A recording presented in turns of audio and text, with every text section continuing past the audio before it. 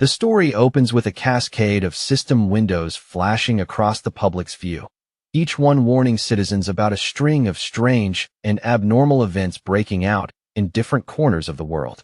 One alert reported that fishermen off the coast had discovered a monstrous abalone, so huge and unnatural that even 10 grown adults linking arms could not fully circle it, and many suspected it was a grotesque mutation caused by nuclear wastewater. Another notice described an ancient tree in a popular tourist area that had suddenly grown out of control, its roots spreading for kilometers like living veins beneath the earth, while deep cracks split open the ground, as if some abnormal pulse had awakened below. The notifications kept pouring in, speaking of giant vines dropping from the sky, as if fairy tales had forced their way into reality, and of subway tracks in multiple areas being torn apart, causing confusion, destruction, and even a number of casualties.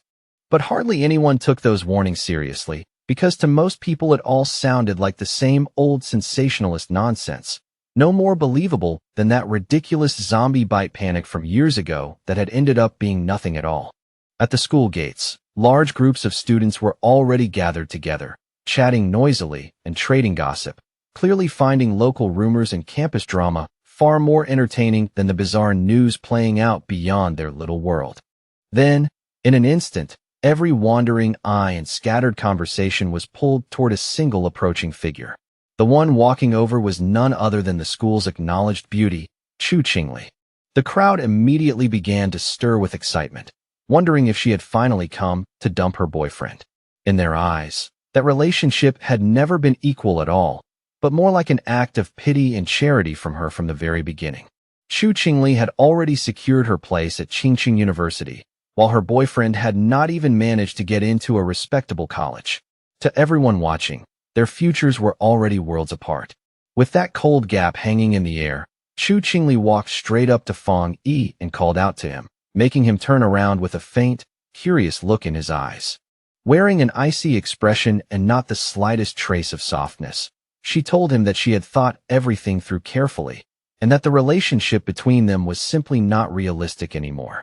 According to her, youthful love during school always reached the same bitter ending sooner or later, the moment when one finally wakes up, sees reality clearly, and understands that the two of them were never truly meant to walk the same road. She went on to say that building a life together required more than courage and feelings. It needed genuine compatibility, matching paths, and a shared future. For all those reasons, ending things now was the smartest choice. Deep down, she looked at him with disdain, convinced that no matter what he said or did to try to win her back, it would all be completely useless. Fang Yi said nothing at all, and when the people around them saw his silence, they quickly assumed he had been hit so hard by the breakup that his mind had gone blank, and he had practically collapsed on the spot inside. After all, she was the school beauty, the girl everyone admired from afar, so they expected him to drop his pride, get on his knees, and beg desperately for one more chance. Yet as they looked at him, they only sneered inwardly, thinking he had never been worthy of a rich and beautiful girl like her, just a toad dreaming of a swan. But with a calm, steady gaze and not a trace of panic on his face, Fang Yi simply agreed to break up with her, as if he were accepting something trivial and long overdue. That single, easy response left Chu Qingli and everyone around her completely stunned, their expressions freezing as though none of them had expected things to go this way. Seeing that she had nothing else worth saying, Fang Yi turned his back on her without hesitation and started to walk away. The moment he did, Chu Qingli suddenly panicked and hurriedly called out to stop him. Fang Yi paused, then slowly turned around. His eyes were sharp and piercing now, and in a flat, controlled voice, he asked her exactly what it was that she wanted. Her eyes burned with anger and wounded pride as she snapped back that she did not care what he was thinking, nor did she care about whatever tricks he might be planning to use. She made it absolutely clear that she would never get back together with him, and she wanted him to understand that beyond any doubt.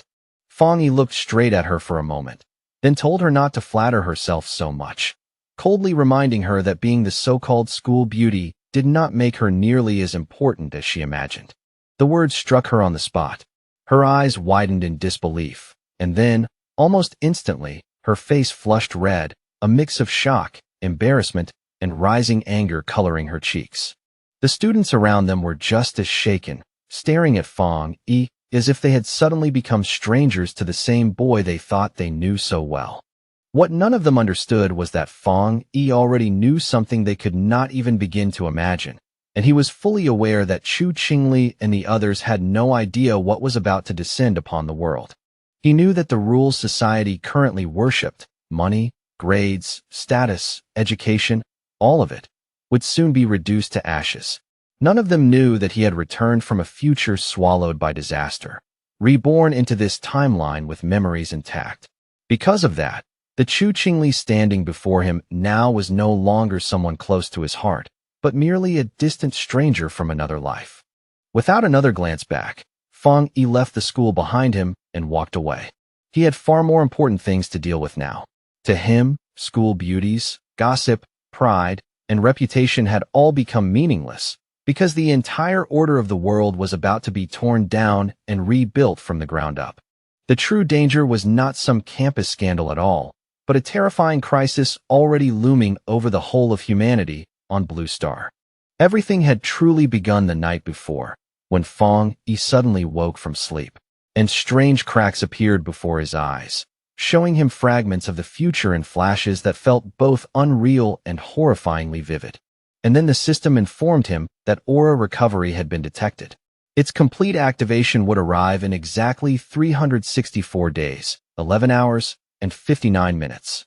Once that countdown ended, the world would undergo a transformation unlike anything humanity had ever seen. At that moment, Fong Yi was still somewhat dazed and confused, struggling to process whether what he was seeing was reality, a dream, or something even stranger. Then several figures materialized before him, and the system calmly revealed that the rules governing human society were destined to be rewritten from this point forward.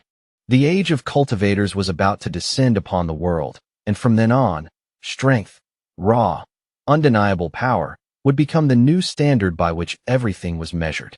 Feeling both wary and curious, Fong Yi slowly raised his hand and asked who, or what, was speaking to him from beyond the darkness.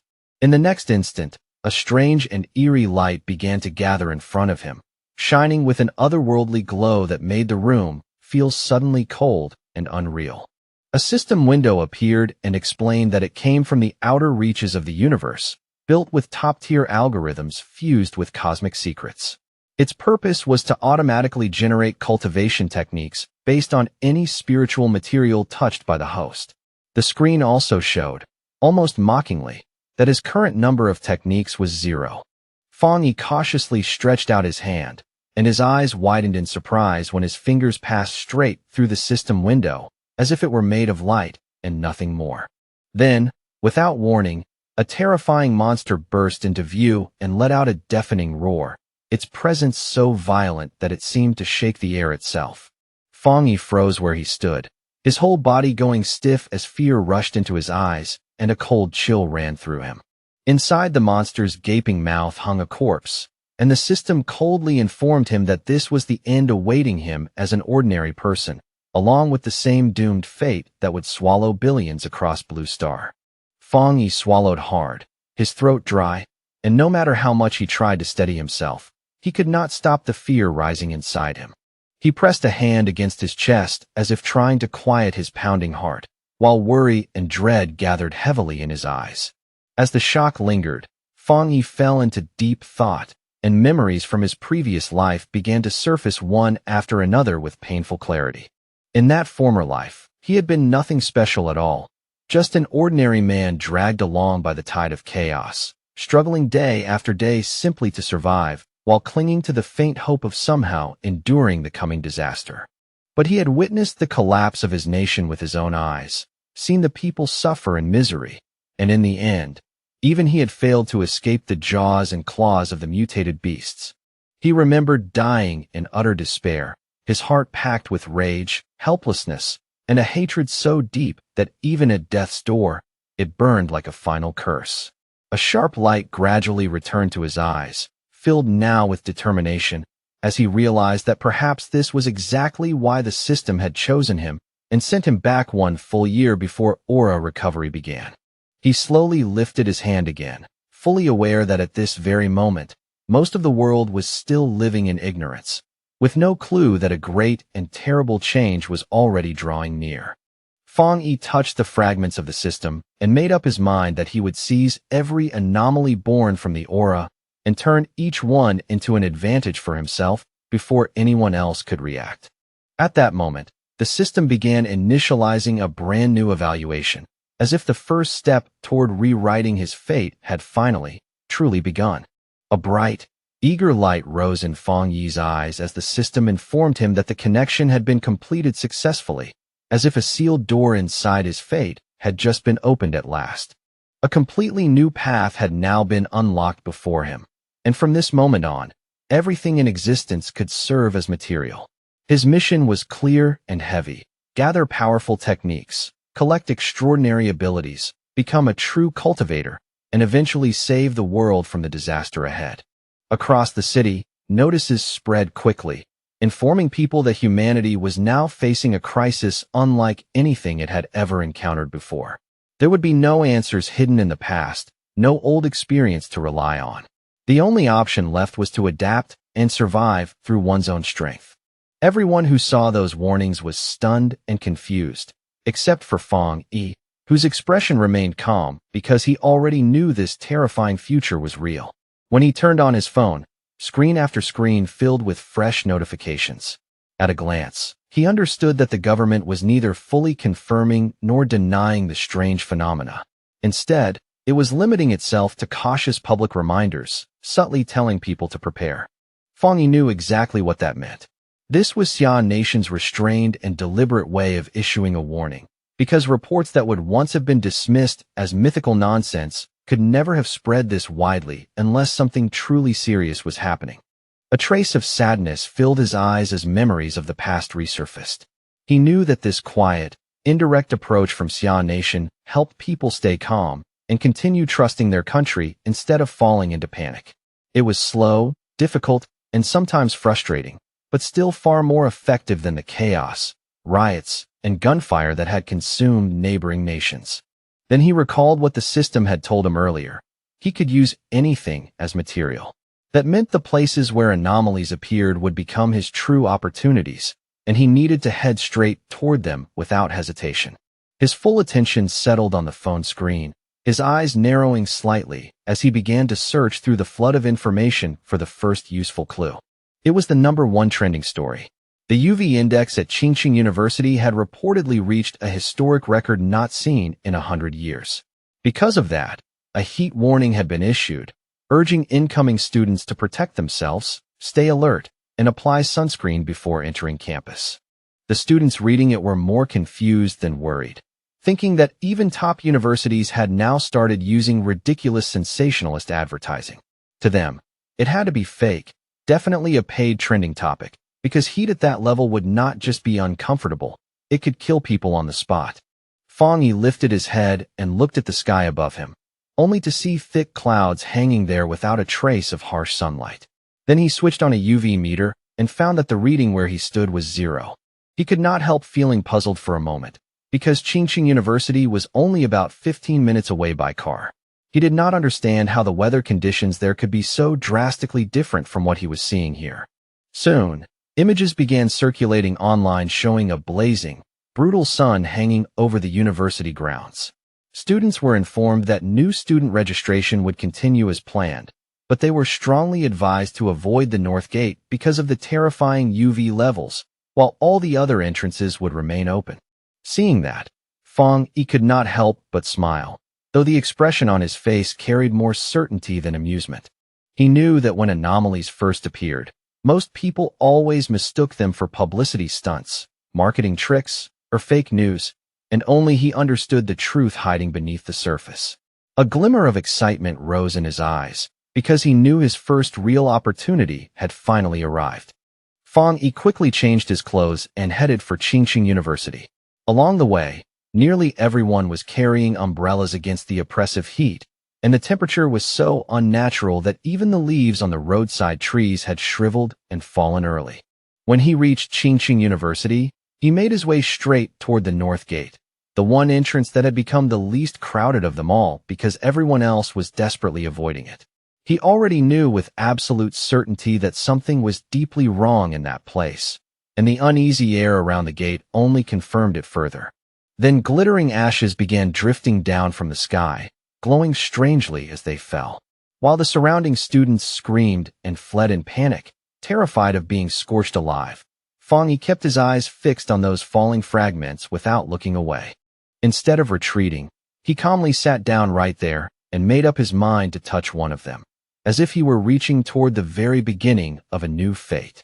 The moment his fingertip made contact, a fierce burst of light erupted from the ash, and the system immediately reported that it had detected an intense fluctuation of the yang attribute, successfully unlocking its data template. That scorching energy instantly rushed into Fang Yi's body, and the pain that followed was so violent and overwhelming that it felt as though his flesh, bones, and blood were all being torn apart from the inside.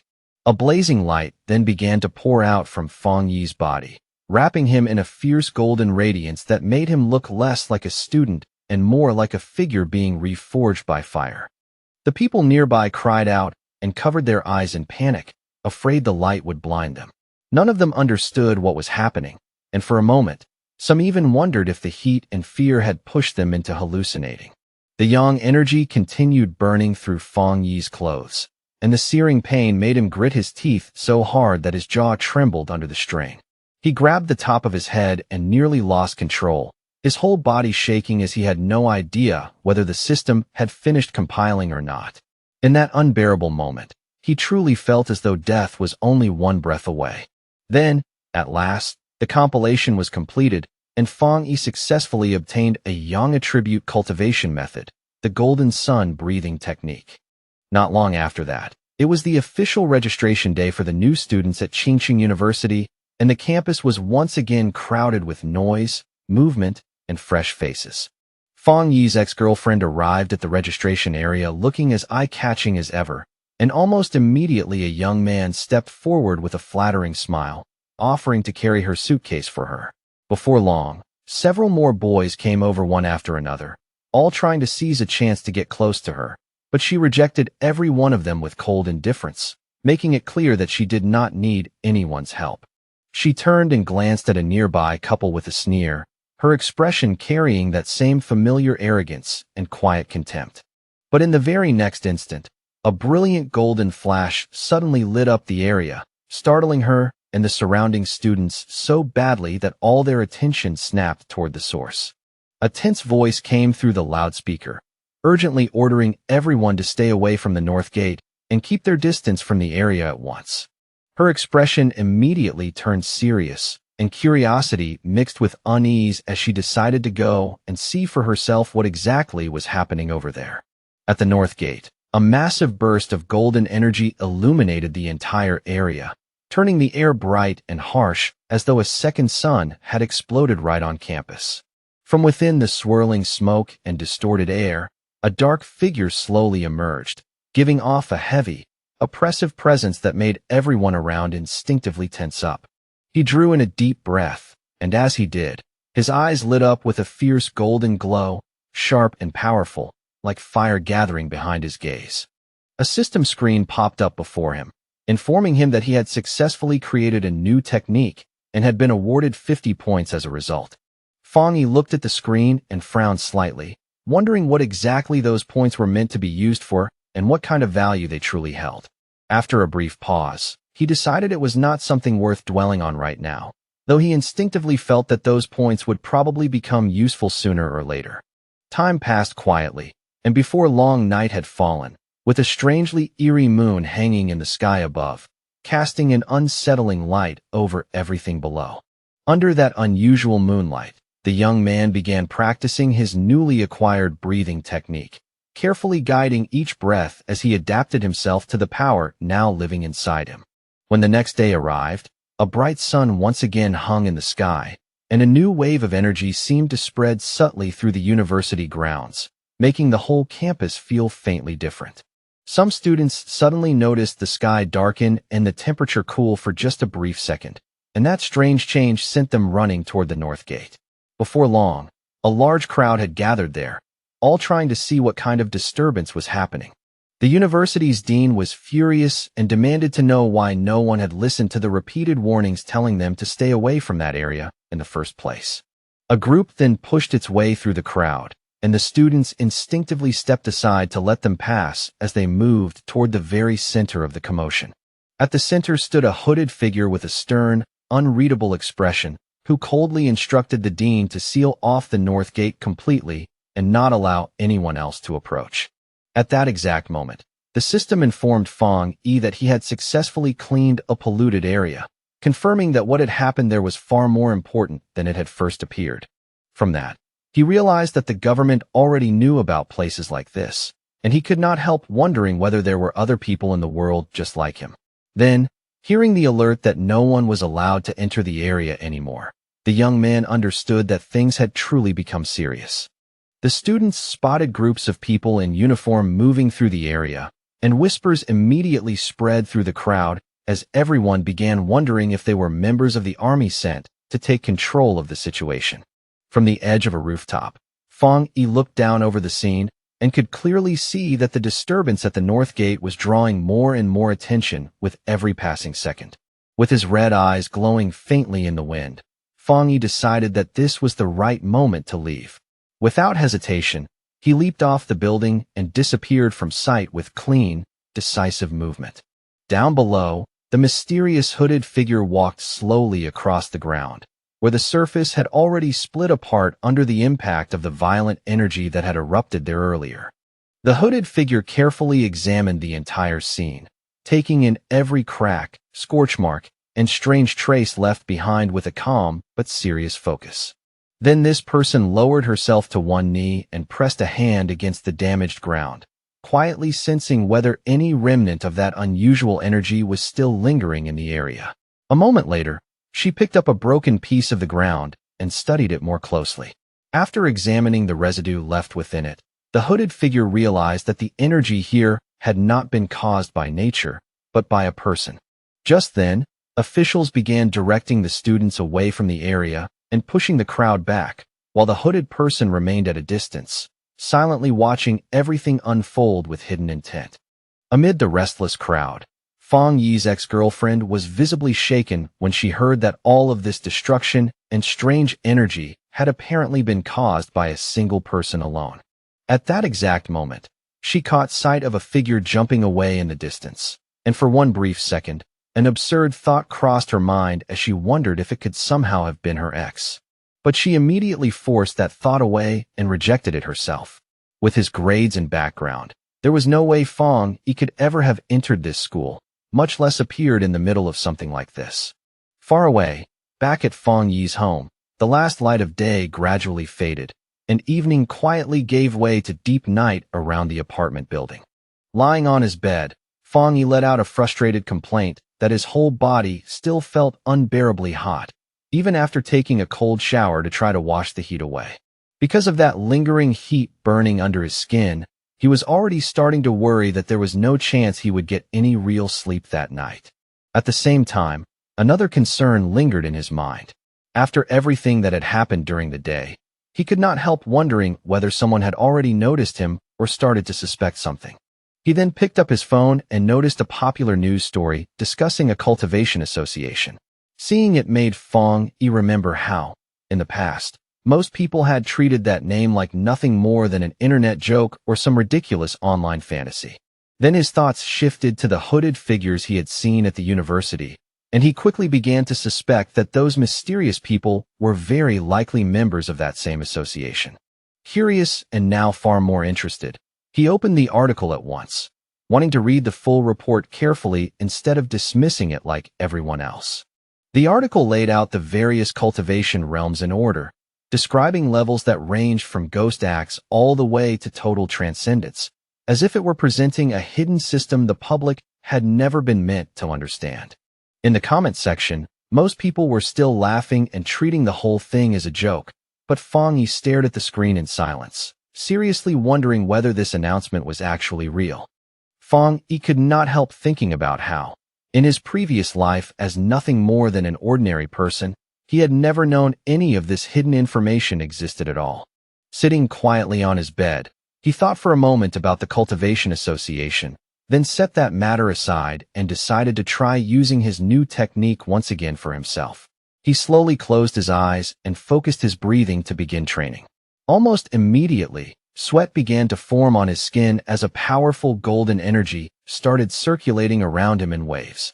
Before long, Fang Yi's body began to rise slightly into the air inside his room, suspended within a brilliant golden glow that lit up the space around him.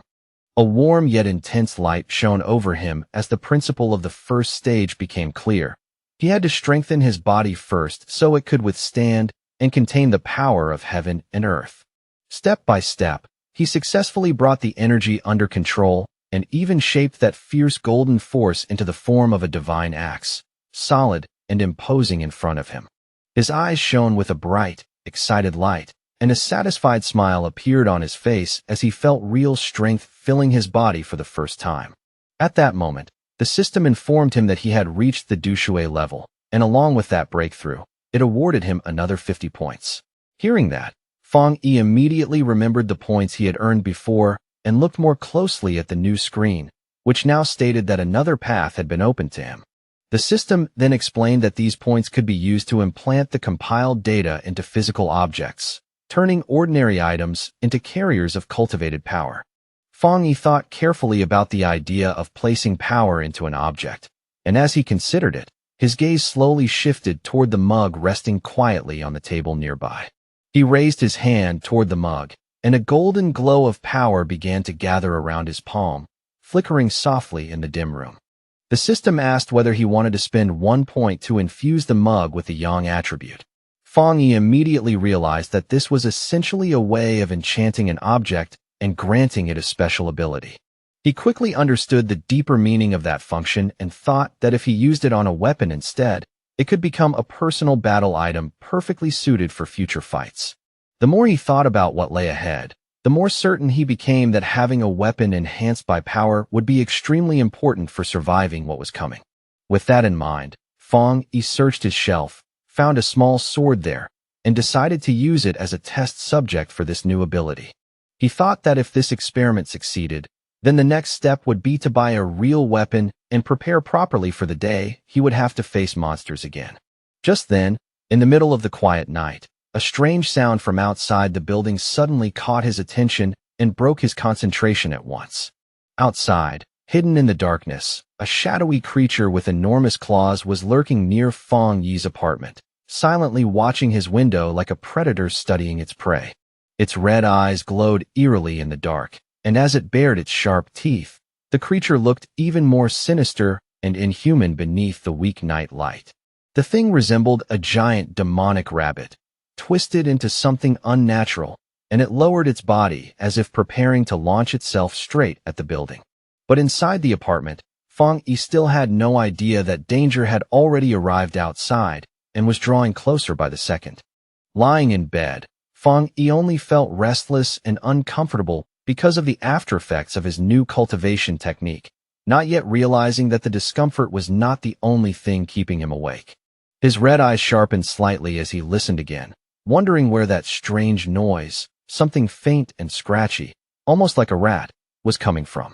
At first, he reasoned that it was probably not coming from inside his room or from the pipes, and guessed that maybe it belonged to some pet kept by a neighbor nearby. As he walked slowly through the living room, he told himself that with his newly improved hearing, it was normal for him to pick up sounds from surrounding apartments much more clearly than before. Then he focused his hearing even further and listened more carefully to the odd sound. But after only a moment, he realized something was off, and his entire body instantly became alert. Fang Yi moved toward the door and, the moment he reached it, came face to face with the terrifying creature standing right there in the dark hallway outside. In the narrow hallway, the red-eyed beast stared straight at him with a savage glare, its body tense and ready to attack at any moment. Fang Yi was startled at once, and the moment he recognized it as a mutated beast, a terrifying memory from his past life surged back into his mind and sent a chill through his entire body. At the same time, a drone moved through the city night, its camera sweeping across the dark skyline and making one thing clear. Other people already knew that danger was loose and moving in the shadows. On top of a tall building, a young woman clicked her tongue in annoyance and complained that they still had not managed to catch the rabbit that had swallowed the rare fruit. With a lollipop resting casually in her mouth, the girl looked unbelievably calm, almost lazy even, but the confidence in her posture made it obvious she was taking this mission completely seriously. Without wasting another second, she ordered her team to keep feeding her updates on the target's location, her tone light, but leaving no room for delay or mistakes. Then, as if gravity meant nothing to her, the mysterious girl stepped off the rooftop and jumped down to begin the chase herself. She fell at astonishing speed, yet her body moved with effortless control, weaving through the massive city buildings like someone who had done this countless times before. Suddenly, the young woman felt the mutated beast's presence more clearly, and the sharp shift in its aura told her she was rapidly closing in on it. Her eyes began to glow faintly, and the moment she finally locked onto the creature's position, her whole expression sharpened as she prepared herself for a fight. The mysterious hunter came down hard onto a rooftop, landing with incredible precision and balance, her movement fierce, clean, and controlled from start to finish. As she ran straight down the side of a building, she received the order to pursue the target no matter what, and her speed only increased after hearing it. With another perfect landing, the young woman pushed forward without the slightest pause. Leaping from building to building, she warned that the creature had eaten a special fruit and might evolve at any time. At that exact moment, a man still working late caught sight of something streaking past his window and froze in confusion. He rubbed his eyes and wondered if he was imagining things from exhaustion, but before he could think further, his boss shouted at him for standing there doing nothing. Meanwhile, high above the city, the hunter stood like a shadow cut into the moonlight, poised near the 65th floor with an eerie stillness that made her look almost unreal. Back inside the apartment building, Fong Yi faced the strange creature head-on as it let out a harsh, vicious scream right in front of him. With golden light burning in his eyes, Fong Yi could feel that his body was no longer the same as before, and that change gave him the confidence to meet this monster in a fair fight. The creature slashed forward with its claws in a savage burst, but Fong Yi twisted aside with astonishing speed and avoided the attack cleanly. In that instant, Fong Yi realized just how much his body had transformed, because the beast's once deadly attacks now seemed to move almost in slow motion before his eyes. Golden sun energy gathered in his hand as he stared at the beast, wondering why a mutated creature had appeared so early, far sooner than it should have. Even so, the memories of his previous life surged up inside him, and Fong Yi steadied himself as he faced the monster without backing down. He knew this creature had not fully evolved yet, but he also understood that the night made it more violent, more unstable, and much more dangerous than it would be by day. So Fong Yi charged first without hesitation, because he knew that if he failed to stop it here, everyone living in this building would end up dead. In the middle of the clash, Fong Yi managed to catch hold of the creature using a hand wrapped in concentrated energy, stopping its movement by force. Then, with shocking ferocity and not the slightest trace of fear, Fong Yi bit into the strange creature, fighting it with raw desperation at point-blank range. He locked the monster down in a tight hold, and the golden light in his eyes turned cold and sharp, filled with absolute focus and killing intent. As he swung the creature through the air, Fong Yi quickly noticed something important and realized that its tail appeared to be the beast's weak point. The moment he saw the opening, he seized the creature's tail with all his strength, refusing to let go no matter how violently it struggled. Fong Yi then hurled the monster straight into the window, and the glass shattered instantly under the force of the impact, spraying fragments everywhere. With golden light blazing around his fist, Fong Yi drew back and prepared to unleash a heavy, decisive punch. In the next moment, he fired out a beam of energy that tore through the air and struck the creature head-on while it was still suspended. The monster was immediately swallowed by that brilliant golden beam, its body disappearing inside the fierce light flooding the space. But the strange creature suddenly reached out with its claws and grabbed at the golden energy itself, trying to seize and devour its power. Fong Yi instantly realized that the monster was attempting to steal his yang energy, and he pushed back with everything he had. At that moment, Fang Yi understood that the power of the sun was far too violent for this beast to handle, and that the rabbit was essentially destroying itself by trying to absorb it. Soon after, a golden explosion burst over the monster's body, completely engulfing it as the creature failed to withstand that overwhelming amount of energy.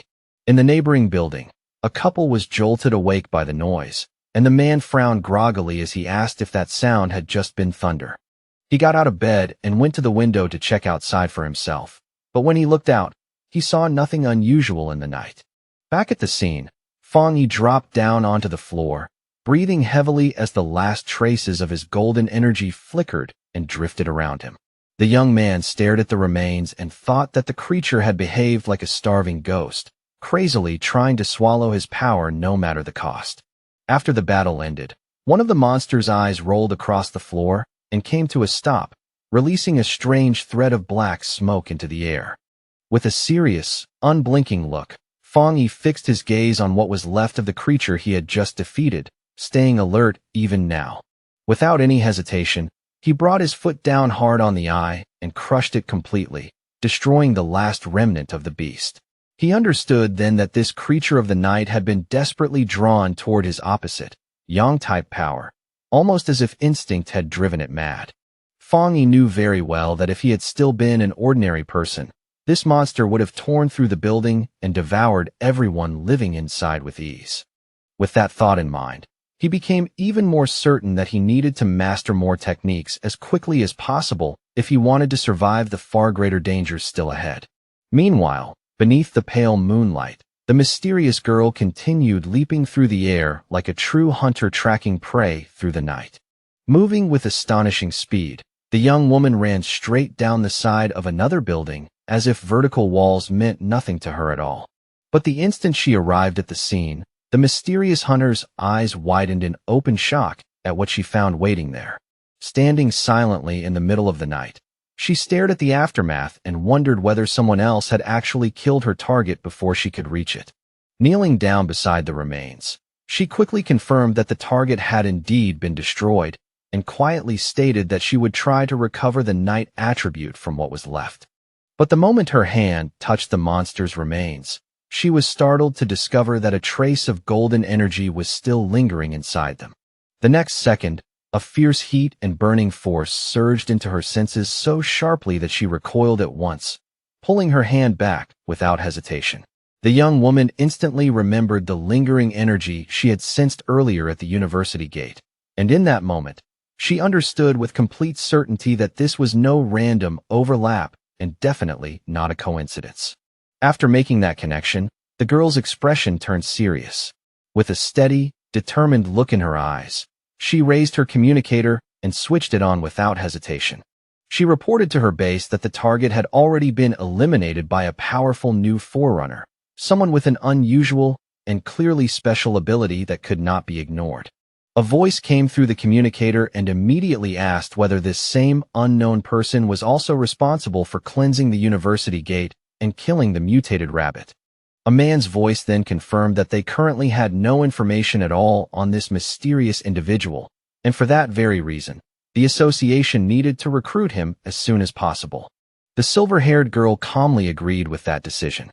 Afterward, she carefully gathered the small flame-like trace of energy and sealed it inside a container attached to her clothing. Her superior then gave a clear new order. She was to put aside all of her other missions for now and focus entirely on locating this newly appeared forerunner. Hearing that, the mysterious hunter remained perfectly calm and casually unwrapped the lollipop she had been holding, as if this major shift in orders barely disturbed her mood at all.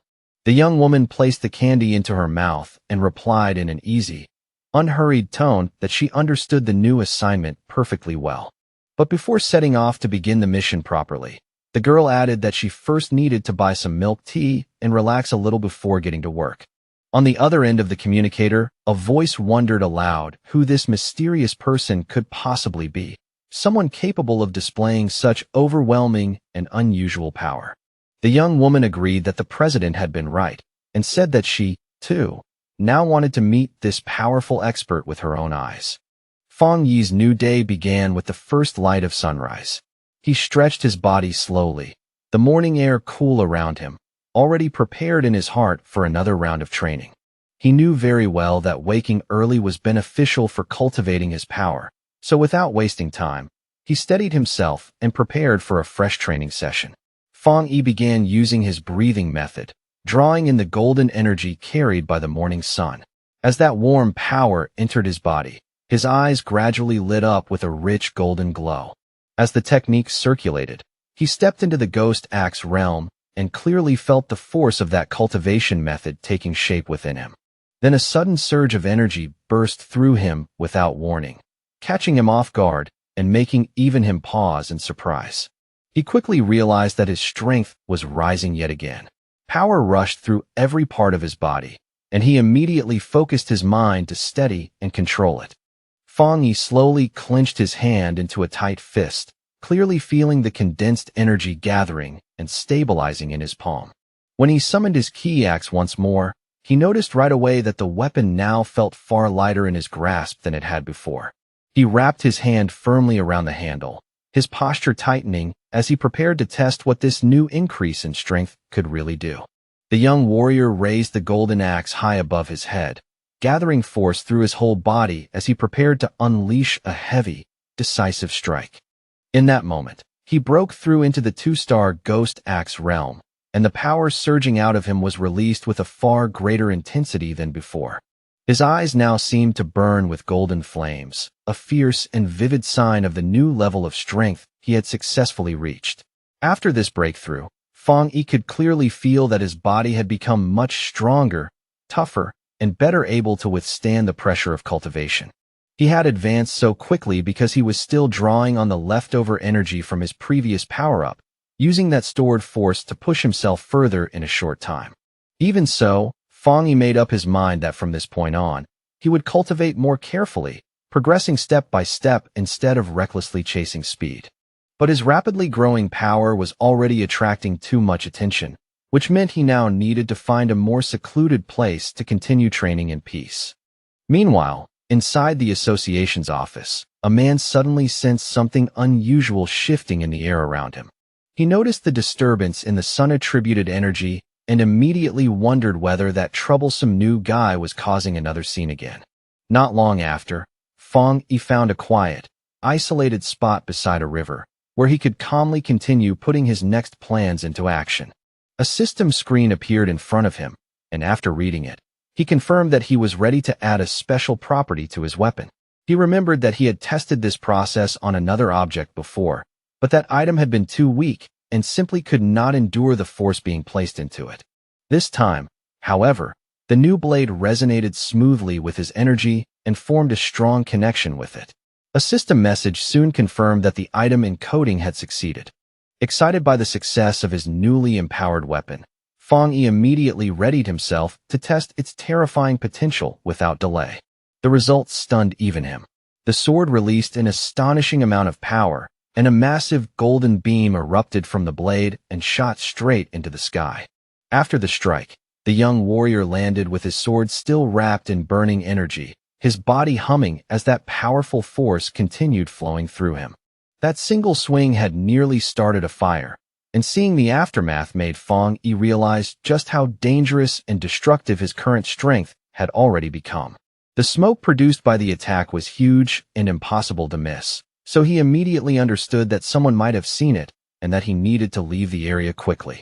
Elsewhere, a girl was already racing at high speed toward the thick smoke he had left behind, closing the distance fast.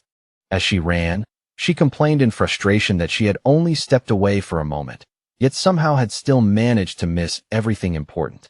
Then, all at once, the young woman came to a sudden stop, her expression shifting as she took in what was in front of her. She saw that the river itself was actually boiling. Flying over the damaged area, the agent stared in disbelief and wondered what exactly the new guy had done to this place.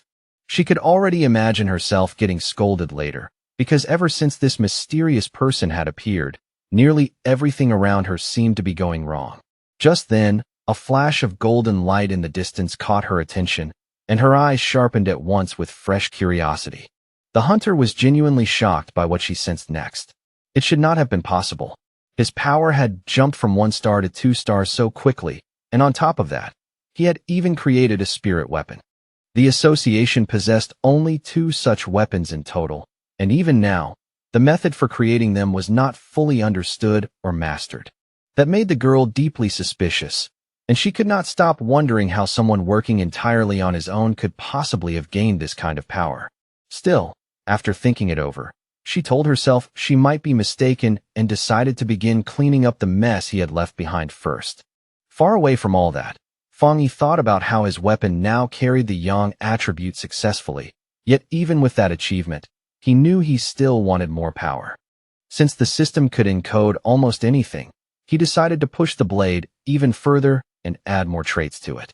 Then, out of nowhere, his phone buzzed. A message from a complete stranger popped up, and only then did he realize he had totally forgotten to stay private. Now some unknown person was inviting him into a pioneers group. He was stunned when he found out that official members were supposed to be at least at the Ghost Axe realm. The stranger quickly explained that a brand new pollution zone had appeared and invited him to join a group hunt there.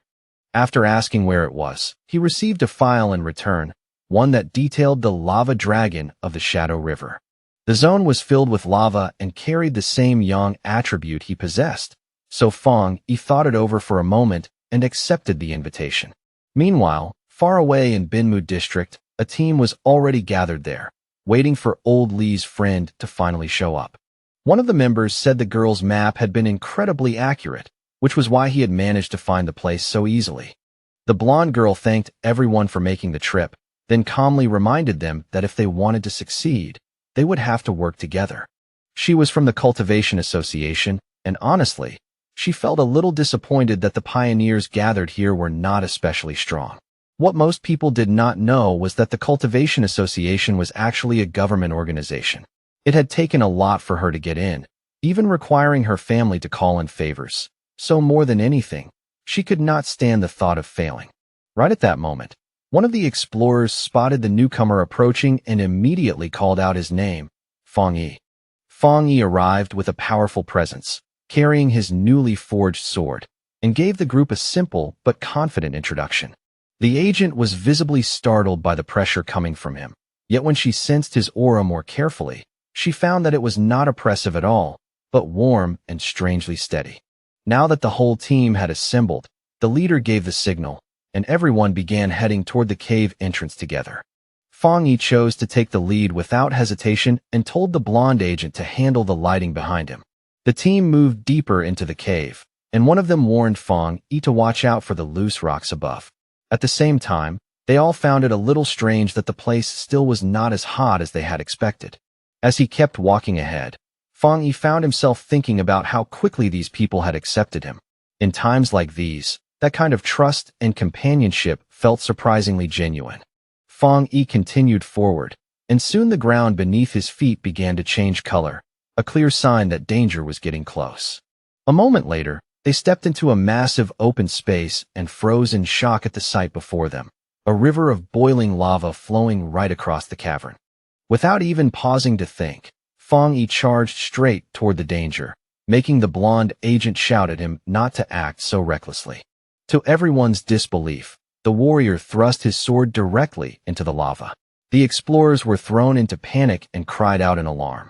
A violent burst of fire exploded outward and hurled the team backward, while Fang Yi's system suddenly picked up a worldwide anomaly and began analyzing the incoming data. As Fang Yi drove his sword into the lava, his system broke down the anomaly and uncovered a new power called Inner Flame, a force with an unbelievably high internal temperature and explosive properties. At the same time, it derived the Scarlet Flame sword technique, which released that power the instant the blade was drawn, wrapping the sword in blazing fire and crackling lightning. With his mind made up, Fang Yi tightened his grip around the sword. Both his eyes and the blade lit up with burning power, as if this technique had been made perfectly for his Tang sword. Down below, the other explorers, still sprawled where the previous blast had thrown them, could only stare in astonishment as Fang Yi stood completely unharmed inside a swirling vortex of fire, finally realizing that his weapon was drawing in the power of the lava itself. Fang Yi then spent his script points and permanently engraved the Scarlet Flame attribute into the sword, which now blazed with a fierce new energy. When the flames finally died down, his teammates assumed he had only gone through a minor cultivation mishap and had already recovered from it. The whole group was overjoyed when they noticed the cave's spiritual energy had become stable. One person happily celebrated that he could now absorb it without trouble, while another, just about to step onto the path of cultivation, excitedly shouted Zhang Xiaoya's name. The blonde agent, Zhang Xiaoya, urged them to make the most of the chance and cultivate while she stood guard, and the team gratefully thanked her for giving them that opportunity. Their brief moment of peace did not last long, because Zhang Xiaoya suddenly sensed several figures nearing the entrance and warned everyone that other pioneers had arrived. 3 heavily built men stepped inside, and at their front was a one-eyed man with an eye patch and glowing red eyes, who arrogantly announced that this resource-filled place belonged to them now.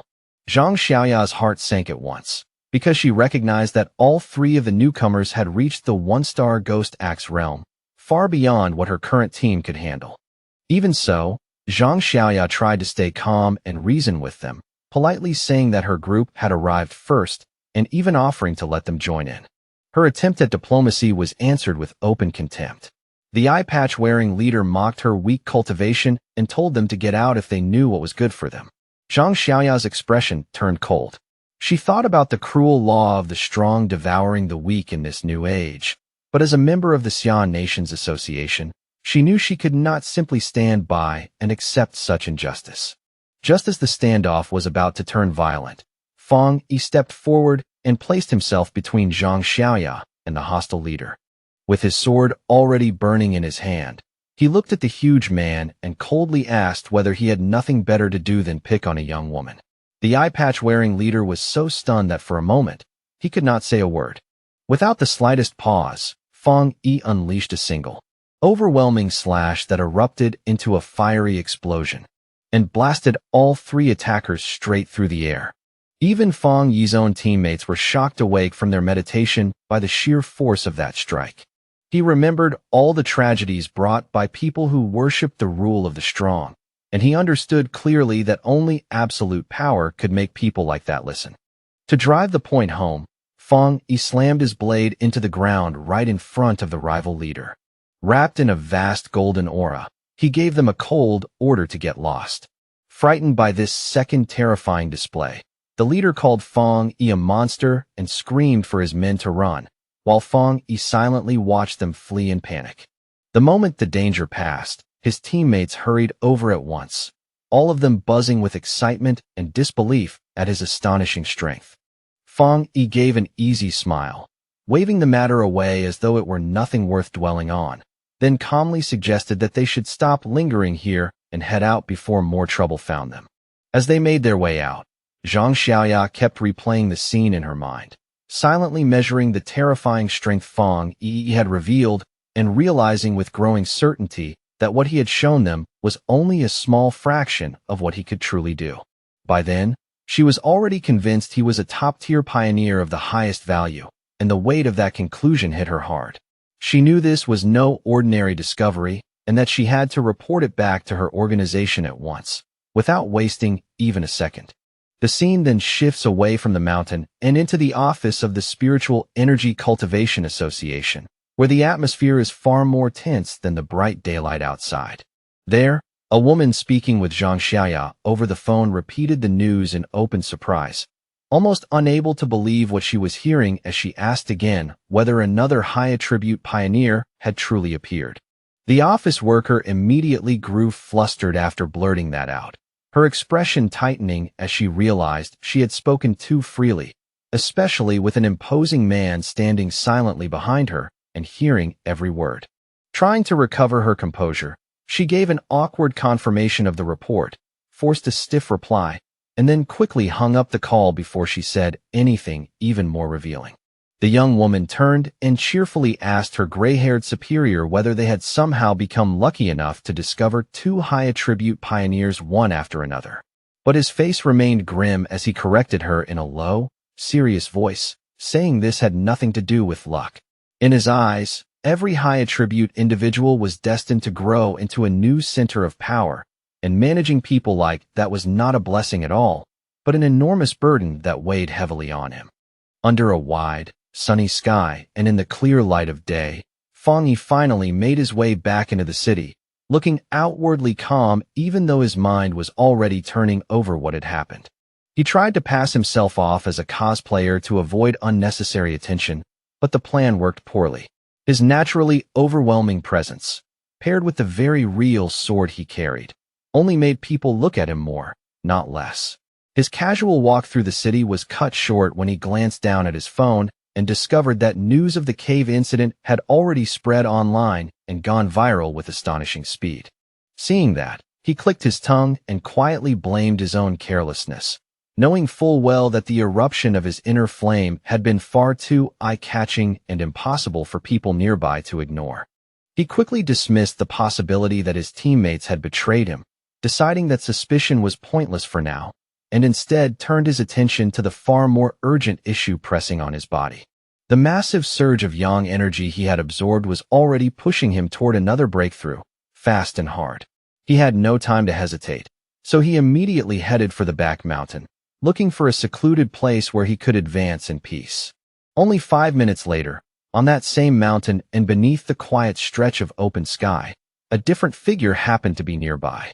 That figure was a silver-haired young woman named Su Qingying, whose usual work involved garden restoration, though her calm appearance concealed strength far beyond that gentle profession. While going about her business, Su Qingying suddenly felt a powerful presence erupt in the distance, so intense and abrupt that it made her whole body tense on instinct.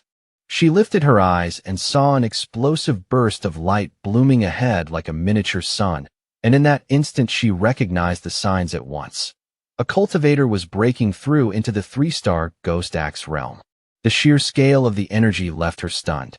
She had never imagined that a breakthrough at that realm could produce something so vast, so violent, and so utterly monstrous. Driven by both duty and a sudden flash of recognition that stirred in the back of her mind, Su Qingying's gaze sharpened at once. Without wasting another moment, she rushed straight toward the disturbance, moving as fast as she could and silently vowing that this time, no matter what, she would catch the mysterious individual behind it. High up on the mountain, far from the city noise, Fang Yi had already settled himself and was fully focused on breaking through, shutting out every distraction around him. He drew in huge torrents of golden energy from all directions, and the power spun wildly around his body before gradually gathering above his head into a radiant sphere that shone like a newborn sun. As he meditated in midair, the force gathering behind him condensed into a complex, star-shaped divine form. Golden arcs of energy crackled across his skin, his eyes burned with power, and every breath he took was part of a fierce struggle to restrain the violent energy surging through him. At last, all that raging power began to come together, layer by layer, until it took the shape of a giant divine axe formed from pure golden and pale blue energy, dazzling to look at and crackling with terrifying force. Meanwhile, Su Qingying arrived and stopped dead the moment she saw the scene before her. For a few seconds, she could only stare in complete disbelief. The mysterious figure was already at the final stage, and the divine axe he had just created looked ready to descend with a single strike. What shocked her most was not just the amount of spiritual energy involved, but the unbelievable control behind it all. His movements were steady, precise, almost effortless. She could not understand how anyone could command that much power with such flawless skill, and a stunned thought rose in her mind. Had this man been secretly cultivating for centuries? The sight hit her so hard that it stirred up an old, painful memory she had never forgotten. Su Qingying suddenly remembered her own attempt to break through into the Ghost Axe 2-star level. Back then, the pressure from her own divine axe had been unbearable. It had pushed back against her, shattered her rhythm, and made her cough up blood on the spot. Afterward, she had been bedridden for an entire week. She had always been considered naturally gifted and stronger than most, yet even she had failed so miserably. Looking at Fang Yi now, she simply could not understand how this monster of a man could withstand a breakthrough so much greater than hers, as if it were nothing. The closer she ran, the more unbelievable the scene became. The mountain air was thick with spiritual energy. Every motion of the axe was controlled with impossible precision, and even the power radiating from it felt as though it had been purified thousands upon thousands of times. There was no impurity, no instability, no wasted force anywhere. At that moment, Su Qingying could no longer describe him as merely talented or monstrous. In her eyes, he looked less like a human cultivator and more like a god descending from the heavens. She also noticed how calm he was through the entire process.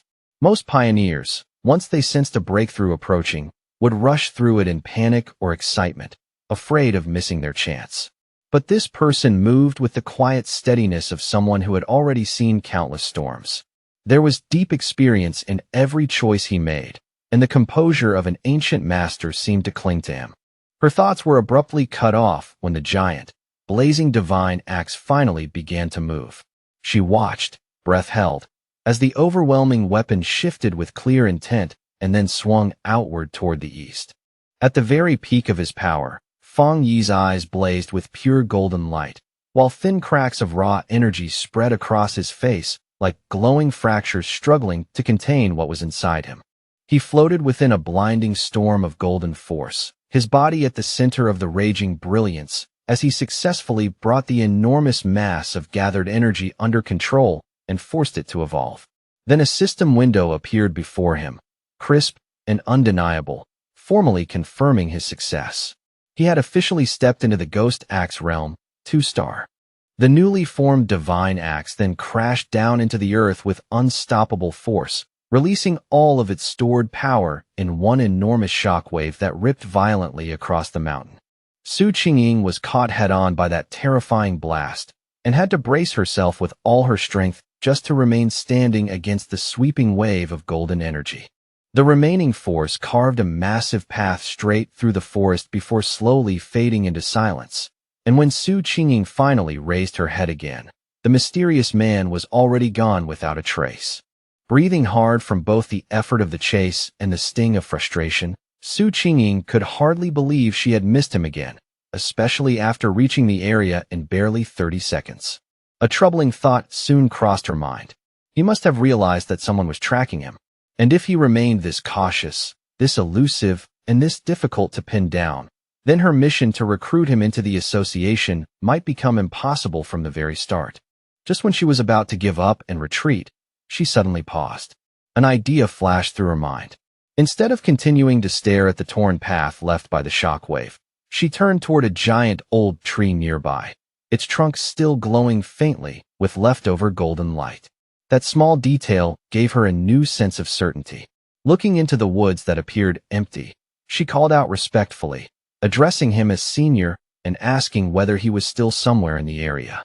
From the deep shadows of the forest, Fang Yi stepped out at last, his hooded figure carrying a quiet, almost chilling confidence. His red eyes still glowed faintly as they settled on Su Qingying, and the moment he saw her, he immediately understood that she was the one who had been investigating him over the past few days.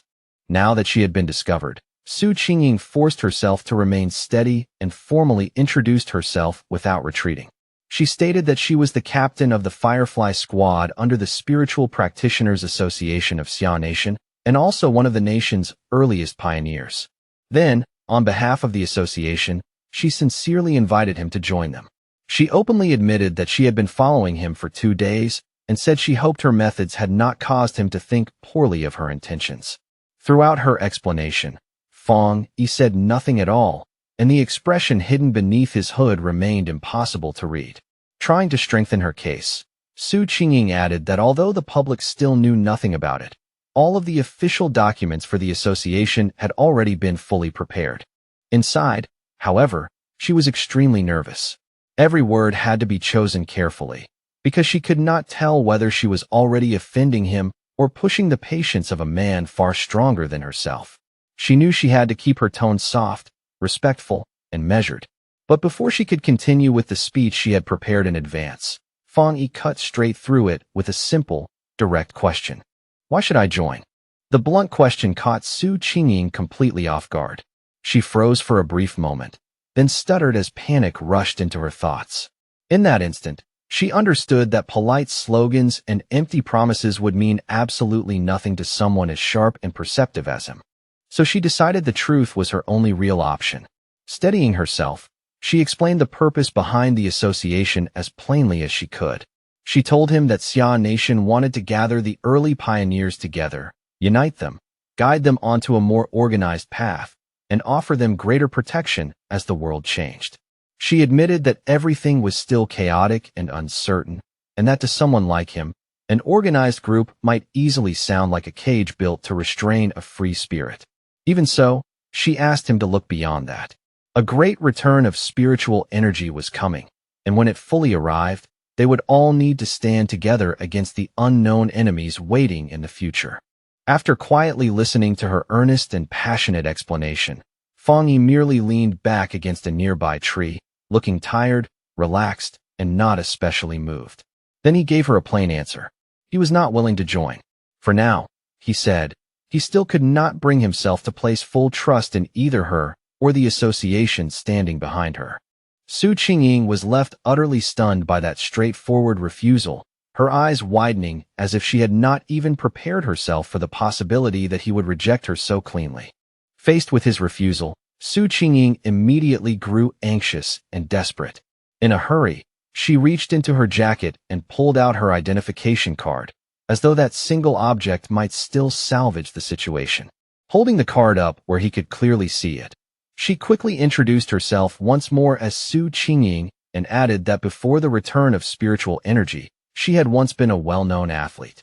Her voice carried an unmistakable plea as she begged him to believe her, hoping that her former public identity might at least give him one reason to trust that she was sincere. Fang Yi paused at that, his expression shifting ever so slightly as he considered her words. Then he touched his chin in thought and said that he now vaguely remembered who she was. In his mind, a memory surfaced with surprising clarity, a framed photo of Su Qingying standing on a podium, celebrating her finish as runner-up in Xia Nation's long-distance championship. At that moment, Fang Yi understood that her naturally gifted athletic ability was exactly what had allowed her to become such a fast, sharp, and capable pioneer. But the softness in his expression quickly faded, and his face turned hard. A dark memory from his previous life rose up without warning, bringing with it the grim image of a ruined city swallowed by death, silence, and despair. He knew all too well that in the original timeline, Xia Nation's efforts, including everything the association had tried to build, had ultimately failed. In the end, humanity had still been driven to destruction. Now that he had returned with the system, he understood that he had to become part of the answer this time. Even so, joining the association now was still not the right move for him. Putting on a more thoughtful, measured expression, Fang Yi looked back at the hopeful Su Qingying and calmly confirmed that yes, he did remember her after all. He told her that he would think about the offer she had made, and before Su Qingying could respond or press him any further, he suddenly leaped into the air and shot away from the spot at incredible speed, vanishing almost as soon as he moved. Then, just as abruptly, he appeared right behind the startled Su Qingying, making her tense up in surprise. In a firm, unquestionable tone, he gave her one condition. For the time being, she was to keep his whereabouts secret from everyone. At the same time, he quietly observed her respectful attitude and guessed that the association was being very careful not to provoke powerful pioneers who had not joined them. He immediately recognized that caution as a weakness he could make use of, while Su Qingying, sensing there was still room to negotiate, quickly proposed a compromise. She explained that the association had already detected the energy released during his breakthrough, and because of that, she had no choice but to submit a report. Still, she suggested sending one that mixed truth with falsehood, enough to protect his identity while also satisfying her superiors. Fang Yi considered her words for a brief moment, then gave a quiet nod and agreed to the plan. Su Qingying tried to call out to Fang Yi the moment he accepted her suggestion, but in the blink of an eye, he had already disappeared once again, leaving only the empty air behind. She immediately ran down the mountain slope after him, moving as fast as she could through the rough terrain, but it was completely useless.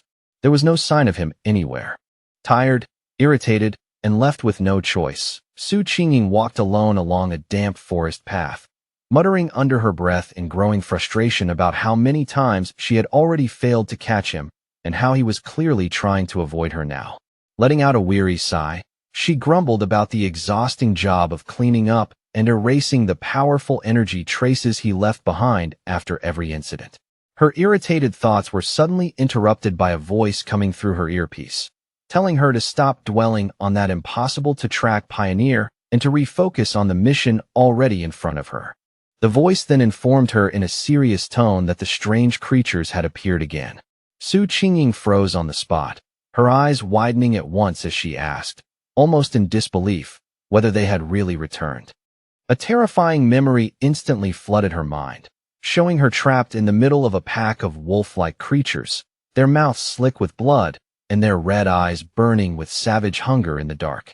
She thought to herself that she would never forget those bloody, unnatural beasts for as long as she lived.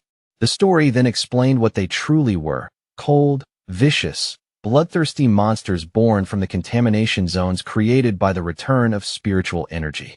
These creatures drew strength from those zones, evolving into monsters that hunted and devoured humans.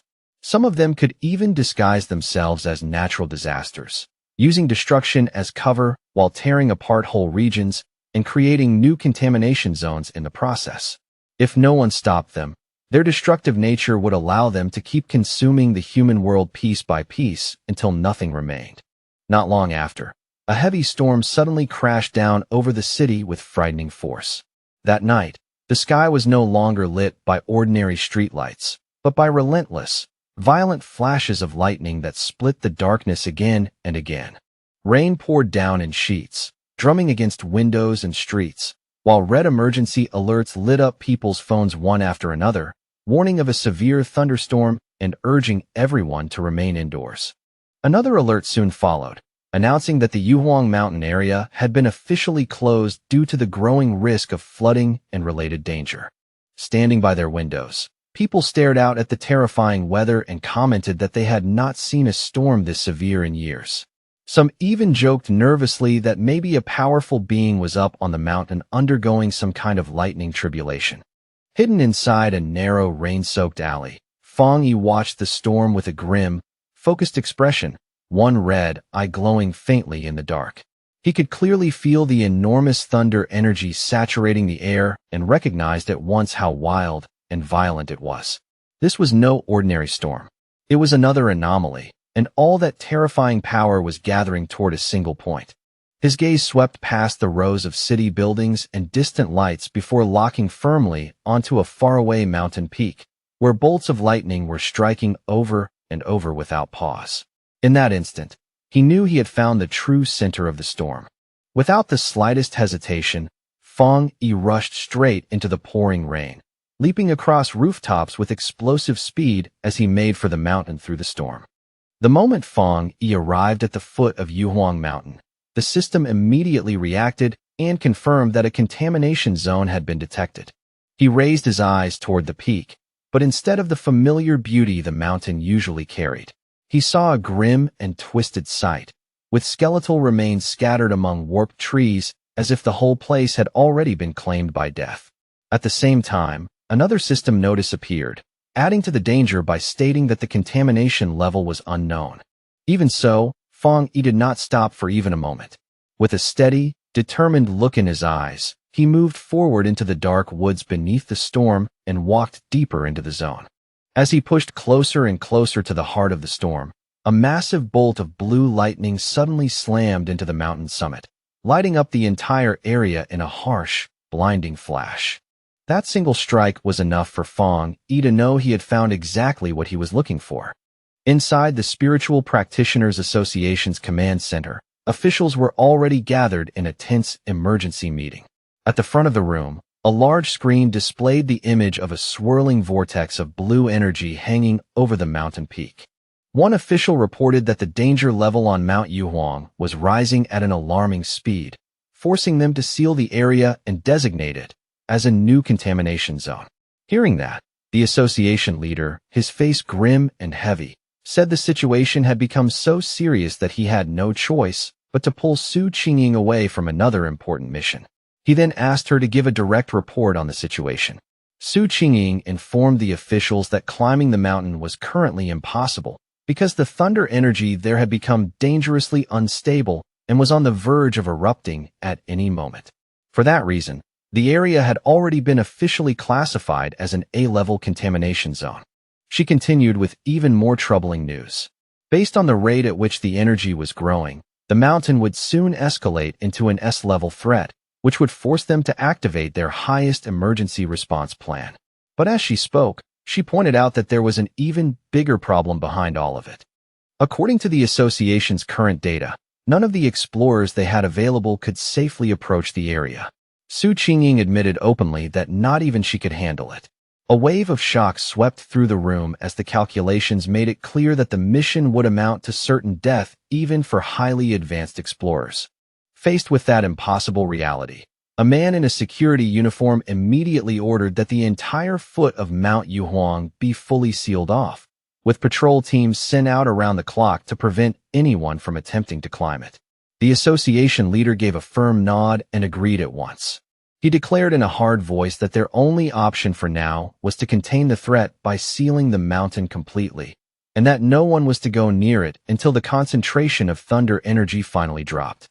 But while the association judged Mount Yuhuang too dangerous for anyone to enter, Fang Yi was already deep inside the contamination zone, moving straight toward its heart.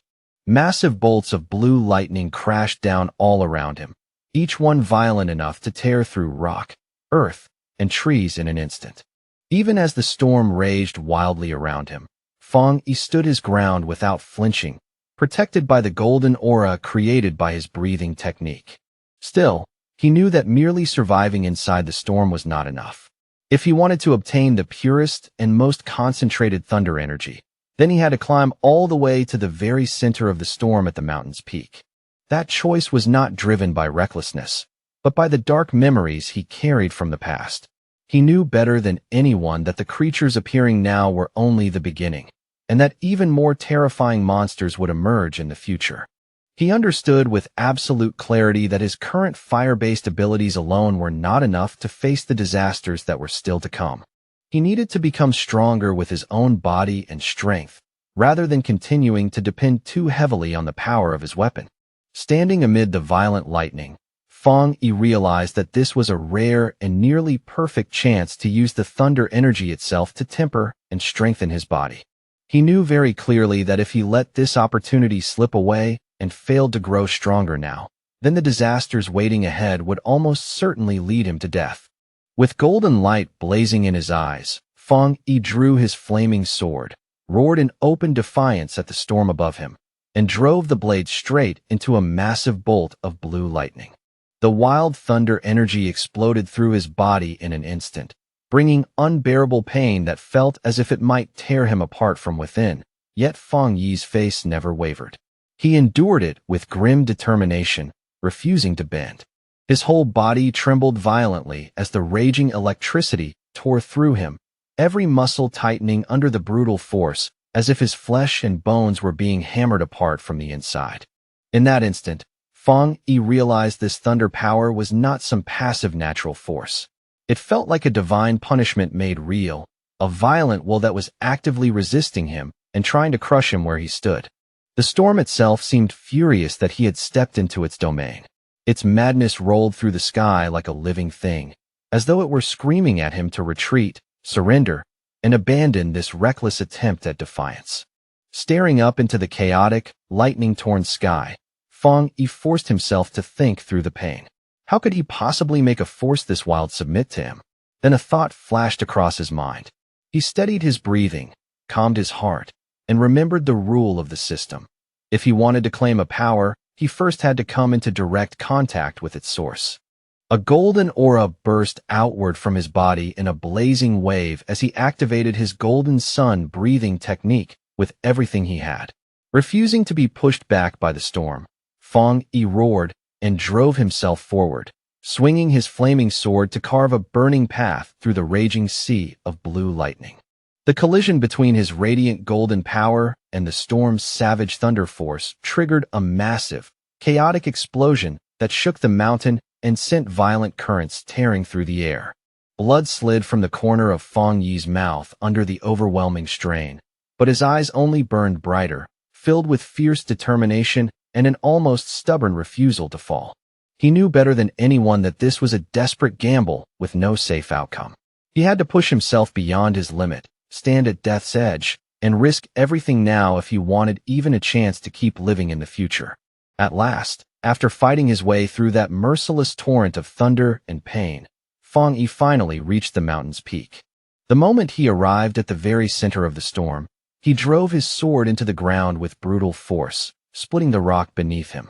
Here, the thunder power was far more terrifying than below, a violent flood of raw energy so dense and oppressive that even drawing breath felt difficult. Standing there, Fang Yi could clearly feel the storm's full attention settle on him. It was no longer merely trying to drive him away. Now, with unmistakable malice, it wanted him dead. As if answering that realization, the storm gathered all of its power into one terrifying strike and hurled a massive beam of white-hot lightning directly at him. A final attack so overwhelming it was clearly meant to erase him completely. Just as Fang Yi faced that ultimate strike head-on, the system suddenly activated. It detected an extremely powerful thunder attribute within the attack and immediately began processing and analyzing it. Far below in the city, people stood by the windows of a tall building and watched the distant mountain in stunned amazement. One man, holding up his phone to take a picture, muttered that he had never seen lightning that enormous in his life.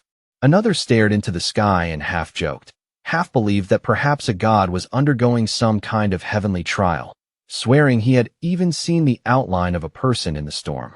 At the mountain's peak, the struggle ended in a dazzling explosion of light that lit up the storm itself. Fang Yi had won. A system message appeared to confirm it, announcing that he had obtained refined divine thunder power and could now summon heavenly lightning to temper his body into something godlike. As an additional reward for surviving and succeeding, he received 5 writing points from the system. Now floating in midair amid crackling blue lightning and the glow of his golden aura, Fang Yi quietly grasped the nature of his new power. The thunder attribute was a top-tier force, terrifying in both offense and defense. Unlike his sun power, which leaned more toward protection and endurance, thunder could refine the body itself and transform it into a far more violent and concentrated form of energy. He quickly decided that from this moment on, thunder would become both his spear and his shield. And the more he understood it, the clearer it became that this power was not only about destruction. Hidden within it was also purification, rebirth, and the force of violent renewal. He could feel that new energy flowing through him, sinking into his bones, muscles, and veins, strengthening his body piece by piece without bringing any of the pain he had expected. Then the system presented him with another option, offering an upgrade called Punish Evil.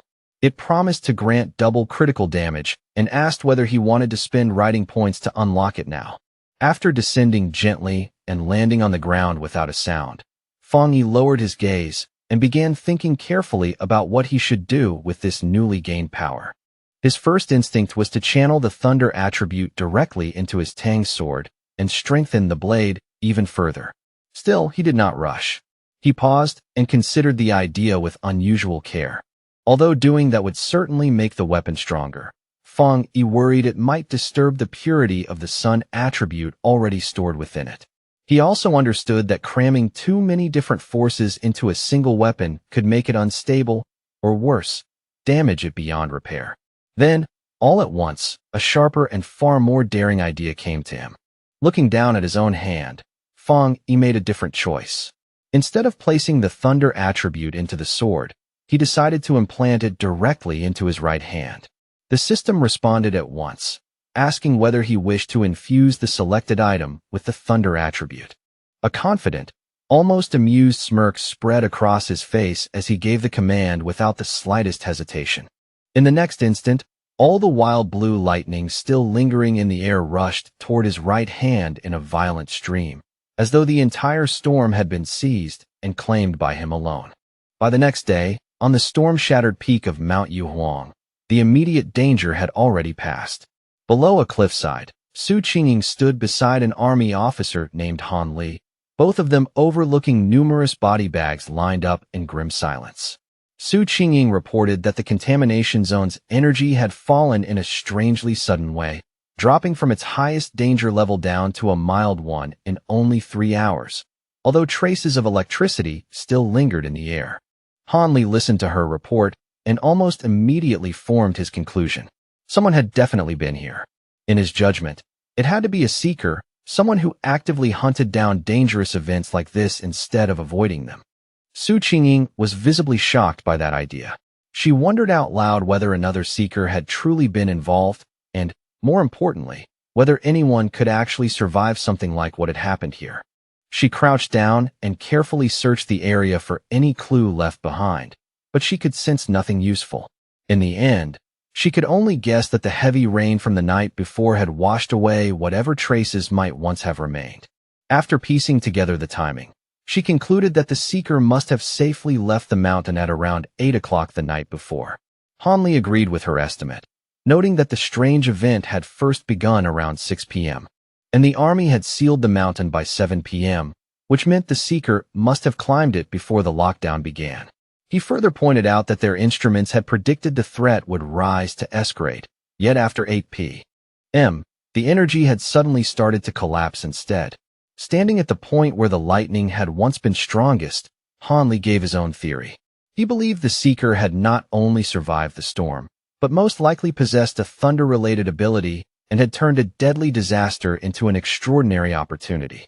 From that, he concluded that this mysterious individual was the direct cause of the sudden shift in the mountain's condition. Then Han Li voiced his greatest concern. People like this were the most dangerous of all, because no one yet knew whose side they would choose. Su Qingying agreed at once, adding that if someone this powerful ever became a true threat, the disaster they could bring would be almost unimaginable. That was exactly why they had to find this person as quickly as possible. Miles away from all of that, sitting comfortably on his couch and completely unaware that a military operation was now beginning to focus on him, Fang Yi suddenly let out a loud, unexpected sneeze. Back on the mountain, Han Li made his decision without delay. In a firm voice, he issued a direct order to his troops. Find this person immediately, no matter the cost. As soon as the command was given, he assigned the mysterious target a temporary code name of his own. From that moment on, they would refer to him as the Tyrant. The investigation on Mount Yuhuang began at once. The army hoped that the Spiritual Practitioners Association would be able to recruit the mysterious individual codenamed the Tyrant as soon as possible. Until then, they would keep every detail of the incident hidden from the public and quietly launch their own separate investigation. On the rain-soaked mountain peak, the association leader told Han Li that they already had a high-level pioneer attempting to establish contact with the unknown person. After saying that, he turned towards Su Qingying and ordered her to deliver her report directly to the major. Caught completely off guard by that sudden command, Su Qingying sucked in a sharp breath and visibly panicked for a brief second. Forced to think quickly, she immediately began giving the half-true report she had prepared in her mind. To make it believable, she linked the current mountain incident to the mysterious pioneer who had recently cleared the contamination zone at a local university. Inside, her nerves were in complete chaos. She was terrified that one wrong word might expose her secret arrangement with Fang Yi. Still, she forced herself to continue, explaining that she had been trying to get in contact with him, but that he was extremely difficult to track down. She mentioned the corpse of the mutated rabbit he had killed and used that evidence to correctly identify his yang flame attribute. She ended by promising that she would do everything she could to get closer to him and learn how he had cleared the university's gate. All the while, she silently begged for things to go smoothly, knowing that mixing truth with lies was the only way to make her story sound convincing. Han Li listened carefully to every word, his mind clearly turning over what it meant for a pioneer to possess a yang flame attribute. In the end, he seemed satisfied with her report.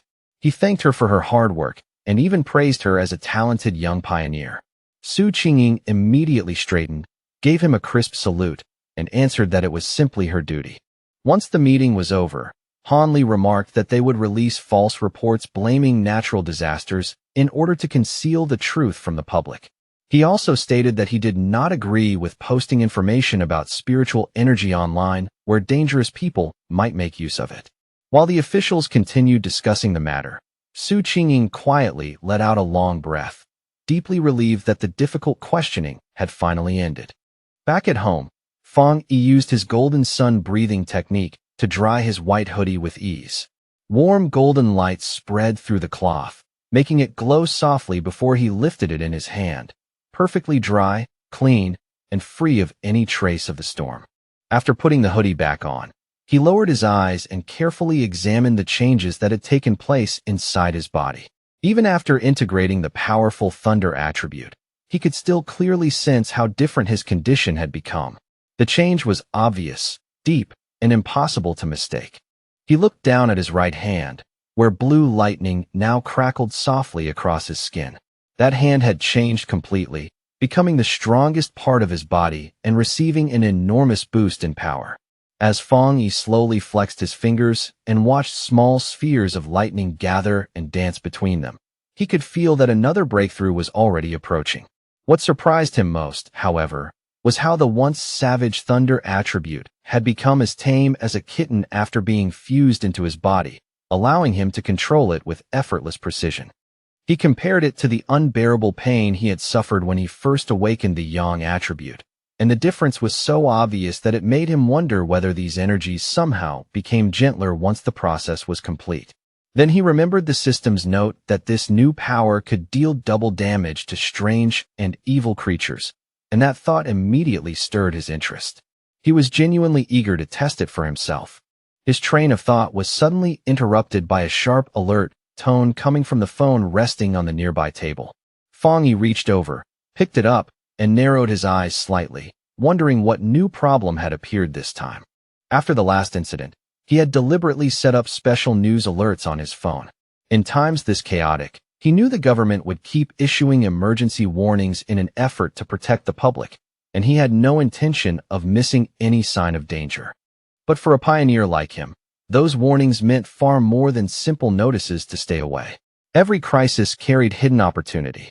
Behind every life-threatening event, there was also a chance to grow stronger, even if claiming that chance meant walking straight into mortal danger. Thinking about his next move, Fang Yi lowered his gaze and focused on the major news alert, now glowing brightly on his phone screen. The report stated that a massive explosion had just occurred inside a chemical plant, causing serious pollution in part of the city. Officially, the announcement claimed that no one had been injured and urged the public to remain calm. But to Fang Yi, an event on that scale felt far too suspicious to accept at face value. He immediately checked the online forums, where eyewitness accounts painted a much more disturbing picture.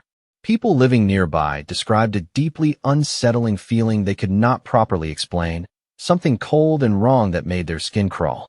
One person asked whether it had felt like some kind of evil aura, and another quickly replied that it was exactly that. Even with plenty of skeptical voices mixed in, the overall mood online was still one of dread, fear, and rising unease. The phrase cold and evil aura struck Fang Yi at once. It felt uncomfortably familiar, like something he had heard before in a far darker place.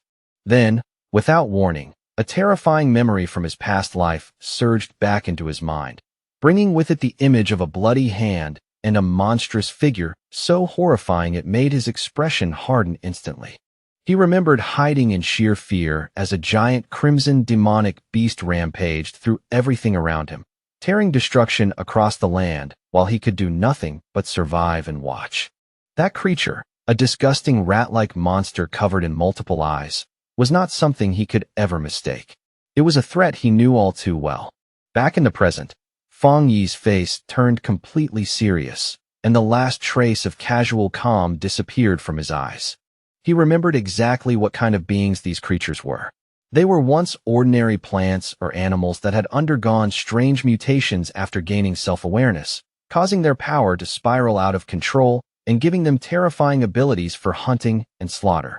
Worst of all, they loved to emerge under the cover of darkness, when fear already ruled the night.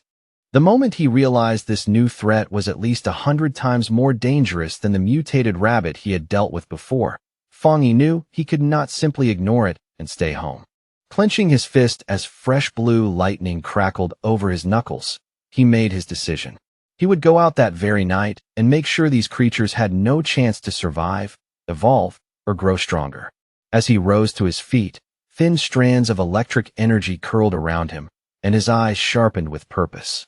It was time to test his new 200% critical strike ability in a real fight. On a dark and storm-heavy night, rain fell steadily over the empty city streets, washing the world in cold reflections and restless silence. As a traffic light shifted colors in the wet darkness, a blur suddenly flashed across the road below. A squad of cloaked figures cut through the rain with astonishing speed, their movements so fast they looked almost unreal. These were the members of the Destroyer Squad, and tonight they were not patrolling. They were hunting. One of them reported back to headquarters that they were currently tracking Anomaly File Number 7, codenamed Candle Night, but that the target had slipped away and they had temporarily lost it. According to the existing file, the creature possessed an ability to merge into darkness, making it extremely difficult to follow once it vanished from sight. The squad member then added new and unsettling details to the record. The anomaly apparently gave off a faint sizzling sound whenever it was nearby, and it had a clear habit of feeding on humans. As lightning ripped across the clouds overhead, the squad landed atop a rooftop and paused there to survey the city below. Their leader, a stern man with pale hair and a scar running across his face, stared out into the storm and understood immediately that this weather was perfect for the creature's hunt. With grim certainty, he said they could not allow that to happen under any circumstances. Miles away, inside a brightly lit command center buzzing with activity, an operator received the latest field update and quickly confirmed that the new data for File 7, Candle Night, had been officially submitted. The situation was already being treated as serious. An extermination request was immediately filed as high priority, with a strict goal of resolving the threat within 12 hours. The response from headquarters came back just as fast. The Destroyer Squad was ordered to continue pursuing the target, but the command also stressed that the team's own survival remained the highest operational priority. Without wasting any time, the squad launched back into motion, leaping from one building to another through the rain-drenched city as the chase resumed at full speed. Their leader paused only briefly to study a glowing holographic map of the city, where red markers spread across the screen showed numerous active anomalies. He knew a 12-hour response window was far from ideal, but it was the best headquarters could manage. The nation was vast, anomalies were appearing everywhere, and even their advanced system and manpower were being stretched dangerously thin. Just as the Destroyer Squad reached the edge of their target's last known location, a fresh warning came in from headquarters. The operator informed them that the zone they were about to enter was currently under observation by agents from the Spiritual Energy Cultivation Association. A photo of Su Qingying appeared on their screen as the operator explained that her team was stationed nearby to monitor pioneer activity in the area and could be contacted for support if necessary. The Destroyer Squad leader acknowledged the message right away and asked headquarters to request her assistance, saying he had already heard of Su Qingying's impressive work. Elsewhere, when she received the notice, Su Qingying was caught off guard and mildly astonished to learn that her reputation had spread that far. Out in the rain, the Destroyer Squad stood waiting with grim patience, the storm dripping from their cloaks as they held position in silence. Not long after, Su Qingying arrived with her own cloaked team and took position on a higher rooftop overlooking them. Resting one hand on her hip, she looked down at the squad below with casual confidence and asked whether they were the ones dragging her out here for overtime. The Destroyer Squad leader did not appreciate her relaxed tone in the slightest. With a stern expression, he told her that the Candle Night anomaly hunted and ate people, and that this was far more serious than some simple overtime complaint. One of Su Qingying's teammates immediately shot back, asking whether that was really how someone was supposed to ask for help. Su Qingying turned as if to leave on the spot, saying lightly that the Destroyer Squad seemed so capable they probably did not need any assistance after all. She announced that her team, the Ing Squad, would be taking their leave. As they started to move, her team members muttered among themselves, one whispering anxiously about their boss's savage temper, while another defended her, saying their missions were dangerous too and they were not here to be talked down to. The destroyer squad leader panicked almost instantly and hurriedly called for her to stop. Swallowing his pride, he apologized for his harsh tone and earnestly asked for her help. He explained just how dangerous Candle Knight truly was and admitted that without Su Qingying's well-known tracking ability, his team would be at a serious disadvantage. More than that, he stressed that if they failed here, it would be the people of the city who paid the price, because the monster would continue killing without restraint. Once they finally agreed to cooperate, the two teams stood together atop the rain-swept rooftop, silent and ready, their attention fixed on the hunt ahead. Su Qingying narrowed her focus, and a glowing blue orb of energy slowly formed above her palm. After a brief pause, she announced that she had found the creature's location. The orb expanded outward in pulsing waves, and its energy spread across the area like a living map until the monster's hiding place was clearly revealed.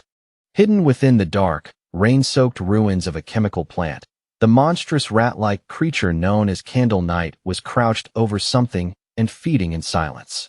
Its file described its habits clearly. It preferred darkness, damp environments, and human flesh. Seeing it in that ruined place only made the description feel more horrifyingly real. The moment the target was confirmed, Su Qingying's expression sharpened, and she gave the order for the joint operation to begin. But the creature's senses were terrifyingly sharp. It lifted its head at once, instantly aware that it was no longer alone. It sprang away in a blur, just as an attack smashed into the ground where it had been crouching a heartbeat earlier. One member of the destroyer squad shouted that the target had detected them and immediately ordered the team to close formation. The squad moved with breathtaking speed, their cloaks streaking through the rain as they rushed after the fleeing creature. In a matter of moments, they surrounded the monster from every direction, and with their prey finally boxed in, they shouted in unison as they prepared to strike together. One of the destroyer squad members lunged forward first, his voice cutting through the rain as he shouted the order to attack. His blow landed hard and sent the creature flying backward, crashing violently into a heap of broken rubble with a spray of stone and filthy water. But instead of weakening, the monster's body began to mutate even further. Its back burst open with swelling red sores, and black spikes erupted outward in a grotesque, rapidly spreading transformation. With a furious, ear-splitting shriek, the enraged Candle Knight lashed back at them, unleashing a swirling vortex of dark energy that twisted through the ruined plant like a living storm. Su Qingying's expression changed instantly, and she shouted at both teams with all the force in her lungs, desperately warning them to watch out for the incoming sound wave and dodge before it hit. But her warning came a heartbeat too late. A terrifying sonic blast exploded outward from the creature, tearing through the air like an invisible hammer and sending squad members flying violently backward in every direction. The destroyer squad's leader was blasted clean off the rooftop and thrown down onto the street below, where he crashed hard against the wet pavement. One of his teammates immediately rushed after him, panic flashing across his face. Bruised and shaken, the leader forced himself back up with visible effort, thankful to still be alive. Gritting his teeth, he admitted that if he had not pulled back at the very last second, that blast would have shattered his bones on the spot. The danger was now painfully clear to him. If this creature remained in the city much longer, the destruction it caused would be enormous. Then the battle shifted again as Candle Knight continued mutating right in front of them. Its body twisted and swelled, large bat-like wings bursting from its back as it let out a savage roar, while a sickly green light began to glow deep inside its throat. In the next instant, it spewed out a corrosive dark substance that hissed through the air, filling the surroundings with thick toxic green smoke that looked deadly even before it touched the ground. The creature deliberately aimed that foul blast downward, trying to melt through the street itself so it could burrow underground and escape before the teams could lock it down again. One of Su Qingying's teammates quickly warned her that the monster carried a corrosive dark-type power and that anything the substance touched would be destroyed. She added, tense and honest, that their team did not possess any ability strong enough to directly counter it. Even so, Su Qingying did not panic.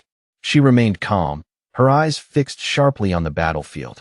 In a firm voice, she ordered her team to stay alert and not interfere with the destroyer squad's formation. She reminded them that their main role here was to gather information, observe the enemy's abilities, and support the battle through strategy rather than reckless attacks. Meanwhile, one of the destroyer squad members gripping a dagger saw an opening and prepared to strike at the escaping creature before it could slip away again.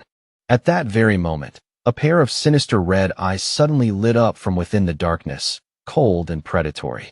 The winged candle knight burst forward in a violent lunge, barely slipping past an attack launched by a squad member who had leaped in from the side to intercept it. Furious at the near miss and the monster's continued escape, the destroyer squad leader roared at his team not to let the creature get away under any circumstances. The winged beast tore through the city streets at terrifying speed, while the cloaked members of the Ing squad chased after it through the storm-darkened urban maze. From a high rooftop above the chase, Su Qingying watched with two of her teammates. Then her expression shifted.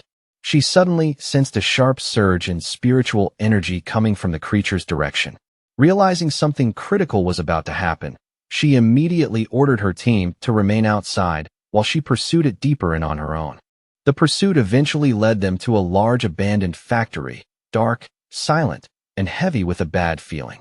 Once inside, Su Qingying said she would scan the spiritual energy in the area to get a clearer read on the situation. The destroyer squad leader noticed the advanced watch strapped to her wrist and glanced at it with interest. Su Qingying confirmed that it was a new device developed by the association, then explained that according to its system, the safe spiritual energy threshold for a squad like theirs was 50. Just moments earlier, Candle Knight's reading had only been 48. Then, without warning, the device on her wrist began flashing wildly, and the displayed value shot past 80 in an instant. Su Qingying's voice rose sharply as she shouted that the energy levels were spiking out of control. At that same moment, a massive shadowy shape with glowing green eyes silently appeared high above them in the rafters, watching like a predator that had been waiting all along. Only then did the truth hit them. They had been lured into a trap. Horror flashed across Su Qingying's face as she realized there was more than one creature hiding inside the factory. Behind them, the monstrous face of a second creature emerged from the darkness, huge and unnatural. The destroyer squad leader immediately panicked and yelled that they needed to retreat at once. Taking control of the situation, Su Qingying proposed a tactical withdrawal toward the main entrance, hoping to force the hidden enemy into revealing itself fully. She fired out a blast of energy to open a path through the danger, shouting for her team to move and follow her without hesitation. But before they could break out, Su Qingying suddenly cried out in pain and collapsed, her body giving way as an invisible toxic gas overwhelmed her senses and robbed her of control. When her vision steadied again, Su Qingying found herself standing alone in the vast green gloom of the factory, swallowed by an eerie darkness that seemed to breathe around her. She called out for her teammates, her voice echoing into the emptiness, but no answer came back from anywhere. She could tell they were still somewhere nearby, but the poison had dulled their senses so badly that they could no longer detect her presence. Piece by piece, the whole trap became clear in her mind. Candle Knight had deliberately drawn them into this place because it was the territory of a far more powerful creature, a giant serpent whose presence she had only faintly sensed before. As though summoned by that realization, the huge armored head of a shadowy serpent slowly rose before her, its green eyes glowing with cold hunger. In that instant, Su Qingying understood the difference between the two enemies. Candle Knight's darkness was only a crude dark attribute, but this serpent's black mist was a true poison, and they had been breathing it in from the moment they entered. The gas was silent and vicious, paralyzing its victims little by little while draining away their spiritual energy. The cruelest part was that resisting it only made things worse, because fighting back consumed even more power and sped up death. Su Qingying could already feel her own spiritual energy nearly exhausted, and she knew that once it ran out, she would become just another corpse in this place. As her legs gave out and she collapsed onto the factory floor, all her strength draining away, despair surged through her. What terrified her most was not just the creature's power, but its intelligence. It had not simply hunted them. It had toyed with them. She slowly closed her eyes, asking herself in that fading moment whether this was truly the end. Yet even as she lay there defeated on the cold factory floor, she suddenly saw a single narrow ray of light cut down through the thick green darkness above. A faint flicker of hope returned to her eyes, fragile but unmistakable. Then, without warning, the factory's ceiling exploded inward with a deafening crash, and a blinding flood of light poured into the darkness like dawn breaking through a nightmare. Su Qingying's eyes widened as she saw a figure descending through the shattered opening, framed by dust, debris, and light. It was Fong Yi. He dropped lightly into the rubble below, landing with effortless grace, his hooded figure sharply outlined against the brilliant hole torn open in the ceiling above. Standing between Su Qingying and the massive serpent, Fong Yi took in the scene at a glance and immediately identified the beast as a dark attribute creature. The serpent did not hesitate. Without a moment's warning, it lunged straight at him, its giant fangs aimed to pierce him in a single bite. At the same time, Candle Knight burst out from the shadows behind him and attacked from the rear, trying to trap him between the two monsters. Fong Yi slipped past the serpent's strike and turned just in time to come face to face with the snarling rat-like beast. With both creatures closing in around him at once, Fong Yi instantly understood the full design of the trap he had stepped into. Then, in a move shocking enough to freeze anyone watching, Fong Yi allowed Candle Knight to clamp its jaws into his shoulder. Blood splashed out across the air, but even then his mind stayed cold. He noted with dark amusement how clever their teamwork was, one monster luring prey in and the other finishing the kill. Looking at the beast hanging off him, he mocked it, asking whether it really enjoyed biting people that much. In the next second, he answered it with his new power. Brilliant blue lightning erupted violently from his body as Fong Yi challenged the monster to have a taste of his thunder attribute. At the very same time, he thrust out his free hand and unleashed a massive beam of golden solar energy, blasting it straight into the lunging serpent head-on. Now covered in crackling lightning and freed from the stunned rat creature, Fong Yi shifted his full focus to the serpent. Golden flames poured from him in a fierce wave as he coldly challenged the beast to find out just how much fire it could endure. The giant serpent answered with a furious roar and lunged again, its huge mouth spread wide as it tried to swallow him whole. But Fong Yi moved with astonishing agility, twisting away from the attack and flipping through the air while drawing a glowing golden arc with his sword. As he landed, steady and controlled, he coolly told the monster to keep its eyes on his blade, the words carrying the clear weight of a direct challenge. The serpent seemed to recoil for a brief instant, instinctively wary of the glowing weapon and the killing intent behind it. Seeing that opening, Fong Yi struck without delay. Launching himself through the air, he brought his sword crashing down across the serpent's face, the blade wrapped in the crackling blue force of his thunder power. The force behind the blow was tremendous, enough that Fong Yi expected the creature's skull to cave in. But the result was something far stranger. Instead of collapsing, the serpent's head split clean down the middle, and beneath it emerged a second identical head, as though the outer one had only been a shed shell. Fong Yi landed lightly on his feet, his eyes widening despite himself as he stared at that bizarre development, instantly realizing this fight had just become far more troublesome than expected. The creature's split head finally tore all the way open, peeling off its ruined outer skin and exposing its true body underneath, already fully restored. Green energy throbbed through its neck in heavy pulses, and the moment Fong Yi saw that, he understood the battle was nowhere near finished. The giant serpent suddenly jerked in shock and agony as the lingering thunder force from Fong Yi's sword surged through its body. It let out a furious roar, but as the electrical power intensified, its dark energy was steadily crushed beneath it. Seeing the monster convulse in pain, Fong Yi's lips curled into a faint, confident smile. He already knew the upper hand was his, because the moment he sensed this serpent's dark aura, he realized it was even stronger than Candle Knight's. Only then did he reveal the trick behind his move. When he swung his sword earlier, he had deliberately held back the full power of his flames. Instead, he used the blade as a conduit, sending the thunder energy from his hand straight into the serpent's body through the strike. Comparing the two monsters in his mind, Fong Yi became certain that this serpent was far more dangerous than Candle Knight, a more mature and far deadlier mutated creature.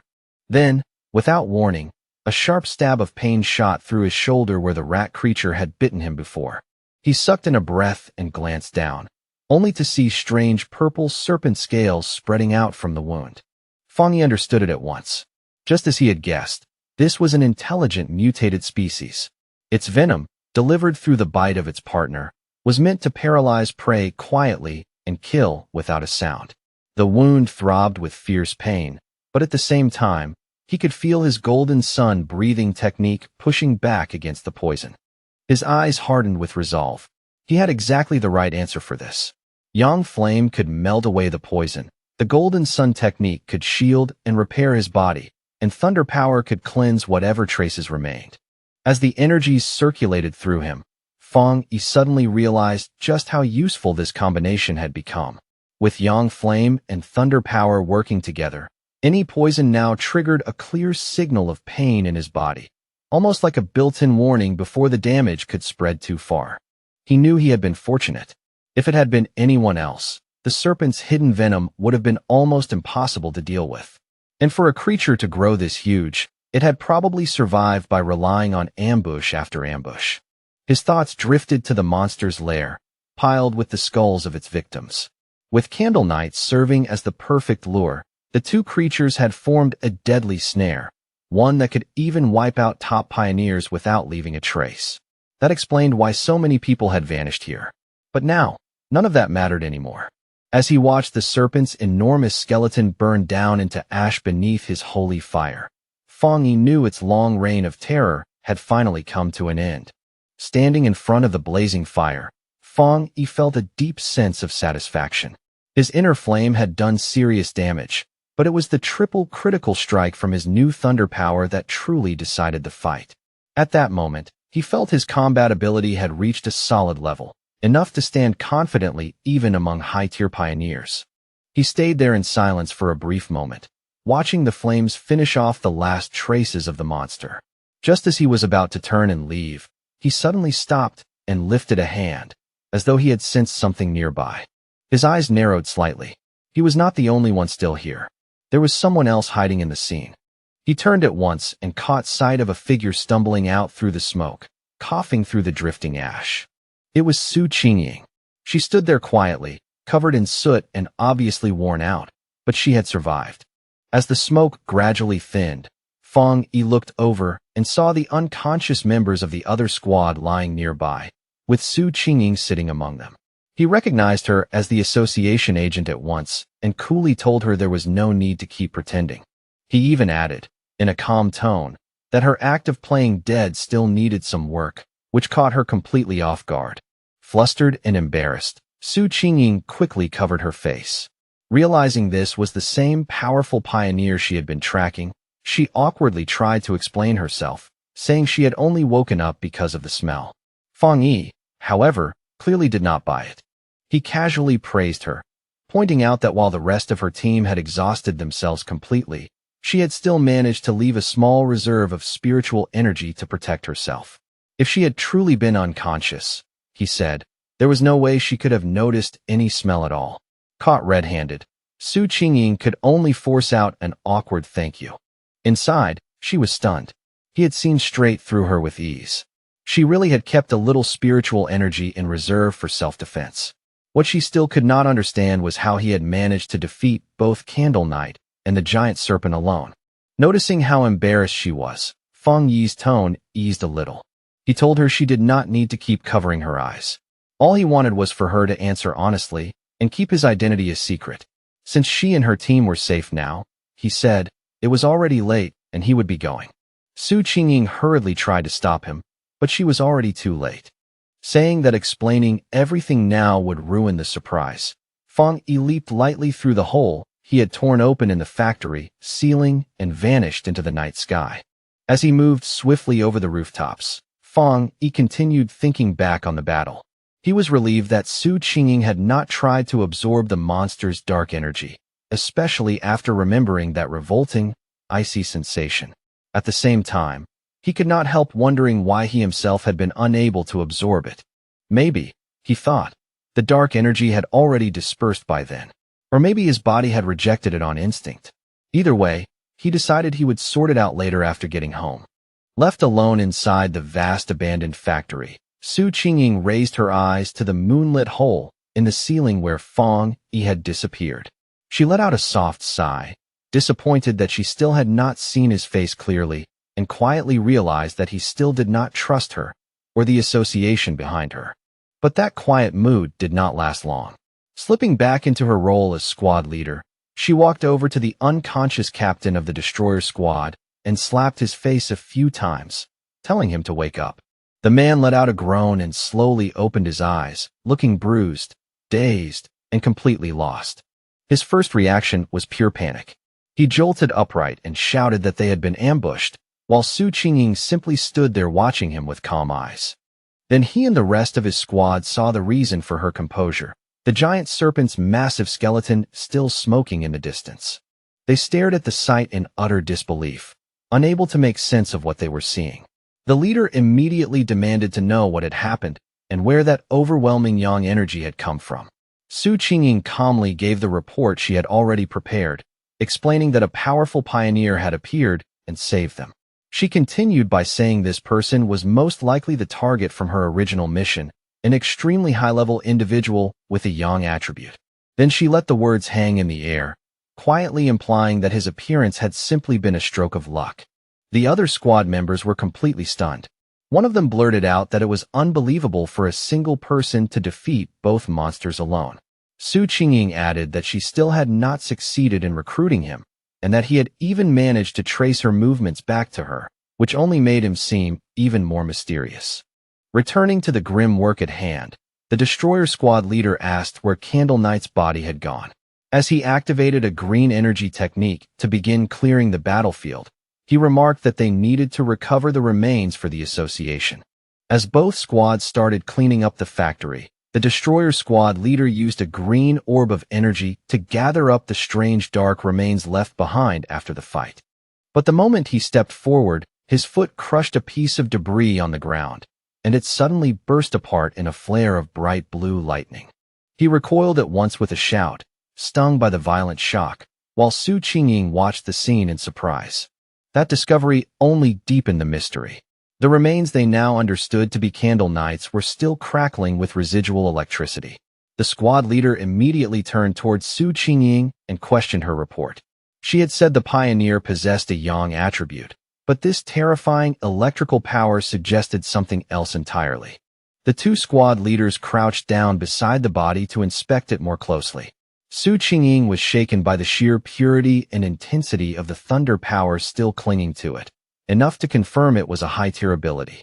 That led the destroyer squad leader to a new conclusion. Perhaps two high-level pioneers had appeared that night, one who killed the serpent and another who dealt with Candle Knight, before both of them left together. Su Qingying knew that guess was wrong, yet she had no idea how to explain the truth, because what she remembered so clearly was that lone figure standing there with crackling blue lightning in one hand and blazing golden fire in the other. She knew perfectly well that no one would believe it. Just one top-level power was enough to make someone a genius. Possessing two at once was something so rare it was practically unheard of.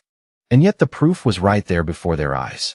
The giant serpent's burning skeleton carried the unmistakable mark of a yang flame walker, while Candle Knight's electrified remains were the clear signature of a thunder tyrant.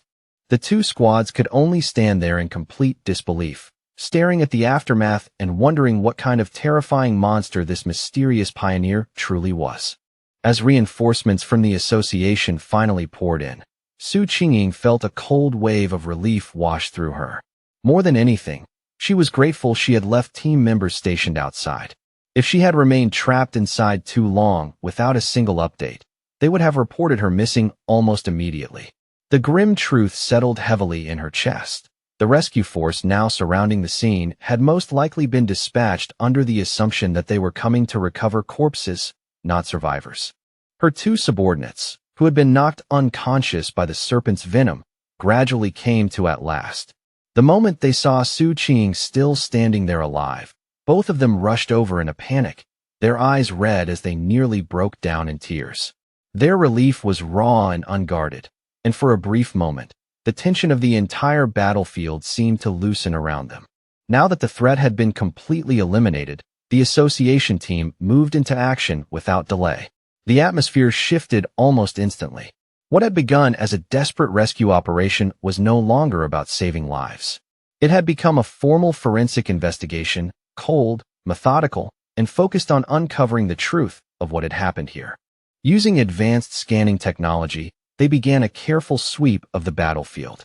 Every trace of lingering spiritual energy, every scar in the terrain, every broken pattern left behind by the clash was recorded and analyzed in detail.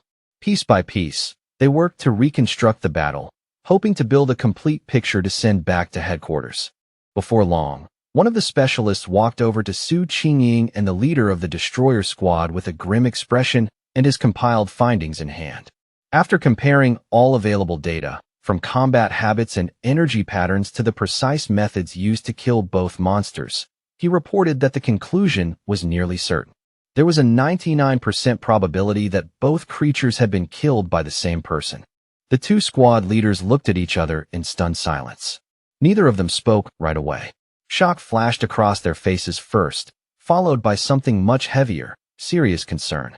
They both understood exactly how frightening that conclusion really was. Around them, the other squad members broke into low, disbelieving murmurs. The realization was almost too much to process. The person who had saved them was a pioneer who possessed not one, but two different high-tier powers, something they had never imagined could exist in one individual. They all knew very well that either of those monsters could have slaughtered every one of them with ease. Yet this mysterious powerhouse had cut them both down, and from the evidence, it looked as though each had been finished in a single, overwhelming strike. The gap between their strength and his was so absurd that it barely felt real. The moment she understood how significant this discovery was, Su Qingying immediately contacted her superior. Her tone was steady, but the weight behind her words was unmistakable as she reported that the information on her target had undergone a major update. This was no longer a routine tracking matter. Everything had changed. Lifting her gaze toward the hole torn through the ceiling, she gave her final confirmation. The mysterious pioneer from the university and the terrifyingly powerful individual codenamed the Tyrant were not two separate people at all. They were one and the same. Back in his office, the association superior listened to Su Qingying's report with remarkable calm. He did not interrupt her, nor did he react impulsively. Only after quietly sorting through every detail in his mind did he give a new order. His instruction was clear. Su Qingying was to suspend her mission for the time being. He explained his reasoning in an even, measured voice. The pioneer had saved her team, killed the monsters, and secured the area. None of those were the actions of an enemy. He then added that he and Han Li did not see eye to eye on this matter. For Su Qingying's safety, and to avoid creating a bad impression with someone who might become an extremely powerful ally, she was to cease all contact with the Tyrant for now. Even while still on the phone with her superior, Su Qingying could not keep herself from adding one more crucial point. Although she had accepted the order to pause her mission, she said she still had a theory she needed to report. It was based on what she had sensed earlier, when she tracked the Tyrant to the back mountain and found him in the middle of advancing his power.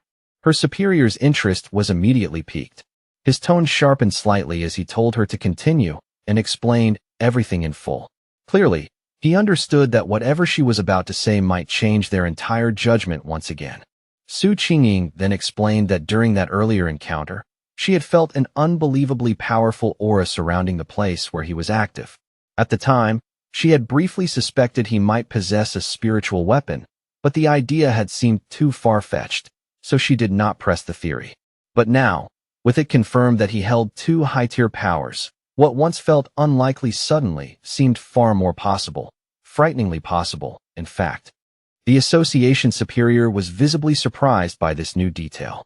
For the first time, a note of genuine disbelief entered his voice as he questioned whether the pioneer might truly possess a spiritual weapon.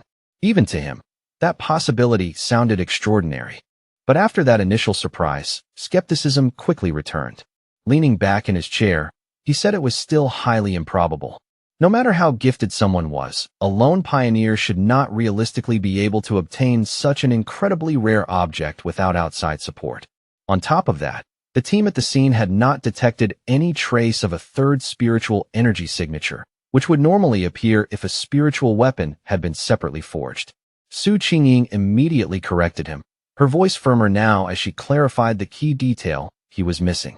The aura she had sensed during that first encounter did not feel foreign or separate at all. It was distinctly of the yang attribute, clear, pure, and directly tied to his own energy. That single detail changed everything. The superior's eyes widened as the implication struck him all at once. If the weapon's attribute was not separate, but instead originated from the user's own yang power, then this was no simple case of wielding a spiritual weapon. It meant he was forming it himself, shaping it directly from his own energy. From there, the conclusion became both incredible and terrifying. If he could create spiritual weapons with his own power, then he could only be a cultivator of the spirit creation realm. In theory, someone at that level could indeed accomplish such a feat alone. But beings of that level were so rare that they had practically become myth, names people discussed more like legends than reality. Su Qingying was completely stunned by that thought. She knew better than most how vanishingly rare cultivators of that realm truly were. In the entire world, there were barely more than 2 such figures known to exist. Realizing that someone she had personally tracked might stand at that level left her deeply shaken. Then her superior considered an even more horrifying possibility, and his expression darkened. If this person truly possessed a third, distinct attribute, the consequences would be enormous.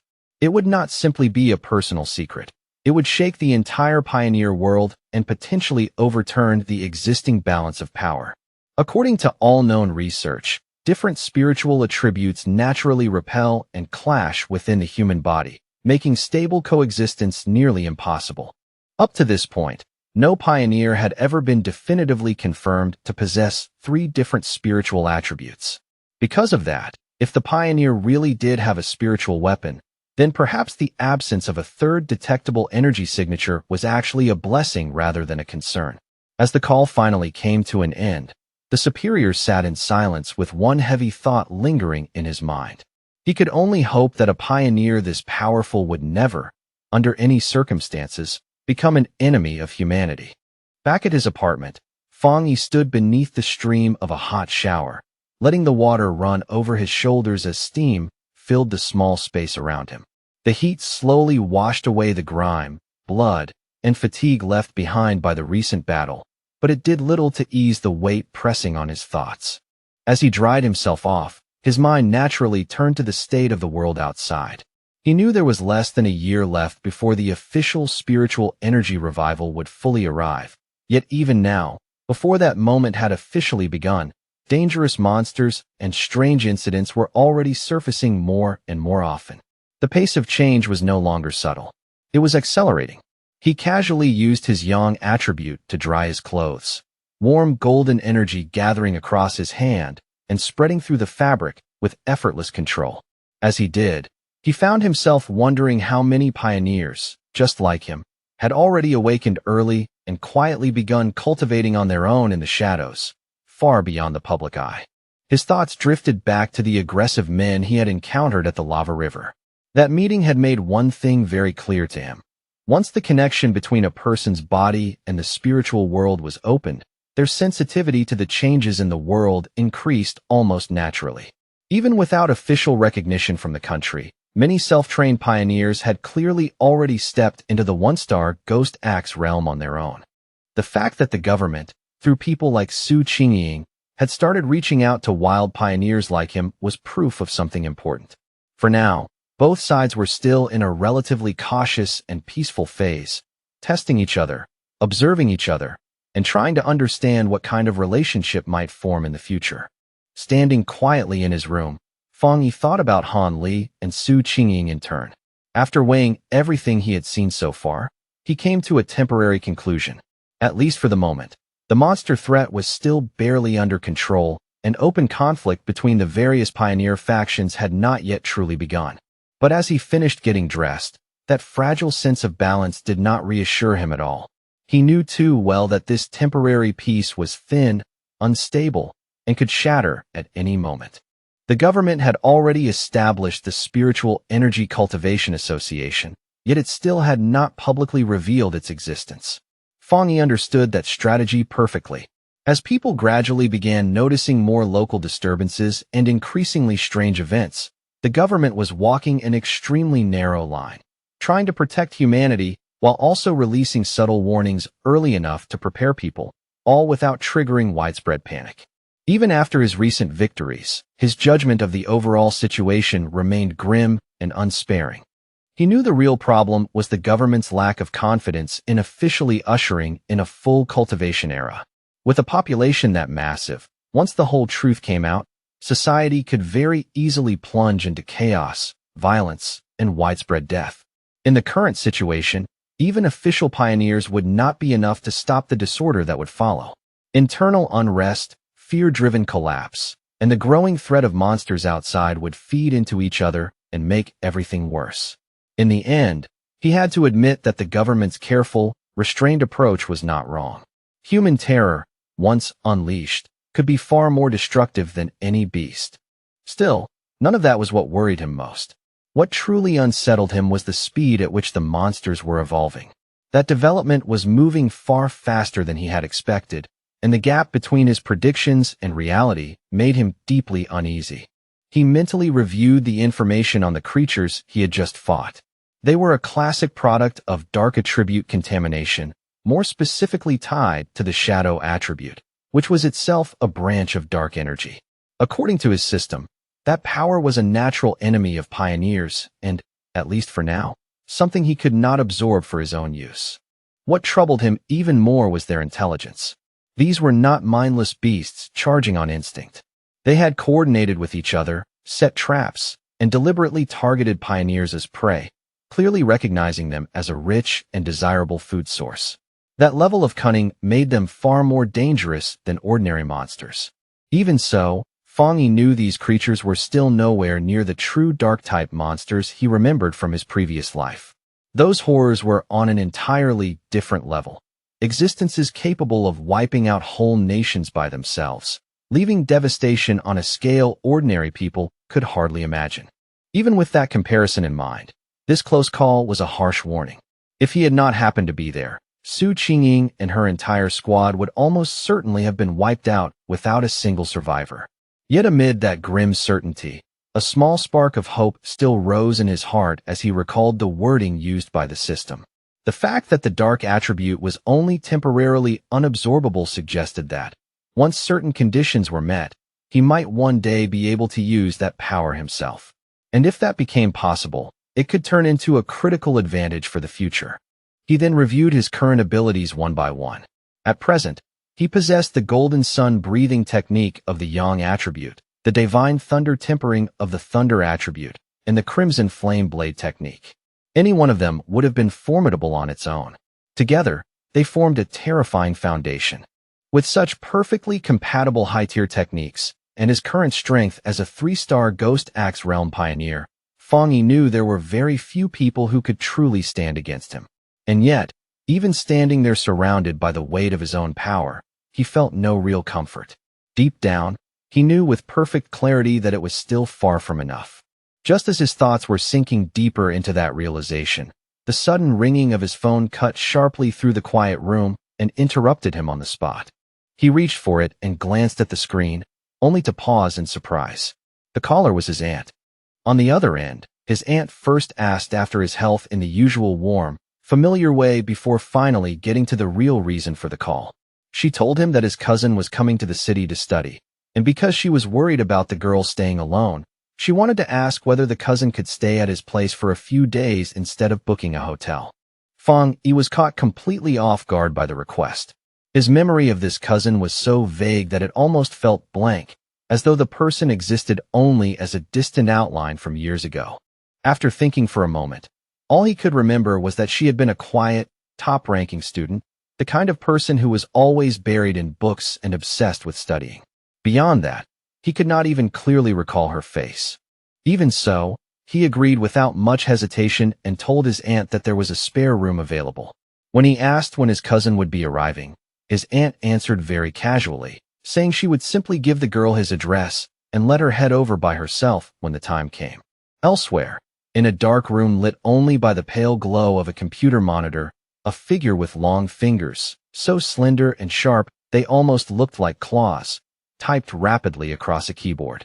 The blue-white light from the screen cut through the darkness, giving the entire room an eerie stillness.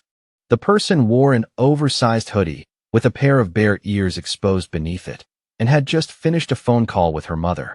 That mother happened to be Fong Yi's aunt.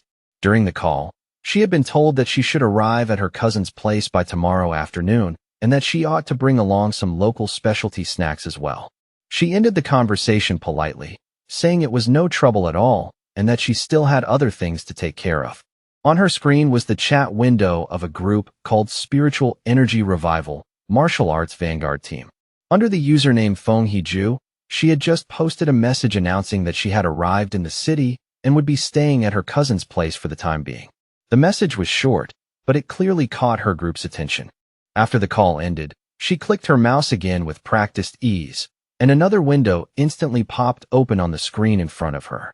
It was a rumor alert concerning an internet-famous town that people had now started calling Death Town. According to the report, 3 more people had recently disappeared there in connection with something known as the Pork Beast Challenge. Accompanying the article was a gruesome image splashed with blood, making the entire story feel even more disturbing. The glow of the screen reflected sharply off her glasses as Fong Hee-ju narrowed her eyes and immediately recognized the location mentioned in the report. It was Yanghua Town. At once, a clear spark of interest lit up in her expression, as if she had just found something far too intriguing to ignore. Her scrolling came to an abrupt stop when her mother stepped into the room and asked whether she had finished packing. Fong Hee-ju looked up and told her that everything was already packed, but admitted she would honestly rather stay in a hotel than go trouble her cousin.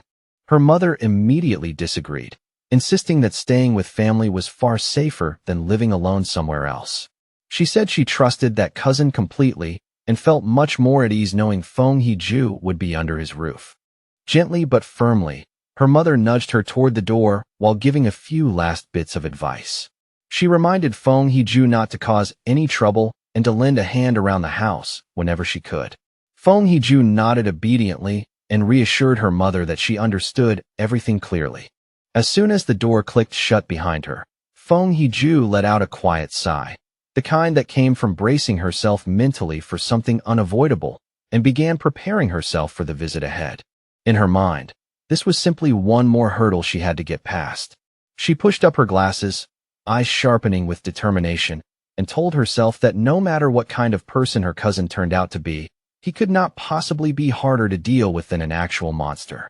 The next day, beneath a wide, bright blue sky washed clean by the morning light, a young woman with long dark hair and glasses slowly pulled her suitcase toward an apartment building, her figure neat and quiet against the sunlit street. She lowered her gaze to her phone and checked the map again, making sure the route had brought her to the right place and that she had not made any mistake. Looking up at the building in front of her, she murmured softly to herself that this had to be it, her heart carrying a faint tension as she prepared to finally meet the cousin she could barely remember anymore. As Lin Yi stood outside the apartment building, Fong Yi happened to come out carrying a bag in one hand. She quickly called after him and asked, a little uncertainly, whether he was her cousin. He stopped in his tracks, clearly caught off guard, then looked her over with surprise before asking if she was Lin Yi, wanting to confirm that he had guessed correctly. Although he admitted inwardly that he did not recognize her at all, neither of them said anything for a beat. A brief, awkward silence settled between them, light but unmistakable. Later, once they were inside the apartment, the two of them sat on the couch and exchanged the usual polite small talk. Fong Yi asked whether she had come to the city for a summer camp, and she confirmed that was the reason. He told her that if she needed anything while staying there, she could just tell him, and she thanked him with practiced politeness. After that short conversation ended, Fong Yi handed her the key to the room across from his and briefly explained which one was hers before turning and heading back to his own room. Watching him leave, Lin Yi quietly felt a wave of relief. At least from first impressions, her cousin seemed easy enough to get along with, and more importantly, he did not look like the kind of person who would pry into her business. However, Fong Yi was far from clueless. From the very moment she had sat down across from him, He had already sensed a faint yet distinctly unusual spiritual aura coming from her. He wondered for a second whether his perception had gone wrong, or whether she was simply too inexperienced to fully conceal her strength. Almost at once, he began to suspect that she was also a pioneer. The aura around her was light, but it was real, and that made him realize her story about attending a summer camp was most likely only a cover for why she had truly come to the city. Meanwhile, inside her room, Lin Yi sat with her phone in hand, and what she did next quietly confirmed every one of Fang Yi's suspicions. She opened a chat with her pioneer group, the martial arts vanguard team, and reported that her cousin seemed nice, easygoing, and unlikely to interfere with her movements. The discussion soon shifted to recent events, especially the powerful pioneer who had appeared at the lava river. Lin Yi warned the others to stay careful, reminding them that many truly strong people were still hiding in the shadows. After the group agreed to wait for her signal before acting, she logged off. For the time being, she decided it would be safer not to cultivate at all, worried that even a small mistake might expose her secret to her cousin. 3 days slipped by. Before long, Fang Yi discovered that having his cousin living under the same roof was making cultivation far more inconvenient than he had expected. His meditation could be interrupted at almost any moment, including times when she casually came out of the bathroom wrapped in nothing but a towel. On top of that, he kept worrying that the bright golden aura produced by his breathing technique was simply too eye-catching and far too difficult to hide if she happened to notice it at the wrong time. But the most difficult thing for him to deal with was not danger and not suspicion, but her overwhelming kindness. One evening, she placed a carefully made dinner in front of him with visible pride, the dishes looking warm, fragrant, and unexpectedly delicious. He tried to insist that he would wash the dishes afterward, but Lin Yi refused right away, saying it was the very least she could do while staying there and that he should just leave it to her. Her flawless politeness and almost excessive cleanliness gradually began to strike him as a little strange, as though every movement and every gesture had been carefully managed. Even so, Fang Yi decided to play along for now. He reasoned that if he let her keep being so considerate and helpful, she might slowly lower her guard around him without realizing it. In his view, this was the only reliable way to learn what she was truly doing here and what kind of secret she was still hiding behind that well-behaved exterior. Their quiet dinner was suddenly broken when the phone lying on the table beside her began to vibrate, the sound sharp and noticeable in the otherwise calm room. Both cousins glanced toward the message at almost the same time, and for a brief instant, surprise flashed across each of their faces. Fang Yi immediately used the moment as an excuse to stand up, saying he would head back to his room and leave her to chat in peace. Lin Yi could only answer softly as he walked away. Left alone at the table, she watched his retreating figure for a thoughtful moment, her eyes lingering with quiet caution before she finally turned back to her phone. Sitting on her bed, she accepted the call, and her expression turned serious almost at once. As she listened, she repeated the key point aloud to confirm it. The great change of heaven and earth would happen again the next day at 3 in the afternoon. She then promised firmly that she would be there on time. From his room, Fang Yi easily overheard the conversation. He heard her agree to meet at the entrance of Yanghua Town. The name immediately registered in his mind as that internet-famous town out in the suburbs, a place roughly an hour away by car. With his suspicions now essentially confirmed, he turned his attention fully toward the room beyond the wall, his own spiritual energy quietly rising as he observed her movements. At this point, he was certain that his cousin was also a pioneer. Even so, he remained completely confident that with her current level of strength, she would never be able to sense him spying on her from the other side. What truly impressed him was her talent. She was still only a middle school student, yet she had already stepped into the 2-star Ghost Axe realm and was even approaching another breakthrough, which was no small thing. He could not help wondering whether that frightening natural talent was connected to her slightly unusual personality. Now, though, her real reason for coming to the city had become obvious. The summer camp story had merely been an excuse.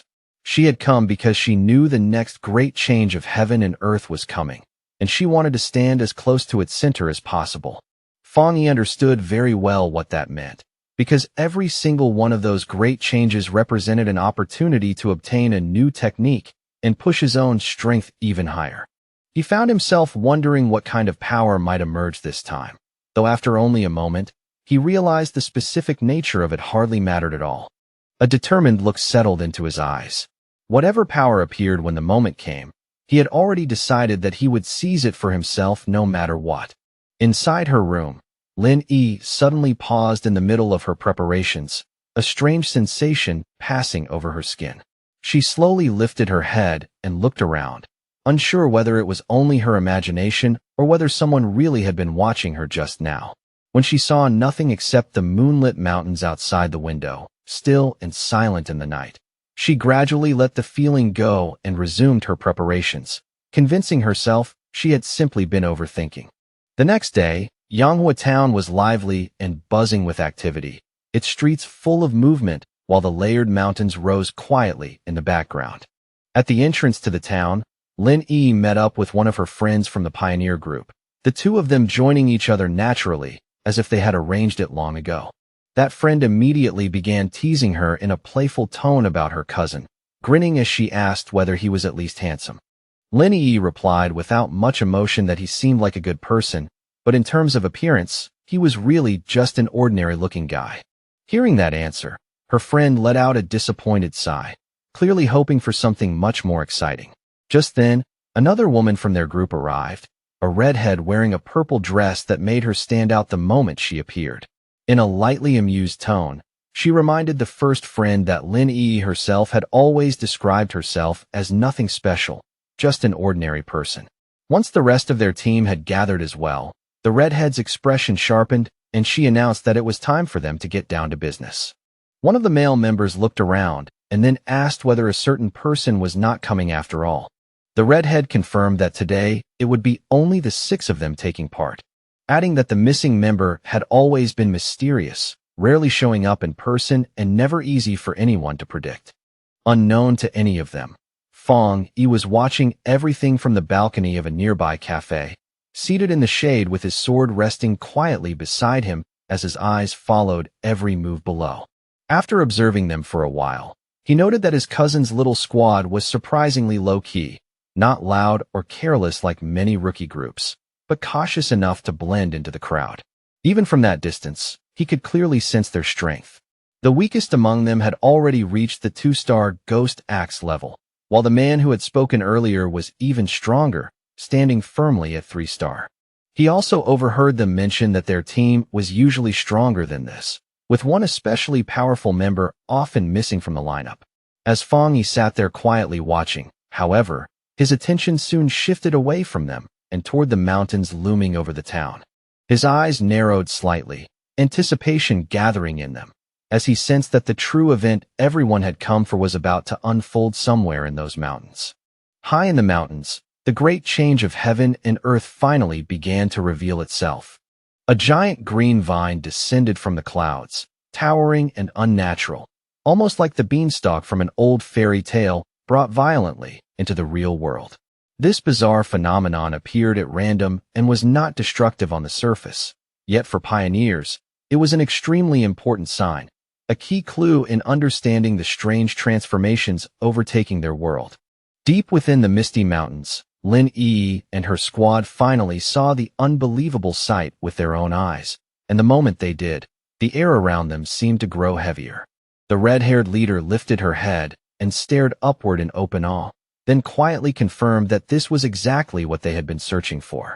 For a moment, the whole group stood frozen in disbelief before the massive, pulsing vine. But that sense of wonder did not last long. Almost as quickly as it came, awe gave way to fear. The squad's more adventurous friend suddenly went pale and urgently told everyone to stop at once, warning them in a strained voice that they absolutely should not go any farther. Her whole body was trembling with dread, and it was obvious that the fear gripping her was no small matter.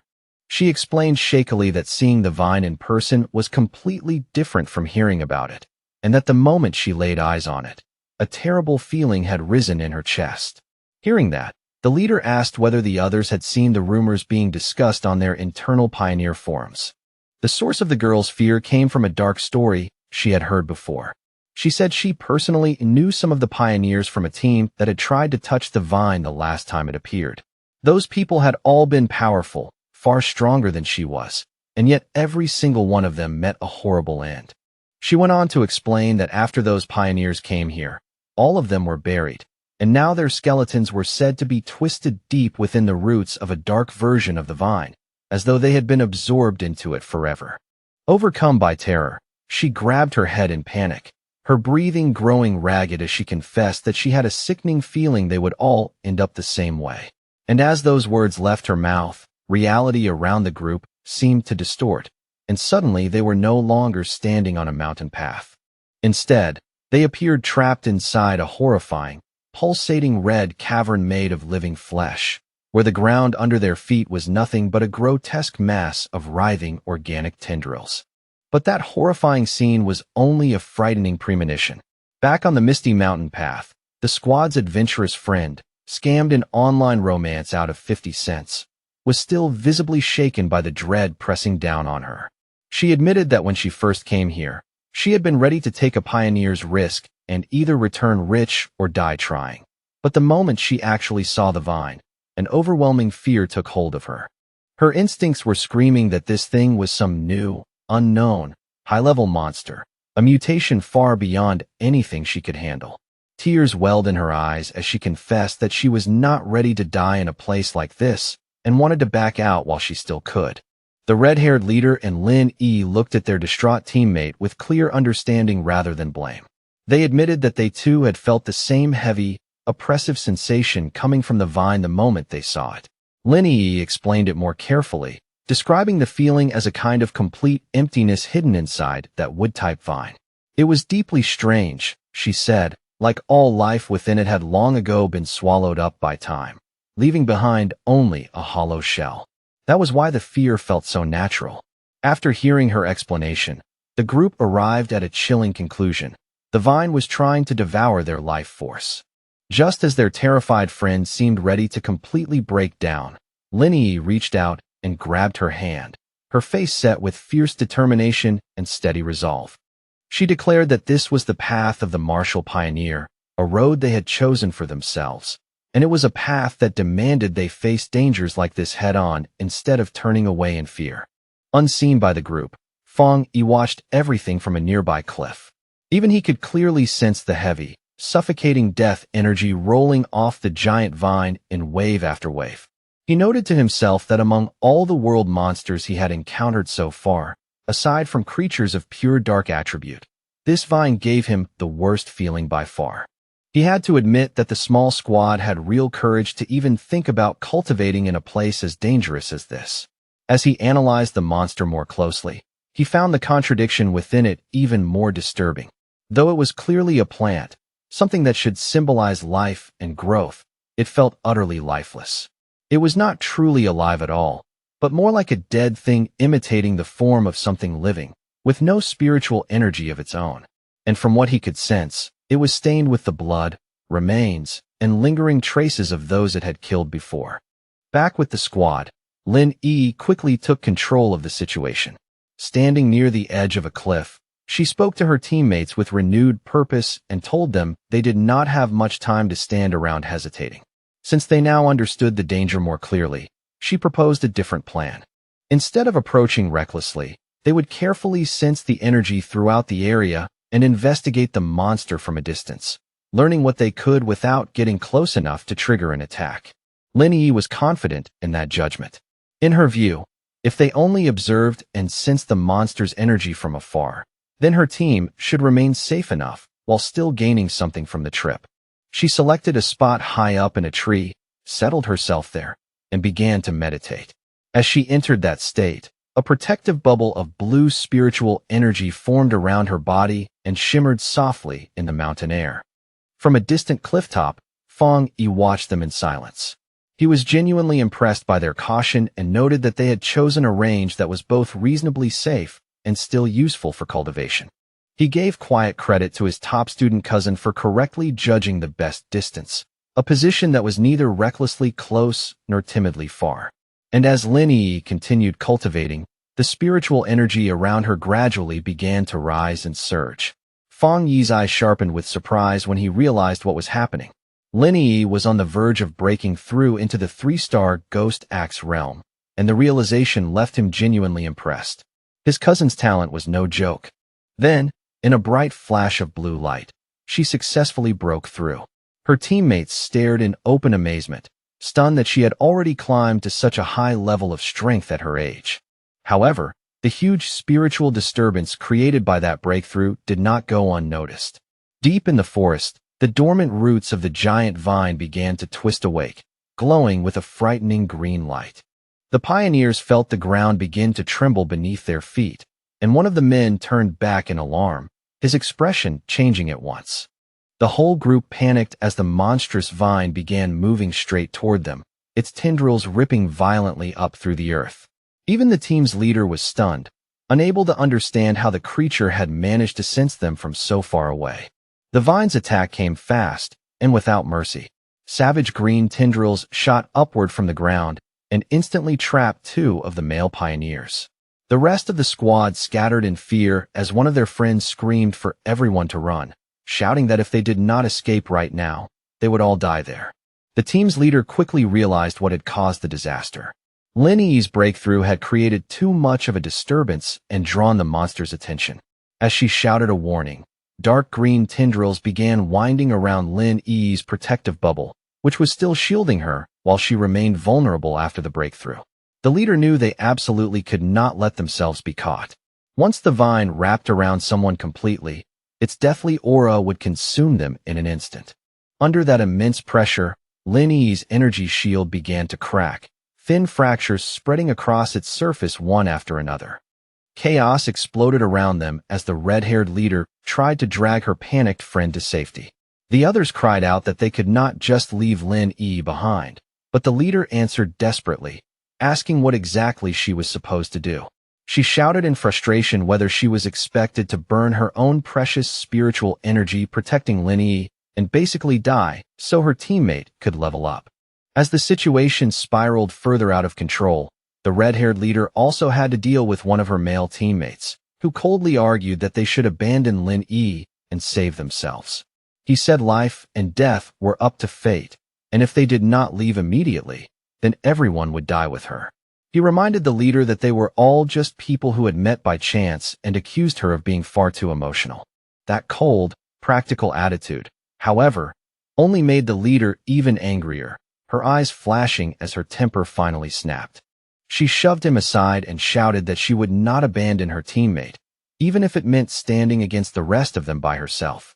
From his place on the cliff, Fang Yi watched the desperate scene unfold below.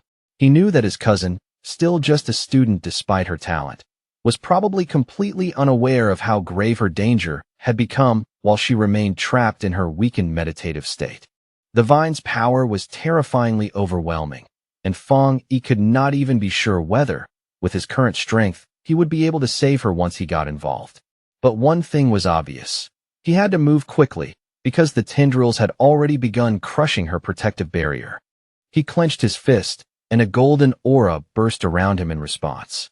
He had made a promise to his aunt that he would look after her daughter, and once Fang Yi gave his word, he had no intention of breaking it.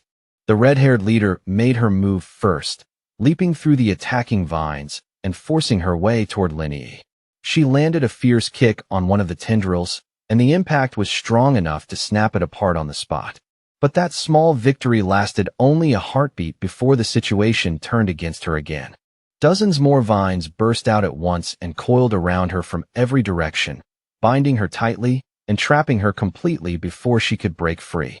Just as the writhing vines were about to crush them completely, Lin Yi's protective shield finally shattered with a sharp, brittle crack. But before the monstrous plant could seize its new prey, Fang Yi stepped into the fight without the slightest hesitation. He leaped through the air in one clean motion, and as his sword swept forward, two blazing arcs of golden energy tore outward, brilliant and sharp enough to split the darkness in front of him. The rest of Lin Yi's squad could do nothing but watch in horror, their hearts dropping as they saw her shield break apart. Several of them screamed her name instinctively, helpless and panicked. Then a massive blast of fiery energy shaped like a descending phoenix crashed down from the sky, slamming into the tangled mass of vines with explosive force and scorching brilliance. Fong Yi landed lightly in the newly cleared space, calm and steady, while a narrow pillar of golden flame rose from the ground where he stood. He had arrived at the final possible moment, saving both his cousin and her brave red-haired leader from death. Bathed in a dazzling aura of golden light, Fong Yi did not even need to move again for his presence alone to suppress the deathly vine. The surviving pioneers stared in stunned silence as the monstrous plant, which had been moments away from killing them all, halted its assault and began shrinking back under the crushing pressure of that overwhelming yang energy. The tendrils recoiled from the fierce light, hissing as they retreated, their surfaces smoking and dissolving bit by bit as though the radiance itself were poison to them. As Fong Yi descended through the blinding brilliance around him, the pioneers could only raise their arms to shield their eyes, barely able to make sense of what they were seeing through the glare. The practical male pioneer who had argued for abandoning Lin Yi was completely shaken, wondering aloud whether this newcomer was another pioneer at all. The red-haired leader, just as stunned, understood more clearly what she was witnessing. This was the purest kind of yang power. Only a high-tier force of this level could possibly suppress such a terrifying, life-draining monster. The male pioneer felt his confidence begin to crack. He had always believed he was exceptionally gifted, having reached the 3-star Ghost Axe realm in a remarkably short time, something very few people in Xiaoguo could accomplish. He had known that even talented Lin Yi only barely kept pace with him in terms of cultivation skill and growth. And yet this mysterious stranger standing before them was clearly operating on a level far beyond anything he had ever imagined. He lowered his gaze to his own trembling hands, then looked back up at the glowing figure on the cliff, suddenly feeling small, ordinary, and almost laughably insignificant. If pioneers like that truly existed, then what did that make the rest of them? The gap was not just large. It was crushing. This newcomer had not simply outclassed him, but all of them together, through sheer, overwhelming power alone. And as Fong Yi stood within that burning golden light, his system activated. It detected the extreme wood attribute within the deathly vine and immediately began the auto-writing process, rapidly completing a brand new technique. A moment later, the system window displayed the details of his new ability. Endless Vitality, a technique capable of instantly absorbing all nearby life force to rapidly heal injuries. As the vine's power flowed into him, green life-giving energy surged around his body in waves.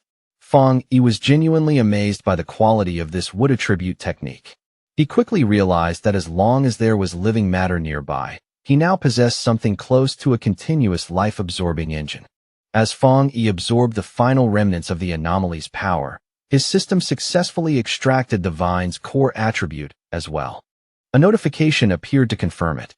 Extracted attribute, Desolation.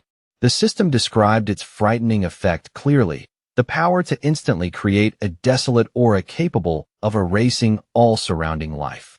Standing calmly inside the swirling green energy, Fong Yi silently took in the full weight of that new power. When he opened his eyes again, they were glowing the same vivid green as the desolate vine itself, cold, unnatural, and striking to behold. He stood in the clearing, which now felt eerily dead and empty, a faint green aura still drifting around him. In that moment, he finally understood why the vine could only exist in such a dangerous and remote place. If it had grown anywhere else, it would have drained every trace of life from the land for miles around. He thought quietly about the ruthless nature of the desolation attribute, a savage force that survived by forcibly stealing the life force of everything nearby. His thoughts were cut short by a grateful voice calling out to him from behind. The red-haired leader of the pioneer group walked toward him, her clothes torn, her body bruised, and her breathing still uneven, but she was alive. With sincere gratitude, she thanked him, saying that without his intervention, every one of them would have died there. Then she asked, almost awkwardly, how they could ever repay him for saving their lives. Fong Yi simply lifted a hand and brushed the matter aside, coolly saying there was no need and that they would meet again someday. Then he turned and started walking away. In his own heart, though, he did not think of himself as some heroic savior. He knew perfectly well that he had only found this opportunity because of the information their group had uncovered first. In his mind, He was the one who had truly benefited. As for the conflict and selfishness he had just witnessed among those pioneers, he felt no particular concern. With one final leap, he launched himself into the air and left the stunned squad behind in the ruined clearing. He understood well that a person's true character is easiest to see in a life-or-death crisis, and a fractured team like theirs would never be truly safe in the dangerous new era ahead.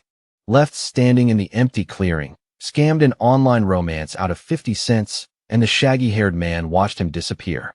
Still pale with shock, the girl asked out loud what they were supposed to do now. The man, however, answered bitterly, throwing blame into his words as he asked whether she regretted hesitating earlier when it came time to save their teammates.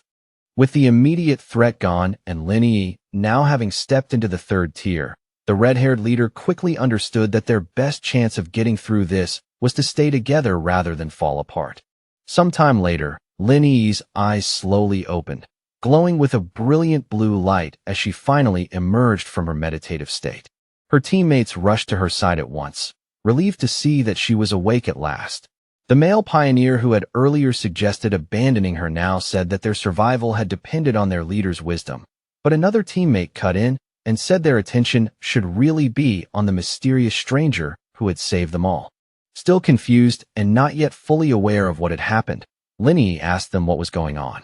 When she noticed her other teammates lying unconscious on the ground, she immediately stood up, only to be struck by the fierce, burning warmth of lingering yang energy still clinging to a nearby tree. Even from several steps away, she could still feel that intense heat clearly against her skin, as if the power had only just passed through. At that point, the shaggy-haired man stepped forward and offered to explain everything that had happened while she was still unconscious and defenseless. Later that same day, back outside her cousin's apartment building, Lin Yi was still trying to fully process the unbelievable events she had gone through. She found it hard to believe that someone that powerful could actually exist in the real world. Her teammates' words kept echoing in her mind over and over. He had called that mysterious pioneer a monster. He had described how the vines they could not even scratch with all their effort had been effortlessly driven back by that man's power, and how even the enormous beanstalk-like vine had withdrawn far back into the sky, no longer daring to draw near them after his appearance. That was the kind of overwhelming presence the man who saved them had carried. Lin Yi knew that even though he was long gone, the vine was still strangely calm, which could only mean some trace of his power still lingered there. She opened the apartment door and was surprised to find Fong Yi there waiting to greet her as if nothing unusual had happened that day. He looked at her with quiet concern and immediately noticed that her complexion was a little pale and her expression more tired than usual. Lin Yi quickly steadied herself and forced out a small smile, brushing off his concern by saying she was only tired because she had spent the whole day studying. Fong Yi accepted the explanation without pressing further, telling her that she had worked hard and should get some rest. He casually offered to order takeout for dinner, and after agreeing, she quietly headed back to her room. The moment she got inside, she collapsed onto the bed, all the strength leaving her body at once from sheer exhaustion. She knew very well that breakthroughs consumed enormous mental energy and required extreme concentration. Right now, she felt more drained than if she had stayed awake for an entire month without rest. Lying there on the bed and scrolling through her phone, she felt a strange sense of relief mixed with fatigue. She was no longer an ordinary person.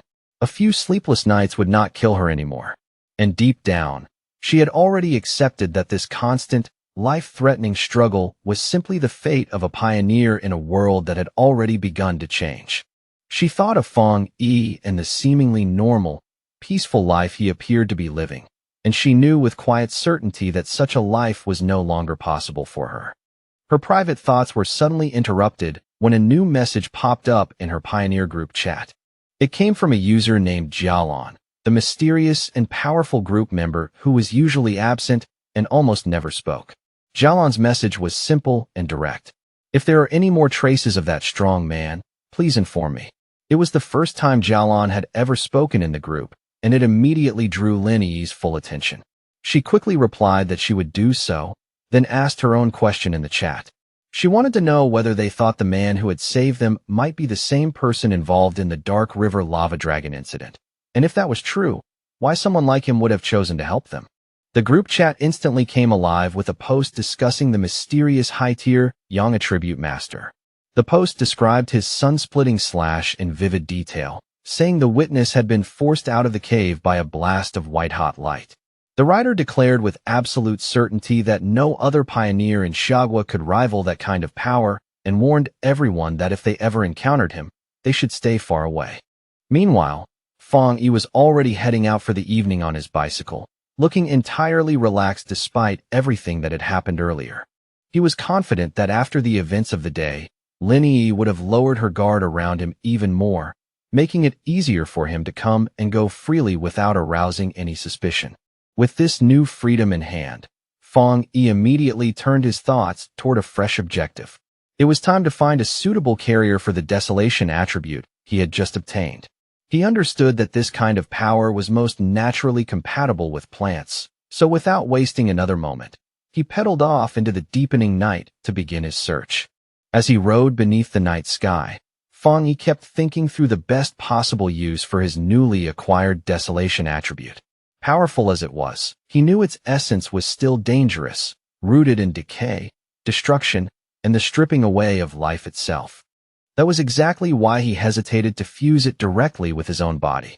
He worried that doing so might trigger harmful side effects, and more than that, he suspected its sinister nature could clash violently with the clean, purifying force of his thunder attribute. After weighing it carefully, he decided the safest approach would be to find an external carrier for the attribute, something similar to the strange vine itself. In his judgment, the original vine monster had likely begun as an ordinary plant that sensed the return of dense spiritual energy and chose to evolve, eventually giving birth to the desolation attribute as a means of drawing an even greater power. With that thought, a clear plan began taking shape in his mind. A confident smirk touched Fong Yi's lips as he realized he already knew exactly where he needed to go next. He followed a quiet road washed in moonlight, guided by a roadside sign that pointed toward the forest park ahead. Before long, he arrived at the large urban park, parked his bicycle off to the side, and stepped silently into the deeper woods. Under the bright full moon, he walked through a field of vivid flowers that seemed to shimmer faintly in the night. He knew he had to find the perfect lucky one, a plant that could form the strongest resonance with his spiritual energy and show the clearest sense of affinity toward him. Closing his eyes, Fong Yi steadied his breathing and focused, quietly extending his own spiritual energy outward into the forest around him. A rich green aura flowed out from his body, spreading layer by layer through the trees and grass until it washed over the plants like a silent tide. Almost immediately, he felt the plants responding. Their own faint spiritual energies rose up in waves to meet his, as if the whole forest were answering his call. Even so, Fong Yi quickly noticed that although the response was broad and lively, none of it was strong enough for what he truly needed. So he continued releasing more of his spiritual energy, searching deeper and waiting for a much stronger answer from the surrounding plant life. Then, all at once, he stopped mid-step, his attention caught by a single presence in one particular spot within the forest. There, nestled among the tall grass, a lone white flower with a softly glowing center swayed gently in the breeze, delicate and quiet, almost as if it were calling out to him. Fong Yi narrowed his eyes slightly and wondered whether this was the one he had been searching for. He approached the little flower with unusual care, then slowly reached out a single finger toward it. The instant his fingertip touched it, the flower's petals folded inward around him, and he could clearly feel it drinking in the spiritual energy flowing from his body. A moment later, the flower bloomed open again, almost cheerfully, as if it had just eaten a satisfying meal and was pleased enough to ask for more. Fong Yi knelt beside it with a small amused smile on his face. He could tell at once that its spirituality was unusually strong. Though it was only a plant, it reacted to his touch like a greedy little puppy, eagerly swallowing his spiritual energy and then rubbing itself against his fingers for more. At that moment, he knew for certain that he had found the carrier he was looking for. Out of the entire forest, this tiny flower had shown the strongest reaction to his aura, making it the ideal container for the desolation attribute. Fang Yi looked at it and quietly told it that it was the chosen one, then asked whether it was ready. Without waiting for any answer, he released a vortex of green spiritual energy and focused all of it onto the small white flower. At once, a system window appeared in front of him and asked for final confirmation. Do you want to forcibly implant the desolation attribute into this plant? With his eyes glowing a vivid green, Fang Yi gave his consent. Brilliant light burst from his hand as the flower began changing before his eyes, its petals unfolding into a larger, more intricate, and far more powerful form. The implantation process finished in a sudden flash of intense green light that briefly illuminated the surrounding woods. For a moment, Fang Yi was genuinely surprised by the force of the burst and the sheer power that came with it. The small and ordinary white flower had been completely transformed. Its petals had spread into the shape of a beautiful lotus-like bloom, while its leaves grew thicker, brighter, and fuller, all of it wrapped in a strong and eerie green aura. The newly empowered flower began displaying its influence almost immediately, without giving the surrounding environment even a moment to recover. It released a massive wave of desolation energy, and as its roots dug greedily into the soil, it began drawing in more and more power from the earth beneath it. The effect was instant and terrifying. The green, healthy forest around Fang Yi lost its life in mere seconds, trees withering where they stood while the ground dried out and crumbled into lifeless dust. Fang Yi could not help feeling amazed by the pure, wicked force of the desolation attribute. In only a few brief moments, the spreading energy had consumed the entire section of forest around him, and it was still expanding outward at a frightening speed. As the flower's glow slowly began to dim, and its transformed body shrank down again to a smaller size, Fang Yi immediately understood that he had to leave. If he allowed the process to continue any longer, the massive disturbance in spiritual energy would absolutely attract the Spiritual Energy Association. Without hesitation, he bent down and pulled the glowing flower from the ground, roots and all. He already knew this park had been a risky place to perform such an experiment. Being so close to the city center, it was almost certainly under constant observation by the association, who were wary of the way spiritual energy revival could turn even common plants into serious threats. Fang Yi had already noticed the unusual number of security cameras and the total absence of other visitors in the park when he first arrived. As he walked away carrying his new prize, he noticed something truly remarkable. Even after being uprooted, the flower was still absorbing spiritual energy from the air around it, remaining alive and even thriving without its roots touching the earth. He looked at it more closely, a smile of genuine wonder appearing on his face. What fascinated him was that its spirituality had not weakened in the slightest after being pulled up, especially considering that only moments earlier it had been nothing more than an ordinary wildflower. That realization led him to a deeper conclusion. By implanting the desolation attribute into the plant, he had awakened its dormant evolutionary potential and placed it on a path toward becoming something far beyond what it had ever been meant to be. Just as Fang Yi was about to leave the park completely, a harsh alarm suddenly blared through the forest, accompanied by flashing red warning lights. A cold robotic voice immediately issued a serious alert. Abnormal value exceeded. Fang Yi understood at once that although he had moved quickly, he had still triggered the park's monitoring system. Knowing he had no time to waste, he grabbed hold of the newly obtained desolation flower and quickly withdrew from the area. Miles away, in a high-tech control room marked Spiritual Energy Revival Plant Research Department, those same alarms were sounding just as loudly. Technicians scrambled from station to station, shouting that the anomaly value was spiking out of control and demanding to know what had happened. An order was issued immediately. All staff were to equip their protective bracelets, enter the park, and seal off the area at once, preventing anyone from entering or leaving. Soon after, a team in full protective gear stepped into the now lifeless section of the forest, moving cautiously through the deadened landscape. One of the team members checked the reading on his wrist device and saw it display a dangerously high value of 30. Even through his mask, his voice tightened as he remarked that the number was terrifyingly high. For comparison, the anomaly at Qingqing University had only measured between 8 and 10, while even the powerful Dark River Lava Dragon incident had peaked at just 25. Another member added nervously that the park's original spiritual energy value had never even exceeded 10 before this incident. While one researcher crouched down to collect a soil sample, another reported his findings in confusion. The air humidity, surface temperature, and even the amount of sunlight all appeared completely normal, yet every plant in the area looked as if its life had been drained away in a matter of seconds. The team leader decided they had to move closer to the center in order to determine what kind of spiritual attribute had caused such a phenomenon. But just as one member stepped forward, another researcher wearing glasses, clearly a senior figure, shouted sharply for him to stop and not take another step. In a grave, authoritative tone, he warned them not to touch anything at all, identifying the lingering energy in the area as the desolation attribute. He then asked the others whether any of them knew about the vine that had recently descended from the sky. The younger researchers froze in stunned silence. After a moment, one of them finally managed to speak, realizing with rising horror that the senior researcher was referring to the infamous devil-like vine that had already been classified as an A-level mutation. The senior researcher confirmed their fear without hesitation.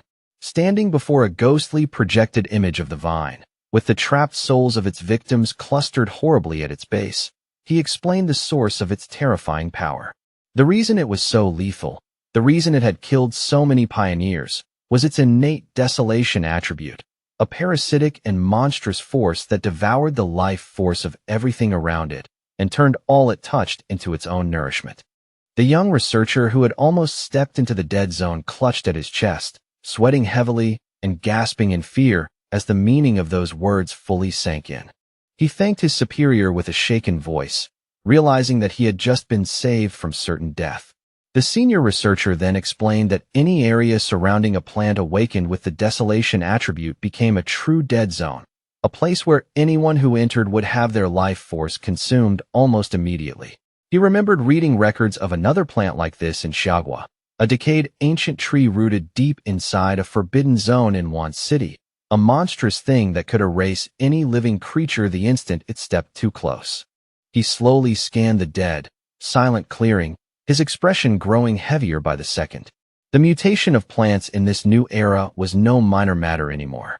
From everything they currently knew, desolation was the most terrifying attribute a plant could awaken. First there had been that ancient tree, then the celestial vine, and now a third one had appeared before their eyes. His grim explanation had barely finished when someone suddenly clapped a firm hand onto his shoulder, cutting him off mid-sentence. The entire research team turned around in surprise, only to be met by the hard, unsmiling face of Han Li, who had arrived with a full group of soldiers behind him. Han Li had already been briefed on everything. Without wasting a second, he ordered every researcher at the scene to put on the advanced protective suits his men had brought and instructed them to follow him straight into the contaminated zone. With Han Li taking the lead at the very front, the fully re-equipped research team moved out in tight formation. And, now accompanied by Su Qingying as well, they stepped steadily and without hesitation into the eerie dead zone. As they advanced deeper with scanners in hand, one strange finding after another began to pile up. They could not locate any actual source of the desolation energy, and even more confusing, the remaining aura was fading at an unnatural speed. In just the few minutes since they had arrived, its level had already dropped to 25. That made no sense based on what they knew, because the celestial vine was supposed to be capable of movement. Han Li turned to Su Qingying and suggested that they stop relying only on the instruments and inspect the area more carefully themselves. Su Qingying gave a quiet nod, her face tense and serious. While Han Li and Su Qingying began examining the scene firsthand, two other team members, their bodies wrapped in faint blue light, started tracing the lingering flow of spiritual energy left behind in the zone. Following the residual trail step by step, they discovered that every strand of energy from the outer edge of the dead zone eventually converged back toward a single origin point. But the moment they drew near, both of them froze where they stood, shock written all over their faces. At the same instant, Han Li and Su Qingying understood the horrifying truth as well. The source of the desolation energy had already been dug out of the ground and taken away. One researcher inside a protective suit blurted out in disbelief that such a thing should have been impossible. Han Li's eyes darkened at once. If someone truly possessed the ability to enter a desolation dead zone and steal its source, then that person's identity was far too important to ignore. Su Qingying, however, seemed to be considering a different possibility. She raised a glowing datapad toward Han Li and explained that after running a large-scale data analysis, they had isolated one person whose recent movements lined up with both this case and another mutation incident from not long ago. On the screen, the file displayed a clear photograph of Fang Yi, with his name standing out unmistakably beneath it. Just then, Han Li told Su Qingying that he would send over all of Fang Yi's information, confirming that Fang Yi was highly likely the same pioneer she had already been in contact with before.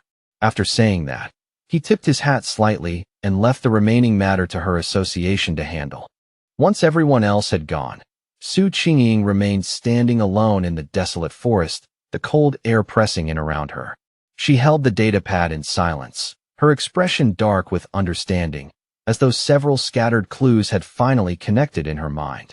2 hours later, back in the quiet safety of his apartment, Fang Yi carefully set his newly acquired desolation flower into a small flower pot with surprising patience. A faint smile touched his face. It was the first time in either of his lives that he had ever seriously raised a flower. In a good mood, he affectionately gave it a name, the obedient little white flower, and told it that now that it possessed the desolation attribute, it should cultivate properly on its own and grow into a powerful helper by his side. He knew very well that its unusual power to drain life would become extremely useful in battle.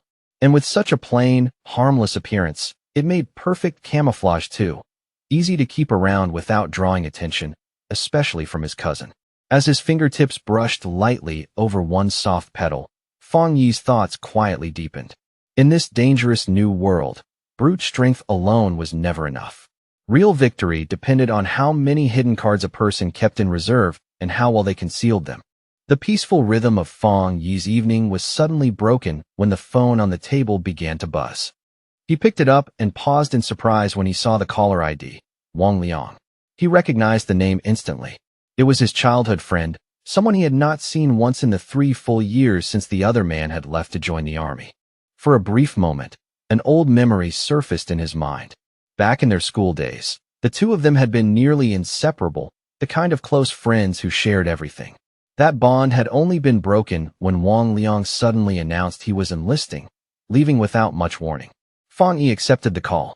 On the other end, Wang Liang's voice sounded bright and familiar, full of easy cheer, as he asked whether Fang Yi was back in town and invited him out for a drink at their old place. The sudden invitation caught Fang Yi completely off guard. Wang Liang only laughed at his reaction and added that he had a big secret to tell him, one shocking enough that Fang Yi had better prepare himself before hearing it. But beneath the surface of that warm, nostalgic invitation, the reunion was not simple at all. It was a trap arranged in advance, and the truth became clear the moment the call ended and the scene shifted away from Wang Liang. He was sitting in a dimly lit room, speaking to a hard-faced woman in a high-ranking military uniform. Her long red hair and scarred, intimidating features made her presence feel even sharper. Su Qingying was seated there as well. Wang Liang respectfully reported that he had done exactly as instructed. Then, after a brief hesitation, he made one personal request. If Fang Yi turned out not to be the person they were seeking, they must guarantee his safety. The red-haired officer tapped one finger against the table again and again, her growing impatience obvious in the sharp, steady rhythm. Her response was cold enough to freeze the room. She dismissed Wang Liang's concern outright and ordered him to focus on his mission without doing anything extra. Then, with chilling indifference, she added that if Fang Yi proved to be the wrong person, Wang Liang could simply treat it as his friend's punishment. Later, at a quiet bar filled with low music and dim yellow light, Fang Yi and Wang Liang raised their beer glasses and clinked them together. They sat across from each other and drank while catching up on the 3 years they had spent apart. As Fang Yi watched him talk, he noticed that his old friend had changed a great deal. Wang Liang seemed far more mature now, and just from that alone, Fang Yi could guess that military life had not been easy on him. Wang Liang spoke first about his own time in the army, casually sharing bits of what he had gone through before finally turning the question back on Fang Yi and asking how he had been living. Fang Yi kept his answer simple, saying only that he was doing fine and had gone to college. As he slowly drank his beer, Fang Yi's thoughts drifted back to his previous life. In that chaotic era, events had spiraled so quickly and violently that he had never gotten the chance to meet Wang Liang again. He remembered thinking that Wang Liang, as a soldier thrown into that merciless world, had most likely died in some nameless battle no one would ever remember. And because of that, Fang Yi could not help wondering whether this second life might allow him to change his old friend's fate. After a while, Wang Liang shifted the conversation. His tone lost its earlier ease and became noticeably heavier. Looking at Fang Yi, he asked whether he had seen anything strange lately, things like zombies, monsters, or creatures that felt as though they had stepped right out of a movie. Fang Yi became alert at once. Someone in the military knowing about the spiritual energy revival was not surprising in itself, but the directness of the question made it feel less like curiosity and more like a test. It was as if Wang Liang had come to gauge exactly how much he knew. Keeping his face blank, Fang Yi chose to play dumb and simply asked what Wang Liang was trying to say. Wang Liang let out a quiet sigh and said he was not trying to comfort him, but to warn him. In a low voice, he told Fang Yi that before long, all the things people once valued, education, wealth, status, reputation, would lose their meaning. The entire order of the world was about to be overturned. Fang Yi listened without interrupting, his expression giving away nothing at all. He only stared down at the empty glass in front of him, calm and unreadable, as though he were weighing every word in silence. He knew clearly that ordinary soldiers were bound by strict secrecy and were not allowed to leak anything about the spiritual energy revival. That alone confirmed what he had already suspected. The military had marked him as someone worth watching, and Wang Liang, his own childhood friend, had been sent here to probe him. Seeing Fang Yi stay silent, Wang Liang tried to reassure him in a softer voice. He said there was no need to panic and that as long as Fang Yi did not expose anything, he would be fine. But Fang Yi understood what was really happening beneath those words. Even while pretending ignorance, Wang Liang was still trying to protect him. Risking military discipline, he was using this chance to give Fang Yi a sincere warning about the dangerous changes approaching. Their conversation ended abruptly when Wang Liang's phone began vibrating sharply and repeatedly, the urgency impossible to miss. He answered at once, and a furious voice on the other end barked an order for him to return to his unit immediately and report to the target location within 10 minutes. Wang Liang instinctively straightened like a soldier on parade and accepted the order without hesitation, while Fang Yi watched everything in silence. The moment the call ended, Wang Liang shot to his feet. He apologized quickly to Fang Yi, saying he had an urgent mission and would not be able to stay any longer or even walk him home. But just as Wang Liang was about to leave, Fang Yi suddenly stopped pretending.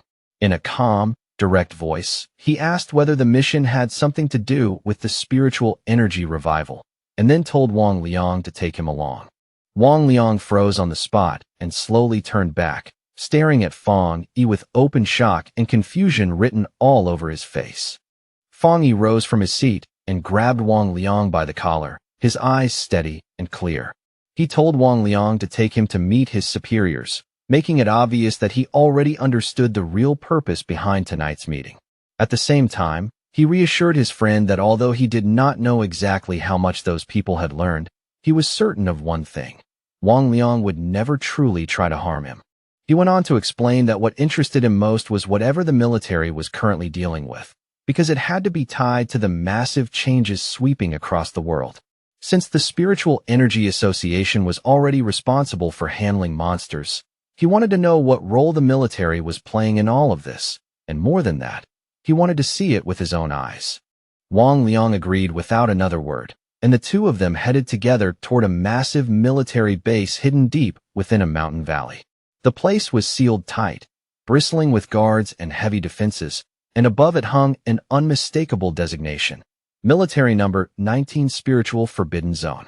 As they drew closer, Fang Yi immediately felt the spiritual energy in the surrounding area pressing against his skin like a physical force. It was so dense and concentrated that he instantly judged it had already surpassed the level of an ordinary pollution zone. Before he could study it further, a squad of soldiers intercepted them, and one of them sharply ordered Wang Liang to return to his assigned team. After a brief but careful identity check, the soldiers granted Fang Yi access to the base. He was then escorted inward through a brilliantly lit corridor, its cold walls and sterile brightness making the entire place feel even more tense and secretive. Inside the military base, Fang Yi and Wang Liang were brought into an enormous training ground that felt more like a hollowed-out cavern than an ordinary combat facility, vast and oppressive under the harsh lights. There, a large group of soldiers was locked in a frantic, life-or-death battle. Blue energy crackled across their bodies as they struggled to contain a monstrous black creature covered in jagged spikes, its single glowing red eye burning with savage malice.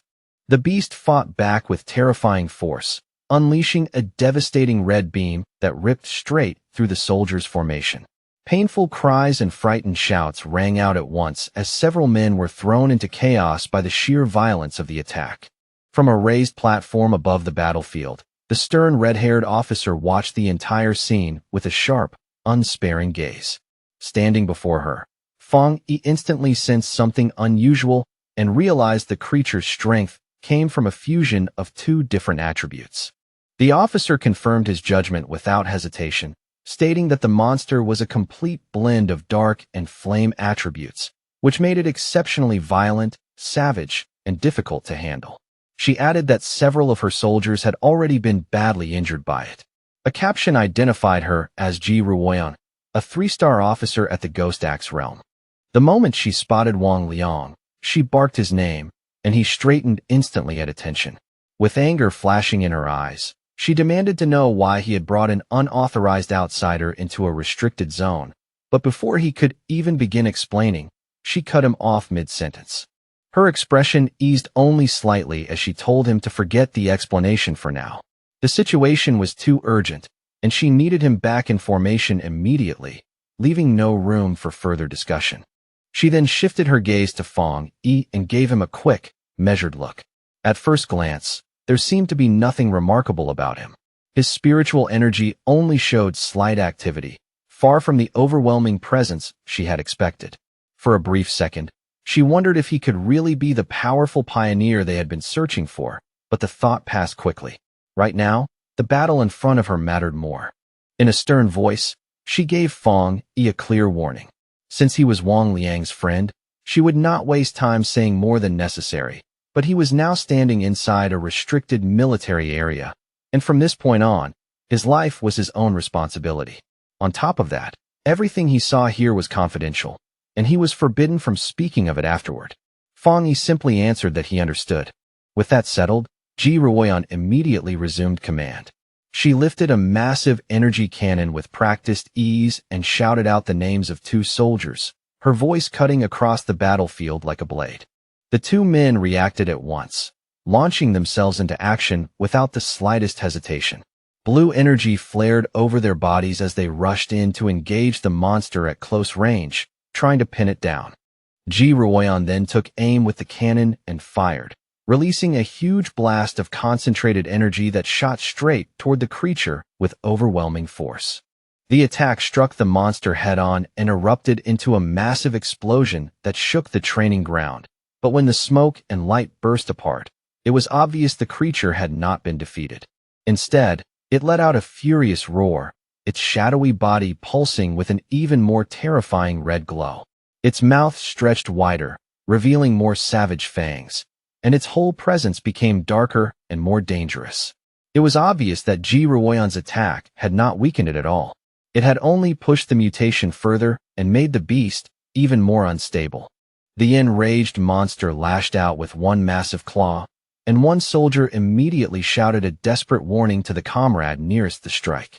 The other soldier managed to raise a defense in time and block the blow, but the impact was so violent that it still sent him flying backward through the air. Ji Ruoyan instantly took control of the situation, shouting for her team not to get careless and ordering everyone to widen the distance. She knew very clearly that they had to kill the creature before it could fully complete its evolution. Watching from the side, Fong Yi could not help feeling a trace of admiration. What he saw was not a disorganized group of fighters, but a disciplined unit of comrades who trusted one another completely. Their coordination was tight, their movements were clean, and every person clearly understood their role. He knew that each individual mattered, and when they worked together like this, they could release a force far greater than what any one of them could achieve alone. That thought, however, was shattered almost immediately when Fong Yi sensed the monster's power surging upward at a frightening speed, far faster than before. His expression changed at once, and he shouted for them to run, warning that in its current state, they were no longer a match for the creature. But his warning was swallowed by the chaos of battle. In the next instant, the monster unleashed a huge blast of dark purple energy that blasted through the area and sent the soldiers flying in all directions. Even then, Ji Ruoyan refused to retreat. Her eyes hardened as she ordered the squad to raise their alert level immediately and upgrade the mutation level classification of the restricted area. With a furious roar, she gave the harsh order that no one was allowed to fall back. But by then, it was already too late. The monster's transformation was complete. It had become a towering demonic beast wrapped in black and crimson flames, its eyes glowing with pure viciousness. One terrified soldier shouted the truth aloud. The evil dog had fully fused with the dark attribute and completed its mutation. The creature's single eye, now blazing like a burning red orb, slowly shifted and locked onto a fresh target. Its gaze fixed directly on Wang Liang, who could only stand there and stare back, his whole body frozen by sudden terror. The moment the monster prepared to attack, both Ji Ruoyan and Fong Yi reacted with horror. In the same instant, they realized with a sharp jolt that Wang Liang was now standing right on the edge of death. Just as the fully evolved monster lunged forward in an explosive burst of power, one soldier was violently hurled backward by the surge of energy, his body thrown aside like it weighed nothing. Ji Ruoyan shouted immediately for everyone's attention, announcing that the C-level evil dog had now fully mutated and must be reclassified as a B-level threat. That meant their entire battle plan had to change at once. The soldier who had been smashed to the ground coughed violently, spraying out a mouthful of blood as he struggled to breathe. Fong Yi rushed over without hesitation, catching the injured man and steadying him as he asked if he was still all right. The wounded soldier forced out an explanation through the pain. He said he had been trying to channel spiritual energy into the monster's restraining collar, but the moment the creature evolved, the device exploded violently in response. Even while coughing up thick black liquid, the soldier still tried to act tough. He told Fong Yi not to worry about the officers of Restricted Area 19, clearly trying to stay brave despite how badly he was hurt. Fong Yi could only stare at him with a dark, grim expression, anger and frustration building silently in his eyes. Realizing that her ordinary weapons had become useless against the newly evolved monster, Ji Ruoyan let her heavy energy cannon fall to the ground with a hard metallic thud. She stepped forward in front of her remaining soldiers, her posture still firm and her resolve completely unshaken. Then she gave a final order, desperate but unwavering. No matter what price they had to pay, even if it cost them their lives, they could not allow this B-level mutation to break out of the restricted zone and escape. But just as Ji Ruoyan and her team were preparing to make their final stand, Fong Yi suddenly stepped forward and placed himself directly in front of her, blocking her path without the slightest hesitation. Ji Ruoyan demanded sharply to know what he thought he was doing, but Fong Yi did not answer her at all. His hand and eyes began to glow with a brilliant blue light, and arcs of raw lightning started snapping and crackling around him. It was instantly clear to everyone present that he was about to enter the fight himself. Wrapped in violent blue lightning, Fong Yi looked at the monstrous creature with open contempt. His eyes shone with power as he mocked it coldly, questioning just how tough it really thought it was. Then he moved. Fong Yi charged straight toward the mutated beast, his arm blazing like a bolt of blue energy as he drove directly for the creature's head. The instant he connected, a massive explosion of divine thunder erupted outward. The impact was overwhelming, and the monster was completely swallowed by the violent burst of lightning. The force of that single strike created a brutal shockwave that blasted across the battlefield, and sent nearby soldiers stumbling and flying backward. One stunned soldier could only mutter in disbelief, realizing that this was the same B-level monster their commander, Ji Ruoyan, had not been able to suppress alone. Yet Fang Yi had just overwhelmed it head-on. Equally shaken, Wang Liang turned toward Ji Ruoyan and asked if his friend really was the person they had suspected all along. With a grave look, she confirmed that their judgment had been correct. There was no doubt anymore. Fang Yi was the pioneer known as the Tyrant. Fang Yi stood calmly before the beast, his figure steady and unmoving.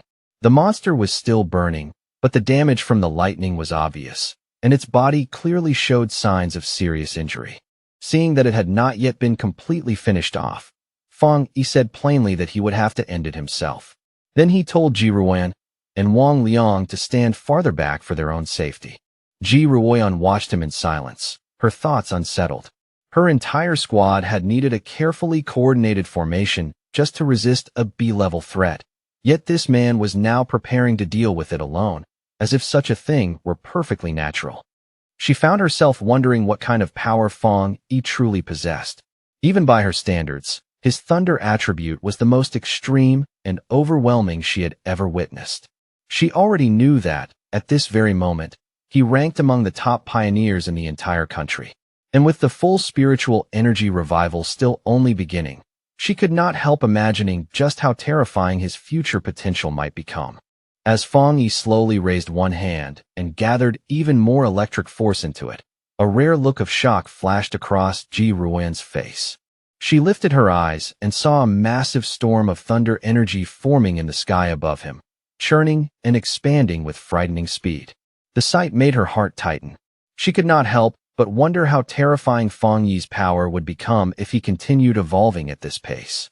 Then, with one final step forward, Fang Yi released the full might of his thunder attribute without holding anything back. A gigantic pillar of brilliant blue lightning exploded upward from the very spot where the monster stood, tearing through the battlefield in a dazzling display of power. In that moment, the force he unleashed fully lived up to his codename, the Tyrant. As the blinding light of the attack slowly began to fade, Fang Yi's eyes still crackled with strands of leftover electricity. Yet behind that violent energy, his expression remained calm, focused, and completely steady. The surviving soldiers could only watch in stunned terror. One of them muttered to another that the sight alone made his whole body tremble. He could endure the monster's corrosive dark power through training and grit, but this thunder was something else entirely. Pure destruction, wild and absolute, on a level that felt overwhelmingly terrifying. When the dust and sparks finally settled, Fang Yi casually turned and gave Wang Liang a thumbs up, announcing as if it were nothing that the threat had already been dealt with. Wang Liang rushed over at once, shouting in relief that Fang Yi had nearly scared him to death. Overjoyed and still shaken, Wang Liang gave his friend a playful punch on the shoulder and laughed loudly, saying he never would have guessed that his old buddy had become this ridiculously powerful. But the light mood soon softened into something more serious. Wang Liang apologized, admitting that he had suspected Fang Yi might be a pioneer, but still had no choice except to follow orders. Fang Yi brushed it off with an easy response, asking why Wang Liang was acting so formal after they had been apart for only 3 years, and made it clear that he understood the situation. Their long-delayed reunion was interrupted when Ji Ruoyan began walking toward them from across the battlefield. She stopped in front of Fang Yi and formally thanked him for stepping in to help, even extending her hand toward him as a sincere gesture of respect. With a faint, relaxed smile, Fang Yi accepted her gratitude without any arrogance. He shook her hand and replied that it was no trouble, since he had mainly acted to save his friend in the first place. Ji Ruoyan then formally introduced herself as the warden in charge of Forbidden Area 019. She explained that because Fang Yi had effectively saved the entire base, she would need to file a proper report and asked whether he would be willing to leave his contact information. Fang Yi agreed without hesitation. Off to the side, Wang Liang watched in silent amazement, finding the whole scene strangely surreal. Seeing his famously tough commanding officer treat his childhood friend with such obvious respect felt almost unreal. Once the formalities were out of the way, Ji Ruoyan made a direct and serious offer. She told Fang Yi plainly that his strength already surpassed many of the military's own special pioneers, and on that basis, she formally invited him to join the army. At the same time, she admitted that an invitation from a single base warden like herself was probably not enough to truly move someone like him. Inwardly, she was still struggling to process the sheer scale of Fang Yi's strength. What shocked her most was the fact that he was also a 3-star Ghost Axe Realm cultivator, the same realm as her. Yet his combat power had already broken far beyond the normal limits of that level, making him feel less like a person and more like a monster in human form. Fang Yi calmly asked Ji Ruoyan whether she truly meant that she did not consider herself qualified to invite him. Carrying the pressure of her superior's authority and the reality of what she had just witnessed, she gave a straightforward answer and admitted there was nothing to deny. She went on to explain that the order to involve him had come from high command itself, and she was certain that sooner or later, people at that level would come in person to extend a formal invitation. Fang Yi let out a small laugh and told her there was no need to be so rigid or formal. Resting a hand lightly on his chest, he said with genuine sincerity that he truly respected all of them. In his eyes, not everyone had the courage to risk their lives for others. He admitted that this was the first time he had ever watched soldiers fight in real combat, and what he had just seen had honestly moved him. Touched by the sincerity in his words, Ji Ruoyan could only lower her tone and offer him a quiet, heartfelt thank you. Fang Yi then made an offer of his own. He told her that if they ever encountered trouble in the future, they could call on him for help, just as the military had always stood up for ordinary people like him in the past. But he added one important condition to that promise. They could not interfere with his personal cultivation, and they could not restrict his freedom.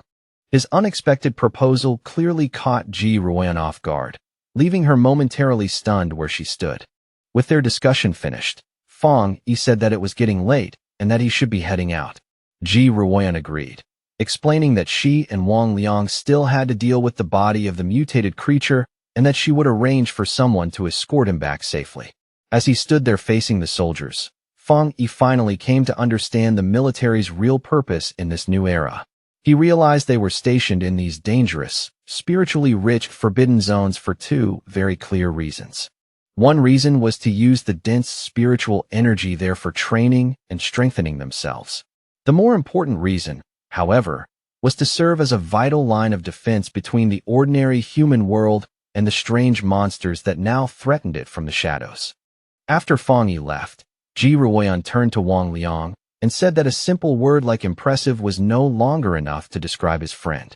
She was certain that what they had witnessed today was only a very small glimpse of Fang Yi's true strength. The fact that a pioneer could rise to such a terrifying level so quickly proved that Fang Yi possessed astonishing insight. In her view, he was a rare blend of luck, courage, judgment, and raw talent, all the qualities needed for someone destined for greatness. Seeing how deeply his commander respected Fang Yi, Wang Liang immediately grew excited and suggested that if Ji Ruoyan felt she was not the right person to recruit him, then maybe she should let him handle it instead, since he was Fang Yi's childhood friend. Ji Ruoyan, however, quickly dragged him back to reality with a sharp tap on the head, telling him to stop daydreaming, quit talking nonsense, and help clean up the mess. Wang Liang could only agree helplessly before being hauled off to work.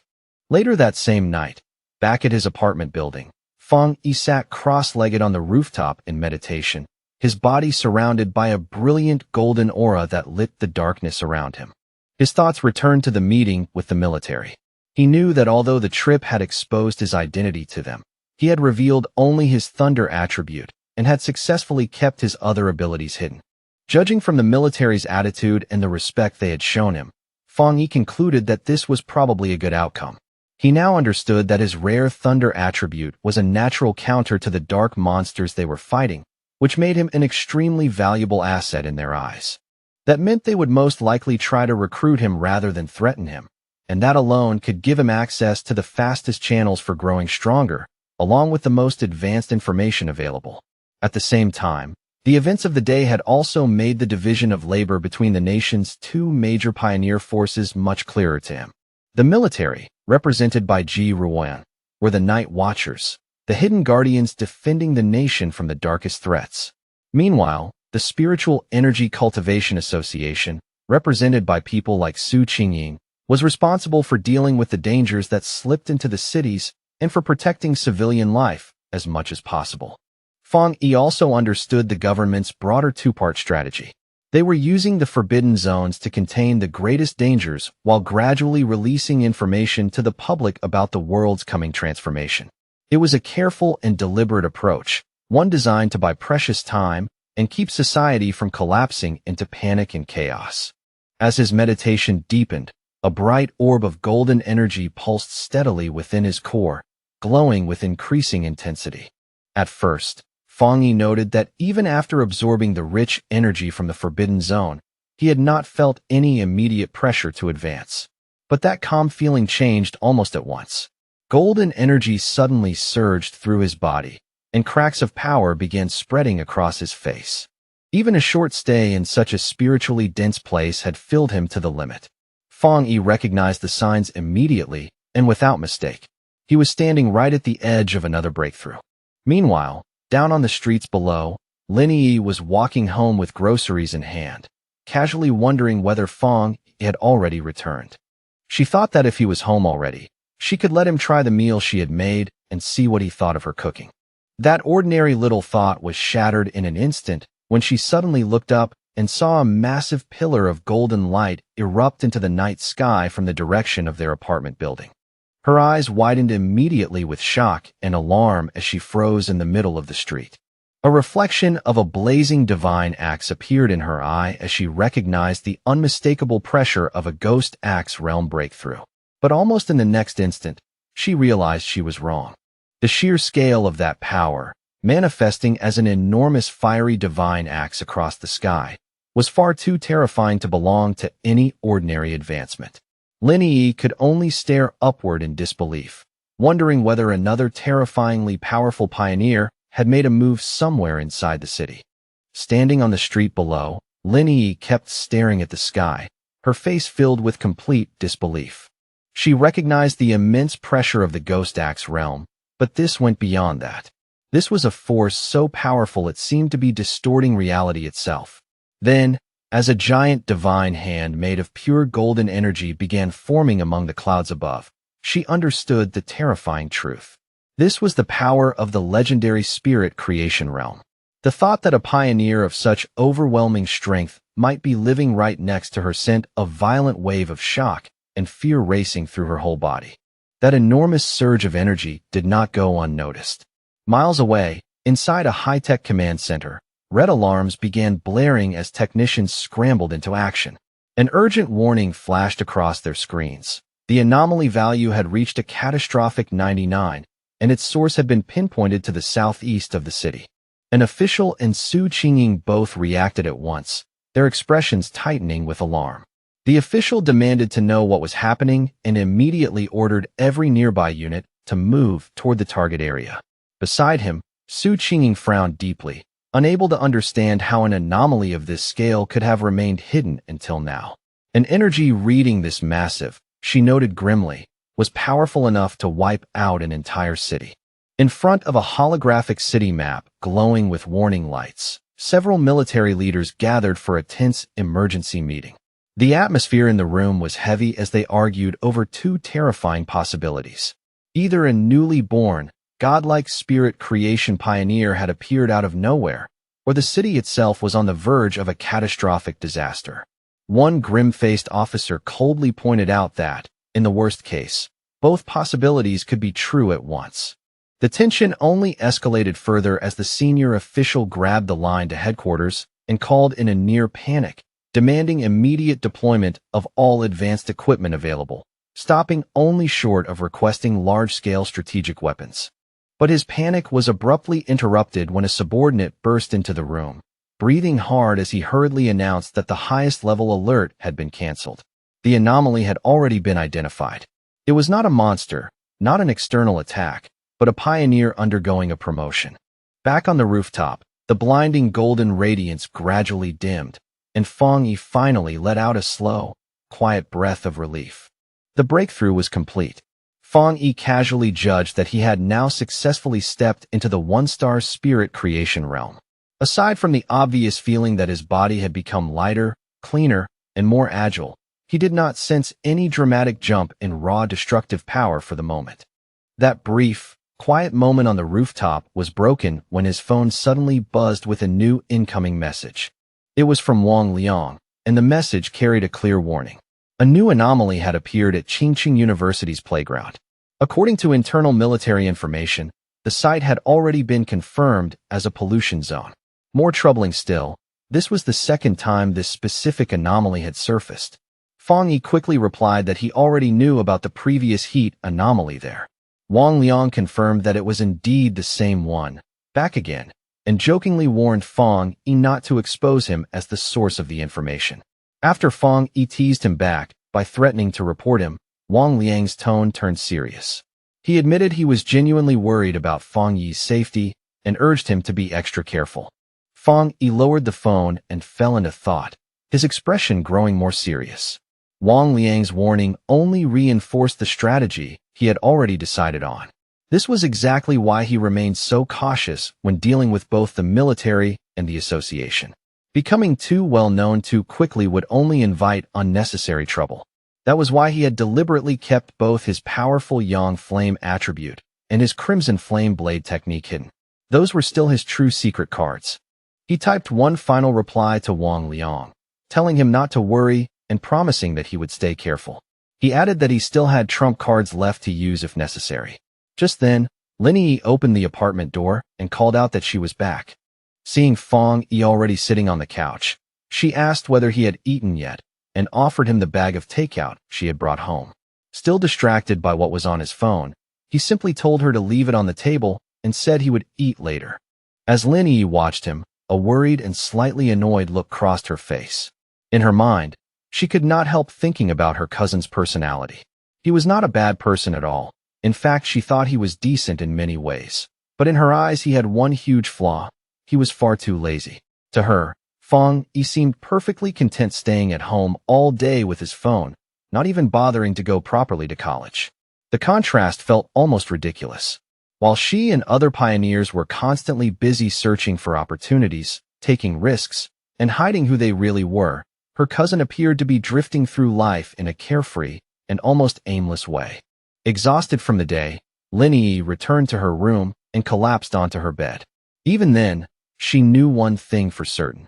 The news of that astonishing spirit creation pioneer who had appeared in their district tonight would spread everywhere like wildfire.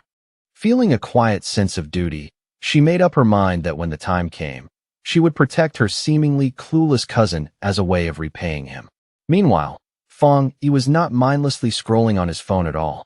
He was carefully studying the news Wang Liang had sent, which showed a raging fire tearing through Qingqing University's playground.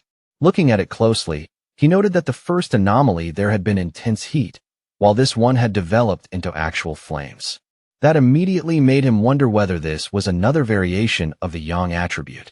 The video showed that the fire had ignited with shocking speed and was burning with terrifying intensity. Witness comments flooding online were filled with alarm, with some even asking whether special forces now had to be mobilized just to deal with an ordinary fire.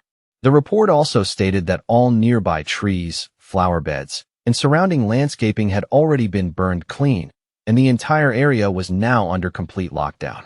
Fang Yi noticed that the video clip was short and ended abruptly, but even from that limited footage, it was obvious this incident was far more dangerous than the earlier university anomaly. He wondered what made this new Yang-related phenomenon different from the last one. Realizing he needed to see the place with his own eyes, he also understood that if he wanted access to the sealed area, he would have to contact his new military connection, Ji Ruoyan.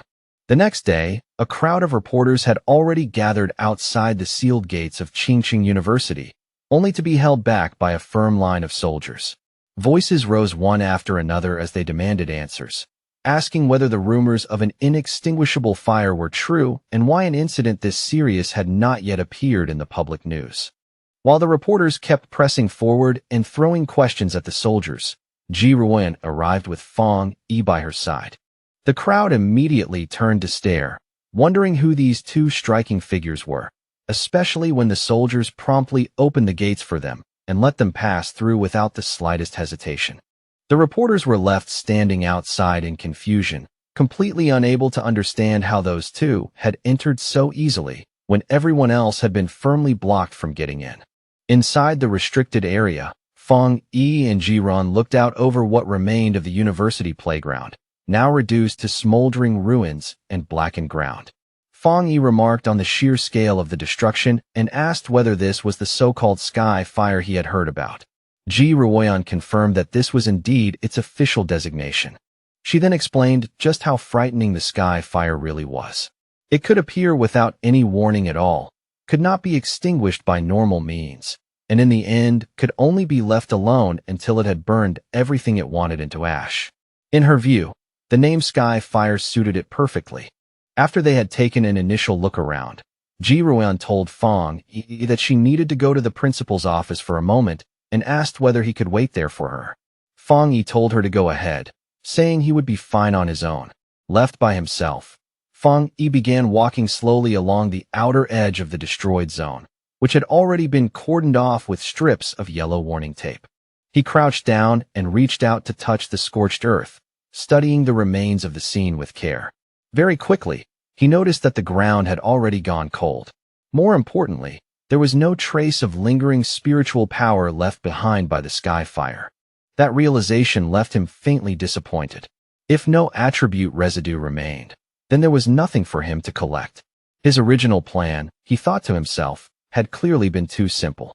His thoughts were interrupted without warning when a familiar voice suddenly called his name. Looking up, Fong Yi saw Chu Qingli standing on the nearby steps with another girl beside her. Surprise showed on Chu Qingli's face as she asked what he was doing there. The girl beside her, wearing glasses, immediately reacted when she heard his name. She turned to Chu Qingli and asked whether this was the ex-boyfriend she had mentioned before, the one who had ended up going only to a vocational college. Chu Qingli simply acknowledged that yes, it was him. The friend then gave Chu Qingli a smug little pat on the shoulder and looked at Fong Yi with open condescension. She told him that she understood he was probably here because he still could not let go of his ex, but with the gap between their lives now so wide, he should stop embarrassing himself and give up. Fong Yi could only look back at her in genuine confusion, almost unable to process the assumption. The very idea that he would still be hung up on Chu Qingli struck him as absurd. Not far away, other students had already started whispering as they watched the scene unfold. They wondered who the guy standing with the campus beauty Chu Qingli was and quickly guessed that he must be yet another hopeless admirer. Some pointed out that he did not look like a student from their university at all, while others complained about how campus security had somehow let an outsider slip inside. Chu Qingli's friend in glasses stepped forward again, this time openly aggressive. She told Fong Yi that Chu Qingli was now one of the school's great beauties and that he needed to think carefully about who he was and what he was doing. Countless men far better than him were already pursuing her, she said, and he did not even come close to ranking among them.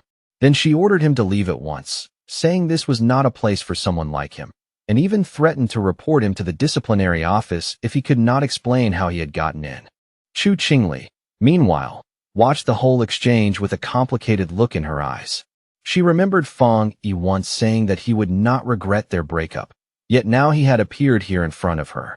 In her mind, she gradually convinced herself that his old indifference must have been an act, and that all of it had only been a brave front. Their awkward confrontation was interrupted when Ji Ruoyan returned and casually asked Fong Yi whether the girl in front of him was his friend. Chu Qingli was visibly startled by the sudden arrival of the imposing red-haired woman. Fong Yi answered coolly and dismissed the idea immediately, making it clear that they were only high school classmates and could not really be considered friends.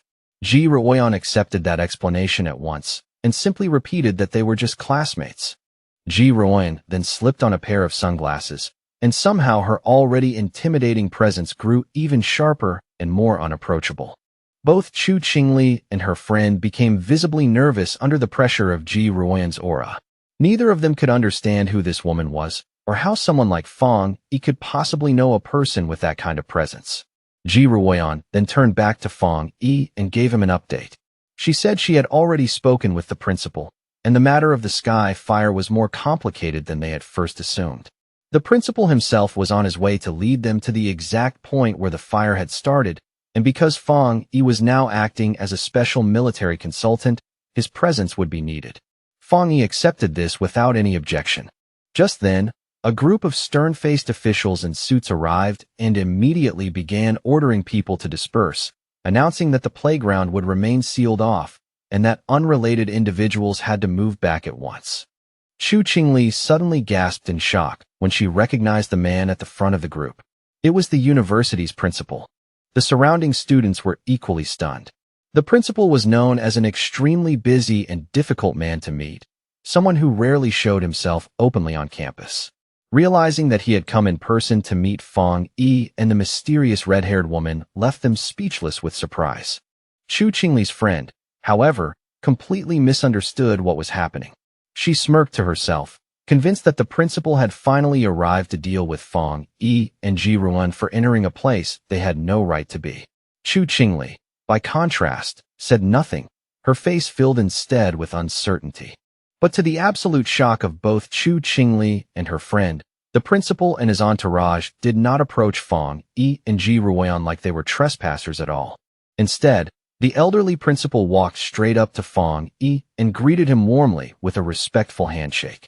He addressed Fong Yi as the consultant introduced by Ji Ruan and explained how worried he had been by the recent abnormalities at the school and by the threat they posed to the students. He openly expressed how relieved he was that they had come to help resolve the situation.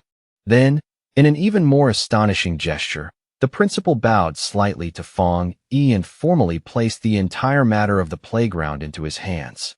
From where she stood, Chu Qingli could only stare with her eyes wide open, completely unable to process what she was seeing. In that instant, everything she thought she knew about her ex-boyfriend was shattered. At the same time, the principal's security team moved quickly to secure the surroundings, forming a human barrier and loudly ordering all unrelated students and bystanders to step back. As the crowd, including Chu Qingli, was pushed farther away, confusion rippled through everyone there. No one could understand why their highly respected principal was showing that level of courtesy, even deference, to someone so young. Buried within the crowd, Chu Qingli listened in silence as the students' opinions around her began changing almost by the second. People were now guessing that Fong Yi must have some extraordinary hidden identity to deserve treatment like this. Someone even recalled that only moments earlier, he had been dismissed as nothing more than Chu Qingli's ex-boyfriend or another one of her pursuers. Another voice in the crowd spoke up with a mix of shock and bitter amusement, pointing out how completely the situation had reversed. In their eyes, the gap had flipped so thoroughly that even if Chu Qingli were the one to chase after Fong Yi now, she still might not be able to win even a glance from him. Then the cruelest realization of all quietly settled over the scene.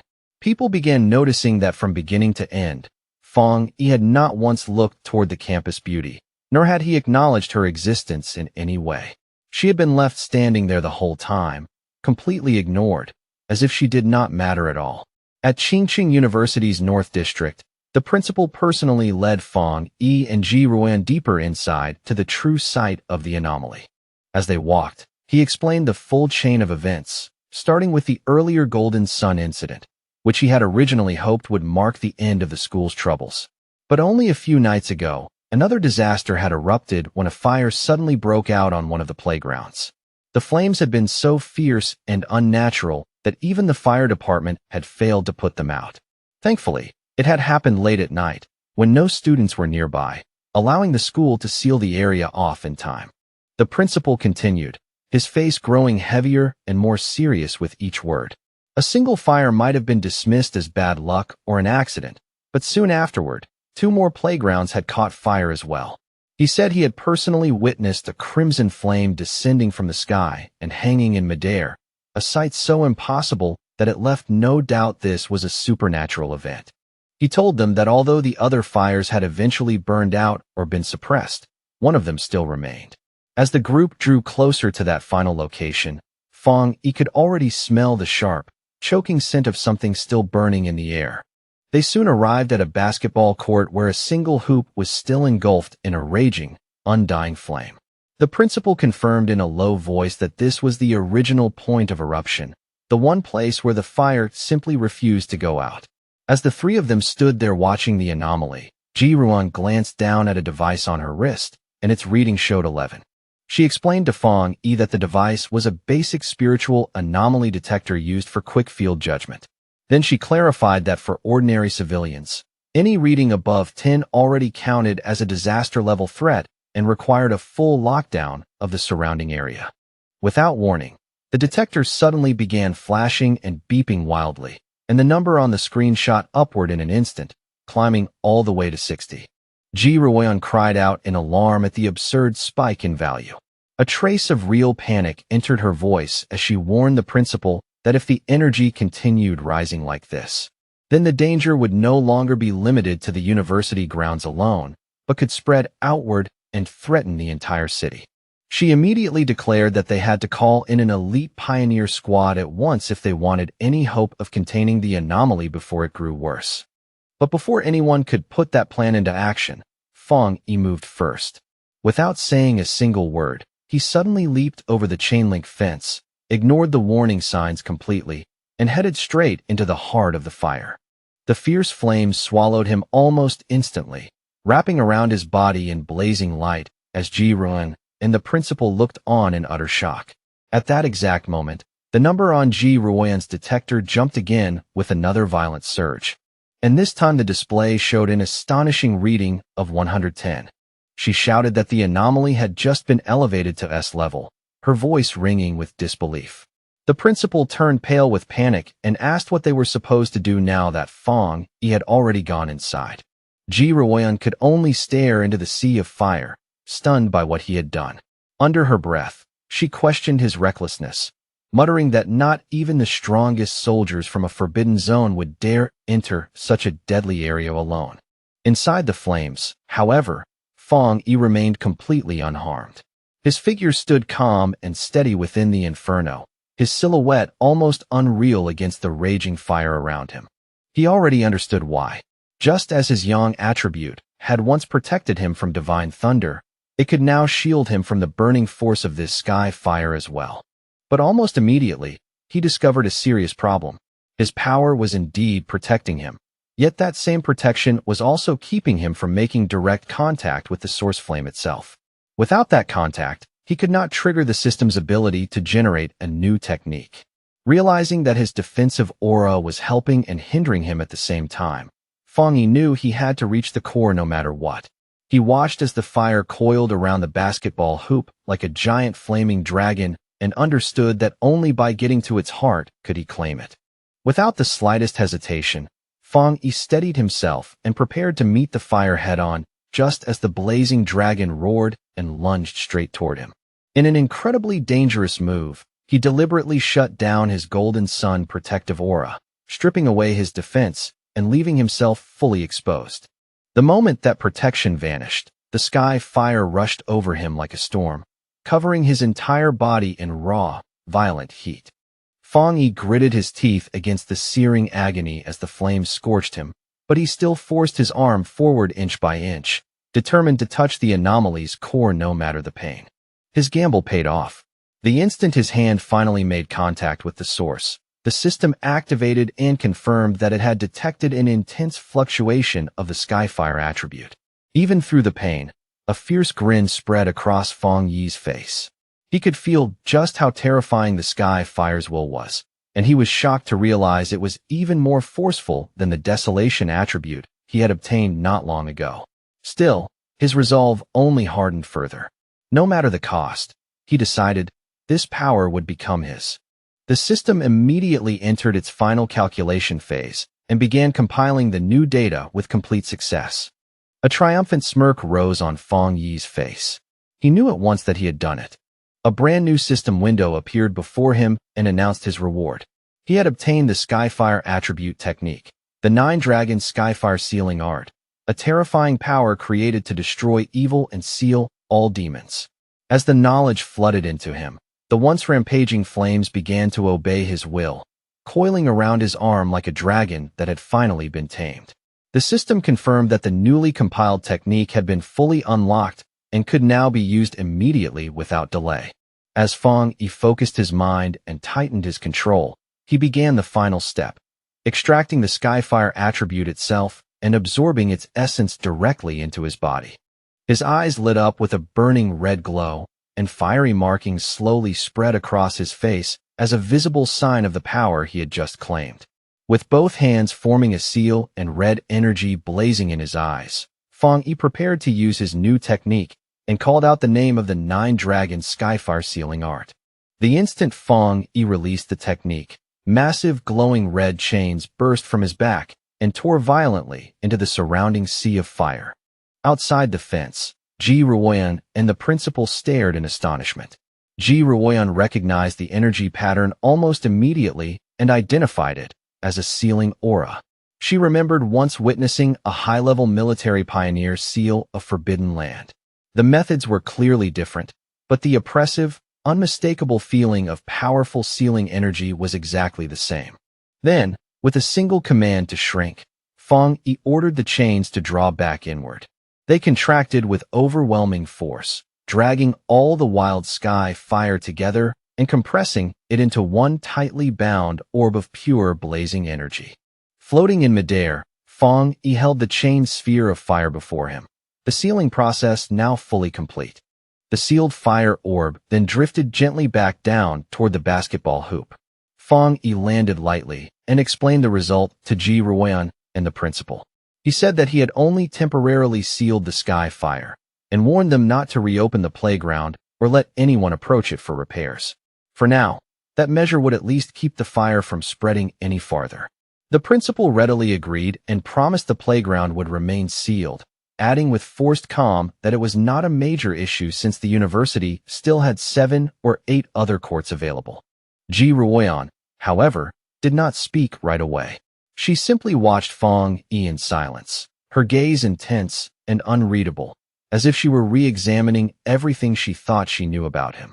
The principal, deeply impressed, remarked that Fang Yi even managed to sound humorous after doing something so extraordinary and offered any further help he might need. Ji Ruoyan, however, cut in before the conversation could continue, saying that she needed to speak with Fang Yi privately about a few things. The principal cheerfully excused himself at once, leaving the two of them alone by the sealed court. Once he was gone, Ji Ruoyan turned to Fang Yi and spoke in a direct, serious tone. She told him that he had hidden his true depth extremely well. Fang Yi tried to brush it aside casually, saying only that the sky fire had been troublesome and unusually powerful, but Ji Ruoyan saw through that excuse immediately.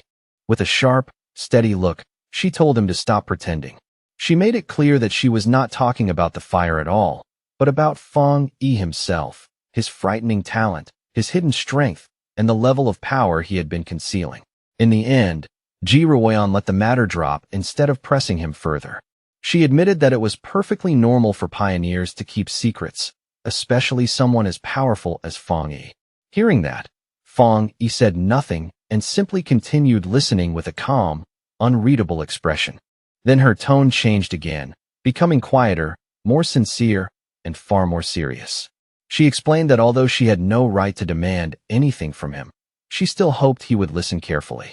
She painted a bleak picture of the future, a world descending into chaos, an era of violent change in which Xiagua would desperately need top-tier talents like him to survive what was coming.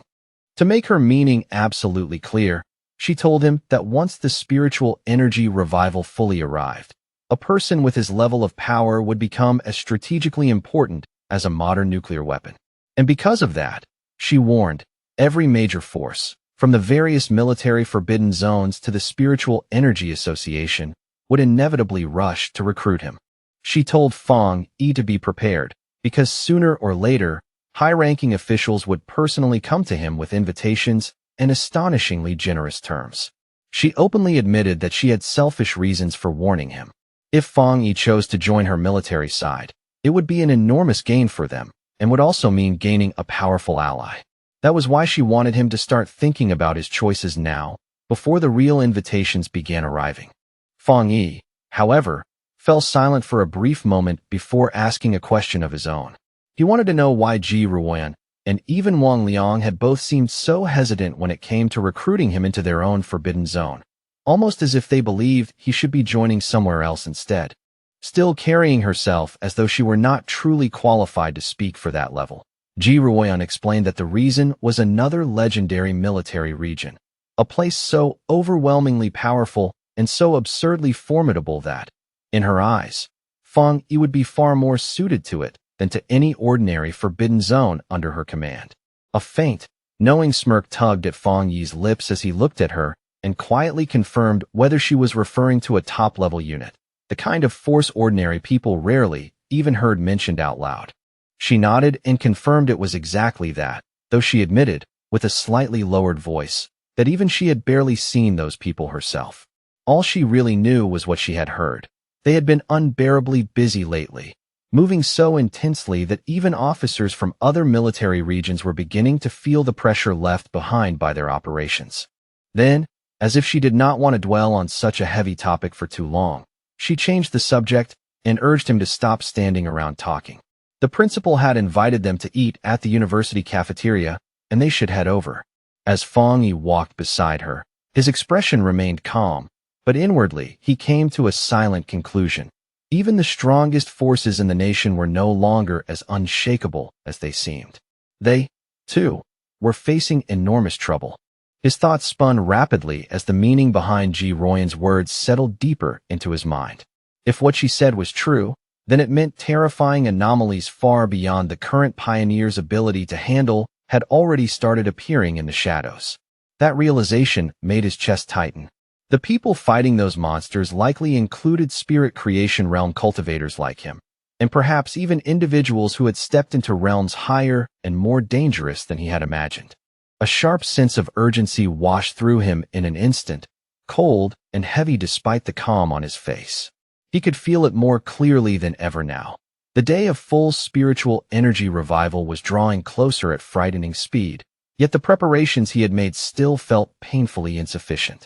Before long, his mind returned from that distant pressure to the problem right in front of him: how to make the best possible use of the Skyfire attribute he had just obtained. He carefully examined its nature in his thoughts. It was not an ordinary flame at all, but something violent, irregular, untamed, and voracious, a fire that consumed everything in its path and left absolutely nothing behind. The more he thought about it, the clearer it became. This would be the ideal weapon against anomalies that multiplied endlessly, regenerated again and again, or refused to die no matter how much damage they took. Then, all at once, a bright idea flashed through his mind like a spark catching dry tinder. The fierce, overbearing nature of Skyfire matched his crimson flame blade technique almost perfectly. Fang Yi could already picture the scene in his head, his sword wrapped in that savage new power, every strike carrying a far more terrifying destructive force than before. Just imagining it made his blood stir. If he truly merged the two, his combat style would be elevated to an entirely new level. Wanting to test this newly gained power as soon as possible, Fang Yi made his way toward the back mountain, the secluded place he often used for training whenever he needed silence, space, and freedom to unleash his strength. But when he arrived, he stopped in surprise. The familiar path had been blocked off, and in front of it stood a large warning sign declaring that the mountain was dangerous and that entry was strictly forbidden. He narrowed his eyes slightly and wondered who could have gone to the trouble of doing this. There had never been any monsters wandering around this area before, so that explanation made no sense. And as for the military, he doubted they could have discovered his private training ground this quickly. After thinking it through, he soon arrived at the most likely answer. The only group that both knew his habits and would do him this kind of quiet favor was the Spiritual Energy Cultivation Association. They had clearly handed this place over to him in all but name, turning it into a private training ground as a gesture of goodwill and a way to earn his favor. A small smile appeared on Fang Yi's face. Since they were being tactful, he decided he would tactfully accept. However, before that thought could settle, his expression shifted. His sharpened senses suddenly picked up the presence of someone, or something, that absolutely did not belong there. In that instant, Fang Yi realized that an intruder had somehow slipped onto the mountain without permission and was now hiding within the forested quiet. He focused for a moment and caught the trace of a familiar aura. It was extremely similar to the one he had sensed at the factory before, though this one was clearly weaker and less oppressive. Not far away, concealed among the dense trees and broken shadows, a monstrous creature shaped somewhat like a monkey crouched in silence. Its body was twisted and inhuman, and its glowing red eyes stared straight at Fong Yi with a feral, unnerving intensity. Fong Yi quickly noticed that this beast was not a mindless monster. It was clever enough to hesitate, to observe, and to weigh his strength instead of rushing forward recklessly. That alone made it more dangerous. With spiritual energy already gathering along his sword, he lifted the weapon slightly and decided this was the perfect chance to put on a real show of force.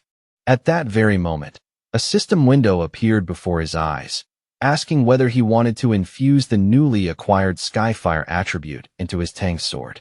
The system's description was brief but striking. Skyfire was a powerful light attribute, especially suited to destroying evil and purging corrupted beings. Fong Yi's gaze sharpened, fiery resolve filling his eyes. Without the slightest hesitation, he chose to accept. The moment the choice was made, his sword erupted with a towering column of crackling, endless flame. The fire roared upward with astonishing force, wild yet controlled in his hand. Fong Yi looked at it with an excited smirk spreading across his face, already eager to see what would happen when the endless power of Skyfire was combined with his crimson flame blade technique. His eyes shifted toward the mutant creature, and his intention became simple and direct. This thing would serve as the very first test subject for his new power. Without wasting another breath, Fong Yi swung and unleashed a massive firestorm toward the monster, the attack bursting forward with overwhelming heat and violent momentum. The creature was completely caught off guard. Its red eyes widened in instant terror, and before it could properly dodge, the storm of flames swallowed it whole.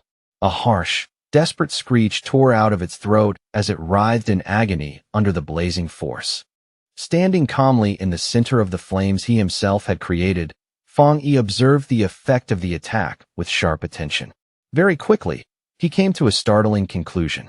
The energy released by this strike was now at least double what it had been before, perhaps even triple. More importantly, despite being surrounded by those violent flames, he felt no injury at all.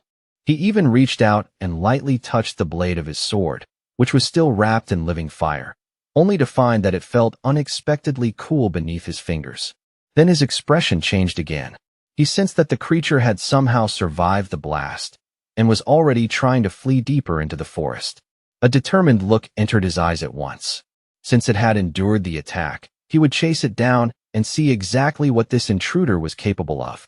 Meanwhile, elsewhere in the same forest, a young woman with curly red hair was happily live streaming with her phone mounted on a selfie stick, completely unaware of the danger creeping closer around her.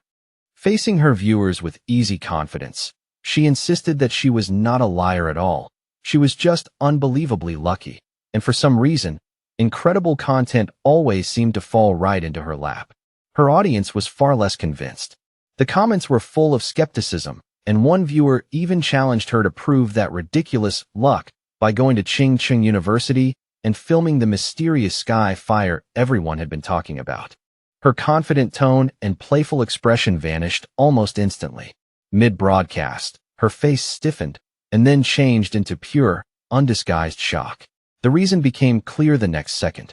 The monkey-like monster that had escaped from Fong Yi suddenly burst out of the woods and lunged at her with savage force, attacking without warning.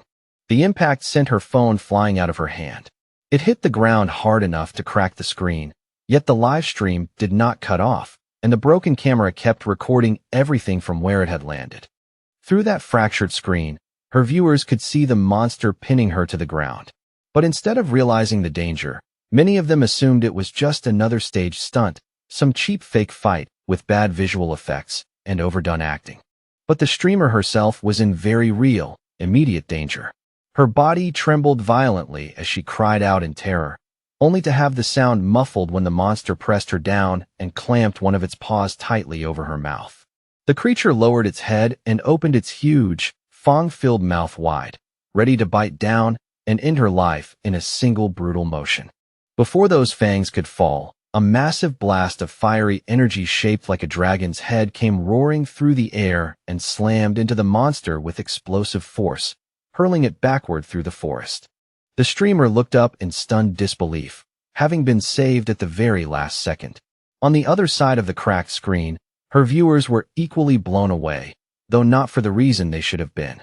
Instead of understanding the life-and-death danger, they were amazed by what they thought were unbelievably realistic fire dragon special effects. The sudden drama, the fear, and the impossible visual spectacle sent the livestream's popularity soaring on the spot, and her viewer count shot past 13,000 people in a rush. Still shaking from fear, the streamer instinctively turned her head and looked over her shoulder, her voice trembling as she asked who was there. Panic still lingering in every movement, she hurriedly scrambled across the ground and snatched up her fallen phone. Once back on her feet, she pointed the damaged camera toward the source of that fiery attack. What she saw made her voice rise in disbelief as she shouted to her audience that she had caught it on camera. There was really someone standing right inside the raging fire. The lens captured the dark silhouette of Fong Yi standing completely unharmed within the flames, motionless and imposing like something out of myth. In her terrified, overwhelmed, and half-dazed state, the streamer could only come to one conclusion.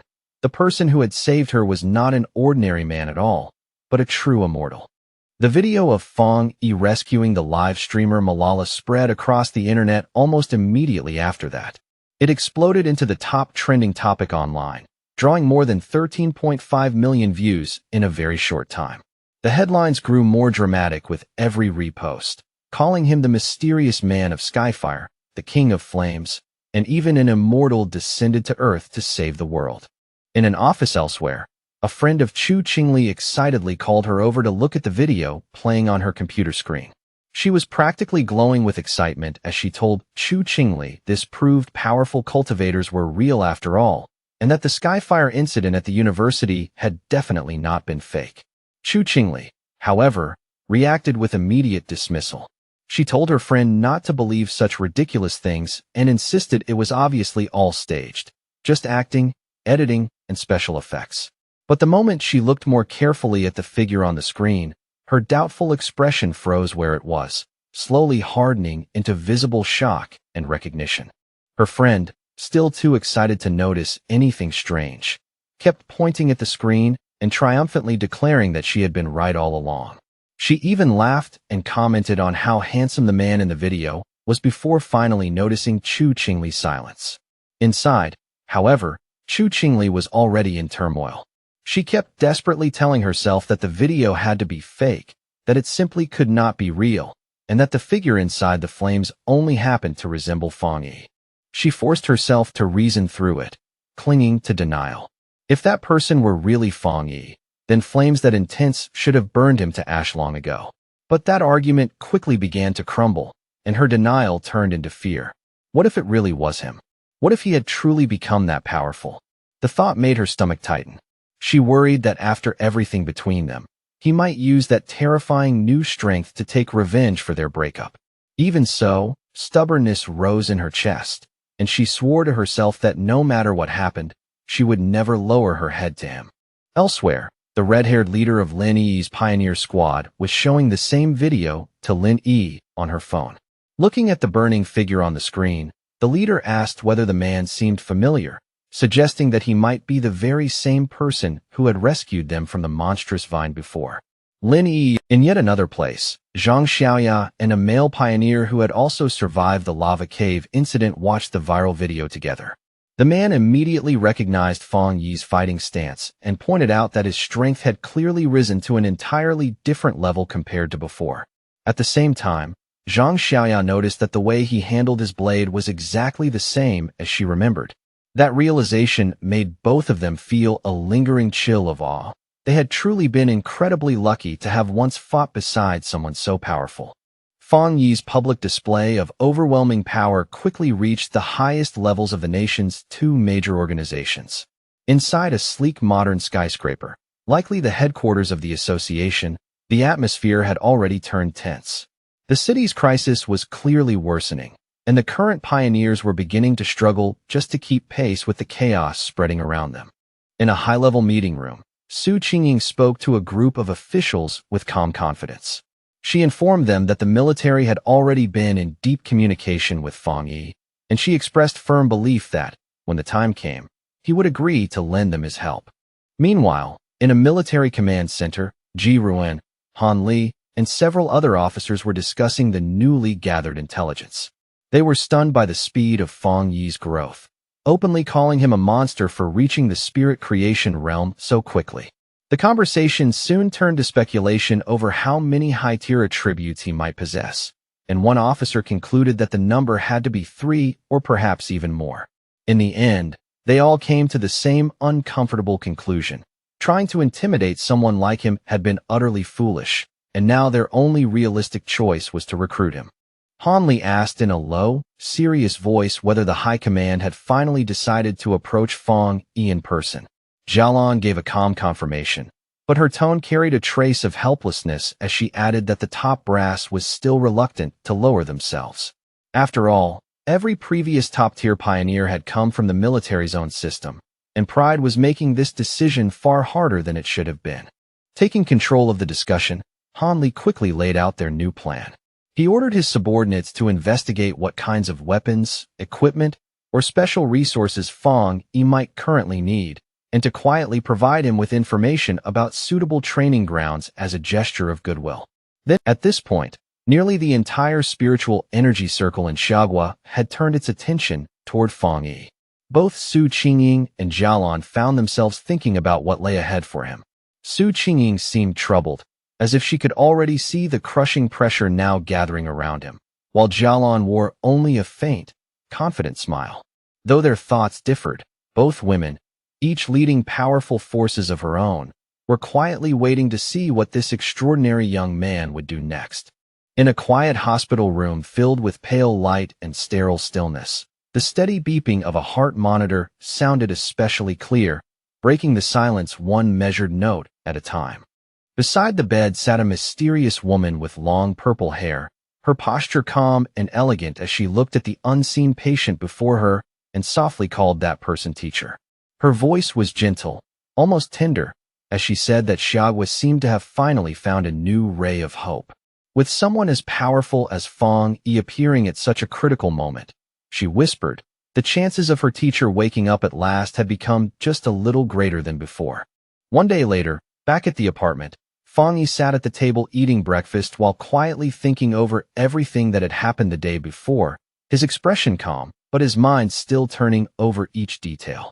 As he ate, he reflected on how the fight on the back mountain had somehow spread across the internet overnight, all because one reckless live streamer had sneaked into the restricted area in search of views and excitement. Between bites, he casually checked the aftermath and noticed that the video had already been wiped clean from the internet, while the streamer's account had been banned altogether. He immediately guessed who had done it.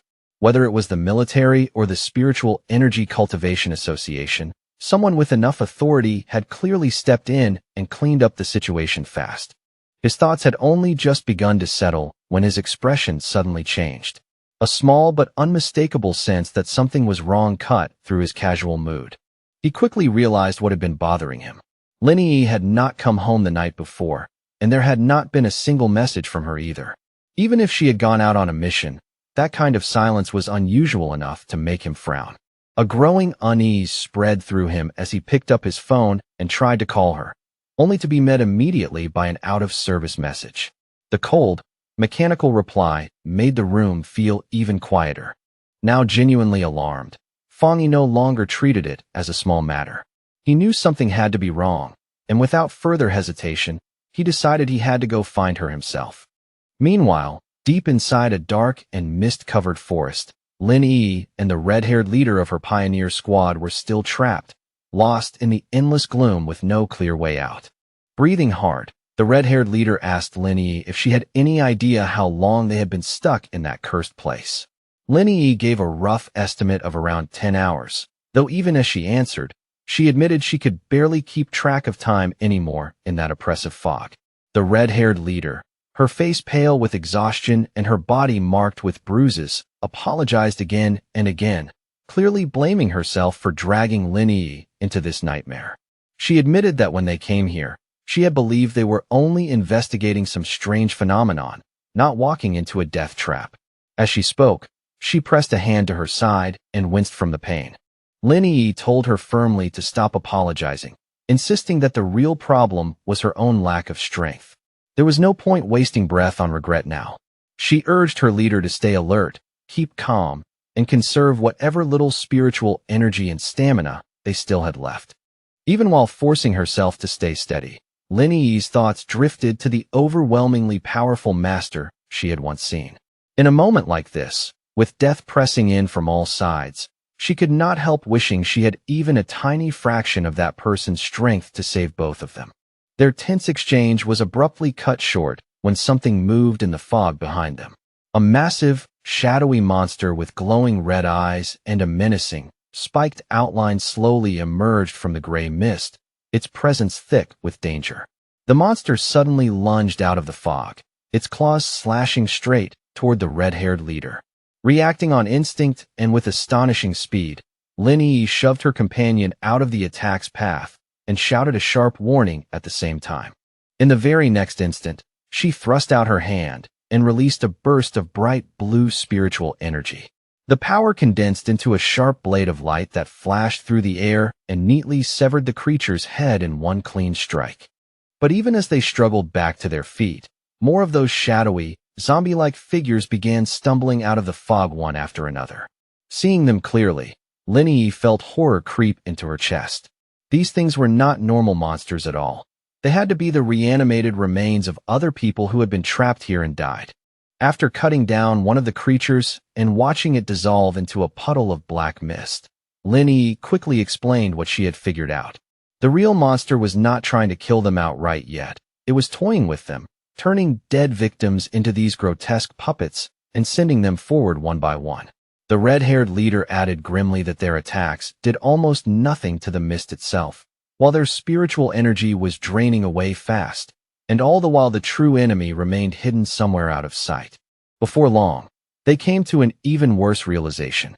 They were trapped inside some kind of illusion or domain created by the monster, a swirling gray world where the enemy seemed almost impossible to defeat. It was not rushing to finish them. It was simply waiting, letting exhaustion and fear slowly wear them down until resistance became impossible. A bead of sweat slid down the red-haired leader's face as the full weight of their hopeless situation finally sank in, and for a brief moment, even her expression showed cracks of real fear. Then, without warning, the sky above them split open. From that tear appeared a single enormous blood-red eye, staring down at them with terrifying malice. The sight was so grotesque and sudden that the red-haired leader screamed Lin Yi's name in panic. The eye was not simply watching them. It was a disgusting, pulsing mass of flesh that began to writhe, bubble, and multiply right before their eyes, splitting apart into numerous smaller, wet, slimy eyeballs that hovered in the air. Driven by anger, fear, and pure desperation, the red-haired leader snapped. She rushed forward and furiously hacked at the flying eyeballs, chopping several of them apart in a frantic, almost reckless frenzy. Lin Yi, however, felt the shift in the creature's energy almost immediately. Her face tightened as she sensed the atmosphere changing, and she urgently warned her leader not to act carelessly. The hidden enemy was no longer content to toy with them. It was finally beginning to lose patience. The giant main eye responded at once, firing a concentrated blast of red energy straight at them. Lin Yi reacted just in time, raising a crystal barrier in front of them, but the force that slammed into it was terrifyingly heavy. The barrier shattered under the impact, and in the blink of an eye Lin Yi found herself separated and alone, swallowed by heavy darkness and surrounded on all sides by dozens of glowing red eyes. In that suffocating moment, she felt hope draining away and could not stop herself from wondering whether this was really how she was going to die. Trapped inside the monster's dark domain, Lin Yi felt shadowy tendrils slowly wrap around and consume her body. She could no longer hear the red-haired leader's voice at all, and that silence made the truth clear.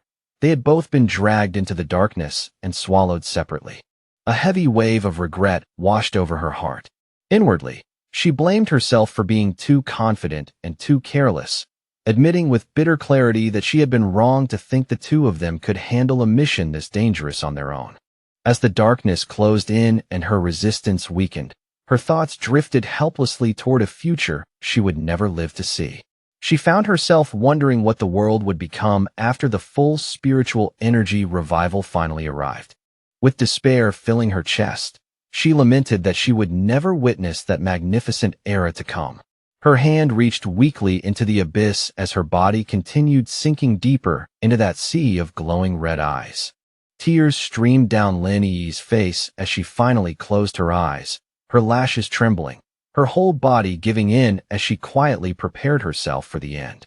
Just when all hope seemed to have completely vanished, a massive explosion of brilliant blue light suddenly erupted, ripping through the darkness with overwhelming force and tearing the domain apart. A figure burst through the shattered shadows, wrapped in an immense aura of crackling blue energy that lit the entire space like lightning brought into human form. It was Fong Yi. His eyes shone with power, and even in that urgent moment he muttered to himself that he had almost arrived too late. There was relief in the thought, but only just barely. Lin Yi stared at him in complete shock, tears still clinging to her cheeks as recognition hit her all at once.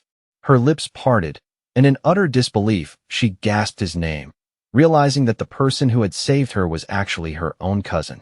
Without pausing, Fong Yi raised his power and unleashed a violent blast of divine thunder, smashing through the monster's shadowy domain and completely shattering the false darkness that had trapped them.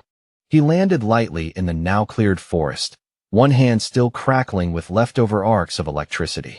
Both Lin Yi and her unconscious leader had been saved. Lin Yi could only stare at him, her mind in total chaos as the truth overturned everything she thought she knew. Her seemingly ordinary, lazy cousin was in fact an unbelievably powerful pioneer. But the battle was not finished yet. From the shadows behind Fong Yi, the anomaly's true body finally revealed itself, a grotesque, fleshy orb covered in multiple eyes and radiating something deeply unnatural. Lin Yi snapped out of her daze at once and shouted a desperate warning, telling Fong Yi that the creature's real body was right behind him. Fong Yi, however, showed no sign of panic. Golden red skyfire ignited in his hand, bright and fierce, while a confident smirk slowly spread across his face as though the situation was completely under his control. To him, this was not a crisis at all, but a perfect chance to test how his newly acquired power would perform against a creature with a dark attribute. He moved instantly, leaping into action and unleashing his Crimson Flame Blade technique with smooth, practiced force. This time, the attack was no longer the same as before. Empowered by the inextinguishable force of Skyfire, the technique exploded outward and completely engulfed the monster in a raging sea of divine fire. The creature let out one last agonized, piercing shriek as the divine flames burned through it completely, erasing its resistance in a final burst of suffering. When the battle finally settled, the red-haired leader slowly regained consciousness. Blinking in confusion, she found herself sitting safely on the ground beside Lin Yi, surrounded by a protective ring of flames. The heat looked terrifying, yet somehow it did not harm them. Dazed and frightened, she asked Lin Yi if they had died and been dragged down to hell together with the monster.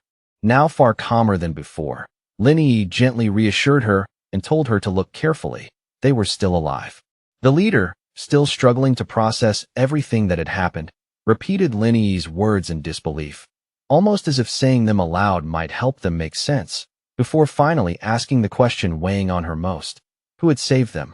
As the protective flames gradually died down, Fong Yi casually walked over toward Lin Yi and her leader with a small, easy smile on his face, as though what had just happened were nothing too serious. He told them the problem had already been taken care of, and then, noticing the time, casually remarked that they probably had not eaten breakfast yet. The red-haired leader stared at Fong Yi, and her eyes widened little by little as sudden recognition spread across her face, the memory clearly snapping into place. She shot to her feet in one quick motion, her whole face lighting up with pure excitement and awe. Pointing straight at Fong Yi, she exclaimed that he was the same person who had saved them back in Yanghua Town from the monstrous death vine. Fong Yi could only blink in mild surprise, thinking to himself that he had been recognized far more easily than he expected. Lin Yi was left completely dumbfounded by this fresh revelation.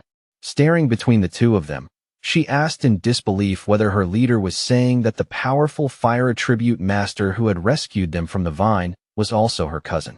The red-haired leader turned toward Lin Yi with the same level of shock and demanded to know how a super master like this could possibly be her cousin, especially when Lin Yi had always described him as nothing more than a completely ordinary person. Faced with both of their stunned expressions, Fang Yi could only scratch the back of his head and give an awkward, helpless smile. Still overflowing with excitement, the red-haired leader grabbed Lin Yi by the shoulders and reminded her that this was the very same savior who had cut down the desolation vine with one unbelievable slash. Her voice was practically shaking with energy. Meanwhile, Lin Yi's thoughts began racing wildly as she tried to piece everything together in her mind. Bit by bit, the truth became impossible for Lin Yi to deny. Her cousin really was that high-level fire user. But the more she thought about it, the more confused she became, because she had just watched him use an incredibly pure and terrifyingly powerful thunder attribute to tear apart the monster's dark mist. Her thoughts spiraled faster and faster as the implications fully hit her. The sheer strength of both his fire and thunder abilities meant he was not just talented, but a true super genius with dual high-grade attributes. Then another, even more shocking thought struck her. She remembered the overwhelming spiritual disturbance that had erupted near her neighborhood before, the one that clearly signaled someone breaking through into the legendary spirit creation realm. Could that astonishing breakthrough have also been her cousin's doing? Seeing how tangled their thoughts had become, Fang Yi finally cut in and calmly confirmed that yes, all of it had indeed been him. Then, without lingering too long on the shock, he shifted the conversation and asked them about the dark attribute anomaly instead. His tone turned more serious as he said they should have known a creature like that was not something to treat lightly. He wanted to know why only the two of them had come and where the rest of their teammates were. The red-haired leader answered that their other teammates had not been available. She explained that one teammate was sick and stuck at home, while another had been sent on a more difficult mission elsewhere. Their squad, she clarified with a tired sigh, did not always move as a full unit every time. Lin Yi then lowered her voice and admitted that the mistake was really her own. She confessed that after her recent breakthrough, she had gotten carried away and become reckless, wrongly believing she was strong enough to handle the mission almost by herself. Fang Yi listened quietly, his expression thoughtful rather than harsh. He remembered the tension and infighting he had seen within their team before. Now, though, he noticed something different. The red-haired leader, who had once openly criticized her own teammates, was now instinctively defending them in front of an outsider. That told him a lot about her character. He could also tell that his sharp-minded cousin had probably already sensed the instability within the squad long ago. Now that his identity had been exposed to two people he genuinely felt he could trust, Fang Yi made up his mind and offered them a proposal. He looked at his cousin and then at her friend, and in an easy, direct tone, he asked whether the two of them would like to form a team with him. For a brief second, both women were so stunned that neither of them could speak. Then the red-haired leader burst into open joy. She clasped her hands together, almost unable to contain herself, and excitedly exclaimed how unbelievably lucky she was to be able to team up with a master this powerful, all thanks to Lin Yi's connection. Lin Yi, however, was struck by something deeper than simple excitement. In that moment, she understood that a pioneer as powerful as Fang Yi must have known her own secret for a long time and had likely been quietly watching over her all along. The thought hit her hard. On this difficult, lonely path of cultivation, where danger and uncertainty followed every step, she had unknowingly had a reliable and powerful family member standing near her the whole time, helping her without asking for anything in return. That realization filled her with a powerful wave of happiness, warmth, and relief. A single tear of gratitude slipped quietly down Lin Yi's cheek before she could stop it. She quickly wiped it away, then looked up and flashed Fang Yi a bright, genuinely happy smile along with a playful peace sign. Laughing through the emotion, she thanked him sincerely and promised that she would make him 2 extra eggs for dinner. Just then, Lin Yi's phone buzzed with a fresh notification. Glancing at the screen, she announced that Jialan, the mysterious and powerful member of their pioneer group, had just posted a brand new mission. The message was an alert for a high-risk collection mission in a place called the Boundless Dark Realm, and it was clearly stated that the task was related to the dark attribute. At the end of the post, Jialon added a stern warning, telling everyone to think very carefully before choosing to sign up. Fang Yi asked at once whether they knew anything about this place. Lin Yi explained that it was a border zone strictly forbidden by Xiagua, an area ordinary pioneers were absolutely not allowed to enter. She went on to explain that the dark attribute energy in that region was so overwhelmingly dense and dangerous that most pioneers deliberately avoided it at all costs. In fact, many of the strange anomalies that had been appearing throughout their city were actually the result of energy leaking out from that forbidden zone. Because the place was simply too dangerous, even the government had never been able to explore it in depth, since previous attempts had ended in serious accidents and heavy losses. Rather than being intimidated, Fang Yi grew more interested. He said they should give it a try and asked Lin Yi to message Jialon for more detailed information about the actual mission content. Lin Yi immediately replied that doing so would probably be pointless, because Jialon was famously mysterious and rarely said more than a few words no matter what the situation was. Fang Yi quietly considered that information. Based on what he knew, he reasoned that for Jialon to openly release a mission tied to a top-secret area under government control, there were only two real possibilities. Either she was an extremely bold rogue operating against the authorities, or she held a very high-ranking position within the military or the Spiritual Energy Cultivation Association. After thinking it through, he concluded that the second possibility was far more likely. Even though she doubted it would help much, Lin Yi still sent a message to Jialon using her online handle Feng Heju.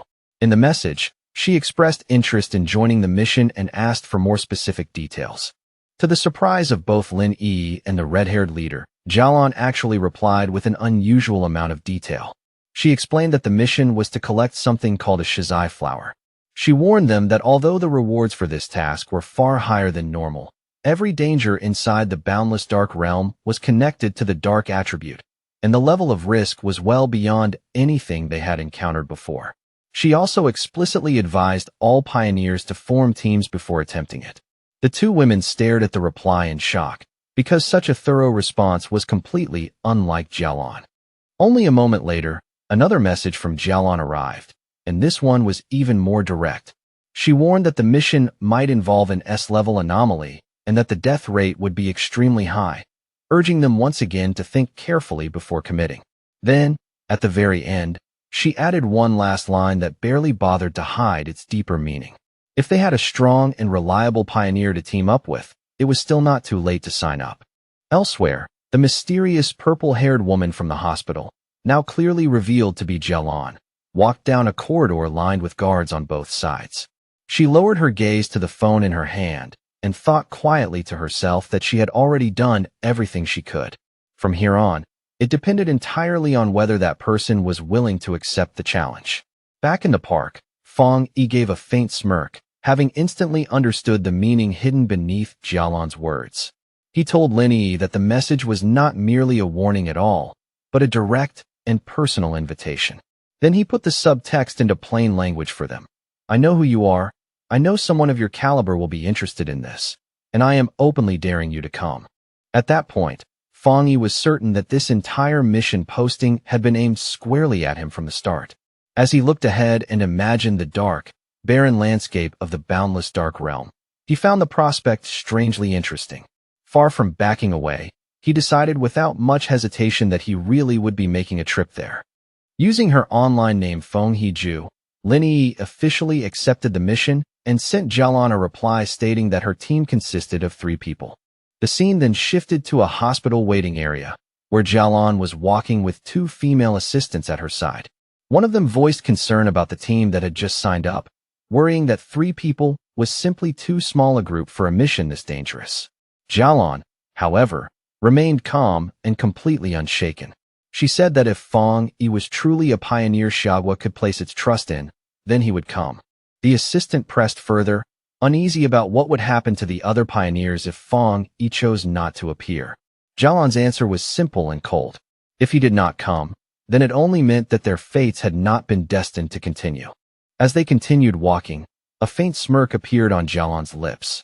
She asked her assistants whether they really believed that a mission to collect the Shizai flower existed merely to send powerful pioneers to their deaths. She then explained that the true purpose of this extremely dangerous mission was actually the complete opposite of what it looked like on the surface. A vision revealed the nature of the flower itself. It bloomed from a dark and corrupted pool, nourished by the bodies and souls of fallen pioneers, beautiful and unsettling at the same time. Jialan said that obtaining this flower was a necessary step if the nation wished to grow stronger, because it was the only way to save even more pioneers in the future. She went on to explain the real reason behind the mission. It was meant to protect the future main force of Xiagua, represented by the new generation of pioneers like Fang Yi and his team, who could be seen traveling toward the mission on the subway. At the same time, it was also meant to revive the top-tier combat strength that the nation had already lost in battle. Soon, they arrived outside the hospital room of her teacher, the elderly man who still lay in a coma. Standing by the bed and holding his hand, Jialan quietly repeated their objective to herself once more. No matter the cost, they had to obtain more Shizai flowers. Then she revealed who he truly was, and why this mission carried such enormous weight. Her teacher was the only pioneer in all of Xiagua who had ever reached the legendary Endless Spirit Sea realm, and the Shizai flower was the one and only thing capable of waking him from his coma. Jialan explained the strategic value of a figure like him with complete clarity. After the full spiritual revival arrived, a powerhouse of the Endless Spirit Sea realm would be no different from a modern nuclear weapon, making him the nation's greatest bargaining chip in dealings with other countries. From her perspective, sacrificing a few pioneers, or even entire squads, was a price worth paying if it meant bringing him back. One of her assistants, however, looked troubled and gently voiced concern for Jialan herself, saying that although the mission was important, her health mattered too. That simple comment caused the atmosphere around Jialan to darken almost instantly. Jialan's face turned cold as she slowly repeated the words, "My health is important?" Then all at once, pain and rage burst out of her together. She shouted that yes, her life was important, but only because it had been bought and paid for by the lives of her fallen comrades, the people who had died to save her. To her, her continued life was not a comfort, but a debt. As the memories surged up, she clutched her head, suddenly struck by a sharp, intense pain that showed just how deep her trauma still ran. After a moment, she forced herself to calm down and apologized for losing control. One of the assistants, clearly worried, softly asked whether her headaches were starting up again. Jialan dismissed the concern and said it was not yet time for her medicine. At that moment, an image of her old team and happier days flashed through her mind. She looked away with a tired, sorrowful expression and murmured that it was all in the past now. The story then slipped into a painful memory from Jialan's past. In a dark, barren landscape filled with deathly stillness, a desperate voice was shouting for the sword-wielding squad to retreat immediately. A younger Jialan knelt among the bodies of her fallen comrades while her dying captain entrusted the mission of retrieving the Shizai flower to her. Trembling in despair, torn between thoughts of her teacher and the fate of her country, she came to understand with brutal clarity that the boundless dark realm was a place that showed absolutely no mercy. She cried out in refusal, her voice breaking as she insisted that she would not leave her captain behind. In his final moments, the captain placed his hand over hers and transferred his spiritual energy into her. With his life fading away, he told her that he only hoped their strength would still be useful to her in the end, and he begged her to survive and make it back alive.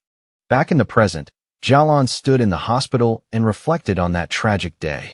Then she revealed the cruel irony behind her team's sacrifice. They had given her their power so she could survive, but none of them had known that a Shizai flower became useless if it was touched by blood or if it was not harvested perfectly intact. In other words, even as they succeeded in saving her life, the mission itself had already failed. Later, after a long and exhausting journey, Fang Yi's new team finally arrived at the empty outskirts of the boundless dark realm. The air there already felt bleak and unnatural. As they came to a stop, the red-haired leader complained out loud about how ridiculously long the walk had been.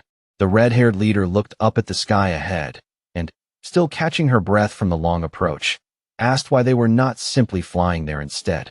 With the level of power they now had, it seemed like the obvious choice to her.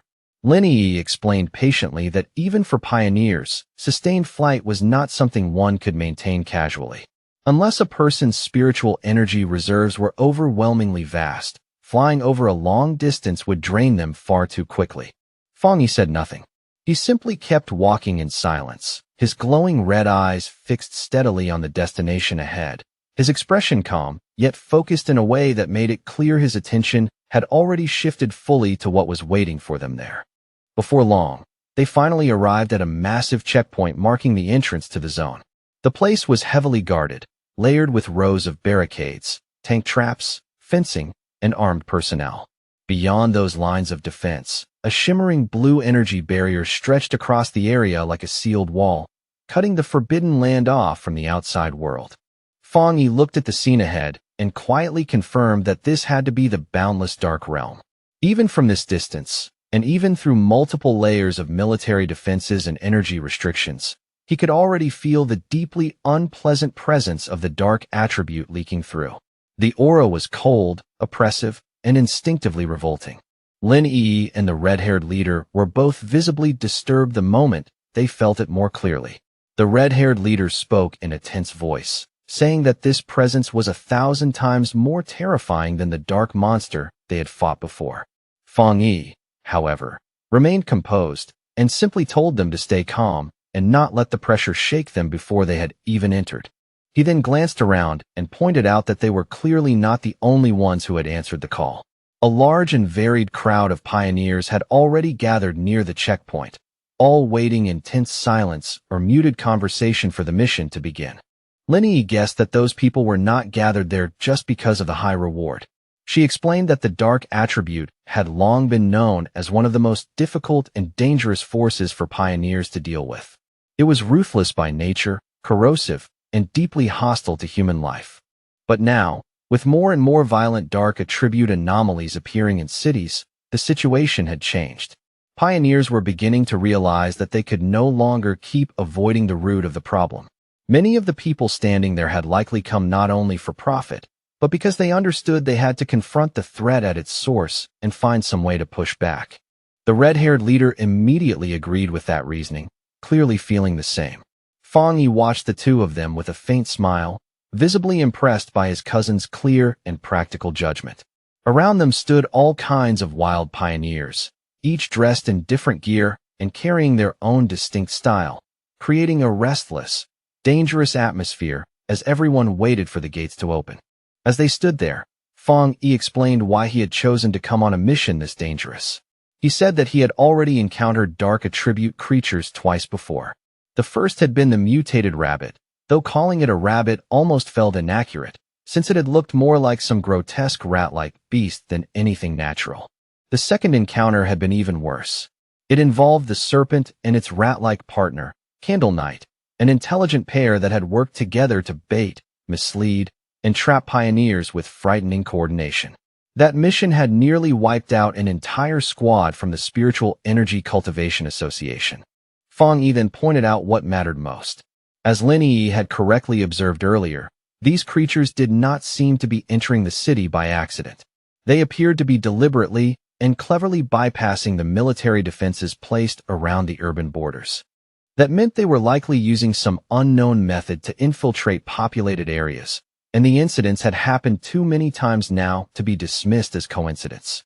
To Fang Yi, that pattern alone was enough to make the situation impossible to ignore. The problem had already grown serious enough that if no one stepped in to confront the source, the cities would eventually face something much worse than scattered incidents. Sooner or later, they would be overwhelmed entirely. That was why, in Fang Yi's view, they had no real choice left. No matter how dangerous it was, they had to come to the boundless dark realm and face what was hiding inside. At the checkpoint, a military officer stood watching the gathered pioneers while Su Qingying addressed a group in front of the energy barrier, briefing them on the situation before entry. She wore a grim, focused expression, every part of her posture showing that she understood just how dangerous the mission ahead would be. But in the middle of that serious atmosphere, her concentration broke the moment, she spotted a familiar group approaching from the side. The instant she recognized Fang Yi walking over together with Lin Yi and the red-haired leader, Su Qingying was so shocked that she nearly froze on the spot. Beside her, the green-haired Zhang Xiaoya was just as startled and immediately called out to her. But Su Qingying was already covering her mouth in alarm, her panic obvious as she stood there too stunned to react naturally. Inside her heart, she silently prayed that the great master would somehow fail to notice her among the crowd. But that hope shattered almost immediately. Fang Yi looked straight at her with a slightly puzzled expression and calmly called out to her by name, identifying her on the spot as Captain Su. With no way to avoid it now, Su Qingying could only walk over together with her cloaked squad members. She had already received military information regarding Fang Yi's team, so there was no room for pretending otherwise. The red-haired leader, naturally mischievous even in a tense place like this, sized up the beautiful silver-haired girl in front of them and grinned as she asked Fang Yi whether this was Lin Yi's future sister-in-law. That one teasing question instantly sent both Lin Yi and Su Qingying into visible panic. Su Qingying blushed hard and hurriedly waved both hands, exclaiming in embarrassment that it was a huge misunderstanding and absolutely not what it sounded like. Fang Yi, on the other hand, answered with complete calm and clarified that she was not. He explained matter-of-factly that Su Qingying was Captain Su from the Spiritual Energy Cultivation Association and that she helped him deal with miscellaneous matters from time to time. Somehow, that explanation only made Su Qingying even more flustered, because she found being described that way even more irritating than being teased romantically. Before the awkward exchange could go any further, it was abruptly interrupted by a loud, arrogant voice cutting across the scene. An imposing older man clad in heavy red armor stepped forward with two other armored pioneers at his side and sneered at them as a bunch of shameless brats. In a booming, condescending tone, he complained that the newer generation of pioneers was getting younger and more disrespectful by the day, to the point that they did not even know how to greet their elders properly. He scolded them for chatting so casually in a place this dangerous, then finished with a sarcastic remark that he hoped they would all be able to rely on each other once inside the boundless dark realm. The red-haired leader immediately bristled at his attitude and looked ready to snap back at him. But Lin Yi quickly reached out to hold her back, trying to keep the situation from turning uglier. At the same time, Fang Yi stepped forward calmly and placed himself between them, signaling in a quiet, steady way for his teammate to cool down. But the red-haired leader was not the least bit intimidated. She jabbed a finger toward the arrogant man and told him to mind his own business, then shot back that once they were inside, it was anyone's guess who would end up scared to death first. Her words made the man's face harden instantly, his arrogant expression twisting into a cold and angry glare. Just then, the rising tension was broken by the sound of an approaching vehicle. The armored man smirked as he saw it, apparently recognizing it as theirs. A large armored transport with flashing police lights rolled up to the checkpoint, and a moment later its rear doors swung open. From inside stepped the mysterious Jialan, and the moment she appeared, every pioneer present turned their attention toward her. A wave of surprise moved through the crowd as people recognized the infamous Jialan. She walked forward with calm authority, her guards positioned on either side of her, while whispers spread through the gathered pioneers. Many stared in awe, wondering what kind of status a person had to possess to arrive with such an overwhelming presence and such obvious protection. Fang Yi watched her approach in silence and quickly understood why she was here. She was not merely observing the mission. She was the one who would personally open the gate for everyone. Jialan came to a stop before the massive blue energy barrier, its surface crackling with power. Then she slowly raised one hand and began gathering a swirl of pure energy into her palm until a glowing blue symbol took shape there, radiant and precise. With a strong forward push, she drove that symbol into the barrier. The huge wall of energy immediately tore open under the force, revealing a dark passage that led straight into the forbidden zone beyond.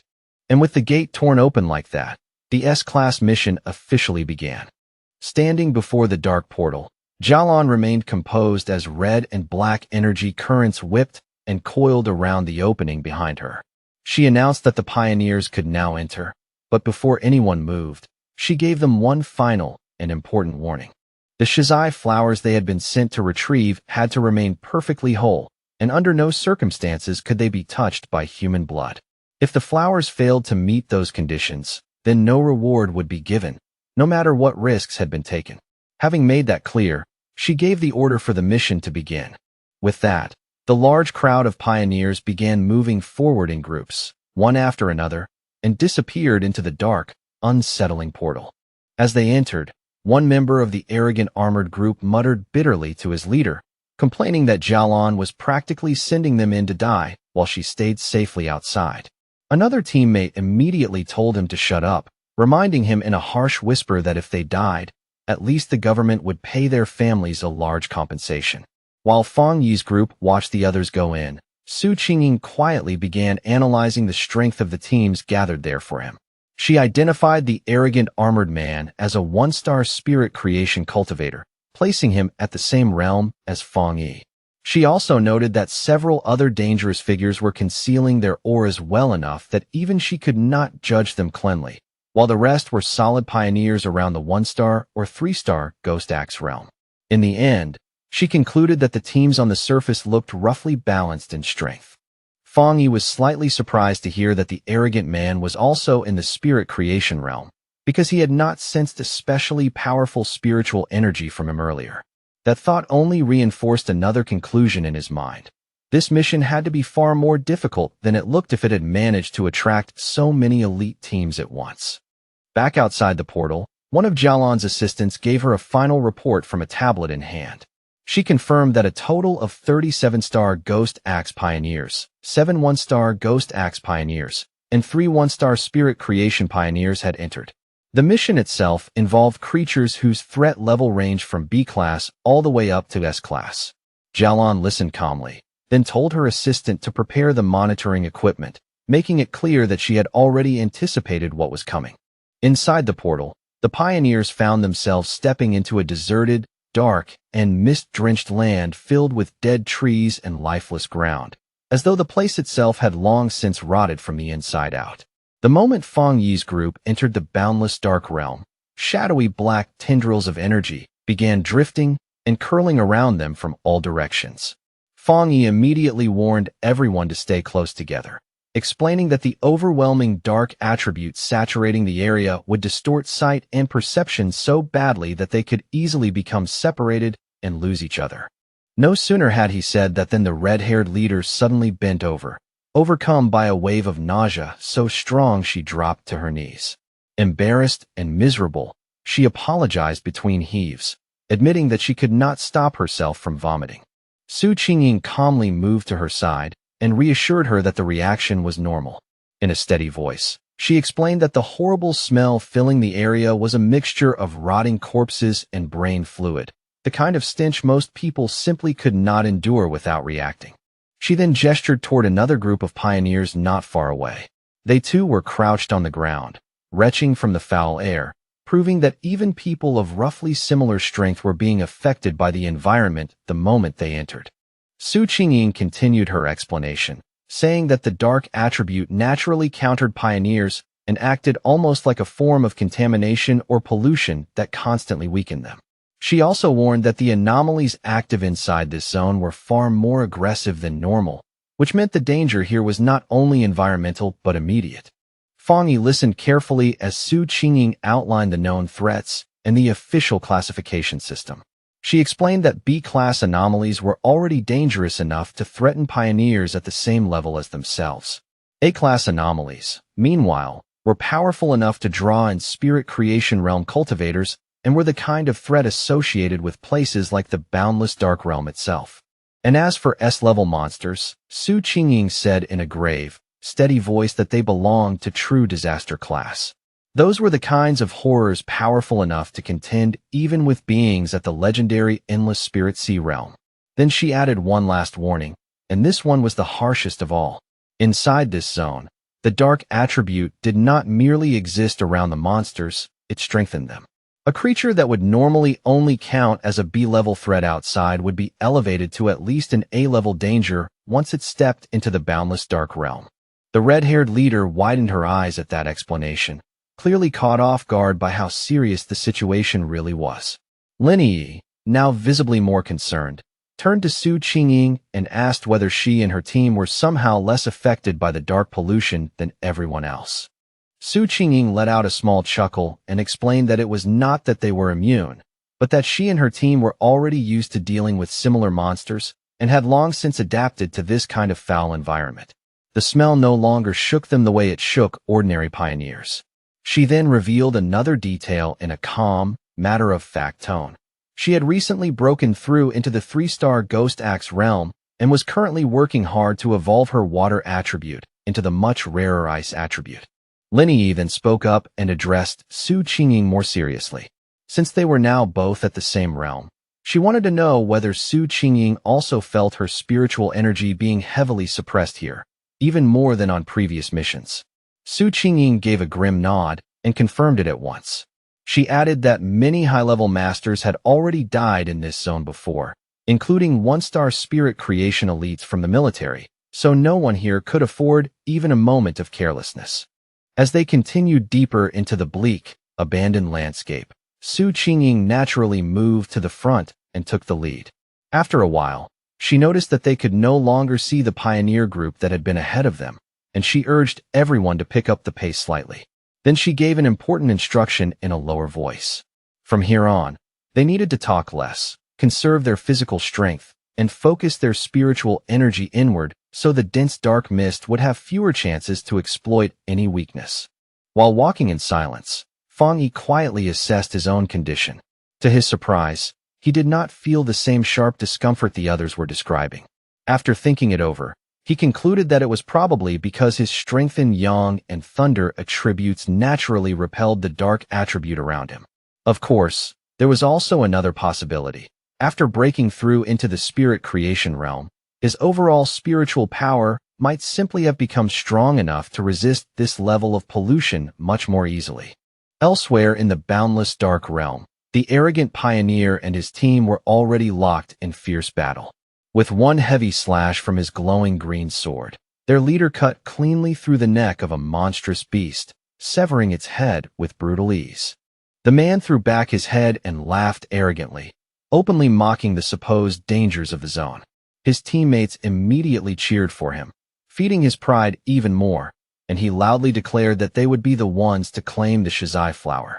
With swagger in every word, he vowed to show the younger generation what real strength actually looked like.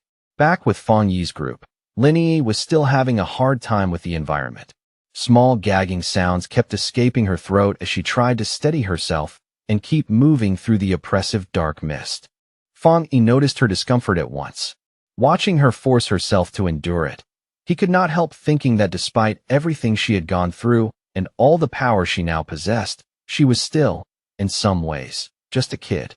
Without making a fuss about it, he gently placed a hand against her back and sent a soft, steady wave of spiritual energy flowing into her body to calm and support her. The effect came almost instantly. The nausea that had been twisting Lin Yi's stomach, along with the deep, bone-chilling cold creeping through her body, faded away in moments. In their place came a gentle, comforting warmth, like standing beneath winter sunlight after being trapped too long in icy darkness. Lin Yi could not help marveling at how incredible the power of the spirit creation realm truly was. She commented in amazement on the warmth surrounding her, assuming it must be some especially rare and high-grade fire attribute. Her thoughts then drifted briefly to her own wood attribute, which absorbed energy slowly and steadily by nature, and to what Su Qingying had said earlier about evolving her water attribute into the much rarer ice attribute. Fang Yi corrected her with calm ease, explaining that what she was feeling was not a fire attribute at all, but the yang attribute. He even apologized lightly for never explaining that to her before. Then, almost casually, he revealed something even more shocking. He was the one responsible for both the incident at the North Gate and the blaze on the playground at Qingqing University. The red-haired leader was completely stunned by that confession.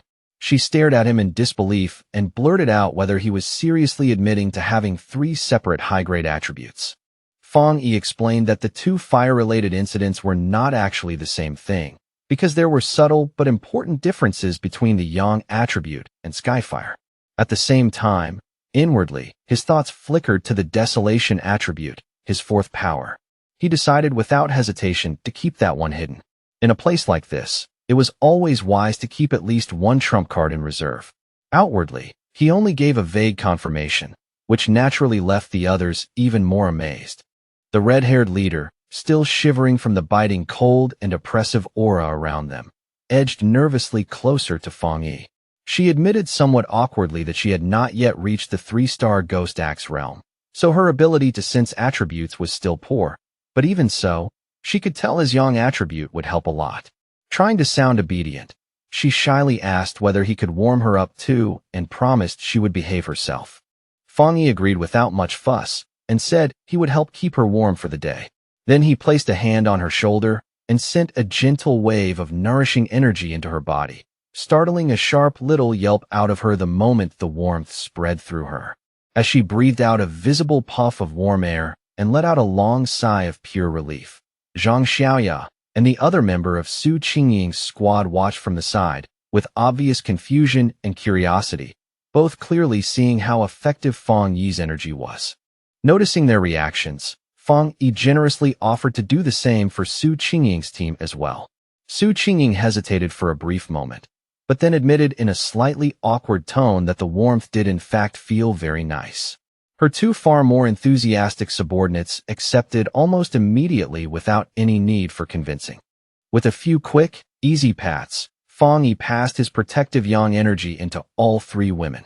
Each of them reacted with visible surprise as the warmth settled in, and the tension in their expressions eased at once. Their gratitude was genuine, because in that hostile darkness, that simple comfort felt far more valuable than it would have anywhere else. But that brief moment of relief did not last long. It was suddenly shattered by the heavy sound of clawed footsteps crushing across the dead ground somewhere nearby, deep and deliberate in the fog. Feng Yi's expression hardened immediately the moment his senses locked onto the disturbance. In a sharp, low voice, he warned the whole group that a monster was approaching. The next instant, a huge shadowy wolf-like creature burst from the mist and lunged straight at them.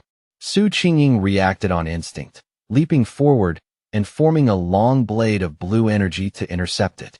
But the beast moved with eerie speed and landed with a heavy thud directly behind the terrified red-haired leader, forcing Feng Yi to shout a warning at her.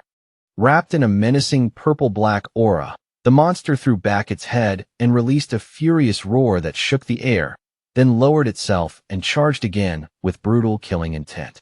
Su Qingying immediately identified it as a dangerous A-level monster. Declaring that she would handle it herself, she stepped forward and thrust out her hand, unleashing a fierce burst of razor-sharp ice energy that struck the creature head-on. To everyone's surprise, the monster did not collapse or bleed. The moment the attack connected, its body simply vanished into nothingness as if it had never been there at all. Su Qingying remained on guard, an ice crystal already forming in her hand for the next move, while Lin Yi stared and wondered aloud whether the thing had actually disappeared. But Feng Yi saw through the trick immediately.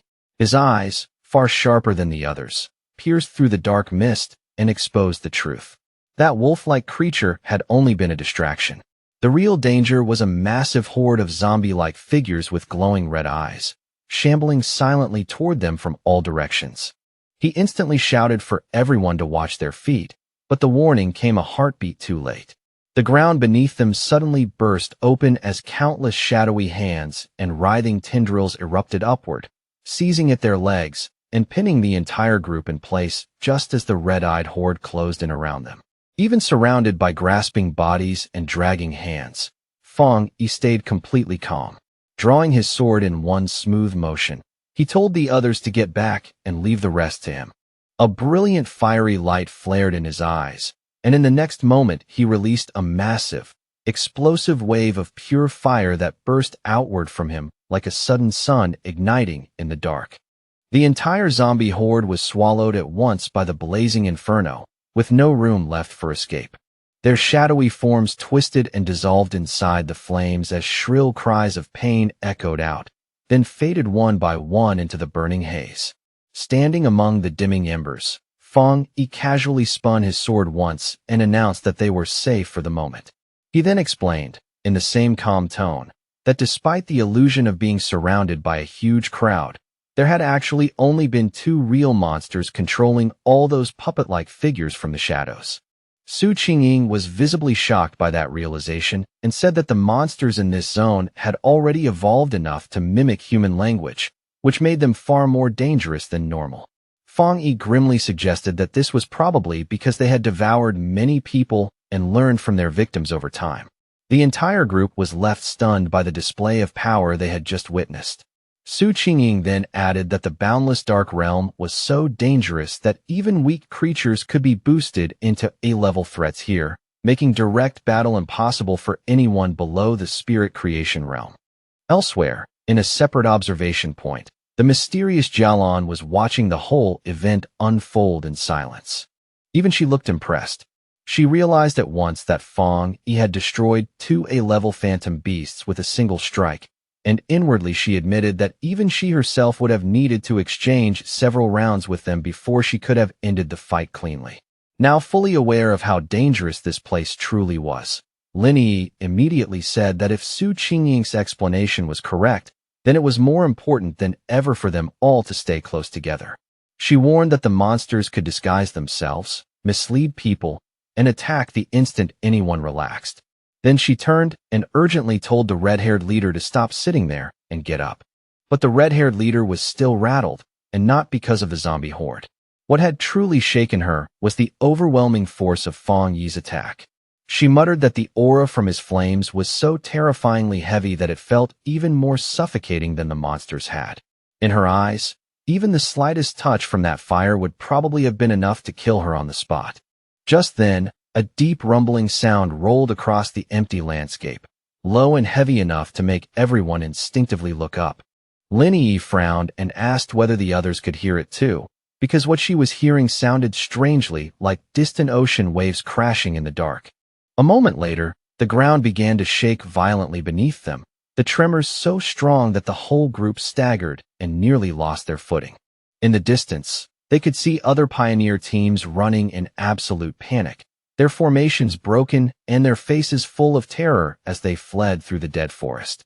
One man was screaming desperately at his companion to stop fighting and run. His voice cracked with fear as he shouted that the thing approaching was pure evil, that they were seeing ghosts, and that staying to fight would only get them killed. Fang Yi, Su Qingying, and Lin Yi all watched the chaos unfold with grim, tightening expressions. Then they saw it clearly. Before them, a massive swirling vortex made of pure dark energy rolled across the land like a living disaster, filled with countless twisted forms and glowing red eyes. It consumed everything in its path as it advanced, unstoppable and horrifying. Caught directly in the middle of that catastrophe was the arrogant pioneer and his team, now facing what was unmistakably the legendary Dark Tide. As the terrifying Dark Tide surged across the land and swallowed pioneers whose screams rang out in horror, the arrogant pioneer still gave a scoffing laugh. He dismissed the threat with blatant pride, loudly declaring that just because the regular troops could not handle it did not mean he was incapable of doing so. With a defiant roar, he raised his sword and summoned a huge barrier of green energy, proclaiming arrogantly that everything within this zone was his for the taking. And with that reckless confidence still blazing across his face, he charged straight into the heart of the swirling red and black storm. His confidence shattered the instant he stepped into the tide, as suffocating black tendrils coiled around him from every direction and swallowed him in their choking grip. A wave of horror crashed through him as he realized the monsters hidden inside were far stronger than anything he had imagined, far beyond A-level, and even beyond S-level. Panic seized his heart. He knew he could not allow himself to be caught, but by then, the chance to escape was already gone. He, along with many other pioneers, was devoured by the overwhelming darkness, their desperate screams echoing through the air as they were dragged into the depths. From a safer distance, Fang Yi and the others could only watch the nightmarish scene unfold before their eyes. The red-haired leader, visibly shaken, muttered in disbelief, wondering if all those people were already dead and whether any of them still had a chance to get out alive. Beside him, Lin Yi turned to Su Qingying and urgently asked her to explain what this so-called dark tide really was.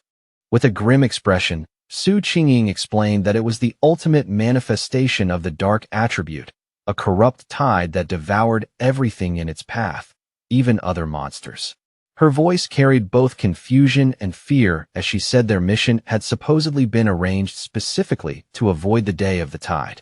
Now, seeing this happen in front of them, she could only fear that every pioneer who had gone ahead had already been lost. Lin Yi suddenly remembered reading about the dark tide on pioneer forums, where people described it as a disaster powerful enough to wipe out an entire city. Fear instantly gripped her, and she urged Fang Yi to retreat while there was still time. Fang Yi, however, remained completely calm. He told everyone not to panic, then raised a vast protective barrier around the group, golden spiritual energy surging outward while blue lightning crackled across its surface. He explained in a steady voice that this spiritual shield was a natural counter to dark energy. If things became truly desperate, they could pour their powers together into the barrier, keep it standing, and endure the full impact of the tide. Su Qingying stared at him in shock and immediately asked what he was planning to do. She warned him that the dark tide was not ordinary dark energy, but a concentrated and terrifying form of the dark attribute itself. Even if all of them combined their strength, they could not possibly stop it. She reminded him that even that powerful spirit creation realm pioneer had been swallowed without resistance. Fang Yi did not look troubled in the slightest. His sword burst into golden flames, while blue lightning danced violently in his other hand. With absolute confidence, he declared that he was going in to destroy it. Before anyone could even react, he kicked off the ground and shot forward like a streak of blazing fire and thunder, heading straight for the towering wall of darkness. His teammates could only stare in stunned disbelief, while Su Qingying wondered if he truly meant to destroy the dark tide itself. He plunged straight into the heart of the storm, his radiance tearing open a path through the violent, swirling chaos like a blade splitting apart endless night. Inside the eye of the tide, Fang Yi floated calmly and completely unharmed, wrapped in a protective golden aura while monstrous dark energy churned and screamed all around him. His gaze settled on the tiny, flame-like wisps of red energy flickering inside the storm, and a faint smirk touched his lips as one of his suspicions was quietly confirmed. Suspended in the center of the dark tide, Fang Yi found himself surrounded by a grotesque horde of countless monsters, their twisted, many-eyed bodies writhing in the darkness. As he observed them more carefully, he realized the truth of the threat before him. These were not simply A-level monsters being controlled by dark energy. They were evolved composites, fused and upgraded forms created from countless smaller monsters forced together into something more terrifying. In that instant, Fang Yi understood that the tide itself was like a living incubator, endlessly refining its creatures from B-level to A level, and then from A-level to S-level.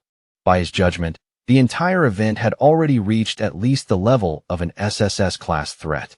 That alone explained how it could so easily consume even powerful pioneers in the spirit creation realm without giving them a real chance to resist. One of the monsters suddenly lunged straight at Fang Yi from the darkness. Golden fire blazed in his eyes. With one clean, powerful slash of his flaming sword, he unleashed the Crimson Flame Blade technique and effortlessly cut down the charging A-level composite beast as if it were nothing. He could not help reflecting on how much stronger he had become. The combination of his newly advanced spirit creation realm power and his Skyfire-enhanced sword now allowed him to instantly kill a creature that would once have forced him into a bitter, difficult battle. As his eyes swept across the storm-filled surroundings, he suddenly noticed something strangely familiar nearby. It was that arrogant pioneer. He was still alive, but the dark energy of the tide was steadily consuming him. The man had not yet lost consciousness, and he was still struggling desperately against the corruption spreading through his body. Fang Yi immediately saw that the man was still responsive, which meant his spiritual energy had not been completely drained away yet. Even if his spiritual foundation was nowhere near as solid as Fang Yi's own, the fact that he was a genuine spirit creation realm pioneer still gave him a slim, fragile chance of surviving. After a brief decision, Fang Yi gathered divine thunder power into his hand. A massive burst of purifying lightning exploded outward from him, and slammed directly into the dark mass, imprisoning the arrogant pioneer. The man was blasted clear out of the tide, hurled through the air before crashing heavily onto the ground, unconscious but finally freed from the corruption clutching at him. Standing over the fallen rival with his sword still wrapped in burning light, Fang Yi calmly judged that the man could still be saved, though only by the narrowest of margins. But his small victory did not last. The dark energy around him began to twist, gather, and condense once more, while the monsters he had just destroyed started reforming right in front of his eyes. He watched a massive, many-eyed creature regenerate from the surrounding darkness and immediately understood the problem with grim clarity. The tide could reproduce its minions endlessly. He could not help wondering whether this horrifying regenerative ability was the defining trait of monsters that existed above the S-level threshold. Facing that endlessly regenerating horde, Fang Yi quickly abandoned his original approach and settled on a new plan, one that was far more dangerous. Even so, a confident smirk appeared on his face as he decided to try something different. Without hesitation, he deliberately withdrew his protective spiritual aura, leaving his entire body exposed to the crushing, overwhelming power of the dark tide. The moment that protection disappeared, his system immediately reacted and detected the extreme dark attribute surrounding him. But just as quickly, it reported failure. The attribute was too special, too complex, and could not be extracted at this time. Fang Yi felt disappointed, though not truly surprised. Even after reaching the spirit creation realm, the dark attribute still remained beyond his grasp. That result only confirmed what he had already begun to suspect. This power was fundamentally different from every other attribute he had encountered. With his choices growing fewer by the second, a determined smile slowly appeared on his face instead of panic. Since he could neither destroy the tide outright nor absorb its power for himself, he concluded that he would have to find some other method to deal with it. As the monsters started closing in on him once again, he briefly regretted not bringing Little Flower, the Desolation Flower, with him. Its life-draining power would have been a perfect counter to something like this. For a fleeting moment, he wondered what options he still had left. Then his eyes widened slightly, and a sudden realization struck him. The answer had been right in front of him the whole time. Outside the tide, the rest of the team remained inside the safety of the golden barrier, staring anxiously into the darkness. The red-haired leader, still visibly rattled, asked Su Qingying if she had ever seen anything like this before. Su Qingying could only admit, with a tense expression, that she had not. All at once, the chaotic, swirling force of the dark tide grew unnervingly still. Instead of raging wildly, it pressed in silence against their protective shield, and that unnatural calm felt even more disturbing than the storm itself. That eerie stillness only made everyone more nervous. Lin Yi admitted in a trembling voice that even when they had faced the monstrous desolation vine, she had not felt this frightened. Worry for Fang Yi filled her chest so heavily that she could barely think straight. Su Qingying tried to calm her, pointing out that Fang Yi's barrier was still active, even if it was flickering under the pressure. She took Lin Yi's hands and told her they should focus their own spiritual energy into the shield to help reinforce it. Then, with grim honesty, she added that if someone as powerful as Fang Yi really fell here, their own fates would be sealed soon after anyway. Su Qingying continued trying to raise everyone's morale. She reminded them that Fang Yi was a spirit creation realm cultivator who wielded several terrifyingly powerful attributes, and she strongly suspected his true strength went even deeper than any of them had seen. Someone at his level was simply not a person pioneers like them could rescue, no matter how much they worried. Her unexpectedly calm, even slightly humorous confidence gradually soothed Lin Yi's nerves, and Lin Yi softly thanked her for it. Su Qingying only smiled and admitted that her own teammates often complained that she was too serious. Then she gently asked Lin Yi whether she felt a little better now.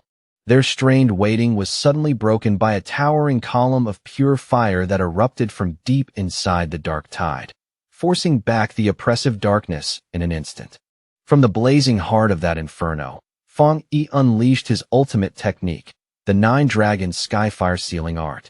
He rose up from the flames like a god of war, his entire body shining with a powerful mixture of blue and golden energy. Outside, his teammates watched in absolute awe. The red-haired leader excitedly pointed him out to the stunned Lin Yi, while Su Qingying could only stare in open disbelief at the terrifying scale of the power now unfolding before them. The technique took shape as 9 colossal fiery dragons, twisting, swirling, and dancing through the air with overwhelming majesty, their combined light completely swallowing the dark tide's darkness. Elsewhere, Jialan, who had been quietly monitoring the mission from afar, was thrown off balance by the immense wave of spiritual pressure that suddenly burst outward. She recognized that power at once as the legendary Skyfire attribute, and she realized the technique itself was a formidable sealing art. In utter disbelief, she watched the 9 dragons converge and compress the entire city-destroying dark tide into a single unstable orb of blazing energy, unable to believe he might truly have sealed the whole event. But Fang Yi was still not finished. After containing the tide, he gathered divine thunder power into both hands and unleashed it in the form of a massive vortex of crackling blue energy that spiraled violently around the sealed sphere of fire. With a thunderous roar that shook the air around him, Fang Yi called out the name of his fused technique, the 9 Dragons' Edict, his voice carrying a force that made the entire battlefield tremble. The 2 overwhelming forces of fire and thunder collided head-on in an instant, and the impact erupted into a massive explosion that blasted through the surroundings and shook the very foundations of the extreme dark zone. With one final, decisive command to seal, Fang Yi brought his hands together and forced the raging, chaotic power to collapse inward under his control. The violent vortex of fire and lightning compressed further and further, shrinking into a smaller, steadier sphere before finally settling into a bright, glowing orb filled with perfectly contained, pulsing power. After Fang Yi's unbelievable display of strength, the arrogant pioneer lay unconscious on the ground like a discarded shadow of his former self. Fang Yi glanced at him and thought that, at least for the moment, the danger had passed. He had even ended up saving someone by accident, which left him quietly wondering what exactly he should do with the man now. Lin Yi hurried straight toward Fang Yi, her face full of relief now that she could see with her own eyes that he was safe. Nearby, Su Qingying stood beside the unconscious pioneer and calmly offered to let her team handle the injured man from here. A little later, Su Qingying walked over to Fang Yi and asked why he did not seem pleased at all after sealing something as terrifying and high-level as that dark attribute phenomenon. Inwardly, though, she was nothing short of stunned. He had truly done what he said he would do and crushed the dark tide itself, and in her eyes, that made him an astonishingly formidable person. Fang Yi quickly explained that they did not have time to relax and needed to move at once. He told everyone that the seal he had placed was only temporary, and the dense dark attribute energy lingering in the area was still dangerously strong. They had to find the Shizai flower before the seal weakened and failed. Su Qingying immediately understood and nodded, confirming that her team would escort the unconscious man back to the association for treatment, while several teammates lifted him onto their shoulders. The group soon stopped at the edge of a cliff and looked out over the empty, silent land ahead. Su Qingying realized with a heavy heart that none of the other pioneers who had gone ahead had made it back out. Not a single trace of them remained, and she could only conclude that they had all been devoured by the dark attribute. The red-haired leader mourned bitterly that people who had been alive only moments ago had now vanished without leaving anything behind. Fang Yi, on the other hand, quietly thought that maybe he really was cold-blooded, because what he felt most was relief that he had not been forced to stand there and watch them die one by one. As they neared a sinister dark pool that gave off an oppressive presence, Fang Yi immediately took charge. He instructed Lin Yi and the others to continue on with Su Qingying's team, explaining that this pool had now become the most dangerous point in the area and that it would be safer if he stayed behind to cover them. The others agreed without argument and carefully moved forward. Once he was left alone on the rocky ledge, the air around him quiet and tense, a system window suddenly appeared before Fang Yi and informed him that it had detected a new and intense fluctuation of the dark attribute nearby. Almost immediately, a violent vortex of purple-black energy burst up from the ground around him, twisting like a storm given form. The system confirmed that the detection had succeeded and announced that it was activating its highest level of computing power to begin writing a brand new technique. Fang Yi was lifted into the air as if caught by an unseen force, his arms stretching outward while towering pillars of pure dark energy surged up around him from all sides. The system declared that the writing process had been completed successfully, and Fang Yi's eyes snapped open at once, now glowing with a chilling purple light that carried the essence of the power he had just gained. A new system window appeared and confirmed his latest acquisition. He had obtained a dark attribute technique called the Boundless Dark Realm. The system explained that this ability allowed him to create a sealed domain of dark mist, and within that enclosed space, spiritual energy would be massively suppressed. Fang Yi considered the implications almost immediately and recognized that this dark world was a special domain fully under his control. He understood at once how valuable it would be in battle. The corrosive nature of this new power would not only drain an enemy's spiritual energy, but also slow their ability to recover it, giving him a tremendous strategic advantage. In his mind, he could almost picture himself standing above a sea of desperate hands reaching up from below. The thought made one thing clear to him. If he combined this new suppressive power with his other attributes, his combat strength would become even more terrifying. With growing confidence, he concluded that if something even stranger and more powerful than the Dark Tide ever appeared again, he would still be capable of destroying it. As the last traces of purple energy slowly settled back down, Su Qingying, still unable to fully believe what she was sensing, asked Fang Yi whether he could feel the dark mist gathering around them again. Her eyes widened sharply as the full scale of that spiritual fluctuation finally registered in her mind, leaving her visibly shaken. She stared at Fang Yi as the leftover energy swirled around him, struggling to understand how he could possibly be experiencing another breakthrough without any of the usual grand signs, such as shifts in heaven and earth. Then the truth slammed into her with shocking clarity. Fang Yi had not merely sealed the S-Class Dark Tide. He had absorbed its power. To her, the very thought sounded absurd, impossible, and completely beyond reason. Ever since the earliest days of the spiritual revival, all pioneers had known one thing clearly. The dark attribute was the most terrifying of all powers, born from the negative emotions, resentment, and buried evil of living beings. Because of that, absorbing dark attribute power had long been strictly forbidden by the government. A flashback revealed a failed official experiment in which researchers had once attempted to purify dark attribute energy, only to pay a devastating price for it. In the end, it was classified as a uniquely dangerous monster-type power. Dark monsters could range anywhere from D-Class to S-Class, but even the weakest among them had been enough to overwhelm early pioneers. As for the Dark Tide, an absolute S-Class threat, it could devour even Spirit Creation Realm cultivators with frightening ease. Another flashback showed the tragic fate of a 3-star Ghost Axe pioneer who, before the ban was established, had tried to absorb the energy of nothing more than a sea-level monster. The backlash drove him completely insane. His skin began to rot away, his mind collapsed, and he ultimately ended up confined to a psychiatric hospital, where he remained to this day. Back in the present, the violent dark energy gradually subsided and flowed back into Fang Yi's body, and he let out a slow, quiet breath as the disturbance came to an end. He then calmly spoke into the empty, mist-covered landscape, saying that whoever had been watching them for so long could come out now.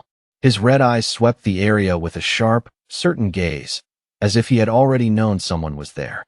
From within the drifting mist, Jialan finally emerged. Looking straight at Fang Yi, she confirmed that if her judgment was correct, he was the one who had single-handedly sealed the Dark Tide. Su Qingying was stunned by Jialan's sudden appearance and gasped out her name in disbelief. Jialan slowly descended and landed in front of Fang Yi, then asked him what exactly he had just been doing, directly questioning whether he had been absorbing the dark attribute. Fang Yi answered without hesitation and calmly confirmed that he had. That blunt admission sent another wave of shock crashing through Su Qingying. In one swift, startling motion, Jialan pulled out a pistol and aimed it straight at Fang Yi's head. The red-haired leader shouted Jialan's name at once and demanded to know what she thought she was doing. while she and the terrified Lin Yi could do nothing but stare in fear and confusion at the scene unfolding in front of them. Su Qingying reacted instantly and threw herself between Jialan and Fang Yi, raising her arm to block the gun. She confronted Jialan with fierce anger, reminding her that if she remembered correctly, Fang Yi was the military's highest priority recruitment target. She pushed even harder, pointing out that the association had wanted to recruit him as well before the military stepped in and demanded an explanation for such open hostility.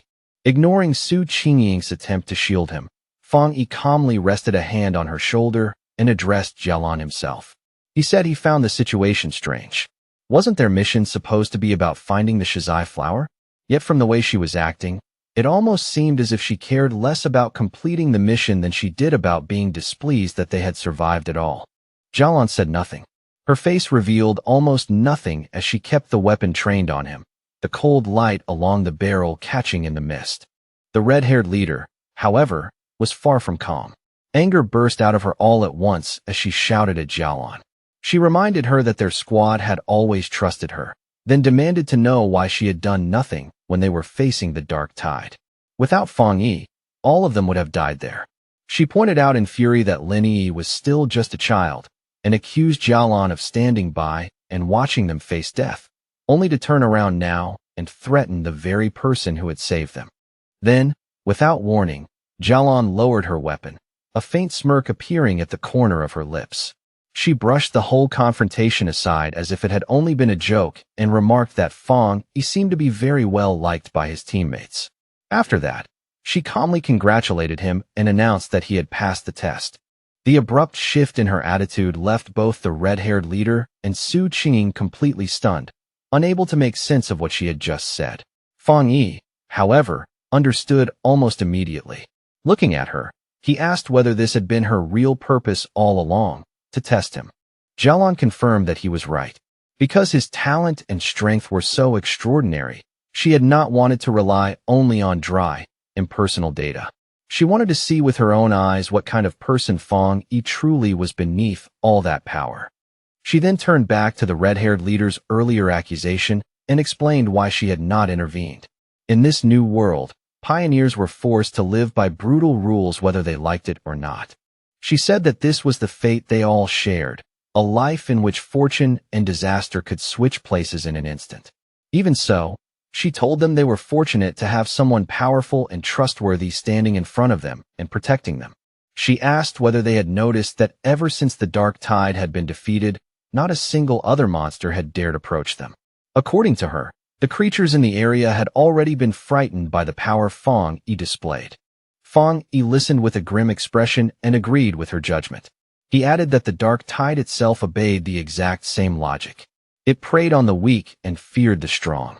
With the test now over, Jialan offered to personally lead them to the Shizai flower, saying that she knew this region far better than any of them did. As the group followed her, Su Qingying leaned closer to Fang Yi and quietly whispered that she felt there was something mentally wrong with Jialan. Then she revealed an important detail.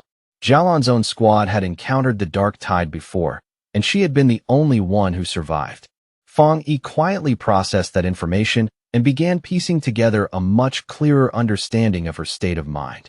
He realized that her rigid obedience to missions and rules had made her appear cold and detached. At the same time, the loss of her teammates had likely left deep scars, pushing her toward a kind of post-traumatic, self-destructive tendency. Even so, he could tell that some other powerful belief was still keeping her moving forward, and that seeing him seal the dark tide had simply shaken her composure for a brief moment. With that new understanding in mind, Fang Yi showed the faintest trace of a smile and told his teammates that they should all try to be considerate toward this wounded person. The red-haired leader immediately asked whether Jialan was actually injured. Watching her closely, Fang Yi calmly answered that she was. He explained to the others that Jialan's spiritual barrier had been severely damaged. In his estimate, although she still possessed the power of a 2-star spirit creation realm cultivator, her protective aura had already fallen by at least 2 levels. The image of her crumbling spiritual energy only confirmed his judgment and showed clearly that she had suffered a serious internal injury. She even stumbled slightly as she walked, that small misstep making her weakened condition impossible to hide from anyone watching closely. Noticing the concern in their eyes, Jialon glanced back over her shoulder and thanked them in a quiet voice. Even so, she brushed the matter aside and insisted that her injury was nothing serious and would not affect her. Under Jialon's lead, the group moved deeper through a barren, mist-choked landscape filled with dead trees, scattered bones, and the remains of fallen creatures. It was a grim and silent place known as the chaotic burial mounds.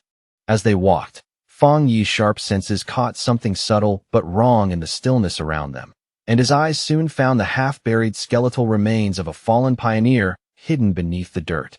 At last, Jialon stopped and announced that they had reached their destination. In a small clearing ahead, a single beautiful shizai flower stood quietly glowing, its petals releasing a soft and ethereal purple light into the surrounding mist.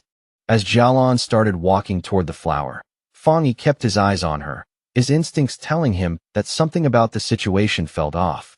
His suspicion was confirmed in the next instant as vicious, shadowy monsters with glowing red eyes burst from the earth and surrounded the flower as though they had been waiting there to guard it. The sudden appearance of those monsters did not stop Jialon at all. Instead, her expression turned intensely fixated, almost disturbingly obsessive. She slowly reached out one hand and whispered that she could finally see it again. Her face darkened as though she had fallen into some waking trance. Fang Yi's expression immediately sharpened, turning serious and urgent the moment he understood the danger. He knew at once that Jialon was no longer in her right mind. Reacting without a moment of hesitation, he summoned a sphere of golden red flame into his palm and shouted a command meant to jolt her spirit awake. Then he hurled the blazing fireball straight toward the entranced Jialon, aiming not to harm her, but to forcibly snap her out of that dangerous state before it was too late. The fireball shot toward Jialon at high speed. At the very last second, she broke free from her trance and recognized the incoming attack as an extremely rare and powerful Yang attribute technique.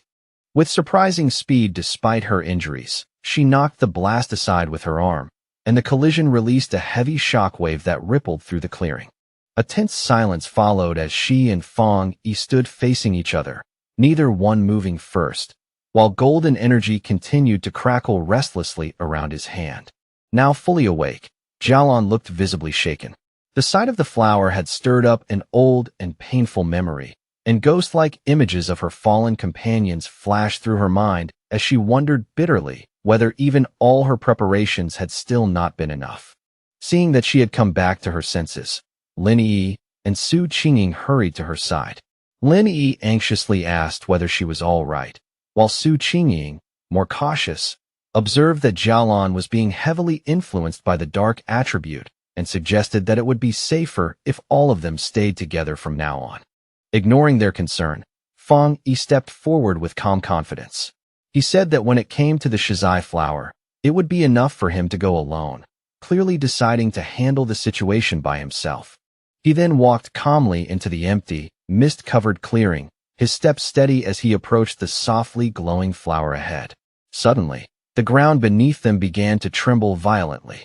A massive and hideous wolf-like monster with glowing red eyes burst out from the earth in a violent spray of dirt and stone, lunging forward with savage force.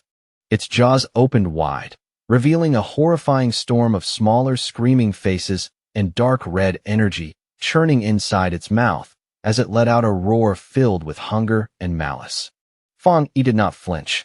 Blue energy crackled across his fingertips as he calmly spoke a single word: divine thunder. Several massive bolts of lightning exploded from his hand and tore straight through the monster's body. The creature howled in agony, electricity racing through its flesh, yet even after taking the attack head-on, it still refused to fall. Fang Yi watched it carefully and quickly understood what he was dealing with. This fox demon had clearly devoured countless other monsters to mutate into something so twisted and powerful, making it yet another S-class threat. Knowing that the seal on the dark tide was only temporary and that every second now mattered, Fang Yi realized he had to finish this battle quickly. But when he sensed the monster's extraordinary vitality, a confident smirk slowly appeared on his face. If it would not die easily, then it could serve as the perfect test subject for his newly obtained power. As that thought settled, he gathered the ominous purple energy of the dark attribute into his hand. With that confident expression still on his face, Fang Yi unleashed his newly acquired technique, the Boundless Dark Realm, directly on the S-Class Fox monster. A massive storm of swirling purple energy erupted outward from him and instantly trapped the startled creature inside. The raging energy rapidly condensed and hardened into a huge dark purple sphere, sealing both Fang Yi and the monster within its enclosed range. Inside that newly formed reality, shadowy purple tendrils lashed out from every direction and wrapped themselves tightly around the S-Class beast like living chains. The monster struggled wildly and whimpered in pain as its enormous body began to shrink under the crushing pressure of Fang Yi's domain. A system window appeared and confirmed just how devastating the technique truly was. Under the influence of the Boundless Dark Realm, the S-Class anomaly had been forcibly downgraded by 2 full levels, reduced all the way to a B-class threat. Standing before the now weakened creature, Fang Yi calmly observed that the S-Class anomaly must have had a very unstable foundation if it could be downgraded so easily. Now that the monster had been reduced to something manageable, his sword ignited once again in blazing golden-red fire. He declared that the battle was over, then brought down a single massive slash of fire, completely engulfing and destroying the creature in one overwhelming strike. Outside the sphere, Su Qingying and Lin Yi stared at the enormous orb of dark energy in front of them. Su Qingying found it strange, noting that although it was clearly a dark attribute power, it felt different from the kind she was familiar with. Lin Yi agreed at once, saying that it lacked the usual disgusting heaviness and bone-chilling cold she expected from it. Jialan gave them the answer. She explained that what they were witnessing was Fang Yi's personal domain, a space he had created by himself after mastering the dark attribute without any teacher to guide him. As she spoke, Jialan thought about just how significant that achievement really was. She explained that creating a domain was an extremely difficult ability, something far beyond what ordinary pioneers could ever hope to do. Before this, the only person she had ever known who could form a spatial domain through spiritual power was her teacher. Aside from him, she guessed there were at most only 3 other people in the entire world capable of the same feat. A painful memory suddenly surfaced in her mind, showing a vision of a massive disaster that had once spread across an entire city. She remembered how her teacher had tried to stop it by using his own domain, only to fail in the end. Their thoughts were cut off as the purple sphere vanished, revealing Fang Yi standing alone in the clearing as if the battle had ended in the blink of an eye. Jialan and Su Qingying could only stare, stunned by how quickly he had finished it. With an easy wave of his hand and a reassuring smile, Fang Yi told them that the chaotic burial mounds should not be giving them any more trouble for the time being. With the surrounding area finally secured, Fang Yi calmly turned and walked toward the softly glowing shizai flower. He carefully cupped his hands around the plant and gently pulled it from the ground with its roots preserved, making sure not to damage it in the process. Holding the glowing flower in his hands, he examined it briefly and concluded that this should be enough to complete the mission. Jialan watched him with a tense, nervous expression, as though the mission had only now reached its most critical moment. Fang Yi returned to the group and handed the flower to Jialan, who remarked quietly on how small it was. He confirmed that their mission was now complete and urged everyone to leave immediately, explaining that the sealed dark tide was unlike ordinary monsters and could become a serious problem again at any moment.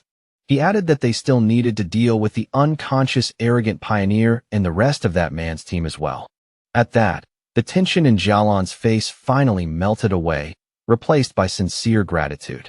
Holding the glowing flower carefully, she thanked Fang Yi from the heart and admitted that it was only because of his overwhelming strength that they had succeeded. She then turned and thanked the others too, announcing that it was time for all of them to leave. As the group began to move away, Jialan paused for a brief moment and looked back at Fang Yi to thank him one more time. Then she finally revealed the full importance of the mission. Elder Wu, the Xia Nation's only Jingang realm pioneer, was on the verge of death, and the shizai flower was the only life-saving medicine capable of saving him. With a small but deeply grateful smile, She told Fong Yi that he had just saved the life of the nation's strongest protector.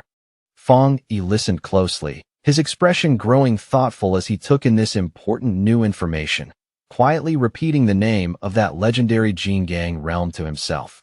When the group finally emerged from the dark portal of the extreme dark zone, they were greeted by a sky filled with swirling red clouds above. The red-haired leader threw both fists into the air and shouted in overwhelming relief that they could finally see the light again and had made it out alive. Beside her, Lin Yi nodded in agreement, deeply grateful to stand under daylight once more. Their return was greeted by a surge of loud cheers from the large crowd of officials who had been waiting in anxious silence the entire time.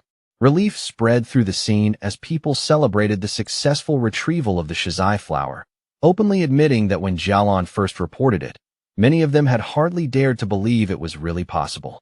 As the team moved forward through the path the crowd hurriedly cleared for them, the red-haired leader looked around in surprise at just how many people had gathered there.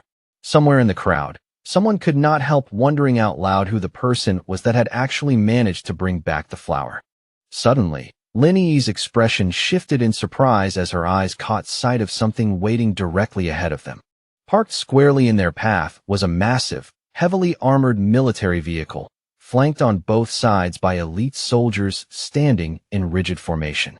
The red-haired leader recognized it immediately, along with the unmistakable emblem of the legendary Star God Warzone, the strongest and most famous military force in all of Xia. Realization hit her in an instant, followed by a wave of embarrassment as she understood that Jialan belonged to that elite unit, making her suddenly regret yelling at her earlier. The Star God Warzone stood as the #1 military district in the entire nation. Ever since spiritual energy revival began, its unique advantages had allowed it to seize control of the most resource-rich forbidden zones, turning those deadly areas into priceless grounds for cultivation and military growth. As the group drew closer, one of the officials carefully took the Shizai flower, now secured inside a glowing blue container, and respectfully handed it over to a high-ranking officer waiting nearby. That officer was revealed to be Han Li, who accepted the container with a small, satisfied smile that showed just how important this delivery truly was.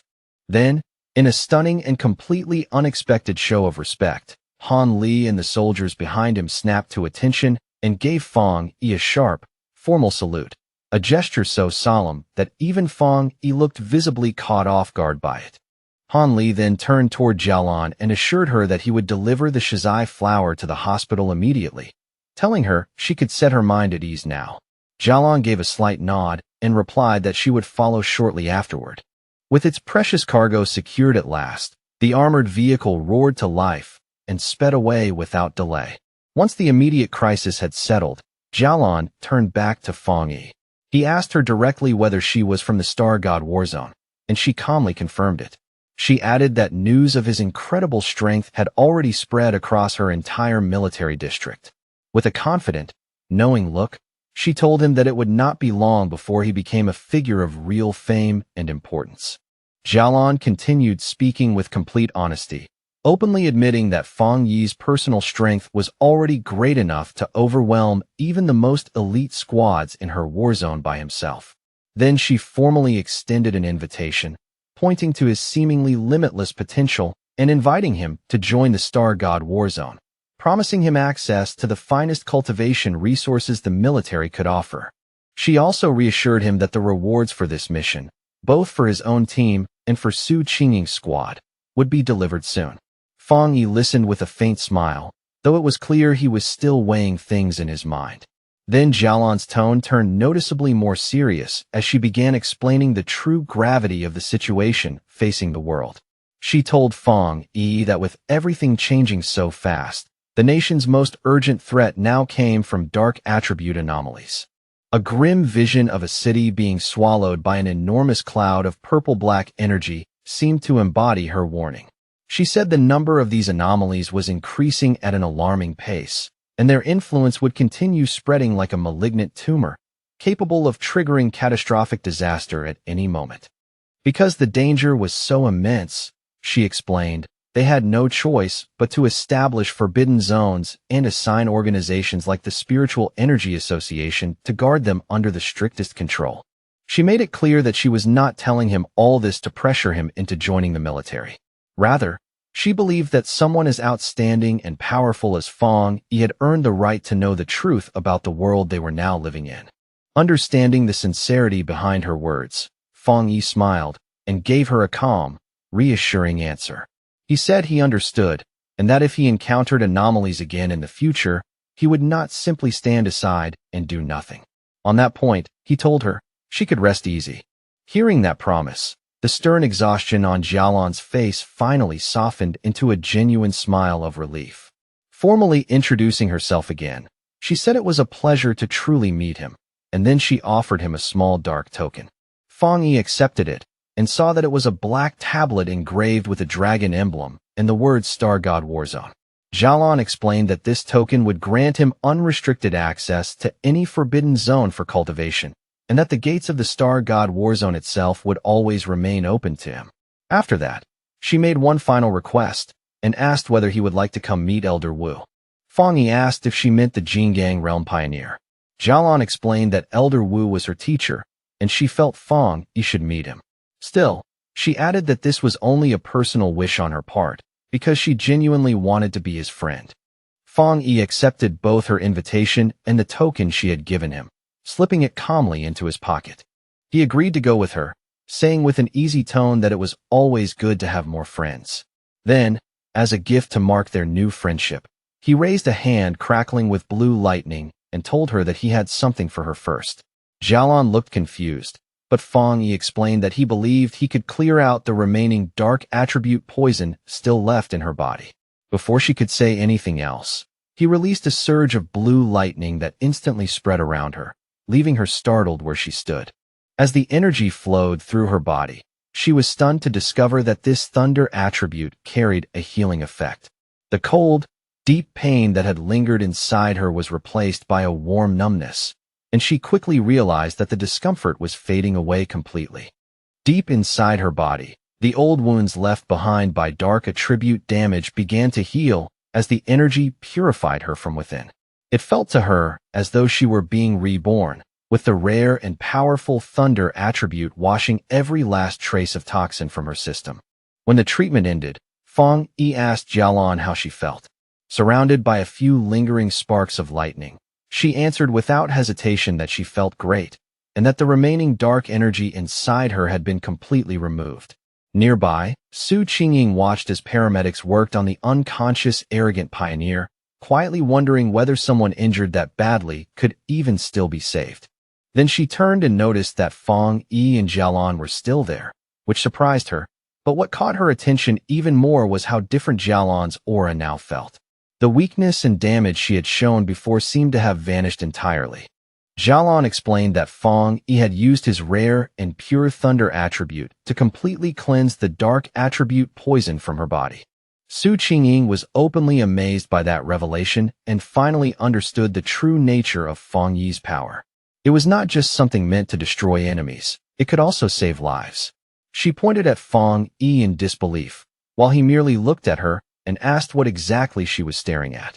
At that moment, a brilliant idea struck Su Qingying, and she excitedly waved the paramedics over at once. She hurried to Fong Yi and proposed a partnership, explaining that if his spiritual power could be combined with their advanced medical equipment, they might be able to save many more pioneers suffering from dark attribute corruption. To show just how serious she was, she bowed deeply and earnestly asked him to demonstrate his power one more time. Fong Yi did not answer immediately, falling silent for a moment as he considered her request. In the end, Fong Yi agreed. He released a carefully controlled burst of blue lightning from his hand and calmly asked whether that was enough of a demonstration for them. One of the paramedics, after seeing that pure thunder energy up close, excitedly confirmed that it really did seem to work. A thunder attribute of that level, he said, was indeed capable of resisting and countering dark attribute corruption. Xiaolon added that when Fong Yi treated her earlier, the power had been sent directly into her body and had destroyed the corruption from the inside. Su Qingying immediately suggested that all they might need to do was let Fang Yi and the patient hold hands. But the paramedic quickly clarified that not every cultivator, not even one in the spirit creation realm, could necessarily withstand such pure and intense energy. Then, while Su Qingying was still smiling hopefully, he explained that although Jialan's injuries had been serious, they were still minor compared to the state of the other patient. He estimated that healing the arrogant pioneer would require at least 10 times more spiritual energy. Even then, he added, simply saving the man's life would already count as a major achievement, while a full recovery was probably impossible. Fang Yi agreed to try the procedure and asked the paramedics how he should transfer his spiritual energy. They quickly led him toward the waiting ambulance. Inside, one of the paramedics instructed him to place his hand into a special device and steadily release his spiritual energy into it, and Fang Yi agreed without hesitation. From a distance, Lin Yi watched everything unfold while thinking to herself that she had never imagined Jialan would turn out to be such a high-ranking member of the elite Star God Warzone. What amazed her even more was that her cousin was so powerful that even this legendary military force was trying to win him over. She thought back to how the usually cold and distant Jialan had personally asked to become Fang Yi's friend and had even handed over her own personal token. After some time had passed, Fang Yi turned toward Lin Yi and the red-haired leader and checked on how the two of them were doing. Lin Yi replied that both she and the red-haired leader were feeling fine now. Then she explained that the two of them had already decided to head out for more training and start taking on missions by themselves. They felt they could not keep relying on Fang Yi forever and needed to become stronger through their own efforts. Having just finished transferring his energy, Fang Yi nodded in agreement with their decision and simply reminded them to be careful out there. As he watched them, a faint proud smile appeared on his face, and he quietly thought that his cousin had truly grown up. Su Qingying and her team also began preparing to leave. She waved goodbye and told Fang Yi and Jialan that they would meet again on the next mission. After that, Jialan turned to Fang Yi and said it was time for them to go visit Elder Wu. As the ambulance carrying Su Qingying's team drove away, she could still be heard complaining in visible frustration that the military's Star God Warzone had stolen such a powerful person away from them. Her teammates could only laugh awkwardly and try to calm her down as the vehicle continued into the distance. A final thought exposed the hidden problems inside the Spiritual Energy Association. The organization was simply too chaotic, and even its strongest elite squads were unwilling to truly cooperate with one another. Fang Yi and Jialan arrived at a large, modern hospital that served as the highest security ward within the Star God Warzone's medical base. Looking at the heavily guarded facility, Fang Yi asked if this was the place where Elder Wu was being kept. Inside the hospital room, the two of them stood quietly at the bedside where Elder Wu lay unconscious, surrounded on all sides by humming medical equipment and flickering monitors. Fang Yi looked at the scene and could not help commenting on how strange it felt. The ultimate powerhouse of the Jingang realm, the kind of figure people treated like a legend, was in reality just a withered old man lying silently in a hospital bed. He studied the elder's condition more carefully. Red veins spread across the old man's face and neck like cracks under the skin, and every breath he took depended on the respirator at his side.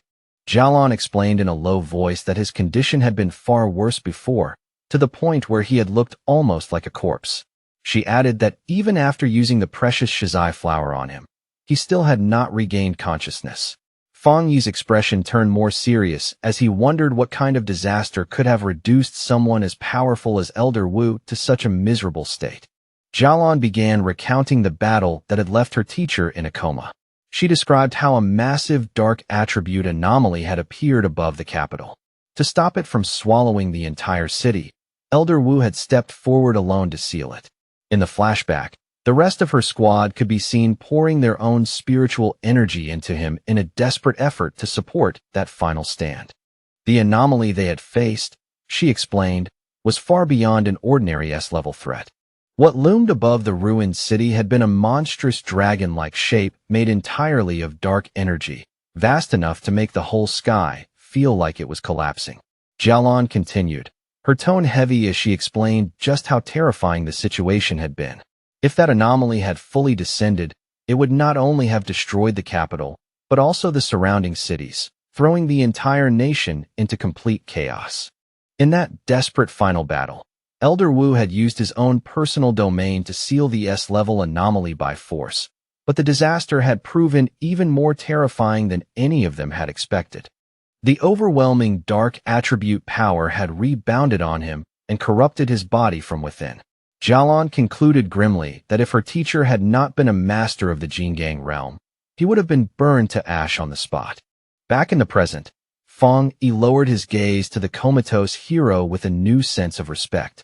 To stand alone and stop the destruction of an entire city, Elder Wu truly deserved to be called a great pioneer.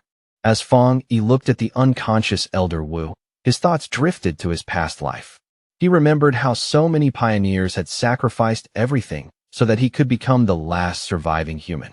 A sad realization then crossed his mind. In his original timeline, Elder Wu had most likely already died by this point. A fresh determination rose in Feng Yi's heart, and he reached a hand toward the elder without hesitation. Startled by the sudden move, Jialan shouted at him and demanded to know what he was doing to her teacher. Feng Yi calmly told her not to panic. He explained that although the Shizai flower was already taking effect, he wanted to try removing some of the stubborn dark attribute power still lingering inside Elder Wu's body. He placed his hand against the elder's chest, and a forceful stream of blue lightning immediately began flowing into the old man's body. Feng Yi explained that this should help him wake up faster.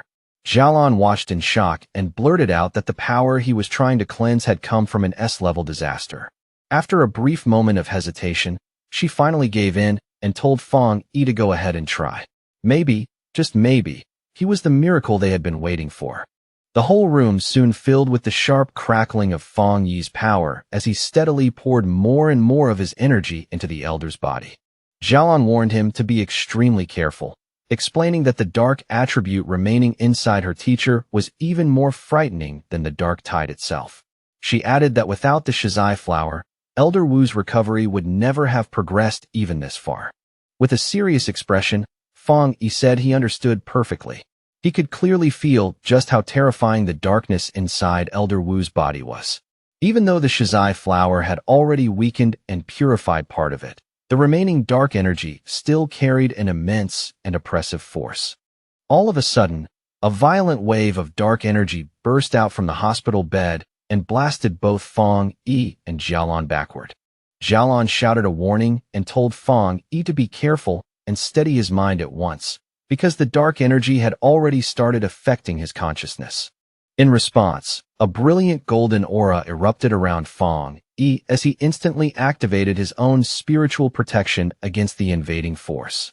His eyes shone with golden light, but then he realized with sudden surprise that the dark energy had already dragged his consciousness into a vision of the past. He found himself standing alone on an abandoned street in a ruined city, lifting his head toward the massive and terrifying red eye of the anomaly that had once swallowed the sky whole. Within that mental world, the anomaly's giant red eye hovered above the wrecked city and asked Feng Yi who he was. Feng Yi quickly understood what had happened. By touching the dark attribute residue left inside Elder Wu's body, his spirit had been pulled into this dangerous illusion. Completely unbothered, Feng Yi answered with calm confidence that his identity did not matter because he was simply the one who had come to destroy it. As blue lightning gathered in his glowing hand, he judged that this anomaly was not nearly as powerful as it appeared. In answer, the giant eye shot a massive, razor-sharp red spike straight at him, so fast that even Feng Yi was caught off guard for an instant. Feng Yi reacted immediately and activated his golden sun breathing technique, his eyes blazing with golden power as he prepared himself to defend against the attack. He moved swiftly through the ruined street, dodging the storm of red spikes that came raining down from the sky one after another.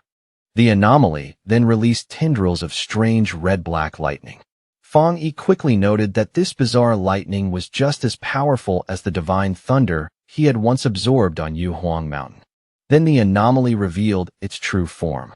It shifted into an enormous swarm of countless insect-like creatures made entirely of dark attribute energy, all circling around a central red eye. Fong Yi immediately recognized that every one of those creatures was as strong as the monsters from the Dark Tide, and there were tens of millions of them. In the next instant, the entire swarm descended on him like a monstrous vortex, blotting out everything around him with sheer terror and weight. Facing that overwhelming threat, Fong Yi calmly summoned his flaming sword into his hand. Looking at the monstrous swarm rushing toward him, he declared that there was only one thing left to do now: wipe out every last one of these pests. With a determined shout, Fong Yi charged forward and unleashed a massive blazing slash that tore a brilliant path straight through the center of the swarm. That overwhelming strike succeeded in cutting the creature's central eye cleanly in two. As he assessed the enemy, Fong Yi identified it as an S-level collective anomaly. Even so, he guessed that its present strength had already been greatly weakened, either because this was only an illusion or because the Shizai flower used on Elder Wu had already purified part of its power. The two severed halves of the swarm crashed down toward the ruined city below and exploded violently the moment they struck the ground. Fong Yi landed steadily on a rooftop and surveyed the aftermath below. He estimated that the anomaly's current power was only around a level, and for a moment he felt genuine awe realizing that this was the city-destroying disaster Elder Wu had once faced entirely on his own. Then Fong Yi realized the danger was even greater than he had first assumed. Dark, swirling energy gathered into his palm, and without hesitation, he unleashed his own dark attribute technique, the Boundless Dark Realm. A massive vortex of pure darkness erupted from him and began swallowing up the insect-like anomaly. The creature was visibly shocked and seemed to realize that the being standing before it was no ordinary human. With a confident smirk, Fong Yi simply answered, "Guess so." Then he shouted a command to open, and his dark vortex completely absorbed what remained of the S-level anomaly. As the last fragments of its energy faded into nothingness, a final warning echoed through the emptiness like a dying whisper. "We will be back soon." Fong Yi floated inside a sphere of his own dark energy, and thought that the final message must have been a leftover fragment of the anomaly's consciousness. The use of the word "we" immediately caught his attention, and he began to wonder whether other disasters like this were already out there, waiting for the right moment to appear. As the illusory world around him let out a deafening roar and began breaking apart piece by piece, he decided it was wiser to leave now and think through the meaning of that warning later. His consciousness slams back into the real world in a sharp, breath-stealing jolt, as if he has been hurled out of a nightmare and dropped straight into his own body again. Without wasting even a second, he thrusts his hand into Elder Wu's body and begins drawing out the corrupt, dark attribute energy that has been festering deep inside him for far too long. From the Elder's chest, a dense mass of dark purple energy is forcibly dragged out, crackling violently as Fong Yi's own blue lightning wraps around it and tears it free inch by inch. To keep the dangerous substance from breaking loose, Fong Yi immediately activates his 9-dragon Skyfire sealing art, locking the energy inside a blazing sphere bound by red chains that burn like molten fire. Holding the sealed orb in his hand, he explains to a stunned Jilan that this is the dark attribute remnant that had been left behind inside Elder Wu's body. After a brief pause, he concludes in a grave tone that this must be the final fragment of the anomaly that once nearly destroyed the city. He goes on to explain that although the sealed orb of dark energy still carries frightening power, its influence has already been greatly weakened by the Shizai flower and by Elder Wu's own seal. Looking at the old man with real respect, he praises him openly, saying Elder Wu truly deserves to be called the nation's #1 pioneer for using his own body to hold back such terrifying darkness. Fong Yi knows very well that if it had been anyone else, they would have died over and over long before now. As Jialan looks closely at her teacher, she notices that the red veins on his face have faded away, and even his breathing now sounds steadier, deeper, and far more peaceful than before. She tells Fong Yi with visible relief that he really has saved Elder Wu's life. Fong Yi, however, answers with quiet humility, saying it was not all due to his own strength. He explains that without the Shizai flower weakening the corruption first, there is no way he could have pulled out such a stubborn dark attribute so cleanly. Jialan nods and agrees, saying that while the flower preserved the elder's life, It was Fang Yi's power that finally gave him a real chance to recover completely. With one final surge of force, Fang Yi tightens his fist and crushes the sealed orb of dark energy completely, grinding it apart until nothing remains but drifting dust. He says the remnant is now utterly useless and can no longer pose any threat. Then his expression turns serious, and he tells Jialan there is still one more thing she needs to know. In the mental illusion, the dark attribute remnant warned him before disappearing that it would return someday. From that, he concludes that they must remain ready at all times, because no matter what happens next, they cannot allow an old man who has only just survived a life-and-death crisis to be dragged back onto the front lines again. Jialan quietly says she understands, because this is not the first time she has heard such a rumor whispered about. When Fang Yi asks what she means by that, she explains that both the military's monitoring departments and the association have long been collecting data on changes in spiritual energy across different regions. Based on that data, she reveals, a disturbing rumor began to spread. With the current level of power possessed by Xiagua, they might not even survive the first year after the full revival of spiritual energy. Even so, she adds with a faint, bitter smile, almost nobody was willing to believe it.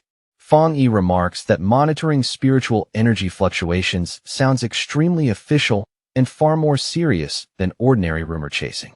Jialan then looks at him and asks directly whether he also believes that rumor may actually be true.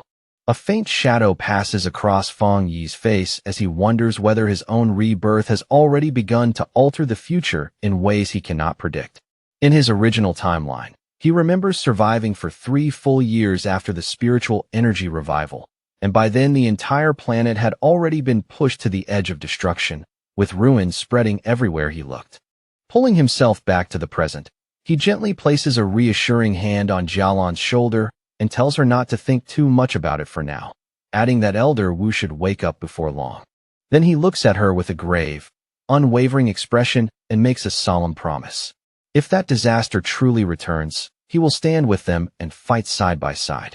Deep down, he already knows that the final battle against the great catastrophe is coming sooner or later, and no one will be able to avoid it forever. With fierce resolve burning in his eyes, he declares that this time, no matter the cost, he will change everything.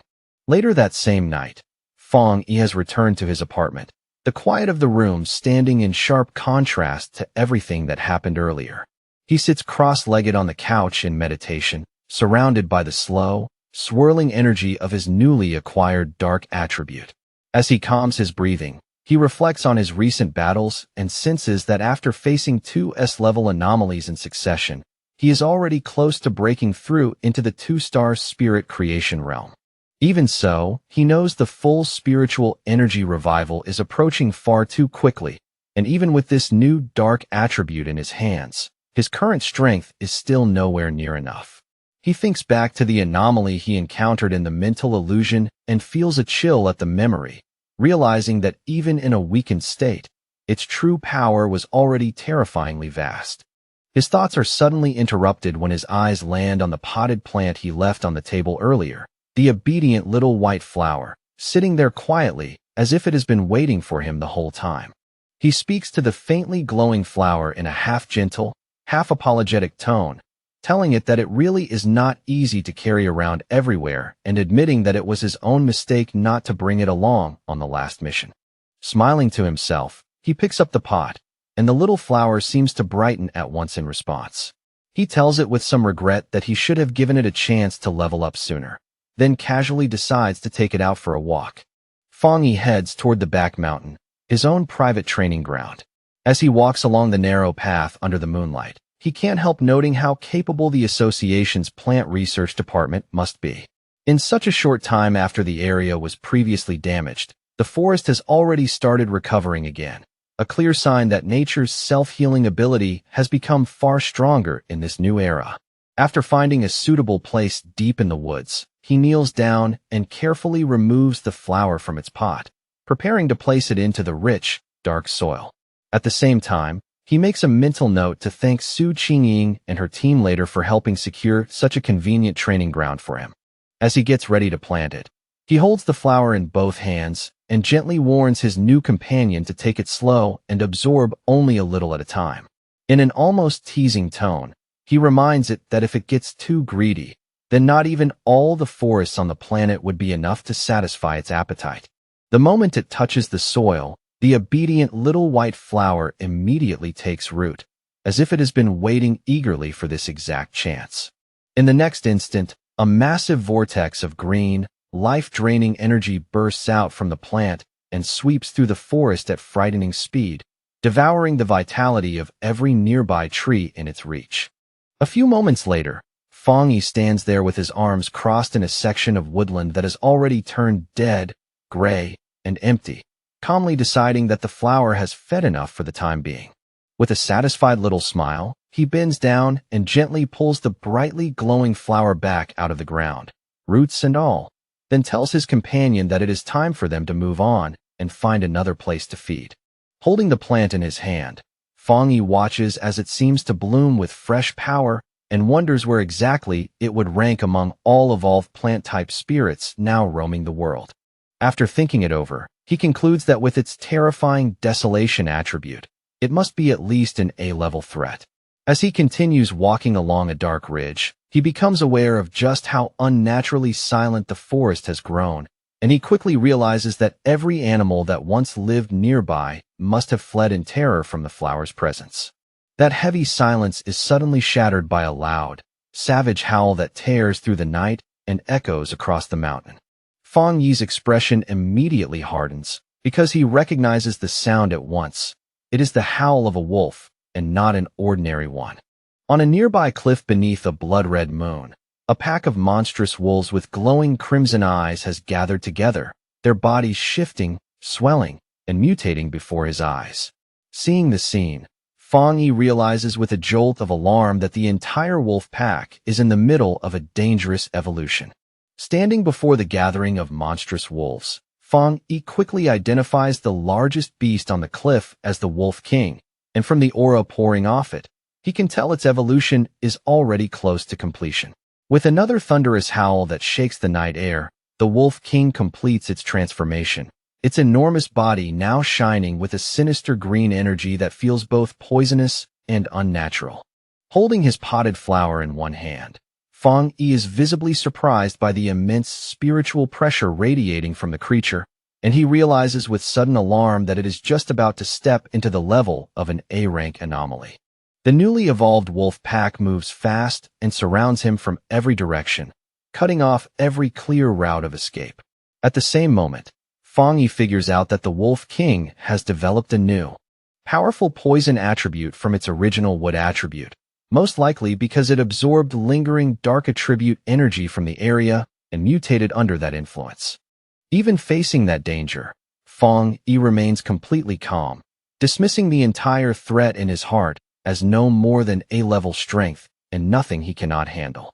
He calmly takes his obedient little white flower out of its pod and tells it, almost like speaking to a partner, that it is time for the two of them to deal with this problem.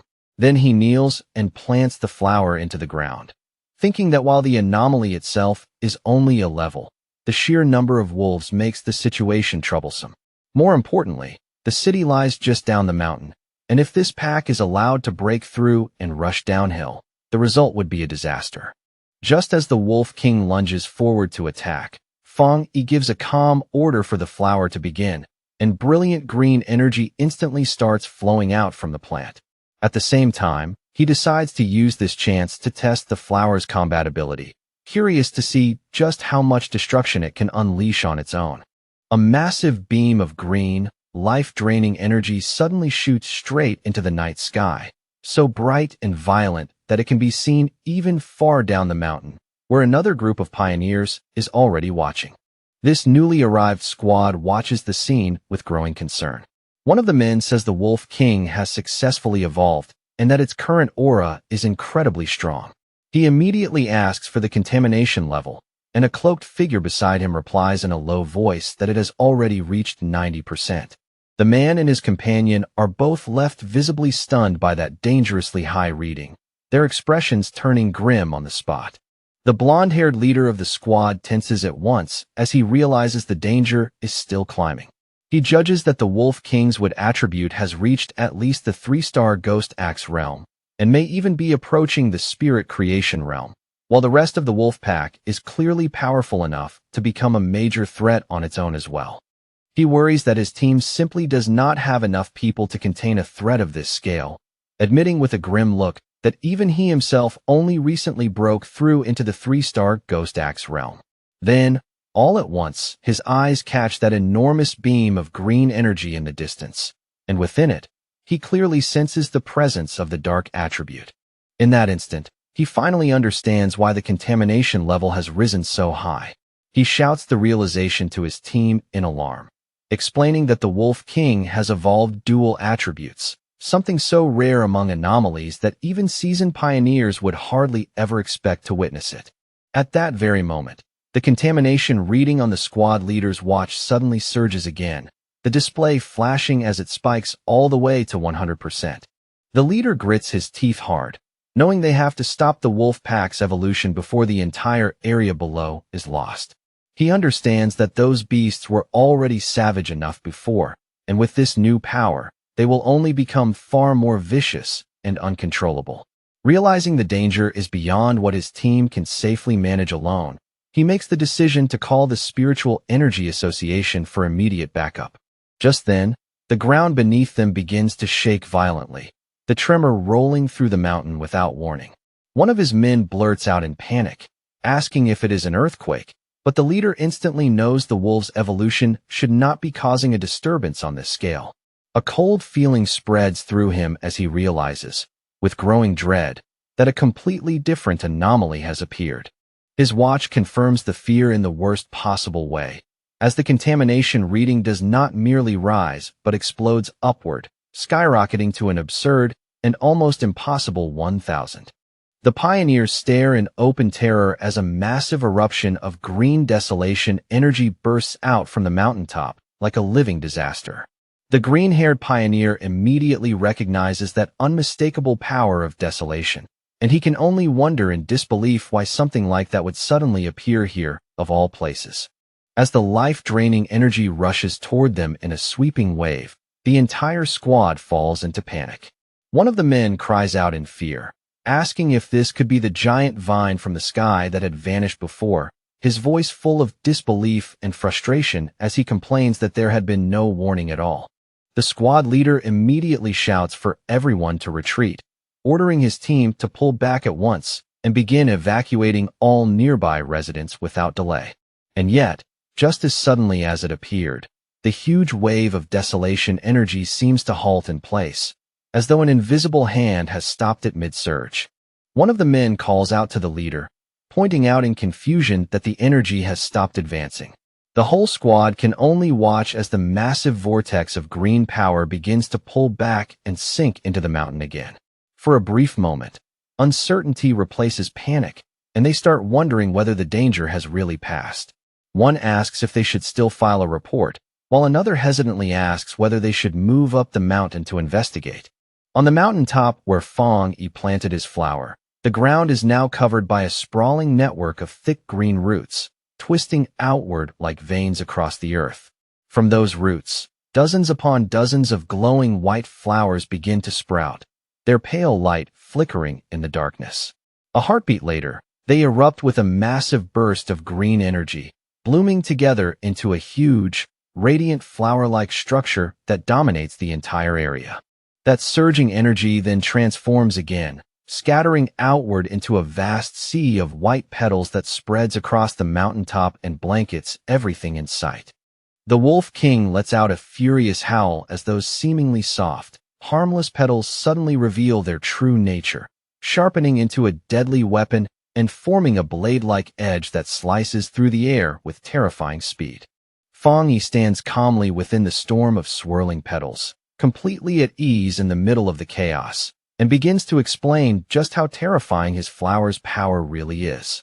This sea of spiritual flowers, he says, will keep growing back and multiplying without end, absorbing, wearing down, and purifying the enemy again and again until there is nothing left at all.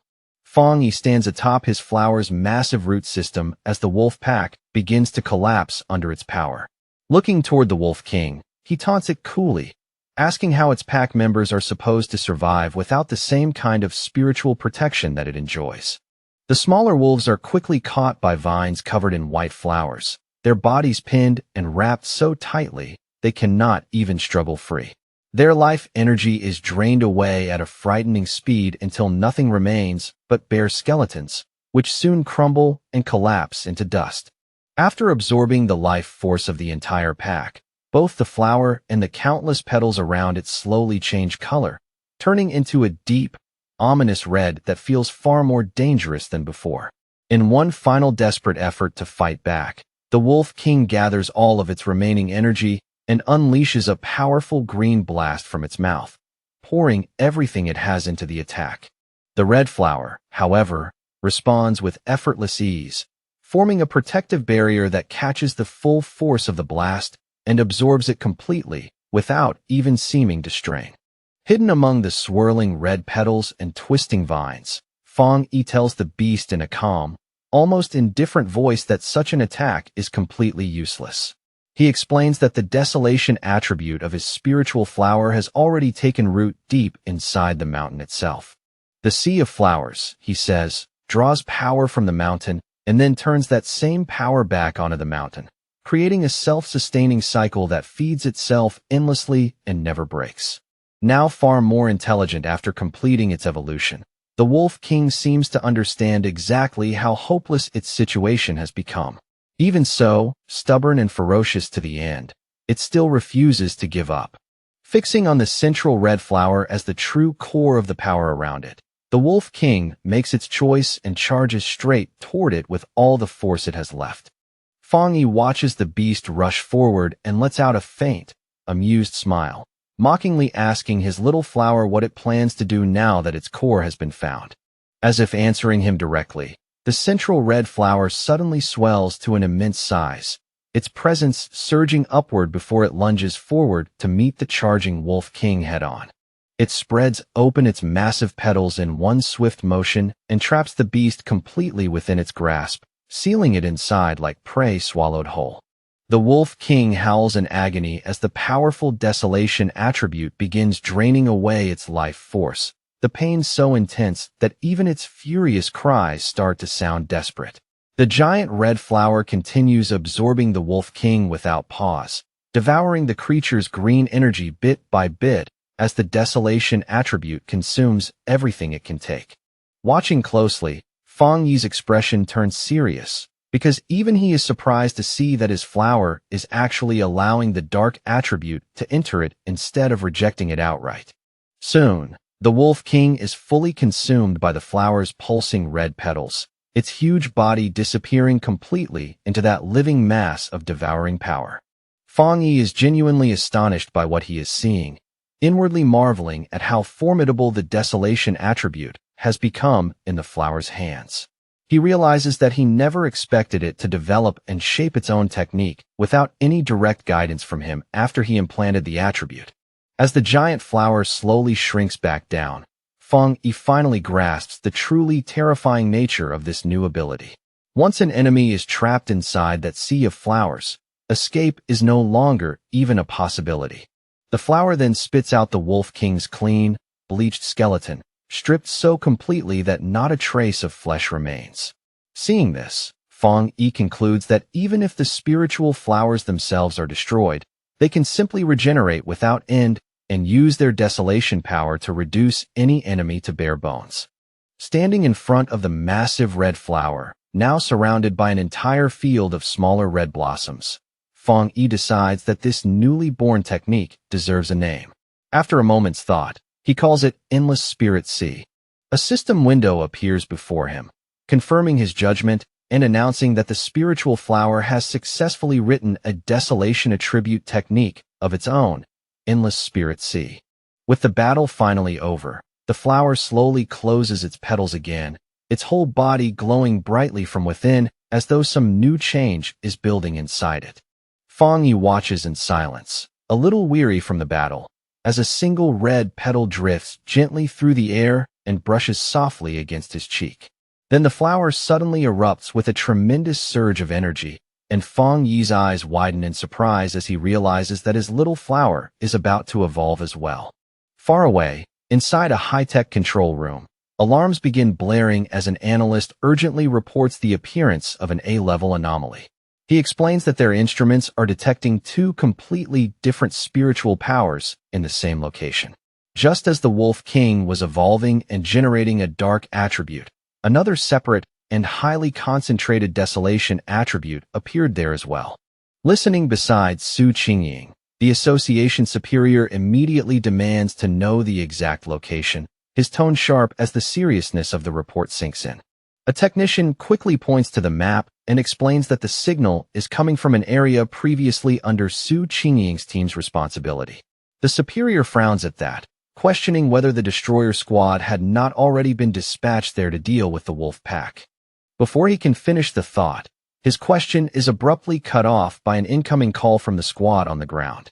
The squad leader reports that a powerful wave of desolation energy suddenly appeared and wiped out the entire A-level wolf pack.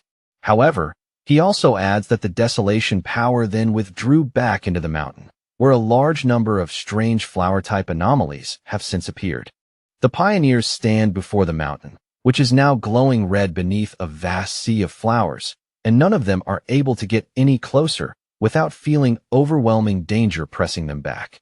The association superior continues speaking with the squad leader as the situation grows more serious by the second.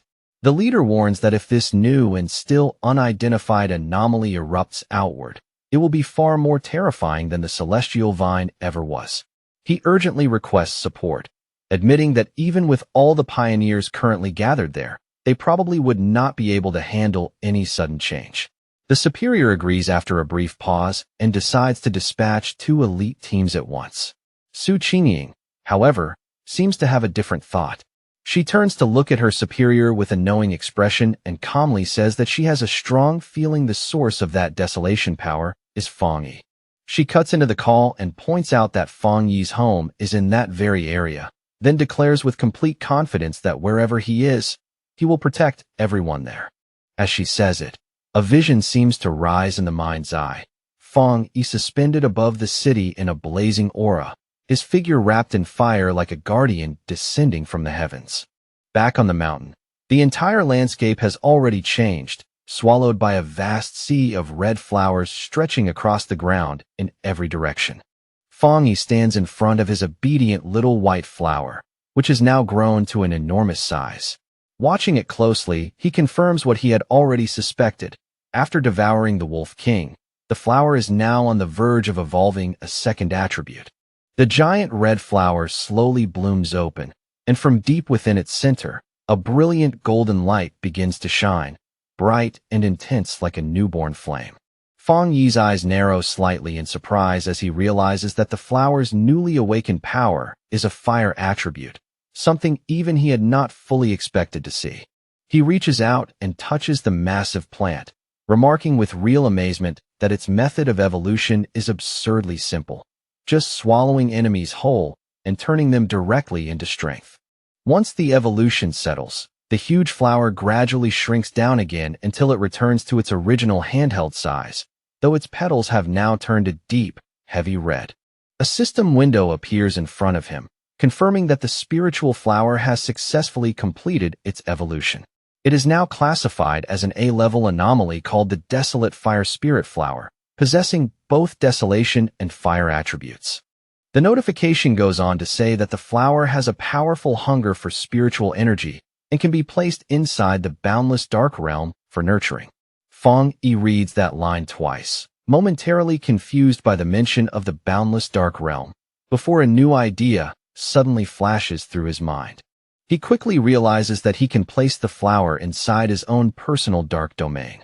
In his understanding, that domain contains a large number of dark attribute anomalies and offers exactly the kind of environment this flower could grow strong in. A thought follows naturally after that. If the spiritual flower keeps feeding on the energy inside, then it may even be able to evolve a third attribute, one tied to darkness itself. But just as he lifts the orb of his dark domain in his hand, the sky above suddenly begins to change, and a massive storm starts gathering overhead with alarming speed. Golden light flashes in his eyes as realization hits him. Another breakthrough is coming, and this time, he is about to step into the two-star spirit creation realm. He immediately sits down to cultivate, and in the next moment, a massive pillar of golden divine energy descends from the heavens and envelopes him completely. As he meditates within that overwhelming light, he feels his power becoming smoother and easier to command, while the spiritual energy of the world begins to merge with his body as naturally as if they had always belonged together. Elsewhere in the mountains, a muscular man with spiky hair senses the immense energy of that breakthrough from afar. Following the light like a hunter tracking prey, he arrives and is stunned by the source of such extraordinary power. He is instantly thrilled, recognizing what he believes to be the legendary divine blade, and realizes with excitement that he has found a cultivator who has reached the two-star spirit creation realm. While watching a video of Feng Yi's earlier battle, the man stands cloaked in his own blazing aura. With open arrogance, he declares that he will crush this new fire attribute pioneer and prove to everyone that he is the true number one. Back at the place where he is cultivating, Feng Yi's sharpened senses catch a new presence lurking nearby. Without even opening himself to panic, he raises his voice and coldly demands to know who is there. The mysterious man answers not with words, but by hurling a massive fireball straight at him, shouting as he attacks, and asking whether Feng Yi is a fire attribute pioneer. Completely unfazed, Feng Yi gathers dark energy in front of him and casually swallows the powerful attack with his own vortex. A faint smile appears on his face, clearly satisfied, as he realizes he has finally drawn this hidden enemy out into the open. Feng Yi recalls that he had already sensed the man hiding nearby for some time, and that the fool had not even bothered to properly conceal his spiritual energy. He quickly judges the newcomer to be a wild pioneer, the kind who belongs to no organization and lives only to challenge others. From the aura he gives off, Feng Yi can tell he has only just broken through into the spirit creation realm. The muscular man finally reveals himself completely and lands before Feng Yi in a burst of heat, his body wrapped in a fierce fire aura. He looks Feng Yi over with open interest and remarks that he is surprisingly interesting, adding that he can feel strong spiritual pressure from him. Then he introduces himself as Jiang Lu and aggressively demands to know how Feng Yi managed to avoid that fiery attack just now. Feng Yi says nothing at all, merely standing there and silently observing his new opponent from head to toe. With a cocky grin, Jiang Lu says he forgot to introduce himself properly. He repeats that his name is Jiang Lu and boasts that Feng Yi will remember that name very soon.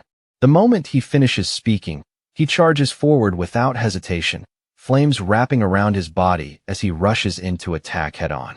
In response, Feng Yi calmly lifts one hand, raises two fingers toward the sky, and says only two simple words in an even voice: divine thunder.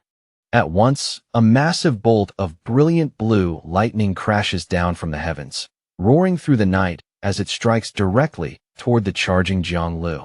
Jiang Lu is caught completely off guard, his eyes widening in shock as he wonders what kind of power this is supposed to be.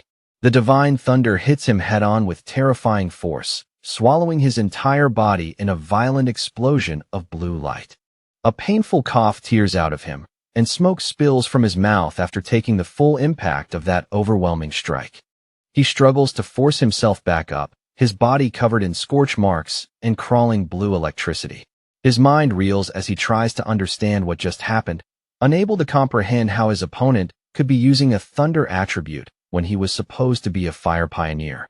He grits his teeth so hard they nearly crack, while his whole body still trembles uncontrollably from the aftershock of the lightning. Feng Yi stands over the fallen Jiang Lu, who has dropped to his hands and knees, and is now so thoroughly overwhelmed that he cannot even move properly. Then Feng Yi grabs him by the hair and brutally slams his head into the ground, shattering the rock beneath him with a heavy, merciless impact.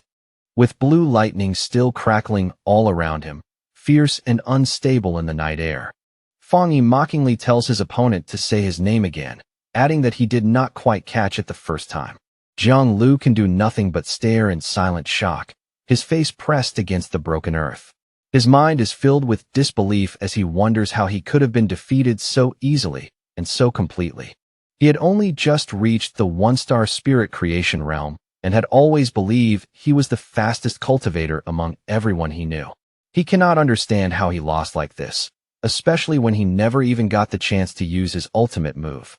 His thoughts flash back to the days when he was praised and admired by those around him, when his rare and powerful fire attribute made him feel invincible. He had truly believed that sooner or later, everyone would have no choice but to bow to him. A small, dismissive sound leaves Feng Yi's lips as he sends another surge of electricity through Jiang Lu's body, making him scream in pain on the spot. Jiang Lu's mind is still stuck on the same impossible question. How can this man have a thunder attribute when he was supposed to be using fire? Feng Yi looks down at him with one eye glowing blue, disappointment clear in his expression as he remarks that he had honestly expected this opponent to be much stronger. With a cold, condescending smile, Feng Yi mocks the arrogance of the younger generation while pinning Jiang Lu helplessly to the ground with raw electrical force. Jiang Lu grits his teeth through the pain and humiliation, his thoughts racing wildly. He realizes that although Feng Yi is clearly only at the 2-star spirit creation realm, the spiritual pressure coming off him feels vastly greater than his own, by at least 2 full realms. Then an even more terrifying realization crashes into him. No, it feels closer to the difference of 3 entire realms. Convinced that death is right in front of him, Jiang Lu thinks in despair that this is really the end, that he, the great Jiang Lu in his own mind, is actually going to die here. Lying there in terror on the ground, Jiang Lu finally breaks and begs Feng Yi not to kill him. Feng Yi stares at him for a moment with a cold, unreadable face, then silently loosens his hold and lets him go. He warns him in a low voice that a pioneer's power is not something that should be thrown around carelessly against other people. Then, with quiet disdain, he suggests that if Jiang Lu truly has that much free time, he would be better off using it to clear out some of the newly emerging anomalies. After giving him one last dismissive glance, Feng Yi turns and walks away without another word, leaving Jiang Lu sprawled on the ground in confusion and humiliation. Jiang Lu watches his back disappear, his mind in complete turmoil as he wonders about Feng Yi's overwhelming spiritual power. He cannot tell whether that crushing gap between them exists because Feng Yi is an unbelievable genius, or because he himself is simply far weaker than he ever dared admit. Later, inside a luxury apartment, a dejected and emotionally drained Jiang Lu pushes open the door and enters a room where 2 men have already been waiting for him. One of the men greets him the moment he sees him and, after a brief pause, casually comments on his new hairstyle with an awkward attempt at humor. The other man, who has striking red hair and a much sharper temper, immediately begins scolding him the instant he steps inside. He reminds Jiang Lu that he had already warned him before, telling him again and again not to go around picking fights so recklessly. The red-haired man keeps lecturing him, saying Jiang Lu's aggressive attitude is far too dangerous, especially now, when the spiritual energy revival has not even officially begun. He warns that acting like this will only drag more trouble straight to his door. To his friend's surprise, Jiang Lu does not argue back or flare up in anger this time. Instead, he drops onto the sofa like a man whose spirit has been completely broken. Thrown off by that strange reaction, one of the men stares at him and asks what happened, wondering if this silent, defeated figure is really the same battle-hungry Jiang Lu they know. The red-haired man frowns and asks Jiang Lu directly what exactly happened out there. He reminds him that he went out specifically to challenge the Divine Blade user, and Jiang Lu, still sunk in misery, quietly admits that the whole thing ended in an instant.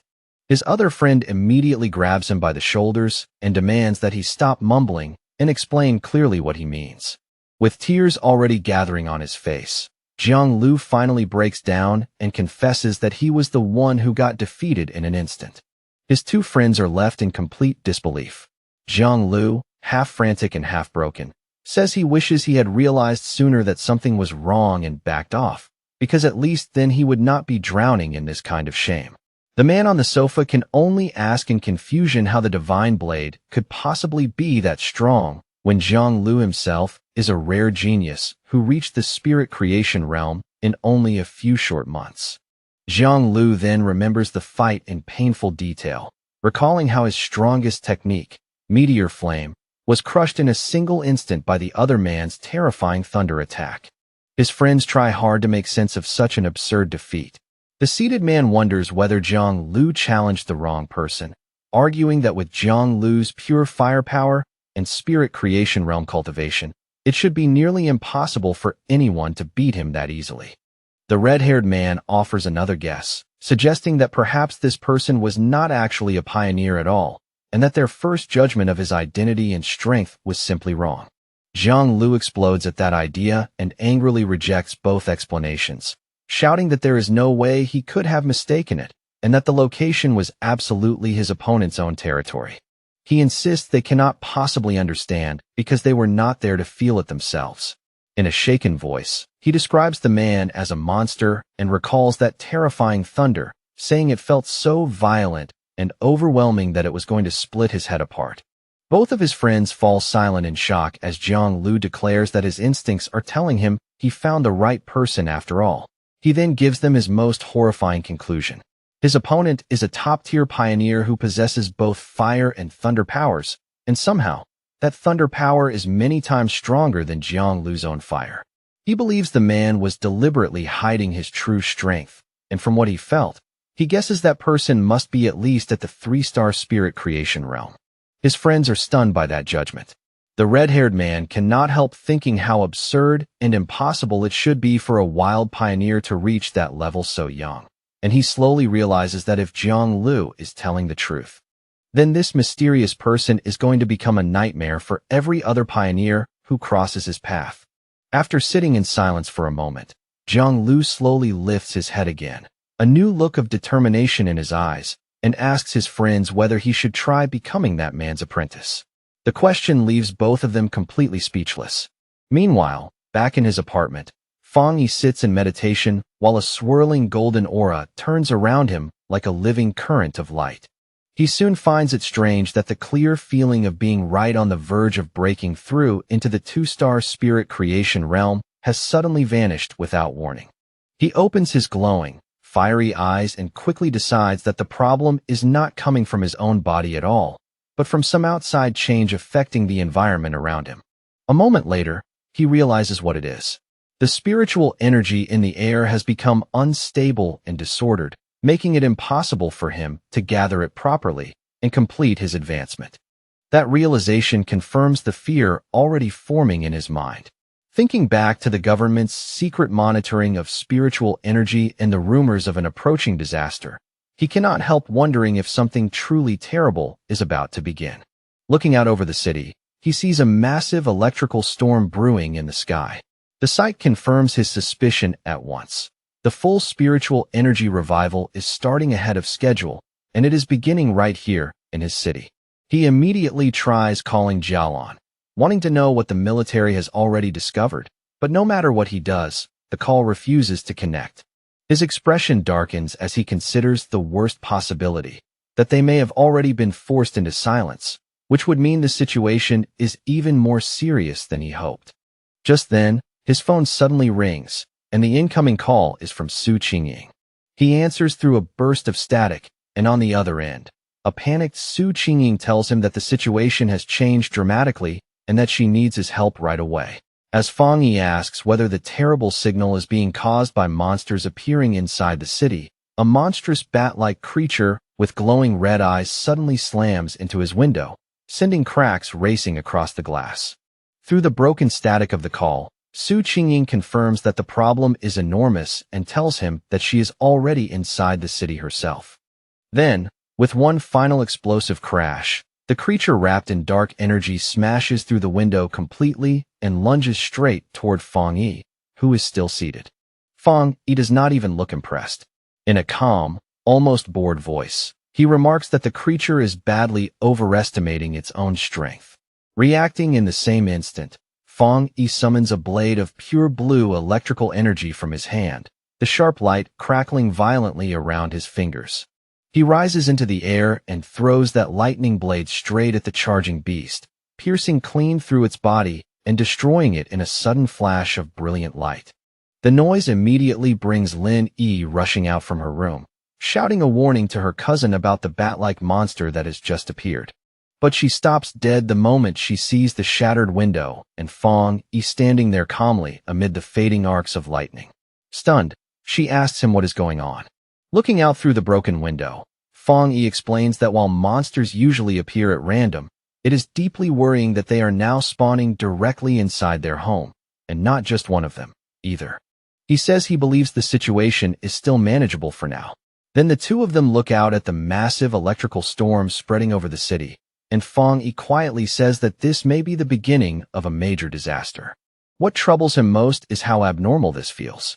A 2-star Ghost Axe Realm monster would normally hide in darkness and wait for a better chance, not boldly attack a pioneer's home in the middle of the city like this. Realizing that a difficult battle is approaching, he tells Lin Yi to contact every pioneer she knows and gather them all at the apartment as quickly as possible. She agrees at once without even a moment of hesitation. Fong Yi then steps onto the ledge of the broken window and tells his cousin that since she is already close to her own breakthrough, he is trusting her with the safety of their home while he is away.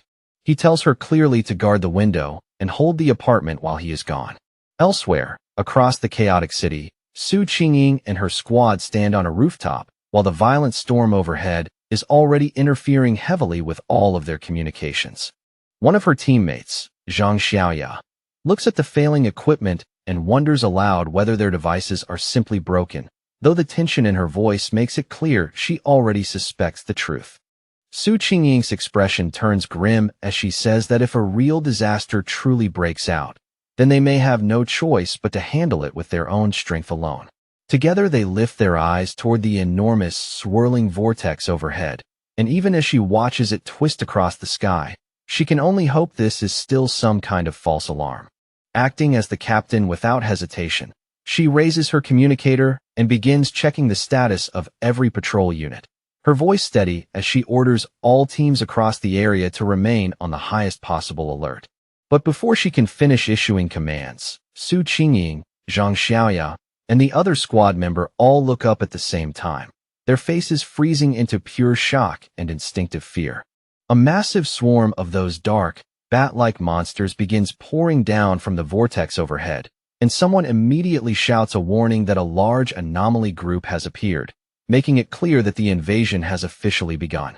All across the city, a red alert begins broadcasting warnings about the heaviest rainstorm seen in 50 years, repeatedly urging every citizen to stay indoors and avoid going outside. The streets quickly fill with fear, confusion, and spreading panic as people stare up at the darkened sky, unable to understand what they are seeing and wondering if this is the end of the world. At the same time, Jiang Lu and his red-haired friend race through the rain-soaked streets on their motorcycles, tires cutting through the wet road. The friend shouts over the storm that the whole situation feels terribly wrong and asks whether they should stay or leave, but Jiang Lu stays silent, his face dark and uneasy. Then, without warning, a monstrous bat-like creature wrapped in dark red energy dives straight down from the sky, toward them like a living spear. Jiang Lu reacts instantly in anger, shouting that the thing must be looking for death as he throws up a hand and summons a blazing fireball. He fires a fierce blast of flame directly at the monster, while his friend stares in confusion and wonders aloud why it would attack them at all, since creatures like this usually avoid pioneers as strong as Jiang Lu. To their horror, the creature bursts back out of the flames with a shrill screech, completely unharmed. In that instant, Jiang Lu realizes with panic that it is not that the monster failed to burn. It actually regenerated the damage immediately. Shaken by the overwhelming strength of the monsters appearing all over this city, Jiang Lu makes a fast decision and says they need to head home right away. The scene shifts back several hours earlier to a high-tech control room inside the Spiritual Energy Association. There, Su Qingying and her superior are in the middle of a meeting when one official suggests that if they want results, they need their most capable people to open communication with Fong Yi. Just as the superior turns towards Su Qingying to speak, a sudden alarm cuts sharply through the room and interrupts the meeting. A special warning flashes across the main screen, announcing that an A-level anomaly is predicted to arrive in the city center within 24 hours, while large numbers of bat-like anomalies have already begun gathering in the outer suburbs. The association superior questions whether it is truly an A-level anomaly, and Su Qingying, visibly alarmed, immediately says they must dispatch a team at once, and that she will personally go as well. The scene snaps back to the present, where the leader of the destroyer squad stares upward in terror at a gigantic version of the bat monster descending on him. In a panic, he shouts into his communicator, correcting the previous report and warning that the anomaly is not A-level at all, it is S-level. The creature's enormous shadowy body continues growing more oppressive as it descends, its glowing red eyes fixed below with the cold intent to wipe everything out. The scene then shifts again to a quiet military district, where sleek futuristic hallways stretch on in eerie silence, almost too still compared to the chaos elsewhere. Outside, however, that silence has already been shattered by war. A huge swarm of glowing red, bat-like anomalies is attacking a military warship, and the vessel responds by firing massive blasts of energy in a desperate attempt to hold them back.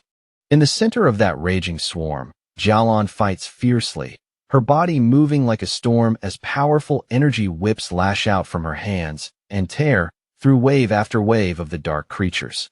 For one brief moment, Jialan pauses in mid-battle and looks up, watching the endless stream of monsters continue pouring in without any sign of stopping. She knows her unique ability allows her to shape and reinforce her spiritual power however she needs, but the number of dark attribute bats keeps increasing no matter how many she cuts down.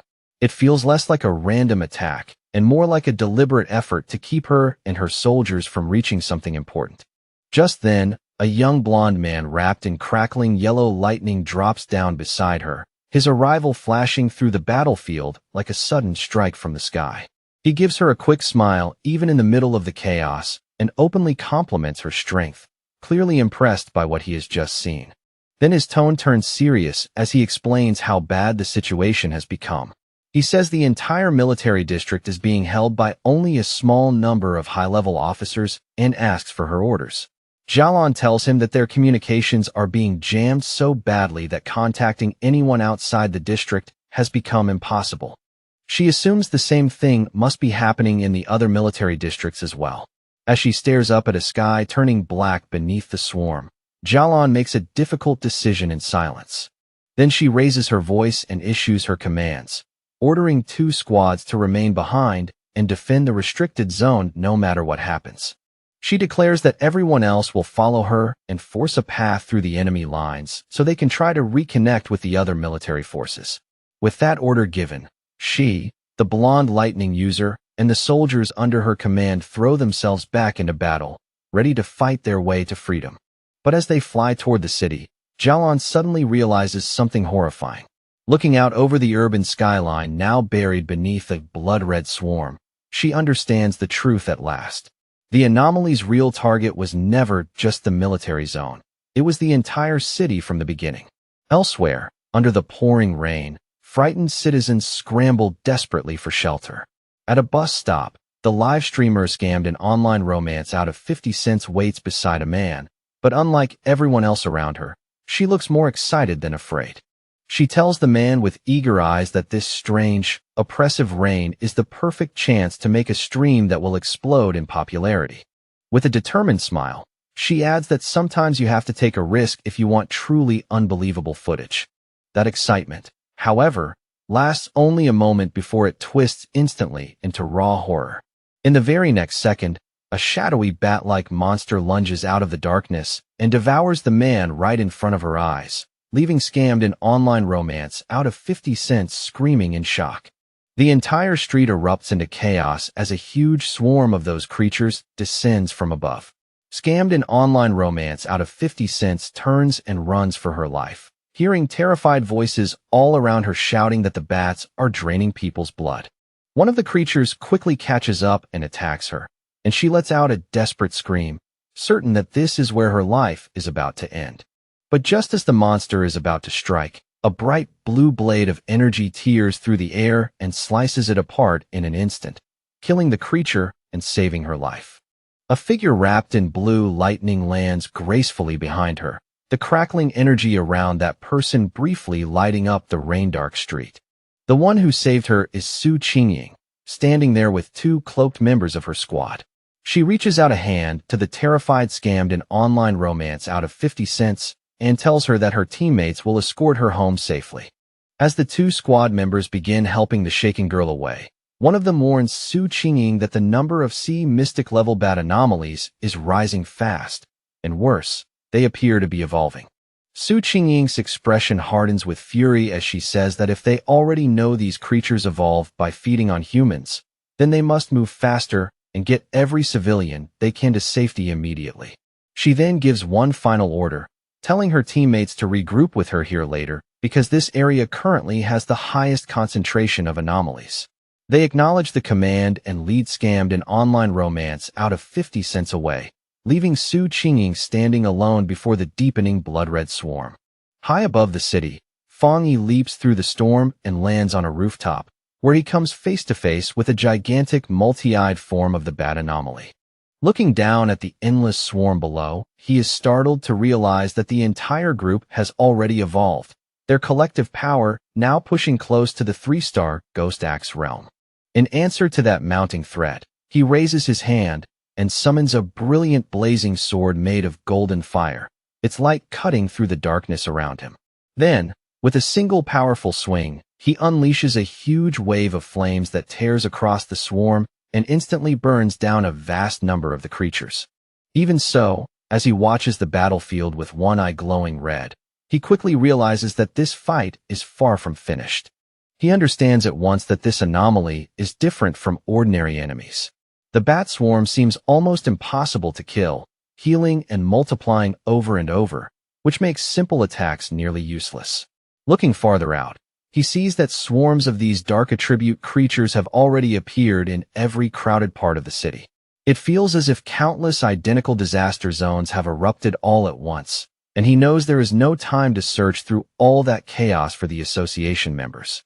Looking out over the city now buried beneath swirling dark mist and blood-red movement, Fang Yi comes to a hard conclusion. Since there is no faster option left, he will have to deal with the swarms one by one. Choosing a new approach in an instant, Fang Yi lifted his hand and unleashed his ultimate technique, the Boundless Dark Realm. A gigantic vortex of dark green energy burst outward around him, spinning like a living storm, and he coldly declared that every one of these anomalies would be fed to his spiritual flower. As the vortex began swallowing the swarm bit by bit, his thoughts flashed to the people waiting behind him. In his mind, he saw the pioneers gathered at his home: Lin Yi, Su Qingying, Zhang Xiaoya, and the others. He knew there was no time to hesitate. With Cousin's ability and the protection of the other pioneers, his home should be safe for the moment. But he also understood the truth all too clearly. If this disaster kept escalating, the nightmare would become reality, and once that happened, survival would be nearly impossible for anyone. 10 minutes later, Su Qingying was still battling alone on a rooftop, hemmed in on all sides by an endless tide of vicious anomalies. She clenched her teeth in frustration as the swarm kept surging forward. No matter how many she cut down, more immediately took their place. Her spiritual power was recovering far too slowly, and a chilling thought rose in her chest. If this kept up, she would soon be completely drained. Even in the middle of that desperate fight, Su Qingying's thoughts flickered briefly toward her two teammates. She could only hope they were still safe while escorting the civilian through the chaos below. Then a sudden scream for help, sharp with terror, tore through the storm and made her snap her head upward. Looking into the sky, she saw a massive cluster of red anomalies drawing together at frightening speed, condensing into one dense, horrifying mass as a single monstrous creature began to take shape. The moment she realized the situation was getting worse, Su Qingying kicked off the rooftop and raced up the side of a nearby building. She knew exactly what this meant.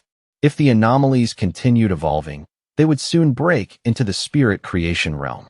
Her team was already stretched thin trying to save civilians, and they simply did not have enough strength left to deal with a threat like this, especially now that the creatures had begun directly attacking buildings. Without wasting a second, She thrust out her hand and fired several fierce blasts of blue energy into the bat-like swarm, trying to tear open a path through the writhing mass before it could fully gather. But the number of creatures was simply too overwhelming. They flooded over her from every direction, crushing her momentum and slamming into her hard enough to knock her straight out of the sky. As her body dropped through the rain and darkness, a horrifying realization suddenly struck her with cold clarity.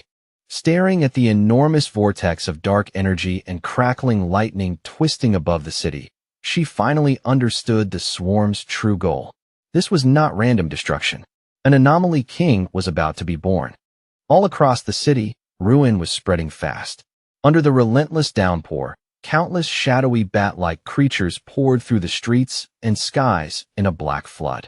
The scale of the disaster was so overwhelming that it felt as if no one, not even the military, not even the Spiritual Energy Association, could stop the city from being swallowed whole. In the heart of that chaos, pioneers fought with everything they had. One desperate report after another came in, each worse than the last, saying pioneer teams were either sacrificing themselves to hold the line or being completely wiped out. Su Qingying continued fighting alone, her protective barrier straining as it held back the endless horde pressing in from all directions. Then a fresh alert arrived, and the cold classification sent a chill through everyone listening. The S-level anomaly had now been identified as an anomaly king. Inside the association's command center, the atmosphere had turned utterly grim. Officials stood frozen before the incoming reports of catastrophic casualties.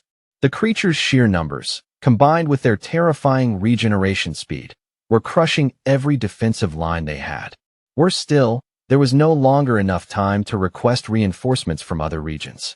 One subordinate, pale-faced and shaken, reported that the entire city had already been sealed in by an immense black fog. It wrapped around everything like a wall, cutting off any remaining chance of outside rescue. Only then did they fully realize the truth, and the horror of it hit them all at once. They had become a completely isolated city.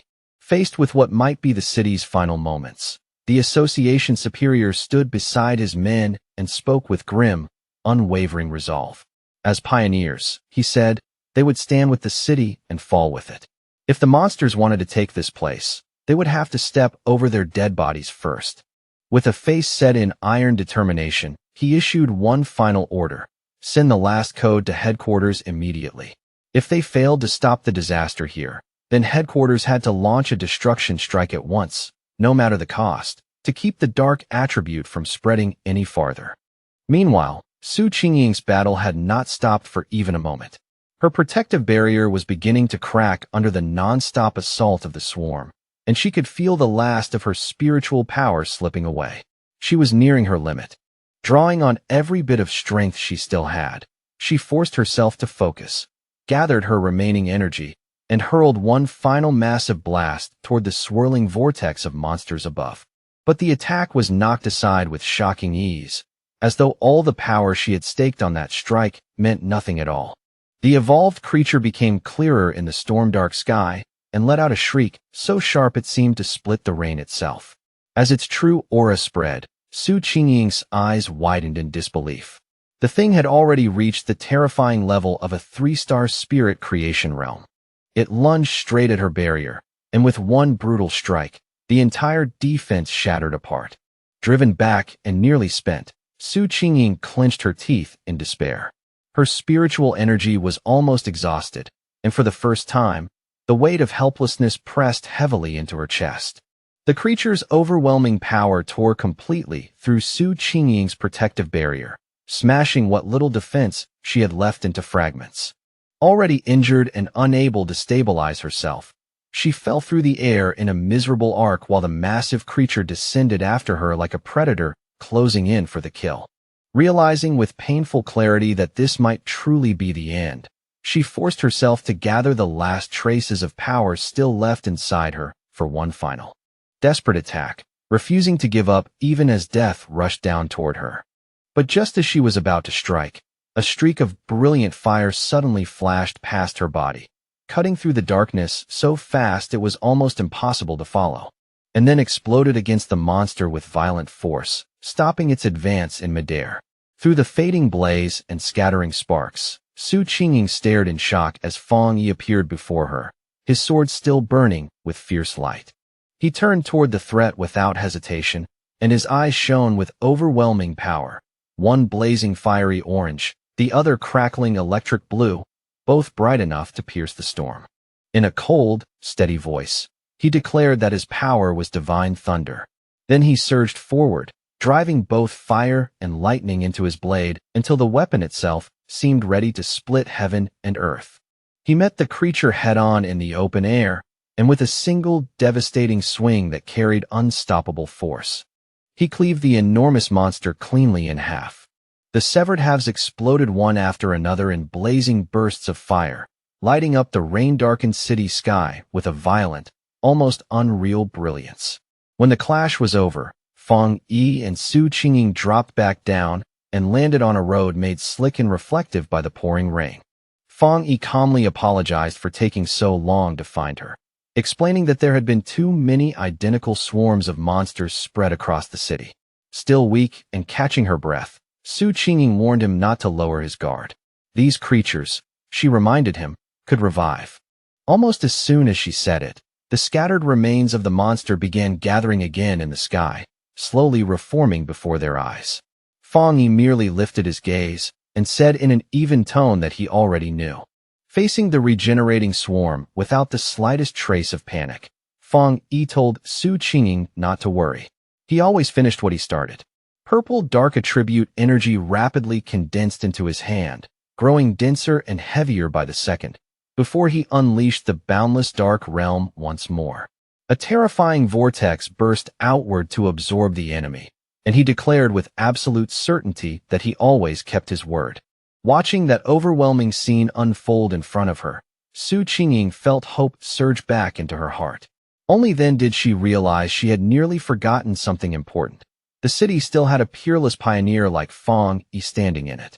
The huge purple vortex spread wildly across the street and up into the air, swallowing the entire swarm of bat-like creatures as if the night itself were being dragged into its center.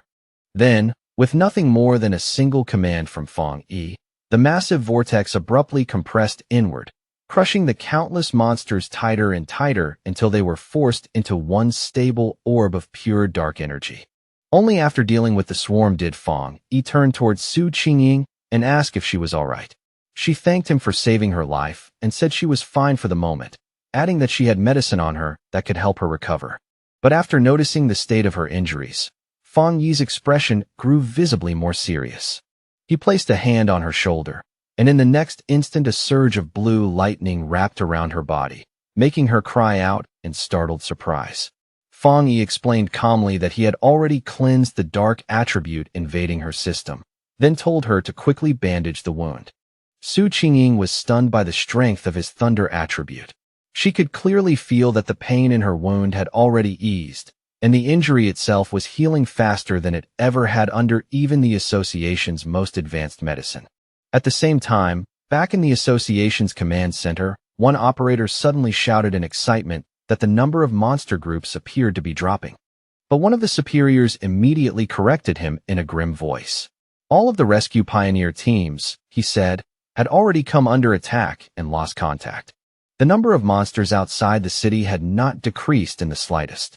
The truth was far worse. The swarms inside the city were gathering together because the anomaly king was on the verge of appearing. A trace of sorrow passed through his heart as he thought about wanting to see his parents one last time, yet he already knew that chance was gone. With that quiet pain buried deep inside him, he forced himself to accept reality and decided that all he could do now was carry out his final duty to the end. As the two of them stared up at the enormous green vortex churning across the sky, Fang Yi asked Su Qingying whether the association had any solid information about what they were truly facing. Su Qingying answered in a low, serious voice that it was a super S-class anomaly, one that intended to devour the entire city, and that its power was already comparable to the terrifying monster the Star God Warzone had once been forced to seal away. Her expression darkened even further as she explained that an event on this scale had a name. It was called a cataclysm. These swarms flooding the city were not the main disaster at all, only the first warning, the opening sign of something far more horrifying that had yet to fully arrive. She went on to say that deep within that swarm, an unimaginably powerful spirit was being born right now. And if that birth was allowed to complete, then the fate of the city was already sealed. Everything here would be wiped out. Su Qingying then told Fang Yi what the association had managed to piece together from its research and battlefield records. Usually, monsters of the same type devoured one another in order to evolve, growing stronger through brutal self-consumption. But dark attribute anomalies did not follow the normal pattern. Once one of them fully evolved into what was known as an anomaly king, it gained a terrifying form of authority. That power would forcibly suppress every other anomaly of the same type and bend them all into absolute obedience beneath its will. She turned to Fang Yi with worry written plainly across her face. His strength was already astonishing, that much she could not deny, but she still pointed out the brutal truth. He had not yet stepped into the legendary Jinggang realm. She reminded him that even the nation's strongest pioneer had ended up bedridden after sealing a similar catastrophe. Her voice turned urgent, almost pleading, as she told him they could not afford to lose another genius like him. She begged him to break through the monster blockade, escape the city while he still could, and inform the military that they needed to abandon this place before everything was lost. Before her desperate plea could continue, Fang Yi gently tapped her on the head, cutting her off in the softest possible way. There was even a faint hint of playfulness in his tone as he asked whether she had forgotten everything she had learned back in school. Then the lightness disappeared from his face. His expression hardened, steady and immovable, as he declared that this city was his home. No matter what it cost him, no matter how much he had to sacrifice, he would protect it. Su Qingying could only stare at him in silence, completely speechless before that level of resolve. For a moment, even the storm and the chaos around them seemed to fade beside the certainty in his eyes. Without saying another word, Fang Yi turned and walked away through the rain, then sprang upward in one clean motion to the top of a high rooftop, where he stood alone before the massive green vortex, facing the place where the anomaly king was slowly, horribly emerging into the world. Bathed in a brilliant golden aura, Fang Yi looked up grimly and said that it really did seem as though the whole city was being offered as a sacrifice for the birth of this king. As the words left his mouth, the power of the golden sun ignited around him in blazing waves. He then glanced back at Su Qingying, who had followed him up, and asked to borrow her wrist device. He explained that he needed it both to detect the anomalies more clearly and to establish contact with the Association Command Center. Su Qingying handed it over without hesitation. Holding the device in one hand and his blazing sword in the other, Fang Yi lifted his gaze to the storm above and said that he had to go up there himself and destroy the creature before it could completely take shape. He stood ready beneath the storm like a drawn blade, every muscle tense, while high above him the monstrous anomaly king continued forcing its way out of the swirling vortex hanging over the city. Back in the association's command center, the suffocating tension was suddenly broken when an operator shouted that they had reconnected with the signal of a missing pioneer. It was Su Qingying's signal, and for a brief instant the entire room froze in disbelief. A second later, that disbelief turned into shock. The operators saw her tracker moving at an incredible speed, flying straight toward the very center of the storm, the most dangerous point in the entire city. They immediately shouted for her to turn back, because everyone there knew the same thing. Rushing in alone was nothing less than a suicide mission. One official grabbed a communicator at once and tried desperately to reach her, raising his voice as he ordered her to stop immediately and hold her position until reinforcements from headquarters and the military could arrive. On the rooftop, Fang Yi held Su Qingying's wrist device in his hand as it crackled with bursts of static, the sound sharp and unstable in the rain-soaked air. After fumbling with it just long enough to finally understand how it worked, he spoke into the communicator and asked, calm and direct, whether the people on the other end could hear him clearly. The official in the command center was stunned and immediately demanded to know who he was and where Su Qingying had gone. Fang Yi ignored every one of those questions. Taking control of the conversation without hesitation, he told the official that he needed everyone in the command center to cooperate with him, because he was on his way to destroy the anomaly king at the center of the storm. As Fang Yi flew toward the massive vortex, wind and rain tearing around him, he continued in the same commanding tone.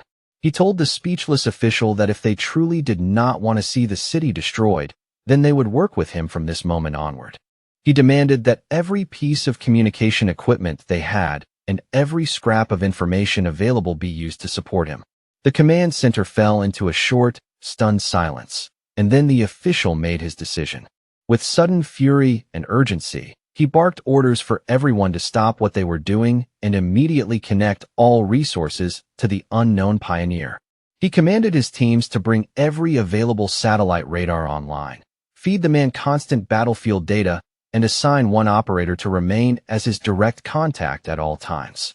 The assigned operator moved instantly and began reporting at once, explaining that satellite images showed an enormous number of anomalies gathered around the king, spinning in a violent circular formation like a living typhoon of darkness.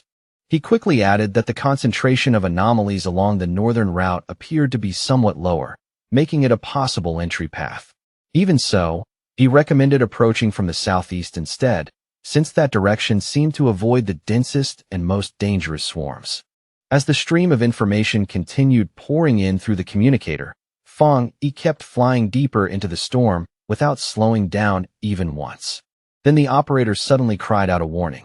Fang Yi had been spotted by two powerful anomalies, one ranked A and the other S, and both were estimated to possess strength at the level of the two-star spirit creation realm.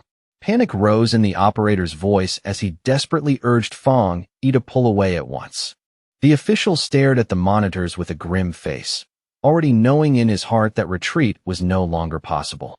The unknown pioneer had committed himself too deeply to turn back now. At that very moment, a massive shockwave slammed into the command center building, jolting the entire room and throwing the staff into chaos as alarms blared and terrified cries erupted from every side.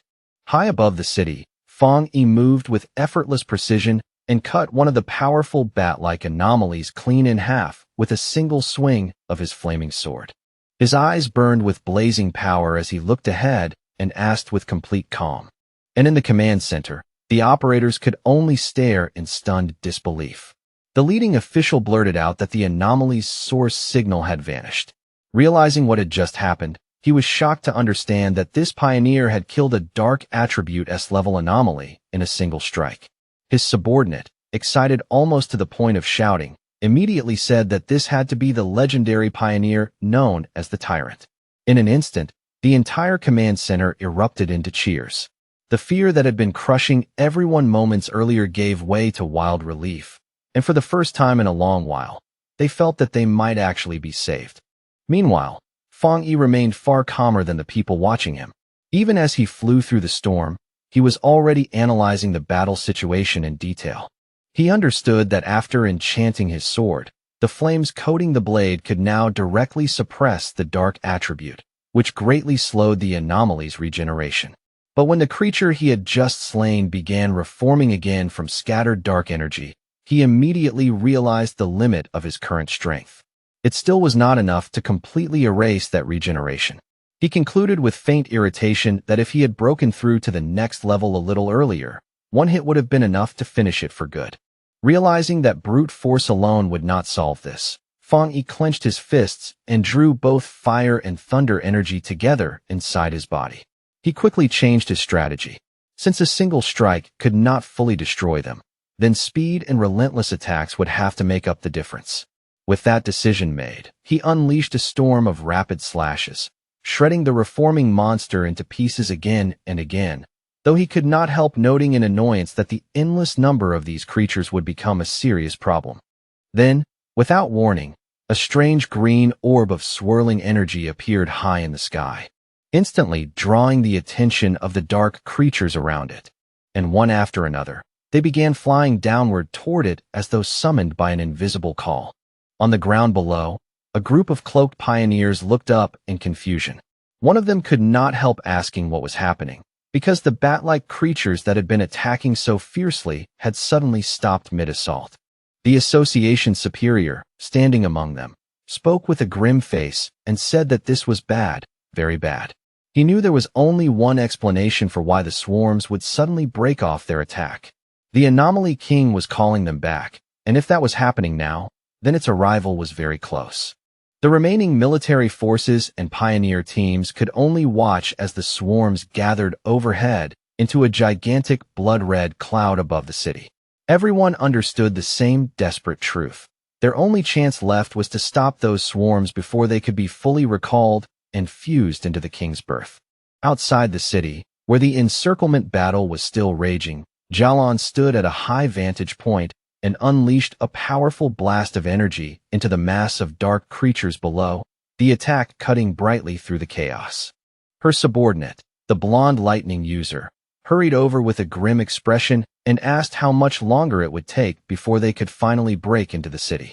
Jalan answered while keeping her eyes fixed on the battlefield, saying that according to their instruments, it would take at least another half-hour.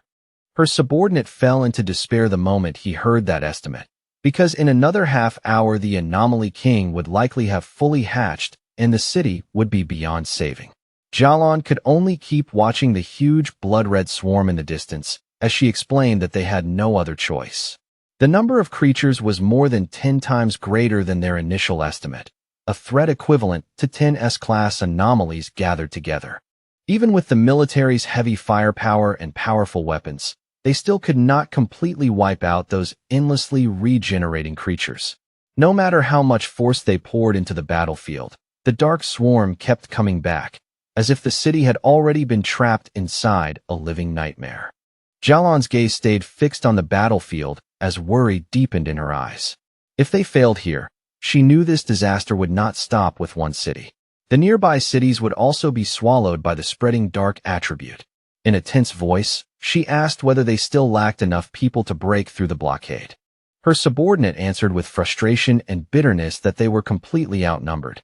What angered him even more was that some pioneers were still hanging back and watching from a distance, as if this catastrophe had nothing to do with them, not realizing the darkness would eventually spread to them too. All at once, Jalan's expression shifted. Her eyes narrowed sharply as she caught sight of something unusual moving high in the sky. Her subordinate immediately asked what she had seen. The two of them looked up together and watched as the bat-like swarms inside the city began drawing together in great streams, rushing toward the place where the Anomaly King was being born. At that exact moment, a brilliant point of golden light burst from the very center of the massive vortex. It shone so fiercely that it cut through the blood-dark sky like a signal flame. The subordinate recognized that energy at once and asked in disbelief whether that blazing light could really be Fong Yi. He turned toward her, stunned and uncertain, and called her name like he needed her to confirm what his own eyes were seeing. With a small but newly confident smile, Jalan simply replied that it was nothing. But the calm in her voice only made it clearer that she had already understood exactly what that light meant. Then she immediately took command, raising her voice and ordering all forces to increase their firepower and keep pushing forward without worrying about supplies. She declared that they had to enter the city no matter the cost, because the Star God Warzone would never abandon any city to die. As her forces surged ahead under that order, a lone fiery figure rose straight into the heart of the storm, glowing like a living beacon against the endless darkness and giving everyone who saw it a reason to keep fighting. Jalan and the still-stunned Su Qingying could do nothing but stare at the vast sea of fire Fong Yi had created. The sight was so overwhelming that for a moment it hardly looked human, as if a piece of the sun itself had descended into the storm.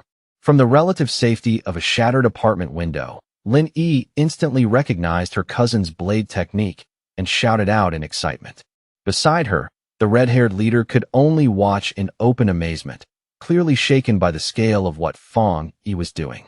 High above the ruined city, the remaining bat-like swarms changed direction and converged on Fong Yi from every side, as if the entire dark sky had turned hostile and was trying to bury him before he could go any farther. Fong Yi looked at the countless creatures rushing toward him and remained completely unimpressed.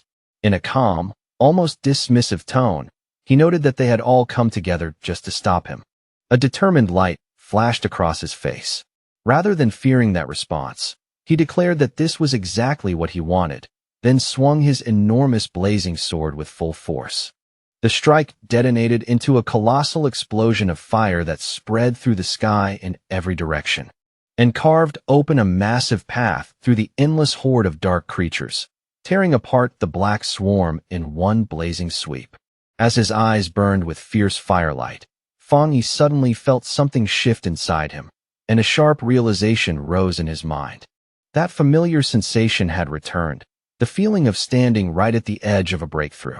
It was the same intense state he had lost earlier, and now it was surging back more clearly than before. He immediately understood what it meant. Even though the spiritual energy in the surrounding air was still thin and unstable, he had finally found the right conditions to break through once again. A confident smile appeared on his face. Since the chance had come back to him in the middle of battle, he decided he would not wait for it to happen naturally. He would force the process to speed up.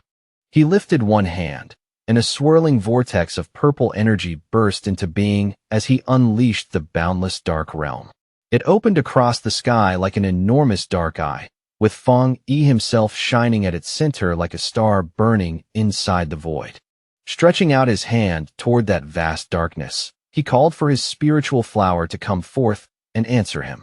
A glowing red orb appeared in front of him, bright and ominous, as fine cracks rapidly spread across its surface like something powerful was about to break free. From inside that orb, the massive red desolate fire spirit flower emerged, crackling with dark energy and radiating a savage, predatory presence. The moment it appeared, it launched itself at the swarms, draining their life force as Fang Yi ordered it to devour them and help push his breakthrough forward. The newly summoned desolate fire spirit flower did not hesitate for even a second. The instant it was born into the battle, it began moving according to Fang Yi's will. The huge red flower erupted with violent power, sending out wave after wave of dark tendrils toward the mass of bat-like creatures surrounding the sky. Those tendrils pierced through the monsters with terrifying ease, as though their bodies offered no resistance at all, and the flower immediately began consuming them one after another. Using the dark energy torn from their bodies to feed Fang Yi's breakthrough and help drive his power to the next level. Once the swarms in that area had been cleared away, Fang Yi descended gently and landed in the center of the now enormous red flower, standing there as though it were a throne formed in the middle of battle. From that position, he looked up at the vast green and red vortex in the sky where the Anomaly King was still taking shape.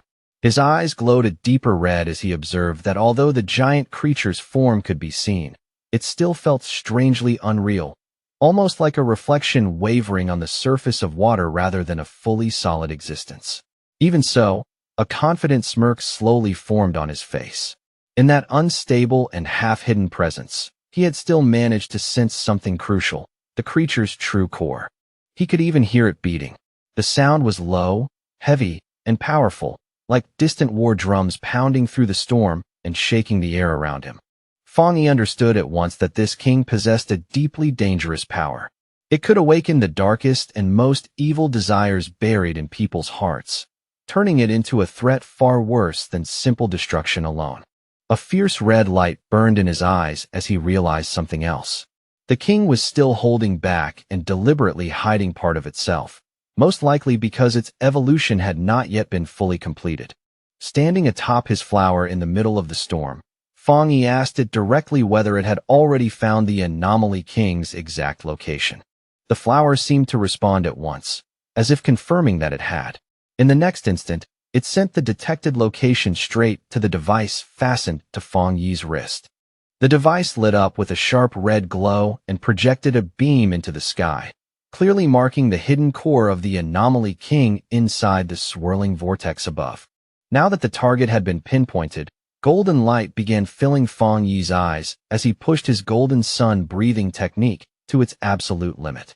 A tremendous explosion of pure golden energy burst out from his body and surged upward like a rising sun tearing into the heavens, carrying enough force to completely destroy the dark creatures if the strike connected cleanly. Far below, in the broken remains of the city, Jiang Lu and his companions could only stare at the sky in utter disbelief. They wondered what kind of power could produce such a blinding light, and first guessed it had to be some kind of fire attribute. But one of them quickly realized ordinary fire could never be this overwhelming, nor could it suppress dark power so completely. That left only one possible answer. It had to be a high-tier yang attribute, the natural enemy of darkness itself. Meanwhile, inside the association's command center, the suffocating tension was shattered by sudden cries of joy. An operator reported that the number of monsters was dropping rapidly and that the containment field was shrinking fast. The officials stared at their monitors in stunned disbelief, barely able to process how suddenly the entire situation had begun to turn around. Outside the trapped city, a military convoy was forced to halt in place. A subordinate hurriedly reported to Jialan that all the swarms blocking their path were turning back toward the city at once, as if they had just received a new command from something higher. From her position, Jialan looked toward the massive golden radiance blazing over the city and immediately realized what Feng Yi must be doing. He was attacking the Anomaly King's core directly. Her blonde subordinate stepped up beside her and confirmed that the incredible power filling the sky belonged to the tyrant. He recognized it as the purest and most refined form of the yang attribute he had ever seen. Jialan, however, did not look relieved. She admitted that she was worried about Feng Yi facing an enemy of that level entirely alone.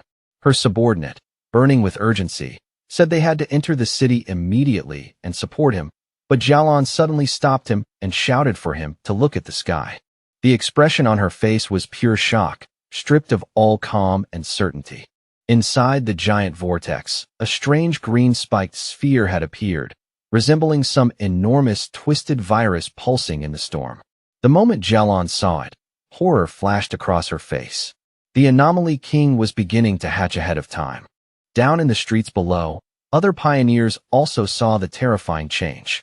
One man stared at the pulsating green mass and identified it as the source of all this evil. Grief and fury welled up in him as he thought of the friends they had already lost, and he swore together with the others that they would kill every last monster. At the same time, inside a damaged building, Lin Yi, the red-haired leader, and another pioneer watched the crisis unfold through broken walls and shattered windows. Lin Yi insisted that they could not just sit there and wait to die. They had to do something to help her cousin. She understood clearly now that the birth of the Anomaly King would demand the whole city as a sacrifice. Elsewhere in the ruined city, Su Qingying used her power to treat an injured pioneer, showing that the desperate struggle was still raging everywhere at once. Even while Feng Yi fought in the sky, the people below were still battling, bleeding, and trying to keep one another alive. Lin Yi quickly rallied the other pioneers hiding inside the damaged building. Her voice was tense but steady as she reminded them that the creatures trying to stop her cousin were the very same monsters that had already hurt their families, destroyed their homes, and taken away people they cared about. As those words left her mouth, a sudden idea flashed through her mind like a spark cutting through the chaos. She remembered the enormous flower Feng Yi had summoned earlier, the one that was devouring the swarms of bat-like creatures high above the city. In that instant, she connected it to something she had seen before. Its power felt strikingly similar to the desolation attribute of the ghost vine. That realization hit her hard and led her to a shocking conclusion. Her cousin also possessed the power of the desolation attribute. With that new understanding, Lin Yi immediately proposed a bold plan. She told everyone that they should pour all of their spiritual power into the network of vines created by Feng Yi's flower, feeding it with their energy so it could become even stronger for the final battle ahead. The other pioneers did not hesitate for even a moment. One after another, they raised their hands and released their combined spiritual power, sending streams of energy surging toward the great flower in the sky. From the ground below, the Association Superior noticed those trails of blue energy rising into the air like rivers of light cutting through the ruined city. At first, he thought perhaps other pioneers were gathering their strength to launch a direct attack on the monster itself. But he immediately dismissed that idea, knowing full well that from such a distance, their individual power was nowhere near enough to strike it effectively. Then he understood what they were truly doing. They were not attacking directly at all. They were sending their spiritual energy into the plant Feng Yi had summoned, using it as the medium for their final support. Moved by their courage, the superior declared that he would help as well. With a fierce shout, he released a powerful surge of blue energy from his own body and sent it streaming upward toward the sky. Across the city, the remaining pioneers saw what was happening and followed his lead without hesitation. They steadied their hearts, focused their wills, and poured out their spiritual power together, creating a vast tide of energy that rose toward the heavens to support the fight above. While treating an injured pioneer, Su Qingying suddenly felt the enormous shift in spiritual power spreading across the city like a shockwave. When she looked up, she saw Fang Yi's spiritual flower glowing brilliantly, now wrapped in the combined power of the pioneers still fighting throughout the city. Realizing that this was humanity's final stand, she gathered the last of her own remaining strength and sent it upward to join the others, further charging the flower with even more power so it could deliver one final, overwhelming strike against the Anomaly King's core. The monster let out one last scream of pain as the attack finally struck its target. In that same instant, Fang Yi followed up without pause, delivering a clean and decisive slash that tore straight through its body. After that massive clash, Fang Yi remained floating in the air, lifting a hand to wipe the blood from his face. Then a voice burst urgently through the communicator, warning him that every bat swarm from outside the city was now converging on his location. The numbers were staggering. Tens of thousands of B-level, A-level, and even S-level monsters were rushing toward him together, forming what looked like an endless tide of red and black flooding across the sky. Fang Yi did not look the least bit shaken. He simply raised his eyes to the pulsating green cocoon of the Anomaly King and said coldly that no matter how many minions it sent, he would kill every last one of them. Then he openly mocked the creature, asking whether it was trying to hatch early because it was afraid of him. The provocation worked. The Anomaly King finally began to emerge in earnest, and a monstrous shadow-green claw ripped through the cocoon as its full body slowly started taking shape before the city. Golden flames wrapped around Fang Yi's hand as he watched the scene with a grave, focused expression, fully aware that his true enemy was finally revealing itself. Now fully formed, the Anomaly King appeared as a terrifying beast crowned by a single menacing green eye.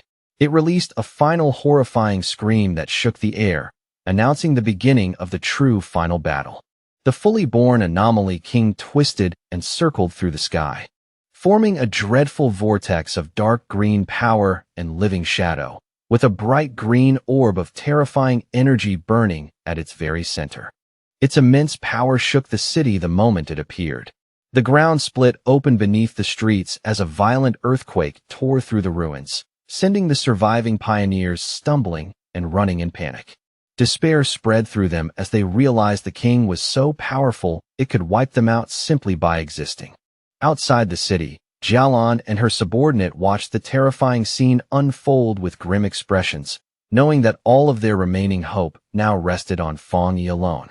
Deep within the ruined city, Su Qingying also lifted her eyes toward the sky. Worry and hope mixed together on her face as she silently prayed that Fang Yi would succeed. Inside the apartment building that had become temporary shelter, Lin Yi clenched her fists tightly, her face fierce and determined as she shared that same desperate wish. Floating high above the city and wrapped in bright golden light, Fang Yi faced the monster directly. He spoke to it without fear, naming it as the king of the dark anomalies and the true source of the city's suffering. As his spiritual flower blazed with fierce fire around him, he made his reason for fighting unmistakably clear.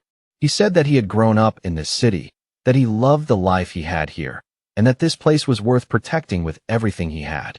In response, the Anomaly King threw back its head and released a furious scream so loud and savage it seemed to shake the heavens. With his burning red eyes locked on the monster, Fang Yi gave it one final message. For the sake of his home, he said, it had to die. Then their two immense powers slammed into each other, exploding into a violent storm of red, green, and golden light as the fate of the entire city hung on the outcome. The clash between Fang Yi and the Anomaly King created a colossal explosion so bright that it lit up the entire sky like a second sun. When the blinding light finally faded, Fong Yi found himself floating inside a strange dark void.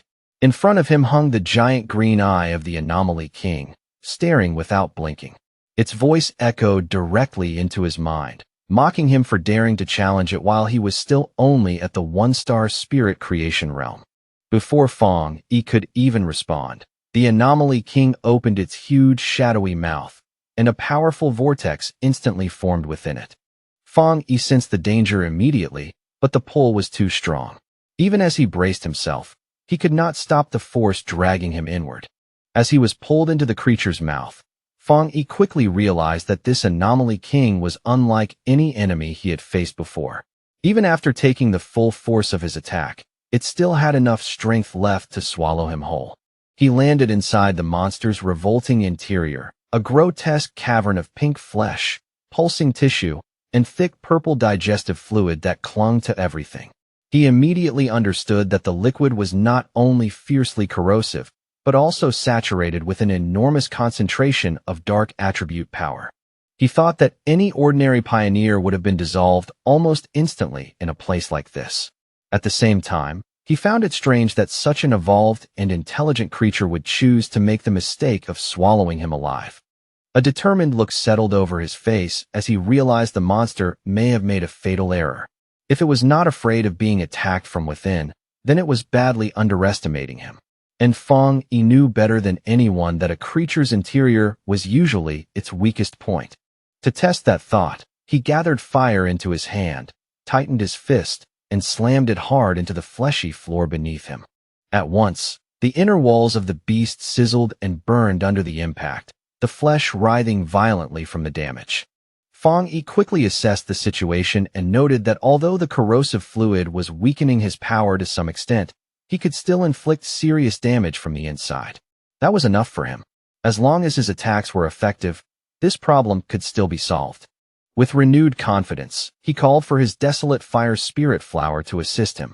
To his surprise, he realized that the Anomaly King's swallowing attack had not only dragged him in, but had also pulled his spiritual flower inside along with him. That turned out to be a stroke of luck. The flower was already heavily empowered, having absorbed the dark energy of the bat swarms as well as the combined spiritual power of the pioneers across the city. However, when Fong Yi held the bright red flower in his hand, he noticed something unusual. It seemed strangely hesitant. Frowning slightly, he asked what was wrong, wondering whether it had begun to reject the Anomaly King's dark attribute. To his surprise, the Desolation attribute flower, which normally fed on dark energy without restraint, seemed to be repelled by the Anomaly King's unique power. Fong Yi had not expected that at all, because his original plan had been to use the flower's life-draining ability to hollow the monster out from the inside. Realizing he would have to change strategies, he gripped the flower in one hand and drove his other fist into the fleshy walls of the monster's stomach once again. After the fierce clash, the Anomaly King's form suddenly broke apart and dissolved, but the victory lasted only an instant. Almost immediately, its shattered presence began reforming in the sky, twisting back into a colossal vortex as it summoned every remaining bat-like swarm to return to it. On the ground below, Lin Yi and the red-haired leader could only stare upward in confusion and fear. The leader asked what in the world was happening, but Lin Yi could only shake her head. She did not know. The only thing filling her mind was one desperate worry, where Fong Yi was now.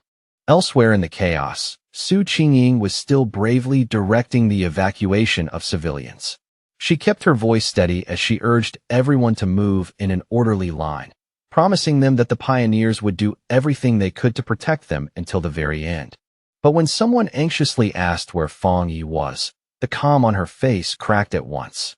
With pure panic flashing in her eyes, she explained that he was still fighting the Anomaly King from inside its body.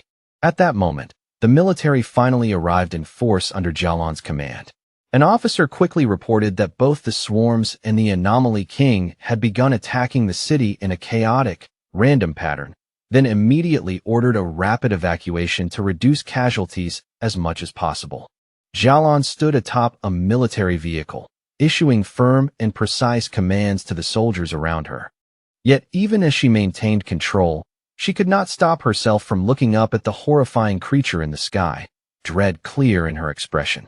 High above them all, the Anomaly King began absorbing the swarms back into itself, drawing them into its spinning form one after another as it tried to recover the power it had just lost.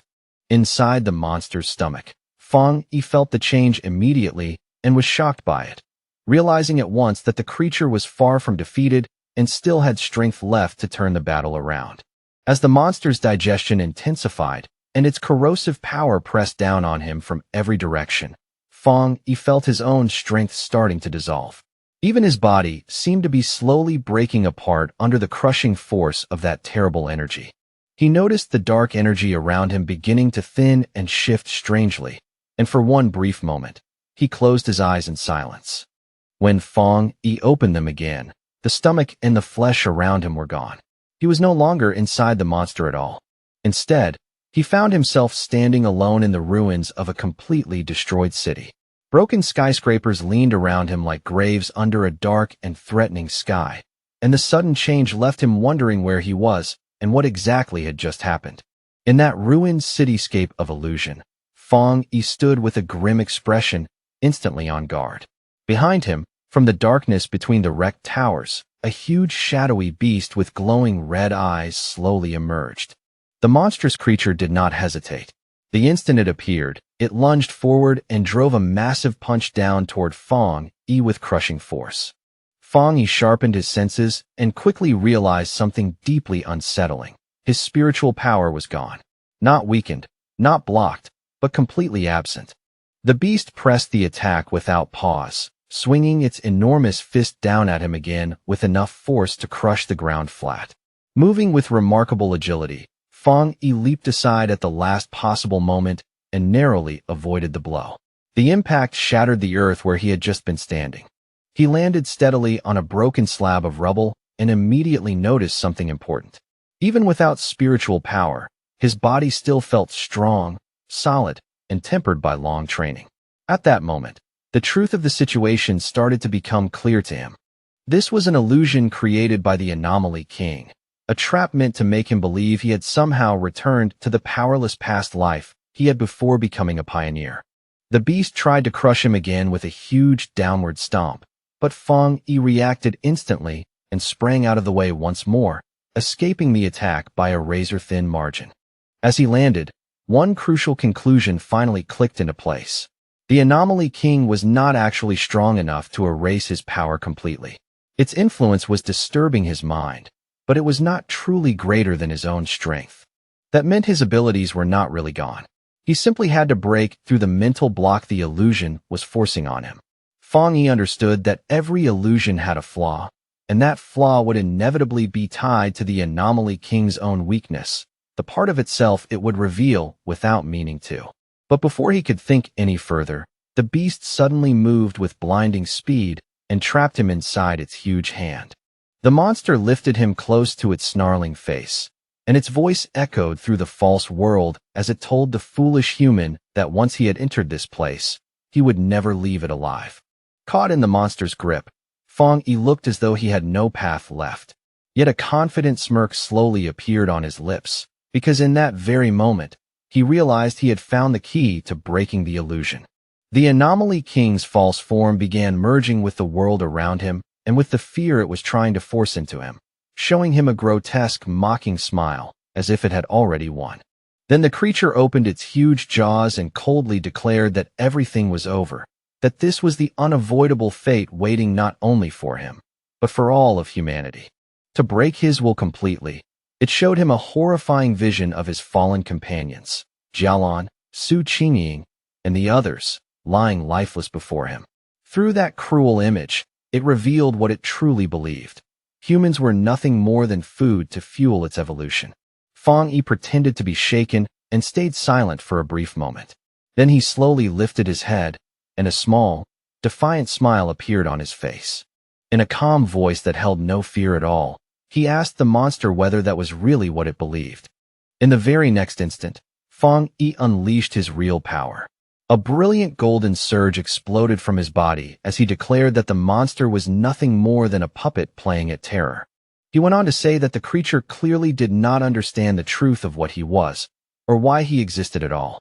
Golden figures of countless people appeared around him, shining like living memories, as Fong Yi revealed that he had been reborn for one reason only, to protect his home and every person he held dear.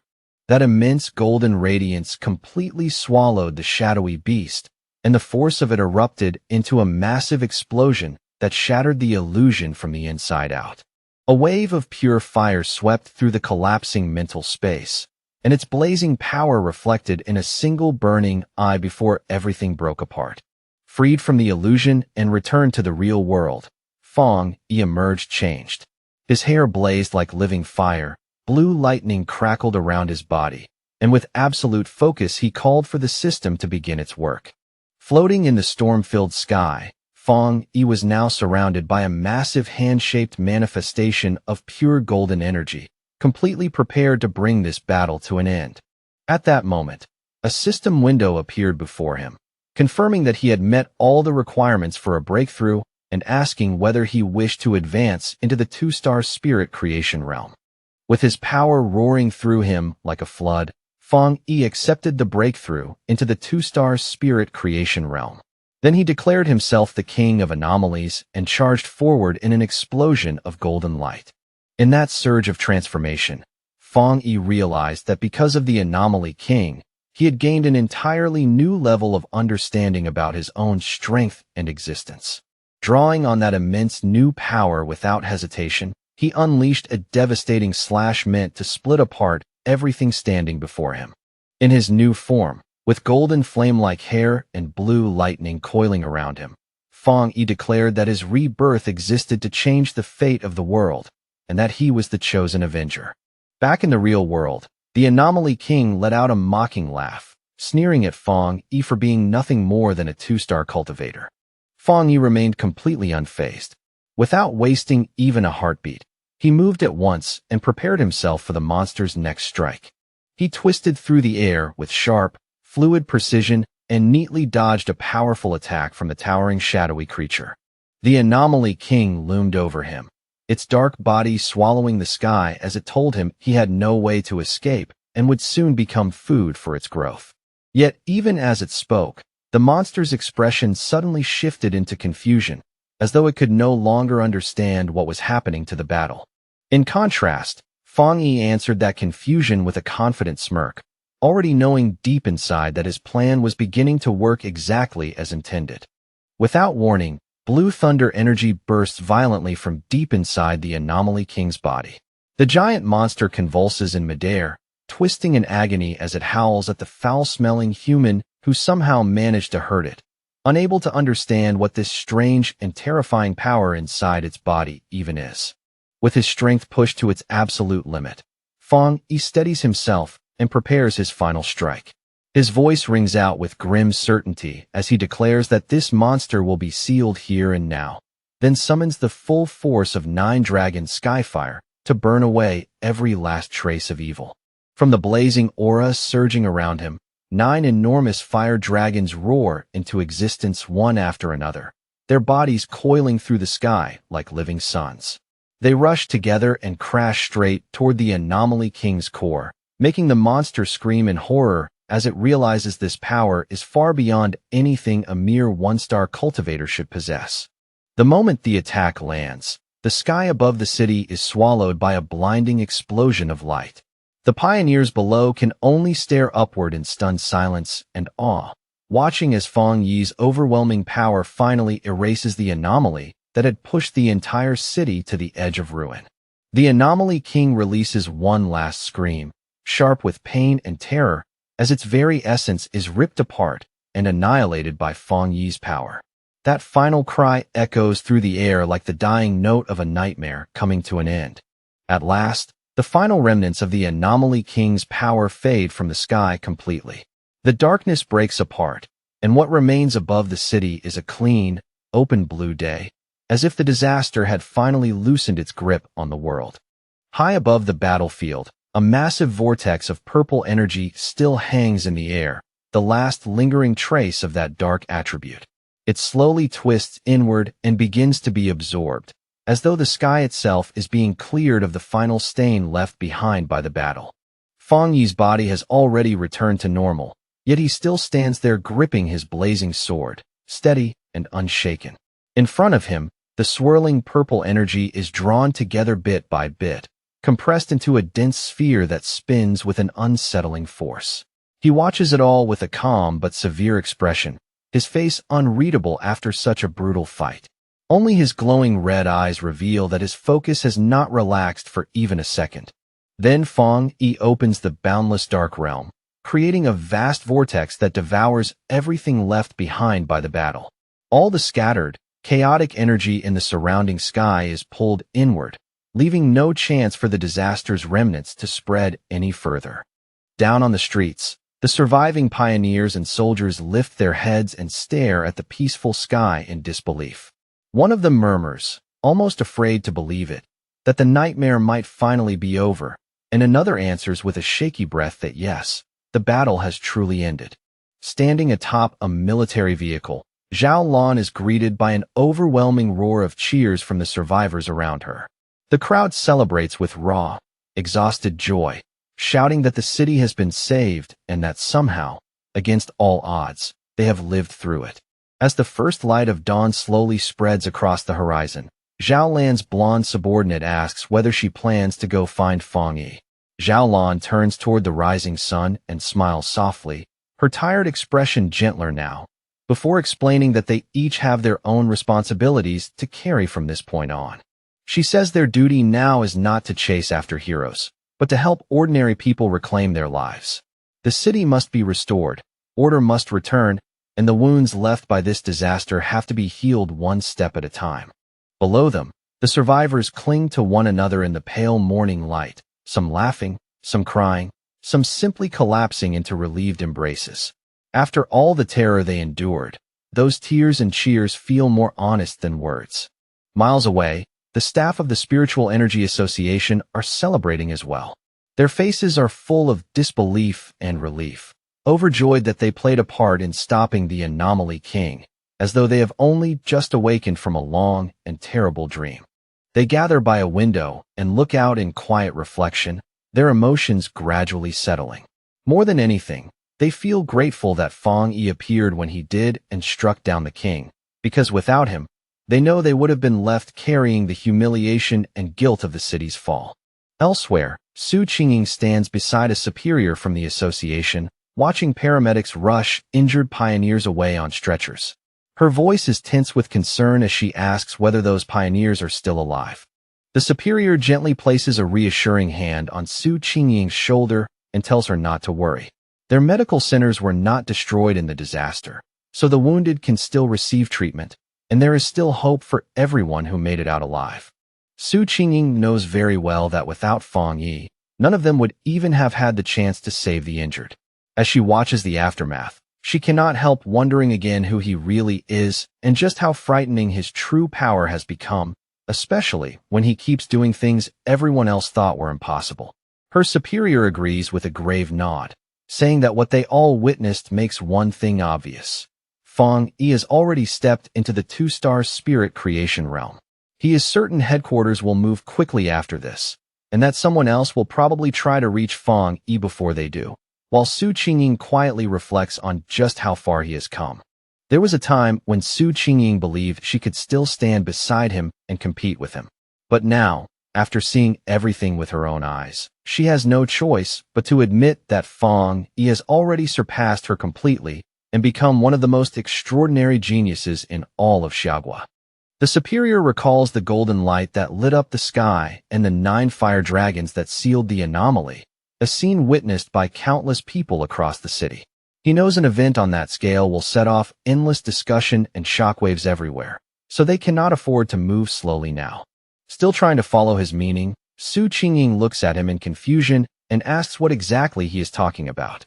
Her expression shows that she senses the weight of his words, but not yet the conclusion he has already reached. The superior suggests that Fang Yi be given a new title, the Sealer. In his eyes, it is a perfectly fitting name, one born directly from the unbelievable scene of Fang Yi sealing the disaster with his own hands. After the great battle ends, Lin Yi and the red-haired leader race through the shattered streets, their footsteps echoing over broken concrete and debris. Lin Yi calls anxiously for her friend to slow down, then panics as she wonders out loud where Fong Yi could possibly be, while the red-haired leader keeps trying to calm her and tell her not to think the worst. Then, all at once, Lin Yi's eyes catch something in the distance amid the wreckage. She freezes for a brief second, her breathing stopping as though she cannot trust what she is seeing. The next instant, relief floods across her face so quickly it almost breaks her. Her eyes fill with tears, and with her voice trembling from joy and release, she cries out Fong Yi's name. There, standing quietly among the ruins as if the chaos around him has already faded away, is Fong Yi.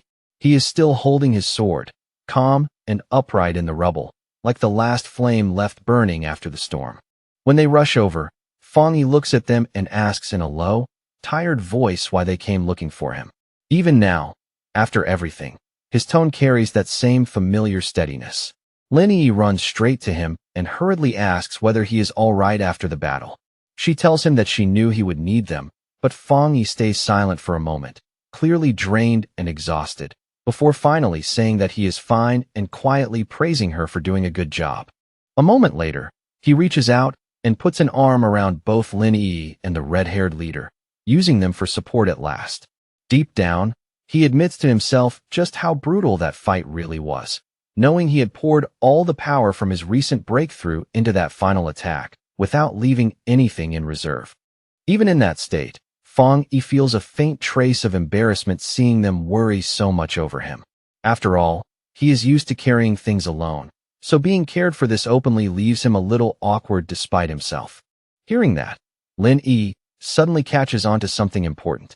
Her expression shifts at once, as if one small detail in his words has finally connected in her mind. She blurts out in shock, asking whether he really broke through into the two-star spirit creation realm. The speed of his growth and the sheer scale of his talent leave her utterly amazed, while the red-haired leader is equally stunned, realizing that this terrifying big shot has actually broken through yet again. Meanwhile, news of the battle spreads everywhere at astonishing speed. Online forums explode with discussion about the man who saved the city, the pioneer now being called the Sealer, as people ask who this mysterious figure really is, and whether he is practically a god for defeating the Anomaly King with a single overwhelming slash, when even the association and the military failed. Some begin guessing that he must belong to a hidden organization, or perhaps that he is a secret weapon carefully cultivated by Xiaoguo itself. In another place, Zhang Lu's red-haired friend points excitedly at a computer screen, convinced that the person shown in the video is the same man who once defeated Zhang Lu. His voice is full of certainty, as if he has finally matched the legend on the screen to the fighter they already know. Zhang Lu watches the footage with bright, restless excitement in his eyes. Far from feeling bitter, he declares that losing to someone this powerful is actually an honor, as though his old defeat has suddenly gained a whole new meaning. He jumps up from his chair in one burst of energy and loudly announces that he is going to find this man no matter what. More than that, he says he wants to ask Fong Yi to take him in as a student. His friend quickly tries to talk him out of it, reminding him that Fong Yi will definitely be the center of attention now. With so many people searching for him at once, this is probably the worst possible time to rush in blindly. The scene then shifts away from the recovering city and moves to the great capital of Xiaoguo. The atmosphere changes sharply, from the warmth of survival to something colder and far more secretive. Inside a dark and hidden room, several shadowy figures sit gathered around a glowing table. They have come together to discuss the recent events, and the dim light only makes their presence feel more dangerous and unsettling. One man casually exhales smoke and says with open disappointment that he never got the chance to watch the military and the association destroy each other in the middle of the disaster. His tone is light, but the malice behind his words is impossible to miss. Another member coldly suggests that they simply find a pawn, or perhaps an assassin, to deal with this newly emerged powerhouse. To him, removing Fong Yi sounds like nothing more than a practical next step. But a mysterious woman with long, razor-sharp fingernails dismisses that idea immediately. In her eyes, such a crude and simple method is nowhere near worthy of the so-called chosen one, the savior of the world they are all suddenly talking about. She lifts a photograph of Fong Yi between her fingers and looks at it with naked contempt. With a mocking tone, she repeats his new title, the Sealer, as though the very name amuses her. Then, with a swift and merciless motion, she drives one sharp nail straight through the photo at Fong Yi's neck. The paper tears instantly beneath her hand, the gesture carrying a threat far uglier than words. She calmly says there is no need to rush yet, her voice almost lazy in contrast to the violence of her movements. As she speaks, the photo in her hand suddenly ignites, burning away inside a strange purple flame. She declares that anyone who dares stand in their way will be destroyed without exception. Around her, the purple fire twists into the shape of sinister eyes, turning her warning into something living and unmistakably menacing. Later, while Fong Yi and Lin Yi rest in their apartment after the exhausting battle, the hard-won quiet is suddenly broken by a knock at the door. Both of them are startled at once, pulled out of their fragile calm by the unexpected sound. When Fong Yi opens the door, he finds Su Qingying standing there beside the association's superior. Their unexpected visit immediately gives the quiet apartment a more formal, serious air. Su Qingying is carrying several large gift boxes in both hands, clearly having come prepared. Beside her, the superior offers his sincere thanks on behalf of the Spiritual Energy Association, admitting that they made a grave mistake during the S-class anomaly invasion and that only Fong Yi's intervention saved them from catastrophic consequences, while Su Qingying, unable to hide it, excitedly thinks of him as an even bigger shot than before. Fong Yi brushes it off with calm ease, saying it is no problem at all. Then he steps aside and politely invites the two of them into the apartment. After bringing them inside, Fong Yi serves everyone water and the group settles around the table. Lin Yi also comes over to join them, making the small room feel crowded but unexpectedly warm. As he takes in the modest apartment, the association superior cannot help thinking to himself that the association really ought to arrange a far better residence for Fong Yi. For someone of his importance now, this place feels far too ordinary. Once the brief courtesies are out of the way, the superior gets straight to the real reason for their visit. He explains that the association has another matter to discuss, namely their plan to publicly promote the title of the Sealer, and Fong Yi, visibly intrigued by the sudden shift in tone, asks him to explain it in detail. The superior projects a map that marks the powerful pioneers who have appeared in every major city, explaining that these are all famous figures whose names already carry weight. He then contrasts them with the recent S-class anomaly, describing it as the most terrifying disaster they have faced so far. He goes on to explain that they want to use the name the Sealer as a symbol to establish Tai City as a key strategic city. In their view, this title could become more than a nickname. It could become the city's banner. Fong Yi listens quietly as the proposal unfolds, his expression unreadable. The superior then makes the core point clear. After everything that happened in the disaster, they have decided that their city needs a truly powerful pioneer to stand at its center and lead by presence alone. Su Qingying adds that anomalies will only become more frequent in the future, not less. Because of that, they cannot allow Tai City to come so close to being abandoned ever again. When Fong Yi questions what she means by an abandoned city, Su Qingying explains it plainly and without decoration. If he had not appeared when he did, everyone in the city would have died, and the city itself would have become little more than an empty ruin. Hearing that, Fong Yi turns to Lin Yi and says he understands now. He admits that his understanding of the world is still incomplete, though he gently reassures her and the others that there is no need to be so pessimistic about the future. At that moment, Fong Yi realizes something he had overlooked for a long time. By concentrating almost entirely on his own training and growth, he had neglected the broader development and future of the city around him. As he looks out toward the city, he begins to see it more clearly than before. Tai City may once have counted as a major city, but compared with the truly top-tier centers, its status and influence are still not on the same level. He recalls that among the more than 100 cities, the top 3 are Dushan, Tian, and Kong, while several other major hubs also hold enormous importance. Thinking it through, he realizes that this disaster, terrible as it was, could also become a rare opportunity for Tai Tai City to rise and gain greater significance. The superior nods and confirms that this is exactly the reality now. Cities are increasingly judged by both the number and strength of their pioneers, and the higher a city's rating climbs, the more resources, protection, and attention it receives. He concludes by saying that people need more than safety. They need a symbol of hope they can believe in.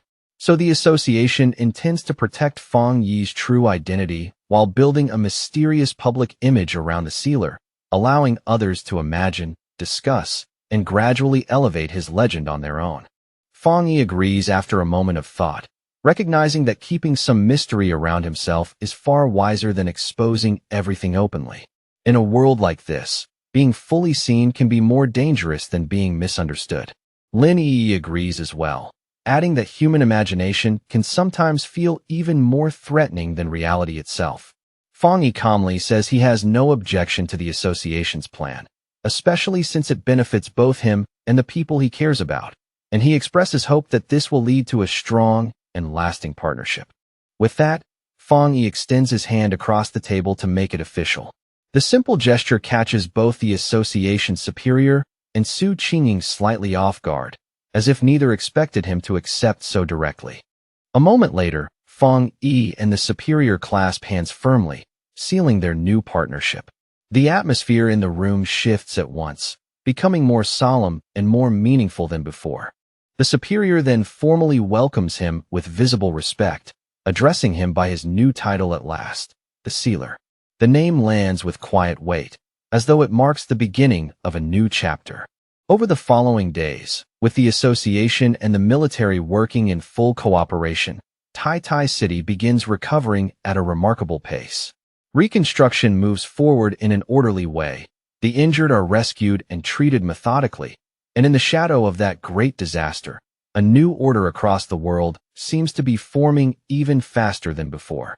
The scene then shifts to the sleek, modern headquarters of the Spiritual Association in Dushan City, where news of Fang Yi's actions has already reached the highest levels. Even here, far from the battlefield, the impact of what he did is impossible to ignore. Several officials discuss whether the sealer is truly the same pioneer who resolved the S-class anomaly in Tai Tai City. Inside one office, a group of men studies the reports, with one remarking that Fang Yi is already the most outstanding figure among the newest generation of pioneers, while another adds that his high-grade yang attribute alone makes him a chosen individual and a natural enemy of the dark attribute. Then one official points at a monitor displaying footage of Fang Yi and reveals that the data suggests he possesses more than just one high-grade attribute. He reminds the others about the viral Skyfire/video, which clearly pointed to a high-grade fire attribute, and about the military codename the Tyrant, which came from his high-grade thunder attribute. The others are left visibly stunned by that conclusion, their expressions tightening with disbelief. But the bespectacled man insists that there is something even more unbelievable about Fang Yi still waiting to be uncovered. Before he can continue, their discussion is interrupted by a woman with wavy blue hair and glasses who steps into the room and asks whether they are talking about the sealer. Her arrival immediately changes the mood. She confidently asks to review all the data they have on him. The men recognize her at once and respond without hesitation, quickly pulling up Fang Yi's full file on the main screen for her to examine. As she studies the information in silence, she thinks to herself that with more and more pioneers emerging, and with someone like Fang Yi suddenly taking the lead, it is inevitable that many people will eventually challenge his position and authority. Power like his never stays uncontested for long. A determined light flashes across her lenses as she quietly admits that even she wants to witness his strength with her own eyes. In her mind, she is already certain that she and the sealer will probably meet very soon. The scene changes again, this time to a modern library in Kong City where readers sit in silence under bright lights. The calm atmosphere is orderly and restrained, a sharp contrast to the violence unfolding elsewhere in the world. At one of the desks, Fang Yi's ex-girlfriend, Chu Qingli, is focused on her laptop when a young man nervously approaches her. His careful steps and tense posture make it obvious that he worked up a lot of courage just to come over.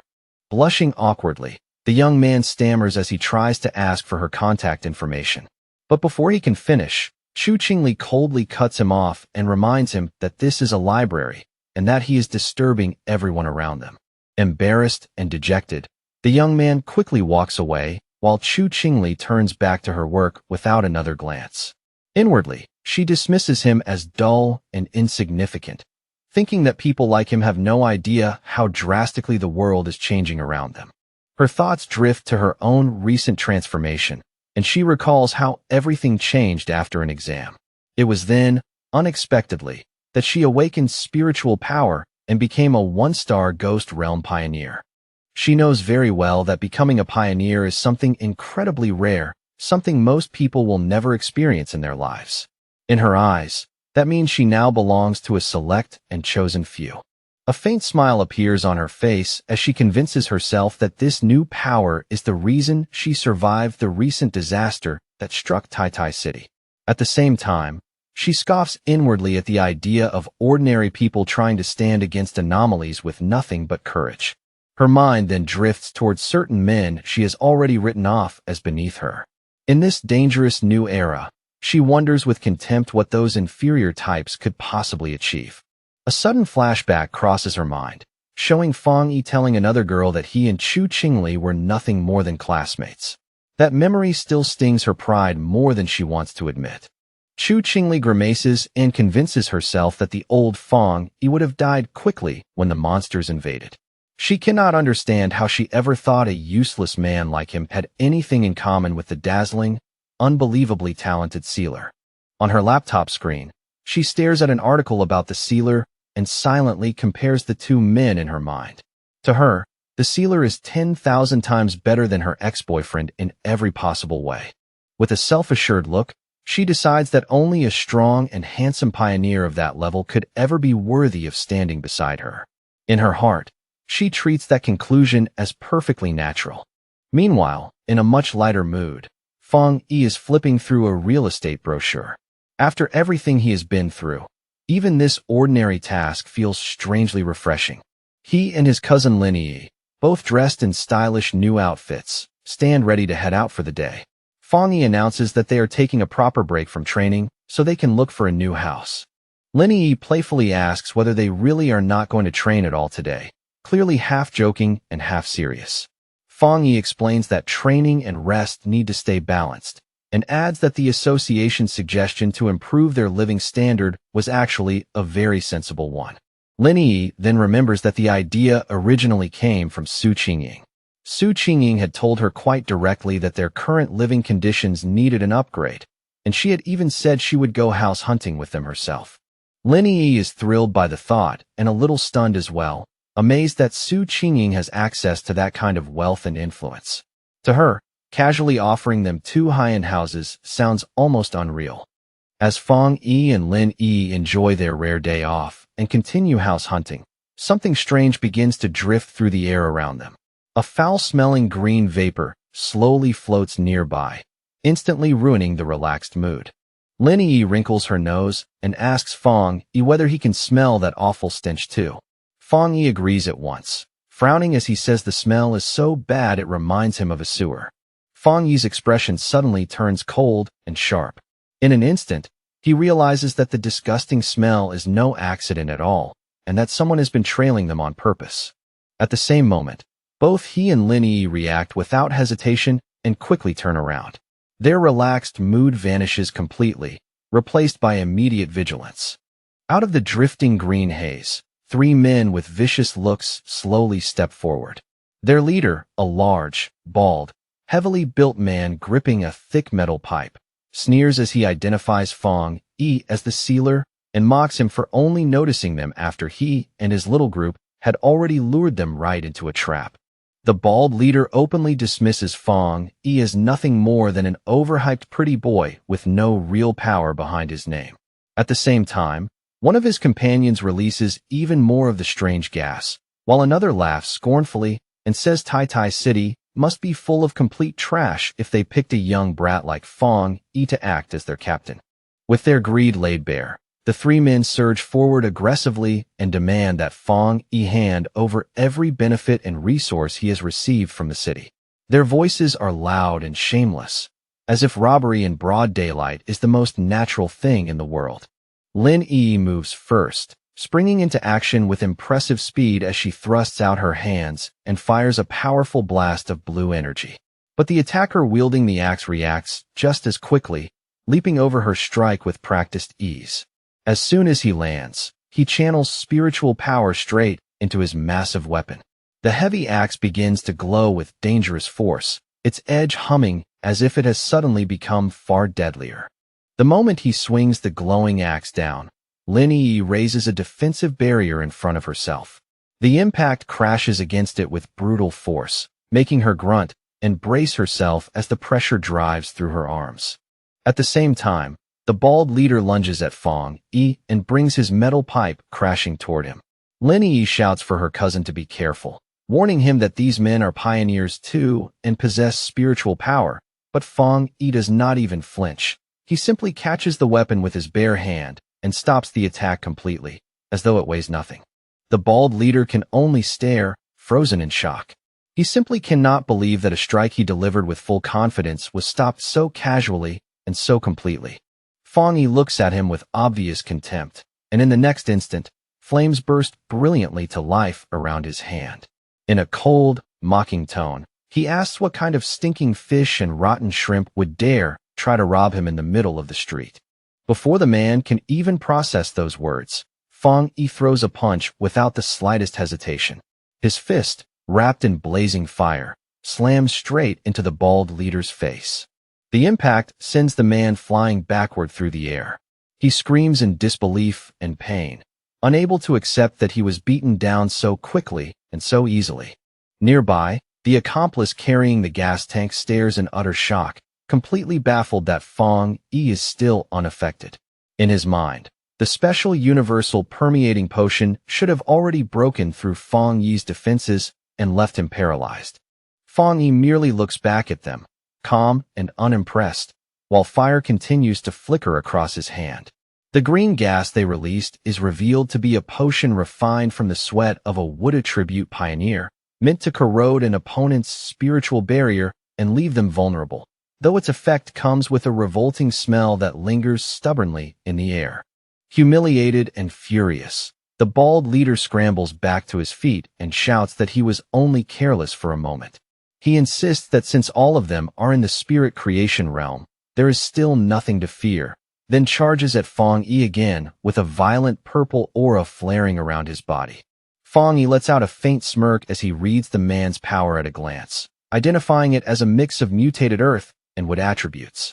With dry disdain, he remarks that underhanded abilities like that suit people with crooked methods perfectly. Inwardly, he remains completely confident. Tricks like these might work against an ordinary spiritual barrier, but against someone like him, they are little more than a bad joke. Meanwhile, the man with the axe-like weapon launches himself high into the air once more and comes straight at Lin Yi. His attack is fierce and fast, clearly meant to crush her in one blow. But Lin Yi reacts with startling speed and absolute precision. She drives a kick straight into his groin, and the man instantly cries out in agony, all of his momentum disappearing in one humiliating moment. As Lin Yi lands lightly after the strike, Fong Yi watches the scene with a quiet, thoughtful look. He does not want to make too big a spectacle in public, but having his ordinary day interrupted like this is genuinely starting to irritate him. He slowly removes his sunglasses, and the atmosphere around him changes at once. His expression turns completely serious, his red eyes begin to glow with frightening intensity, and after telling Lin Yi to move aside, Fong Yi finally releases his true power. A massive wave of brilliant golden energy erupts from his body in an instant. The sheer force of it blows back the attackers and makes the surrounding air tremble violently. Fong Yi stands at the center of that eruption like the core of a newborn sun. Golden light floods the entire area around him, so bright and overwhelming that his stunned opponents can barely keep their eyes open. The golden power continues spreading outward without pause, swallowing the space around the three men. In moments, they are completely trapped within the expanding field of burning light. Wrapped in those intense, sacred flames, the three men scream miserably as pain tears through their bodies. In panic, they cry out, asking what kind of terrifying fire this is, and only then do they truly understand the sealer's real strength, begging desperately for the agony to stop. Just as Fong Yi is about to push his power even further and end the matter completely, Su Qingying suddenly rushes onto the scene. She shouts at him not to kill them, her urgent voice cutting through the chaos and catching Fong Yi off guard. Looking at the three broken men sprawled across the street, Su Qingying lets out a breath of relief and explains that these are key targets already under the association's watch. Fong Yi glances at her and asks whether she intends to take them away for formal processing. Su Qingying nods and confirms it right away, explaining that the association has already begun registering all pioneers. Troublemakers like these, especially repeat offenders, are now under particular scrutiny. Standing over the defeated men, Fong Yi tells them coldly that they are lucky today. He says he hates being disturbed, and warns that if they dare bother him again, the outcome will not be this simple, drawing an annoyed side glance from Su Qingying. As paramedics arrive and begin loading the injured men onto stretchers, Su Qingying scolds them furiously without holding anything back. She tells them that if this had happened just 2 days earlier, the association would never have intervened, and they would have deserved to die where they fell. She reminds them that the sealers spared their lives for the association's sake, and warns them grimly to think carefully about the punishment waiting for them. Then, with her arms crossed, she watches the ambulance drive away and mutters in irritation about the bunch of idiots who actually dared challenge the #1 pioneer. Lin Yi, still a little uneasy, quietly asks Su Qingying what kind of punishment those men will receive. Su Qingying explains that all three already have criminal records, so even though they are in the spirit creation realm, they will be sentenced to life in prison, stripped of their freedom and civil rights, and forced to serve as pioneers inside prison for the rest of their lives. After hearing that explanation, Fong Yi falls briefly into thought and then comments that the method is actually not a bad one. To him, it sounds practical and effective for handling dangerous pioneers. Su Qingying then turns to Fong Yi with an exasperated expression and calls him the association's precious sweet bun and the future of Xiaogua. She complains that even after all the effort they put into promoting him, clueless fools still keep coming to provoke him, making her seriously wonder whether their publicity has been far too restrained. She goes on to say that it is the association's responsibility to recruit strong pioneers like him and help them continue growing. Her tone is completely firm as she says they cannot allow brainless troublemakers to damage the good relationship they have only just begun building with Fong Yi. Then, in a complete change of mood, Su Qingying brightens instantly and flashes a cheerful smile. With visible excitement, she tells Fong Yi and Lin Yi that she is taking them to choose a new villa and a new car. Standing in front of a tall, sleek apartment building, Su Qingying declares that they need to make an example of those attackers so others will think twice before trying the same thing. She then introduces 2 housing choices, a penthouse on the top floor in the city center and a highly private 3-story villa in the mountains that would be ideal for both living and training. Holding up a golden model of the villa, Su Qingying explains that both residences are fully furnished and ready for immediate move-in. Lin Yi looks them over and comments honestly that both options are really attractive. After listening calmly, Fong Yi simply raises 2 fingers with a faint, confident smile. In the most matter-of-fact tone possible, he says he will take both. That answer leaves both Lin Yi and Su Qingying staring at him in speechless surprise. Fong Yi playfully asks whether that is allowed, saying that he trusts Su Qingying's sincerity, and though she becomes flustered for a second, Su Qingying quickly agrees with obvious delight and assures him that it is no problem at all. After that, the 3 of them head to a luxury car dealership together. Su Qingying explains on the way that the association has an ongoing partnership with the showroom, so they are free to choose whatever car they like. As they browse the cars, some of the people nearby cannot help glancing over at Lin Yi and whispering among themselves. They quietly praise her fair skin and elegant appearance, clearly struck by how eye-catching she looks. Outside the dealership, a few men watch the group from a distance and quietly size them up.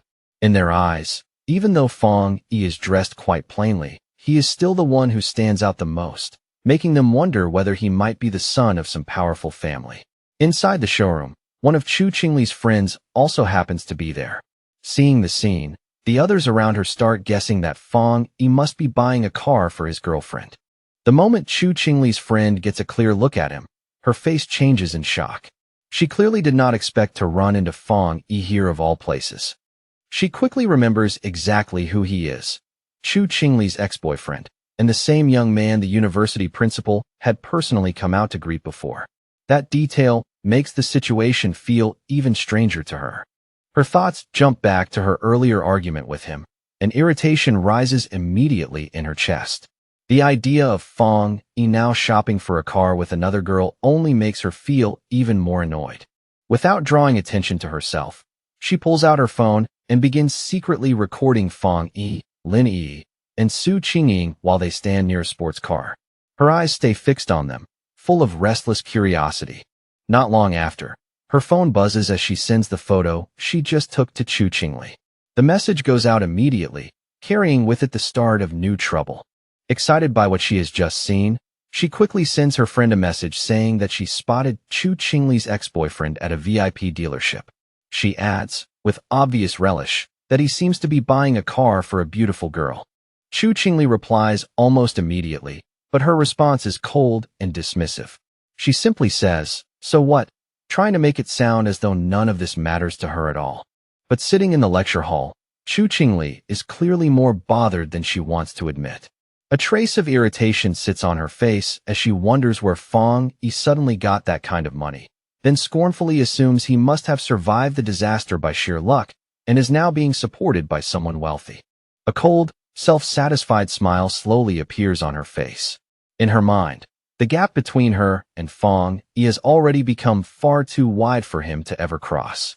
As she walks confidently through the lecture hall, her expression calm and proud, she tells herself that once she rises to the top of the pioneer world, matters like this will be beneath her notice. To her, Fong Yi is nothing more than a vulgar fool unworthy of serious thought. After choosing their new home, Fong Yi and Lin Yi arrive at the modern villa together. The moment she sees it up close, Lin Yi is overwhelmed with excitement, running up the stairs and shouting in disbelief that they really, truly have a villa of their own.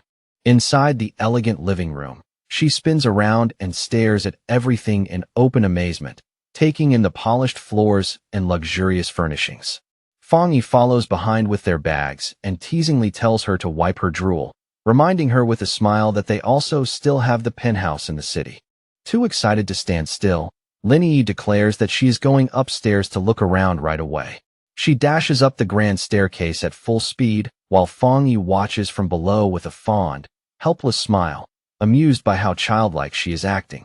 As he watches her disappear upstairs, Fong Yi's thoughts gradually grow more serious.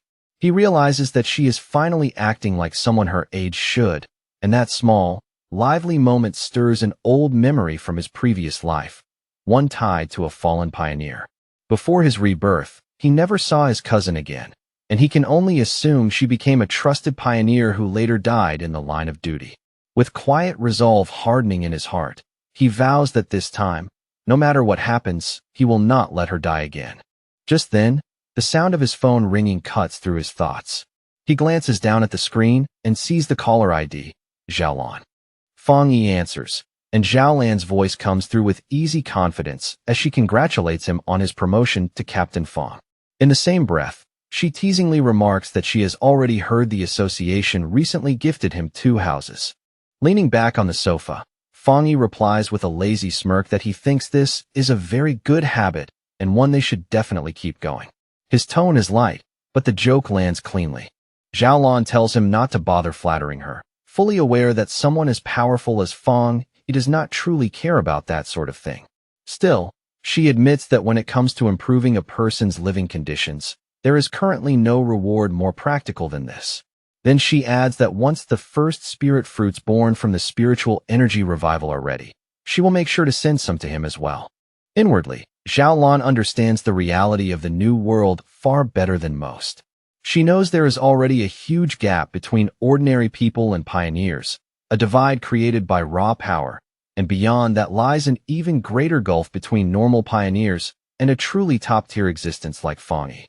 Then, finally getting to the real reason for her call, Xiaolan places one hand on a top-secret folder in front of her and tells Fong Yi that she has an internal mission she hopes he will agree to join. Her tone turns noticeably more serious. Fong Yi understands at once that this is the true point of the conversation. Without wasting words, he tells her to go ahead and explain the mission. Zhao Lan asks whether he knows about Tianbao Building in Kong City. Fong Yi immediately recalls that it is the city's largest shopping mall and one of its most recognizable landmarks. Zhao Lan confirms that he is right, but explains that the building was recently sealed off after a monster invasion there caused a large number of deaths and provoked intense public anger. What was once a bustling center of the city has now become a source of fear. She then reveals the worst part in a low, grave tone. The building has now become a literal ghost building. It is no longer just dangerous. It has turned into a true anomaly zone. Kong City soon becomes the center of attention as the enormous Tianbao building looms over the area like a dark monument. It was once the city's most famous landmark and the busiest place in the entire district. But recently, because of repeated strange vibrations and other terrifying incidents, the building has transformed into a place of dread. Wrapped in a dark, swirling mass of red and purple energy, it has become so dangerous that the Kong City Spiritual Association had no choice but to completely seal the area off. Fong Yi travels to Kong City to assist with the mission. When he arrives at the meeting point, he raises a hand toward the group waiting there and calmly introduces himself as the one who accepted the assignment. There are 4 other people already gathered. Fong Yi remembers Zhao Lan's warning not to expose his true identity or actual power level yet, so he decides from the start to stay quiet and keep a deliberately low profile. Without saying much, Fong Yi quietly studies his temporary teammates one by one. His eyes move calmly over them, already forming an assessment. He quickly notices that the team is made up of very different types of people.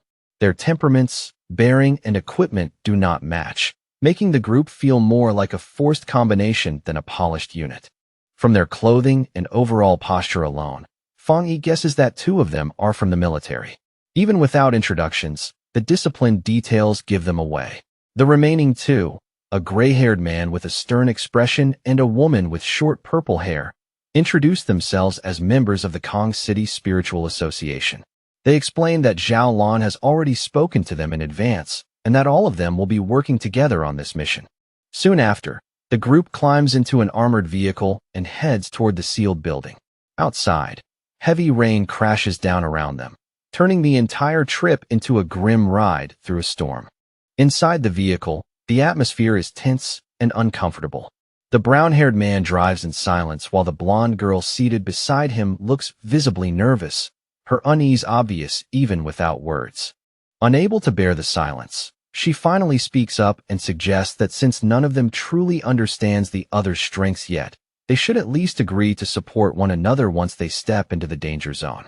Her tone is cautious, but sincere. The back seat feels even more awkward than the front. Fong Yi sits there casually beside the stern man and the short-haired woman, while both of them keep their arms crossed and remain stubbornly quiet. Resting his chin on one hand, Fong Yi silently judges the team. To him, the lineup feels messy, and the overall quality of the Kong City Association members does not leave a very strong impression. The stern man in the back seat throws Fong Yi a sharp, suspicious glare. His eyes linger on the young newcomer with obvious doubt. He leans closer and whispers to the short-haired woman, asking whether this young guy really is the powerful expert Zhao Lan promised to send. In his opinion, Fong Yi looks far too thin and ordinary, more like a student than any kind of hidden powerhouse. He also notices that Fong Yi is not wearing any official device, and that his aura is so thoroughly concealed that no one can read his strength at all. That only makes him more suspicious, not less.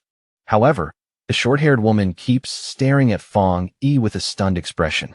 Unlike the man beside her, her reaction is not simple doubt, but rising shock. In her mind, rumors begin flashing back, stories of a legendary figure wreathed in flames, a godlike being who stopped a natural disaster alone. She wonders if this student-like young man could really be the sealer, but when she looks at his age and unassuming appearance, the idea still feels almost impossible to believe. The short-haired, Purple-haired woman continues staring at Fong Yi with growing interest as the pieces slowly come together in her head. This young man matches the description of the legendary figure said to possess 3 rare high-level powers and to have sealed the king of anomalies.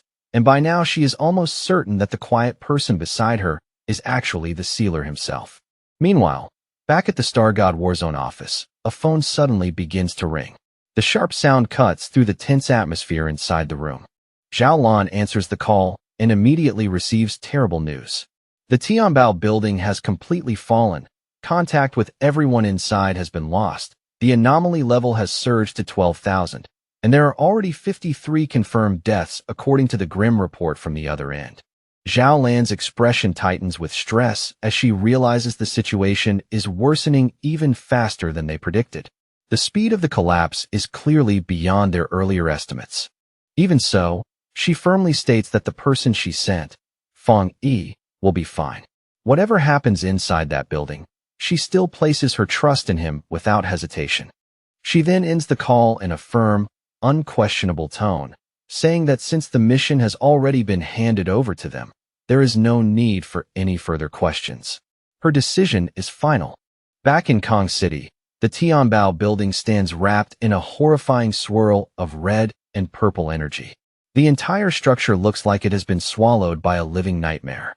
The armored vehicle finally arrives, and the team steps out into a heavy, unnatural rain that falls thick and dark like blood. The moment they leave the vehicle, the oppressive atmosphere presses down on all of them. Fong Yi studies the area with a grave expression and quickly judges that the situation is worse than expected. From what he can already sense, the creatures inside appear far stronger than the enemies he has dealt with before. The whole group lifts their heads toward the towering skyscraper. Its exterior is smeared with dark stains, and when Fong Yi points them out, the others realize with a chill that the entire side of the building is covered in massive splashes of blood. The short-haired woman tells Fong Yi that the building has 40 floors and is the tallest structure in the city. She adds that although many people were evacuated, the narrow interior layout made the operation extremely difficult and chaotic. Hearing that, Fong Yi immediately understands the problem. Some civilians must have refused to cooperate before the lockdown was enforced, which means a significant number of ordinary people are still trapped somewhere inside the building. Fong Yi asks whether there is any way to contact the people still inside. The brown-haired driver says it is impossible. No information has come out at all since the anomaly first began, and he adds that he personally took part in the operation on the second day of the lockdown. The driver recalls the scene with visible dread, saying the building had looked like a dead zone from the very beginning, as if decades of decay had swallowed it in only a few moments. He describes the horror of seeing mangled body parts falling from the windows above, some of them already torn apart and half-chewed by monsters before they even hit the ground. He continues in a strained voice, explaining that in less than a single week, the dark aura around the building has only grown heavier and more oppressive. Each day it feels thicker, as though the whole place is sinking deeper into something monstrous. Hearing that, Fong Yi turns toward the group with a sharp, cutting look that makes the atmosphere go cold. He immediately realizes that since they have had no contact with anyone inside, the reported death count of 53 is nothing more than a rough estimate based on the body parts found outside, and he coldly rebukes the Kong City Spiritual Association for treating such a situation far too casually, leaving the driver sweating as he nervously stammers that they truly had no other way. Fong Yi silently considers the grim truth and quickly understands that the association's numbers are almost certainly far lower than reality. To ordinary people, an anomaly on this scale is nothing less than an apocalyptic event, and once trapped inside a sealed space like this, they are little more than helpless sheep waiting to be slaughtered with nowhere left to run. Not wanting to waste another second, Fong Yi orders the team to enter the building immediately. He explains in a firm tone that some anomalies grow stronger by feeding on humans, which means the higher the death count becomes, the more dangerous the monsters inside will be. But the moment he takes charge, the gray-haired man challenges him without hesitation and reaches out to grab Fong Yi's shoulder, stopping him in place. Even while acknowledging that the military ordered them to follow Fong Yi's lead, he insists that Fong explain his plan first before dragging them all into a suicidal rush. Fong Yi turns his head and looks at him with cold impatience, asking what plan there is to discuss when they know almost nothing about the situation inside. In his view, the only option is obvious. They have to enter first and investigate with their own eyes. The gray-haired man remains unconvinced and presses the issue. He argues that everyone there has experience dealing with anomalies and that, as the acting commander, Fong Yi should at least understand the capabilities of the people under him, then starts criticizing Fong Yi more openly by pointing out that he has not even joined the official organization and lacks formal training altogether. Before the argument can spiral any further, the short-haired woman with purple hair suddenly steps forward. Her face is tight with anger, and her interruption cuts through the tension at once. She pushes between them and snaps at the gray-haired man to shut up, reminding him that they are already running out of time. She adds that Fong Yi only took this mission because Zhao Lan personally recommended him, so questioning Fong Yi now is no different from openly questioning a high-ranking officer. Fong Yi watches the exchange in silence, saying nothing as the others argue around him.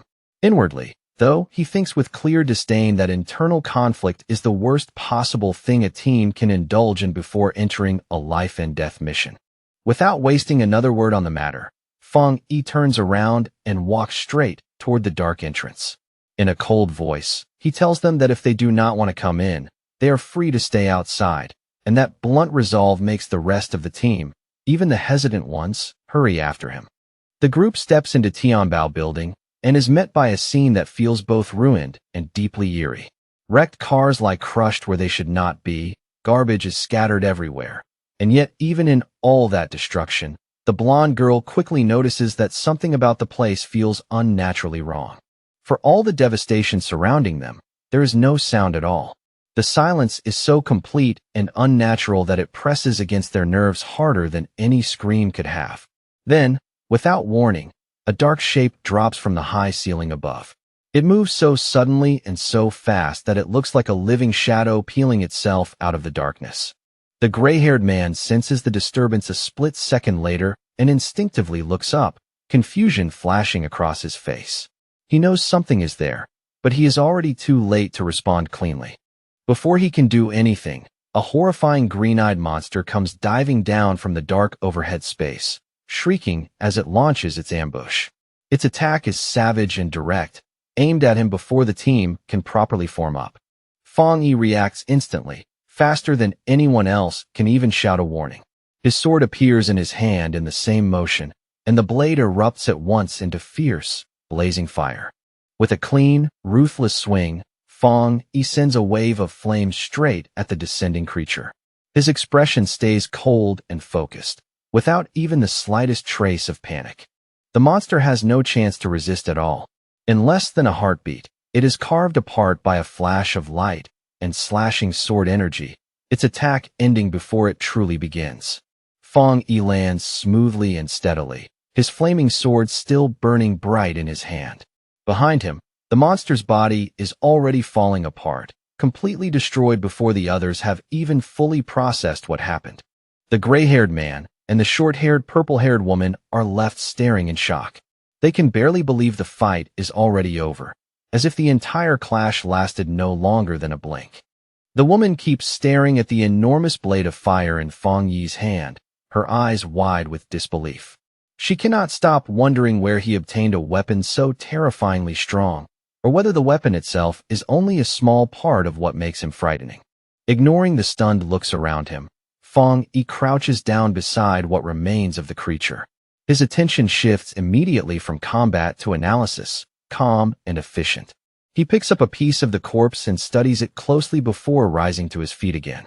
Based on its twisted form, he judges that the monster looks like a grotesque fusion of a bird and a gecko, and from the extreme level of mutation in its body, he grimly concludes that it has already devoured a large number of humans. The short-haired, purple-haired woman steps closer for a better look, and the moment she does, a terrifying realization flashes across her face. What she is seeing is far worse than she first thought. She identifies the dead creature as an A+ grade anomaly, and that recognition sends a wave of fear through the team. What truly terrifies them is not just the monster's rank, But the fact that Fong Yi killed it instantly, when such a creature would normally require a full squad of elite pioneers to bring down. As the smoke and scorched residue around the dead anomaly slowly clear, the purple-haired woman and the gray-haired man remain rooted in place. The shock on their faces only deepens as the reality of Fong Yi's strength settles in. The woman realizes at once that Fong Yi's power is far beyond the one-star spirit creation realm, while the gray-haired man breaks into a cold sweat as a much harsher truth dawns on him. If Fong Yi had wanted to, killing him earlier would have been effortless. The brown-haired man finally admits, with clear embarrassment, that he was wrong about Fong Yi. He says he never expected this young man to actually be the legendary sealer, because in his imagination, the sealer had always been some old master who never let go of his sword. With his back turned to them and the blade in his hand still wreathed in flame, Fong Yi explains that after his advancement, he fused his spiritual power with his sword and transformed it into a spirit weapon that he can summon and shape at will. Even then, he speaks modestly, suggesting that this is not some impossible trick unique to him alone. Now that the team's earlier doubt has been replaced by a mix of trust, awe, and fear, Fong Yi tells them to pick up the pace. As they move deeper into the darkness behind him, the purple-haired woman admits with real relief that she is glad Fong Yi is on their side. To light the path ahead, Fong Yi raises one hand and summons a sphere of fire that burns steadily above his palm. Its glow spreads over the walls as he leads the team into a long, narrow hallway swallowed by darkness. He carries that flame like a torch, using its light to cut through the gloom as the group advances warily behind him. Every step forward only makes the oppressive silence feel heavier. Soon they reach a staircase so drenched in blood that the sight of it alone turns the air cold. Looking at the sheer amount of gore coating the steps and walls, Fong Yi grimly realizes the truth is far worse than the official report claimed, estimating that the dead must number at least 500 rather than a mere 53. At that moment, Fong Yi's expression sharpens again, and his glowing red eyes narrow as he senses something deeply wrong in the space ahead. His whole body grows more alert in an instant. The group moves into what appears to be a supermarket area, where the brown-haired association member and the purple-haired woman nervously scan their surroundings. The floor is smeared with blood and littered with trash, yet there are no bodies anywhere, forcing the woman to wonder aloud whether the monsters consumed the victims so completely that nothing at all was left behind. Hidden from their sight, a sinister shadow creature with glowing green eyes crouches in the darkness and prepares to strike. It waits in silence, poised like a trap just about to spring. Fong Yi senses the danger first and immediately shouts for everyone to watch their backs. The purple-haired woman spins around in terror, screaming the moment she sees the monster leaping at them from the darkness. Fong Yi reacts without even a second of hesitation and hurls his flaming sword past his teammates with astonishing speed. The blade tears through the air like a streak of fire. The sword strikes the shadow monster in midair and cleanly severs its head in one devastating hit. Black blood bursts outward together with sparks and flame as the creature is cut down instantly. As the burning corpse crashes to the floor, the brown-haired association member stammers in fear. Only now does he realize that another monster had been hiding right beside them the entire time. Fong Yi stands calmly amid the dying flames and turns to look at his teammates with a serious, almost severe expression. He asks whether they truly did not notice anything strange, making the gap in awareness between him and the rest of them painfully obvious. Glancing at the fire still flickering in his hand, Fong Yi continues analyzing the situation aloud. He tells the gray-haired man that while the two monsters they have killed so far were both powerful, there simply were not enough of them to trap and wipe out the earlier rescue team on their own. Then a possibility strikes him, sudden and unsettling. Fong Yi suggests that the place they are standing in may not actually be the real Tianbao building at all. The team stands frozen in the dark, blood-smeared hallway, staring at him in confusion. For a moment, the silence around them feels even colder than before. The gray-haired man and the blonde girl both ask him what he means, unable to follow his conclusion yet. Their voices carry equal parts confusion and unease. Fong Yi explains that although the hallway is covered in blood, the smell is completely wrong. He points out that the strongest scent in the air comes from the dark attribute and from the monsters themselves, but there is no corresponding odor of rotting corpses anywhere nearby. Once that thought settles in his mind, Fong Yi decides he needs to verify it immediately. Guessing is no longer enough. He has to test whether this entire environment is false. The purple-haired woman watches nervously, her heart tightening as Fong Yi prepares to use a powerful technique. Even before he acts, she can already feel the air around him beginning to change. She nods in agreement with him, quietly saying the whole area feels unnaturally barren, like no living creature has ever truly existed here. Fong Yi guesses that this place is nothing more than a hollow imitation, a blank copy pieced together by the monster. He slowly raises one hand and releases a tremendous wave of purple energy from his palm, saying that if his judgment is correct, then this entire place has already been stripped down into an empty shell. A massive sphere of black energy forms in his hand, the boundless dark realm, leaving his teammates visibly stunned as they recognize the power of the dark attribute. A system window suddenly appears and confirms his guess. It detects a similar dark power called the Inner Dark World and asks whether he wants to check its details. The system explains that the Inner Dark World is a special space formed by splitting the dark attribute, a nest-like domain that invades and replaces the original area. It further reveals that if they want to reach the true Inner Dark World, they first have to locate the door that constructs and supports it. Fong Yi immediately understands. He tells the others that if they want to enter the real Tianbao building, they must first find that door, and the same condition applied to the people who tried to flee before. He explains that everyone trapped inside was influenced by the dark attribute and thrown into hallucinations. Most likely, they mistook the windows for the way out. While guiding the dark energy with his hand, Fong Yi concludes that this is exactly why the people who tried to escape through the windows all ended up dead. The purple-haired woman finally understands and goes pale with horror, realizing the victims were deceived by the dark attribute until the very end. She hurriedly asks Fong Yi if their next move is to search for that door. But the situation worsens in an instant as Fong Yi's system suddenly warns him that the hostile Inner Dark World has sensed his presence and has now fully manifested. Fong Yi is caught off guard by how abruptly it appears, and at that same moment, an enormous blast of purple energy crashes down from above, pressing the entire team under its weight. The brown-haired association member and the blonde girl collapse under the crushing pressure at once, clutching their heads in agony as they cry out that their spiritual defenses are breaking apart.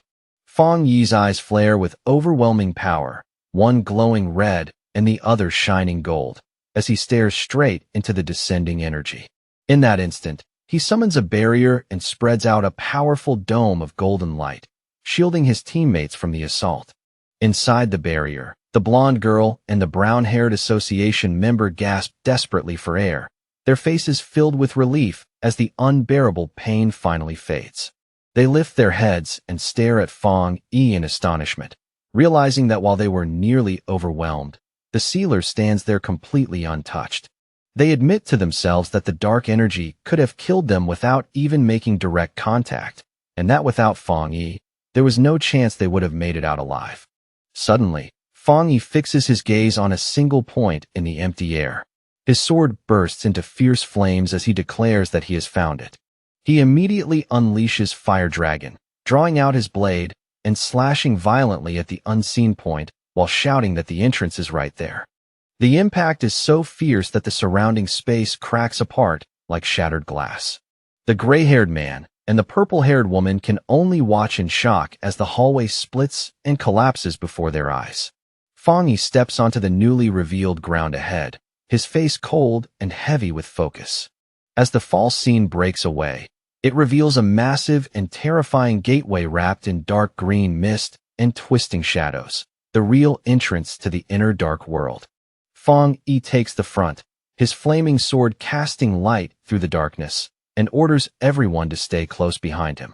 As they move deeper into the real building, Fong Yi maintains a golden barrier around the team, shielding them from the disgusting red flesh-like veins now spread all over the walls. The blonde girl suddenly turns sick, covering her mouth as she says there is a horrible smell in the air. Fong Yi stares ahead with a grim look and says the stench is unmistakable, the smell of blood and corpses from their own people. Not long after, the group comes upon a horrifying sight. The floor is littered with the bodies of the missing pioneers, proving they had been trapped here and slaughtered inside this dark space. Before they can fully react, the group is ambushed as a swarm of shadowy bat-like creatures suddenly pours down from the ceiling and surrounds them. Looking up, the team sees a terrifying mass of monsters swirling overhead, sealing them in from every side. Then, from the heart of that swarm, a gigantic A-plus, gray demon-like monster with glowing red eyes dives straight down to strike. The gray-haired man and the brown-haired association member are stunned, shouting that it is insane to run into another high-level dark monster so quickly. Fong Yi responds without the slightest hesitation, summoning his blazing sword at once. He hurls the sword forward, and it tears straight through the descending monster's chest in an eruption of fire. The monster lets out a painful roar, and Fong Yi charges in immediately to finish it off. He drives his sword into the ground and grips the hilt firmly. Then, with a blur of unbelievably fast motions, Fong Yi unleashes a storm of flaming slashes across both the swarm and the giant monster. He lands with effortless grace, triggering a huge explosion of holy fire that engulfs and burns everything around him. The blonde girl and the purple-haired woman raise their arms to shield their faces from the searing heat, shocked to see the dark monsters melt away the moment they touch his flames. Only then do they realize that ever since this mission began, they have hardly needed to do a single thing. Fong Yi walks through the blazing aftermath, his sword glowing red like molten lava. He slowly reaches one hand toward the floor, where the bodies of the earlier victims still lie. Using his fire, Fong Yi gently cremates the innocent dead, giving them the dignity of a proper burial instead of leaving them in this corrupted place. The brown-haired association member and the blonde girl watch the flames with deep awe, saying that Fong Yi truly deserves his title as the sealer. Fong Yi turns back to the group and starts issuing orders. He tells them that now that they are inside the building, they should do their part. He instructs them to search the first floor for any survivors while he heads upstairs to deal with the remaining monsters. The others, including the gray-haired man and the purple-haired woman, stand ready to obey at once. The doubt they once had now completely replaced by respect. Fong Yi continues sweeping through the building one floor at a time. By the time he reaches the 10th floor, he is already fighting through a swarm of flying shadow creatures, swinging his flaming sword to keep them from closing in. As he fights, he studies the enemies and realizes they have evolved to at least the one-star spirit creation realm. Even so, he slices them apart with ease, noting that their abilities themselves have not changed much. Fong Yi then leads the team up the escalator toward the 15th floor, his sword dragging behind him in a long trail of fire that lit the dim passage. With every step upward, the air grows heavier and thicker, pressing down on their chests like an invisible weight. The blonde girl winces and complains that the freezing dark power is starting to seep through even her protective barrier. As they move forward, they come upon a hallway packed with bodies, and the sight instantly turns the already suffocating atmosphere even colder. The gray-haired man suddenly notices something deeply wrong with the corpses. He quickly warns the others that something is moving inside the bodies, and that the remains are corrosive, telling the team in a tense voice not to breathe in the spores no matter what. A single drop of thick liquid falls from above and lands in a puddle below with a sharp, eerie plink. In the unnatural silence, even that tiny sound feels like the start of something far worse. In the next instant, a massive spike-like shadow rises violently behind Fong Yi and the brown-haired association member. The hidden monster finally reveals itself, towering over them in a shape so twisted and terrifying that it makes the whole corridor feel even more claustrophobic. It is a horrifying multi-eyed creature, its many eyes staring down at them from above with a sickening, hungry intelligence. Then it throws back its head and roars, unleashing a relentless barrage of energy spikes that tears through the air like a storm. Instead of showing even a trace of fear, Fong Yi smiles. There is almost a spark of excitement in his voice as he says that now things are finally starting to get interesting. Fong Yi spins his sword at blinding speed, and the motion instantly forms a burning shield of fire around him. The incoming energy spikes slam against the flaming barrier one after another, only to be deflected away in showers of sparks. The monster drops lower and charges in for a direct attack, but Fong Yi is already preparing to meet it head-on. In that brief exchange, he realizes the creature is not fighting seriously yet, but stalling for time so it can continue evolving. Without hesitation, he hurls his flaming sword forward with crushing force. The attack catches the monster off guard, and the instant the blade strikes, a violent explosion erupts and fills the corridor with blazing light. Fong Yi reaches out his hand toward the aftermath, his expression almost disappointed. He tells the defeated monster that he gave it too much credit, because he had expected at least a challenge on the level of a 3-star spirit creation opponent. The gray-haired man stays on full alert and turns sharply the moment he hears a faint sound nearby. At the same time, Fong Yi lifts his gaze toward the source and calmly asks who is hiding there. Looking inside, Fong Yi asks whether they are survivors. A young man hiding nervously behind the door stammers in fear and disbelief, asking if they are the forerunners who were sent to save them. The team soon discovers 5 people still alive inside what appears to be a hidden storage room belonging to a luxury brand store. The survivors are packed tightly together in the darkness, trembling and pale, with terror written all over their faces. Fong Yi quickly understands that they must have hidden in this room to escape the attack outside. Judging by their condition, they had likely been trapped here for a long time, barely daring to make a sound. Seeing how frightened they are, Fong Yi softens his expression and gives them a gentle smile meant to calm them down. He reassures them that everything is under control now and tells them clearly that they have come to rescue them. The brown-haired association member steps forward with a warm, friendly smile and introduces the group as the Kong City Spirit Association. He tells the survivors that the monsters outside have already been dealt with and urges them to come out quickly while it is safe. The young male survivor stares at Fong Yi with wide eyes, struggling to process what he is hearing. His lips tremble as he stammers, clearly unable to believe that rescue really arrived. He suddenly blurts out in shock, asking if it is really true that Fong Yi killed all of those terrifying monsters with just a single slash. His voice is full of disbelief, as if the feat sounds more like a legend than something a person could actually do. Meanwhile, outside the Tianbao building, the monitoring team continues watching the situation closely. The entire structure is still wrapped in a red, ominous energy, but despite the tension, the people at the monitors can feel that this time something is different. They follow Fong Yi's spiritual energy floor by floor, detecting the fire from his spirit weapon everywhere he passes.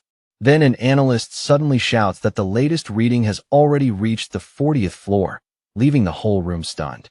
The analysts report in disbelief that the sealer cleared the Tianbao building from bottom to top in only 9 minutes and 56 seconds, and they immediately realize this news will shake the entire pioneer circle in Kong City. But before the room can fully celebrate, a red alarm suddenly blares through the monitoring station. One of the staff members warns that it is not over yet, because they have just detected an S-class monster eruption on the very top level. Back on the top floor, Fong Yi stands in the middle of the shattered rubble and slowly looks upward, his expression turning serious. The air around him is tense and still, as though the entire floor is holding its breath before the real battle begins. He realizes at once that he has found the main target. Looming high above him is a massive skeletal creature wrapped in glowing green energy and black feathers, and Fong Yi identifies the terrifying being as the anomaly king of this location, the Bone Bird.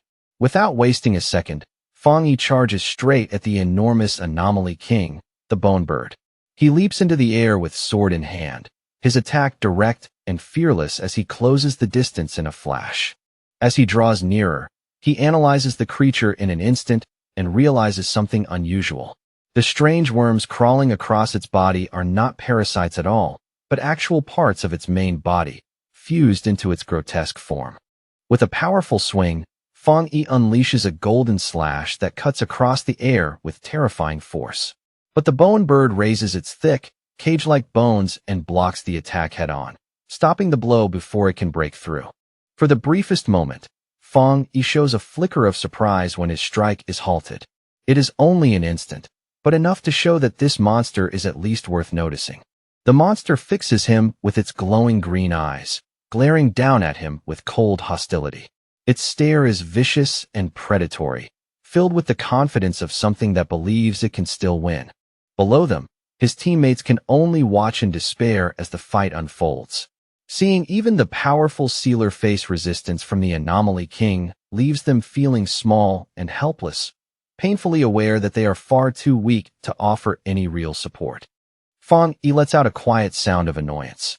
The reaction is small, but the irritation in it is unmistakable. Having tested the creature enough, he decides the fight has gone on long enough. He stops holding back and makes it clear through his presence alone that he is about to end the battle for real.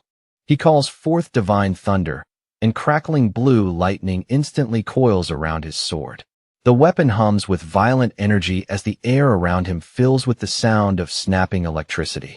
With the added power of thunder surging through his blade, he swings again.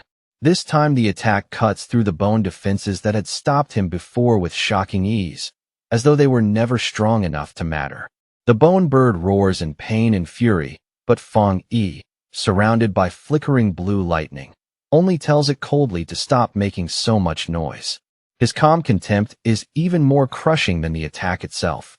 Then he unleashes a massive vertical slice of blue energy that tears straight through the monster's gigantic body. The strike is clean, brutal, and overwhelming, splitting through it with unstoppable force. Staring coldly at the creature, Fong Yi remarks that even though this monster turned the building into a feeding ground, it is still far weaker than the bad Anomaly King he fought before. To him, this battle is already beginning to feel disappointingly one-sided. Fong Yi moves again with incredible speed, vanishing and reappearing around the monster as he delivers a rapid flurry of slashes. Only after the barrage is complete does he land gracefully back on the ground, steady and completely in control. The gray-haired man and the blonde girl stare in complete shock as they watch the fight.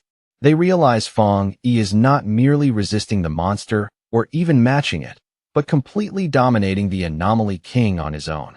The purple-haired woman watches even more closely and soon understands something chilling. Every single cut Fong Yi makes is perfectly measured and deliberate, like he is dissecting the monster piece by piece with terrifying precision. Fong Yi quickly realizes that he has not even needed to strike the bone bird's skull directly.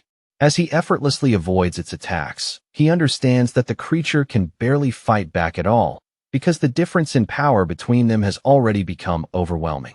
At that moment, he concludes that he has grown even stronger than the Anomaly King itself. The monstrous bird lets out a desperate, broken roar as it struggles to recover. The sound is ragged and pitiful now, carrying more panic than menace.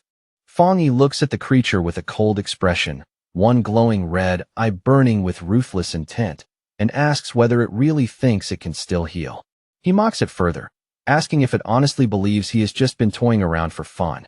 A huge amount of spiritual energy begins gathering around him at once.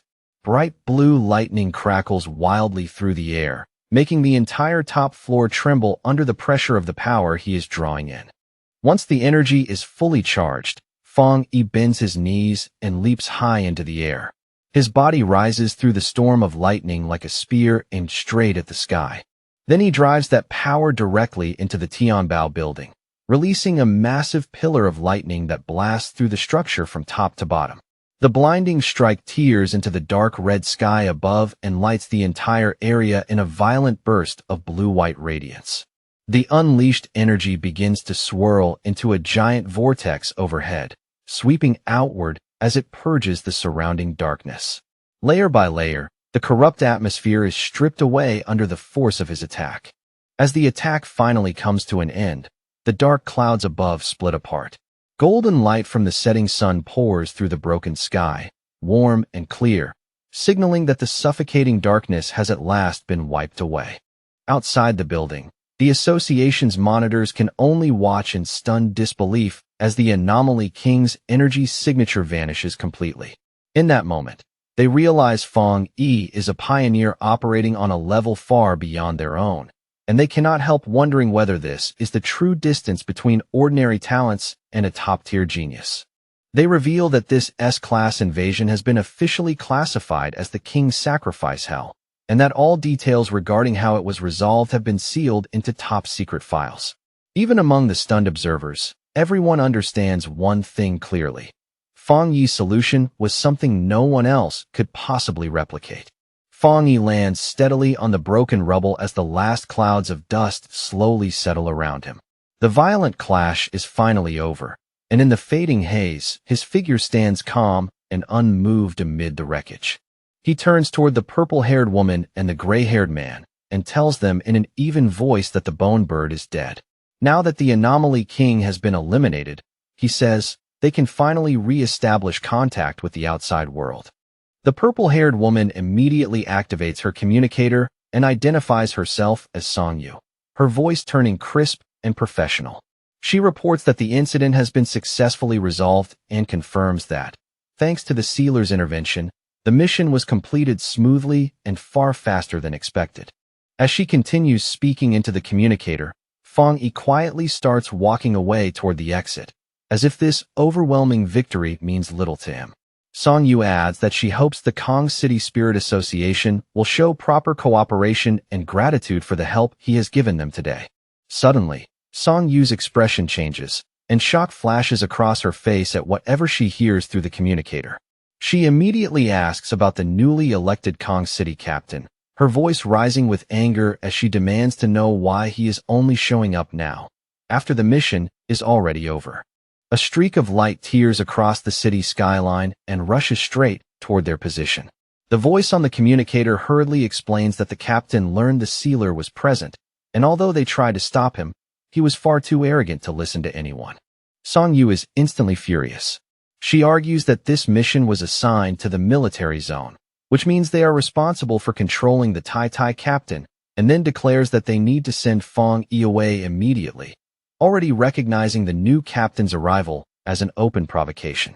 As Fang Yi walks down the staircase without any sign of concern, Songyu states coldly that the sealer is the most important captain recommended by their zone. She warns in a hard voice that anyone foolish enough to challenge him will have to bear the consequences themselves. Fang Yi walks out of the Tianbao building, clearly prepared to leave now that the battle inside has ended. With the crisis resolved, he has no interest in staying any longer than necessary. Then he pauses slightly, a faint look of confusion crossing his face as he senses something approaching from above at tremendous speed. The presence is sharp, reckless, and impossible to ignore. A figure suddenly drops out of the sky like a meteor, descending toward him with explosive force. The rushing impact tears through the air and sends debris flying before it even touches the ground. The attacker lands with a violent crash, gripping an energy weapon that hums with hostile intent. He introduces himself as Yu Fengjiang, the new captain of Kong City, and immediately demands in an aggressive tone to know whether Fang Yi is the sealer from Tai City. Fang Yi does not move back an inch and only stares at him coldly. Yu Fengjiang steps closer and studies him up close, mistakenly deciding that Fang Yi must be a wind attribute pioneer, though he also notes that Fang Yi is deliberately concealing his strength and guesses that he is at least in the spirit creation realm. Without another word, Yu Fengjiang shifts his energy weapon and transforms it into a sharp claw-like form. The moment it changes shape, he lunges forward and attacks without hesitation. Fang Yi draws his flaming sword in one smooth motion, and the clash between the two begins instantly. Fire and force collide as they launch into a rapid, high-speed duel that tears across the ruined street. The captain suddenly leaps high into the air and brings down a crushing strike meant to overwhelm Fang Yi in one blow. Fang Yi is forced to dodge aside as Yu Fengjiang slams heavily onto the street below, the impact cracking the ground. Yu Fengjiang looks down on Fang Yi from the very start, convinced he is dealing with nothing more than an arrogant brat. In his mind, this fight is the perfect chance to establish his own reputation and further solidify his family's dominance in Kong City. On the surface, he laughs arrogantly, pretending to act magnanimous. He thanks Fang Yi for solving the crisis, but in the very next breath accuses him of overstepping his boundaries, lecturing him smugly about rules, status, and seniority. Fang Yi is completely unimpressed by the speech. He explains in a cold, flat tone that he only came because the military requested support, and when he arrived, there was no captain present at all. Then he asks directly what this newly appointed captain actually wants from him. Yu Fengjiang gives a smug little smile and claims that he is a man of refined style with no ill intentions. But the greed underneath the act quickly shows itself when he reveals the real reason for stopping Fang Yi. He wants to borrow Fang Yi's powerful sword. As he speaks, dark energy begins gathering in his hands. The aura around him thickens with hostility, making it obvious that this is no polite request. Wrapped in a purple and white aura, Yu Fengjiang openly threatens Fang Yi. He tells him that if he refuses to comply, then he will never be allowed to leave Kong City alive. Fang Yi remains completely calm from beginning to end.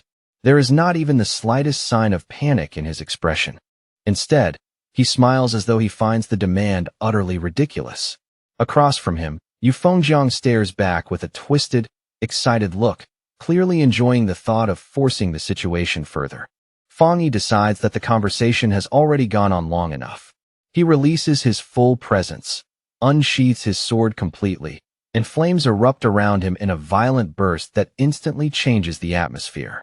Yu Fengjiang is visibly shocked by the sudden explosion in Fang Yi's power. The pressure alone is enough to wipe the smugness off his face for a moment. With his eyes glowing and his aura blazing outward, Fang Yi mocks Yu Fengjiang's shameless request to borrow his weapon. In a cold, cutting tone, he says he will borrow Yu Fengjiang's entire family instead, making it painfully clear that he is about to beat him without mercy. Fang Yi opens the battle with a heavy slash of fire. The blazing arc tears through the air with enough force to split the space between them in an instant. Yu Fengjiang dodges the attack with astonishing speed, narrowly avoiding the flames. But instead of fear, a grin spreads across his face, and he says with rising excitement that the fight is finally becoming interesting. Nearby, Song Yu quickly realizes that the clash has disrupted their signal again. She urgently tells her team that they must leave at once to report to the military and their superiors, and to escort the survivors to safety before the situation gets even worse. Surrounded by roaring flames, Fang Yi gives them a stern warning without even looking back. He tells them they have 10 minutes to get away, darkly hinting that if they stay any longer, they may end up watching a captain die. The brown-haired association member instinctively tries to warn him, but Song Yu immediately clamps a hand over his mouth. She shouts that she understands and drags him away without hesitation, determined to get everyone out before the fight turns even more deadly. As the group runs off, Song Yu curses Yu Fengjiang in frustration, angry that he is stirring up trouble right after being elected. Her teammates grimly agree that it might actually do their arrogant captain some good if the sealer teaches him a painful lesson. Once the others are gone, Fang Yi fixes his opponent with a cold glare and raises one hand. In the next instant, he unleashes a powerful thunderbolt straight at Yu Fengjiang. Yu Fengjiang blocks the lightning with his weapon, but the impact is so heavy that it still drives him back. Even so, he shouts a challenge at Fang Yi, telling him that if he really wants to kill him, then he should stop holding back and fight with 100% of his power. Fang Yi answers not with words, but with a crushing attack that slams into the area with terrifying weight. The blow sends violent shockwaves rippling through everything around them. A massive explosion erupts behind Yu Fengjiang, blasting apart the nearby buildings in an instant. Fire and debris roar upward, turning the ruined street into a chaotic sea of destruction. Yu Fengjiang is forced to slide backward to steady himself, his boots scraping hard across the ground. As he regains his balance, he cannot help thinking that the sensation from that strike was genuinely terrifying. Sweat begins running down his face as he stares at Fang Yi again. He realizes with growing alarm that Fang Yi's yang power is not only extremely strong, but explosively violent in a way that is hard to defend against. For the first time in this fight, the arrogant captain has to admit to himself that his body is feeling real fear. Across from him, Fang Yi stands in raging flames like a dark silhouette with glowing red eyes, then smirks faintly at Yu Fengjiang's earlier taunt about using his full power. He replies coolly that if he truly used 100% of his strength, he is afraid Yu Fengjiang would not even last 10 minutes. His tone is calm, but the contempt in it hits harder than any insult.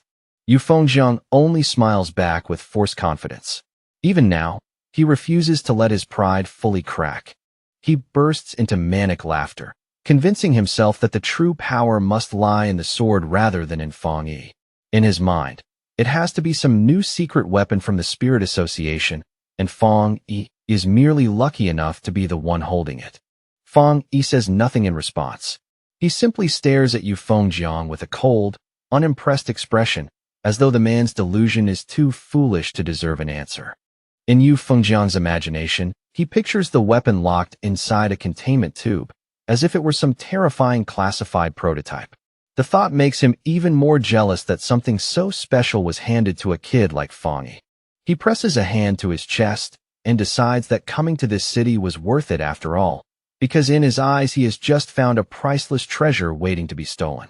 Completely consumed by greed, Yu Fengjiang rips off his shirt as purple energy surges over his body.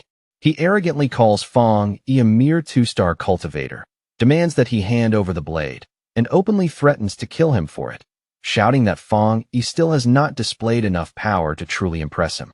Meanwhile, at the Tai Tai Spirit Association headquarters, the atmosphere is tense and heavy. A superior slams both hands onto the table in fury after learning that the Kong City captain has started a fight with their own captain, Fong Yi. Su Qingying looks deeply worried as the superior breaks out in sweat, finally realizing just how serious the situation has become.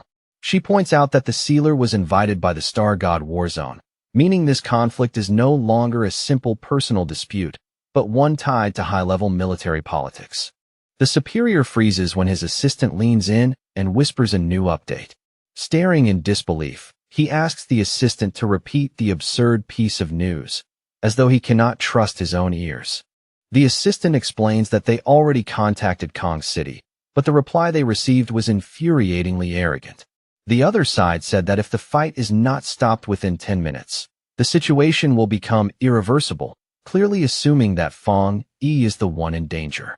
In their eyes, Kong City is the third-ranked city, so they are convinced their captain is superior and simply cannot lose. The Tai Tai officials are both shocked and deeply insulted by Kong City's attitude. The sheer contempt in that response makes it painfully clear that the other side is openly looking down on them. The superior slams his fist onto the desk again, his face dark with anger as he calls the Kong City officials complete fools. He realizes they think sealing a top-level monster is some easy, routine task, and that they have utterly failed to understand what kind of person Fong Yi really is. The assistant quickly adds that the Kong City captain is rumored to have only recently stepped into the 3-star rank.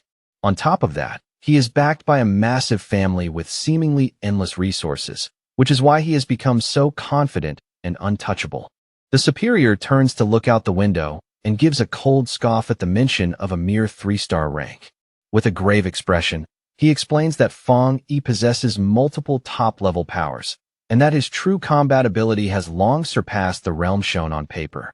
He reaches a grim conclusion.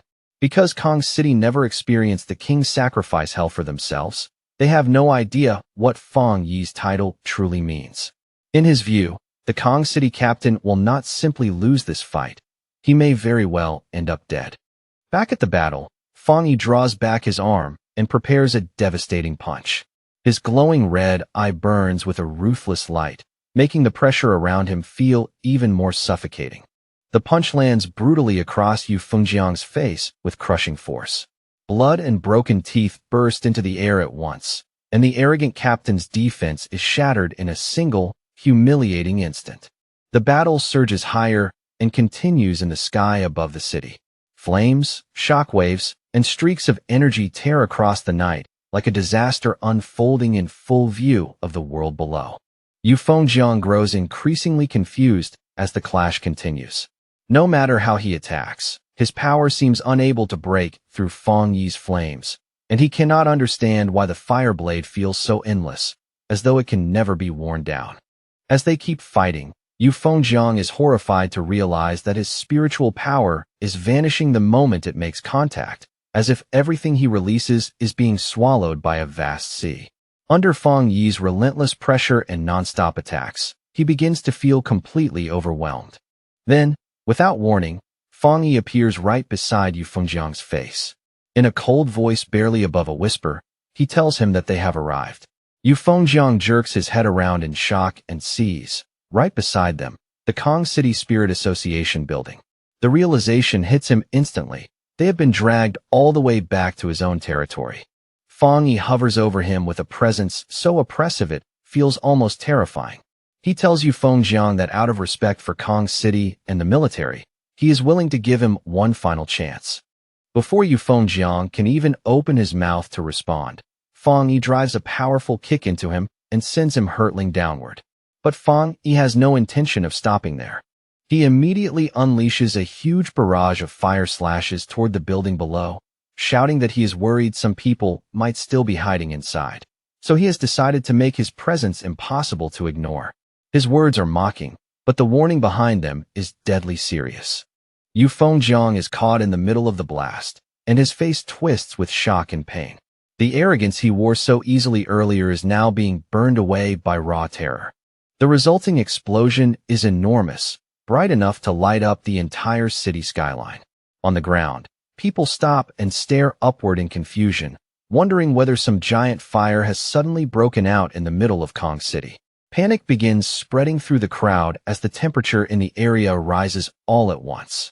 A man wearing glasses points frantically at the sky and screams that he can actually see two people fighting above the city. High overhead, Fong Yi, wrapped in blazing golden fire, prepares to clash once more with Yu Fengjiang, whose body is covered in dark purple energy. On the ground, one civilian suddenly recognizes those flames from the news and excitedly tells everyone nearby that the rumors about the spiritual energy revival must have been real all along. Fong Yi looks down at his opponent with an icy, emotionless gaze.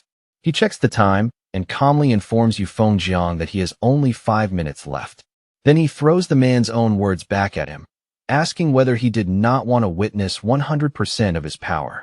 Beaten, furious, and unable to answer properly, Yu Fengjiang can only let out a low, enraged growl. The sound is full of humiliation and helpless anger.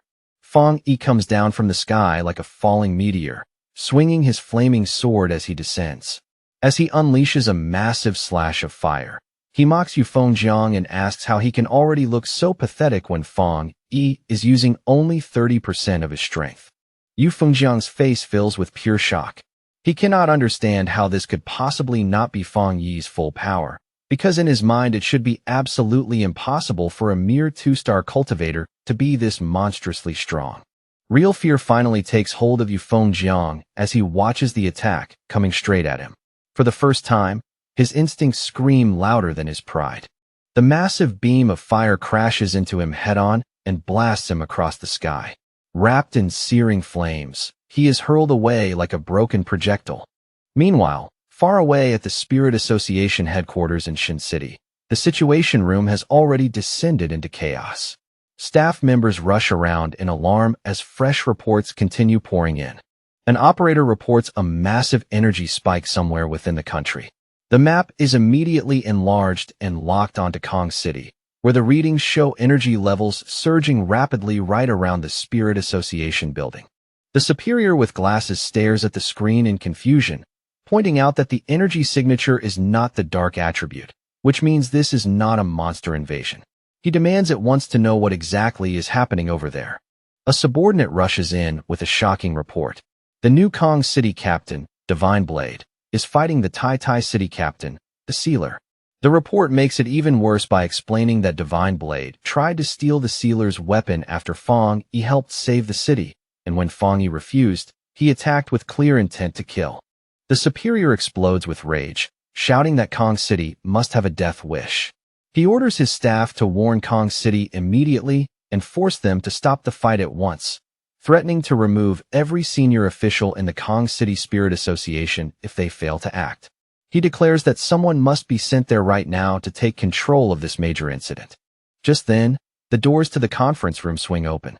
A lone silhouette appears in the entrance, instantly drawing everyone's attention. The blue-haired woman steps inside and volunteers for the mission without hesitation. She is Gu Yuro, headquarters forerunner of the Spirit Association, known by the codename Sea Mystic.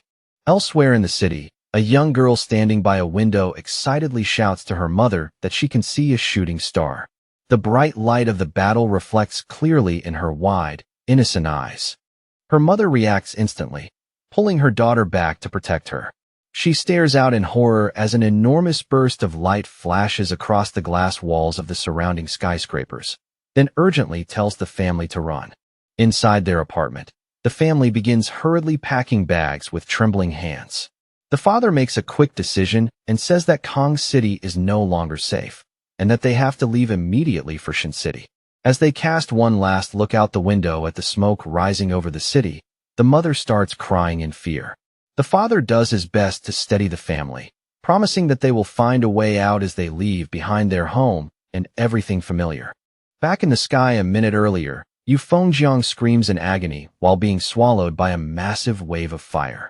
Wrapped in the burning blaze, he struggles desperately against the unbearable heat. He bursts out of the flames battered, shirtless, and badly hurt, then furiously roars a threat at Feng Yi. He warns that his powerful Yu family will never let this go and will come after him for what happened here. Feng Yi hovers calmly in the sky, paying no attention to those threats at all, while Yu Fengjiang keeps screaming that the Kong City Spirit Association will not let him escape this. Inside the glass-walled headquarters below, a group of officials watches the fight in growing panic. Seeing the brightness and force of the attacks, they realize their captain cannot last much longer and begin shouting for someone to save him. They desperately demand that the Tai City captain stop his attack at once, but Feng Yi offers them nothing except a silent, icy stare. The annoyance on his face makes it obvious that their words mean absolutely nothing to him. Looking down at the officials gathered inside the building below, Feng Yi listens as they loudly declare that Yu Fengjiang is their captain and that attacking him is the same as directly provoking their entire association. Their outrage only makes their cowardice look more obvious. One of the officials slams his fist against the glass wall and shouts furiously that they will never accept this kind of behavior. His anger sounds bold, but it is backed by obvious panic. Feng Yi looks at them with glowing red eyes, completely unimpressed. Even when standing before someone far stronger than themselves, the Kong City Spirit Association still chooses arrogance over sense, and that only makes them look even more ridiculous to him. A huge swirl of fire rises around Feng Yi as he coldly mocks them. He suggests that they ignored the other captains because they assumed their own captain was stronger than everyone else, or perhaps because they simply did not want to get involved until the danger reached their own door. Having decided they need to be taught a lesson, Feng Yi swings and unleashes a massive fire slash straight at the Spirit Association building. The attack tears downward with merciless speed. The officials inside duck and hide in terror as the holy flames smash through the windows and sweep into the office space. Fire surges through the room, burning everything in its path and proving beyond doubt that their threats carry no weight in front of him. Feng Yi turns his back on the destruction with open disgust in his eyes. Floating above the battered Yu Fengjiang, he mocks him coldly and asks whether he truly believed he could take that sword from Feng Yi's hand with such pitiful skill. The battle reaches its most brutal point as Yu Fengjiang, once so arrogant and full of himself, is left bleeding, exhausted, and gasping for breath. His body trembles under the strain, and it is obvious he is nearing his limit. High in the sky, Feng Yi coldly challenges Yu Fengjiang to see whether he can withstand what comes next. Then, like a meteor falling from the heavens, he hurls his flaming sword straight down at him with unstoppable force. Instead of dodging, Yu Fengjiang actually smiles, his eyes overflowing with naked greed as he rushes straight toward the descending blade. While charging forward, he mockingly curses the local association for being useless, convinced that only someone like him is worthy of claiming such a powerful treasure. His face twists into a wild, almost insane expression as he screams at the top of his lungs that this treasure belongs to him and him alone. In that moment, all reason leaves him and only obsession remains. Feng Yi watches him in silence, one glowing red eye cold and merciless. Inwardly, he thinks that he will never understand pioneers like this. People who use the power meant to protect humanity to rob, kill, and seize what was never theirs in the first place. To Feng Yi, these kinds of people are no different from common criminals dressed up in power and status.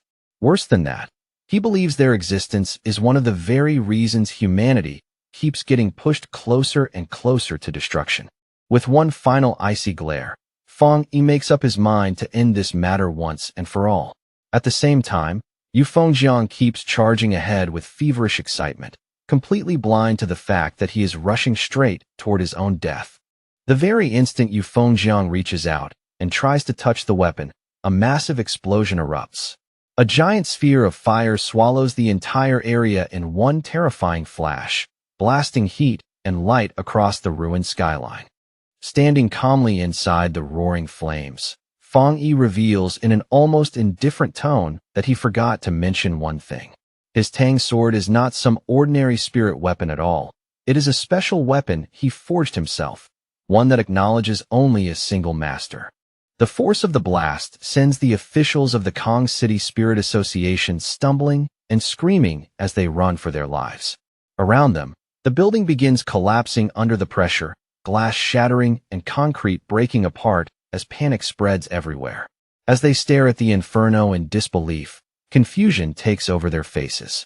They can only remember the reports claiming that the sealer was merely at the 2-star spirit creation realm, while Yu Fengjiang was supposed to be a full realm higher than him. The leader of the Kong City Spirit Association stands there trembling uncontrollably, his face pale with fear. In that instant, he realizes with crushing clarity that the information they trusted was completely wrong from the very beginning. He knows better than anyone that Yu Fengjiang was the only 3-star spirit creation expert in the city, a celebrated genius backed by vast family resources. He was already close to the Jinggang realm and was even considered one of the top 5 captains in the nation. And yet, even with all of that status, talent, and support behind him, he was still no match for Fang Yi. As the dust slowly settles, Fang Yi descends softly onto the rubble, calm and steady, as if the violent battle had cost him almost nothing. Standing there in silence with his burning sword still in hand, Fang Yi gives off a presence that makes everything painfully obvious. He has already far surpassed the ordinary level of a city captain and now possesses the terrifying power to wipe out an entire city if he truly wished to. Wang Zhong, the leader of the Kong City Spirit Association, trembles so badly he can barely stand. Looking at the destruction around him, he wonders in horror whether Fang Yi truly intends to bury the entire Kong City Spirit Association together with their defeated captain. Overcome by fear, Wang Zhong collapses to the ground among his terrified subordinates and begs the Tai City captain for mercy, screaming that this whole incident was their fault. Just then, the distant sound of an approaching helicopter cuts through the tense, burning silence. The sudden mechanical roar breaks the suffocating atmosphere and makes everyone look up at once. Inside the cockpit, the pilot quickly reports to his superior that there is an extremely pure and overwhelmingly strong yang attribute source ahead. At the same time, he notes with surprise that the flames surrounding the Spirit Association appear to be weakening little by little. Standing at the open side door of the helicopter, Guyuro gathers an enormous mass of blue water energy in her hands. Feeling the heat from far away, she narrows her eyes and wonders whether the fire below is really dying down or whether something more dangerous is still hidden inside it. Afraid that they may have arrived too late, Guyuro stops hesitating and releases her power. Streams of blue energy pour down from the sky like rain, sweeping over the burning ruins in an effort to extinguish the remaining flames. As she looks down at the destruction below, even Guyuro has to admit Fang Yi's frightening strength. Inwardly, she thinks it is truly astonishing that one person could come so close to destroying the 3rd largest city entirely by his own power. She quickly concludes that Fang Yi's strength has already reached the level of a true national-class pioneer. But as her rain continues falling, she realizes something even deeper. Her water is only managing to put out the flames because Fang Yi has already chosen to pull back his power. In other words, he showed mercy. If he had not done that himself, her water alone would never have been enough to suppress those flames. On the ground, Wang Zhong looks up with sudden joy and shouts toward Fang Yi that headquarters has arrived to save them. His voice is full of desperate hope, as if he has finally grabbed onto a lifeline. Fang Yi does not answer him at all. He simply stands there in silence, his expression unreadable as he lifts his gaze toward the newcomer in the sky. From the helicopter above, Guyuro stares back at him just as quietly. As a water attribute pioneer herself, she can immediately sense the astonishing purity and density of the power surrounding Fang Yi. The more carefully she feels it, the more certain she becomes that Fang Yi's pure energy far surpasses anything Yu Fengjiang ever possessed. The gap between them is not small at all. It is vast enough to make the earlier results seem inevitable. In her judgment, that alone places Fang Yi among the strongest pioneers she has ever encountered personally. It is the kind of power that leaves a lasting impression the moment you sense it. Then Gu Yuro's expression shifts, and a flicker of surprise appears in her eyes as she notices something very specific. Her attention is drawn away from the ruined battlefield and locked onto the weapon in Fang Yi's hand. She focuses on the flaming Tang sword Fang Yi is holding and begins analyzing it with a sharp, trained gaze.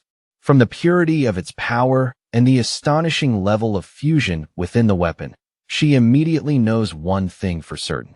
The Tai Tai City Spirit Association does not possess the technology required to create a spirit weapon this advanced.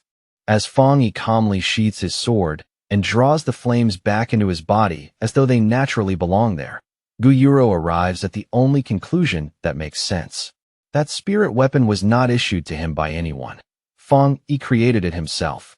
With the helicopter now overhead, Wang Zhong suddenly finds a little courage and points an accusing finger at Fang Yi. In a trembling yet self-righteous voice, he demands to know whether the sealer really had to be so ruthless and asks how Fang Yi intends to explain himself now that headquarters has personally arrived. Fang Yi turns his gaze on him with terrifying intensity, and the pressure alone almost makes Wang Zhong stop breathing. He coldly reminds the official that he had already given them 10 full minutes to resolve the matter, yet in all that time they failed to offer him even a single explanation. Then Fang Yi turns away as if Wang Zhong is not even worth another glance. In his view, their silence already said everything. It meant they had silently agreed that their own captain deserved to die. Without warning, Fang Yi releases a massive surge of fiery energy that whips around the terrified officials and traps them in scorching heat. In a voice that brooks no defiance, he warns them that if they dare speak to him with that same disrespect again, he will kill every one of them together with their fallen captain. At that exact moment, Gu Yuro descends from the sky wrapped in swirling blue water energy, her entrance sharp and commanding. Calling out to the Tai Tai City captain, she tells him to stop this aggressive behavior at once. Fang Yi slowly turns his head in silence to face the new arrival. His expression remains calm, but his eyes clearly show that he is measuring her the moment she lands. Wang Zhong is suddenly overjoyed, convinced that Fang Yi has finally crossed a line he cannot escape. In his mind, no matter how strong the sealer is, there is no way he can kill a city captain and walk away untouched. If something like that goes unpunished, then every captain in the country would be living in danger. Gu Yuro lands firmly and introduces herself without wasting time. In a stern voice, she asks how the Spirit Association is supposed to manage its regional branches at all if chaos on this scale is allowed to happen unchecked. Hearing that, Wang Zhong's face twists into a wicked, relieved smile. He eagerly assumes she has come to stand on his side and waits in anticipation for her to punish Fang Yi for destroying their headquarters. However, to the complete shock of everyone present, Gu Yuro does not make a move against Fang Yi. Instead, she steps forward respectfully and admits that this entire incident was a failure of duty on the part of the Spirit Association itself. She lowers her head in apology and sincerely promises Fang Yi that headquarters will provide him with a proper explanation regarding everything that happened here. Her tone is serious and leaves no room for misunderstanding. Fang Yi's expression softens just slightly, and a faint smile touches his face. He simply lets out a quiet hum of acknowledgement, accepting her apology without further comment. Wang Zhong freezes completely where he stands, his face turning blank with disbelief. It finally dawns on him that headquarters has chosen to stand with Fang Yi rather than with him or Kong City. He keeps trembling, unable to understand what he is seeing at all. Everything is happening in a way that completely overturns the authority and certainty he thought he had. He watches in stunned silence as Gu Yuro bows to Fang Yi, and only then does he realize what this gesture truly means. This is headquarters' respectful way of handling the sealer. In essence, they intend to support him, compensate him, and avoid creating an even bigger conflict. Wang Zhong is horrified and cannot stop asking himself whether this is really the end of the matter. His captain was burned alive before his eyes, yet headquarters is not treating Fang Yi as the guilty party, nor are they placing the blame on him the way Wang Zhong expected. Fang Yi remains calm, because to him the opinion of the local association simply does not matter. In his mind, Yu Fengjiang tried to kill him for his weapon and repaid help with greed and hostility, so the man's death was entirely deserved. Gu Yuro then turns away from Fang Yi and walks toward the frightened local officials. Her expression turns colder with every step she takes. She asks them sharply why none of them stepped in to stop the fighting and calls them a pack of arrogant fools. Then she demands to know who is in charge of the Kong City Spirit Association, and Wang Zhong nervously raises his hand like a man walking toward his sentence. Wang Zhong forces an ugly, trembling smile onto his face as Gu Yuro gives him his orders. She tells them they have 3 days to stabilize public opinion in Kong City and produce a believable explanation to cover up the news of the battle. Then her face turns completely icy as she announces the real punishment. After those 3 days are over, every one of them will be dismissed from their posts, and headquarters will send an entirely new group to take over Kong City. The officials stand there stunned, their faces drained of all color as the reality sinks in. Gu Yuro gives them one final warning that if they fail to carry out those orders properly, they will face the full consequences without mercy. Watching from a short distance away, Fang Yi shows a rare flicker of surprise. He admits to himself that he truly did not expect Spirit Association headquarters to go so far as to dismiss the entire Kong City staff just to make their stance toward him unmistakably clear. Gu Yuro soon returns to Fang Yi after handling the officials. In a calm but serious tone, she explains that headquarters had to make its position absolutely clear this time, with no room left for misunderstanding. She states plainly that anyone who dares challenge the sealer again will end up just like the Kong City Spirit Association and Yu Fengjiang. Then she asks Fang Yi whether he is satisfied with how headquarters handled the matter and promises that an incident like this will never happen again. Looking relaxed, Fang Yi replies that anyone challenging him is effectively challenging headquarters itself. He says he has no real interest in the fate of those officials, but he is curious about something else: how she plans to manage public opinion now that supernatural events are becoming harder to hide. Gu Yuro immediately understands what he is really asking. She addresses the growing doubt over whether news of spiritual energy revival can still be suppressed in major cities, explaining that supernatural incidents are happening more and more often now, and anomaly-related disasters are appearing almost everywhere. She admits that many ordinary people have already begun to suspect the truth.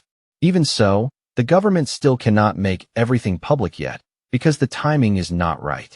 If they revealed the truth now, she warns, the entire world would change overnight.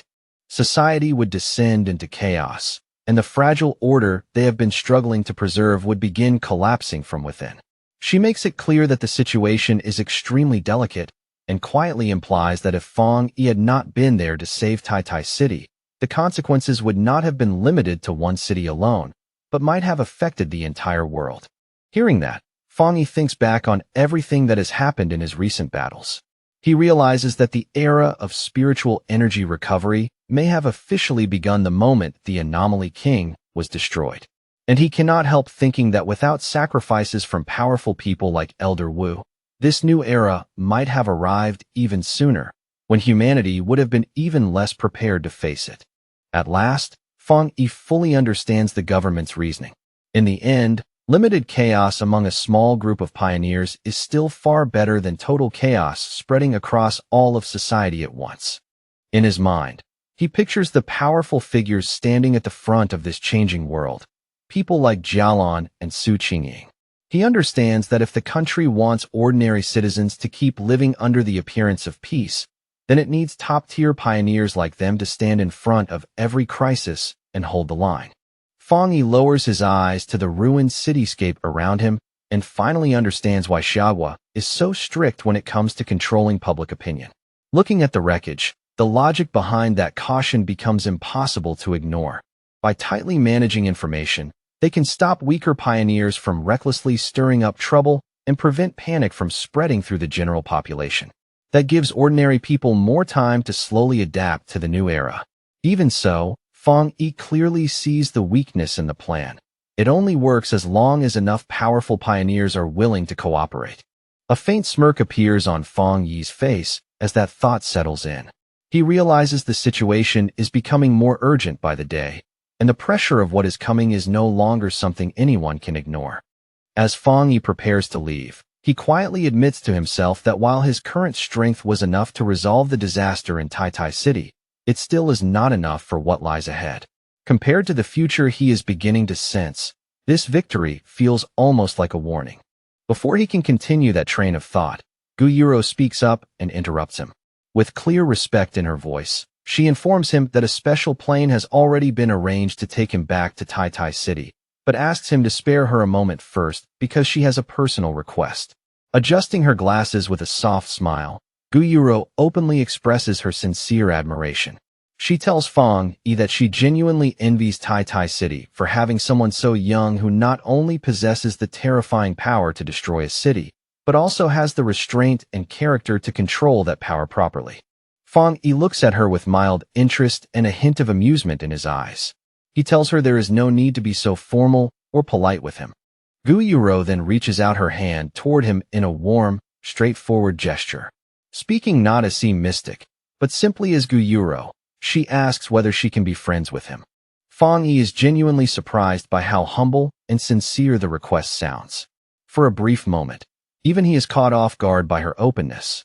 At the Star God Warzone headquarters, Jialon listens in silence as her blonde subordinate reports the full details of what happened in Kong City. The more she hears, the darker her expression becomes. Jialon suddenly slams her hand down onto the desk in anger, her voice sharp as she calls the whole situation ridiculous.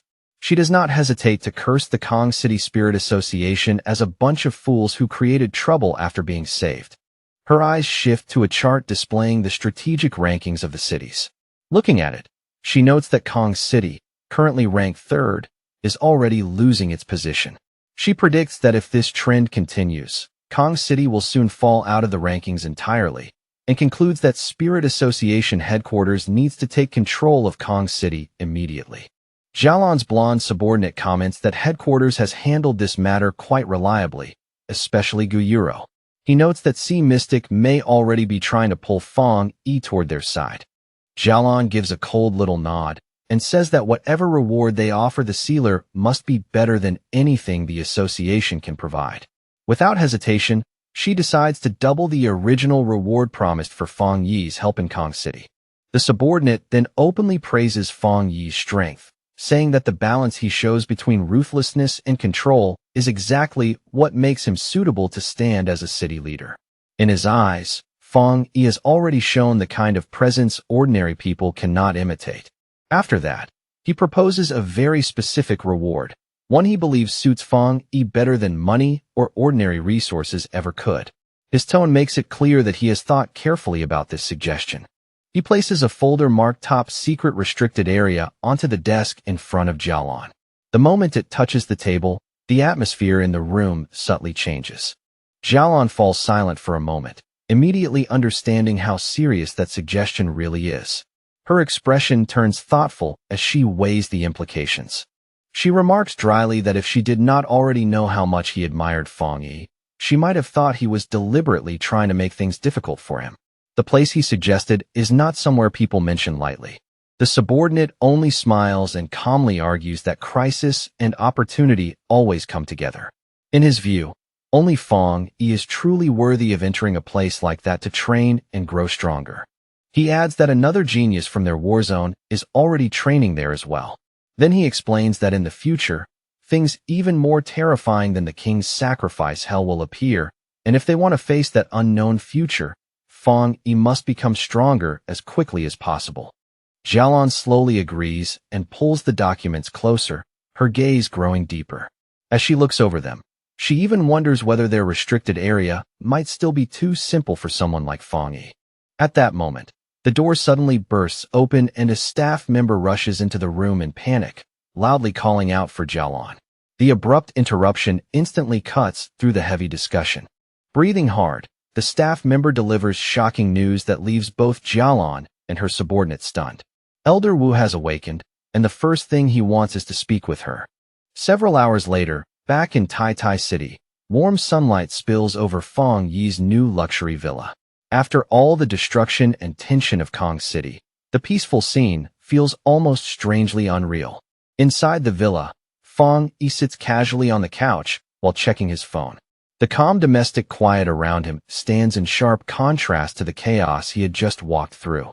A bank notification suddenly appears on the screen, informing him that 10 million yuan has been transferred into his account. He quickly figures that this is most likely the reward Jialan promised him earlier. Just then, Linyi walks in and happily welcomes her cousin home. At the same time, she tells him that she already saw everything about the Kong City incident spreading across the forums. Feng Yi lightly reassures Linyi and tells her not to worry too much, but she still looks anxious.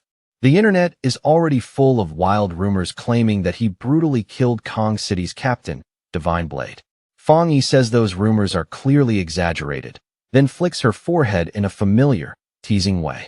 He tells her to stop wasting time reading forums all day and focus properly on her training instead. After that, Feng Yi rises to his feet and says that he is going to train for a while. He calmly adds that he wants to try for another breakthrough.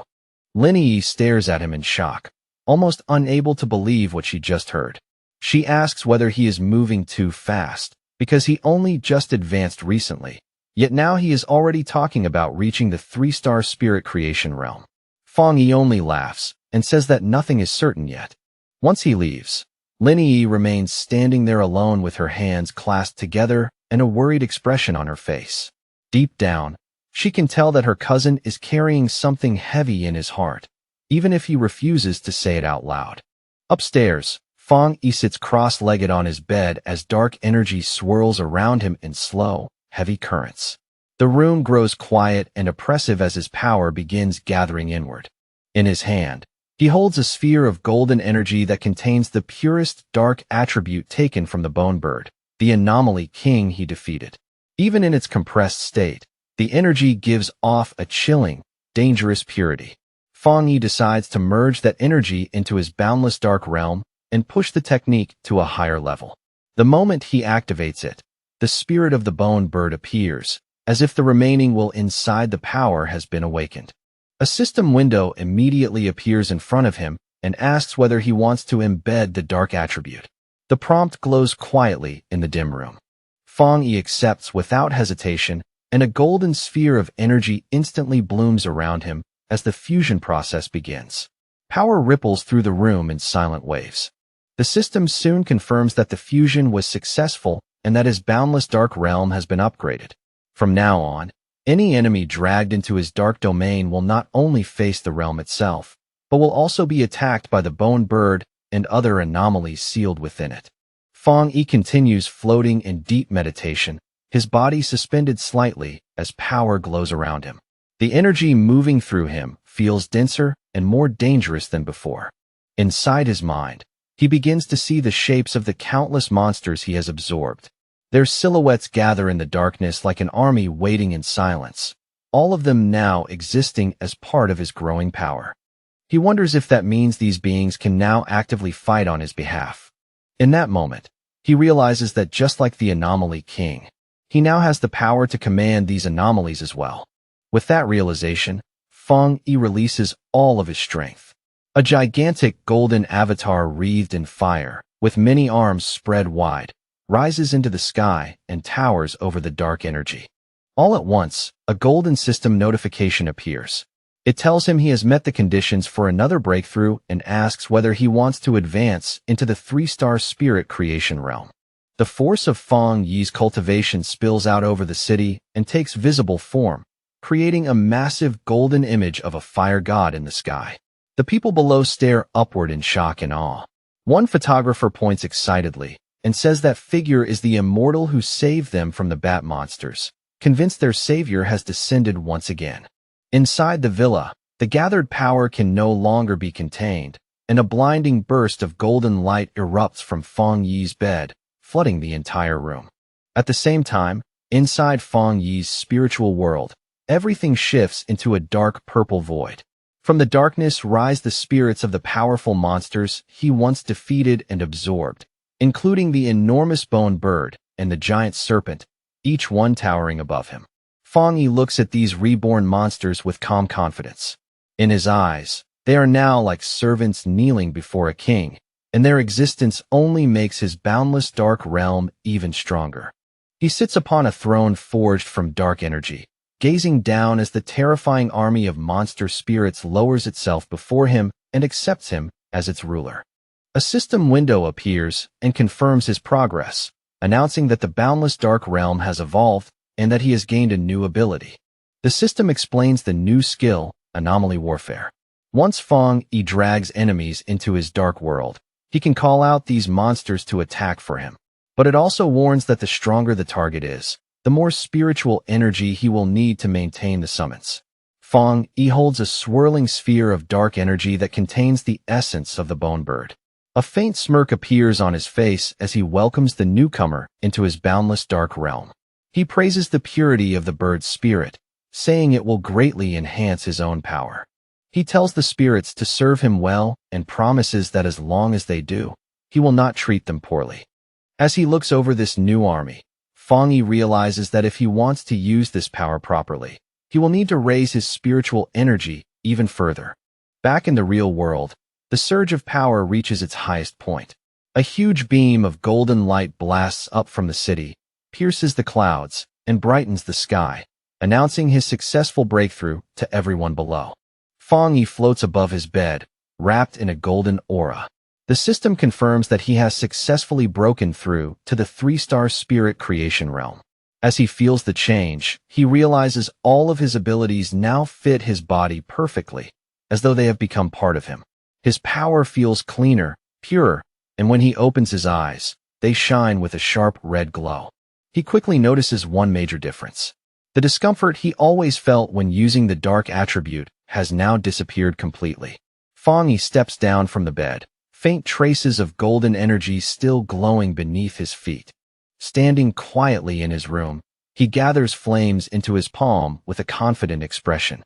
He decides that the only way to truly understand his new powers is to test them in real combat.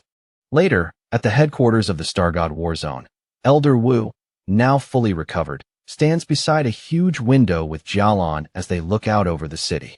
They speak about Fong Yi's astonishing growth, noting that he has risen in rank again in an incredibly short time.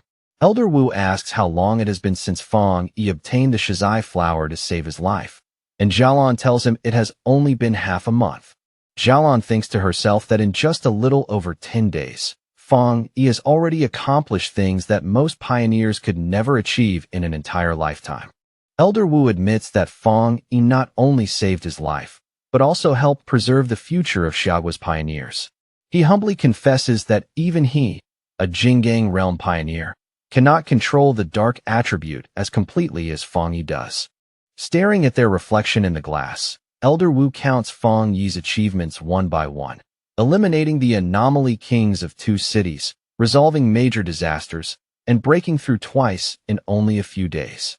He says with clear admiration that he truly wants to meet this heaven-favored genius.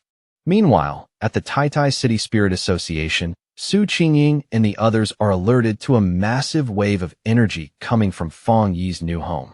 Su Qingying is stunned as she realizes he has advanced again.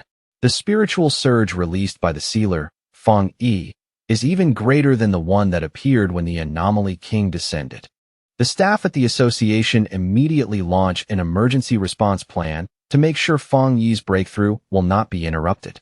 Later, Su Qingying looks down at her phone and thinks about how much Fong Yi has changed everything. Since the disaster, he has earned overwhelming respect, and even ordinary people now feel safe just knowing his spiritual power is guarding them. She scrolls through online discussions and quietly joins in under an anonymous account, telling people just how powerful the sealer really is. She mocks the pioneers from Kong City for looking down on him before and mentions how their captain ended up utterly humiliated. The thought satisfies her, since helping build his reputation should spare him trouble in the future. At the same time, in an office in Kong City, Chu Qingli sits in front of a computer with an annoyed look on her face. She complains bitterly that cultivation is far too difficult and that she has been stuck for ages trying to break into the 2-star Ghost Axe realm. She searches for information about the sealer on the Pioneer network, only to find that no one responds to her messages, which makes her angrily curse the other pioneers as mediocre fools. Deep down, she resentfully thinks the problem is simply that she does not know the sealer well enough. She even wishes she could meet him face to face, fully confident in her own beauty. But even then, she worries that in this new era, her current position and status may no longer be enough to catch his eye. Looking out over the damaged city, she reads online that Kong City has completely offended the sealer and is no longer a place worth staying in.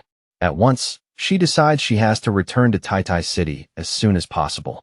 With determination in her eyes, Chu Qingli turns and walks out, resolved to seize whatever future and opportunity she can still grasp.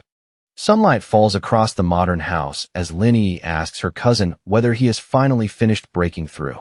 Inside, the two of them sit across from each other at a large dining table.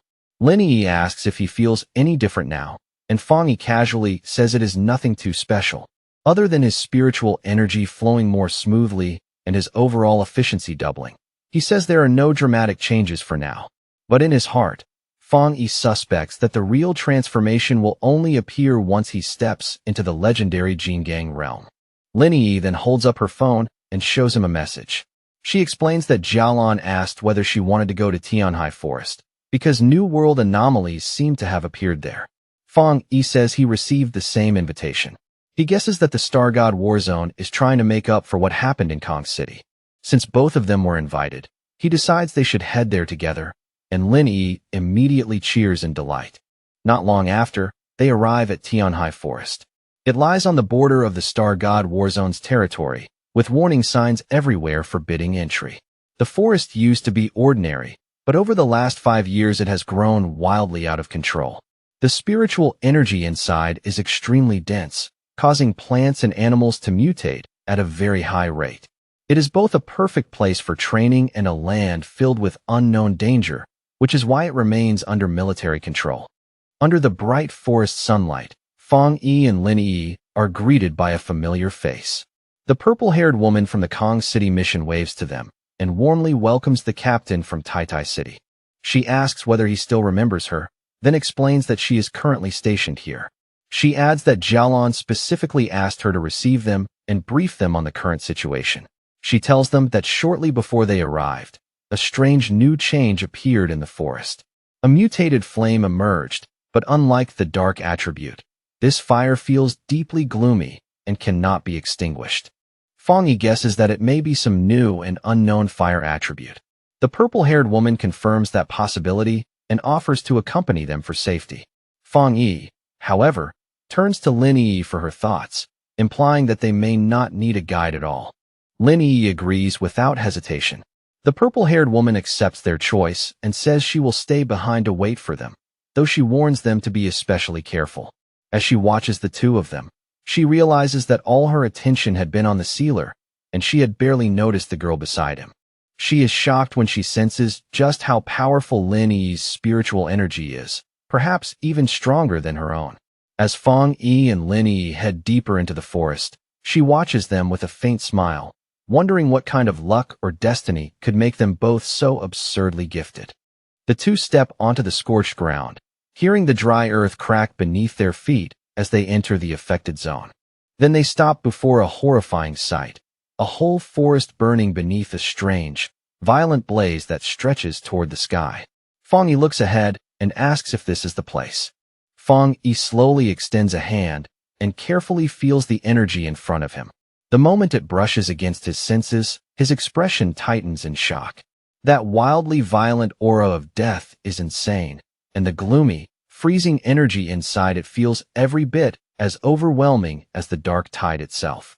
He immediately recalls the warning that this strange fire cannot be extinguished and only keeps spreading once it catches. Without hesitating, Fang Yi activates his golden sun breathing technique. A fierce surge of golden power erupts from his body, and he urgently tells Lin Yi to step back at once. Almost the instant his power rises, The environment reacts as if it were alive. From the burning forest, dark and shadowy tendrils whip outward with murderous speed, lashing through the flames as they launch straight at them. While Fang Yi blocks the attack, he quickly understands that these flames are far more dangerous than ordinary fire. They are not just burning matter. They seem to hunger for human spiritual power itself, as though they want to devour cultivators from the inside out. The dark energy collides head-on with his own strength, producing a harsh, violent resistance. Fang Yi's eyes narrow when he realizes that even his supreme yang attribute is not suppressing it as strongly as he expected, which makes this strange fire even more troubling. Fang Yi immediately raises a golden barrier around Lin Yi, sealing her safely inside its warm protective glow. He tells her that the source of the black fire is somewhere ahead. Since her spiritual power belongs to the wood attribute, he warns that she is naturally at a disadvantage against fire and must remain within his protection no matter what. Lin Yi nods seriously and says she understands. With danger closing in from every side, Fang Yi summons his spirit sword. The blade appears in his hand with a sharp hum, glowing brightly as he lowers his stance and prepares to force open a path through the burning forest. Then, with a single heavy slash full of power, he cleaves through the dark, burning trees ahead of him. The trunks split apart instantly, cut cleanly in two despite the violent black flames wrapped around them. Fang Yi and Lin Yi move forward through the passage he has just carved open. Fire rages on both sides of them like hungry walls, yet under his protection they pass through the burning corridor without being touched. The deeper they go, the heavier the death energy becomes. The air turns denser and colder, pressing down on them like an invisible weight, until even breathing starts to feel grim and oppressive. At last, they reach the edge of a cliff and look down.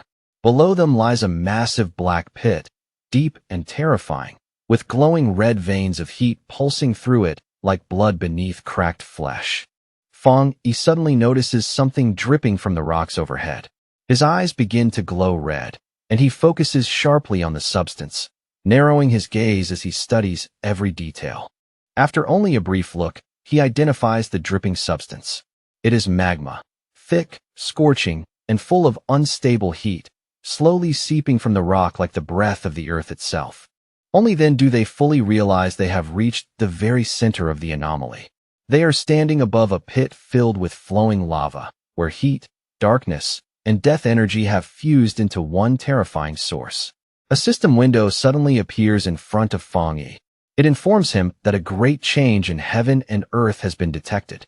The system identifies the power as the Twilight Fire attribute and announces that it will automatically begin collecting data in order to write a brand new technique.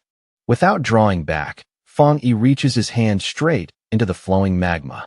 The moment he touches that strange source of power, another system window appears, informing him that he has obtained the Twilight God domain. The system immediately explains the nature of this new power. It can absorb nearby attribute powers and refine them, using those surrounding energies to strengthen Fang Yi's own yang attribute even further. Floating in midair above the pit and wrapped inside a sphere of blazing fire, Fang Yi is bathed in red, black, and gold light, his figure looking almost unreal against the boiling heat below. As he feels the nature of this power, Fang Yi wonders whether it is similar to the fire attribute connected to his desolation flower. The sensation is familiar, yet deeper and far more specialized than what he expected. The system adds another clarification at once, telling him that this power was specifically formed to enhance his main yang power. In other words, it is not just another element. It is something meant to push his core strength even higher.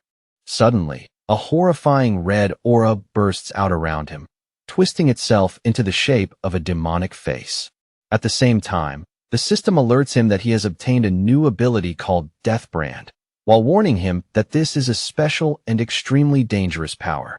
Fang Yi's expression turns puzzled as the system states that the ability grants infinite death. The system continues its explanation in chilling detail. If Fang Yi is killed, the brand will be placed on the killer, trapping that person in an endless cycle of death. Yellow spring flames will burn them forever, death collapse will tear down their body piece by piece, and a vision of hell will rise around them, as evil spirits welcome them into their grave. Hearing that, Fang Yi grows serious instead of excited. He can tell immediately that this ability is terrifyingly powerful, but he also feels that something about it is too extreme, too sinister, and not suitable for him to use right now. After a brief pause, he gives the system a clear order.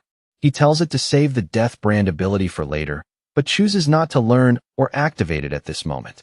With that dangerous ability stored away, Fang Yi turns his full attention back to the Twilight Fire itself.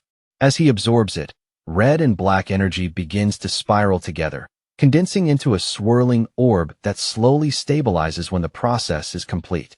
Watching everything from a safe distance, Lin Yi is completely stunned. Even from where she stands, those flames feel like something out of a nightmare, yet Fang Yi is handling them with shocking ease, as though even this hellish power cannot truly threaten him. As Fang Yi stands within the newly acquired Twilight Fire, surrounded by its strange and ominous glow, Lin Yi understands with quiet awe that he has gained yet another power. The gap between him and everyone else seems to widen again before her eyes. Then Fang Yi's expression suddenly shifts, and a sharp smile appears on his face. One eye glows red as he warns Lin Yi not to lose focus, telling her that something else is already nearby and closing in on them. A huge shadowy creature with glowing red eyes suddenly emerges from the smoke behind Lin Yi.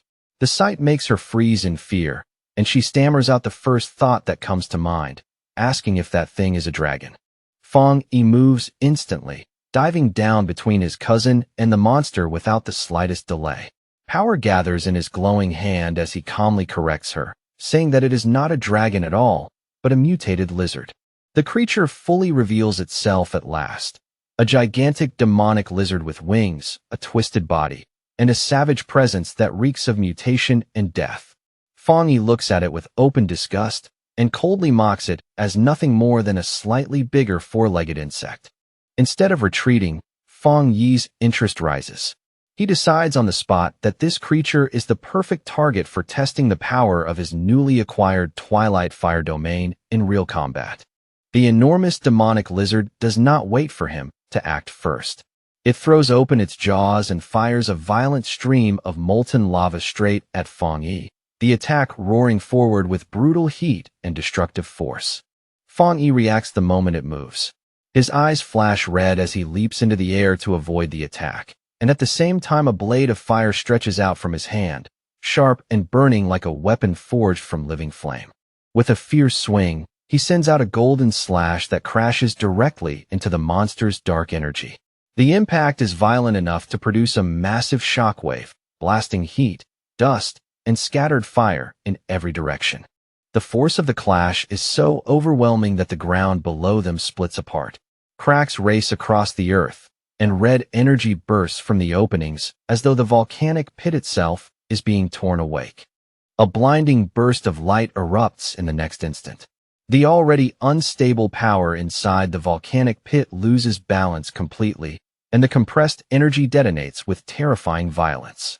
The resulting explosion tears through the forest like a full volcanic eruption. Fire, ash, and shattered earth blast outward in a horrifying wave, making the entire area look as if the mountain itself has exploded.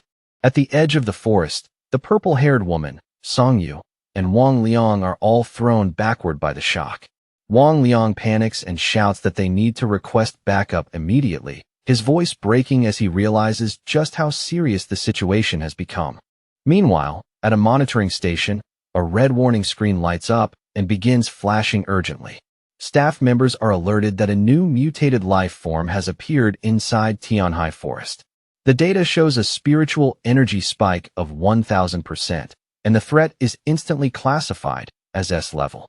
Back at the Star God Warzone headquarters, Jialan and Elder Wu receive the report at once. Jialan finds it strange that the forest's energy, which had remained stable until now, suddenly lost control the moment the sealer entered to train.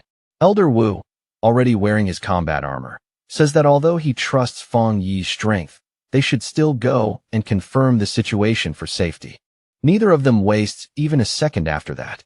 Elder Wu and Jialan shoot into the air at astonishing speed, crossing the sky like two streaks of light as they rush toward Tianhai Forest. As they draw closer to the area, Wang Liang and Song Yu are already running away from the danger zone as fast as they can. In the middle of their retreat, they look up and spot two brilliant trails of light cutting through the sky above them. The two of them recognize the arrivals immediately. Their faces light up with relief and excitement as they shout that Officer Jialan and Elder Wu have come. Elder Wu descends first, landing like a meteor crashing from the heavens. The impact is so heavy that the ground beneath him shatters on contact, sending broken stone and dust exploding outward. When the dust finally begins to settle, Elder Wu is revealed standing tall at the center of the impact, wrapped in a dense yellow aura. His posture is steady, his expression calm, and he looks fully ready to confront an S-level threat head-on. Song Yu rushes forward, unable to hide her amazement at the speed and presence of the man before her. She cannot help wondering if this is the true power of a Jingang realm pioneer.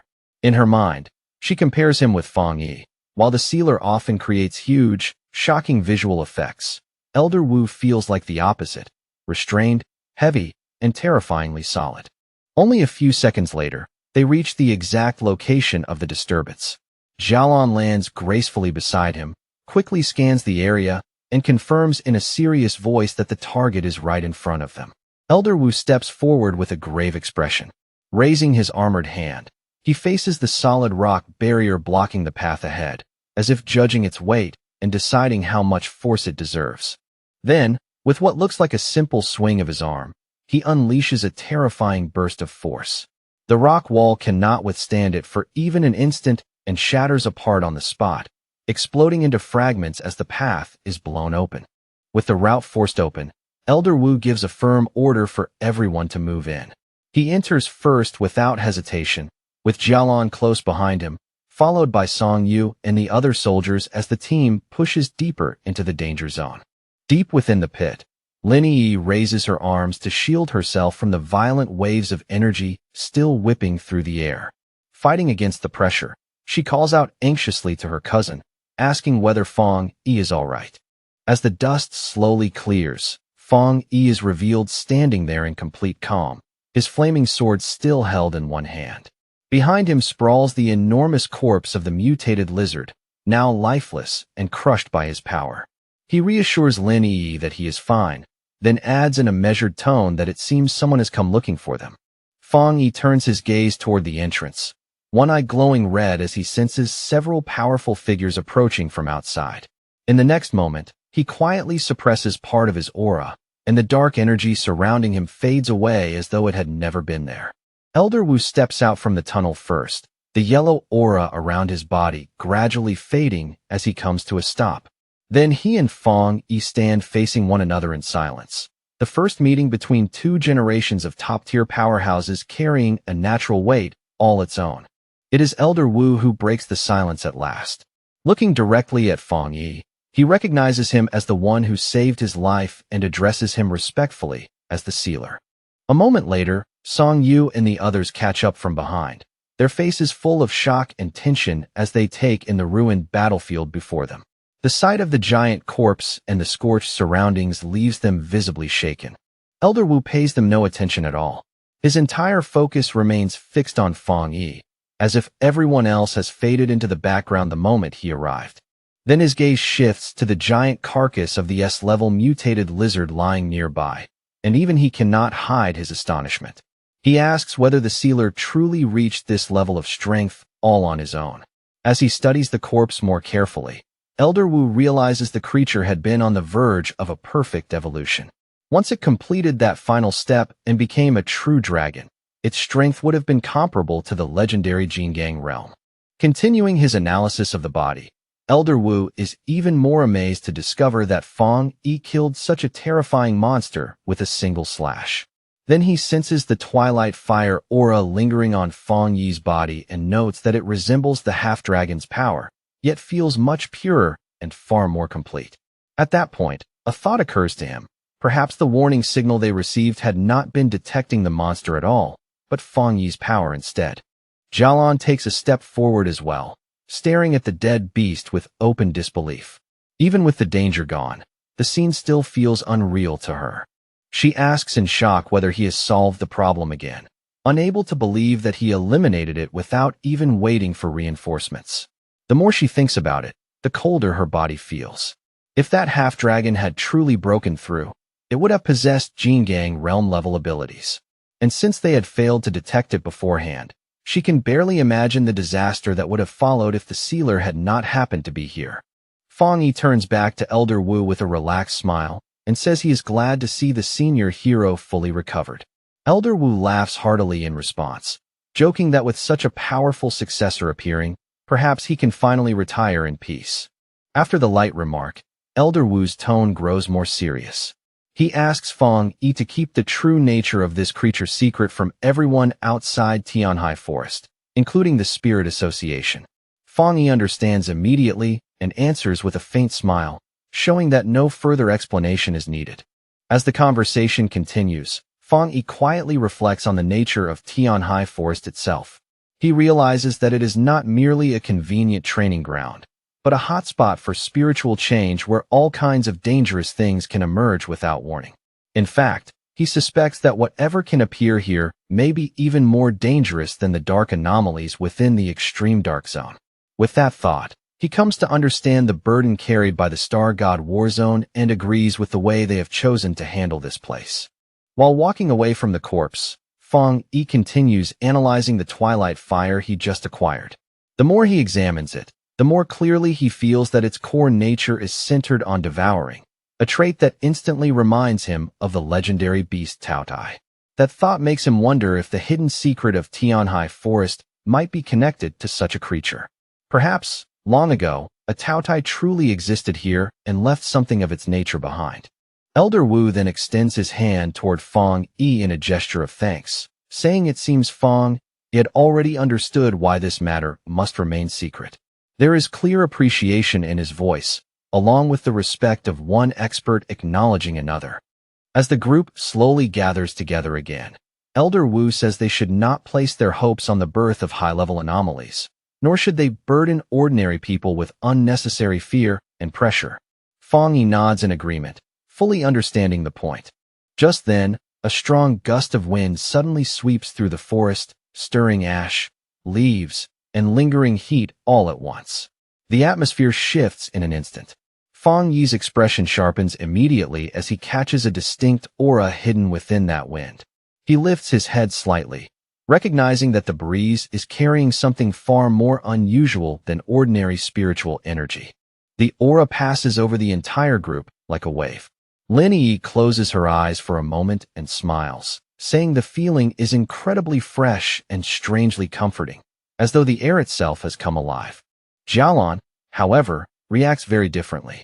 Her eyes widen at once as she recognizes just how intense that spiritual power is. At the same time, high above the forest, a figure can be seen flying through the trees at astonishing speed.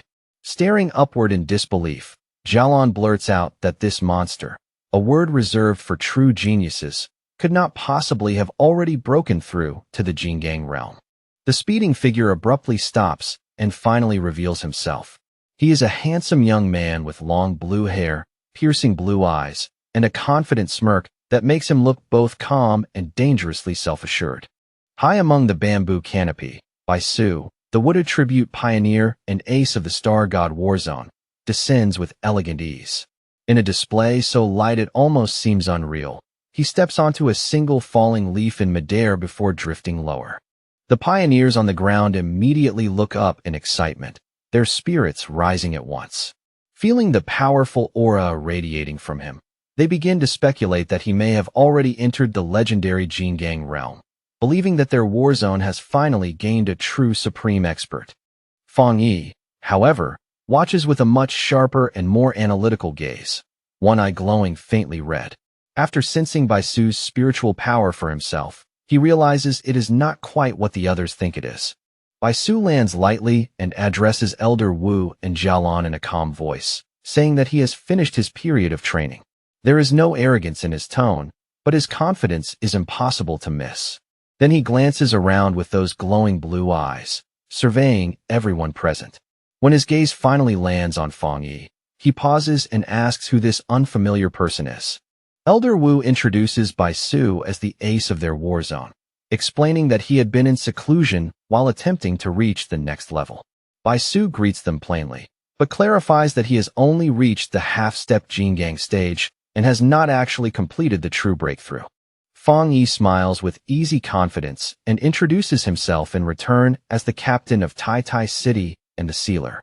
His tone is calm, but his presence alone gives the introduction real weight. As Fang Yi studies the green energy around Bai Su, he notices something different from what he usually feels from others. Bai Su's power is clean, steady, and unusually comfortable to be near. From that, Fang Yi judges that their strength is probably on a similar level, which only confirms for him how difficult the true Jingang realm is to fully enter. Bai Su shows a trace of skepticism when he hears Fang Yi's title, clearly uncertain of what to make of it. But Elder Wu immediately corrects him, explaining that Fang Yi not only saved his life, but also solved the Tai Tai City disaster and has already become a vital partner. His voice turns stern as he tells Bai Su to show proper respect. Bai Su is visibly surprised to hear that so much has taken place while he was cut off from the outside world.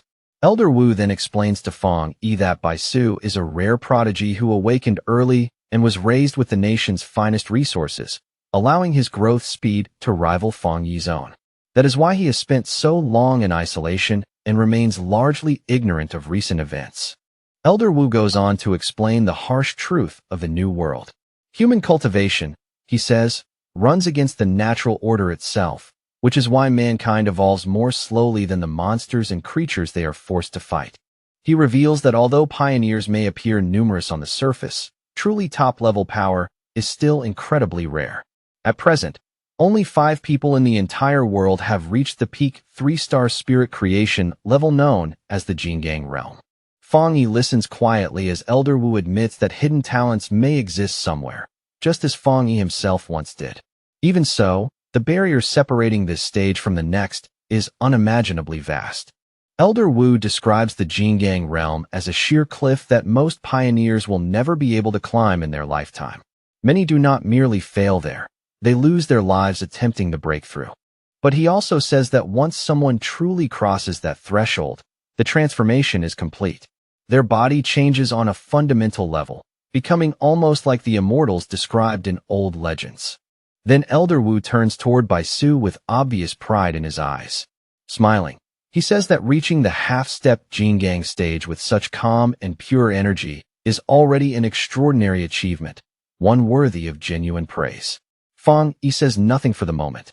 He simply watches the exchange in silence, observing both Elder Wu and Bai Su with steady interest. Suddenly, Bai Su steps closer to Fang Yi and fixes him with an intense stare. He reveals that while he was in seclusion, he felt the shockwave from Fang Yi's breakthrough. According to him, that burst of energy became the final push that helped him reach his current state. Because of that strange connection, he says he has wanted to test himself against Fang Yi ever since. The two powerful pioneers face each other directly, and their auras rise without restraint. Around Fang Yi coils the image of a golden fire dragon, while Bai Su answers with a green dragon formed from nature itself. Bai Su remarks that despite the obvious differences between them, he can feel that they are fundamentally the same kind of people. Fang Yi lets out a confident laugh and accepts the challenge without hesitation. Golden energy begins to glow around his body as he agrees to the fight with the kind of excitement only a true powerhouse could feel. Seeing that a battle is about to break out, Elder Wu steps in at once and takes the role of referee. He orders everyone else to retreat to a safe distance and warns the two of them not to go too far or seriously injure one another. Fang Yi and Bai Su lock eyes, and the air between them grows hot with invisible pressure. Their gazes alone seem to spark with energy as both men prepare to make the first move. Then, in less than a heartbeat, their powers crash together and explode. The collision produces a massive blast that tears violently through the forest, shaking the surrounding land and sending spiritual force rippling in every direction. Song Yu watches the scene in utter shock, unable to believe she is witnessing a clash between two such monsters with her own eyes. Beside her, Jialan remains silent, but her focused expression shows that she is taking in every detail. Elder Wu watches just as intently, his eyes fixed on the duel as he wonders who will emerge on top, the rapidly rising star of Tai Tai City, or the longtime ace of the Star God Warzone. With the duel now fully underway, Baisu brings his hands together and begins concentrating his spiritual energy. His expression turns sharp and serious as he prepares to unleash his signature technique. As a wood attribute pioneer, Baisu commands nature itself with frightening ease. The earth trembles under that authority, and in the next instant, enormous green vines burst upward like a living tide, surging around Fong Yi from every direction. Fong Yi reacts without the slightest hesitation. Blue spiritual energy quickly gathers into his hands, dense and focused, as his body shifts into motion and prepares to answer Baisu's opening assault. Moving at blinding speed, Fong Yi weaves through the violently twisting vines as if dancing through chaos itself. With sharp bursts of energy, he slices them apart one after another, all while realizing that Baisu is not merely using techniques. He is turning the entire forest into a weapon. But the attacks do not stop. More vines crawl out from the shadows and lunge toward Fong Yi, trying to bind him in place. He only grins at the sight and says that with this much wood around, Baisu has basically handed him perfect fuel for a fire. With that, Fong Yi calls forth his sword. Flames flare to life around his hand first, then race along the weapon itself, casting hot light across the battlefield. He swings hard, releasing a huge slash of fire that tears straight through the giant roots in front of him. Fong Yi fully expects the flames to catch and spread, turning Baisu's attack back against him. Instead, the severed vines suddenly shine with green light. The damage closes almost instantly, healing before the flames can properly take hold or spread any farther. Fong Yi's expression sharpens at once. The fact that his fire failed to produce the effect he expected immediately tells him this fight is going to be far more troublesome than it looked. Standing before that thick wall of writhing vines, he questions Baisu directly, asking whether his plants are actually immune to fire. After all, by nature, wood should be weak against flame. Baisu places a hand on the massive trunk beside him and explains with quiet confidence that while that would normally be true, his plant army is different.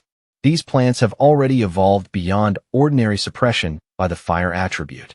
Across from him, Fong Yi stares coldly, one red eye beginning to glow brighter.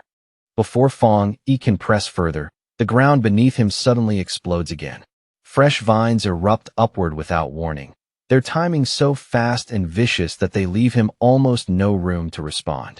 The enormous roots swarm over him in an instant, coiling around his body and sealing him inside a giant spherical prison of wood. With Fong Yi trapped in total darkness, Baisu stands calmly outside and asks how he likes the move, adding that if they were truly enemies, this cage would have been impossible to escape. Inside the sealed wooden prison, Fong Yi does not panic at all. He remains perfectly calm, his red eye glowing through the darkness as he quietly studies the structure around him and judges the situation. He reaches out and places a hand against the inner wall of the cage, his fingers glowing faintly with energy.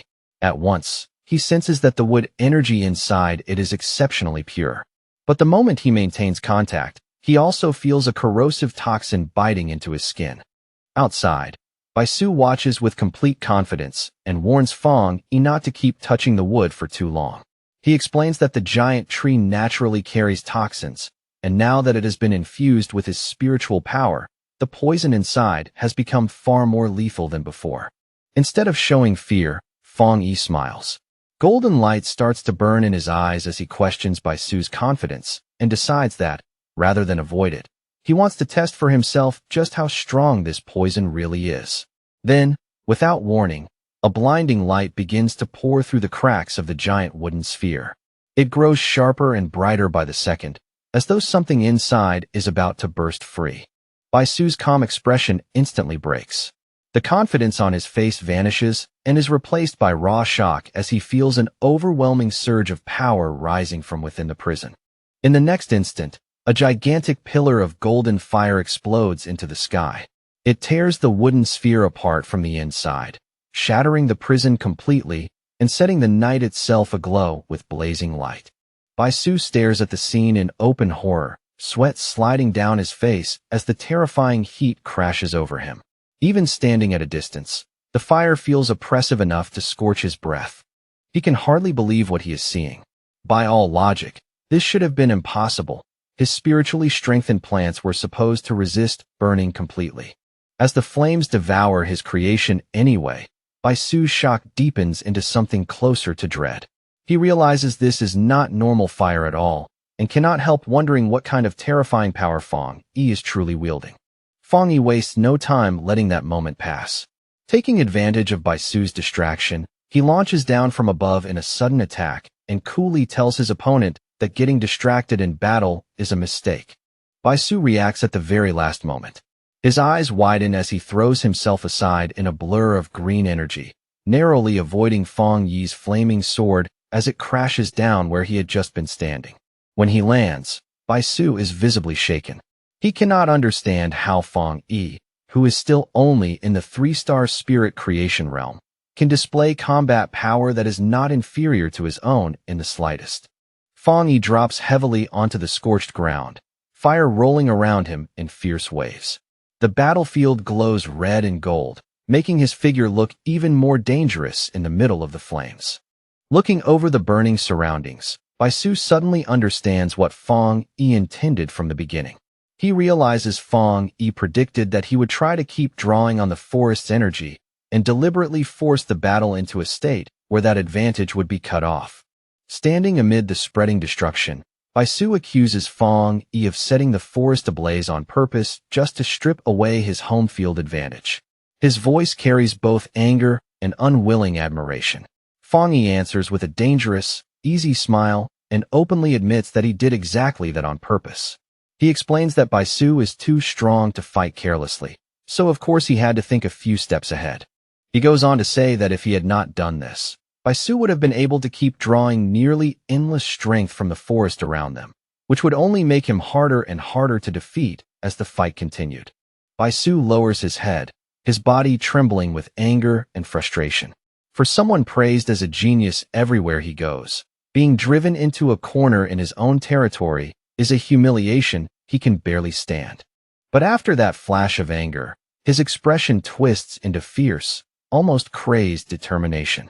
He refuses to accept defeat and tells himself over and over that as a half-step Jingang powerhouse, there is no way he can lose here. Laughing wildly, Baisu challenges Fang Yi to survive what comes next. Then he slams both hands into the ground, and massive jagged roots burst upward in violent waves, splitting and shattering the earth around them. Fang Yi watches the change with a serious face, no longer smiling.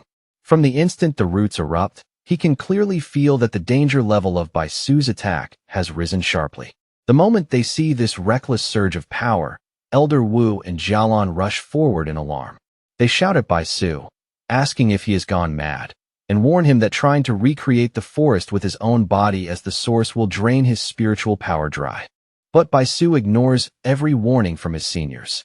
He forces his power higher and higher, pushing himself to the absolute limit until enormous roots begin erupting even from the cliffside itself. His face contorts with strain as he roars, veins standing out while his eyes blaze with intense green light. It is obvious that he is forcing far more power out of himself than his body should comfortably bear. Elder Wu and Jialan can only watch in growing panic. Elder Wu shouts Baisu's name loudly, fearing exactly what kind of price this desperate move is about to demand. With a furious cry, Baisu finally releases the technique he has been forcing into shape, recreating heaven and earth itself through sheer wood-attributed power. A gigantic avatar made of vines takes form, towering over the battlefield, and the gust produced by its birth alone blasts Fang Yi backward. The sheer force of it makes the whole area feel as though nature itself has risen up to crush him. Even so, Fang Yi does not lose focus. He gathers a fireball in his hand while carefully sensing the astonishing density of the wood energy packed into Baisu's technique. Instead of retreating, Fang Yi charges straight into the incoming sea of vines. Without even turning back, he tells the worried people behind him that the match is not over yet and that he will deal with it himself. Elder Wu can only stare in silence. For the first time in several moments, even he finds himself unable to step in, forced to simply watch how this clash will unfold. Then, all of a sudden, one of Fang Yi's eyes ignites with a golden flame. The change is immediate and unmistakable, signaling a clear shift in the nature of his power. With that transformation, he begins cutting through the dense plants with wave after wave of blazing fire. Each slash tears open the advancing mass, scattering burning fragments in every direction. High above the battlefield, Fang Yi raises his power and condenses it into a massive sword of energy. Seeing that giant blade forming overhead, Bai Su looks up in sudden surprise and realizes he has left himself exposed. Fang Yi brings the enormous blade crashing down in a devastating slash. Bai Su barely dodges in time, and the attack slices through the towering vines behind him with overwhelming force. But the burden of the battle has finally reached Bai Su's limit. As soon as he lands, he covers his mouth and coughs up blood, the backlash from forcing his power too far finally showing on his body. Even injured like that, Bai Su still refuses to surrender. With a wild light in his eyes, he clasps his hands together once more and shouts that he can still fight, that he will recreate the entire forest again if he has to. Looking down at him, Fang Yi gives only a faint, almost mocking smile. In a calm voice that cuts even deeper than anger, he asks whether this is really all the strength Bai Su has. Without waiting for Bai Su to answer at all, Fang Yi vanishes from where he stands and closes the distance in a flash. In the next moment, he is already in the air, driving forward with a heavy, explosive punch aimed straight at his opponent. Bai Su reacts on pure instinct, forcing his arms up in front of himself as he desperately gathers green spiritual power. A thick barrier of emerald energy blooms around him at the last second, just enough to shield his body from the incoming blow. The collision detonates like a bomb. A huge explosion bursts outward, shaking the ground beneath everyone's feet and throwing dust and spiritual force into the air. Song you can only stare, stunned by the raw violence of that impact. She is even more shocked by what that impact means. Bai Su has actually been forced this far. Yet beside her, Lin Yi is not nervous at all. She simply watches with a small, confident smile, as if this result was exactly what she expected. Through the smoke, Lin Yi watches Fang Yi descend slowly and steadily, and inwardly, she cannot help mocking the so-called genius. In her eyes, Fang Yi has not even shown his full power yet, nor has he truly started using his other attributes. Losing this badly to a version of him that is still holding back feels almost embarrassing. Elder Wu and Jialan watch with grim, complicated expressions. Elder Wu quietly notes that Bai Su's mentality has already cracked under the pressure and admits that the gap between him and the sealer is simply too large. Jialan adds that Bai Su has always been a pure battle fanatic, someone who lives to fight, and he has never suffered a defeat like this before. Fang Yi looks down and thinks the fight is finally over as Bai Su kneels weakly in the dust. Blood drips from the corner of Bai Su's mouth, and in a low, hoarse voice he murmurs a thank you, sounding for a brief moment as though he has accepted the lesson and his defeat. But that brief calm shatters instantly. Bai Su suddenly throws his head up and screams that he can still continue. Green energy bursts wildly around his body as he refuses to surrender, shouting that his spiritual power has not yet run dry. Standing there without moving, Fang Yi lets out a quiet sigh. Looking at Bai Su's stubborn refusal to stop, he thinks to himself that it is finally time to put an end to this match properly.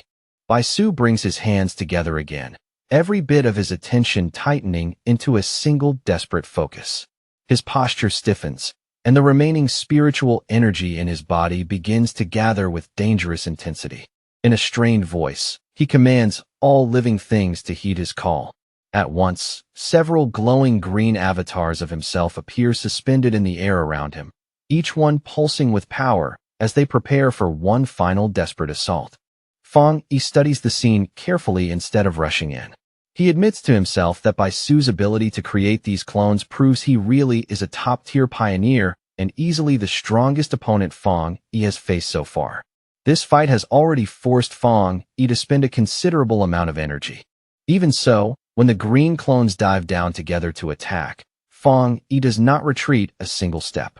Standing firm, he moves with terrifying speed and unleashes a storm of blazing slashes, cutting through the incoming figures one after another and destroying them almost as soon as they reach him. The fire spreads wider and wider until it becomes a massive blaze that swallows the illusions whole. Bai Su is left momentarily disoriented, unable to locate Fang Yi through the light and heat, only to realize far too late that his enemy has already slipped right up beside him.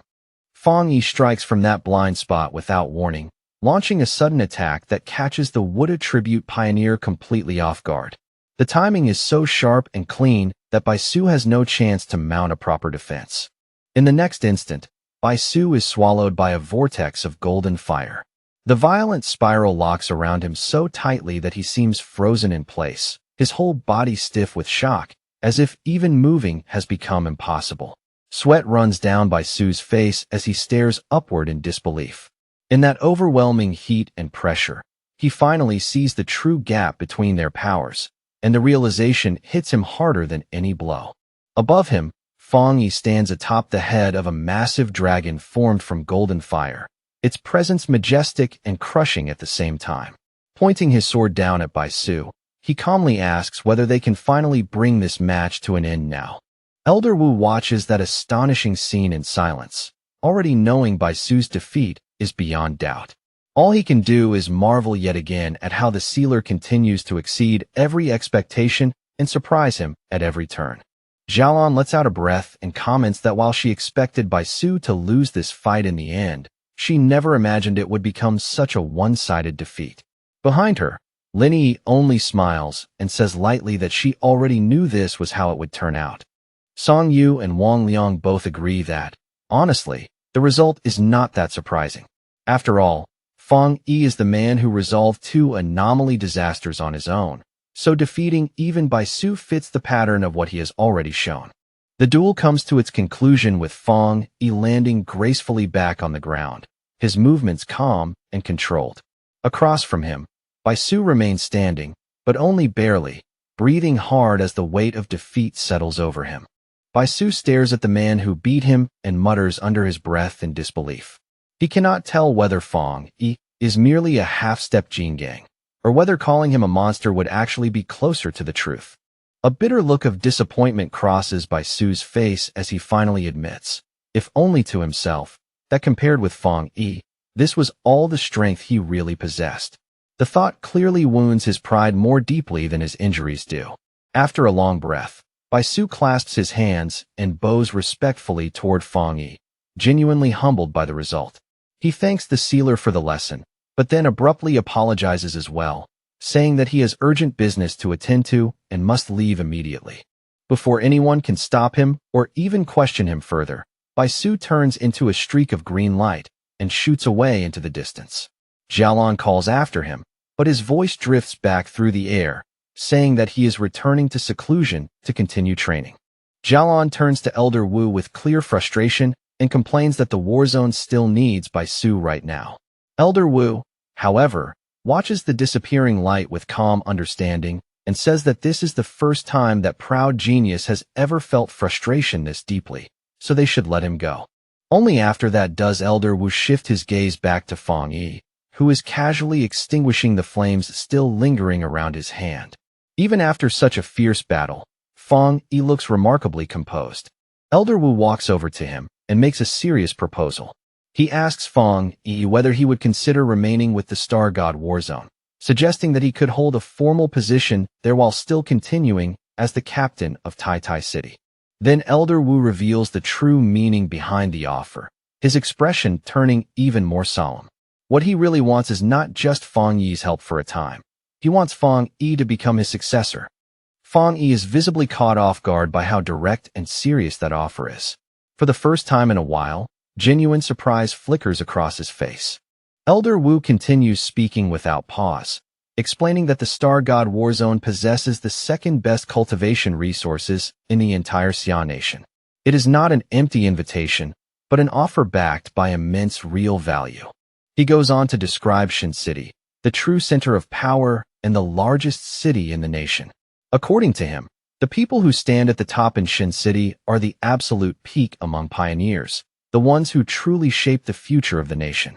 Elder Wu promises that if Fang Yi accepts this path, he will eventually be introduced into that highest circle. In other words, This is an invitation not just to join a faction, but to step into the core of national power itself. Even so, Fang Yi politely refuses. His red eyes glow faintly as he thanks Elder Wu for the respect behind the offer, but says clearly that he has no intention of making such plans. He explains that he is not even truly part of the Spirit Association and only accepted the title of captain in order to protect his hometown. More than anything, he says firmly that he does not want to belong to any single group. Song Yu and Wang Liang are both stunned when they hear that answer. They can hardly believe anyone would reject an offer like this so calmly, as if turning it down were nothing special at all. Elder Wu, however, accepts Fang Yi's refusal without anger or disappointment. He understands well that the strongest pioneers are often the least willing to be bound by rules, duties, or the structure of any organization. Rather than press the matter any further, Elder Wu offers something simpler and wiser, a friendship. He tells Fang Yi that even if he does not join them, he is still welcome to ask for anything he needs, establishing a relationship of mutual support instead of formal allegiance. Fang Yi then states that he and Jialan will remain in the forest a while longer to continue training on their own. His tone makes it clear that he has already decided how he wants to use the rest of this opportunity. Just then, the sky begins to darken rapidly as heavy storm clouds gather overhead. Elder Wu lifts his head and notes that the forest is rich with elemental energy, and that a thunderstorm is about to break over the area. He quickly realizes that the violent battle they just witnessed must have stirred the natural energy of the forest, causing the thunder attribute to grow especially intense. That thought reminds him that Fang Yi did not even use his thunder power during the match. Laughing aloud, Elder Wu praises Fang Yi's terrifying potential once again. Then he immediately orders everyone else to withdraw from the forest and leave the area to Fang Yi, making sure that no one interferes with his next phase of training. As he watches Fang Yi, Elder Wu thinks to himself that as long as Fang Yi remains a pioneer of the Xia nation, that alone is already one of the greatest blessings the country could hope for. Fang Yi smiles faintly, understanding at once that Elder Wu has seen through his intentions. There is no need for further explanation between them. As he leaps into the air, Fang Yi reflects that the Star God Warzone will not try to pressure him precisely because his strength is already too great.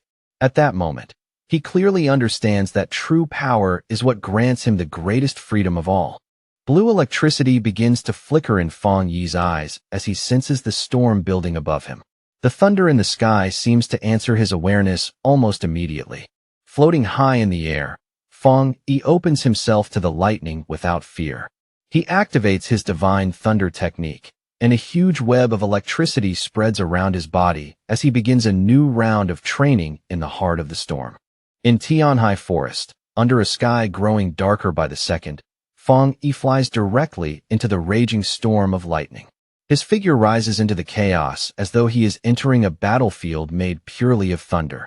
On the ground below, Bai Su, still recovering from the humiliation of their fight, raises a protective barrier and looks up in disbelief. To him, it seems insane that someone with such a powerful fire attribute would dare reach for an equally pure thunder power. Bai Su knows exactly how dangerous that is. Two extreme powers of that level should clash violently and lead to self-destruction. Even pioneers who possess dual attributes usually have one dominant force and one supportive one. Never two pure, opposing extremes this terrifying. As Bai Su watches Fang Yi become completely wrapped in violent electricity, disbelief fills his mind. He cannot help wondering whether the sealer really does not understand such a basic rule about conflicting elemental power. Then, without warning, a massive bolt of lightning tears down from the sky and strikes Fang Yi directly. The flash is so fierce that it seems to split the storm itself open. And yet, instead of being wounded, Fang Yi's lips curl into a confident smile. Blue electric light ignites in his eye as he calmly absorbs the thunder's power, as though the lightning had come not to destroy him, but to feed him. From a safe distance, Song Yu panics and shouts toward Elder Wu and Jialan, demanding to know why they are not stopping him. She warns that the thunder power is far too violent for any living being to approach. To her surprise, neither Elder Wu nor Jialan shows the slightest sign of concern. Jialan turns to the others and reveals the shocking truth in a calm voice. Fong Yi is not in danger because he also possesses a top-tier thunder attribute. She explains that the pioneer known as the Tyrant and the Sealer are actually the same person. Song Yu and Wang Liang are left completely stunned by that revelation. Song Yu thinks that while dual attributes are not unheard of, Fong Yi's level of mastery is beyond reason. At that point, calling him monstrous no longer feels like an exaggeration. Xiaolan smiles faintly when she sees their reaction and admits that she had exactly the same response the first time she learned the truth herself. Even now, the memory of it still feels unbelievable. She reflects that everyone has been so focused on Fong Yi's identity as the Sealer that they nearly forgot something just as terrifying. He is also the Tyrant, one of the greatest geniuses of his generation. At the heart of the storm, Fong Yi steadily controls the berserk current around him. In his mind, the logic is simple. The stronger the lightning, the more power he can absorb, and the more thoroughly he can temper and strengthen his own body. Wrapped in a violent whirlwind of crackling electricity, Fong Yi throws his voice toward the heavens and demands more. He shouts that he still needs more spiritual power before he will ever be satisfied. Suspended within the raging electrical storm, Fong Yi uses divine thunder to temper every part of himself. He is no longer simply enduring the lightning. He is actively forging himself inside it. He feels that immense force rush through his bones, muscles, meridians, and flesh, refining everything it touches. The sensation is painful and exhilarating at the same time, like being broken down and rebuilt in a single breath. As the tempering continues, the various attributes inside Fong Yi, fire, yang, and even dark, begin to settle into one another with greater balance. The different forces that once clashed now start to harmonize more naturally within his body. One after another, system notifications appear and confirm the changes taking place. Each of his attributes has undergone tempering, and each one has become more refined than before. At last, a final message appears, announcing that the divine thunder tempering is complete. It states that his body and spiritual power are now fused more smoothly, and even the energy he had spent has been restored. A confident smile spreads across Fong Yi's face as he feels the difference for himself. In that moment, he has the overwhelming sense that he has been reborn all over again. To test this newly tempered power, Fong Yi casually flicks out a bolt of thunder toward a distant mountain. The strike lands with terrifying force, instantly blowing apart the peak in a thunderous explosion. Looking at the shattered mountain in the distance, Fong Yi quickly realizes that the thunder within this forest is no ordinary force. There is something unusually pure and powerful about it. From the ground below, Baisu watches in open awe. He knows the spiritual stones in the forest are nourished by this same thunder power, yet Fong Yi just destroyed a mountain with a single attack.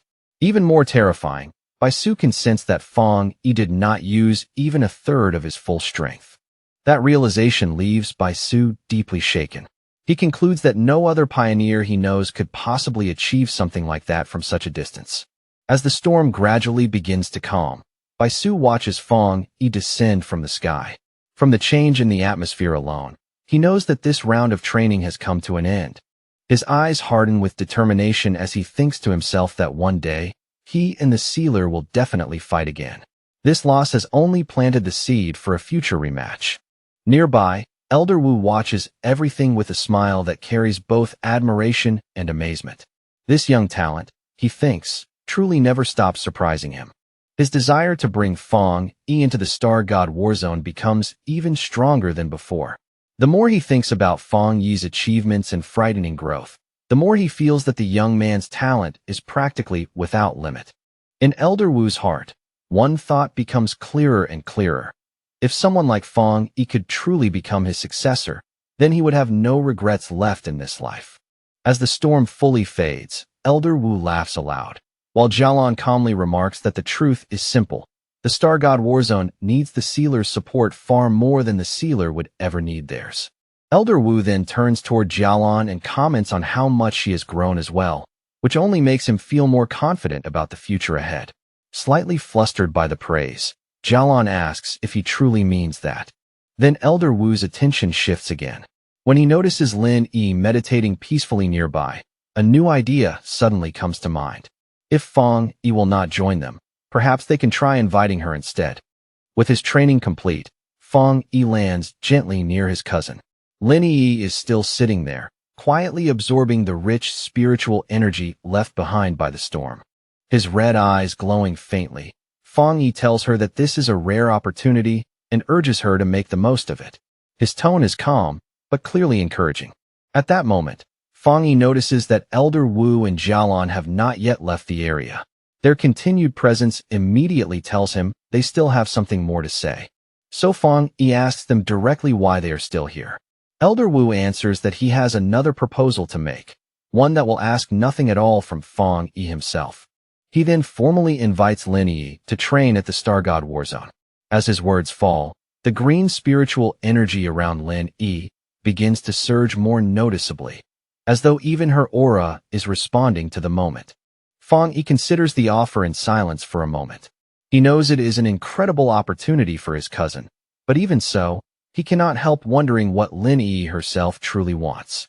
Having heard the entire conversation clearly, Lin Yi slowly opens her eyes and ends her meditation. Her expression is calm, but there is a quiet firmness in it now. Fang Yi turns back to Elder Wu and sincerely thanks him for the invitation. He explains that as her guardian, he would find it difficult to reject such a good opportunity on her behalf, but at the same time, he has no right to make that decision for her. Just then, Lin Yi rises to her feet. After Fang Yi asks whether she has finished her training, she looks straight at Elder Wu and says plainly that she will not go. Meeting the elder's gaze directly, she thanks him for the generous offer with proper respect. But even so, she repeats in a firm and steady voice that she does not want to accept it. Elder Wu is surprised by the answer, but he remains calm and open-minded. Rather than forcing the issue, he simply asks her for the reason behind her refusal. Lin Yi explains that her way of thinking might sound a little childish. She says that if her reason were simply that she did not want her cousin to be used, then that kind of thinking would actually be disrespectful. But as a pioneer, she says, she has pride of her own. With determined eyes, she states that she wants to earn everything she deserves through her own ability, not receive it because of Fang Yi's name or influence. Fang Yi is left speechless for a brief moment, clearly caught off guard. For the first time, he realizes that his cousin really has begun to grow up. Far from being offended, Elder Wu bursts into laughter and raises a thumbs up toward her. He apologizes for thinking too one-sidedly, then tells her that they will continue watching her growth and encourages her to do her best. A bright and genuinely happy smile appears on Lin Yi's face. Full of spirit, she promises that she will not let that encouragement go to waste. Later that night, the scene shifts back to Fang Yi's villa, where the atmosphere is quiet and still after the chaos of the forest.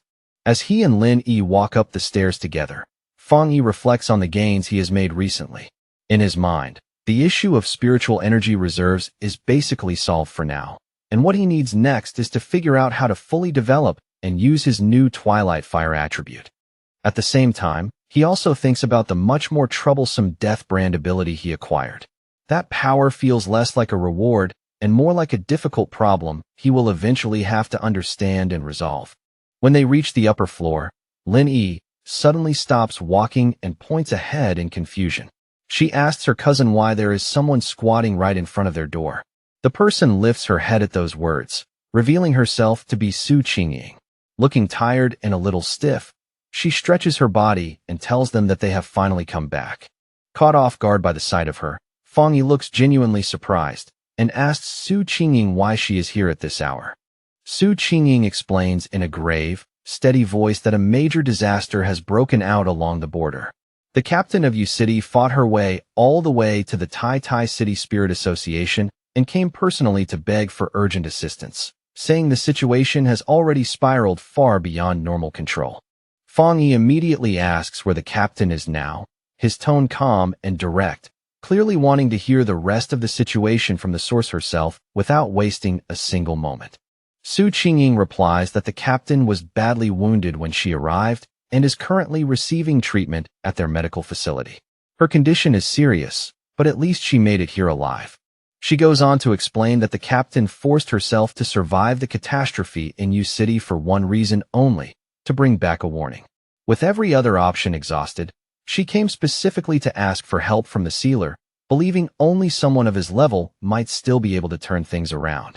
At the Tai Tai Spirit Association Medical Center, Fang Yi and Su Qingying make their way inside to meet the injured captain in person, both of them already aware that whatever they are about to hear is unlikely to be simple.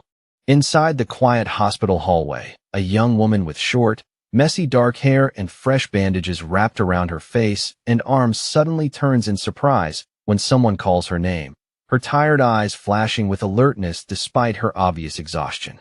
It is Su Qingying, who has arrived together with Fang Yi. The young woman brightens the moment she sees Su Qingying and greets her with visible relief. But when her gaze shifts to Fang Yi, she pauses and asks, a little confused but curious, who the man beside her is. Su Qingying introduces him without hesitation as the captain of Tai Tai City and the sealer himself. She then turns and formally introduces the battered young woman as Chun Ruo, the captain of U City. The moment she hears that, Chun Ruo quickly steps forward, greets Fang Yi, and in a burst of desperation grabs both of his hands, pleading for his help. Her voice trembles as she explains that the anomaly in U City is far more dangerous than the official report suggested, absolutely beyond A+ rank, and that she has heard he has dealt with disasters of this scale before. Fang Yi says nothing right away. He simply studies her in silence, his expression composed and unreadable, as if weighing every word, every wound, and every sign of panic written across her face. Realizing she has acted too impulsively, Chunrua quickly lets go and apologizes, explaining that she is simply too desperate to stay calm. She says the anomaly was originally judged to be only B-level, yet pioneer after pioneer vanished without a trace. Her whole team was wiped out, the reinforcements also disappeared, and even her own powerful sister is now among the missing. Fang Yi listens carefully, his face growing more serious with every sentence. Inwardly, he finds it deeply suspicious that something classified as a B-level anomaly could cause this many disappearances, especially in a border city where even ordinary pioneer standards should be higher than usual. He turns toward the shaken captain and asks a blunt, precise question. The pioneers who vanished, including her sister, are they truly missing, or are they already dead? Chun Ruo parts her lips, but in the end she cannot give him a clear answer. Su Qingying gently tells her to calm down and speak more slowly, then helps her sit down before continuing. Chun Ruo explains with visible frustration that she honestly does not know what happened, because she has been completely unable to establish contact with any of them. Clutching her aching head in pain, Chun Ruo insists that her sister is different. She says the two of them share a special connection, and because of that bond, she can still feel, faintly but clearly, that her sister is alive somewhere. After speaking, she suddenly freezes for a second, as if a buried thought has just surfaced through the panic and exhaustion, and her expression changes as she remembers something important. She quickly tells Fang Yi that she nearly forgot the most important thing of all. She has brought a gift for him, both as thanks and as an offering in exchange for his help. With hurried, slightly trembling movements, she pulls a small dark brown box out of her bag and holds it out to him with both hands, pleading softly that she truly has no other path left to take. Fang Yi accepts the box and immediately senses that whatever is inside has been sealed with considerable care. Even so, through the layers of restraint, he can still feel a familiar yang-attributed energy leaking out from within, warm and sharp enough to catch his attention at once. He asks her what exactly it is and why it had to be sealed. The moment she notices the change in his expression, Chun Ruo's eyes brighten with hope. For the first time since meeting him, she dares to think that her gamble may actually have a chance of succeeding. Chun Ruo explains that the gift is a spirit crystal formed from a high mountain in U City after an enormous eruption of yang energy. She says it contains tremendous spiritual power and has long been regarded as one of U City's rarest and most precious treasures. Opening the box, she reveals a glowing yellow crystal shining from within. She explains that they once hoped to use it to cultivate a pioneer with a yang attribute, but no one in the city had been able to absorb its power. Some people were even scorched and injured the instant they tried to make contact with it. Standing beside Fang Yi, Su Qingying stares at the crystal in open shock. Even for her, Seeing a real spirit crystal with her own eyes is enough to make her breath catch for a moment. She quickly explains to Fong Yi that spirit crystals are exceptionally rare and valuable. For pioneers who have not yet awakened a specific attribute, absorbing one can trigger that awakening, which is exactly why such treasures are so fiercely desired wherever they appear. With a small, confident smile, Fong Yi closes his fist around the crystal and absorbs its golden radiance straight into his body, as if it were the easiest thing in the world. He tells Chen Ruo that they have a deal, then asks whether they should leave right now. Startled by how effortlessly he handled it, yet visibly relieved, Chen Ruo stammers that there is no problem at all. Later, the group travels by car along the winding mountain road toward Yu City, the vehicle cutting through the dim landscape as the atmosphere inside grows heavier with every passing mile. Inside the car, Fong Yi asks Chen Ruo to describe the anomaly in detail from the very beginning. Gathering herself, she explains that everything started when strange tombstones began appearing in the mountains out of nowhere. The villagers who first noticed them reported that they could hear unsettling sounds coming from inside the tombstones, as if something were moving within. Yet when pioneers were sent to investigate, the tombstones showed no obvious abnormalities at all. They sealed off the area as a precaution, but that very same night, skeletal arms suddenly burst out from one of the tombstones and dragged a villager straight inside before anyone could react. Just as Chen Ruo finishes speaking, the car rolls to a stop beneath the pounding rain, the sound of water striking the roof making the whole moment feel even more tense and ominous. They arrive at a village now hemmed in on all sides by a vast field of gray tombstones stretching through the rain and mist. Chen Ruo tells Fong Yi in a low voice that this is the place, then asks what he thinks of it. Fong Yi quietly surveys the eerie scene in front of him, but what strikes him most is how wrong it feels. Despite the terrifying sight, he cannot sense any obvious abnormal aura at all, which only makes the whole thing more unsettling. As they walk deeper into the field of tombstones, now faintly glowing with purple energy in the wet darkness, Chen Ruo explains that more and more of these graves have been appearing at random all across Yu City, with no pattern anyone can predict.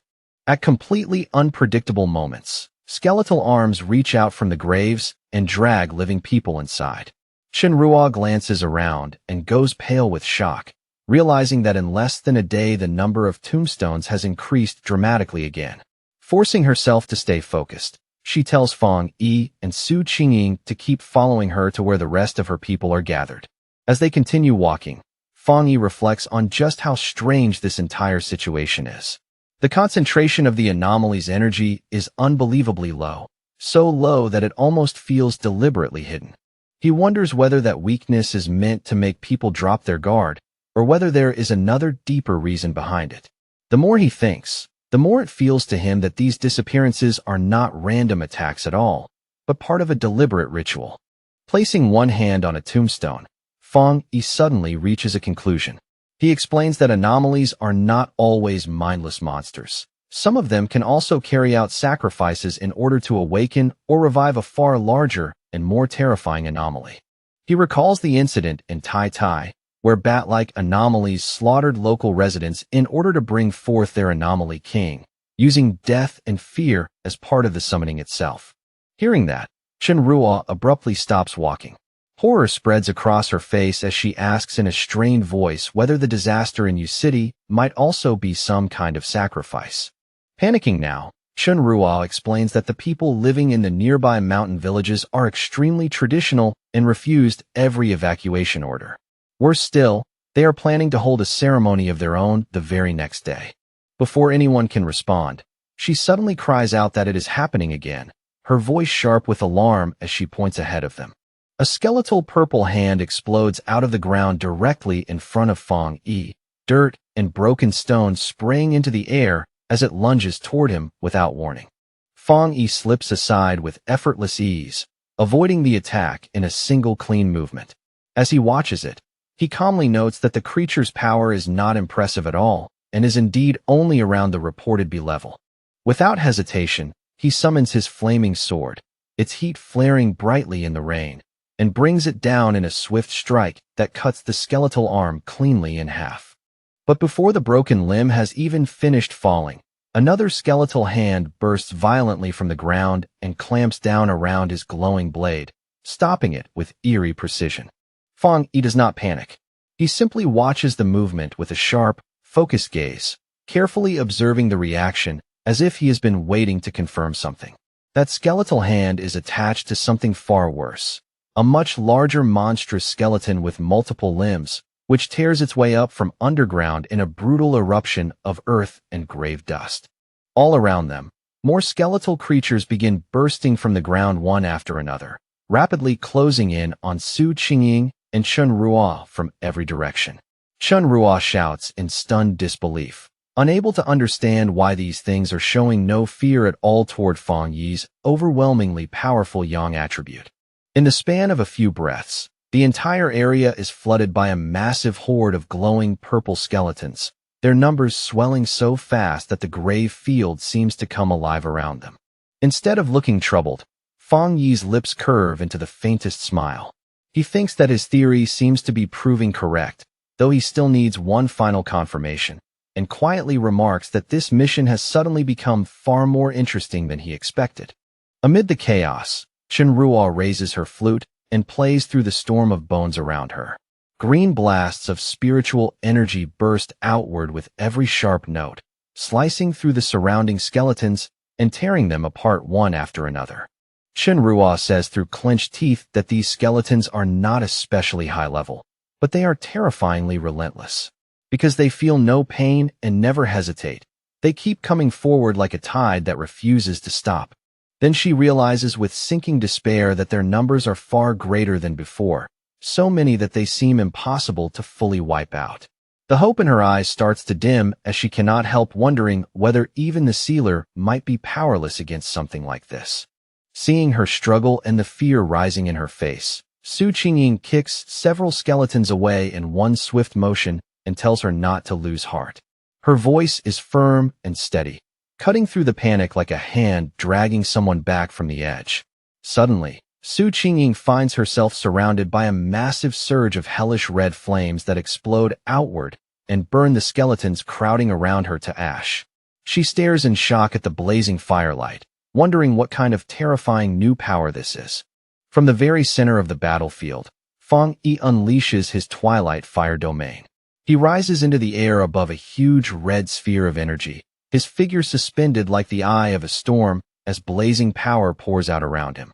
Below him, the ground is swallowed by a rolling sea of fire that spreads in every direction. The skeletal horde is engulfed almost instantly, their bodies collapsing and vanishing as though they had never stood there at all. As this new power fully activates, a system notification appears, stating that a special death attribute has been detected. The system then explains that his domain is continuously absorbing this unusual attribute and converting that energy into nourishment for his own yang attribute, steadily making it stronger. A moment later, one final notification flashes before him, confirming that the enhancement process has been completed. The message is brief, but the change in power is immediate and unmistakable. Su Qingying and Chen Ruo can only watch in stunned silence as a huge burst of fire erupts across the battlefield and wipes out the last remaining skeletons. The final wave disappears in the flames, leaving behind only heat, smoke, and disbelief.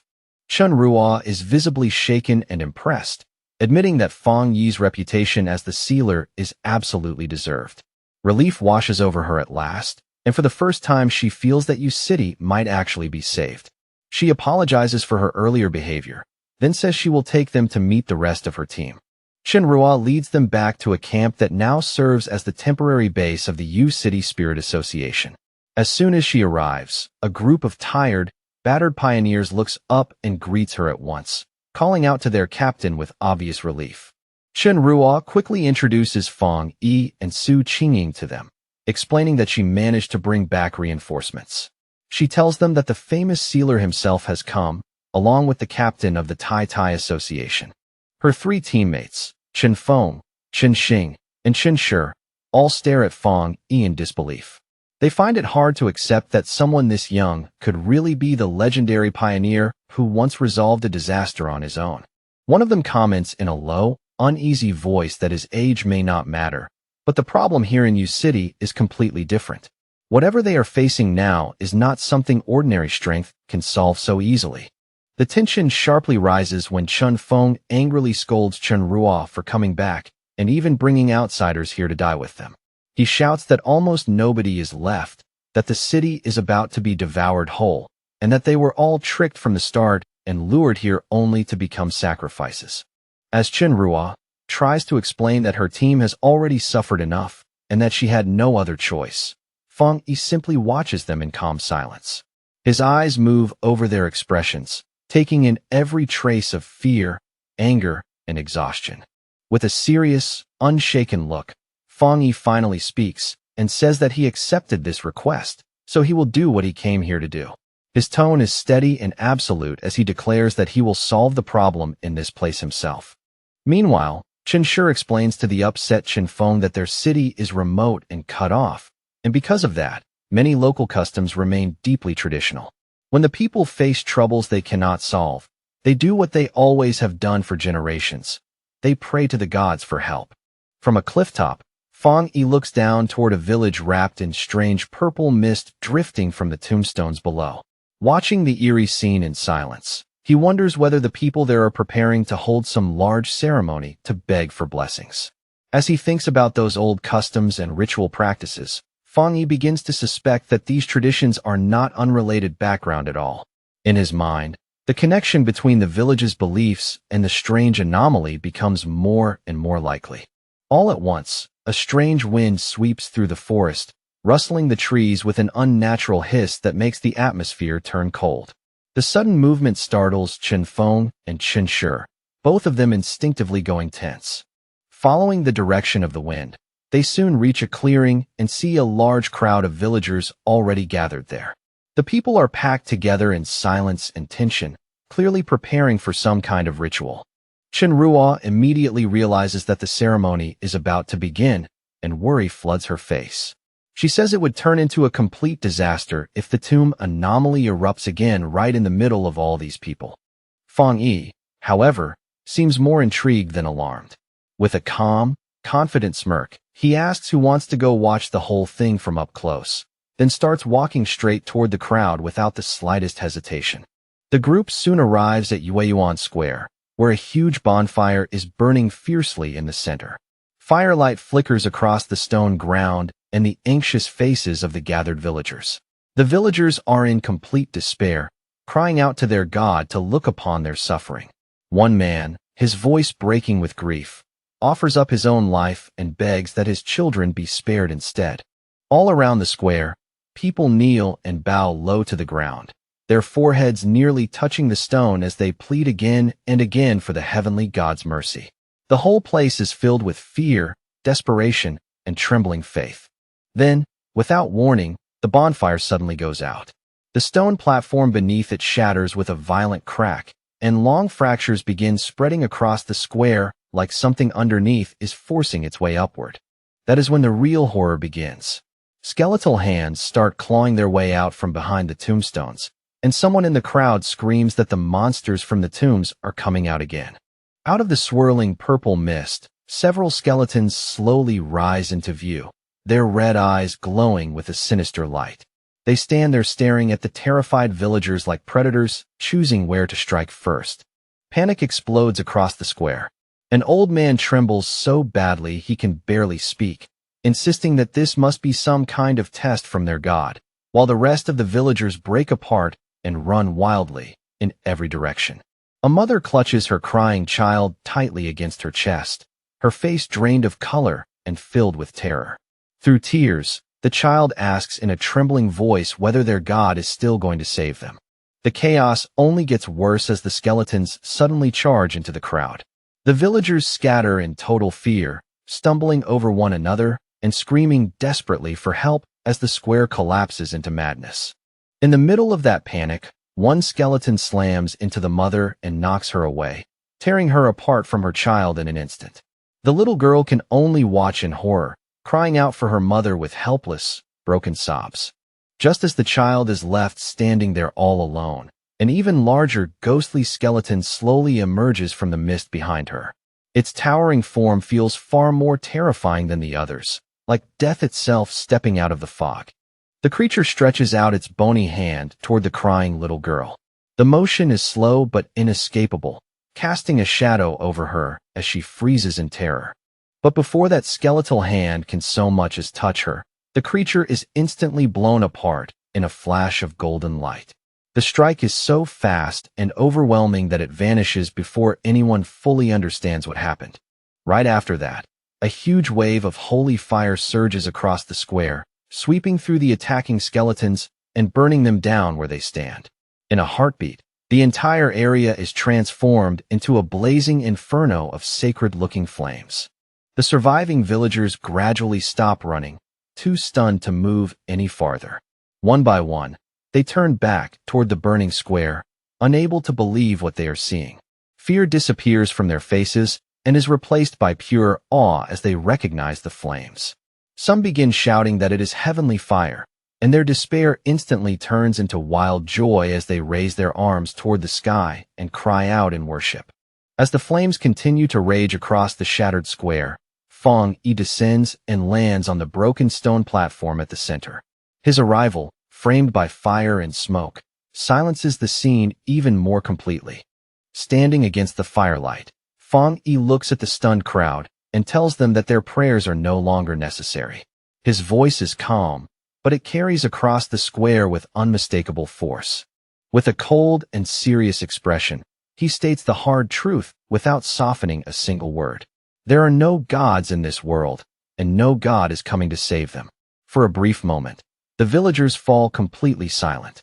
Still kneeling on the ground, they stare at him blankly, trying to absorb the weight of what he has just said. But they misunderstand him completely. With tears of joy pouring down their faces, they start shouting that a god has descended and defeated the disaster for them. They immediately begin begging this new god to save them from the other monsters as well. Watching their reaction, Fong Yi can only let out a quiet sigh. Their misunderstanding is so complete that even he has no idea where to begin correcting it. Standing amid the flames, Fong Yi slowly raises one hand, his eyes glowing with power. The firelight reflects across his face, making him look even more unreal to the kneeling crowd below.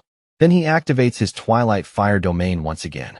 In an instant, a massive swirling red sphere appears in the sky, spinning like a vortex and pulling in all the deathly energy, and broken skeleton remains scattered across the ground. After that, Fong Yi turns to the stunned villagers and makes himself clear. He tells them that he is not a god at all, but a pioneer captain from Tai Tai City, a man known by one title alone, the Sealer.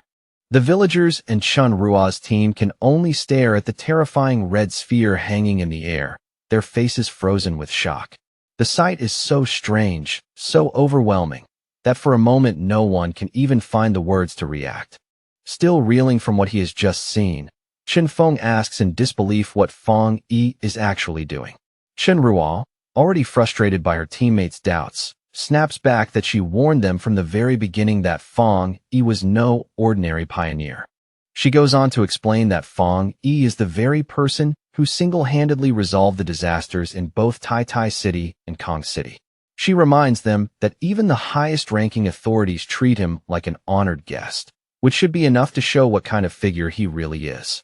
After absorbing the immediate threat, Fong Yi shoots into the air like a blazing golden comet and heads straight toward the main village. In the distance, it is still smothered in thick purple mist, with countless skeletons moving beneath it like a living nightmare.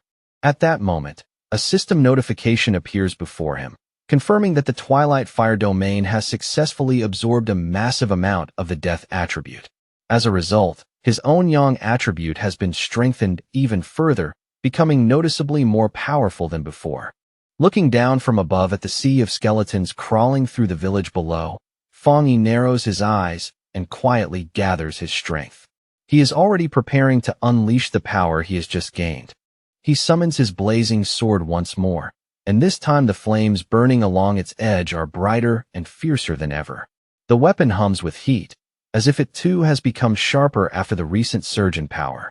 With one powerful swing, he releases an enormous wave of fire and declares that he will free Yu City once and for all. His voice cuts through the chaos with absolute certainty, carrying both force and judgment. The flames, now laced with a strange purple color drawn from the absorbed energy, roar through the village like a storm. They sweep across the streets and tombs alike, burning through everything in their path with terrifying speed.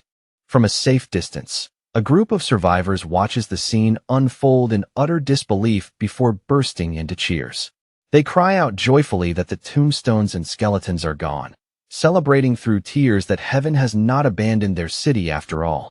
Once the attack is over, Su Qingying quickly checks the readings on her device and reports that the anomaly levels in the Anding district have returned to normal.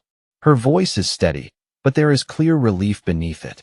Standing beside her, Chen Ruo confirms that the Baimu district has also been cleared.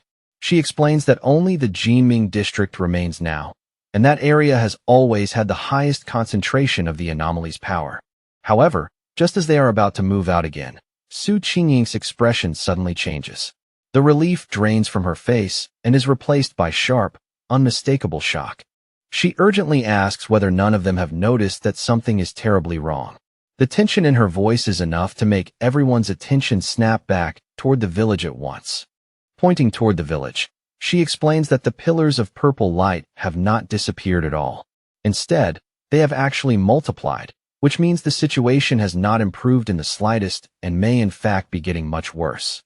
Chen Ruo also cries out in alarm as she confirms that an enormous energy surge is erupting from the Jinming district. She can clearly feel the anomaly's power rapidly gathering and compressing into a single point. Right before their eyes, a horrifying change begins. A swirling vortex of dark green and purple energy twists together in the mist, slowly taking on the outline of something huge and monstrous. From that rolling mist, a giant skeletal being emerges at last, a newly born anomaly king whose empty eye sockets shine with a menacing green light. Even in the face of that crushing presence, Fong Yi does not retreat. He stands his ground calmly, without the slightest sign of fear. As Fong Yi faces this new threat, two system windows appear in succession before him. The first states that an unknown power has been detected and is being analyzed. A moment later, the second window delivers the result and identifies that strange force as the death attribute. The enormous anomaly king, wrapped in layers of green and black energy, glares down at Fong Yi from above. Its sheer size is so great that it dwarfs the entire village beneath it, turning the scene into something almost apocalyptic. Floating in midair within his golden aura, Fong Yi stares back without blinking. As he measures the monster, he senses a deeply strange presence from it, heavy and hostile in a way that is far more difficult than anything he has dealt with before. Watching from a safer distance, Chen Ruo and Su Qingying are both stunned speechless. Chen Ruo finally stammers out a question, asking what kind of creature this thing even is, and says its bizarre energy feels even more oppressive than the S-class disaster in Tai City. In that moment, the group realizes that this new anomaly king must be the true source behind the pillars of light. Su Qingying suddenly shouts a warning to everyone, telling them that the creature is about to attack. Her voice is sharp and urgent, breaking the stunned silence around them. The anomaly king releases its power at once, sending out a swarm of shadowy black tendrils that rush forward like a living flood. They spread through the air in twisting waves, fast and vicious. That strange energy crashes over Fong Yi in an instant, and even he is visibly shaken by what it does. The reaction hits him so abruptly that his expression changes for the first time. He feels a sickening force invade him, something foul and oppressive that seems to twist at his thoughts themselves, as if his brain is being poisoned just by being exposed to the creature's presence. In that moment, Fong Yi realizes with genuine alarm that this is a fully evolved anomaly king. The aura of death pouring off it is far more terrifying and complete than that of any monster he has ever faced before. The black tendrils then come crashing down toward Fong Yi from all directions, trying to bury him beneath their overwhelming numbers. They close in like a net meant to swallow him whole. His expression hardens instantly, and his red eye burns with sharp focus as he prepares his counterattack. The momentary shock disappears, replaced by cold concentration. He reacts with astonishing speed, swinging his flaming sword through the air and slicing apart the shadowy arms one after another. Each strike is clean and forceful, carving bright arcs through the darkness. Even while fighting, Feng Yi is already analyzing the battle in his head. He knows that yang power should naturally suppress dark and deathly forces, which means his flames ought to be highly effective here. But what troubles him is that, despite that advantage, his powerful yang energy still is not completely shutting down the enemy's attacks. Just as Feng Yi cuts through one wave of tendrils, the Anomaly King's power surges again with even greater intensity. At the same time, the surviving villagers in the distance begin chanting and praying once more, desperately calling for their god to descend and save them. The Anomaly King finally unleashes its full power. The pressure in the air spikes so violently that the whole battlefield seems to tremble under it. From outside the storm of power, Su Qingyin can only watch with wide, disbelieving eyes. Shock is written all over her face as the scene in front of her grows more and more dangerous. Inside that violent storm of energy, strange green tendrils suddenly erupt and coil tightly around Feng Yi's body, locking him in place. Seeing him bound like that, Su Qingyin screams his name in terror, unable to hide her panic anymore. A moment later, Feng Yi's sword slips from his grasp, falls to the ground below, and shatters apart. The sound is brief, but to everyone watching, it feels devastating. Far away in Tai Tai City, Lin Yi is suddenly struck by a wave of dread so intense that she instinctively calls out for her cousin. It is as if, from that distance, she can somehow feel his pain reaching her. Pacing anxiously through a forest, Lin Yi tries to calm her breathing and tell herself she is overthinking things. She cannot understand why she feels this afraid when, on the surface, it should be just another mission for Feng Yi. She keeps reminding herself how strong Feng Yi is, how many impossible things he has already survived, yet that heavy feeling of worry refuses to leave. Regret begins to creep in, and she finds herself wishing she had ignored his advice and gone with him anyway. Her unease only deepens as she keeps staring down at her phone. Then suddenly, her phone rings. The screen lights up with an incoming call, and the name shown is Jialan. When Lin Yi answers, Jialan's voice is serious and unusually heavy as she delivers the bad news. They have received word that Yu City is now completely surrounded by a massive expanse of tombs, and an official lockdown order has already been issued. She then bluntly tells Lin Yi that Feng Yi is in danger. As her words hang in the air, a large convoy of military vehicles races through the mountain roads, clearly moving fast in preparation for a major emergency operation. The report that Feng Yi may have died sends shock through the Tai Tai Spirit Association. Officials who had only recently begun to feel hopeful are suddenly crushed by despair again. Gathered around a table, they ask in disbelief whether their greatest hero, the sealer himself, has truly fallen. Some even begin to wonder whether humanity's struggle is meaningless if someone as powerful as Feng Yi can still be brought down. At the headquarters of the Spirit Association, a high-level meeting is already underway.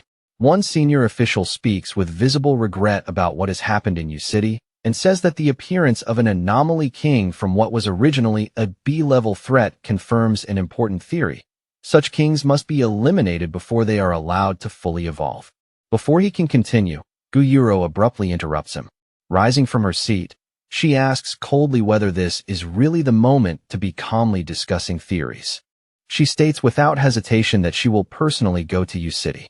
Another official immediately tries to stop her, reminding her how important she is to Shin City and insisting that the military has already taken over the situation.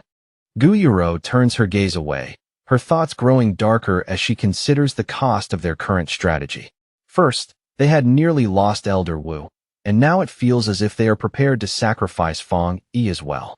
Her frustration finally spills over, and blue energy begins glowing around her body. She angrily confronts the official, accusing them of being willing to abandon an entire city simply because the battle has become too difficult. The man, shocked by the force of her outburst, demands to know exactly what she means. He fires back that Feng Yi went to Yu City of his own accord. In this brutal new era, he says, one wrong move is enough to get someone killed, and it should not be surprising that even a hero like Feng Yi might die. Guiro's anger erupts completely.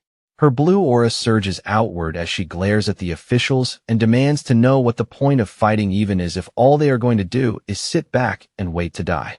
She reminds him of what happened in Shin City and asks, with open anger in her voice, why Elder Wu would have risked his life back then if their real plan was simply to abandon any city they could not save easily. To her, that kind of logic is not strategy at all, but cowardice dressed up as reason. Ignoring the calls behind her, she brushes past several officials who try to stop her and talk sense into her. Their words mean nothing to her now, and she does not slow down for even a second. With a look of complete disgust, she calls them all a pack of fools. Deep down, she is certain of one thing. She has seen the sealer's true strength with her own eyes, and she refuses to believe that someone like Fong Yi could be brought down so easily. On the outskirts of Yu City, an enormous military convoy has already established a blockade. Vehicles line the roads in layers, lights flashing through the gloom, while the whole area feels tense with the pressure of an approaching catastrophe. Inside one of the command vehicles, Elder Wu watches the battlefield situation through a monitor, his expression grave. He explains that this new anomaly king possesses a mutated variation of the dark attribute, a strange power they are now identifying as the death attribute. Seated with Jialan and Lin Yi inside the vehicle, Elder Wu gives his assessment in a low voice. He guesses that Fong Yi's defeat likely happened because he encountered some kind of unavoidable rule or fatal law imposed by the monster, something ordinary strength alone could not escape. Elder Wu and Jialan step out of the vehicle and are immediately met by waiting soldiers. One of them quickly reports that none of their military vehicles have been able to break through the outer zone at all. Jialan tells the soldier to explain the situation clearly and from the beginning. Her tone is sharp and controlled, but the urgency in it is impossible to miss. The soldier reports that even after deploying all available forces, every attempt to push forward has failed. He explains that Yu City is now buried beneath an overwhelming number of tombstones, so dense that the entire city has become like a massive grave field. Whenever they send soldiers in, an equal number of tombstones rise up in response and attack them directly. He ends with grim finality, saying that every frontline soldier they sent forward has already been dragged into the graves. The soldier adds that the Anomaly King's influence is still slowly expanding outward from the city limits even now. Hearing that, Lin Yi's body trembles uncontrollably, fear tightening across her face. With a dark expression, the soldier says the chances of restoring Yu City to normal are effectively zero. He then asks Elder Wu whether they should issue a retreat order before the situation spreads any farther. He continues by saying that the Anomaly King appears to be immune to every power they have tried against it.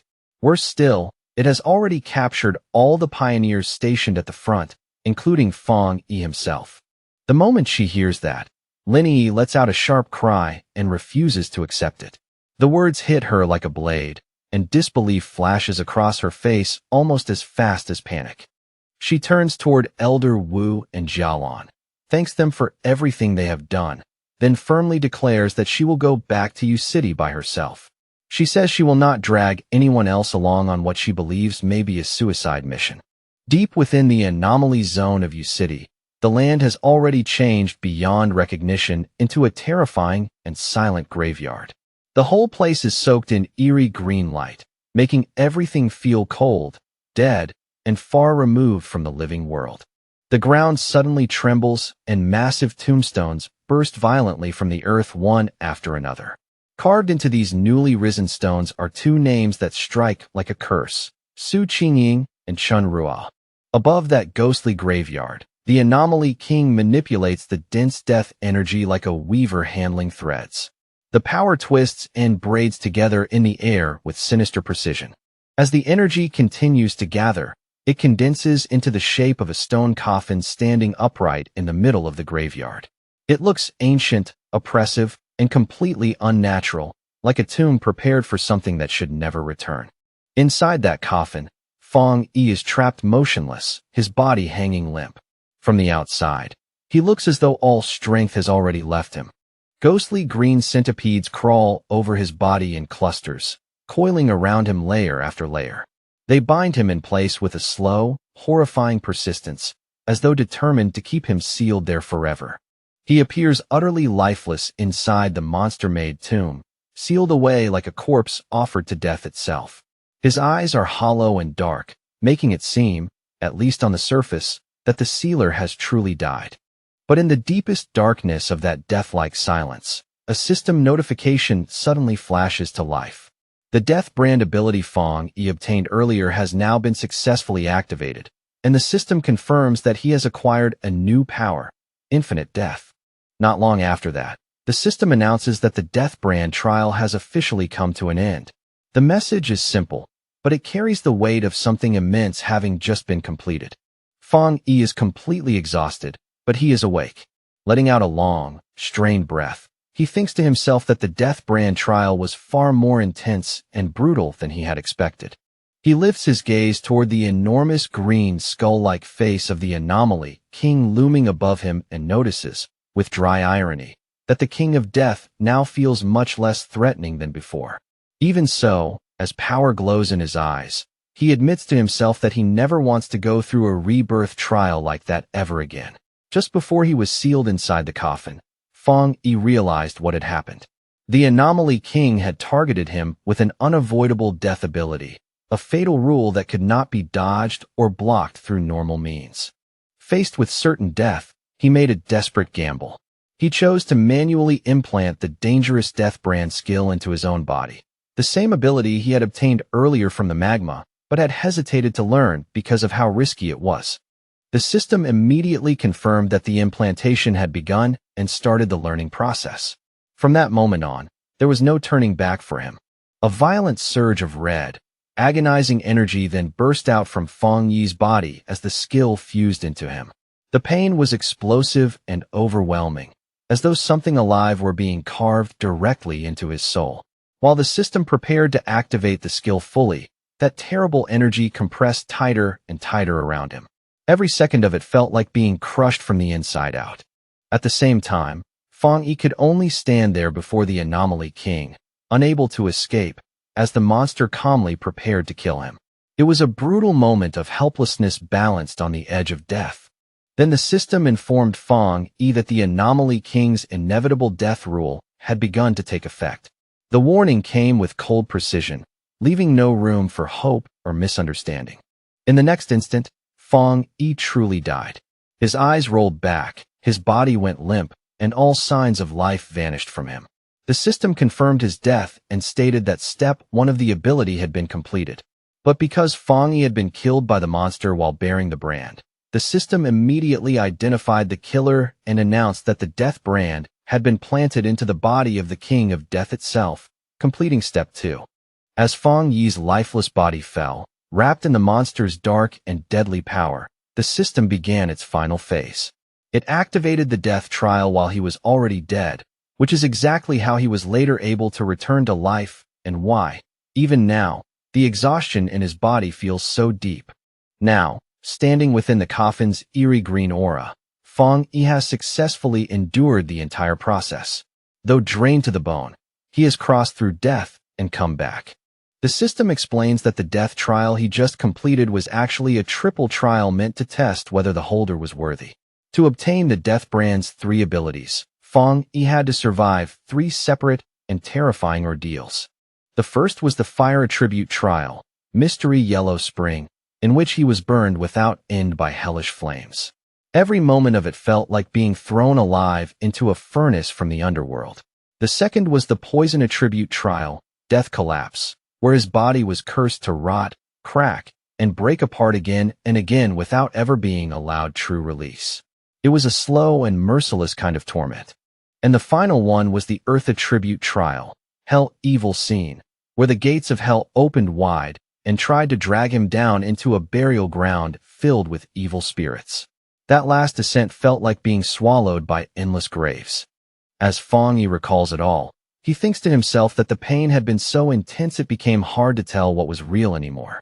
It felt like being trapped in an endless cycle of dying over and over, with no clear beginning and no end. But after passing that brutal test through sheer effort and willpower, he has finally mastered the skill. His eyes open with a sharp red glow as he decides, with quiet certainty that now the real battle can finally begin.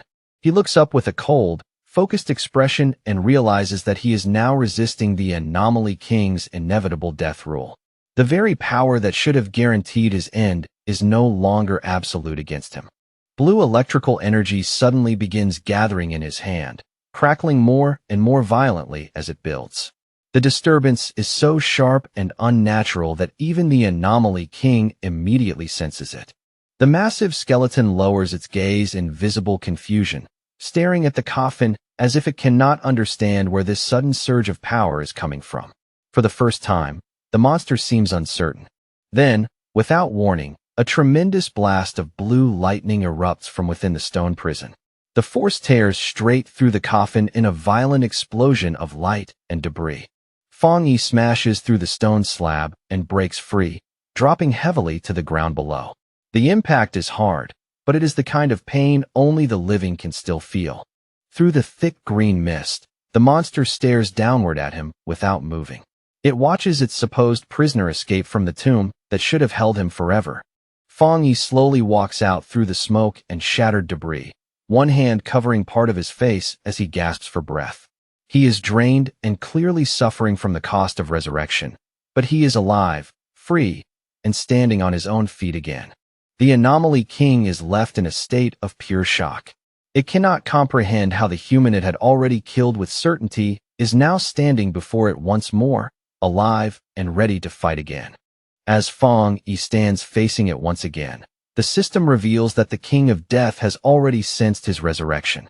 The giant skeleton immediately stirs, gathering its dreadful power without hesitation as it prepares to crush the revived threat before it can rise any further.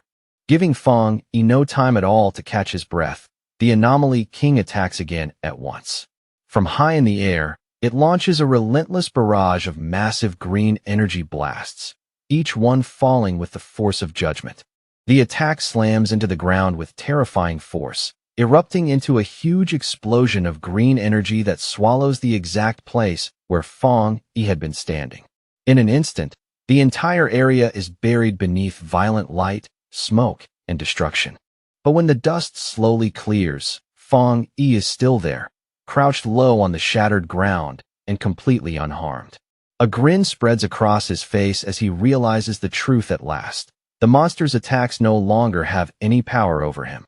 The system immediately confirms that Fong Yi has successfully evaded the inevitable death rule. He rises and stands tall before the giant skeleton, his cape whipping in the wind, while the Anomaly King stares down at him in growing confusion and unmistakable fear. Fong Yi lifts his head and looks up with a terrifying expression. One eye glows with a sharp red light. A line of blood runs from the corner of his mouth, and yet he smiles with total confidence, as if the battle has only now become interesting. At that moment, the Anomaly King is struck by an intense sense of danger it has never felt before. Its empty eye sockets widen slightly as it realizes, too late, that the hunter has now become the hunted. Far outside the barrier in Yu City, the mountains have also been transformed by the disaster. The slopes are covered in glowing green tombstones, each one radiating a thick, suffocating aura of death into the dark air. Elder Wu, Lin Yi, and Xiaolan stand on a cliff overlooking the disaster zone below. As Lin Yi senses that overwhelming death energy rising from the city, her heart tightens and she cannot help calling out anxiously for her cousin.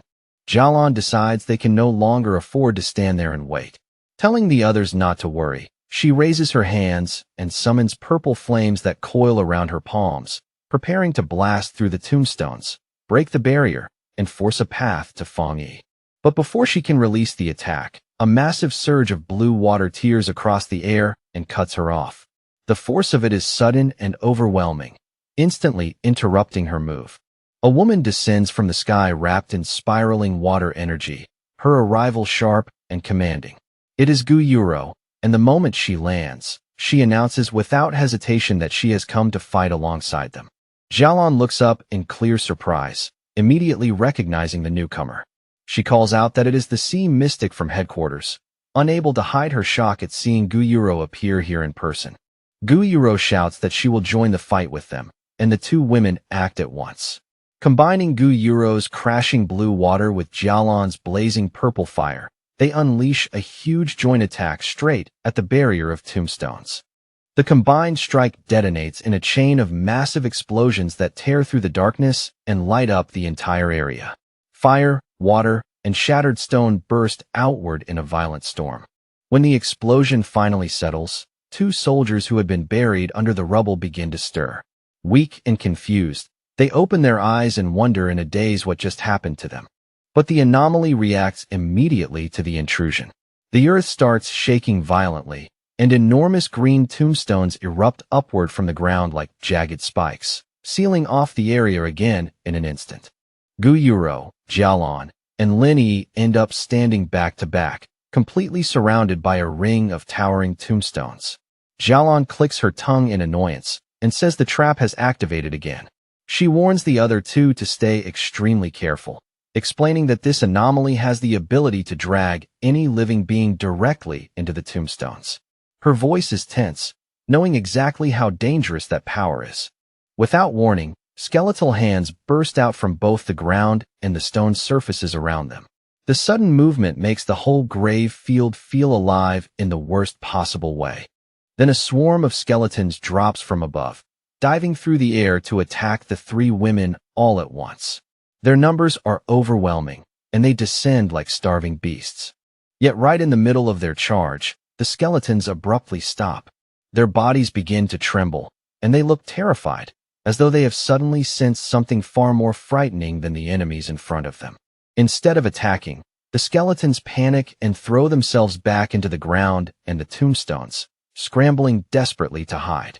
It is not retreat so much as blind fear. Gu Yuro and Lin Yi stare at the scene in complete confusion, unable to understand why the monsters would suddenly flee like that. The change is so abrupt that it feels almost unreal. The group cautiously moves through the battlefield, which has gone eerily quiet, wondering why the Anomaly King would suddenly order all of its forces to retreat. None of them can tell what it might be planning now. Then a heavy military boot drops onto the ground with a dull thud. The sound cuts through the silence and makes everyone turn at once. It is Elder Wu, carrying two unconscious soldiers across his shoulders as if retrieving them from the jaws of the disaster itself. He tells the group this may actually be a good sign, explaining that the Anomaly King has pulled back its power, which means the people who were buried alive may still have a chance to be saved. Elder Wu looks out over the field, where many soldiers now lie unconscious but alive instead of dead. From that, he draws a firm conclusion. The sealer has not fallen. In fact, Feng Yi must be causing such serious trouble inside the anomaly that the king was forced to withdraw all its power just to defend itself.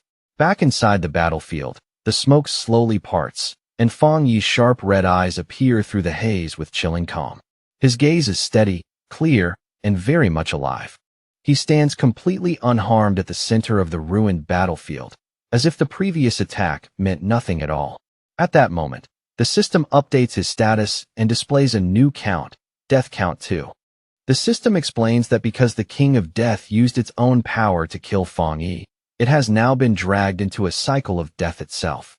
As a penalty, the monster's strength has already been reduced by 10%. Feng Yi quietly considers what this means, noting that being targeted by the King of Death would normally guarantee certain death. He understands now that this inevitable death rule is precisely what makes the creature so uniquely dangerous and so difficult to fight. But then a dark, satisfied smile curls across Feng Yi's face as he realizes he has completely reversed the situation. The inevitable death rule that once belonged only to the monster will now return to haunt it instead. High above, the monster stares down in shock, unable to understand why the human it killed is still alive. Panicking, the Anomaly King attacks once more. From within its giant ribcage, it fires out a storm of green energy beams, each one screaming down through the air with violent desperation. The beams rain toward Feng Yi in a merciless barrage, but he does not even attempt to dodge. He simply stands there and lets the attack come, as though inviting the monster to continue. The assault lands head-on with full force, producing another massive explosion of green energy that engulfs Feng Yi completely. For a moment, he vanishes inside the blast. The monster grins, convinced it has finally succeeded, but the system appears again before it can celebrate.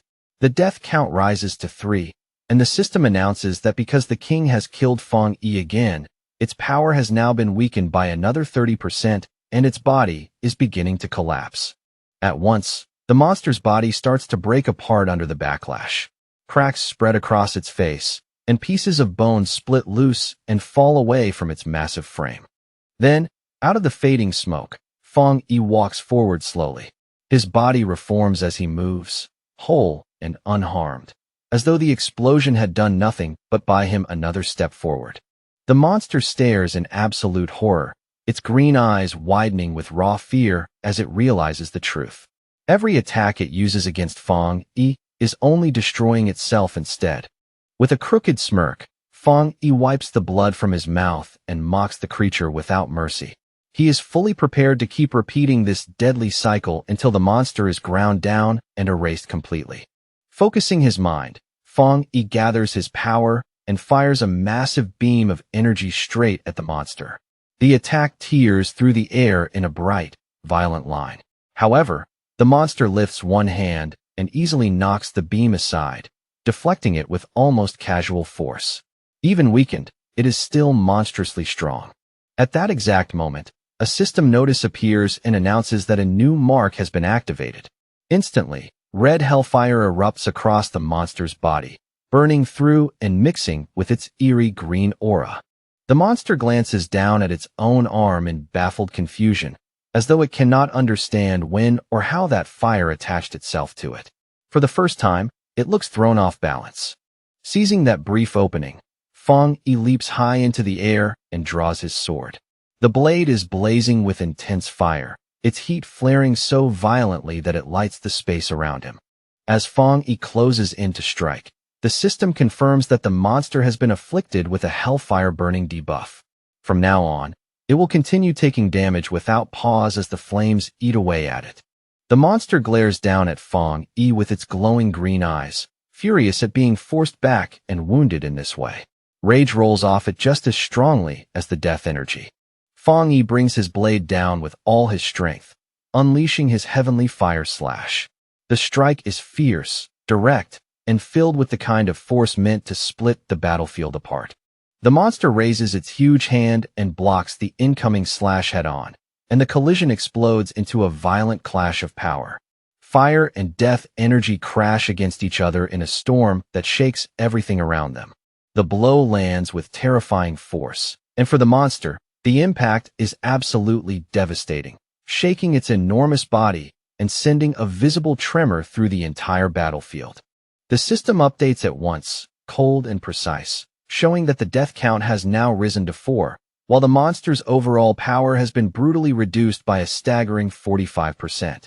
As the violent energy from the battle continues to swirl and twist through the air, a new system window suddenly appears, signaling the beginning of the next phase, the death collapse mark.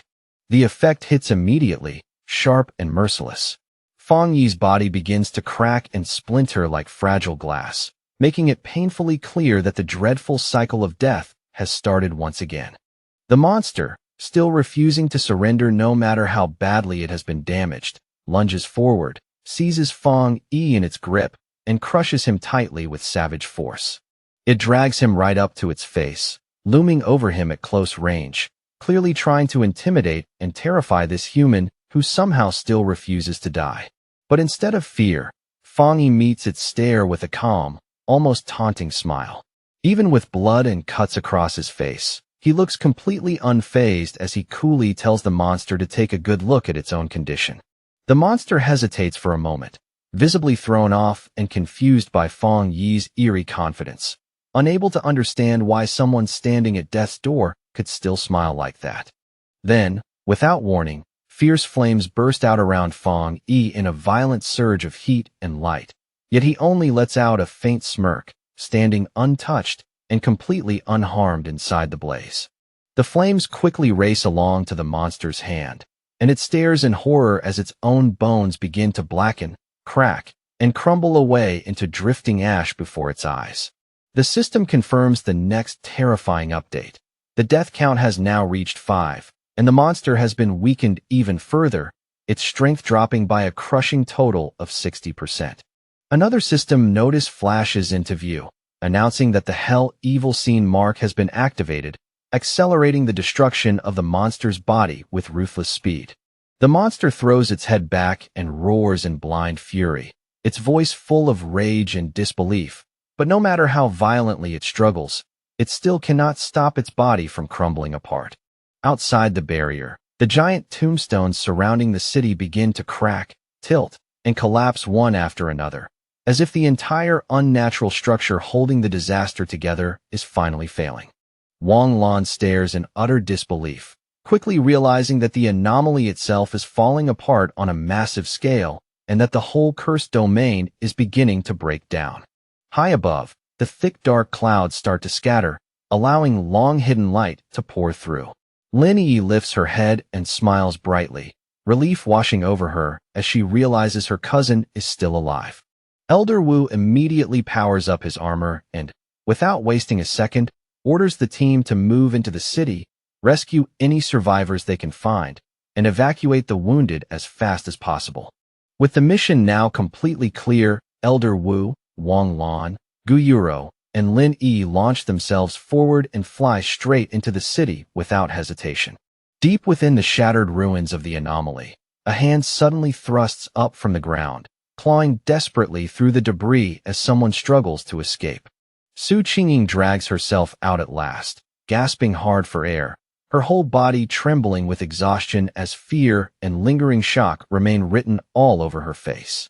Still on her knees, breathing unevenly, she tries to make sense of what just happened, her mind reeling as she forces herself to piece the nightmare together. She remembers her life force being drained away bit by bit, and the suffocating feeling of being trapped inside a green, hellish void buried somewhere within that enormous skeleton. But then she realizes the nightmare had ended as suddenly as it began, as if some unseen force had shattered it, allowing her to return alive from that horrifying place. Her eyes quickly land on a nearby tombstone, and in an instant she understands what she has to do. Panicked and desperate, she rushes over and starts digging frantically at the grave marked with Chun Rua's name, shouting for her the whole time. Su Qingying tears away the dirt and finally finds Chun Rua beneath it, unconscious but alive.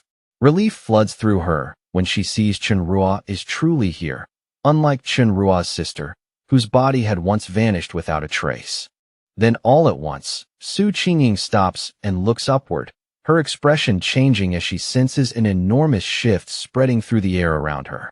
She watches in stunned awe as the swirling green vortex overhead begins to split apart, cracks spreading through it like a fragile shell finally giving way.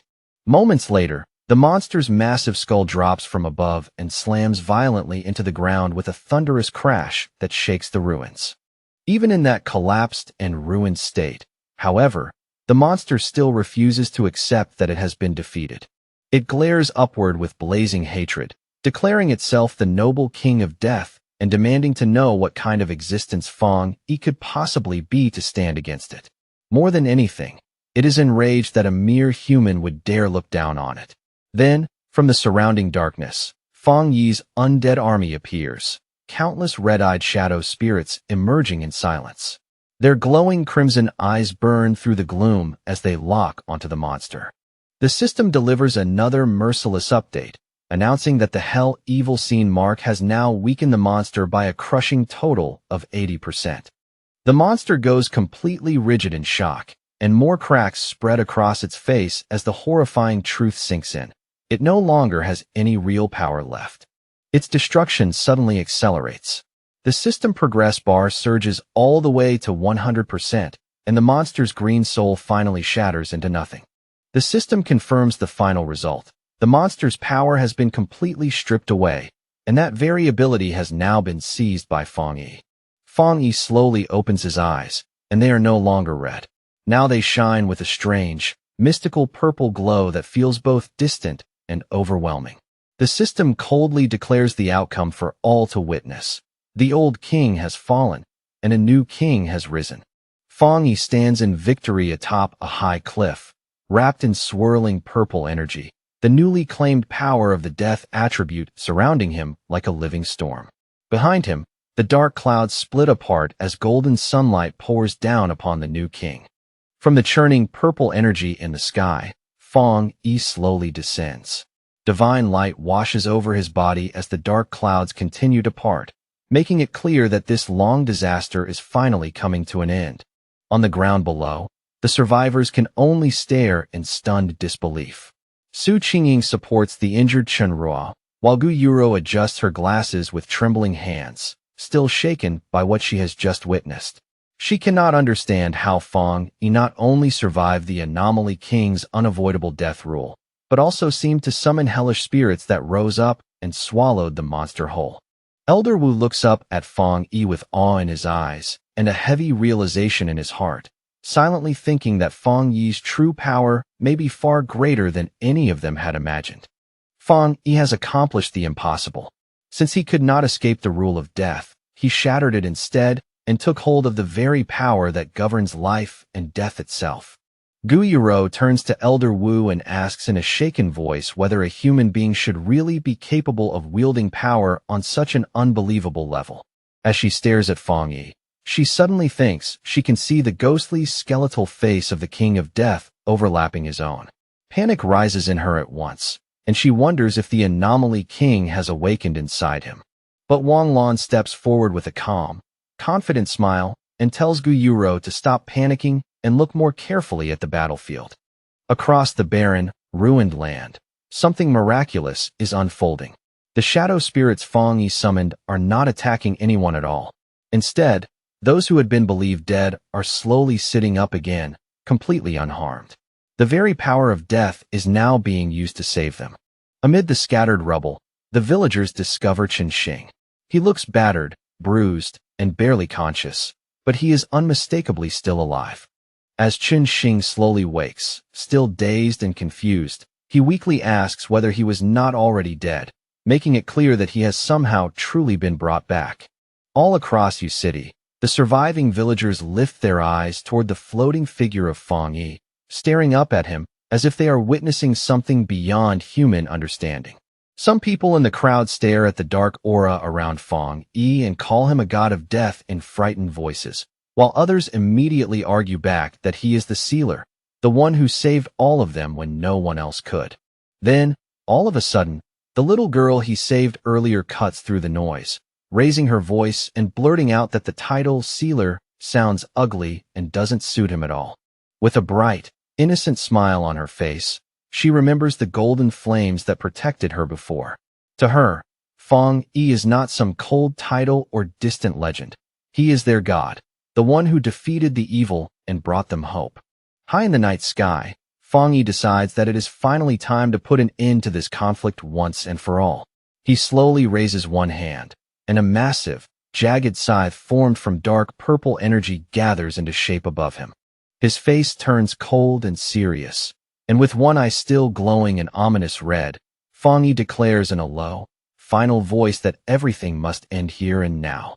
The next instant, he swings the enormous energy weapon downward, unleashing a colossal slash of purple light that rips across the sky with overwhelming force.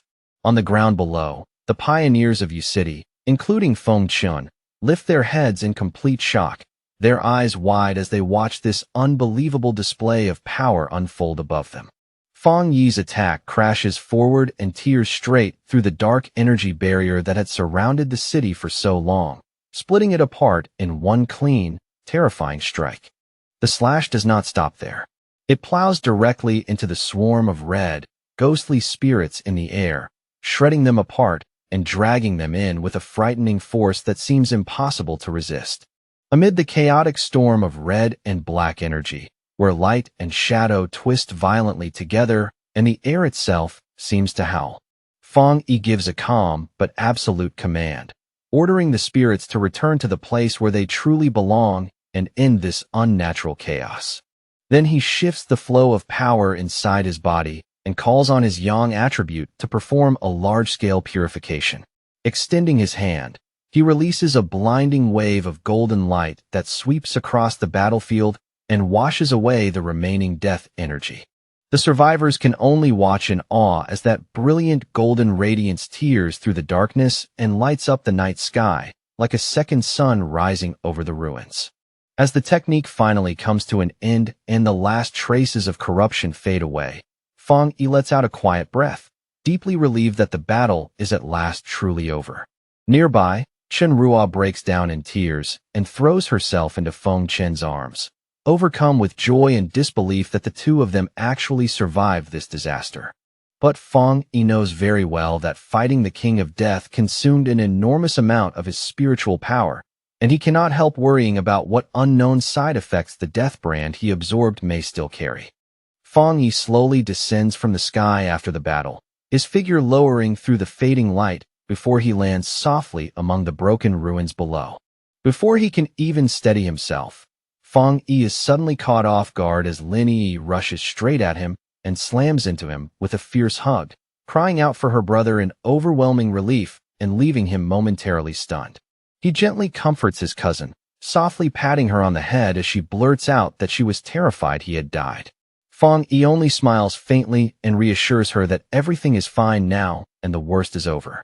Just then, Fang Yi's sharp gaze catches something nearby, and his expression shifts slightly as he notices someone standing not far away. He turns and sees Su Qingying there, wearing a bright and heartfelt smile as she thanks him sincerely. Fang Yi looks a little confused by the sudden gratitude. Su Qingying then looks past him toward the survivors, where City Captain Chen Ruo is sitting on the ground, crying in relief as she clings tightly to her teammate. Fang Yi watches that scene with a warm, quiet smile and asks whether Chen Ruo's sister is still alive. In his heart, he thinks that amid so much death and bad luck, being able to save her is one rare piece of good news. Meanwhile, away from the emotional reunion, the atmosphere among the leaders is far heavier. Elder Wu receives the final damage report, and the weight of the aftermath settles over everyone at once. The scene before them is grim, with rows of body bags and coffins lined up in painful silence. According to the report, nearly half of City's population has been lost, most of them ordinary civilians. Of the 1,500 pioneers who came to help, 50 are confirmed dead, 30 are missing, and more than 1,000 are injured. Elder Wu lowers his eyes with a grave expression and speaks about the urgent need for reconstruction, as well as making sure the victims' families are properly compensated. Behind him, Gu Yuro adds that Shun City will also provide support to help the ruined city recover. Wang Lan looks down, guilt and frustration plain on her face.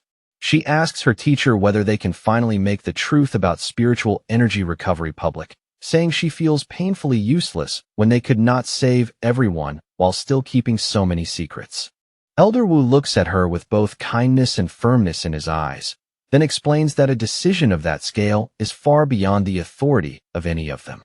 He tells her that ordinary people are not nearly as fragile as she believes, and that many of them have already started figuring out the truth on their own and are quietly preparing themselves for what lies ahead. Then he places a steady, reassuring hand on her shoulder and tells her gently that she does not need to carry the weight of the whole world by herself. Gu Yuro gives a small smile and says that she originally came here just to meet the sealer, but now it looks like her help is no longer needed after all. The leaders look on as Fang Yi becomes surrounded by a crowd of cheering pioneers, and in that moment they all realize the same thing. This battle has turned him into a central figure for the entire nation. The crowd begins chanting Fang Yi's name over and over, calling him their god and thanking him with raw emotion for saving their lives when all hope had seemed lost. Meanwhile, the impact of this battle is already spreading far beyond City.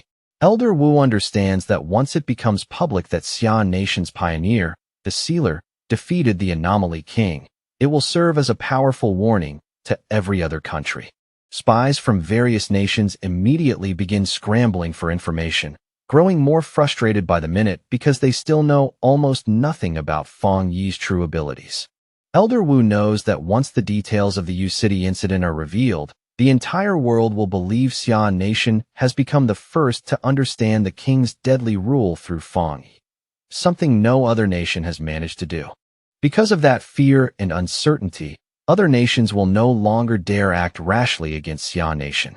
Fang Yi's victory has won his country an enormous strategic advantage, Elder Wu turns to his team and orders them to head back immediately and study every piece of data gathered from the scene.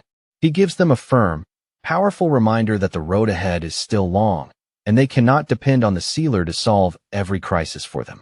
Wang Lan and Gu Yuro smile and agree with their teacher. Gu Yuro says with confidence that retirement is impossible for people like them, and that the Shun City team will be the one to deal with whatever comes next.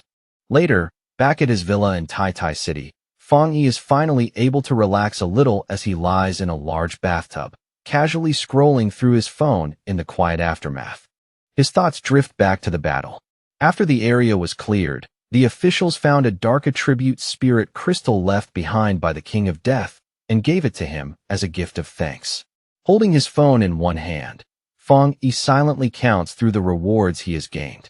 He also remembers the Yang attribute spirit crystal Chenrua gave him earlier.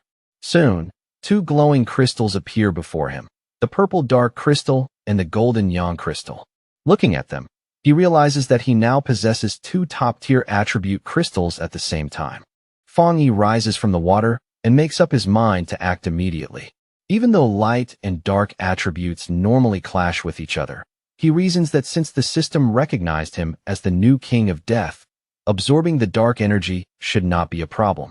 Without hesitating further, he presses the purple crystal against his chest and allows the dark energy inside it to pour out and swirl around his body. A system window instantly appears, confirming that a dark attribute has been detected and identifying the spirit crystal. Then the system announces that it is beginning an ultimate calculation and starts generating a brand new technique. Not long after, the system finishes and announces the birth of a new dark attribute technique called Death Walk. When Fang Yi activates the technique, purple shadows immediately spread across his body, and the system explains that this skill allows him to move by teleporting directly through darkness itself.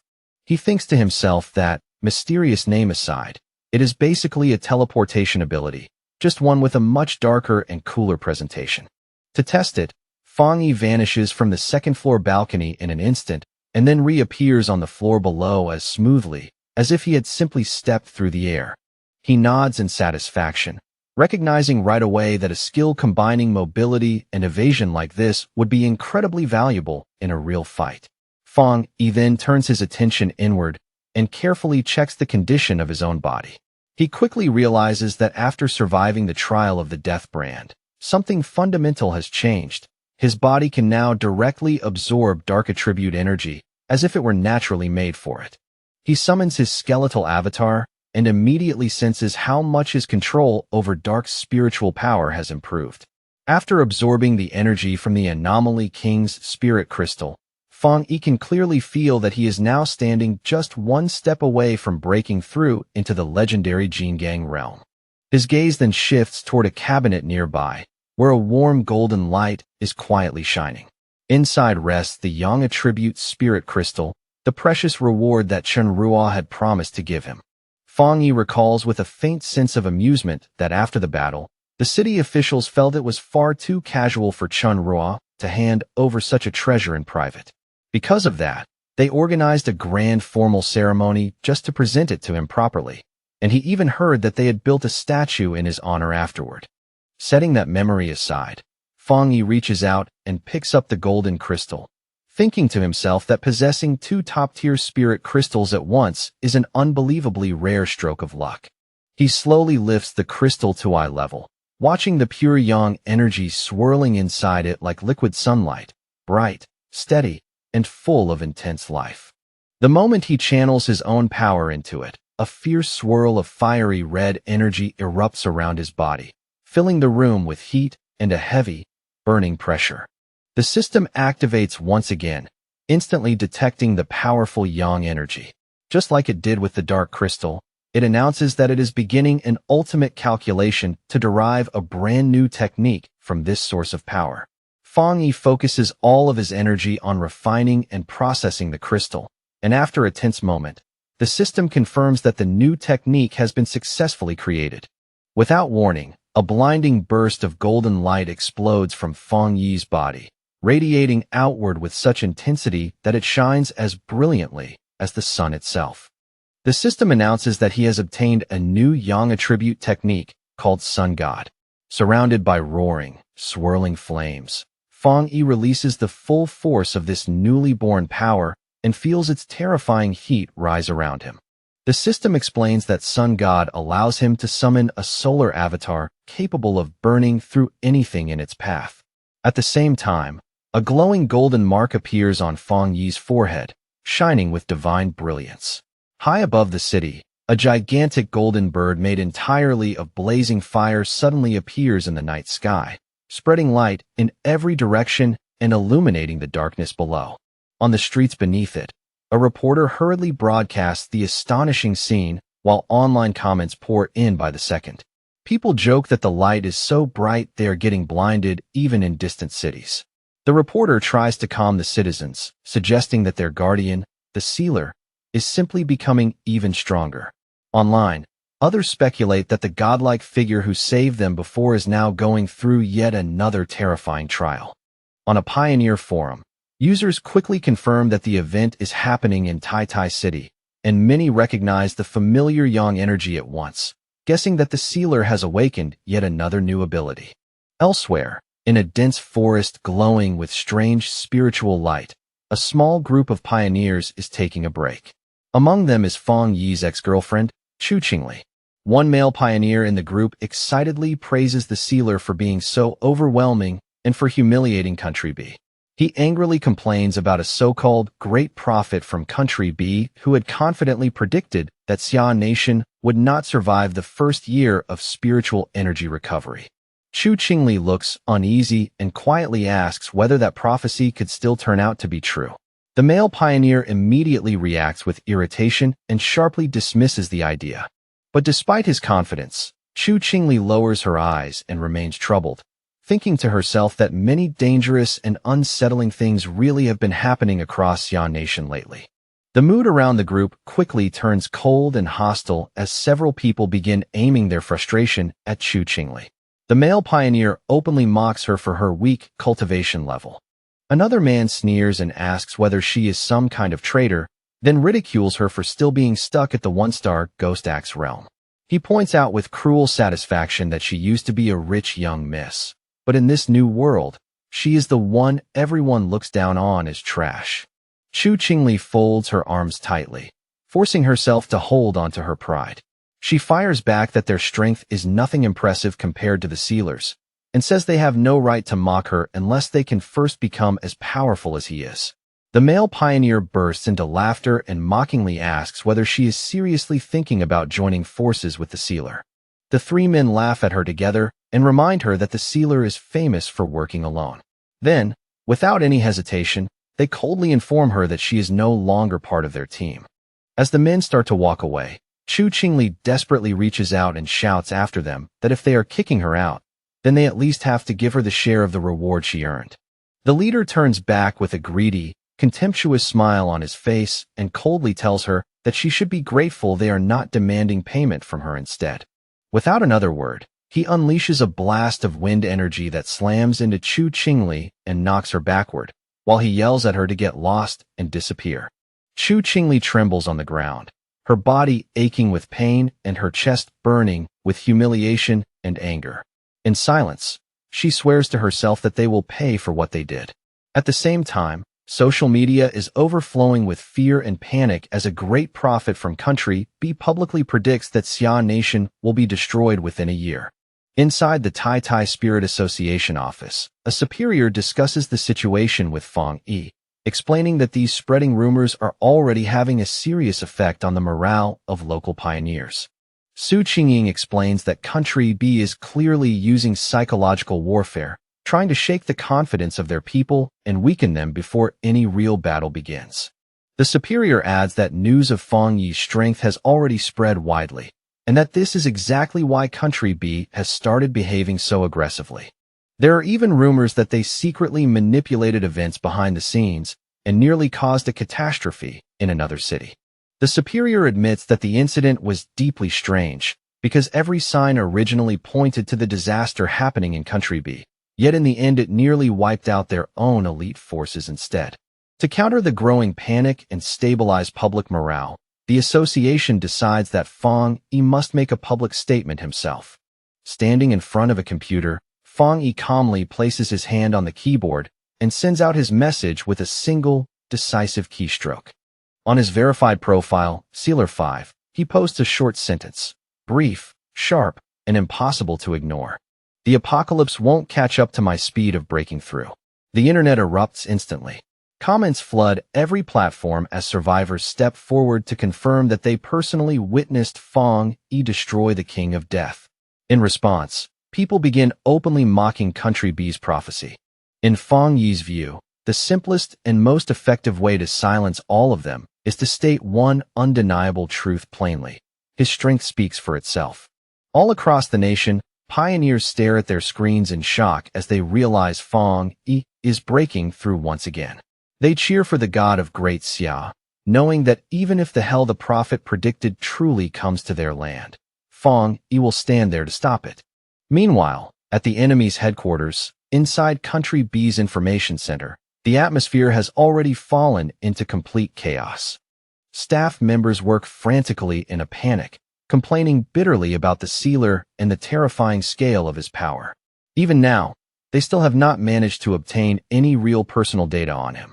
Country B's Pioneer Network data expert finally snaps in fury, screaming at his team for failing to track down even this one person and threatening to fire every last one of them.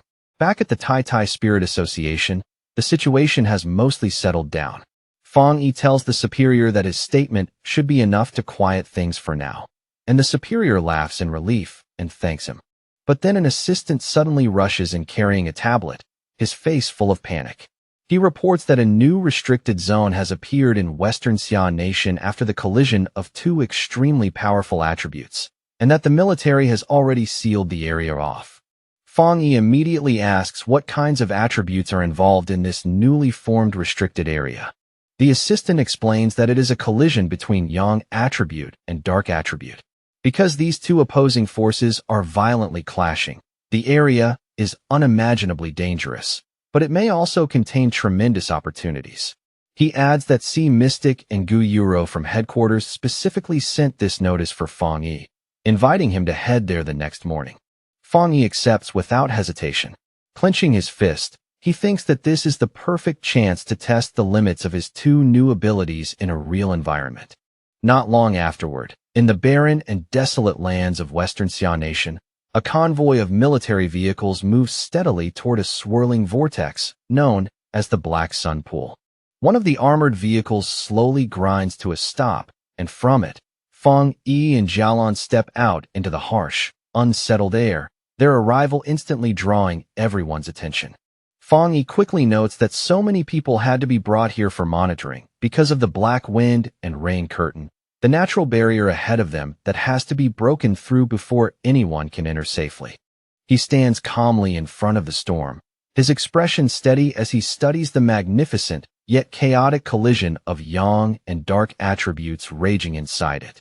Beside him, someone from the team asks in a serious voice whether he is ready. Facing that enormous tornado of dark energy head-on, Fong Yi quietly gathers himself and prepares to take on this new and dangerous challenge. Outside the black wind and rain curtain, where the restricted zone is hidden behind a massive dark tornado, Wang Lan steps forward and introduces a newly arrived group to the others.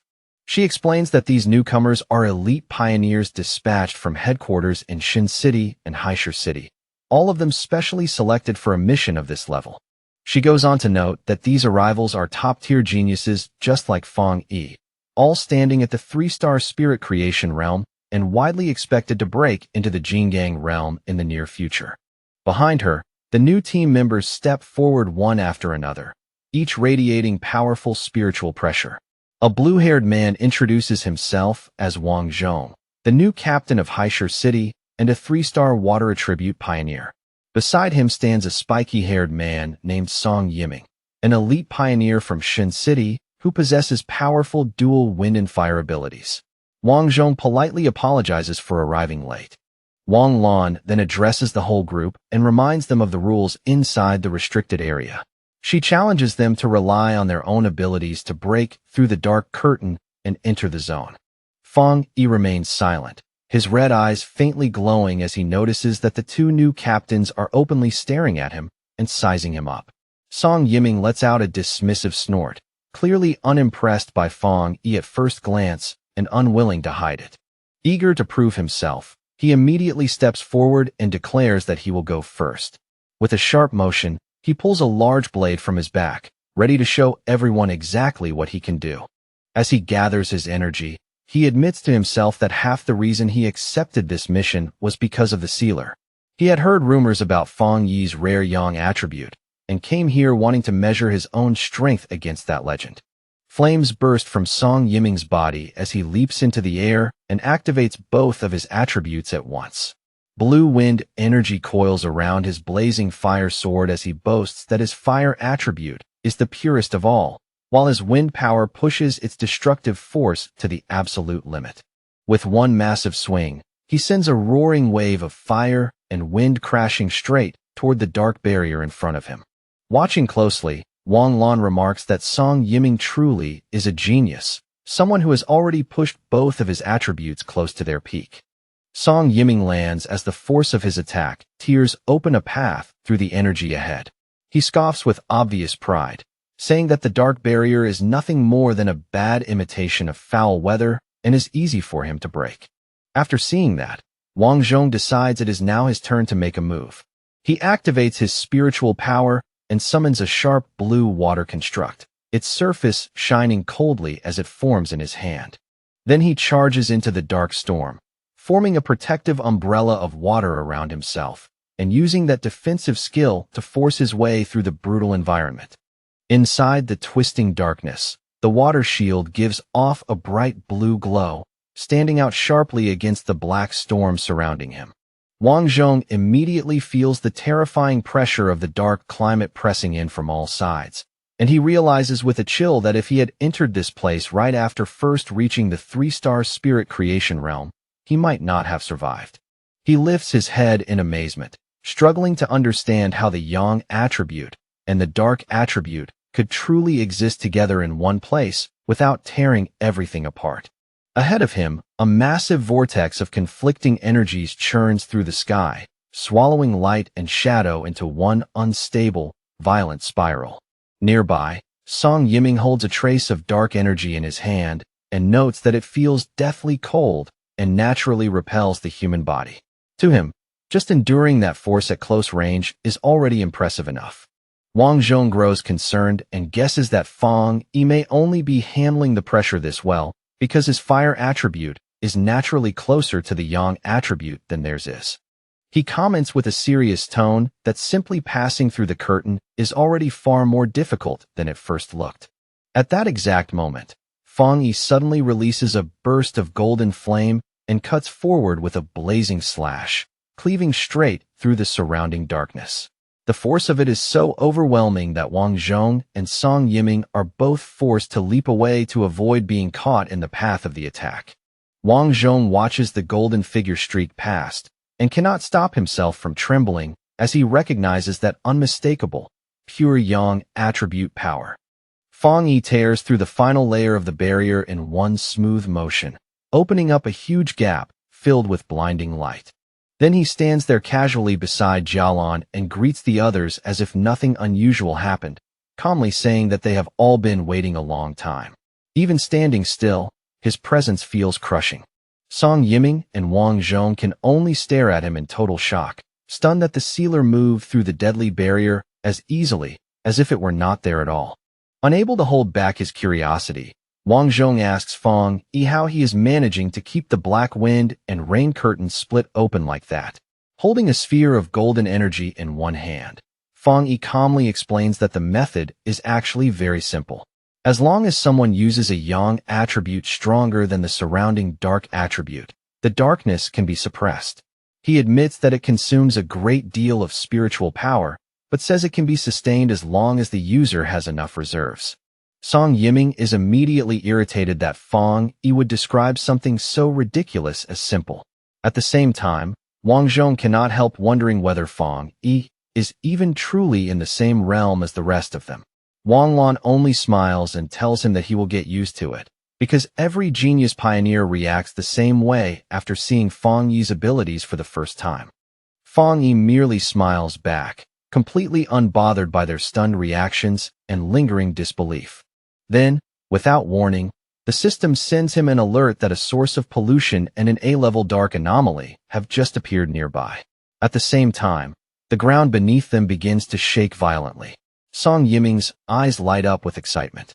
He says that if it is only an A-level anomaly with a dark attribute, then he wants to test himself against it personally. With Fang Yi taking the lead, the entire group immediately rushes toward the source of the disturbance. Up ahead, three mysterious figures slowly emerge from the mouth of a cave, walking out with no sign of fear at all. Fang Yi narrows his eyes at once and instantly recognizes from their presence and bearing that these people are from Country B. Wang Lan and Song Yiming are both shocked to find other people already inside the area, while Jialan quickly realizes that these strangers are the ones who destroyed the anomaly first. She immediately shouts that no other pioneers were authorized to enter today and concludes that these people must be stowaways. Jialan then demands to know exactly who they are. The three intruders stand there boldly without a trace of unease. A blond man in a purple shirt, a muscular man with long black hair, and a third man hidden under a hood.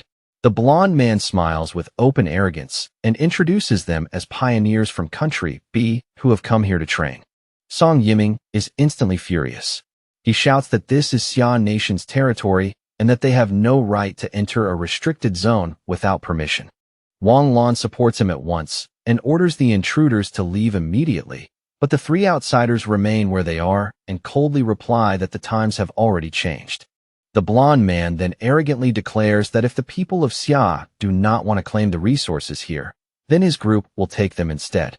In his view, they are fully justified because they believe they are stronger than Fang Yi's team. Hearing that, Fang Yi steps forward without the slightest hurry and calmly asks the intruders whether they truly believe that opportunities belong only to the strong. The blond man answers with a smug smile, clearly thinking that his country had sent their elite team here precisely to provoke a conflict and seize the advantage.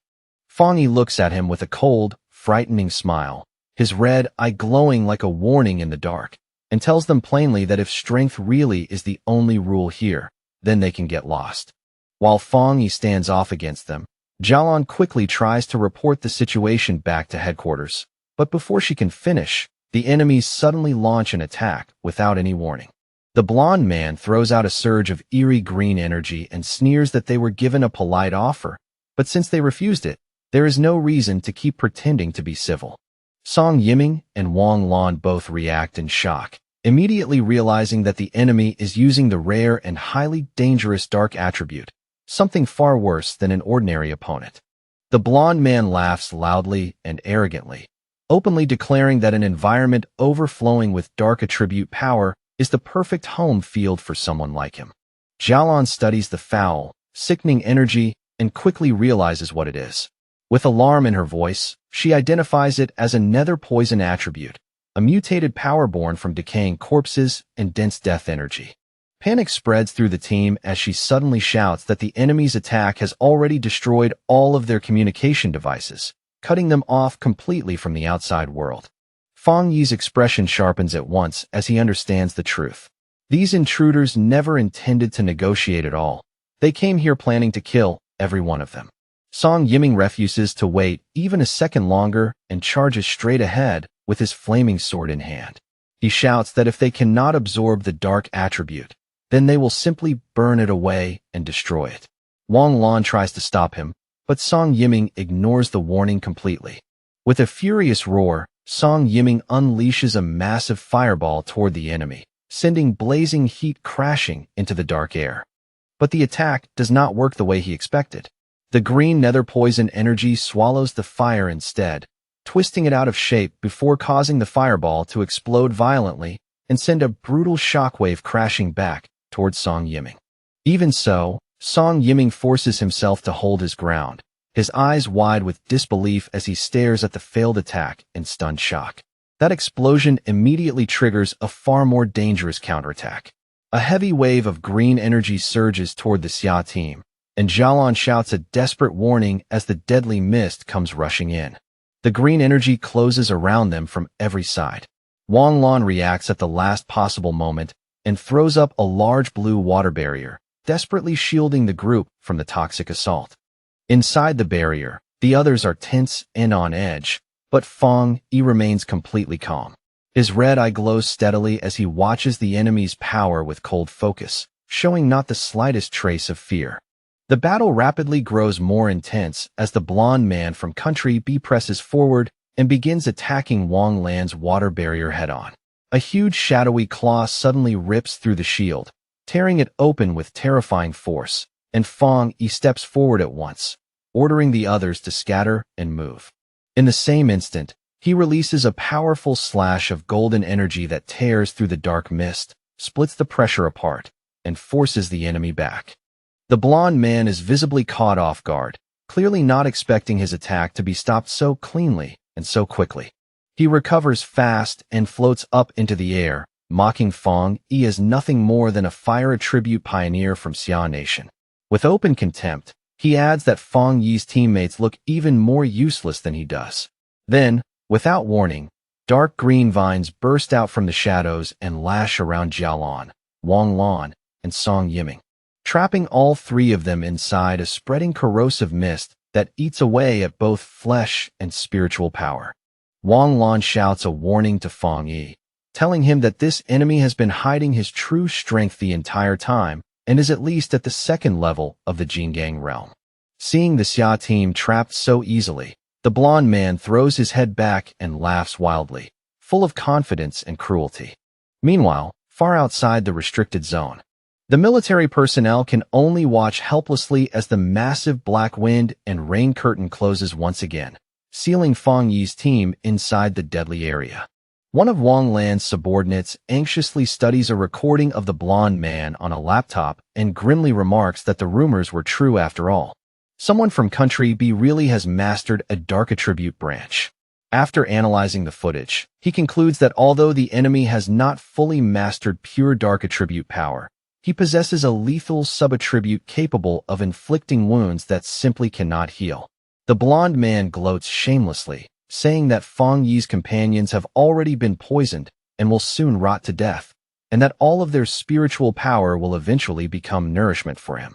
Then he demands that Fang Yi return with him to mighty Country B and become part of him, speaking as if Fang Yi has already lost the right to refuse. Trapped and furious, Wang Lan screams at Fang Yi to stop holding back and fight back immediately. At that moment, golden flames erupt from Fang Yi's body and force the surrounding darkness backward. He looks at the enemy with open mockery and asks whether he still has not realized something very important about the way their powers match up. Fang Yi then activates his bonfire domain, creating a huge sphere of blazing golden light that expands outward and forcefully suppresses the nether poison around them. He calmly asks the blonde man whether he is surprised that the poison has no effect on him at all. The blonde man can only stare back, completely confused and unable to understand it. With a confident smile, Fang Yi unleashes a massive stream of fire, but instead of aiming for the leader, he sends it straight at the two subordinates standing below. The blonde man's face twists with fury as he sees his defense broken apart and realizes that his men are the true targets of Fang Yi's attack. Fang Yi rises into the air and taunts him from above, asking with obvious contempt whether he is really not going to save them. The blonde man snarls that Fang Yi is arrogant, then summons a huge sphere of concentrated poison mist and shouts that as long as Fang Yi is still human, there is no way he can escape that power. Ignoring the threat completely, Fang Yi charges straight into the attack, his flaming sword carving a fierce line across the sky as he advances without hesitation. As Fang Yi closes the distance, the blonde man's expression suddenly changes from rage to shock. At last, he recognizes the true nature of Fang Yi's power and realizes in horror that it is the Yang attribute, the natural counter to everything he has. Fang Yi lifts his flaming sword high above him and coldly announces the name of his attack, Skyfire Slash. Then, with one clean and devastating swing, Fang Yi cuts straight through the enemy's defense and body alike, slicing the blonde man in half in a single strike. Overwhelmed with disbelief, The blonde man cannot understand how a human could possibly master a power so close to that of an anomaly king. His body begins to fall apart in midair, leaving him broken, confused, and utterly defeated by what he has just witnessed. Song Yiming and Wang Lan can only watch the scene in absolute shock, their expressions frozen by the sheer absurdity of Feng Yi's strength. The blonde man coughs up blood, yet even in that state, he stubbornly refuses to die. Using the dense dark energy saturating the area, green vines drag his two severed halves back together. He shouts madly that as long as the dark attribute here remains this rich, Feng Yi will never be able to kill him. Feng Yi floats in the air with a bored, almost disappointed look on his face, quietly judging that the nether poison attribute is far too weak and that even its regenerative ability is pitifully low. In Feng Yi's eyes, this opponent is so underwhelming that he decides the man is not even worth using his ultimate move against. Suddenly, the blonde man stares down at his own hands, his face twisting with confusion as he realizes something is terribly wrong. His regeneration has stopped completely, and the flesh that should have been repairing itself remains broken and still. He lets out a sharp, desperate scream, his voice cracking with panic as he demands to know why his body is no longer healing, why the power he relied on so completely has suddenly abandoned him. Feng Yi calmly snaps his fingers, the small, crisp sound cutting through the chaos with chilling certainty. In the next instant, the energy Feng Yi had secretly planted behind the enemy detonates in a violent burst of golden light, erupting like a miniature sun and tearing the man apart so thoroughly that nothing of him remains but destruction and ash. Feng Yi lands lightly on the ground as if the battle cost him nothing at all, then turns and walks away from the blackened remains with an almost cold indifference, his composure making the scene feel even more overwhelming. He raises a hand toward Wang Lan and Song Yiming, and crackling blue lightning immediately coils around their bodies with careful precision, locking onto the green poison-like spots that still lingered across their skin. Feng Yi explains in an even tone that he is stripping away the dark attribute contaminating them, and the two pioneers can only stare at him in astonishment, clearly shaken by both the method and the ease with which he does it. He then reaches over and taps Jialan on the shoulder, purifying her in the same effortless way. Still reeling from everything she just witnessed, she voices her disbelief, stunned that Feng Yi managed to kill a Jinggang realm pioneer so cleanly and with so little struggle. As the dust settles, Feng Yi quietly reviews the fight in his mind. He concludes that the blonde man likely did not enter the Jinggang realm through any normal path, because the man's spiritual power had felt muddy and impure from the start. At the same time, Feng Yi finds it even stranger that the enemy side seemed almost completely unaware that someone like him existed. Jialan admits that she is confused as well, but then recalls an old internal rumor. Years ago, Elder Wu supposedly used his own body to block a bizarre disaster that had been meant to strike Country B, stopping it at a terrible personal cost. The more they think about it, the more possible it seems that the long-standing rivalry between the two nations has never really eased. And that Elder Wu, because of what he once did and what he represented, likely became a marked target long ago in the eyes of Country B. The heavy mood finally loosens a little when Song Yiming suddenly bursts out in excitement, loudly declaring that from now on he is going to hang a portrait of the sealer right beside his bed so he can look at it every day and push himself harder. Wang Lan turns to him with a perfectly straight face and asks whether the Yang attribute has completely scrambled his brain. Feng Yi, however, simply turns away from the group and tells them that although he has removed the dark attribute from their bodies, their current condition is still far too poor for them to enter the true core area of the restricted zone. He tells Jialan to take the others back, or at the very least keep them training only in the outer area.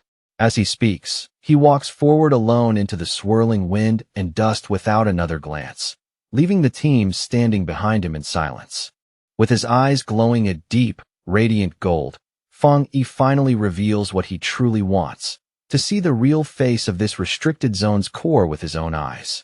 Alone, he stands before a monstrous storm of blue lightning and dark energy, vast and terrifying enough to distort the sky itself.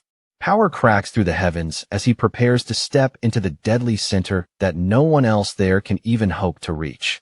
As Fang Yi walks deeper into the storm-filled heart of the restricted area, Jialan, Song Yiming, and Wang Lan can only stand back and watch his figure disappear further into the chaos. Song Yiming stares at him in complete disbelief, so stunned by Fang Yi's courage that for a moment he cannot even find the words to speak.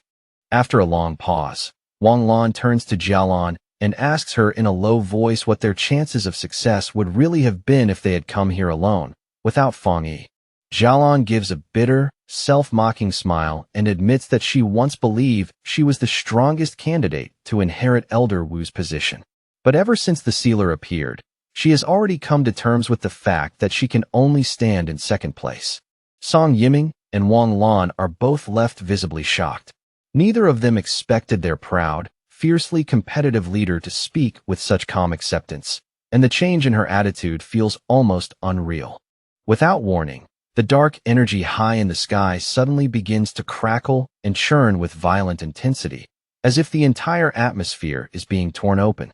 Song Yiming instantly panics, shouting out in alarm as he demands to know what is happening now. The moment she senses the danger, Jialan's expression changes, and she screams at her teammates to dodge immediately. A defensive barrier rises just in time, shimmering into place a heartbeat before a massive wave of dark energy erupts outward in a gigantic explosion that swallows the surrounding area. Even with their defense up, Jialan, Song Yiming, and Wang Lan are blown away like leaves in a storm, their bodies thrown helplessly through the air by the sheer force of the blast. When the explosion tears across the land, it carves huge burning trails through the ground, leaving behind scars that stretch across the battlefield. Bruised, disoriented, and sprawled across the scorched earth, the three pioneers finally understand with chilling clarity that this devastating force is the true face of the restricted area's core. They slowly lift their heads and stare in awe at the terrifying scene before them, a landscape shaped like a giant burning eye, eerily identical to the satellite images they had seen before entering. Jialan points ahead through the storm and says that Fang Yi is still in front of them, floating right at the center of that terrifying maelstrom. Fang Yi hovers in midair, his body seeming to act as a bridge between two extremes, golden fire wings blazing behind him, while jagged spikes of dark purple energy twist and surge around him like living weapons. He lowers his gaze to the sphere of dark power gathered in his hand, his expression turning uncertain as he senses a strange and unfamiliar reaction beginning inside it. Very quickly, Fang Yi realizes that the two opposing attributes, yang and dark, are not merely clashing, but slowly fusing together into an entirely new kind of spiritual power. The two forces spiral together in a chaotic, unstable vortex, purple and gold grinding against each other in violent waves. At that moment, the system alerts Fang Yi that it has detected a major change in heaven and earth triggered by the collision of the yang and dark attributes. The reaction grows even more intense, and Fang Yi's body appears almost split in two, with one half turning into a skeletal shadow while the other half burns brightly with pure golden light. Then the system announces the birth of a completely new and previously unknown attribute, turbid yang. Fang Yi steadies the fused power in his hand, now stable at last, and the system immediately begins gathering and analyzing data so it can construct a brand new technique based on this unprecedented energy. Fang Yi narrows his focus and draws the swirling vortex of purple-black energy toward himself, guiding it into his head and absorbing the newborn attribute directly into his body. His eyes suddenly blaze with a blinding white radiance. The system confirms that he has obtained a new technique, the Spirit Turbid Eye technique, a power capable of governing endless transformations and touching both illusion and reality. At the same time, all the dark energy filling the crater suddenly disappears, drained away in an instant as though the vortex has swallowed the entire abyss dry. Watching from afar, Song Yiming is completely dumbfounded, muttering in shock as he wonders whether the dark attribute really merged with the yang attribute just to create some kind of monster. Jialan, however, quickly notices that something about the atmosphere has changed. She frowns and asks the others whether they can feel it too. The three of them soon realize that although this new spiritual power looks frightening and oppressive on the surface, the instinctive revulsion and fear that normally came with the dark attribute are completely gone, leaving behind a force that feels strangely pure instead of corrupt. Wang Lan immediately suggests that they should try cultivating with this energy, sensing that even a little of it could bring enormous benefits. Xiaolan agrees at once, and the three pioneers sit down in meditation inside protective spheres, each of them eager to absorb even the smallest trace of this rare, high-level power. Meanwhile, outside the restricted zone, the military observers remain deeply confused. The massive energy readings have suddenly stabilized, yet every signal coming from Country B's intruders has disappeared without a trace. Before long, the soldiers come to the same conclusion.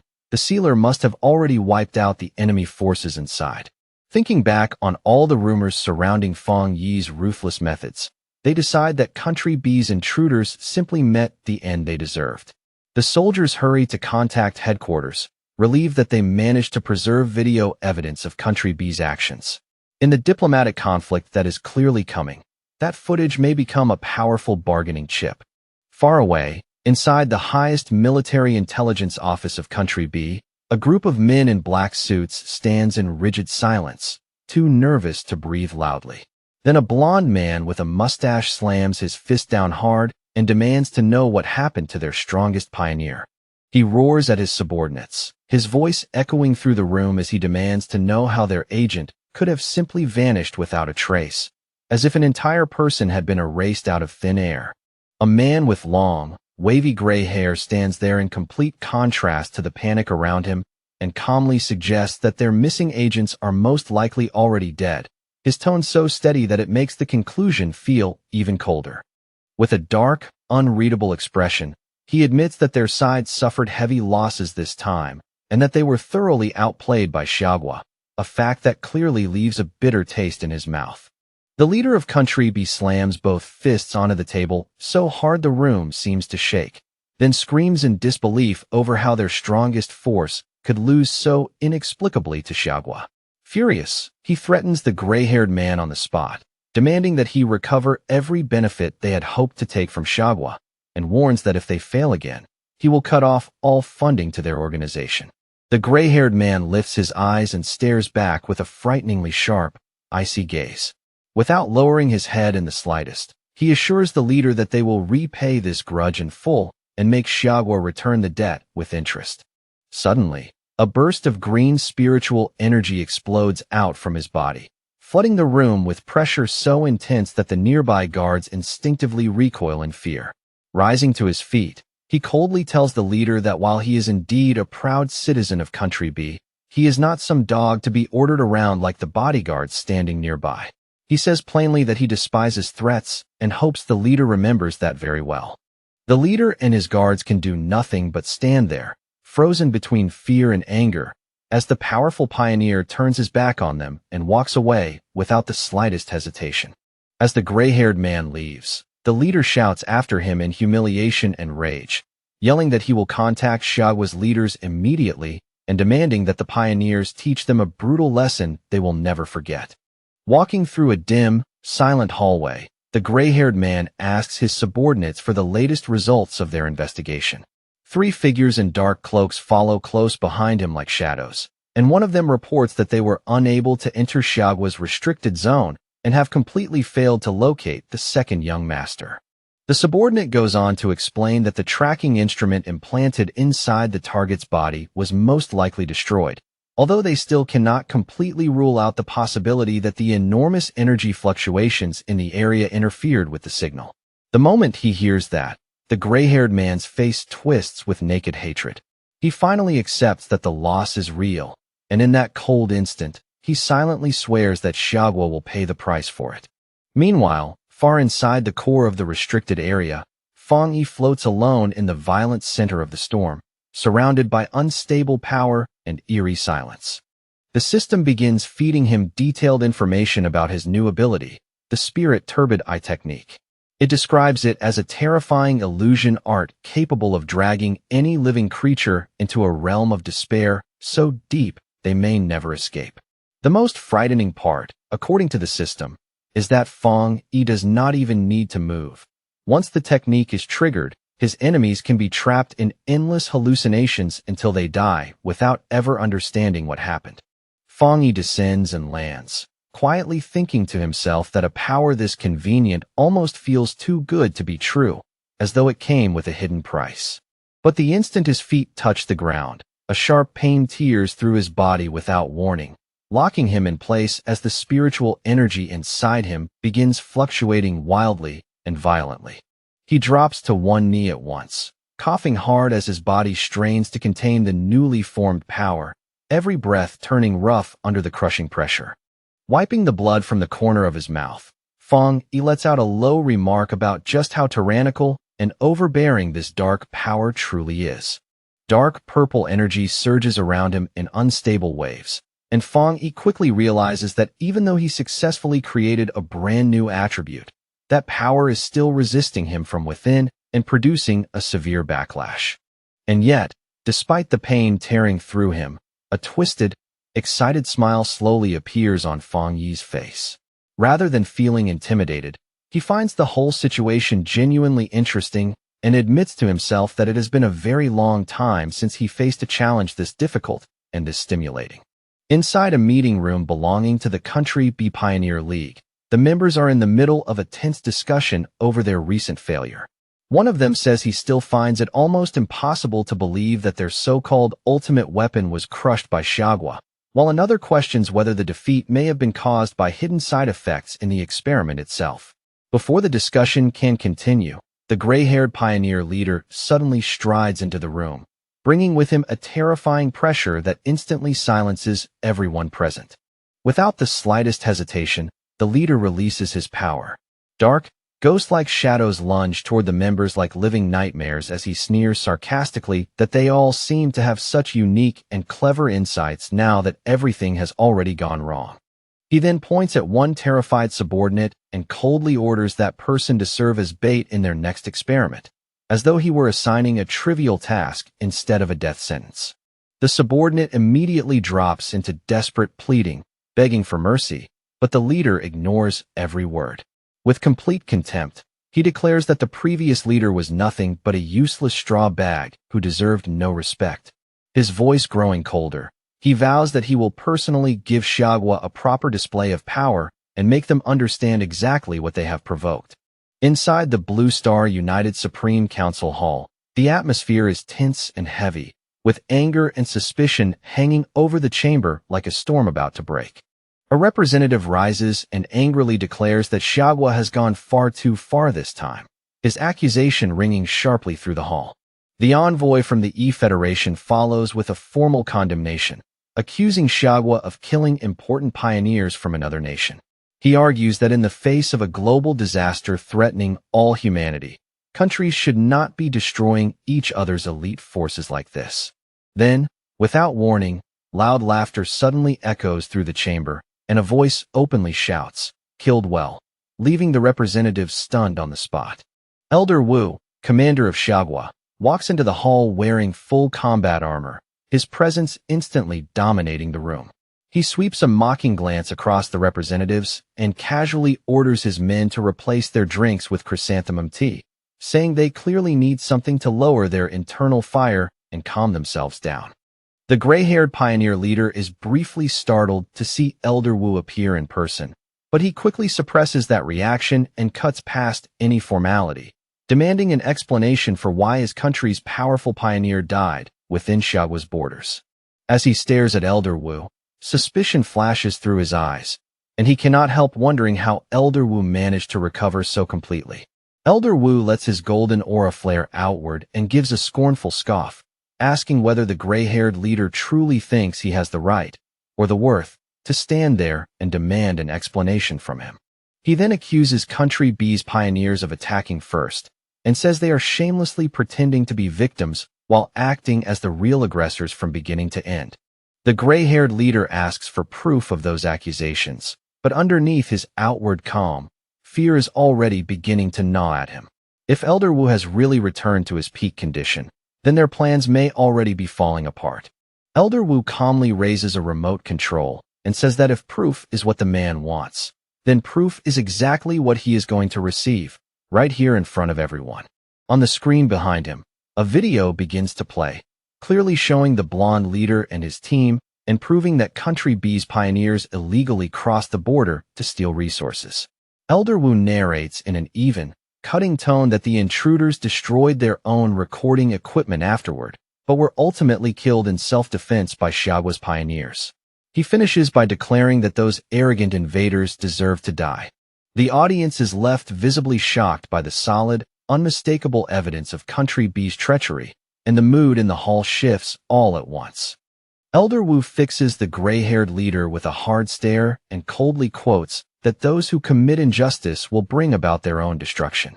He warns the entire hall that if any other nation dares to come and steal Xiaogua's resources, they will meet exactly the same end.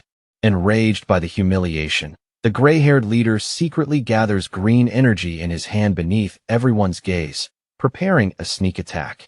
In the next moment, he violently hurls 3 blades of green spiritual energy straight at Elder Wu, each one sharp and fast enough to kill. However, Elder Wu responds with effortless ease, summoning a golden barrier that instantly reflects the attack and sends the green energy rebounding straight back toward its source. The reflected force crashes into the gray-haired leader head-on and blasts him backward through the air with brutal force. Elder Wu bursts into hearty laughter, openly mocking the sneak attack as nothing more than a petty little trick not worth taking seriously. The gray-haired leader slams onto the stairs in a painful crash, and his subordinates rush to him in panic, their earlier arrogance gone in an instant. Elder Wu watches the scene with a deeply satisfied expression, and as he does, his thoughts drift to Feng Yi and to how many more miracles that sealer may still create for Xiaogua. Back at the restricted area, a massive vortex of dark energy continues to churn and roar like a living disaster. Jialan, Wang Lan, and Song Yiming stand at the very edge of it, staring into the chaos with tense, fixed expressions. Jialan looks deeply troubled, her eyes full of worry as she fears that even someone like the sealer may have run into real danger inside that terrifying storm. Deep within the eye of the storm, where the pressure is at its worst, Feng Yi stands there alone, surrounded by unstable power on every side. Then, all at once, his eyes erupt with blazing golden light as the energy inside him surges to its limit and reaches a critical breaking point. He throws his head back and screams as a massive burst of golden power erupts from his body, exploding outward with such force that the entire space around him seems to shake under the pressure. As the violent blast slowly settles, it condenses into a deep, dark purple aura that clings tightly to him. The system confirms that the spirit turbidite technique has now been completely absorbed, and that his body will no longer reject the dark attribute. Feng Yi lifts a hand to his eye and smiles with quiet confidence, deciding to test this brand new technique for himself. The moment he commands it to open, reality fractures apart into countless purple shards, and a chaotic, otherworldly dimension unfolds around him. Feng Yi slowly scans his surroundings, his expression sharpening for a brief moment as alertness flashes through his eyes at the strange new world forming before him. He quickly notices that the floating shards are filled with images of monsters he fought in the past, and he realizes at once that these illusions are drawn directly from his own experiences. The discovery makes him even more intrigued by how dangerous and fascinating this power really is. He quietly reflects that those life and death battles, the very ones that forced him to grow stronger step by step, would be nothing less than a fatal hell for almost anyone else who had to endure them. As he walks forward along a path divided between freezing ice and blazing lava, a new thought occurs to him. If he were to combine this new technique with the 3 hellish trials of the Death Brand, the result would be even more terrifying than either power alone. To test that idea, Feng Yi raises his hand and summons spirits of blue energy and fiery orange energy, bringing the 2 different forces into existence before him. The conflicting energies begin to twist around each other almost immediately, swirling faster and faster until they form a violent, unstable vortex crackling with pressure. Then, all of a sudden, the system reports a massive overflow of spiritual power and announces that Fong Yi is on the verge of breaking through into the legendary Jingang realm. Fong Yi stomps down hard, and the ground beneath him instantly shatters apart, splitting under the force of his surging power. A confident smile spreads across his face as he accepts the sudden breakthrough without hesitation, almost as if he has been waiting for a moment like this all along. Without warning, a massive bolt of blue lightning crashes down from above, tearing through the dimension with blinding force. From within that overwhelming light, a gigantic golden armored avatar slowly manifests, towering over everything like a divine executioner born from the tribulation itself. Fong Yi does not retreat for even a second. He launches himself into the air and charges straight toward the enormous figure head-on. His attack collides directly with the golden avatar, and the impact erupts into a blinding explosion that shakes the entire dimension from end to end. Outside, Jialan and Song Yiming both feel the terrifying fluctuation of energy. Jialan's eyes widen in shock as she realizes what is happening and exclaims that Fong Yi is about to break through to the Jingang realm. The clash inside the core bursts outward in a huge explosion of golden light and blue lightning, turning the entire storm zone into a dazzling, violent sea of power. When the blast finally clears, Fong Yi is still floating in the air with crackling energy wrapping around him. He looks calm, almost casually so, but there is a trace of confusion in his expression as he wonders whether that was really all the trial could do. A predatory smile slowly spreads across his face, and his red eye gives off an eerie glow. Realizing the trial may not be enough to stop him, he decides that now it is his turn to strike back. The golden avatar slams down with crushing force, but Fong Yi refuses to yield. He stands his ground, raises a barrier in front of himself, and releases his limitless dark world at full force. With a determined shout that echoes through the shattered space, he unleashes his divine thunder-tempering technique and drives his power upward. Channeling that immense force through his body, Fong Yi launches a fierce counterattack and fires a massive blast of blue lightning straight at the golden avatar. The lightning hits with terrifying accuracy, triggering a gigantic explosion that tears through the dimension and sends violent cracks racing across the surrounding space. The system confirms that the breakthrough is fully underway as Fong Yi absorbs a torrent of golden and purple lightning into himself. In that moment, he successfully steps into the first level of the Jingang realm. Wrapped in a golden aura, Fong Yi slowly descends from the sky, pleasantly surprised that he managed to break through to the Jingang realm right here in this place. He gathers an enormous amount of power into one hand, his eyes glowing red, and with a simple swing releases a devastating force that instantly shatters the surrounding rocks into fragments. The impact is so overwhelming that Jialan and Song Yiming can barely remain standing, the sheer weight of Fong Yi's spiritual power pressing down on them from a distance. The storm created by his breakthrough roars across the area, hurling dust, stones, and broken debris wildly in every direction, and even tossing an armored vehicle into the water as if it were nothing more than a toy caught in a flood. An observer monitoring the situation stares at the readings in disbelief as the energy data instantly shoots past the maximum measurable limit, making him suspect that a major breakthrough has just occurred. Watching the golden glow burning at the horizon, the team finally understands that the sealer has truly succeeded in advancing into the Jingang realm. Jialan stands at the edge of the massive crater and notes in shock that the spiritual energy inside the restricted area has been almost completely drained. Fong Yi absorbed nearly all of it, leaving behind only a tiny remainder.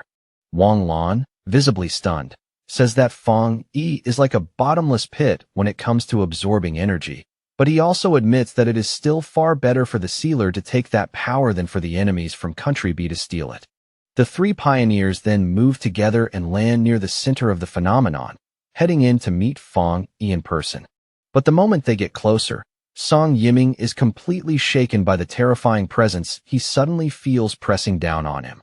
From within the blinding light, Fong Yi walks toward them step by step, releasing an aura so heavy and overwhelming that it feels as though an entire mountain is crashing down onto their shoulders. Even under that suffocating pressure, Wang Lan still cheerfully pulls out his phone and snaps a photo, already deciding to use it as wallpaper to bless his own future breakthrough. Beside him, Song Yiming breaks into a nervous sweat, wondering just how monstrously powerful Fong Yi has become now. Fong Yi emerges from the golden light, looking perfectly calm and composed. He casually greets the group as though he had not just triggered a massive energy storm that turned the whole area upside down.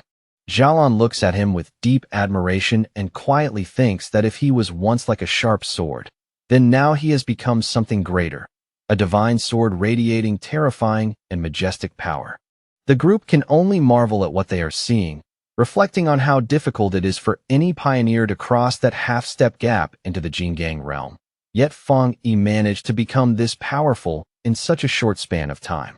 Xiaolan smiles faintly to herself, thinking that Fong Yi has given her an enormous surprise, and that his existence is nothing less than a true blessing for Xiagua. As she watches his back, she begins to picture a future in which he shines brilliantly at the highest level, believing that before long, he will stand shoulder to shoulder with her teacher, Elder Wu, or perhaps even surpass him entirely.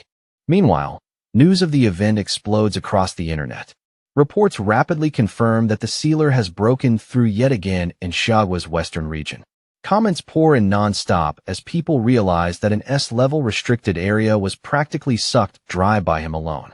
Citizens celebrate wildly at the thought of their nation gaining another Jingang realm expert and flood the discussion with praise for their hero. In a dark room far away, however, a hand slowly reaches out and touches a screen displaying the crater, while a voice mutters with heavy hatred and curses the name of the sealer through clenched teeth. The gray-haired pioneer leader warns the other shadowed figures around him that if Fong Yi is allowed to keep growing like this, Xiagua will fully unite and all of their plans will be destroyed. His voice turns colder as he declares that the time has finally come for them to make their move.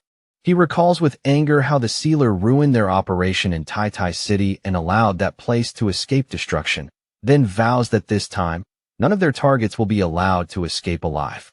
A woman with long, sharp nails steps forward and reveals 2 photos of Fong Yi. She explains that her followers hacked into the Pioneer mobile database and uncovered these images in order to trace his true identity. The gray-haired pioneer leader takes the tablet with a wicked grin and tells her that he does not care what methods they use, as long as they succeed in the end. Clearly pleased by their cooperation, he says he is looking forward to finally exposing the sealer's true face. At 3 a.m, while the city is still half asleep and wrapped in silence, a massive red beam of light suddenly tears down from the sky and crashes into the top of a high-rise building, lighting up the darkness like a warning flare. On the rooftop, Jiang Lu slowly finishes his cultivation, his body surrounded by a swirling red fire aura that rolls around him in waves.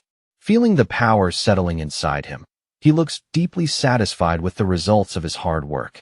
He bursts into triumphant laughter, unable to hide his excitement as he celebrates breaking through to the 2-star spirit creation realm, clearly thrilled by his latest advancement.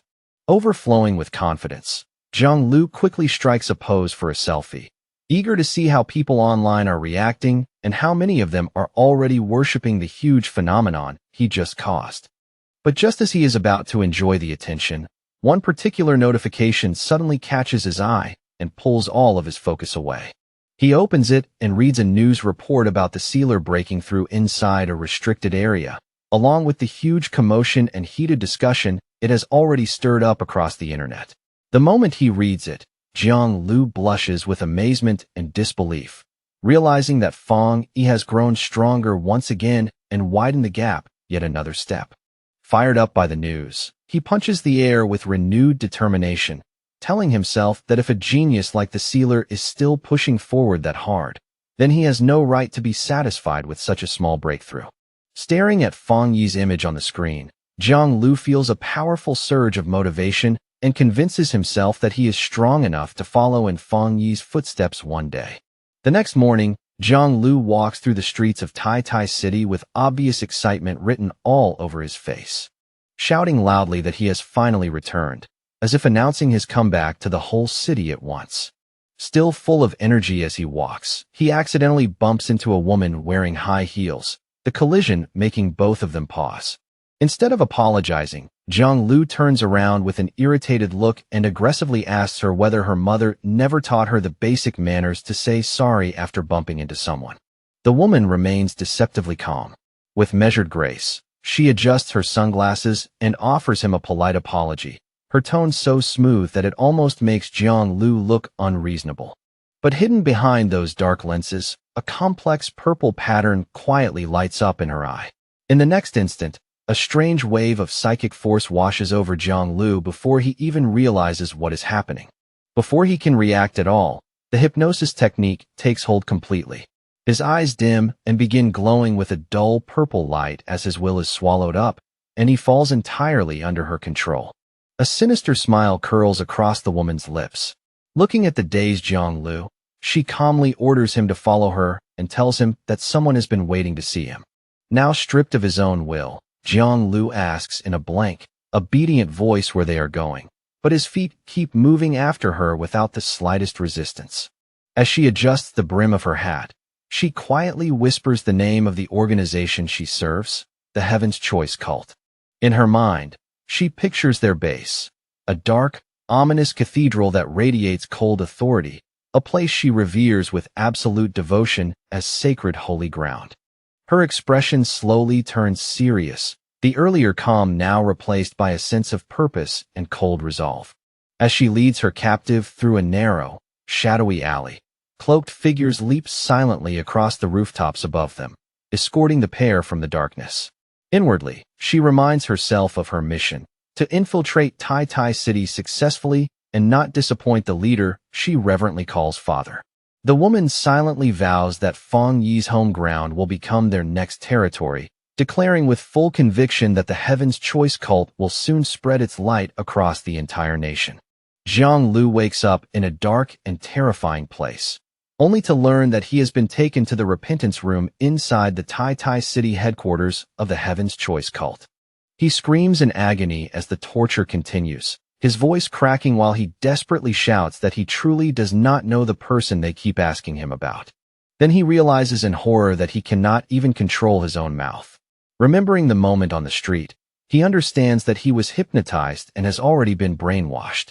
These cruel people are trying to drag information out of him about the man he hopes will one day become his master, Feng Yi. In the middle of all that pain, Jiang finds one strange bit of comfort. He genuinely knows almost nothing, which means there is very little he can actually betray. Elsewhere, in a grand hall filled with oppressive silence, a subordinate reports to a woman dressed like a nun and respectfully asks whether the prisoner has said anything useful yet. The woman continues praying as she answers that although she forced him to speak, the boy seems far too ignorant to provide anything of real value. Hearing that, the subordinate grows uneasy and questions whether Jiang is even qualified to be used as bait in the first place. He voices his concern that someone like the sealer may not come personally to save a person of such little apparent importance. The woman declares without hesitation that she will intensify the torture, fully determined to complete the mission given to her by Father no matter what it takes. At the Tai Spirit Association office, Feng Yi and Su Qingying sit across from two unfamiliar visitors. Su Qingying gets straight to the point and asks whether they came to Tai City to seek help in finding Jiang. One of the men, who is Jiang friend, quickly explains that Jiang came to the city hoping to find the sealer and asked to become his disciple, but he disappeared shortly after arriving. The red-haired man adds that they later received a tip saying Jiang had been taken away by a mysterious group. A group known by the name of the Heaven's Choice Cult. At those words, both Su Qingying and Feng Yi show clear surprise. Su Qingying immediately recognizes the name and identifies it as an evil cult supported behind the scenes by pioneer forces. The red-haired man admits honestly that his side has no confidence in facing such a dangerous organization on their own, which is why they came all this way to ask Feng Yi for help. Su Qingying explains more about the enemy. She says they are a group that opposes the Spirit Association and specializes in spiritual and mental attacks. On the surface, they disguise themselves as an ordinary church to blend into the general population, but their true headquarters lies in Chuanchi City, where they already have close to 1 million believers under their influence. She goes on to explain that although the local spirit association has tried more than once to suppress them, the cult is extremely slippery and difficult to pin down. Fang Yi's expression hardens as he realizes the danger immediately. If the cult's true headquarters is in Chuanchi City, then their presence here means they have already infiltrated Tai City. Su Qingying urgently adds that she needs to inform the association at once so a citywide search can begin. A sharp smile appears on Fang Yi's face as he pieces the truth together. He points out that the cult slipped into the city without being noticed and then kidnapped the very person who came looking for him. That means the Heaven's Choice cult was never really after Zhang. They came for him. Fang Yi falls into deep thought. He reasons that if this elusive organization was willing to travel thousands of miles just to target him, then they would never leave obvious traces behind if they intended to remain hidden. His expression then turns even more serious. He begins to suspect that the idea of them merely infiltrating Tai City may itself be a false lead. Su Qingying and the red-haired man both look at him in surprise. Fang Yi asks for confirmation that Chuanchi City is currently the place in Xiagua with the fewest spiritual anomalies. Su Qingying confirms it and explains that the city is widely known as a peaceful retirement destination for the elderly, to the point that many people living there do not even realize how much the world has already changed. Fang Yi quickly analyzes the enemy's strategy and theorizes that the cult likely plans to create scattered weak points in Tai City first, then use those openings to slowly expand and take control bit by bit.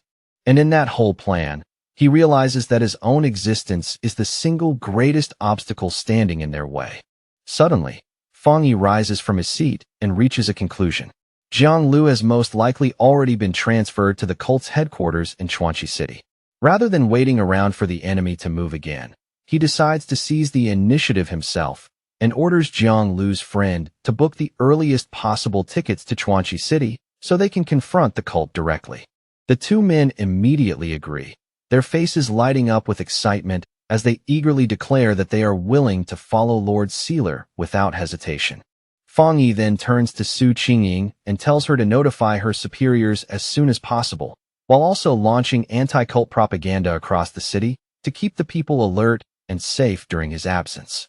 Su Qingying responds with cheerful confidence and says she will handle it right away. As he gets ready to leave, Fang Yi silently concludes that this cult cannot be allowed to exist any longer and must be wiped out as quickly as possible. He admits to himself that he is genuinely surprised such a powerful organization had remained outside his notice for so long, and then suddenly remembers that his aunt is currently living out her retirement in that very city. Meanwhile, back at the Heaven's Choice cult headquarters in Chuanchi City, a subordinate steps forward and approaches the leader with careful respect, reporting that the sealer and his companions are already on their way and flying toward the city at this very moment. The leader, dressed in spotless white religious robes, reveals a sinister smile. She sounds almost amused that such useless bait actually worked, and even more pleased that Fang Yi is coming straight into her territory on his own. She slowly clenches her fist, crushing the energy gathered inside it, and decides that since such an important guest is coming, they must prepare a proper welcome for him. Summoning a glowing white clock into her hand, she studies it with a wicked grin and wonders whether even a powerful heretic like Fang Yi can be broken and turned into a useful tool for her church. She remarks coldly that heretics are always stubborn by nature. Standing nearby, the subordinate reassures the leader that she has no need to worry about such a thing. The woman agrees with a sinister smile. Then she turns away, and dark purple energy begins erupting from her body in thick, ominous waves. As she declares that there is only one final fate awaiting heretics, to have their bodies burned away and utterly destroyed. At Chuanchi Airport, which looks far more peaceful than expected, Fang Yi finds it genuinely surprising that flights within Xiagua are still operating despite how much the world has changed. As they move through the terminal, one of his companions explains that flights have become increasingly rare these days, and that if the Spirit Association had not stepped in to help secure tickets, they probably would never have made it there in time. Later, after reaching a quiet wooded area, Zhang Lu's friend asks Lord Sealer where they should head next.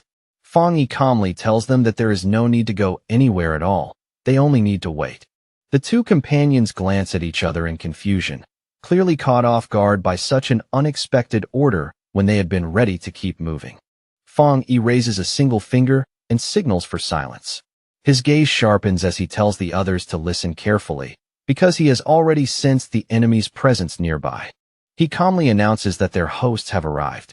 The moment the words leave his mouth, a group of cloaked figures begins emerging from the seemingly empty air around them. The enemies hover in the air beneath dark hoods, their faces wrapped in bandages and their exposed eyes glowing with eerie purple spiral patterns that seem designed to drag people in. Fong Yi immediately warns his companions to stay alert. He reminds them that the Heaven's Choice cult specializes in mental attacks and orders them not to look directly into the enemy's eyes no matter what happens. The red-haired man and Zhang Lu's friend both acknowledge the warning at once and instinctively shift into fighting stances, doing their best to stay focused. But while Fong Yi's attention is on the cloaked minions ahead, a figure silently emerges from the purple mist behind him. It is the mysterious woman again, now floating close and draping herself over his shoulders as she leans to his ear and teasingly asks why. If he warned his friends not to look, he has not bothered to close his own eyes. The woman instantly releases her spirit creation realm power. Her eyes blaze with intense purple light as she activates a technique called disarming charm. In a mocking tone, she asks whether he wanted to keep her beauty all to himself, while trying to invade and control his mind. But Fong Yi remains completely unaffected. A terrifying red light slowly begins to shine from his eye, and a menacing smile spreads across his face as he asks her whether she truly thought a trick like that would work on him. The woman's confident expression changes in an instant, replaced by naked shock. A massive and horrifying red eye opens behind Fong Yi in the spiritual realm, instantly crushing the woman's purple energy beneath its pressure. Fong Yi tells her that since she was brave enough to be the first one to get close, she deserves a little reward. He adds that illusion-type pioneers like her are actually quite interesting to him. Inside the spiritual realm formed by their clash, Fong Yi fully releases his mental power and activates the Spirit Turbideye technique without holding anything back. The woman from the Heaven's Choice cult recoils in terror, shocked beyond belief that the sealer can actually wield illusion arts, something none of their reports had ever mentioned. Even so, she quickly forces herself to calm down and lets out a disdainful scoff, declaring that illusion techniques are the greatest strength of her cult. She reaches into her clothing and pulls out a pocket watch glowing with strange purple light, then sneers that Fong Yi is beneath her and boasts about the power her father personally bestowed upon her. Within her own illusion, she sees herself slicing Fong Yi cleanly in half, convinced for a brief moment that she has already won. However, when the vision clears, Fong Yi is standing there completely unharmed, wearing nothing but a smug, knowing smile. He calmly tells her to keep going if she wants, and that casual challenge leaves the woman visibly stunned and deeply unsettled. Now it is Fong Yi's turn. Remarking that such a lively opponent makes a perfect test subject, he causes a massive sphere of red energy packed with dark spirits to materialize right in front of her. She is swallowed whole by Fong Yi's power and begins screaming as the illusion becomes terrifyingly real, while her own mental techniques fail one after another under the pressure. Chains burst out from the surrounding darkness and bind her in place, crucifying her above a roaring inferno as heat and terror rise together. Desperate and panicked, she screams that she is a chosen child of her god, utterly unable to accept being defeated in such a humiliating way. She remains trapped in that nightmare world, surrounded on all sides by darkness and countless hostile red eyes staring at her without mercy. Bit by bit, her confidence completely collapses, and under the crushing pressure, even her mind begins to splinter and crack.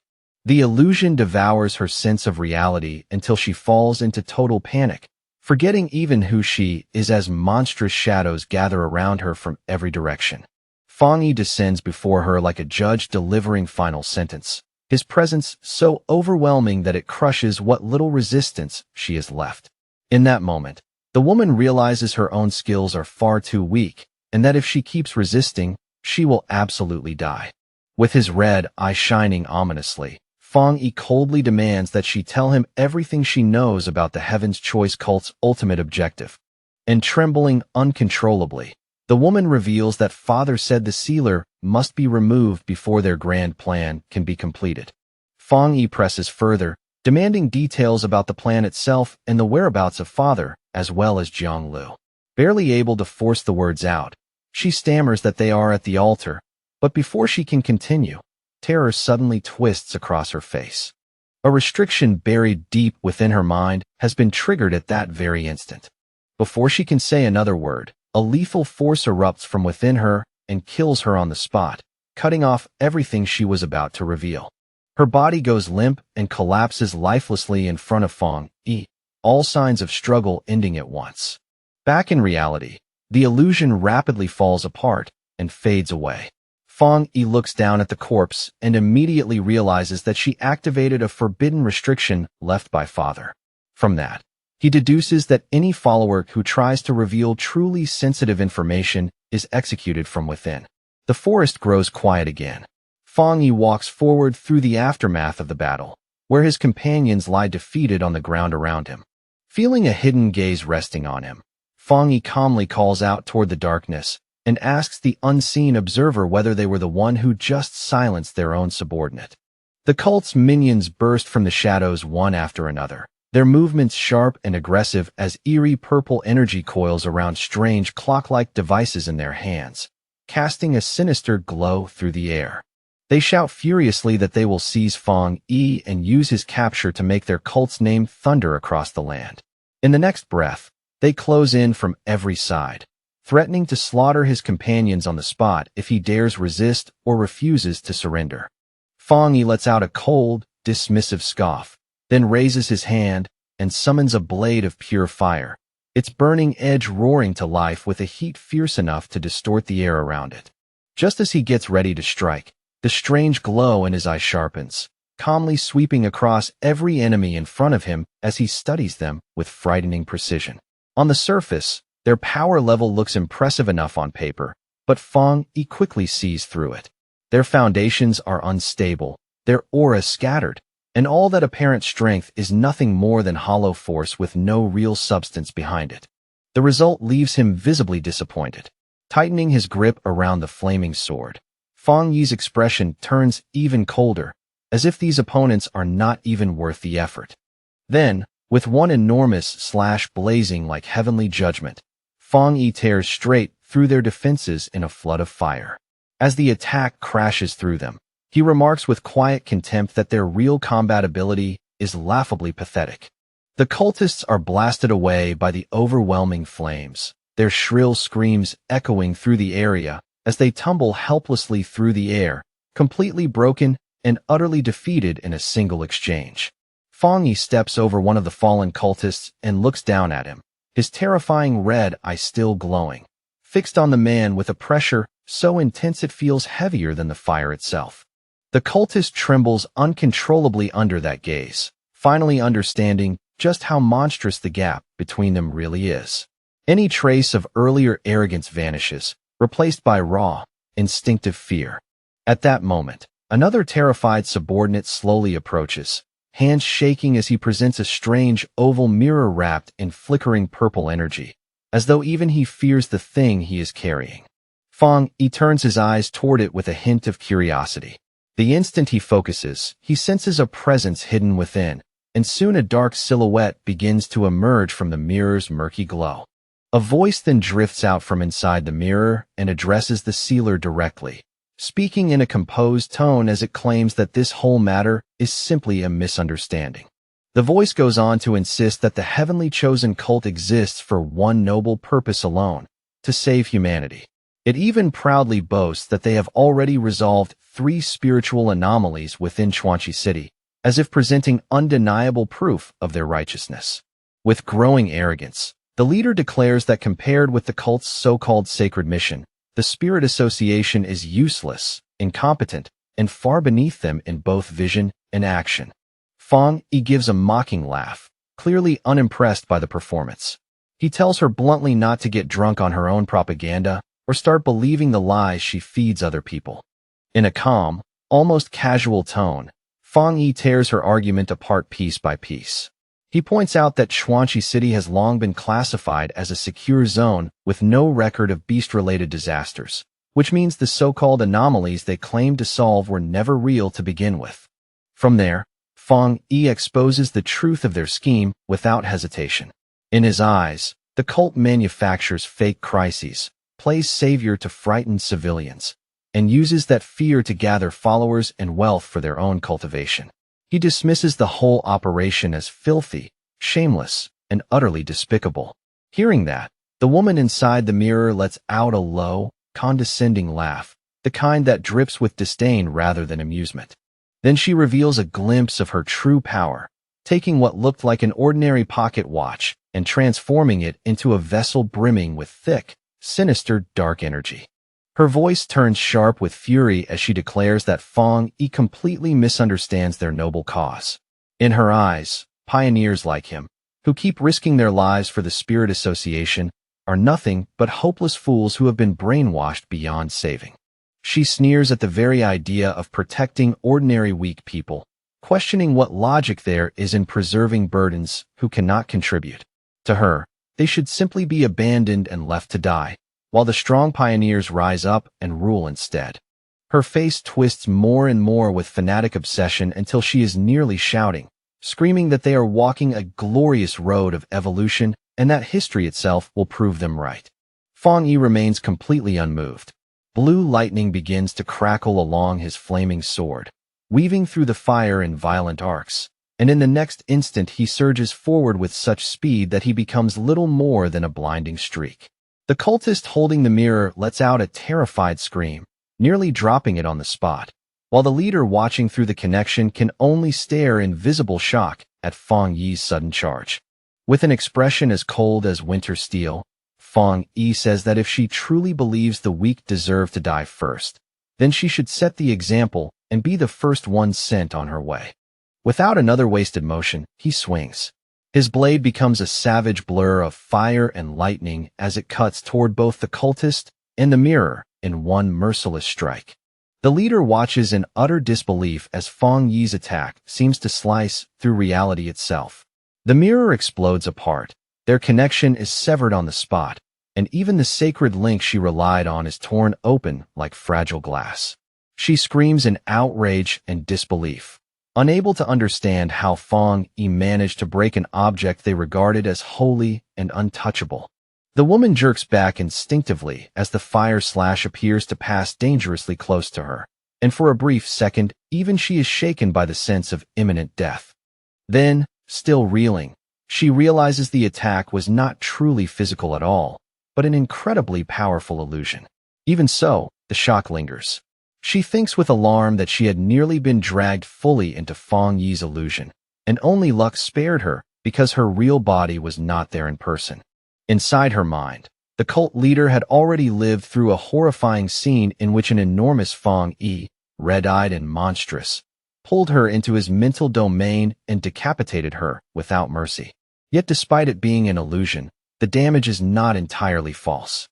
A genuine wound appears on her forehead in the form of a purple energy crack, clear proof that Fang Yi's strange power can cross the line between mind and reality. Back in the forest, one surviving cultist still holds up a mirror reflecting his leader's shocked face. After a brief silence, the woman remarks that Fang Yi's methods are quite interesting, though the comment carries both caution and grudging attention. Once she regains her composure, she slowly smirks and tells Fang Yi that he is indeed very strong. Then, with her tone turning smoother, she asks whether the two of them should sit down and talk. Fang Yi notices at once that the mark on her forehead is not blood. It looks more like corruption, tainted by some dark attribute. From that, he concludes that his illusion still was not powerful enough to fully trap her from such a distance, while her physical body remained elsewhere. So he gives her a direct ultimatum. She and the heavenly chosen cult must leave Chuanchi City within 3 days. The warning is clear and unambiguous, and Fang Yi already knows that if she refuses, then in 3 days he will make a major move himself. Blue electric energy crackles in Fang Yi's hand as he demands that they release the person they captured. At the same time, he stays realistic. He knows this cult will not retreat so easily. So for now he decides to watch the situation carefully and respond as it develops. The woman smiles and agrees to the terms with surprising ease, saying that the Heaven's Chosen cult will withdraw from Chuanchi City. She adds that as long as she is allowed to leave safely, his companion will be returned in 3 days. Inside the mirror, the image shifts to the cult's base, where 2 cultists drag an unconscious Zhang Lu forward and throw him hard onto the floor without the slightest bit of care. After seeing that, Fang Yi calmly accepts her conditions, his face steady and unreadable as though he is already calculating what comes next. With the agreement reached, the purple portal snaps shut with violent force. As dark energy surges and twists, the cult leader offers Fang Yi a final farewell before the connection collapses completely. The severed connection triggers a brutal backlash that instantly engulfs the remaining minions. They cry out desperately for their father to save them, but the dark energy devours them all the same, while Fang Yi quietly shields himself behind a barrier of light and watches it end. When the battle is finally over, the aftermath proves too much for one of the men present. The mental pressure breaks through his composure, and he begins screaming in pure terror. Fang Yi then shifts his attention toward Jiang Lu's friends, who are still rattled and frozen by everything they have just witnessed. To snap one of them out of his panic, Fang Yi steps over and slaps the man clean across the face, jolting him awake from his stunned, half-broken state. Keeping his voice calm and steady, Fang Yi explains the situation to them. He assures them that Jiang Lu is not the cult's main target, which means there is a strong chance he will be returned safely in 3 days. He tells them to come with him to the Chuanchi City Spirit Association and wait there for now. Then, with both hands tucked casually into his pockets, Fang Yi turns and prepares to leave the scene behind. As the 3 of them walk away, exhausted, shaken, and still trying to process the nightmarish encounter, Fang Yi glances at his phone. After a brief thought, he decides it is safer to wait until everything is truly settled before contacting his aunt in the city. Not long after, they arrive at the towering Chuanchi City Spirit Association building, its imposing structure rising before them like a final refuge after the chaos they have just survived. Inside a tense conference room, Fang Yi meets face-to-face with the local officials of the Spirit Association. The branch leader, already contacted by Su Qingying, immediately offers full cooperation, but Fang Yi calmly refuses any direct combat support, stating with firm confidence that he alone is enough to deal with the so-called father. Even so, he lifts a hand toward Jiang Lu's friends and makes one practical request. Since they are independent pioneers caught up in this mess, he asks the association to keep them safe and look after them for the time being. The branch leader agrees without hesitation, almost too quickly, relieved to be useful in some way. But before the room can settle, the door suddenly slams open and a staff member rushes in breathlessly, shouting for his boss to check the Pioneer Forum at once. The staff member hurries straight toward Fang Yi in visible panic, his face pale and his voice shaking as he bows and apologizes over and over, desperately begging the sealer not to take what he is about to see too personally. He explains in a rush that people online are deliberately stirring up hostility against Fang Yi, fanning negative emotions and pushing the crowd to turn on him. Fang Yi does not react much on the surface. He simply extends his hand and asks to see the phone for himself. On the screen, post after post pours past his eyes in an ugly flood of hatred. They claim the sealer is unfit to lead the pioneers, accuse him of killing innocent people, and paint him as arrogant and cruel. But among all the noise, one detail stands out immediately. Every one of these hateful posts comes from IP addresses inside Chuanchi City. Within the Spirit Association, the atmosphere turns chaotic in an instant. Phones ring, voices overlap, and the entire office feels like it has been shoved into sudden disorder. The local superior is already on the phone, barking orders for all local IP addresses to be blocked from posting further. Even as he speaks, dread settles into his face. He realizes the Heaven's Chosen cult must be eliminated immediately, or this situation will swell into a full-scale disaster for the entire city. At the same time, deep inside the cult's headquarters, the cult leader stands before her followers in a dark cathedral-like hall, preaching from the shadows as if delivering some sacred revelation. She claims she has foreseen a future in which the chosen ones are trapped inside a cage of fire. Twisting the truth with practiced ease, she tells them that the lightning and flames they encountered were not judgment, but vicious oppression from their enemies. Floating high above her kneeling followers, she continues her performance, deliberately painting Fong Yi as a villain. She accuses the sealer of murdering their people in cold blood and declares that this evil obstacle must be removed no matter the cost. Then the cult's propaganda machine fully roars to life. A giant hologram is projected onto the side of a skyscraper, displaying a manipulated video of Fong Yi attacking someone, carefully edited to frame him as a monster. Below, the crowd erupts in cheers, welcoming the cult's so-called justice. The propaganda takes hold fast. Soon the streets are flooded with a massive protest, citizens waving banners that praise the cult as the savior of the world while accusing the Spirit Association of throwing the city to demons. The furious crowd surges all the way to the front of the Spirit Association building, shouting that harming the cult is the same as harming Chuanchi City itself, their anger growing louder with every chant. High above the chaos, Fong Yi stands beside a window and looks down at the brainwashed citizens below. His expression is cold and unreadable, but his silence carries an even heavier pressure than anger would. Inside the office, the mood is grim to the point of suffocation. The branch leader sits there with his head buried in his hands, bitterly lamenting that the association has now lost nearly all public support. After a long breath, he walks over to Fong Yi and explains helplessly that as pioneers, they are not allowed to use force against ordinary civilians, no matter how badly the situation spirals. Fong Yi cuts him off before he can say more, bluntly telling the official not to worry. His tone is flat and almost dismissive as he adds that he never expected much from them in the first place anyway. By now, Fong Yi clearly understands the cult's plan. They are using the people of Chuanchi City as both weapons and hostages, trying to bind his hands with public outrage. Even so, in his eyes, these are still cheap and petty tricks. Elsewhere, the leader of the heavenly chosen church grins beneath her hood, her expression hidden but her mockery unmistakable as she taunts the sealer and asks whether he likes the gift she has prepared for him. She smugly declares that every citizen has already become one of her puppets. If Fong Yi wants to destroy the cult, then he would have to destroy the whole city first. Satisfied with that advantage, she decides to retreat and orders her subordinates to withdraw while returning the trash they captured. One of her subordinates sneers and, under the guise of mercy, hurls a body down toward the furious crowd below, as though tossing away something worthless.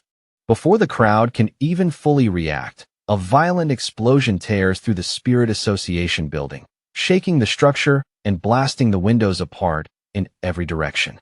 A blinding burst of golden light erupts from within, so brilliant and sudden that the mob below screams and throws up their arms, shielding their eyes from the overwhelming glare. The church leader turns back in confusion, her confidence faltering for the first time as she realizes that something completely unexpected is unfolding behind her. There, outside the skyscraper, Fong Yi floats in midair, wrapped in a terrifying aura of golden flames that burn like judgment itself. His voice is ice-cold as he reminds them that he already warned them.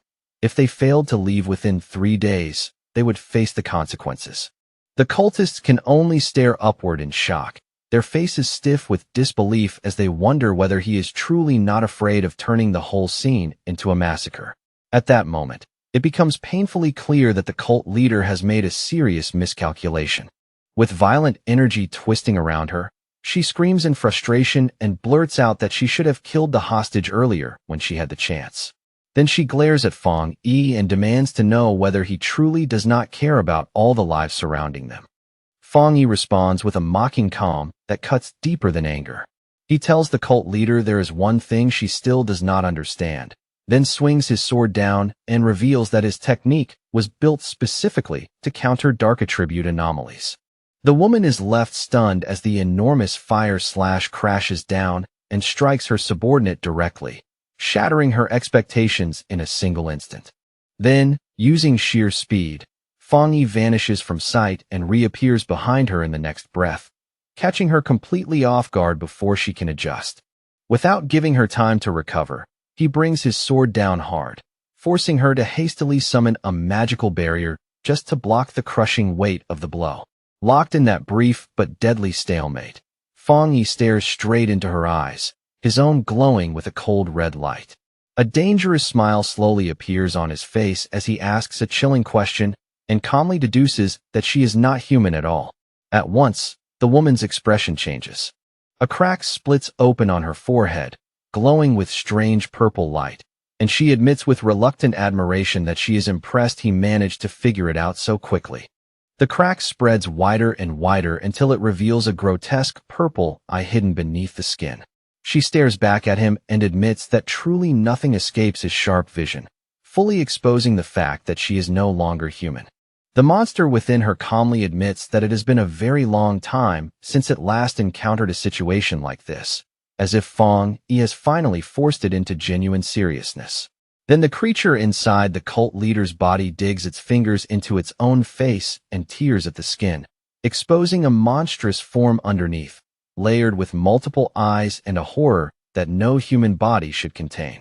Standing opposite that horrifying sight, Fong Yi remains perfectly still.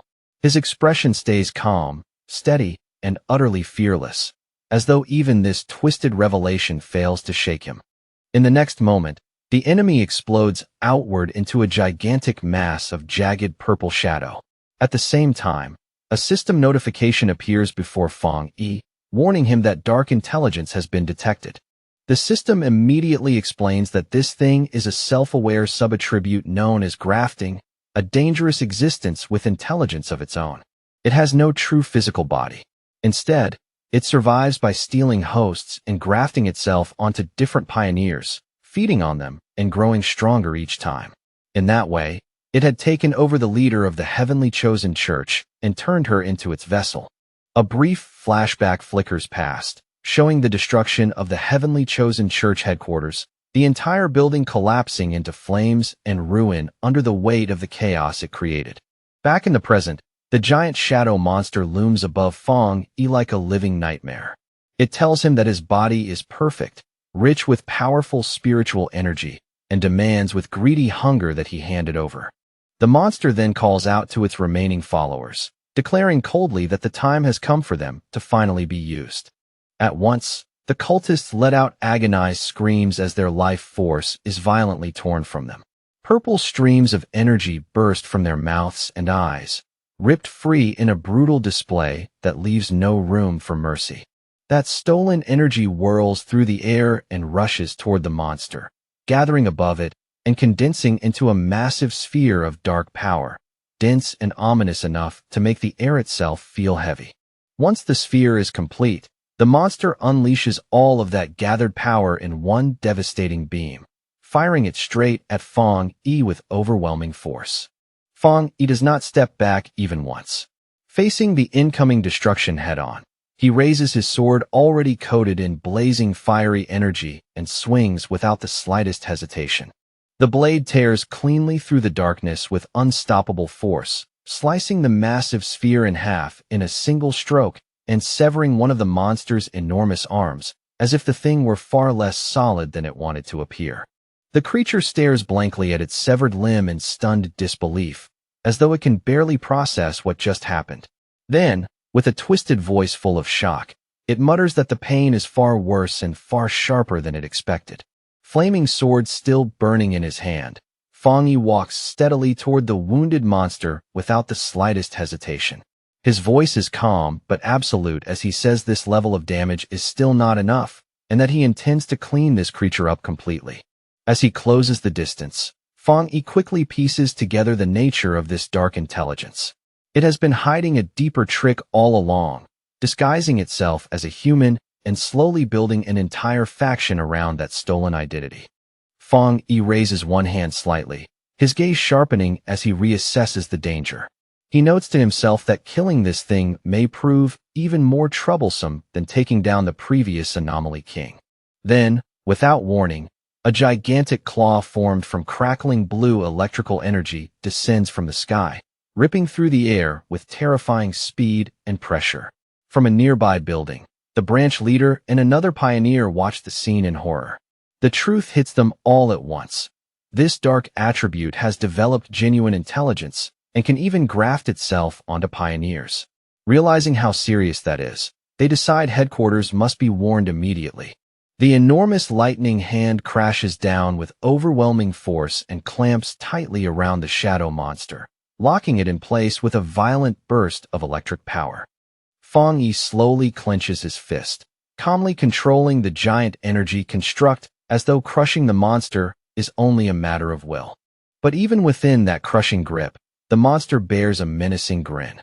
It mocks Fang Yi in a shrill, ugly voice, shouting that no matter how special he is, he will still become just another vessel for it to wear. In the next instant, dark energy surges toward Fang Yi and begins swallowing him whole. The monster's voice drips with sick amusement as it tells him not to worry, promising that it will take very good care of his body. A colossal sphere of darkness suddenly erupts over the city, expanding like a nightmare in the sky, while at its center a bright golden light still burns stubbornly. Through it all, wild and maniacal laughter echoes outward. Inside that raging storm, Fang Yi actually smiles. Rather than panic, he calmly admits that this dark intelligence is indeed quite powerful, far more interesting than the usual enemy. As the darkness presses in and tries to swallow him completely, Fang Yi can feel its suppression bearing down on him from all sides. Even though his yang attribute naturally counters it, he still acknowledges that this creature's ability to restrain him is genuinely impressive. Then Fang Yi's expression turns terrifyingly still. In the shadowy storm, his red eye begins to glow with ominous intensity as he tells the monster there is one thing it still does not know about him. Behind him, a massive red demonic face made of energy slowly takes shape, towering and unnatural.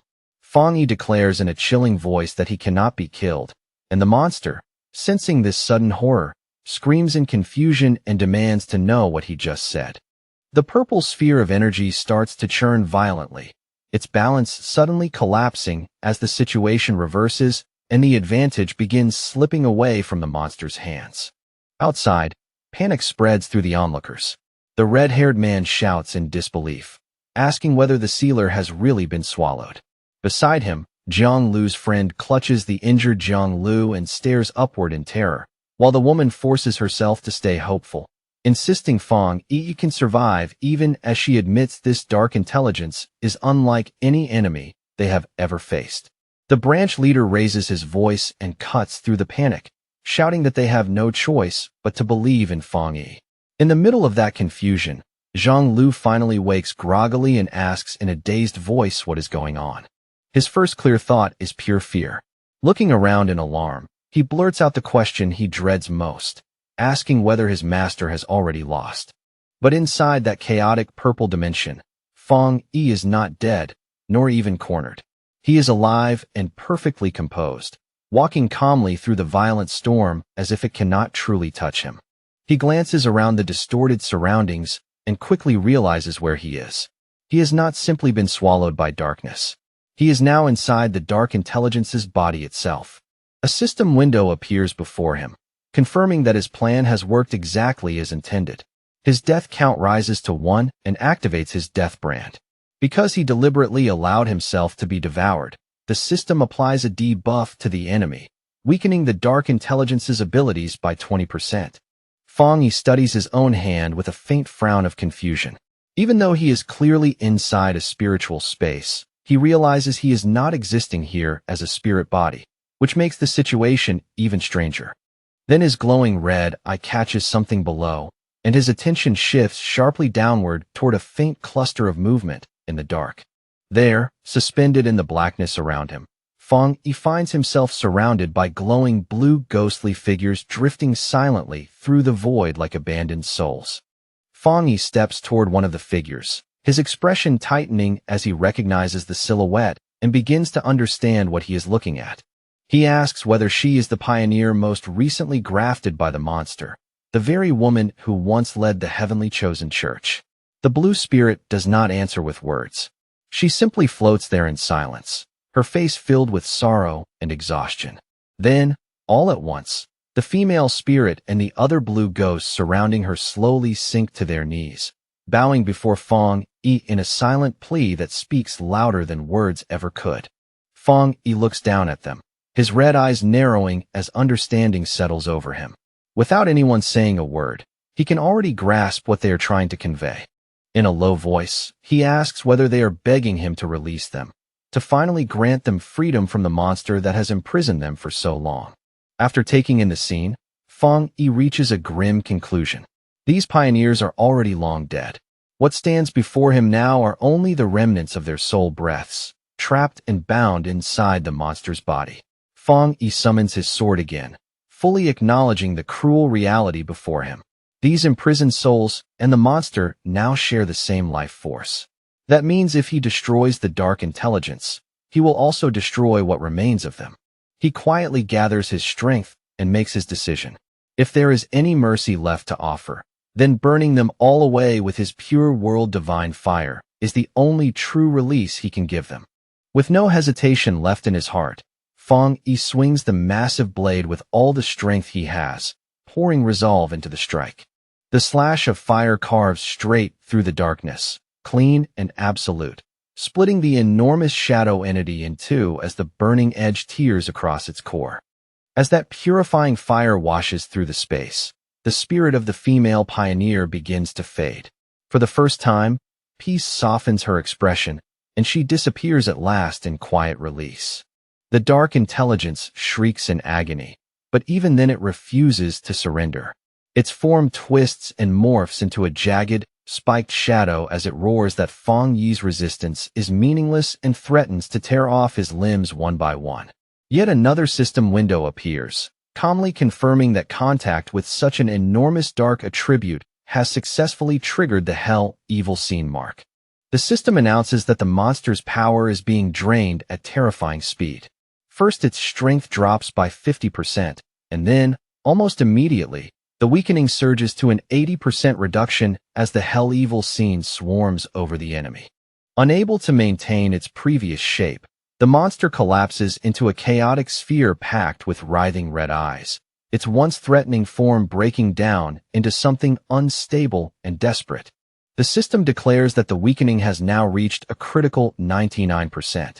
Reduced to almost nothing, the entity can only quiver helplessly beneath Fang Yi's cold, glowing gaze. Fang Yi reaches out his hand toward the ruined creature and gives a cold, commanding order, telling the monster to surrender its power. The dark intelligence can only stare back in total shock and fear, finally realizing that this battle is over and that it has been completely defeated. With one final command to break, Fang Yi unleashes a tremendous explosion of light that rips through the darkness and tears the dimension apart, while the monster screams in despair as everything collapses around it. The entire dark dimension shatters, and the collapse erupts outward into a massive fiery explosion above the city, lighting the sky like the end of a nightmare. Down on the ground, the branch leader and Zhang Lu brace themselves against the violent shockwave, shielding their bodies as they stare upward and wonder whether Fang Yi has finally destroyed the dark intelligence. Zhang Lu keeps his eyes fixed on the sky, stunned speechless by what he is witnessing. In that moment, he is overwhelmed by the sheer limit of human power Fang Yi is displaying before them all. High above the city, Fang Yi raises his power and summons a radiant sun that illuminates the entire sky, its brilliant light scorching away the last traces of dark energy. With the evil completely purged, Fang Yi slowly floats back down through the fading light, calm and composed, his cape billowing behind him as the city stares up in silence. A faint look of satisfaction crosses Fang Yi's face as he lifts his hand and summons a thin wisp of dark purple energy, holding it before his eyes to calmly inspect the strange new power he has just taken for himself. The system quickly confirms that the dark intelligence has been completely destroyed. At the same time, it reports that Fang Yi's body shows no sign of rejecting the dark attribute, and that his illusion and domain-based techniques have both been noticeably strengthened by the result. Then, unexpectedly, a large red spirit flower suddenly pokes out from Fang Yi's clothes, swaying eagerly as if it has been waiting for this moment. It clearly wants the dark energy in his hand, and Fang Yi cannot hide his surprise, realizing the little plant has evolved far enough to communicate its desire. Without the slightest hesitation, the red flower lunges forward and aggressively absorbs the dark purple energy from Fang Yi's palm, devouring it with a greed that feels almost childlike and fierce at the same time. Resting lightly in his palm after feeding, the flower softly thanks him. Fang Yi lowers his gaze and listens for a moment, then notes with some surprise that the spirit flower's voice sounds unmistakably female. Bathed in a warm and gentle glow, Fang Yi looks at the spirit flower with clear fondness in his eyes. He realizes that it has been quietly growing stronger in the shadows ever since he stepped into the Jingang realm, especially after taking in so much dark spiritual energy over time. A moment later, the flower suddenly shrinks back down and slips into Fang Yi's clothes to sleep, as if it has exhausted itself all at once. Fang Yi lets out a small smirk, remarking that it seems much sleepier now, and decides he can study it properly later. By now, the whole city has been washed in the bright light of a clear morning, the darkness of the night finally gone, and the streets glowing under a calm new sky. The branch leader, Jiang Lu, the red-haired man, and Jiang Lu's friend all gather together with relieved smiles on their faces. Their tension finally breaks as they celebrate the fact that their city has been saved, speaking with open awe about how Fang Yi actually annihilated a sentient dark attribute. Smiling brightly, Jiang Lu openly says how satisfied he feels after witnessing Fang Yi save the entire city with his own eyes. To him, that alone is enough, and in that moment he feels he has no regrets at all. But without any warning, a sinister purple aura suddenly begins to coil and swirl behind Jiang Lu, quiet and deadly, like a hidden threat that had been waiting for the right moment to strike. Then, from high above the sky, a lethal beam of dark purple energy shoots straight down toward him with frightening speed, aiming to kill before anyone can react. Just before the attack can land, a powerful blast of golden energy cuts across and intercepts it head-on, triggering a massive explosion that shakes the ground and leaves Jiang Lu completely stunned where he stands. Confused, shaken, and still trying to process how close he came to death, Jiang Lu stares blankly and asks in a trembling voice what just happened. At that moment, Fang Yi lands calmly on the street, his hand still wrapped in blazing golden flames. Without needing to say much, it becomes obvious that he was the one who noticed the ambush and blocked it in time. The branch leader quickly hurries toward Fang Yi with a huge, grateful smile on his face, his relief so obvious that he almost looks ready to collapse from it as he thanks him for the rescue. He keeps thanking Fang Yi again and again while Jiang Lu stands safely behind him, still stunned. Around them, the concrete has been split and badly cracked by the intercepted strike, making it painfully clear just how powerful Fang Yi's counterattack was. Jiang Lu stares at Fang Yi with wide eyes full of pure awe, then blurts out with complete sincerity that Fang Yi is the greatest idol he has ever had. With the crisis seemingly over, the branch leader warmly shakes Fang Yi's hand to say goodbye, while Jiang Lu and his friends stand nearby, all deeply grateful that the evil cult has finally been wiped out. Fang Yi, however, does not return their relaxed mood. He keeps a serious expression and warns them that destroying the cult alone is not enough, and that they still need to remain vigilant from this point forward. He explains that although their city appears peaceful on the surface, its location is rich in natural resources and spiritual conditions. Because of that, a future large-scale spiritual mutation is not just possible, but inevitable. The moment those words leave his mouth, the branch leader freezes on the spot, his earlier relief draining away as shock takes over his face. Cold sweat begins to form on the branch leader's face as he hurriedly tries to assure Fang Yi that they are always prepared, insisting that patrols are carried out in the restricted areas every single day without fail.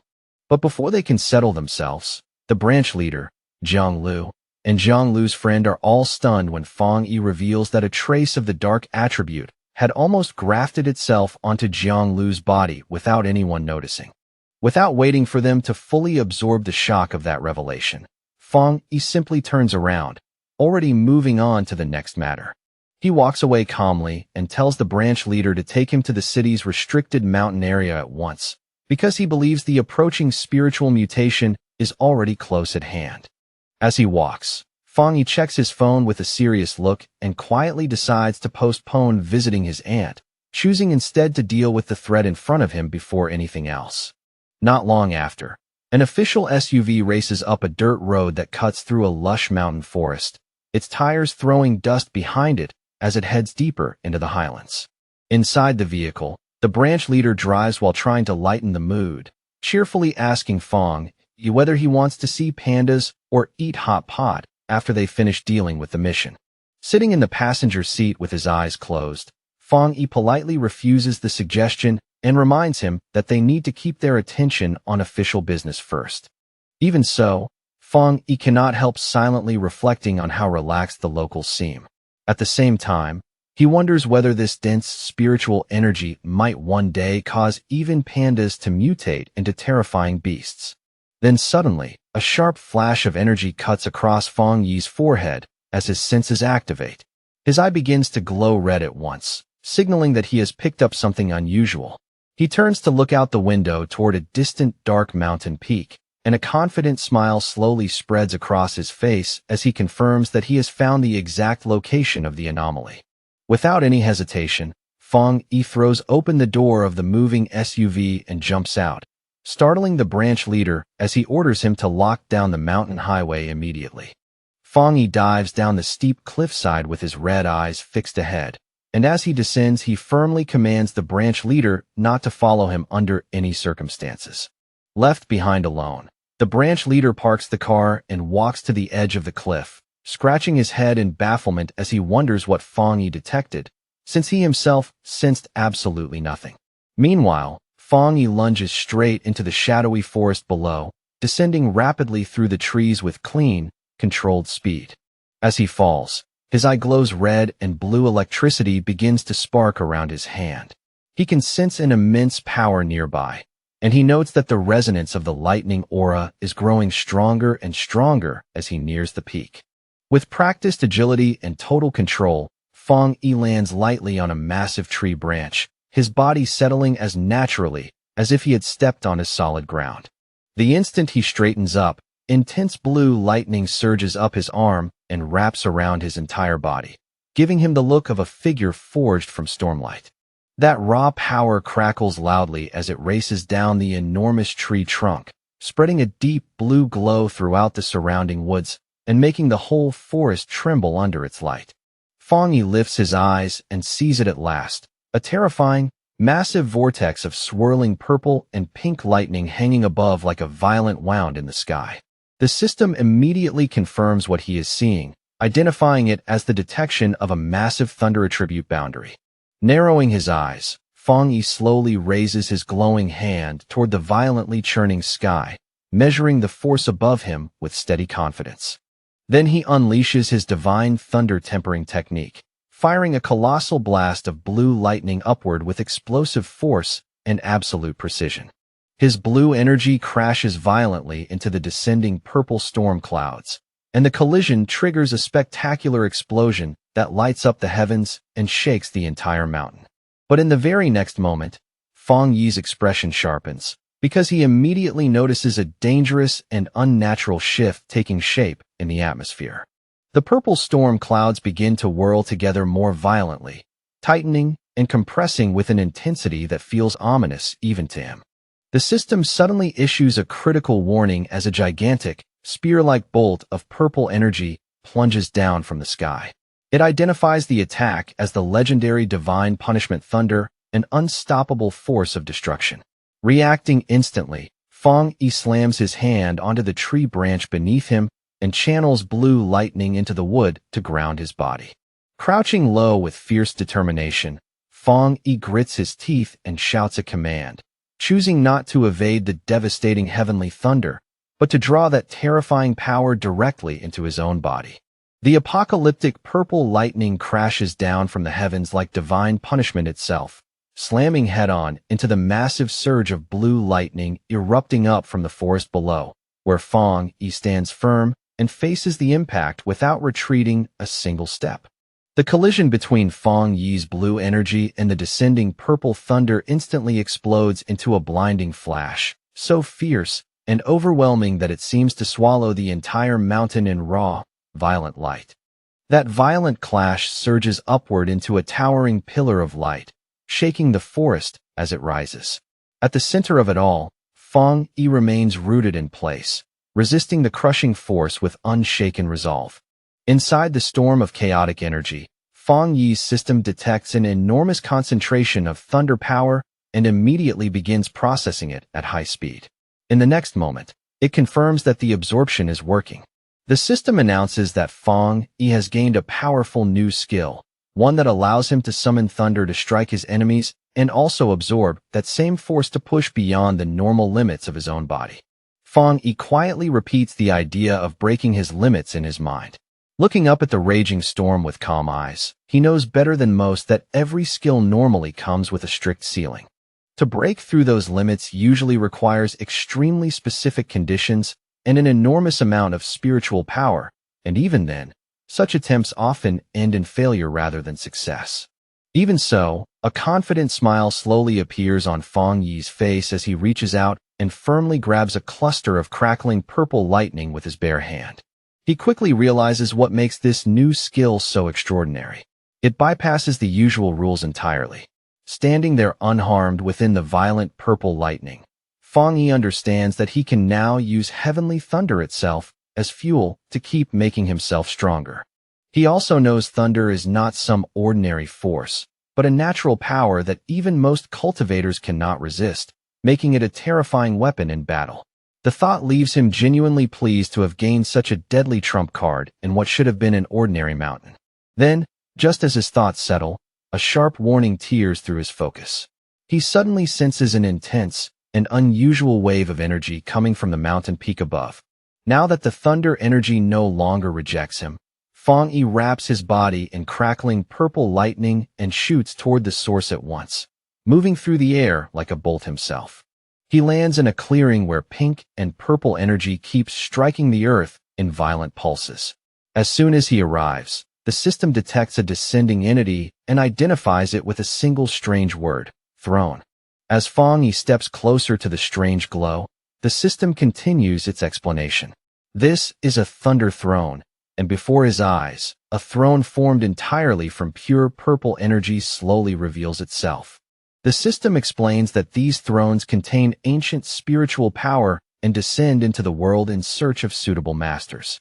Hearing that, Fang Yi's curiosity deepens immediately. Without wasting time, Fang Yi walks straight toward the glowing object and reaches out his hand, intending to touch and examine the newly descended thunder throne for himself. But the instant his fingers brush the purple structure, a sudden spark of force bursts out and knocks his hand away, rejecting his touch with surprising strength. A system alert appears at once, informing him that the thunder throne already has a master and is rejecting him. Startled, Fang Yi looks more carefully and notices a small gourd vine growing from the throne itself. He is genuinely amazed that such an ancient entity chose a simple plant as its master. A small smile touches Fang Yi's face as he reflects on what that means.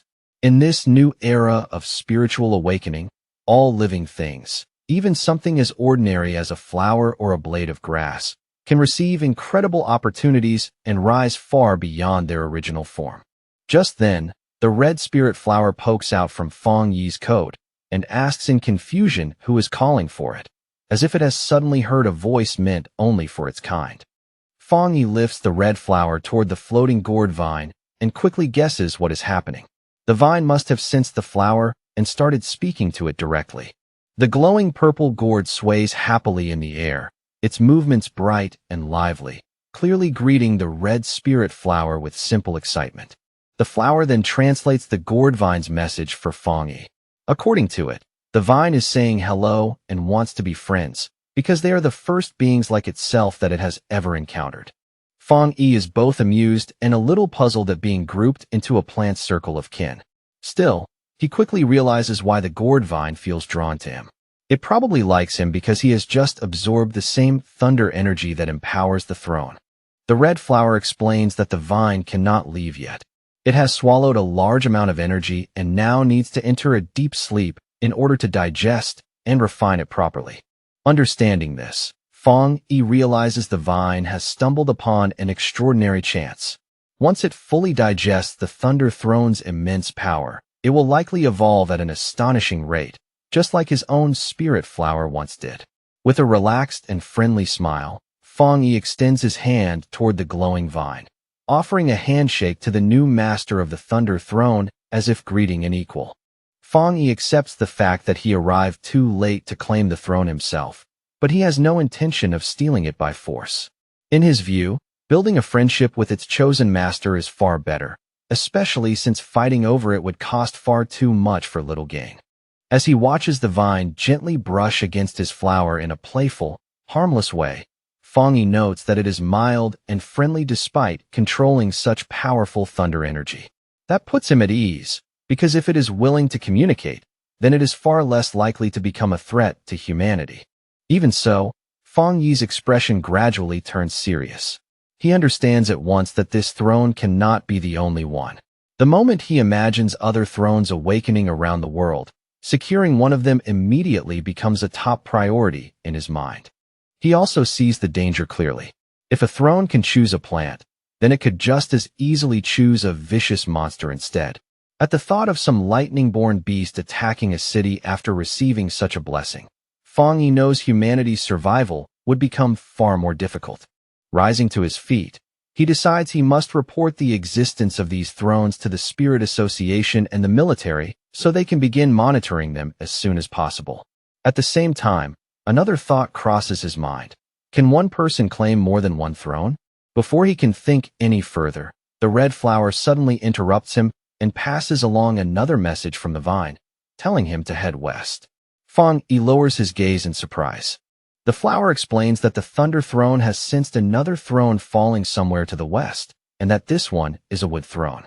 A confident smile immediately appears on Fang Yi's face as the thought of chasing down a new throne stirs his fighting spirit once again.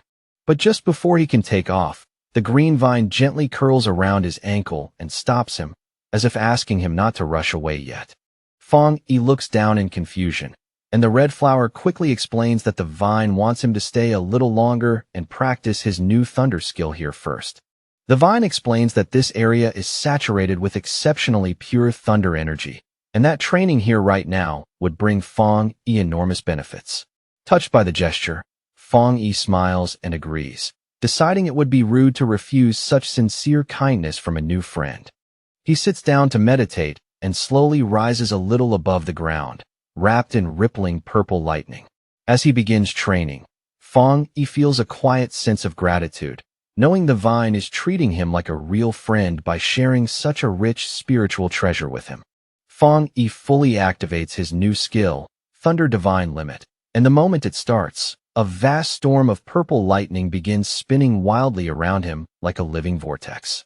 Wanting to test exactly where his new limits lie, Fang Yi thrusts out his power and fires a huge blast of thunder energy straight into the dark sky above. Intent on seeing how far this force can elevate his strength, he keeps pushing harder, and the purple lightning around him crackles, spreads, and expands with frightening intensity. Within the middle of that violent storm, Fang Yi's eyes begin to glow as he simultaneously activates his golden sun breathing technique, layering one terrifying power atop another. Triggered by the surge of his energy, a giant pillar of golden thunder suddenly descends from the clouds and crashes into the forest, covering the entire area in a massive explosion of light.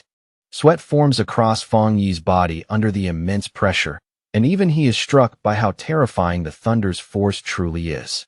He can feel the lightning pouring into his bones and being rapidly absorbed and refined by the golden aura inside him. To his surprise, the two overwhelming powers do not clash against each other at all. Instead, they merge with perfect harmony, making his whole body burn with heat, while his soul feels as if it is stepping into an entirely new realm. Then, all at once, a sudden change catches his eye and forces him to look upward in complete surprise. High above him in the pale dawn sky, a giant blue image of a meditating god appears, solemn and majestic beyond words. The system immediately informs him that his golden sun breathing technique has broken through its limits and fully evolved. Fang Yi lowers his gaze to his own hand, staring quietly at the radiant golden energy now wrapping around him after the evolution of his skill. The system identifies the evolved technique as the Divine Sun Swallowing Heaven technique. It explains that Fong Yi now functions like a living sun, granting him a far greater ability to absorb, process, and refine the spiritual energy of the world around him. As he activated the skill, the surrounding spiritual energy thickened at once, condensing into dense golden streams that drifted down over the forest like a radiant rain, turning the entire woodland into a shimmering sea of light. Suspended high in the air with his arms spread wide, Fong Yi reveled in the astonishing sensation. Pure spiritual power poured out from the mountains and forests below, rushing toward him in endless waves and washing over his body like a warm, living storm. Then, without warning, his expression changed. A flash of shock crossed his face as he sensed an unexpected transformation taking place deep inside his body. Bathed in the glow of a giant fiery golden image of himself, Fong Yi quickly realized what was happening. The overwhelming surge of energy had forcefully pushed him to the threshold of the two-star Jingang realm. The system immediately confirmed his judgment. It explained that his extreme yang attribute was merging with the newly awakened void thunder, cleansing and tempering his veins from within and officially initiating his breakthrough into the two-star Jingang realm. A confident smile slowly spread across Fong Yi's face. Golden energy burned brightly in his eyes as he stood there in awe, marveling at just how rapidly his strength had risen in such a short time. Wrapped inside a roaring vortex of golden lightning, Fong Yi continued to absorb the violent energy around him, drawing it into himself as the storm crackled and churned with terrifying intensity. His eyes soon began to shine with a brilliant yellow light, bright and piercing, as raw power surged through every part of his body and made the air around him tremble.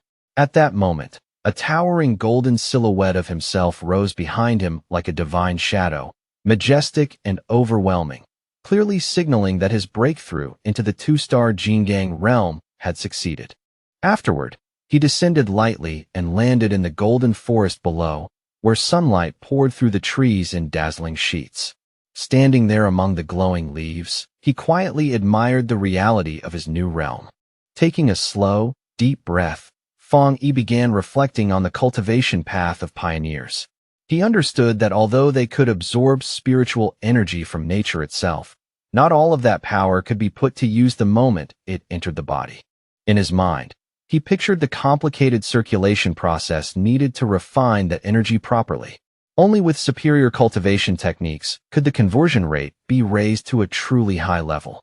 That was why, despite the world's spiritual energy becoming richer and richer, the current peak of human power still remained stuck at the three-star Jingang realm, because the refinement itself was simply too difficult.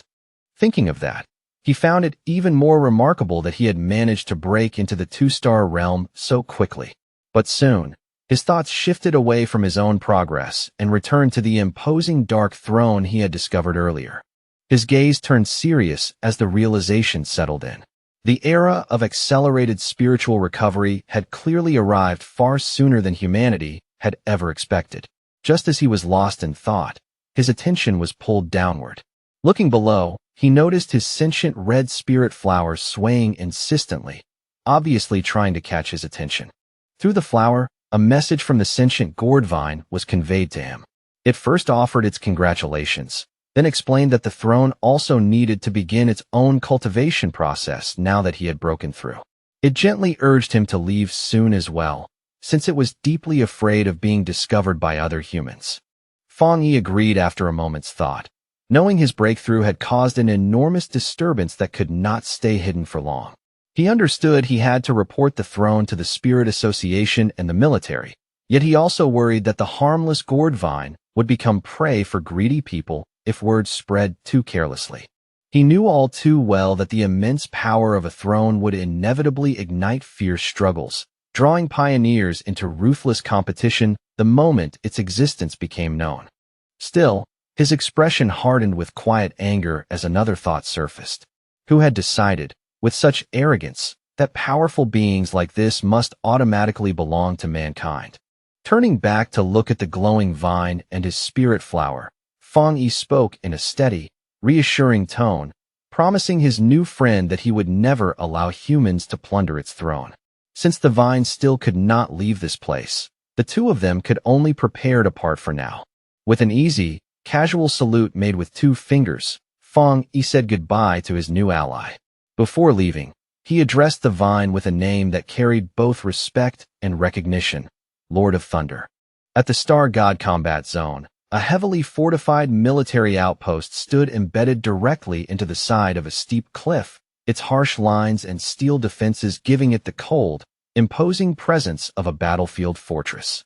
Inside the outpost, Elder Wu spoke first.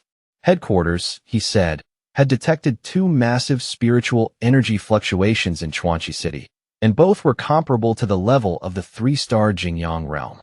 He then turned the conversation to the sealer and asked what report had been sent back. Jialan calmly gave the details of the report, revealing that Fang Yi had already broken through to the 2-star Jingyang realm. She also passed on his warning about an S-class spiritual energy phenomenon known as a throne, adding that Fang Yi had formally requested a military investigation into the matter. Elder Wu listened to everything in stoic silence, his expression barely changing. Seeing so little reaction from him, Jialan could not help asking whether he truly felt no surprise at how serious the situation had become.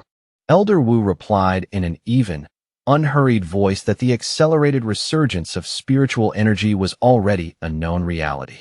The appearance of high-tier opportunities like the throne, he said, was one of the scenarios their nation had anticipated for some time. Jialan then remarked that Elder Wu had remained at the half-step Jingyang realm for a very long time and asked whether he was finally close to advancing. Elder Wu confirmed it plainly, noting that as abnormal activity across the world continued to intensify, many pioneers were entering periods of breakthrough. He admitted that he, too, could finally feel the signs of his own advancement. Jialan's eyes widened slightly in surprise, clearly caught off guard by his calm but direct confirmation. Looking over the entire base with a solemn expression, Elder Wu reflected that times like these would bring both enormous opportunities and equally enormous dangers. He reminded Jialan that before they were pioneers, they were soldiers, and their duty was to face those dangers head-on and secure the nation's safety, even if the price was their own lives. As he spoke, he seemed to picture a united force made up of the country's strongest pioneers, including Fang Yi and Su Qingying. In a firm voice, Elder Wu declared that their nation had to seize this historic opportunity, and that even an old veteran like him would ride this rising wave of power. Clenching his fist tightly, he stated their objective with complete clarity. They had to ensure that the sealer obtained a throne, and that their other loyal pioneers captured as many thrones as possible. Exuding unquestionable authority, Elder Wu issued a direct order to coordinate fully with Fang Yi and the Spirit Association and to maintain total unity. Any independent pioneers or rogue factions driven by selfish ambition, he said, would be forced to stand down under the combined pressure of both the military and the association. At the Spirit Association headquarters, Guyuro stood before a monitor displaying the purple throne. Facing the command center, she announced that they had already received the sealer's intelligence and were launching a nationwide investigation to search for potential thrones and monitor abnormal spiritual energy fluctuations. Her face grave and tense, Guyuro gave the order to mobilize all city team captains at once. But beneath that composed exterior, she could not stop worrying about the terrifying speed at which the crisis was escalating, and she wondered whether humanity could truly survive this turning point. At the Taisher Spirit Association, the local superior received a phone call that left him stunned. His face changed instantly as he reacted in disbelief to the news that Fang Yi had already advanced into the 2-star Jingyang realm.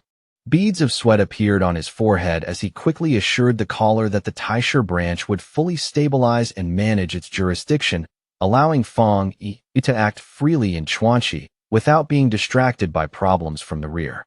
After lowering the phone, the superior turned towards Su Qingying and confirmed the news of Fang Yi's breakthrough. Su Qingying smiled with visible pride and said that Fang Yi was now the second strongest pioneer in the entire nation, surpassed only by Elder Wu. She added that even Taisher City itself was benefiting from the prestige his name now carried. But then she rubbed her head with a somewhat embarrassed look. She admitted that she had been a little too arrogant after reaching the half-step Jingang realm herself, and had completely failed to anticipate the enormous worldwide spiritual energy surge that Fong Yi had ended up triggering. The superior's expression soon turned heavy. He feared that if Taisher were struck by another catastrophic spiritual anomaly, perhaps even worse than the previous one, the city might not survive at all. No matter what, he said, they had to protect Taisher and make sure they did not become a burden to Fong Yi. 10 hours later, an emergency meeting was convened at the Chuanqi Spirit Association, bringing together all pioneer captains from the surrounding cities in an atmosphere thick with urgency and tension. Gu Yuro stood at the head of the conference table, with a projection of the throne displayed before everyone. She reported that, based on the intelligence Fong Yi had provided, headquarters had already detected more than 20 similar spiritual energy anomalies around the world, though they still could not confirm whether every one of them was truly a throne. A map of their nation then appeared on the screen, clearly marking 7 confirmed locations within their borders that were showing similarly dangerous energy signatures. Song Yiming, the captain of Fengshe who had recently entered the first-level Jingang realm, leaned back in his seat with his boots resting openly on the conference table. Wearing a broad grin, he pointed out the obvious issue in a tone full of provocation. There were only 7 possible thrones, but far more captains gathered in the room. Still smiling, Song Yiming directly questioned how the association intended to distribute such scarce and coveted resources among so many ambitious people. Across from him, Wang Lan, the captain of Haisher who had recently reached the half-step Jingang realm, calmly prepared tea as though the tense atmosphere meant nothing at all. Without the slightest change in expression, he coolly reprimanded Song Yiming and asked him to remove his feet from the table during the meeting. The rebuke instantly infuriated Song Yiming. Being corrected by someone from a lower realm felt like an insult, and he shot Wang Lan a fierce glare, openly challenging what right he had to speak like that. In the next moment, Song Yiming released a burst of wind energy across the table, the current sharp and oppressive as he tried to intimidate Wang Lan while mocking him for daring to covet a throne as well. Wang Lan did not so much as blink.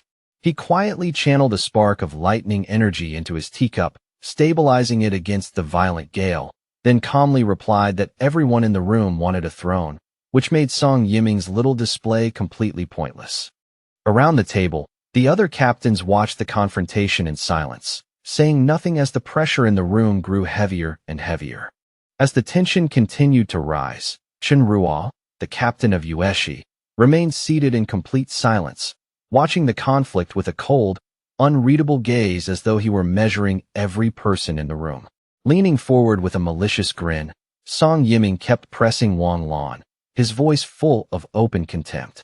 He mocked the captain of Haisher without restraint, sneering at how someone with Wang Lan's attributes could ever dream of claiming a throne, and even ridiculed Haisher itself for choosing him as its leader. At last, Wang Lan's patience ran out. With a cold look in his eyes, he gathered water and spiritual energy into his palm, where it twisted into a dense vortex, clear proof that he was done tolerating the disrespect and ready to strike back. Before the clash could explode into open violence, Gu Yuro slammed both hands onto the table with a sharp crack that silenced the room. Furious, she ordered the 2 captains to sit down at once and forbade any fighting during the conference. But in the very next instant, an overwhelming aura suddenly crashed down over the entire room. Gu Yuro, Wang Lan, and Song Yiming all froze on the spot. Shock flashed across their faces as that sudden pressure descended like a mountain, heavy and oppressive enough to make even breathing feel difficult. Song Yiming was violently slammed back into his chair, pinned there by massive phantom-like hands of dark purple energy. The crushing force locked him in place so completely that terror flooded his face, and he could only gasp in panic under the attacker's overwhelming presence. Cold sweat poured down Song Yiming's face as his mind spun wildly. In frantic disbelief, he wondered whether Elder Wu from the Star God Combat Zone had personally arrived to suppress the conflict. Then Fong Yi stepped through the doorway, golden energy crackling around his body like living fire. The moment the captains sensed the terrifying scale of that power, their hearts sank, because it felt frighteningly close to the peak of the three-star Jingang realm. Song Yiming began to tremble uncontrollably, as he felt that suffocating pressure more clearly. Confusion mixed with fear when he realized this monstrous presence did not belong to Elder Wu at all. Fong Yi walked calmly into the room with a polite smile on his face, as if he had entered an ordinary gathering rather than a conference hall on the verge of erupting into chaos. He casually greeted the assembled captains, his tone mild yet impossible to ignore. As he moved toward the table, Fong Yi apologized in an easy voice for arriving late. Gu Yuro immediately straightened herself and formally acknowledged him, announcing to everyone present that the sealer had arrived. Song Yiming shrank into his seat, stealing nervous glances at Fong Yi from the corner of his eye. Every instinct in his body was screaming at him to retreat, and only now did he finally understand that this calm, unassuming young man was the legendary pioneer everyone had been talking about. In the next moment, Fong Yi's polite demeanor disappeared completely, as though someone had wiped the warmth from his face in an instant. His gaze locked onto Song Yiming with chilling force, and he coldly demanded to know exactly what had been happening in the room just before he walked in. Terrified by Fong Yi's presence, Song Yiming immediately lost the arrogance he had shown moments earlier. He stammered nervously that nothing was wrong, insisting they had only been having a normal discussion. Fong Yi said nothing. He only stared at Song Yiming in silence, his piercing red eyes fixed on him like blades, making the pressure in the room even more unbearable. Still pinned beneath the purple energy claw, Song Yiming was overwhelmed with disbelief. He could not understand how power at his first-level Jingang realm had been completely paralyzed, as if it meant absolutely nothing in front of Fong Yi. Only after letting the pressure ease did Fong Yi pull out a chair and sit at the conference table. His tone returned to calm as he greeted Wang Lan and Chen Ruo, casually remarking that it had been quite a long time since they had last met. Wang Lan immediately responded with respect, welcoming Lord Sealer in a measured voice. He explained that they had only been discussing the matter of the newly discovered throne. Leaning back slightly, Fong Yi said he had come specifically to share the intelligence he had gathered. As a member of the Spirit Association, he confirmed that the Chuan Qi Mountain anomaly was a thunder attribute throne, a phenomenon possessing truly world-altering power.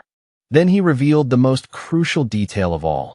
The master of the Thunder Throne was not human, but a sentient gourd vine that had already awakened its own consciousness. That statement instantly stirred the pioneer captains into an uproar. Several of them argued in outrage that leaving such divine power in the hands of a mere plant was an absurd waste, and that a capable human should be the one to take possession of it. Song Yiming eagerly joined in, slamming both hands onto the table with excitement flashing across his face. He insisted they had to seize the throne by force, arguing that their nation would become a laughingstock if something as ridiculous as a plant were allowed to control it. Fong Yi's expression immediately hardened, the warmth in his face vanishing completely as he coldly declared that he would not allow such a thing to happen. Looking around the room, Fong Yi addressed every captain present and made it clear that this was the real reason he had come. He wanted everyone to understand his position without the slightest ambiguity. He warned them in a calm but unmistakably dangerous tone that if anyone tried to snatch the Thunder Throne, then he, as the sealer, would personally take it back with his own hands. The threat was so serious and direct that the entire room fell into stunned silence. No one dared speak, and more than one captain sat there rigid and sweating under the weight of Fong Yi's words. Just then, a bandaged arm slowly rose into the air, cutting through the heavy silence that had settled over the conference room. It was Chen Ruo. Calmly raising her hand, she broke the tension by stating that she agreed with Fong Yi's decision, her voice steady and completely free of hesitation. Gu Yuro followed at once, warning the captains not to underestimate plants that had been favored by spiritual energy. She revealed that even before this meeting began, the mountain territory surrounding the throne had already turned into a deadly purgatory, filled with violently raging lightning that made approach nearly impossible. After that, Wang Lan also lifted his hand and openly voiced his agreement with Fong Yi, making his stance clear without any attempt to waver or hide behind caution. Seeing the situation turn against him, Song Yiming could only grit his teeth and concede for the moment. In a disgruntled tone, he muttered that they should simply focus on finding new thrones that had not yet been claimed. Guyuro quietly let out a breath of relief. Inwardly, she had to admit that Fong Yi's intimidating presence had been incredibly useful in forcing the room back into order. At the same time, she could not help reflecting on how difficult it had become for the Spirit Association to control these top-tier pioneers. As their strength continued to rise, managing them was becoming more and more dangerous. Guyuro then turned toward the map and began assigning search zones, dividing the captains among 4 regions according to the abnormal energy fluctuations detected there. She made one thing especially clear. The association would not interfere in fair competition, but anyone who discovered a throne and tried to hide it would be in direct violation of the rules. At that very moment, a panicked staff member burst through the doors and interrupted the meeting, breathless as he shouted that the Lord of Thunder had already evolved. The staffer hurriedly explained that their drones could no longer get anywhere near the mountain. On top of that, the entity's power readings were still climbing rapidly, far beyond what anyone had expected. He then announced the most alarming detail of all. The plant's power had already reached the level of the 3-star Jingang realm. The news sent fear through the captains, who instantly realized that such an entity could dominate the entire nation if left unchecked. Unlike the rest of the room, which had fallen into alarm, Fong Yi remained calm and composed. In his view, such rapid growth was not surprising at all, considering the Thunder Throne carried immense ancient power to begin with. When he noticed the forecast predicting severe thunderstorms, Fong Yi quietly decided he should head back to the mountain himself and check on the progress of his plant friend. The thought came naturally, as though the choice had already been made. Guyuro brought the meeting to an end. As the captains rose from their seats with determination in their eyes, she wished them luck in securing thrones of their own in the dangerous days ahead. After the meeting, just as Fong Yi was about to leave, Guyuro called out to stop him. She told him that headquarters had sent a message asking him to remain in Chuanchi City for the time being. Fong Yi paused and turned back. Guyuro explained that headquarters feared rogue pioneers might attempt to attack the Thunder Throne, and she added that although the Dark Intelligence incident seemed to have ended on the surface, they were not willing to lower their guard. Hearing that, Fong Yi narrowed his eyes slightly and asked whether the association suspected that the shadow monster had actually survived. Adjusting her glasses, Guyuro confirmed that his suspicion matched their own concerns. She explained that both the throne and that shadow creature were products of the world's rapidly accelerating spiritual recovery. While the association could continue monitoring the ancient power surrounding the throne, what truly worried them was the possibility that fragments of the Dark Intelligence were still hiding somewhere out there. Since Fong Yi had only weakened and trapped it in Chuanchi, it could still become a catastrophic threat if it recovered. Glancing down at his phone, Fong Yi swiped past his aunt's contact for a moment before locking the screen again. He silently decided that his planned visit to see family would have to be postponed for now. He agreed with Guyuro's caution, admitting that it was better to prepare for the worst than be caught off guard. He said he had been thinking along the same lines already and confirmed that he would not leave the city yet. Later, Fong Yi returned to the restricted mountain zone and calmly walked straight into the forbidden territory. Violent purple lightning crashed all around him in wild streaks, yet he remained completely unfazed, as if the storm itself posed no threat at all. Feeling the fierce power rolling through the area, he smiled instead of retreating, taking the raging storm almost as a form of welcome. He even decided on the spot to use that thunder energy to further upgrade his cultivation skills. As he approached the glowing thunder throne through the stormlit mountain, a voice suddenly spoke out. It remarked, with a hint of amazement, that Fong Yi's cultivation speed had already surpassed even its own. The sentient gourd vine, now deeply intertwined with the throne itself, gently thanked Fong Yi for everything he had done. Its voice carried a sincerity that made the gratitude feel unexpectedly warm in the storm-filled air. Caught slightly off guard, Fong Yi wondered what exactly he had done to deserve thanks. But as he looked at the Lord of Thunder more closely, he quickly realized that it had already developed intelligence strikingly close to that of a human, something that was only natural for a being standing at the peak of cultivation.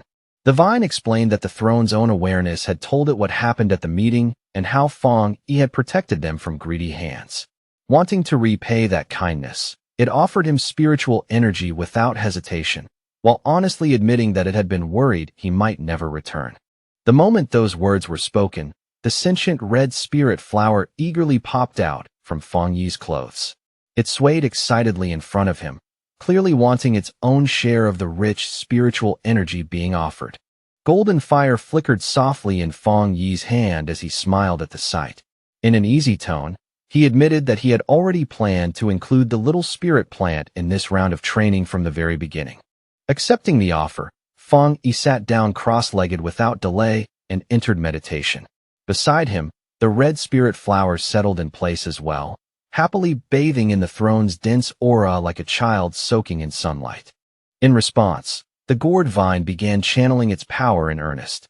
Streams of purple lightning and concentrated spiritual energy surged outward in waves, rushing toward Fong Yi and the spirit flower with a violent, crackling force.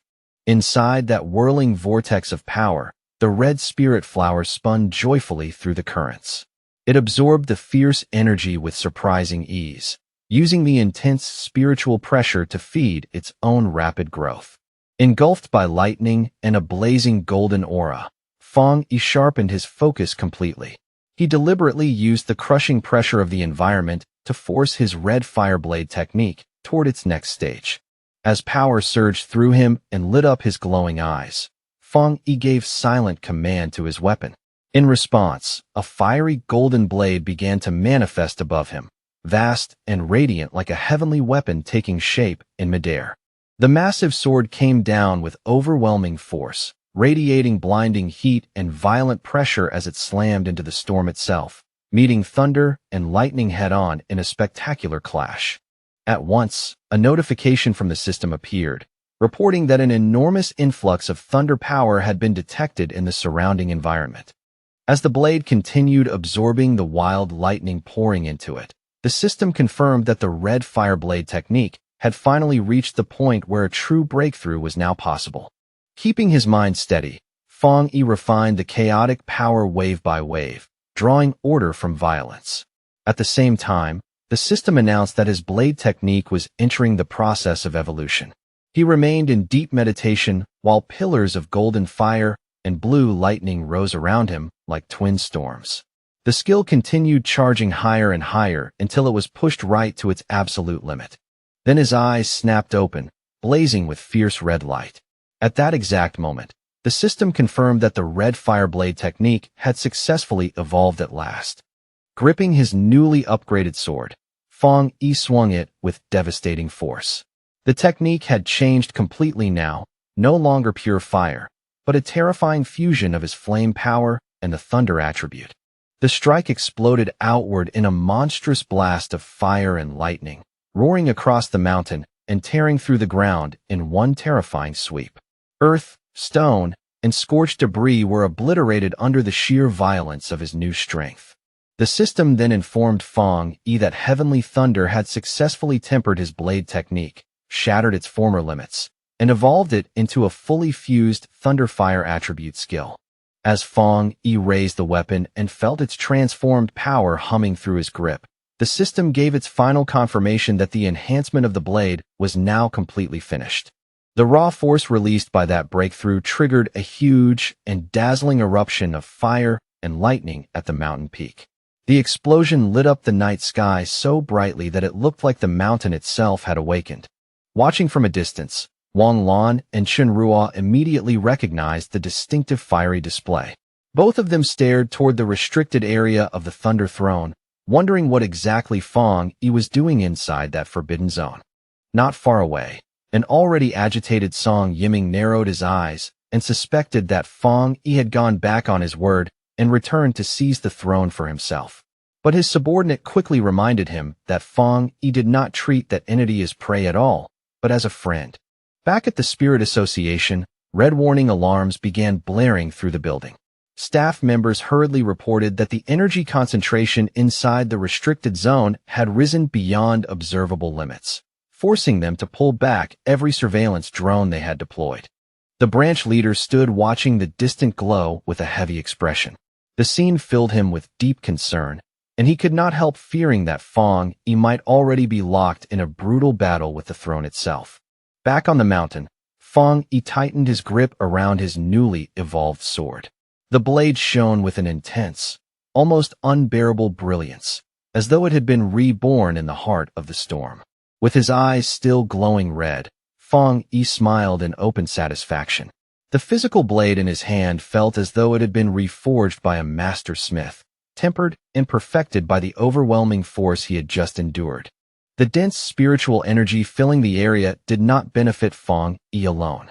It also pushed his sentient red spirit flower into a fresh stage of evolution, increasing its intelligence while further strengthening its already unusual attributes. Delighted by the surge of power running through it, the now much larger flower playfully wound itself around the glowing structure of the throne. Amid the drifting flames and crackling light, it moved with pure, childlike excitement. The flower eagerly conveyed its delight to Fong Yi, who, after sensing its joy, decided that the time had come for them to move quickly and begin searching for the next throne. Just then, the sentient gourd vine floated down and hovered above him, clearly trying to catch his attention before he left. The vine spoke warmly to Fong Yi, sincerely congratulating its friend on achieving such a powerful breakthrough in such a short time.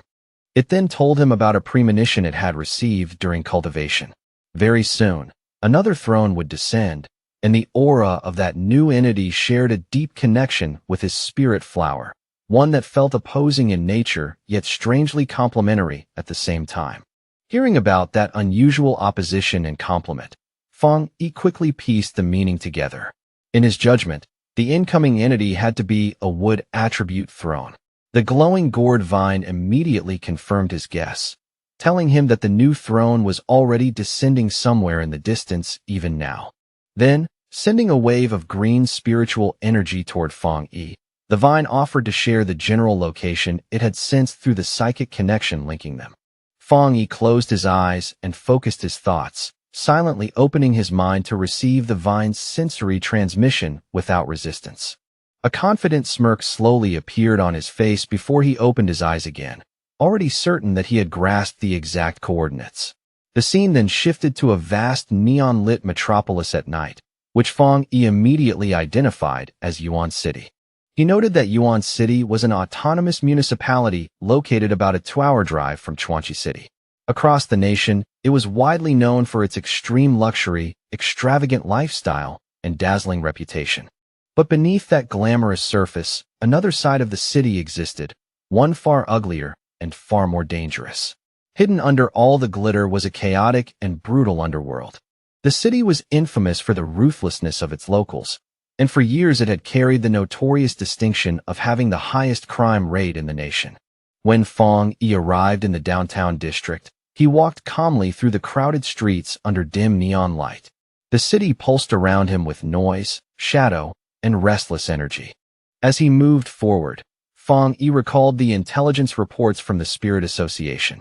Their attempts to establish a local branch here had been repeatedly stalled, largely because the city remained under the firm control of deeply rooted local gangs. Looking around at the rough-looking pioneers loitering beneath the flashing signs, Fong Yi reflected that none of the awakened people in this city had any interest in joining official authority. Because of that, Yuan City remained a lawless territory, with no proper Spirit Association branch and no assigned captain to maintain order. Then, without warning, Fong Yi noticed a sharp change in the atmosphere around him. The shift was subtle but unmistakable, like something powerful had just stirred in the dark. His sentient red spirit flower immediately emerged from his coat and urgently tugged at his sleeve, trying to direct his attention. Fong Yi quickly confirmed its reaction, noting that both of them could clearly sense the new energy source rising from the west. To the west, at the foot of a dark and looming mountain, stood a massive private mansion blazing with extravagant lights, its scale and luxury impossible to miss even from a distance. Inside the walls of the estate, a lavish pool party was underway beneath the night sky. Music, laughter, and wealth spilled into the air as the local elite indulged themselves in shameless luxury.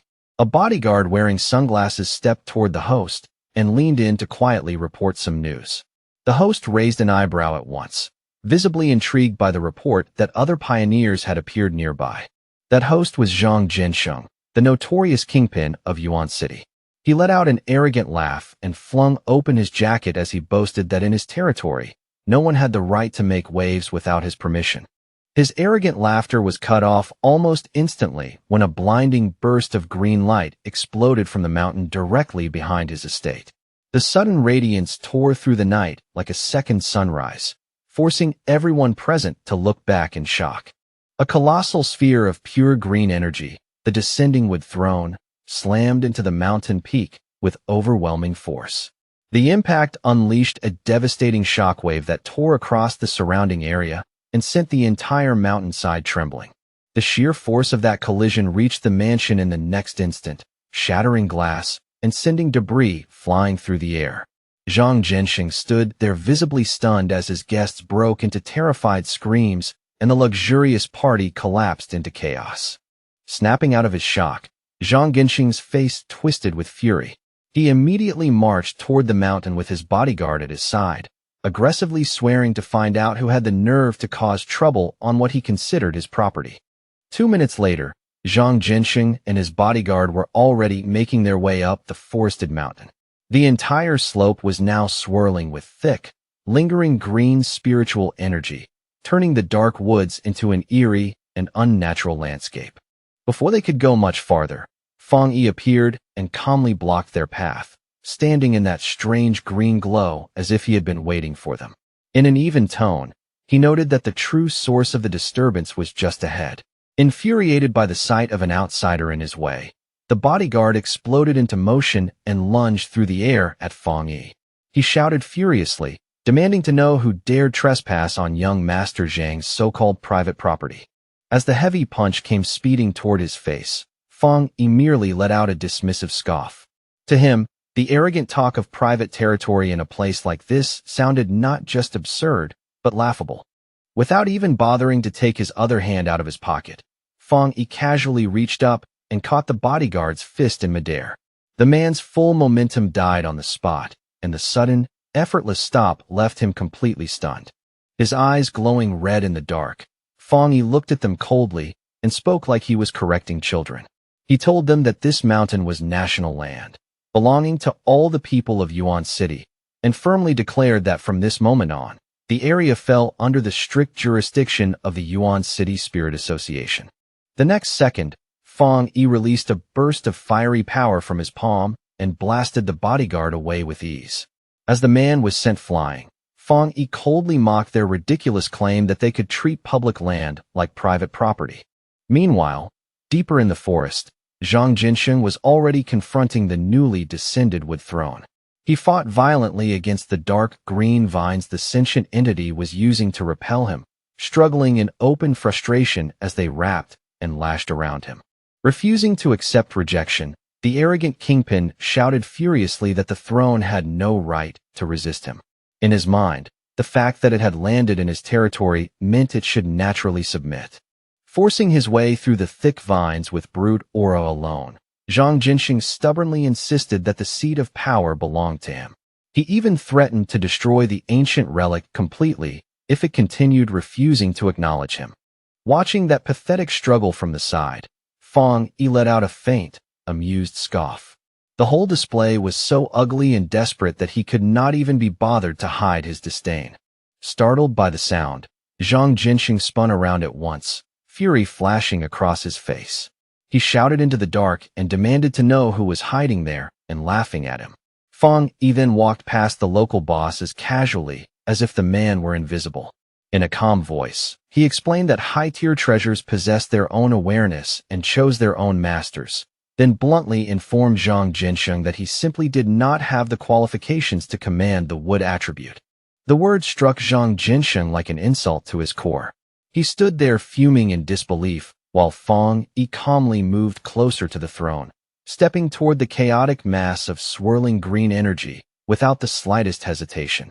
Unable to swallow that humiliation, Zhang Jinsheng finally snapped. With wounded pride and murderous rage twisting his face, He lunged at Fong Yi's exposed back and screamed a threat to kill him. But in the very next instant, the kingpin came to a dead stop. His body froze so suddenly it was almost unnatural, and his eyes widened in absolute terror. Without even needing to turn around, Fong Yi summoned his massive sentient red spirit flower to silently stand in the attacker's path. Faced with that giant and imposing spirit plant, Zhang Jinxing began trembling uncontrollably, completely paralyzed by fear. Fong Yi glanced back only slightly and casually remarked that the gang boss somehow seemed even weaker than his own bodyguard. The comment was light, but the contempt in it was impossible to miss. With a faintly condescending smirk, Fong Yi dismissed the notorious kingpin of Yuan City as nothing more than a complete disappointment. For someone with such a fearsome reputation, Zhang Jinxing had turned out to be pitifully unimpressive. Leaving the terrified boss behind without another look, Fong Yi stepped forward alone and came to a stop before the colossal wood throne. Surrounded by its crackling green energy, he quietly prepared to make contact. Standing face to face with the throne's churning green power, Fong Yi watched in silence as the system delivered its notification. It announced that the ancient relic was now in the process of matching with a master. A moment later, the system confirmed the result with certainty. It recognized Fong Yi's sentient red spirit flower as the newly chosen master of the wood throne. At once, a massive surge of green energy erupted from the mountain peak. The power burst outward with such force that the entire summit seemed to glow like a living beacon. That energy quickly gathered into a towering pillar of brilliant green light that pierced straight into the night sky. It was so bright and so enormous that even distant Chuanchi City could clearly see it. At the Spirit Association headquarters, Gu Yuro and Wang Lan both saw the sudden spike in energy. Gu Yuro immediately realized that the wood throne had already chosen a new master, and her heart tightened at the thought that if some lawless pioneer from Yuan City had obtained it, the fallout could become extremely difficult to control. Anxiety rising fast, Gu Yuro wasted no time and immediately called Fong Yi, hoping to confirm what had happened before the situation spiraled any further. Fong Yi answered in a calm voice, sounding far more relaxed than the people on the other end. He noted that the pioneers in Chuanchi City must have already seen the enormous energy wave, and then told Gu Yuro that the wood throne had indeed finished choosing its master. Caught off guard by how calmly he said it, Gu Yuro asked in clear shock whether Fong Yi himself had claimed the throne. Standing before his giant sentient red spirit flower, Fong Yi explained that the new master was not a human at all, but his spirit plant. He added that he himself controlled the desolate attribute and treated the flower as his own pet, making the situation even more unbelievable. That answer left Gu Yuro completely stunned. For a moment, she could not say a single word, as the absurdity and importance of the news hit her all at once. Fong Yi then casually added one more detail, as if it hardly mattered. He told her that he had already defeated Yuan City's notorious boss, Zhang Jinxing, who was now lying unconscious at his feet. He advised the Spirit Association to move into Yuan City immediately and take advantage of the moment. As for Zhang Jinxing's gang and the mess left behind, Fong Yi said they could leave that cleanup work to the association. After ending the call, Fong Yi turned back to his spirit flower with a smile and offered his congratulations. But he also knew the flower had to remain on the mountain and continue absorbing the throne's power, which meant the two of them would have to part for now. As he watched the flower settle itself onto the wood throne, Fong Yi suddenly felt as though he were dropping a child off at school for the first time. The sentient flower then asked him, with obvious reluctance, when it would be able to return to his side. Fong Yi smiled gently and told it to focus on training hard and enjoying the power it had been given. Based on his judgment, he estimated that they would meet again once the flower successfully reached the Jingang realm. The next day, Fong Yi's cousin, Lin Yi, arrived in Chuanchi City after being transferred over by the Taisher Spirit Association. Her arrival came just as news of the recent events was still spreading through the region.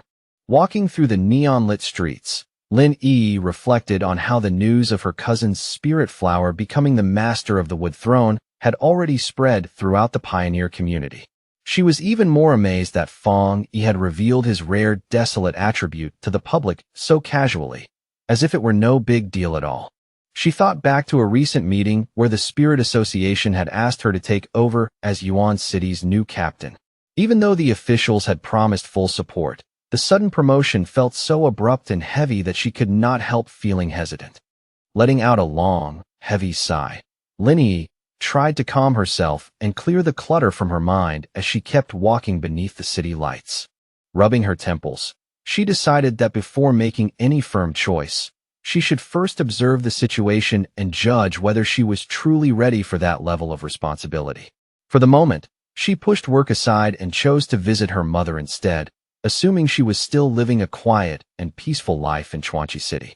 Without warning, a violent tremor suddenly shook the streets beneath her feet. The jolt startled Linyi and instantly sent nearby pedestrians into panic. Chaos erupted around her as people screamed about an earthquake and rushed toward whatever they thought might be safe. But the moment Linyi sensed the wild surge of spiritual energy in the air, she realized this was no natural disaster at all, but a dangerous spiritual anomaly. At the Chuanchi Spirit Association, red alarms flashed throughout the building as staff scrambled in confusion. Guyuro and her team could not understand how an anomaly of this scale had formed without triggering any of their early warning systems. A panicked staff member rushed in with a report, saying that a massive spike of spiritual energy had erupted in the restricted mountain zone. According to him, the sudden surge had driven the wild beasts in the mountains into violent mutation.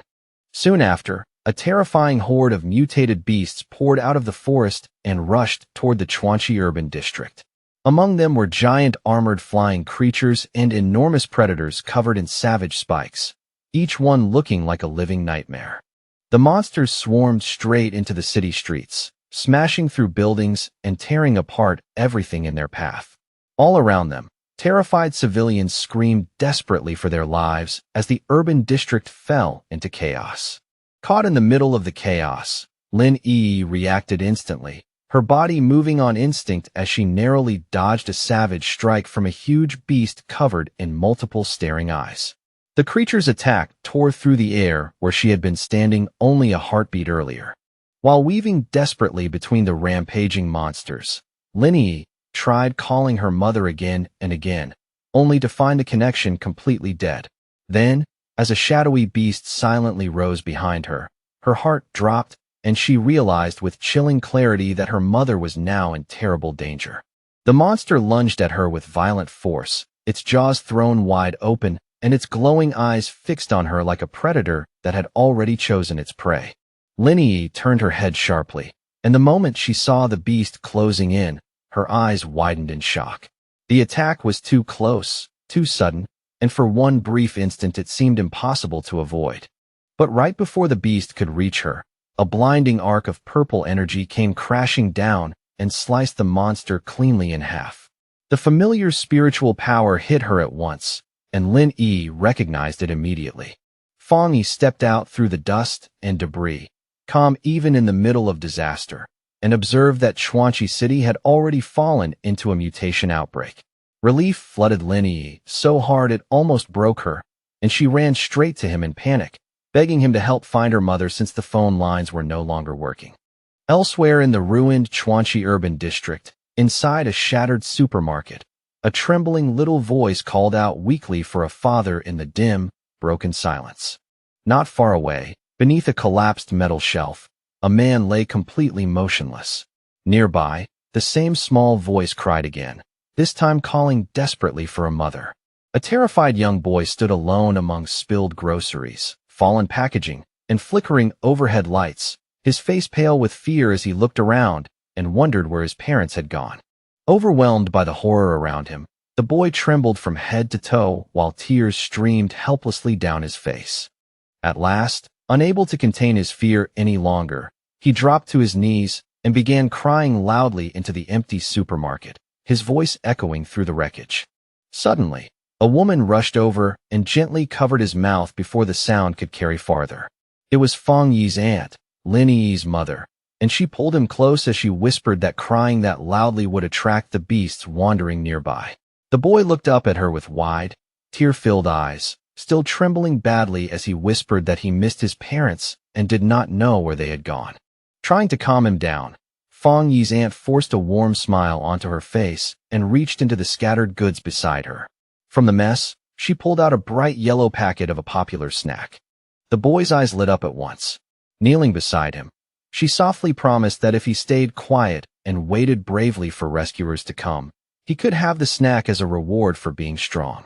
The boy sniffled, managed a small smile, and reached out for the treat, his attention briefly pulled away from the terror around him.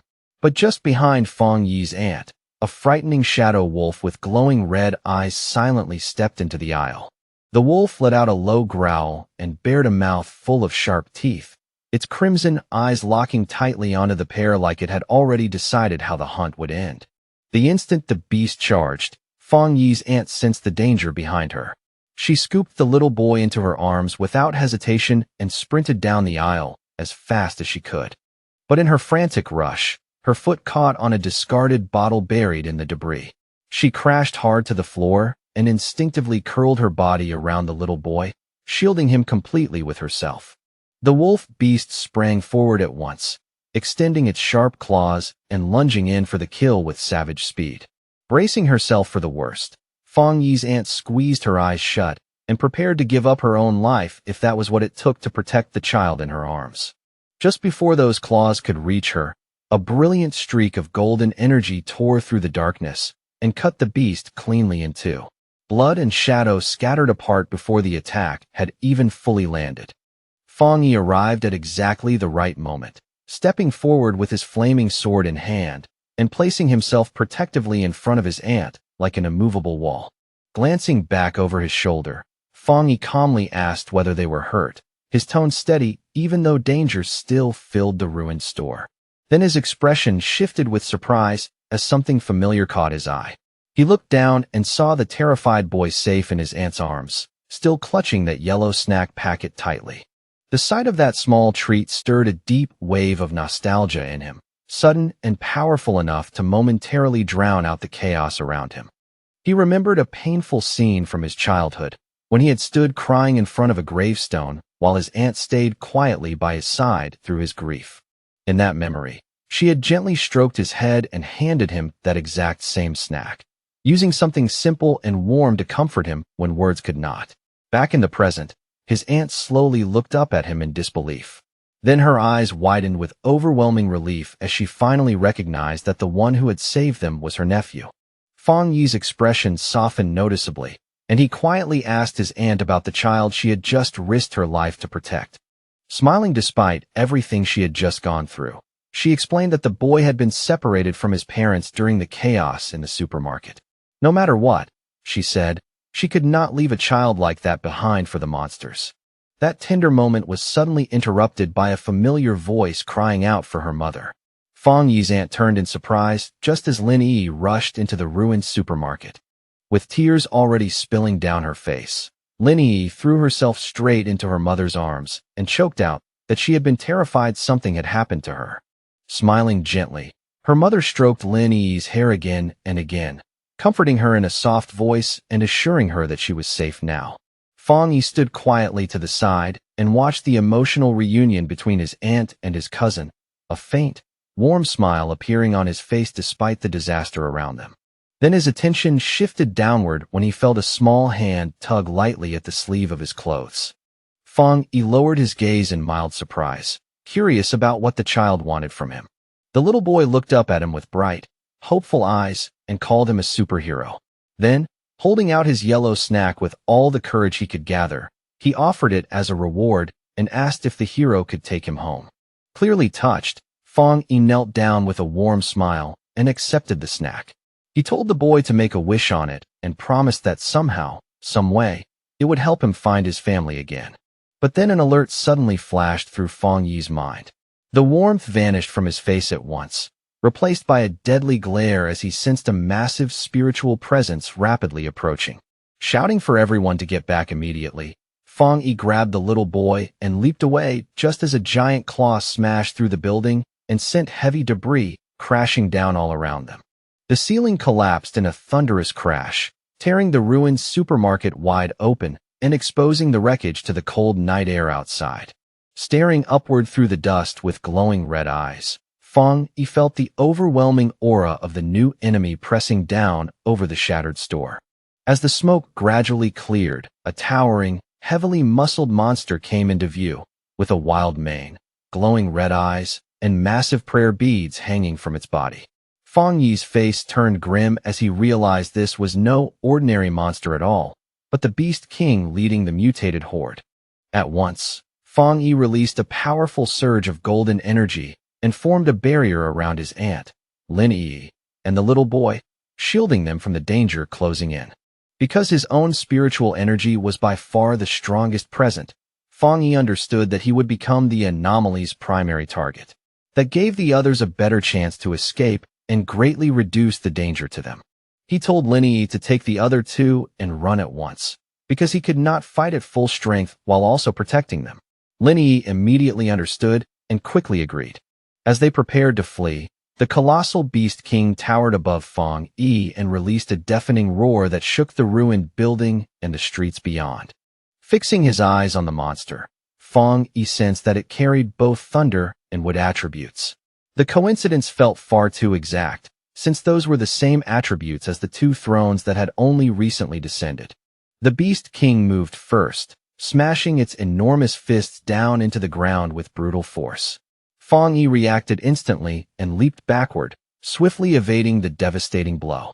As Fang Yi raises his glowing golden sword and steadies his breath, he senses the Beast King's violent aura surging like a storm.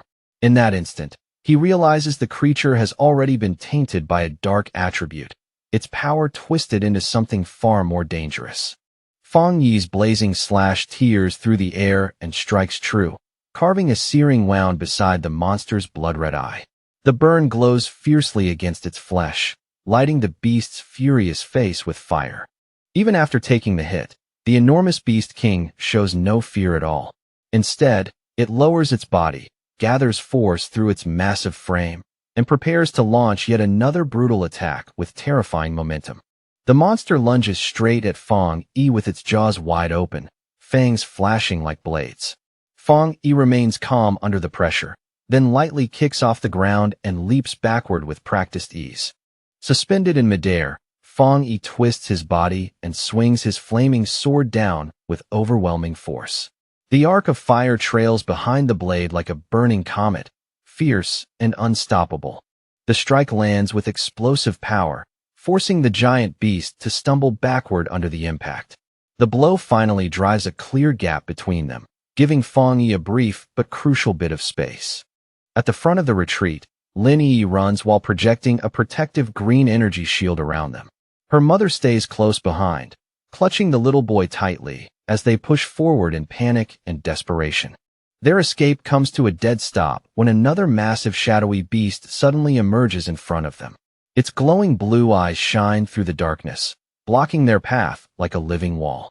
Lin Yi freezes for a moment, horror washing across her face. Only then does she fully understand the nightmare in front of them.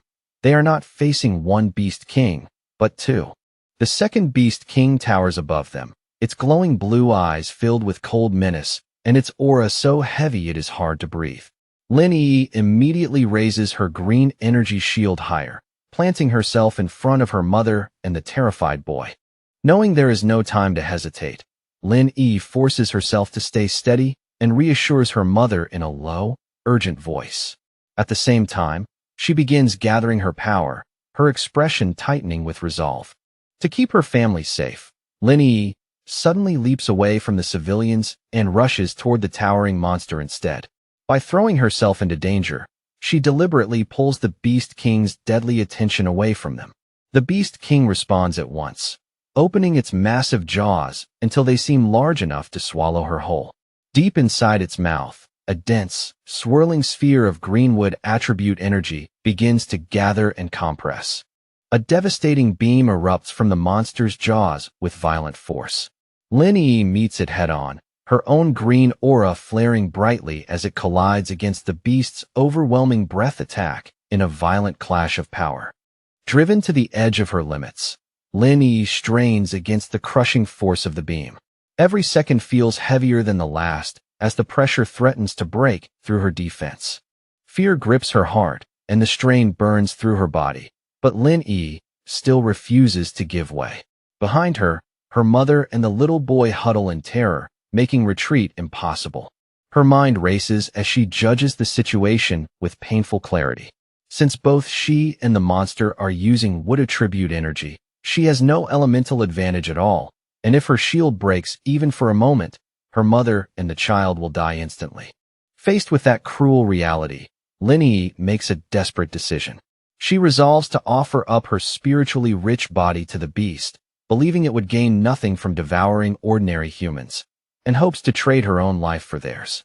Inside the chaotic control room of the Chuanchi City Spirit Association, staff members crowd around holographic tables as alarms continue to flash. Watching the rapidly worsening battlefield data, they are horrified to confirm that an S-class disaster has truly been born. On the tactical map, two huge anomaly king signals burn inside the city limits like warning beacons. Nearby monitors show hostile energy levels spiking rapidly, while local pioneers throw themselves into danger to cover the evacuation of civilians. Out in the burning streets of the city, cloaked pioneers battle the invasion from the air amid smoke and flame. A frantic field pioneer reports that endless waves of mutated beasts are pouring out of the restricted mountain zone, threatening to wipe Chuanchi City off the map. In desperation, the pioneer pleads with headquarters for immediate reinforcements and for the crisis to be upgraded to a higher disaster level.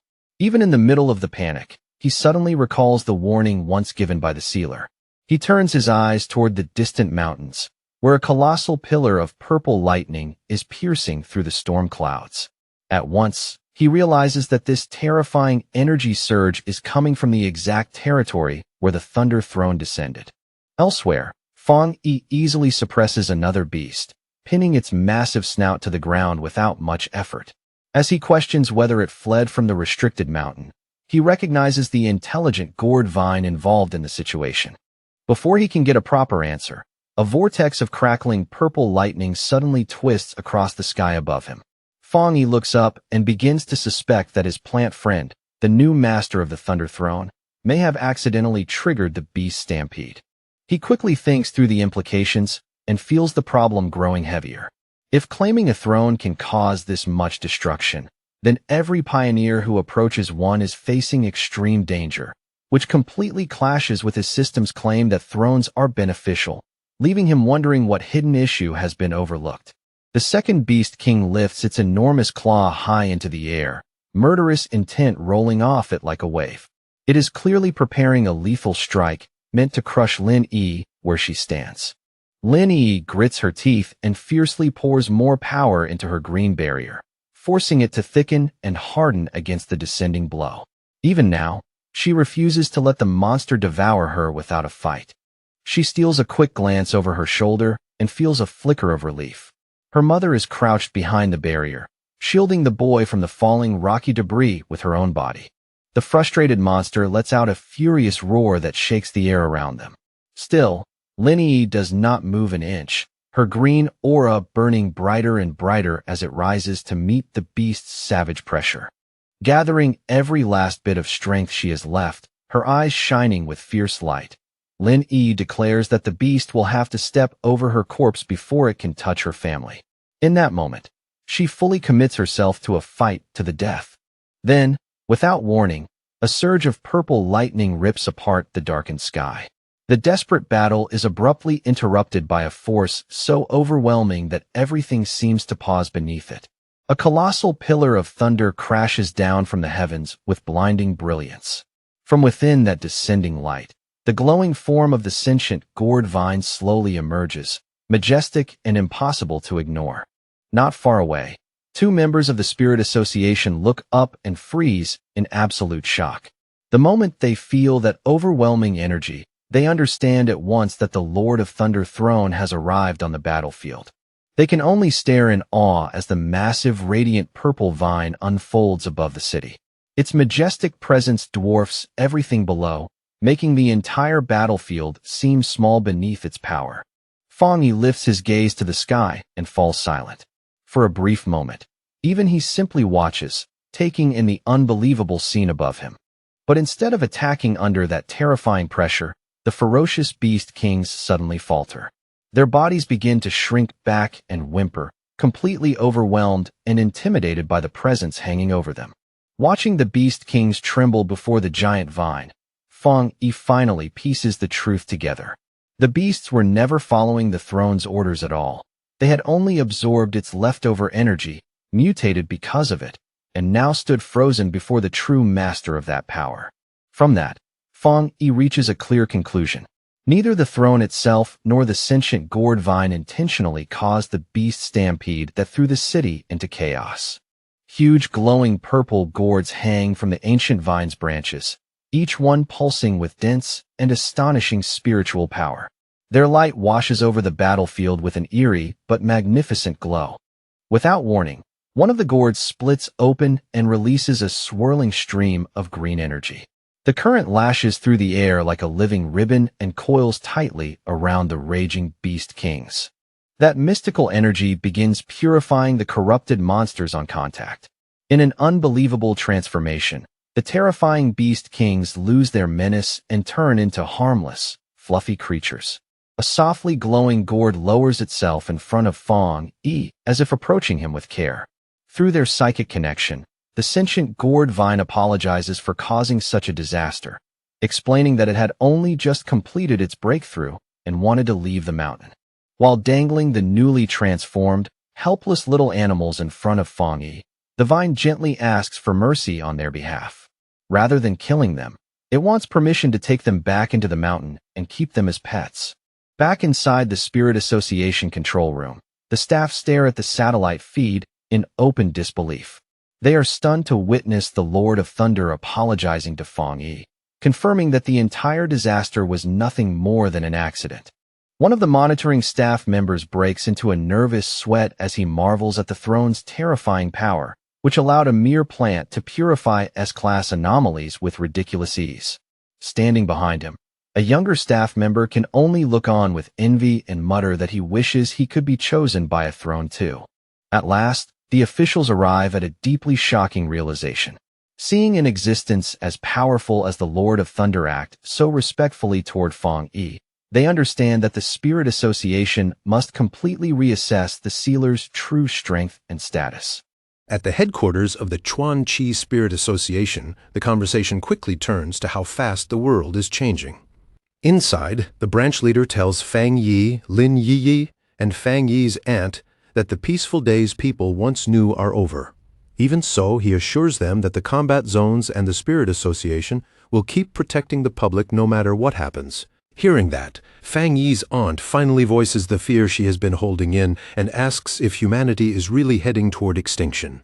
The branch leader gently calms her down and says it has not come to that yet. He brings up Fang Yi's astonishing record as a sealer, explaining that even S-class anomaly kings are cautious around him. Then he turns to Lin Yiyi and praises her as one of their key pioneers, even revealing that Yuan City wants to bring her over as a captain. Sitting close beside her daughter, the aunt quietly says that in a world this dangerous, hearing praise like that does not really comfort a mother. She says the only thing she truly cares about is whether these two children are hurt, worn out, or pushing themselves too hard. More than anything, she fears the day they might lose their lives. The branch leader softly tells her not to think that far ahead. Fang Yi then shifts the topic and asks about Jiang Lu and the others, pointing out that none of them appeared during the recent beast mutation crisis. Looking a little worn down, the branch leader explains that he sent them to the hospital, but they slipped away in the middle of the night. He says Jiang Lu especially had been restless, unable to accept how powerless he felt, and had thrown himself into training. All of a sudden, a panicked man and woman rush into the room, frantically calling for Zhao Hao. The little boy's face lights up the moment he sees them, and he happily cries out that his parents are here. His mother runs over and pulls him tightly into her arms, tears streaming down her face. Then she notices Fang Yi's aunt and the others, and immediately starts thanking them over and over for saving her son. The father bows deeply to Fang Yi and his aunt, saying that even though they are ordinary people, they will come the moment they are ever needed. Fang Yi's aunt quickly brushes it aside and says they only did what anyone else would have done. Not long after, The family leaves the building in pure relief, with the boy laughing happily from his father's shoulders. Watching them leave, Fang Yi turns to his aunt and suggests that she move back to Taishi City with him and Lin Yiyi. Soon after that, a plane cuts across the sky, carrying Fang Yi, Lin Yiyi, and his aunt back to Taishi City. When they arrive, a whole crowd is already waiting outside a large modern villa, holding up a red banner to welcome the sealer home. Among them is Su Jingying, who warmly greets Fang Yi as he returns with his family. Once they step inside, Fang Yi's aunt slowly looks around the massive living room, clearly stunned by just how huge and luxurious the place is. With a playful smile, Lin Yiyi reaches over and covers her mother's eyes, obviously setting up some kind of surprise. Fang Yi grins and asks his aunt if she can guess what they prepared for her. Still smiling, Fang Yi pulls out a property deed and reveals the answer. He tells her they bought this villa for her, so she can live safely close to his home and the family can see each other whenever they want. His aunt is left completely speechless, but Fang Yi keeps going.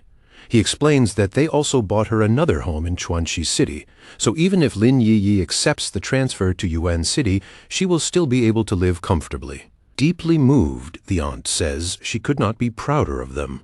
But once the emotion settles, she notices the troubled look on her daughter's face and points out that Yi is clearly still carrying something inside. Fang Yi explains that his cousin is still struggling with whether she should move to Yuan City. Yi admits that she still has not made up her mind about the Spirit Association's promotion offer. Yi then explains what has been bothering her. She suspects the officials in Yuan City are not truly interested in her talent, but in the connection she has to Fang Yi. On top of that, she knows cleaning up a corrupt city would be an enormous burden, and she cannot keep depending on Fang Yi forever. Her mother encourages her to take the opportunity, reminding Yi that she was never the kind of girl to back away. Then, with a teasing smile, she brings up the time Yi used cram school as an excuse just to go look for Fang Yi. Yi instantly goes still, realizing her mother had seen through that lie from the very start. With her mother standing firmly behind her, Yi finally smiles and steadies herself. She admits that it is time to grow up and face the challenge waiting for her in Yuan City. That warm family moment is suddenly broken by the sharp ring of a smartphone. Fang Yi answers the call, and Zhao Lan is on the other end. He asks if the combat zone has found something new, and she tells him Elder Wu has discovered a mysterious new territory and wants Fang Yi to join the expedition. Elsewhere, deep underground in a black market, a hopeless group gathers in the shadows of a dark alley. A purple-haired woman glances toward a man with a cigarette and asks if there is really no way for them to return to Yuan City. The man answers without hesitation and says their exile is real. Thinking back on the fall of their boss, Zhang Gensheng, he realizes the Zhang family gang has lost not only its territory, but all of its influence as well. Then an eerie laugh suddenly echoes through the alley. Everyone turns at once and sees a cloaked figure slowly stepping out of the darkness toward them. The masked stranger gives a faint, chilling smile and tells the Zhang family not to be nervous. He says their goals happen to align, then offers them a deal that clearly comes with danger attached. At the Star God combat zone, Fang Yi walks up to the towering metal gates of the military facility, but in that instant, his instincts kick in. Sensing danger immediately, he snaps toward the incoming ambush. Elder Wu rushes straight at him and throws a heavy punch. Fang Yi does not even blink. He catches it with one hand, and the clash is so clean that a massive shockwave bursts out around them. Without the slightest change in expression, Fang Yi asks what that was supposed to be. Elder Wu bursts out laughing, then apologizes and says his old comrades simply refuse to believe the rumors about a young man this gifted. Elder Wu then looks back at the men in advanced combat armor behind him and proudly says that little test should be more than enough to show just how absurd Fang Yi's strength really is. One of the veterans laughs and points out that Elder Wu was actually pushed back half a step by Fang Yi's block. Another jokes that the younger generation has already surpassed them and that Elder Wu might as well retire. As Fang Yi looks over the relaxed, laughing veterans, a shocking realization hits him. Every single one of them is giving off the overwhelming aura of the two-star Jinggang realm. Elder Wu then turns back to Fang Yi and asks if he still remembers the extreme dark zone they talked about before. He explains that far beyond their world, much deadlier domains have existed for a long time, and those places are deeply connected to the global return of spiritual energy. Then Elder Wu reveals a military secret. He says the nation's strongest fighters were missing during the recent monster outbreaks because they had been deployed to those domains. According to him, that is the true front line, where humanity had already been fighting a hidden war long before the public even knew spiritual energy existed. Fang Yi thinks back to the intelligence he received from Jiaolin and says those domains are like unstable time rifts. They are filled with chaotic forces, along with a dark attribute that constantly gives birth to terrifying monsters. Elder Wu confirms it and warns him that these classified domains have been especially active lately, with new rifts continuing to open across space. But with that danger comes an enormous opportunity. Elder Wu explains that entering these domains is the only way to build higher-level cultivation paths, allowing pioneers to break into the ghost acts and creation stages. As he listens, Fang Yi begins to understand how far ahead the government had been planning. He realizes this is why the nation had been sealing off polluted zones long before spiritual energy fully awakened. Looking at the veterans standing before him, Fang Yi finally feels the weight they have been carrying all this time. To step into those hellish places in secret and protect the nation from the shadows takes a level of resolve most people could never imagine. And, judging by how steady their 2-star Jinggang cultivation is, he realizes the true military strength of the Star God Combat Zone runs far deeper than anything seen on the surface. Elder Wu's face tightens, and with that, he pulls everyone's focus back to the mission at hand. Then he finally reveals their destination. They're heading for the most dangerous place of all, a monster-filled cavern known as the Tomb Cluster. While Fang Yi stands there beside Elder Wu and the battle-scarred veterans, another figure slowly steps out from the shadows of the base. Elder Wu introduces the man to Fang Yi. It's Zhang Tian, an elder from the Star God Combat Zone. Zhang Tian lets out a cold snort, turns away, and walks off without another word. Elder Wu lowers his voice and tells Fang Yi that old Zhang has always been stubborn and hard to deal with.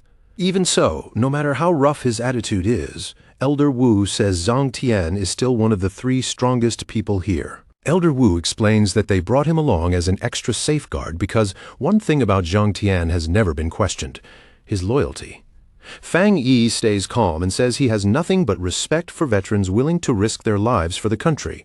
As for a difficult personality, that's simply part of who a person is. Trying to ease the tension, Elder Wu calls out to Zhang Tian once more. This time, he introduces Fang Yi as the captain of the Tai Chi Spirit Association, codenamed the Sealer.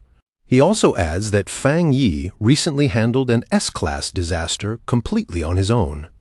The moment Zhang Tian hears that, he stops in place and glances back, clearly interested now. Now that everyone is here, Elder Wu announces that it's time to open the path into the mysterious domain. The group moves toward a huge blue vortex hanging in the sky. This is the door of the void, the entrance to that unknown realm.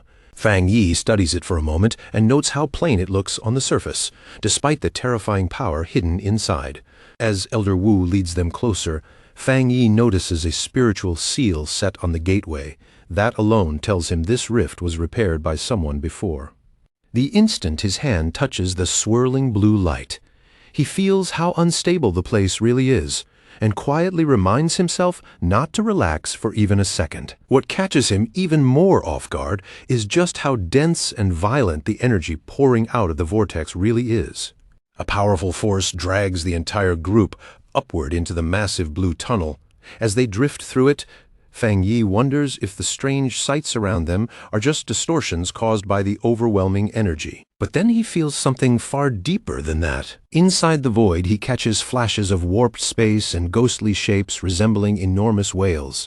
Their aura feels completely foreign, like creatures that were never meant to exist in this universe at all. As they pass clusters of green energy vines, Elder Wu warns everyone not to get close and not to stare too long. The power inside them could wipe them out in an instant. Fang Yi can feel the chaos around them, elemental force and void energy all twisted together. He knows even the slightest contact could destroy both body and soul, and since these dangers are made of raw elemental power rather than living beings, his death seal won't help him here. looking out at the shattered reflections of countless worlds suspended in the void. Fang Yi finally grasps just how enormous this threat really is. If a rift on this scale ever broke loose, it would bring a world-ending disaster down on their planet. At last, the tunnel opens into a dark and empty space. Elder Wu's expression hardens as he says they've arrived. The group stops in front of a massive dark tier floating inside the blue energy, and Elder Wu tells everyone to prepare themselves. Wrapped in bright blue light, Elder Wu tells the team to release their power and keep themselves suspended before stepping into the deadly domain ahead. The moment they come out of the portal, the team finds itself floating inside a dark, eerie cavern called the Tomb Cluster. Right away, the heavy stench of death hits them. Below them, a thick pool of green energy starts to bubble, like something beneath it is about to rise. The second Elder Wu sees it. He orders everyone into battle formation and says they need to end this quickly. Then, without the slightest warning, a massive pillar of dark green energy erupts from deep within the cave. That energy rapidly takes form, turning into a terrifying shadow monster with glowing green eyes. Its sudden appearance makes the whole team freeze for a moment. Elder Wu and Zhang Tian don't hesitate. Both of them rush straight at the giant creature. The shadow monster reacts at once, firing a deadly beam of dark green energy from its hand. Elder Wu and Zhang Tian answer with golden power of their own, combining their strength to form a Jinggang realm barrier and block the blast together. But the monster's attack is simply too overwhelming. The beam smashes through their defense on contact and sends both men flying back, blood spraying from their mouths. The other veterans can only stare in shock, horrified that their two strongest fighters were taken down that easily. Realizing how dangerous the situation is, Fang Yi says they can't afford to hold back and that everyone needs to attack the creature together. As the veterans rush to catch Elder Wu and Zhang Tian, they quickly realize the monster's dark energy is suppressing a pioneer's spiritual power. One veteran points out that the suppression is so severe. Elder Wu and Zhang Tian couldn't even bring out a tenth of their real strength. Fang Yi, however, remains calm. Golden light erupts around him as he summons his sword and says he'll test the creature himself. Fang Yi jumps into the air, wraps his blade in golden flames, and gets ready to unleash a powerful dragon slash. His flaming sword crashes into the giant shadow monster, and the impact sets off a violent explosion of clashing energies. When the smoke finally clears, Fang Yi is still hovering in the air, though it's obvious some of his power has been drained away. He calmly says the dark energy in the cave weakened him badly, otherwise that one strike would have been enough to kill the creature. Watching from below, the veterans are left speechless. One of them says Fang Yi nearly destroyed the giant monster by himself, proving the rumors about him weren't exaggerated at all. Zhang Tian watches in silence, then repeats Fang Yi's codename, the Sealer, but this time there's unmistakable respect in his voice. Elder Wu then says the veterans would be even more shocked if they knew what that title truly meant. Ignoring the pressure that's wearing everyone else down, Fang Yi sharpens his focus. Dark energy bursts out of him, forming huge shadow claws around his body as he activates his Twilight Fire domain. With a single swift motion, Fang Yi sends those massive shadow claws straight toward the green monster. His system confirms that the domain has opened successfully, and the dark claws immediately begin tearing into the creature's raging energy. The system detects the thick, dark energy right away, but it also tells Fang Yi that his special technique won't be affected by the suppression. As the monster lets out a painful roar, the system locks onto it and begins draining its strength, instantly cutting its dark energy in half. Above the weakened beast, Fang Yi's sword flares back to life. It spins through the air, wrapped in a deadly blend of golden fire and deep dusk-like energy. Fang Yi's gaze stays icy and unmoving as he prepares the finishing blow. Then he gives one cold order, "Kill it." He swings without hesitation, sending a blazing arc of fire straight at the monster. The instant the strike lands, it erupts in a blinding burst of force. Fang Yi doesn't move an inch. A cold red light burns deep in his eyes. Then an enormous wave of golden energy bursts out of his body and rips across the battlefield in every direction. That brilliant light sweeps over the entire area and burns away the last remnants of the monster's dark aura. Off to the side, Zhang Tian can only stand there and stare, visibly shaken by the power unfolding in front of him. Next to him, Elder Wu watches carefully, and realizes Fang Yi is using an intense yang attribute to force back the dark energy around them. At that same moment, far away in Yuan City at the wood attribute throne, the sentient gourd vine suddenly begins glowing bright green among the jagged rocks. The sentient red spirit flower lights up as well, sensing that its master is in danger and needs help. In response, a massive beam of condensed green energy violently erupts from the mountaintop where the sentient gourd vine has taken root. Back on the battlefield, wild golden power crackles around Fang Yi as he keeps pressing the attack. But even after taking all that damage, it becomes clear that the Dark Giant, master of the throne and wielder of death power, is still unbelievably difficult to kill. When the Dark Giant still refuses to go down, Elder Wu tells Zhang Tian that Fang Yi needs backup. Zhang Tian grunts in agreement, and the combat zone elders rush in together. Zhang Tian, Elder Wu, and the other 2 armored elders gather their strength at once, each of their hands glowing with a different elemental force. Then the 4 elders attack together, firing powerful multicolored beams down toward the battlefield. Those streams of power slam into Fang Yi's back and pour into him as he pushes his own golden energy to its very limit. The combined force explodes in a massive flash of golden light that swallows the entire area. The blast sends out a violent shockwave, forcing Elder Wu, Zhang Tian, and the others to shield themselves as they're driven backward. The smoke and raging energy finally begin to clear. The entire landscape looks different. The elders look down and realize the explosion has exposed what this place really is.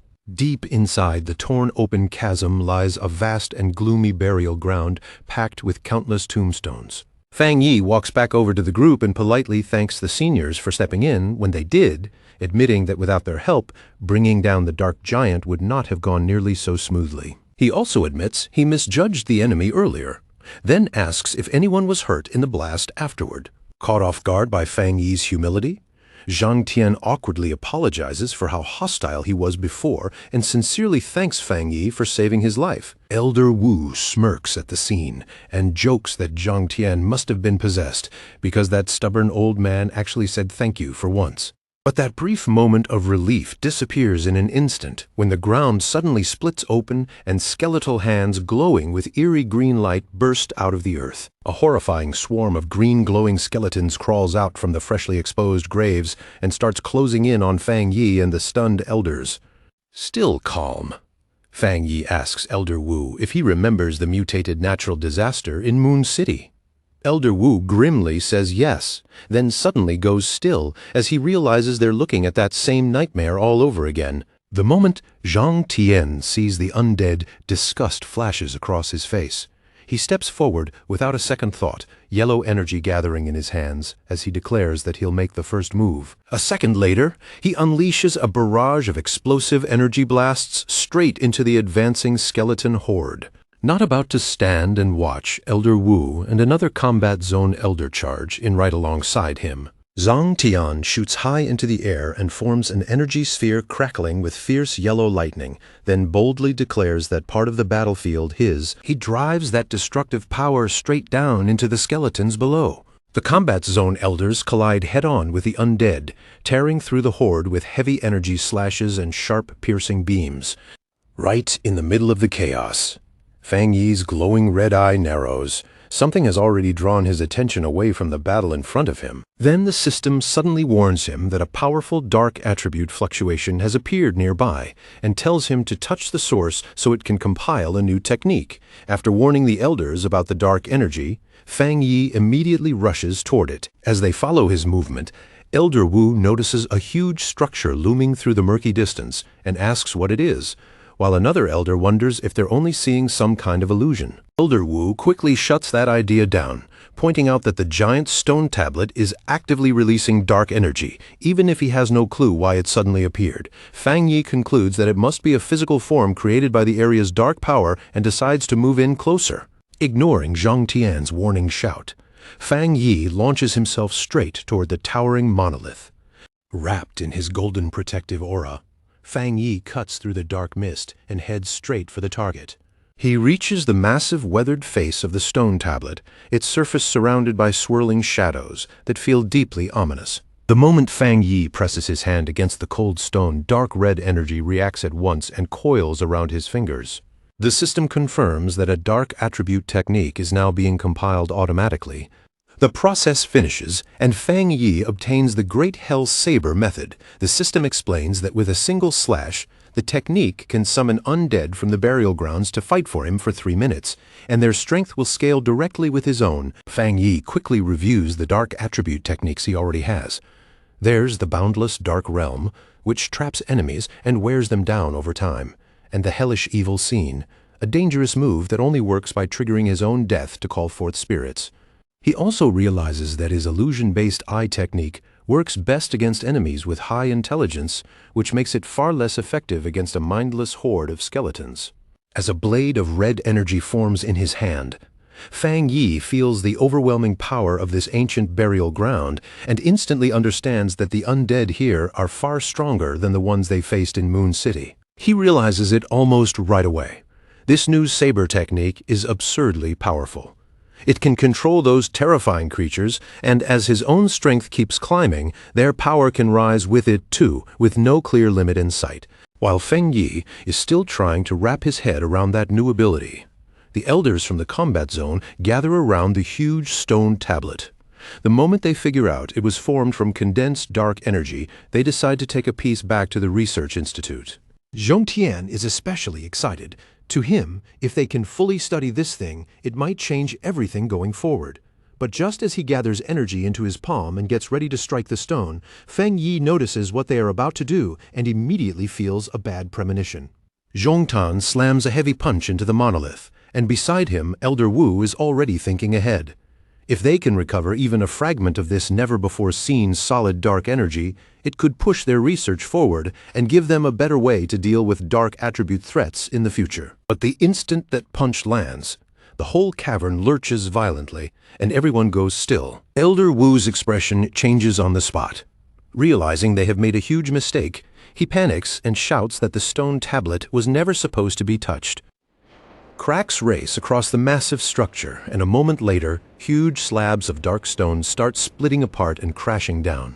The elders understand the danger at once and shout for everyone to fall back, scrambling out of the way as the giant chunks rain down from above. And in the middle of that collapse, Fang Yi suddenly feels a terrifying wave of spiritual energy sweep through the entire area. Then he understands.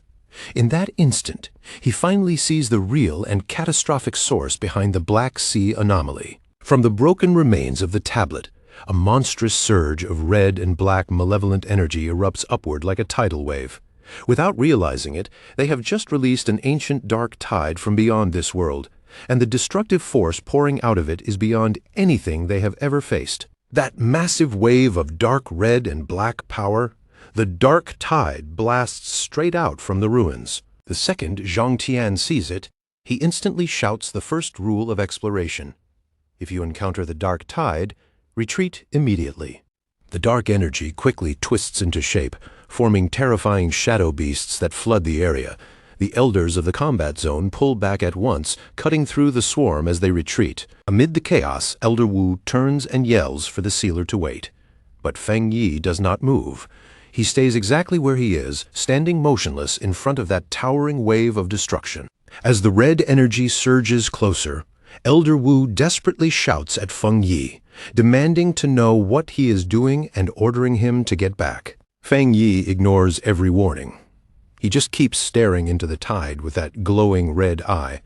Then he hears it, a strange voice calling to him from somewhere deep inside the dark energy. Drawn toward it, Feng Yi slowly raises his hand toward the swirling red mass, determined to find out what is hidden inside. As he faces that otherworldly power head-on, he quietly steels himself for death. Then, without warning, a massive burst of red light explodes outward and swallows Feng Yi whole. Elder Wu and Zhong Tian can only watch in horror, screaming his name as the blast engulfs him. Unable to accept what just happened, Zhang Tian throws himself toward the deadly wave, trying to save him, but Elder Wu instantly forms a glowing energy hand to stop him, shouting that Feng Yi is beyond saving and that rushing in now would only cost Zhang Tian his life too. Zhang Tian snaps back in fury, saying, Fang Yi is the future of the nation. He blames himself and the other elders, insisting he would trade his own life without hesitation for those young pioneers. Clearly hurting, Elder Wu says Fang Yi is most likely already dead. He warns that if they lose even more people here, then the nation's future really will be over. Taking responsibility for bringing Fang Yi here, Elder Wu orders the remaining elders to retreat and stay alive. But just as the elders are preparing to flee, a massive pillar of golden energy suddenly erupts from inside the dark tide. They all turn back in shock, and the moment they recognize Fang Yi's signature golden power, hope sparks to life again. Meanwhile, deep in the abyss, Fang Yi calmly falls through a twisting tunnel of red and gold energy. The blast did not injure him at all. Even stranger, there are no monsters anywhere inside the core of the dark tide. As he sinks deeper into that dark red void, Fang Yi follows his instincts. Even though the voice has gone silent, he can still feel that if he keeps going, he will eventually reach whatever was calling him. Wanting answers, he tries to contact his system and have it analyze the strange place around him. Wrapped in a golden aura, he keeps descending deeper into the endless abyss. He can tell his defenses are holding with no problem at all. The dark energy surrounding him cannot touch him in the slightest. Then a strange voice suddenly echoes through the red emptiness and speaks directly to him. Caught off guard, Fang Yi immediately stops descending. Under the pressure of that overwhelming energy, his system interface flickers violently before finally stabilizing again. The system tells him that the ancient power is interfering with its functions, but it still managed to identify the source, and the coordinates are straight ahead. Following the glowing blue prompt from his system, Fang Yi moves through the dark mist. At the same time, he cannot help wondering if this ancient power might be another world-shaking artifact on the level of the thrones. As he picks up speed, the pressure around him grows heavier and heavier, making it clear that he is getting close to the unknown source. The moment he finally sees what is waiting ahead, his eyes narrow. He stops in front of a massive black vortex crackling with red lightning, and the pressure pouring off it is so intense that even the space around him feels suffocating. From the center of that vortex, a hollow suit of demonic armor slowly rises, covered in spikes and glowing faintly from within with red light. Fang Yi analyzes it and realizes that every single scale on that armor carries terrifying destructive power. A red warning flashes across Fang Yi's system, confirming that this mysterious armor is the true source of the catastrophic dark tide. Without hesitating for even a second, Fang Yi reaches out, ready to suppress the artifact, but the armor reacts immediately. Its chest splits open, revealing a jagged mouth made of glowing red energy. Fang Yi is forced to pull back as a massive burst of dark power erupts from inside. Even he is left stunned, realizing this relic holds far more energy than any of the thrones he has encountered before. Caught completely off guard by the armor's sudden attack, Fang Yi quickly throws up a golden energy barrier to protect himself. As the dark energy slams into his shield and grinds against it, Fang Yi begins to strain. He is shocked to realize that the armor's overwhelming killing intent is powerful enough to suppress his protective yang attribute, even though that power should naturally counter dark energy. But instead of making him retreat, that resistance only makes Fang Yi want the artifact even more. He releases a burst of golden energy to force the pressure back, then activates his boundless dark realm, surrounding himself with a massive sphere of dark purple power. Fang Yi pulls out his blade and summons the Great Hell Saber.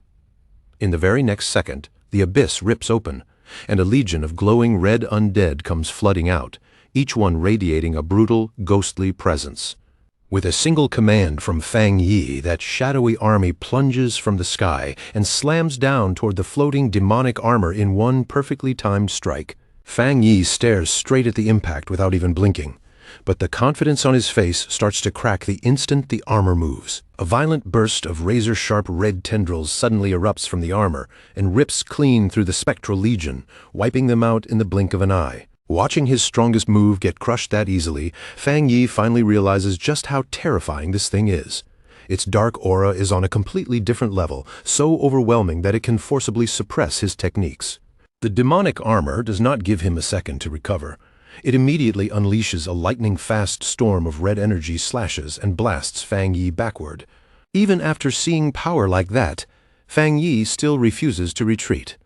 He fixes his eyes on it and declares that this battle will decide which one of them ends up subduing the other. The entity speaks again, tempting Fang Yi to surrender and become the same kind of existence it is. At the same time, dark energy creeps across his face and forms a jagged mask, making it clear that it is trying to corrupt his mind and take over his body. Fighting to stay in control, Fang Yi activates his Divine Sun Swallowing Heaven technique, using it to steady his mind and stop himself from falling under that influence. Fang Yi grits his teeth and roars that the entity has misjudged him. Then a huge wave of blue energy explodes out from his body. Driven all the way to the edge, he orders his system to release every bit of power and every technique he has at the same time. The system immediately issues a critical warning. It reports that although Fang Yi is only at the 2-star Jingang realm, his true combat power is already beyond calculation. But the system also tells him the price.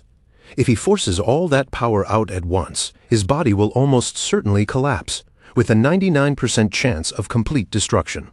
Even so, Fang Yi keeps staring into the darkness without flinching, ready to bet everything on this one move. Pushed right up against the edge with nowhere left to fall back, Fang Yi has no choice but to gamble everything. With the demonic presence closing in on him, he throws his entire will into one last desperate effort to force it down before it can swallow him completely. Around Fang Yi, dazzling golden light and deep crimson demonic force smash into each other like two disasters colliding head-on. Standing at the center of that terrifying storm, he clenches his teeth and commands the system to release every ounce of power he possesses, silently staking his life on one final decision. Either he conquers this thing here, or he dies here. The system responds to Fang Yi's order instantly, without even the slightest pause. In the next heartbeat, every cultivation method he has ever mastered activates together, exploding through his body in a massive, terrifying current of raw power. But forcing so many conflicting powers to circulate inside one body at the same time is far from painless. The backlash hits Fang Yi with crushing force, making it feel as though his bones, muscles, and meridians are all being torn apart in different directions. Fang Yi clamps both hands over his head, his expression warping in unbearable pain. The violent energy raging inside him feels ready to tear him apart from within, and all he can do is fight desperately to hold on to the final fragile thread of his consciousness. In the end, even Fang Yi's willpower reaches its limit. His eyes suddenly lose all focus, turning empty and vacant, and a moment later a devastating eruption of red energy bursts out from his body like an explosion ripping through the depths of the abyss. The system immediately senses the deadly overload tearing through Fang Yi's body. With his life already hanging on the very edge, it activates its emergency protection without delay and triggers the death seal technique to keep him from slipping away completely. One elemental force after another begins to gather around Fang Yi's seemingly lifeless body. Lightning crackles through the darkness, a protective aura seals itself around him, and black chains twist tightly into place, dragging him back from the brink and proving that somehow Fang Yi is still alive. Far down in the abyss, Fang Yi floats silently through the endless darkness until, without warning, his eyes snap open with a fierce red glow. At that exact moment, the system announces that the ancient artifact has been defeated by the combined power of all his cultivation methods. Then the system confirms something almost impossible. The ancient entity has finally submitted. It no longer struggles against Fang Yi's control, and from this moment on, it recognizes him as its new master. The dense black energy surrounding Fang Yi begins to swirl inward, gathering tighter and tighter around him. Layer after layer wraps across his body, gradually taking shape as a sinister suit of armor covered in sharp, threatening spikes. Only after the armor fully forms does the system reveal what this terrifying artifact truly is. The power now covering Fang Yi is none other than the ancient god demon armor. Suspended in the abyss with that ominous armor wrapped around him, Fang Yi radiates a heavy, suffocating darkness. As the turbulent energy finally settles into place, the system grants him a completely new ability born from the ancient power he has just conquered. That new ability is a hidden technique called Dark Torrent. It comes from the same source as the ancient god demon armor, and the instant it enters Fang Yi's mind, he understands it completely, as though the technique had always been part of him. Wanting to feel the power now flowing through him, Fang Yi slowly tightens his armored hand into a fist. That single, simple movement releases a huge wave of dark energy, sending a terrifying shockwave rolling outward across the abyss. As Fang Yi watches the dark power gather and shift around his hand, a strange sense of familiarity rises within him. Black veins pulse across his face, and in a sudden flash of understanding, he realizes he may now have the ability to control the dark tide itself. With this newfound control, Fang Yi is no longer dragged down by the chaotic dark tide beneath him. Instead, he walks across it, as if it were solid ground, and even more astonishingly, the destructive force obeys his command, pulling back the moment he wills it to retreat. Fang Yi remembers how his old dark attribute used to feel whenever he called upon it. In the past, each use constantly consumed his stamina and spiritual power, turning that strength into both a weapon and a heavy burden. But now, the dark attribute moves around him almost like a trained beast waiting for its master's command. As the shadowy energy coils and circles in his palm, Fang Yi looks at it with steady confidence and declares that it will never drag him down again. After spending enough time in the abyss, Fang Yi finally decides there is no reason to remain there any longer. With calm control and barely any effort, he snaps his fingers, preparing to leave that dark and silent place behind. As Fang Yi begins to depart, a thought quietly passes through his mind. He has no way of knowing how much time has gone by outside, and he suspects that his sudden disappearance may have already thrown the world beyond the abyss into complete disorder. At the headquarters of the Xia Kingdom Spirit Association, Ye Xiao slams both fists onto his desk in a burst of rage. Beside him, Gu Yuru stays silent, watching quietly as the president's anger continues to rise. President Ye Xiao turns his fury toward the elders from the combat zone, his voice filled with accusation. They brought Fang Yi, the entomber, with them on the expedition. But when everything was over, they failed to bring him back alive. Ye Xiao harshly condemns them for failing to protect even a single junior pioneer, despite their long years of cultivation and all the best resources the nation had poured into them. Under that heavy accusation, Elder Wu can only lower his head in silent shame. The president demands to know whether they are truly worthy of the positions they hold.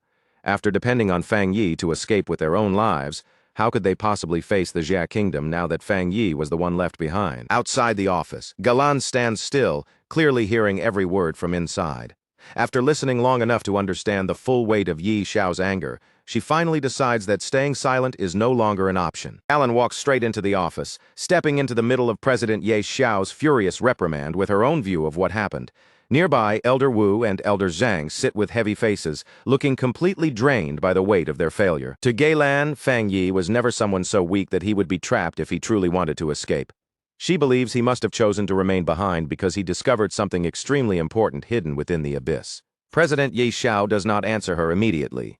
He stays silent, his expression tight and unreadable, while Galen's words linger heavily in the tense air of the office. Galan then speaks up fiercely in defense of the veterans standing before him. She reminds Ye Xiao that these people had been fighting on the front lines for the Xia Kingdom long before the spiritual energy awakening ever began. She brings up the countless battles they survived, and the comrades they were forced to bury along the way.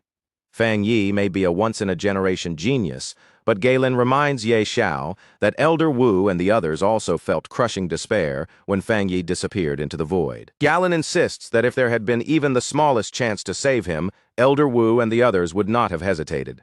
They would have gladly used their own lives if it meant bringing that young pioneer back safely. President Ye Xiao is still not willing to accept that explanation. He snaps back that Fang Yi is the very core of the crucial captain plan, then demands to know whether Galan can truly guarantee he survived when even their predecessors were never able to escape the dark tide. Overwhelmed by anger and frustration, Ye Xiao shouts that Fang Yi's value to the Xia Kingdom is greater than theirs. Gu Yuru quickly tries to calm him, but Galan refuses to retreat, challenging the assumption that falling into the dark tide must automatically mean death. Galan locks her fierce gaze onto Ye Xiao and pushes directly against his reasoning. If Fang Yi is truly already dead, then why should one missing pioneer matter more than the entire Star God combat zone that managed to survive? She then asks him bluntly whether doubting Fang Yi and dismissing the combat zone means he believes the Spirit Association alone can protect the Xia Kingdom without relying on the strength of their military forces. Realizing that Galan has gone too far, Elder Wu suddenly raises his voice and shouts her name. His command cuts sharply through the room as he orders her to stop speaking and stand down immediately. The sharp tension filling the office finally starts to ease. President Ye Xiao releases a long, weary sigh, the rage slowly fading from his face, and admits that his earlier words came from frustration. In the end, he acknowledges that Galan is right. Now, looking visibly exhausted, Ye Xiao turns his attention to the real crisis in front of them and asks what they should do next. If news of Fang Yi's disappearance spreads, he fears it could trigger panic across the nation and give their enemies the confidence to attack. To prevent the Xia kingdom from sinking into chaos, they choose to lock down every piece of information about Fang Yi's disappearance.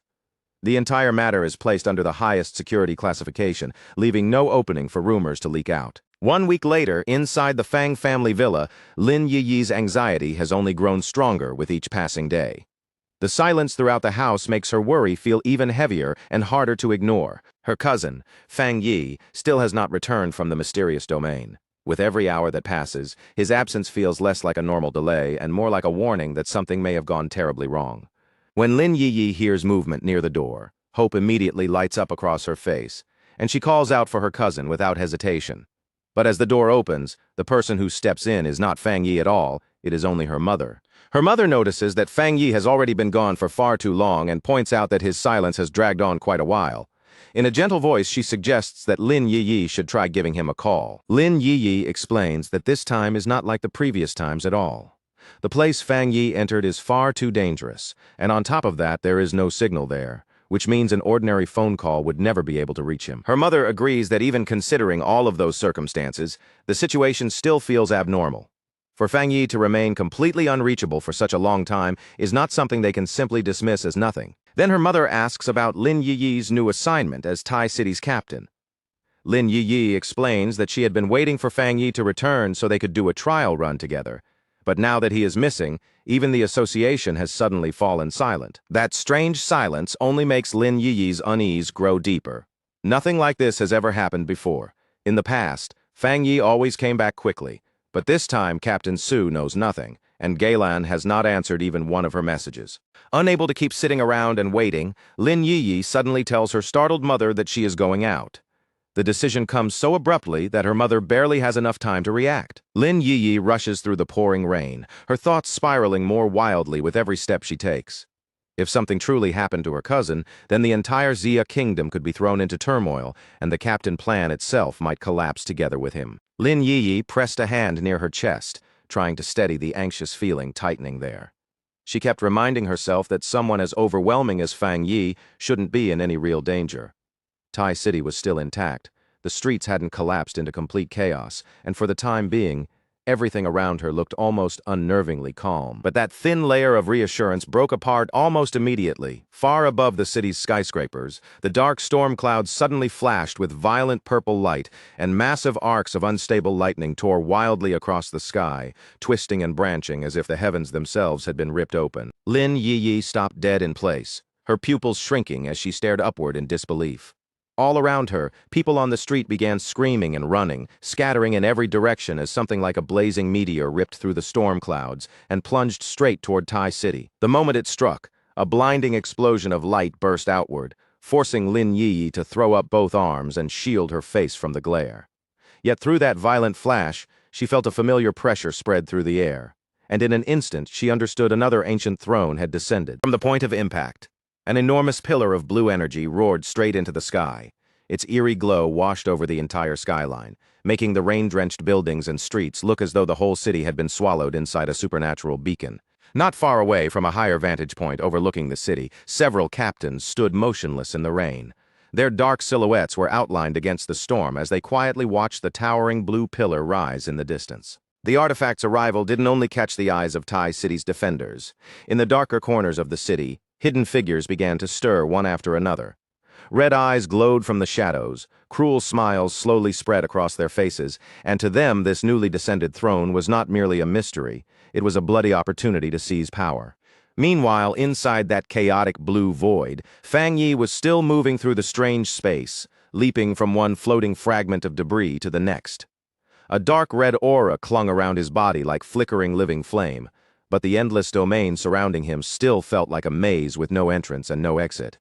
No matter how far he pushed forward, he still couldn't lock onto the coordinates that would return him to reality, and the frustration weighing on his chest grew heavier with every passing moment. Fang Yi lowered his gaze toward the shadow spreading beneath his feet, fully aware that it was the ancient god-demon armor he had already subdued.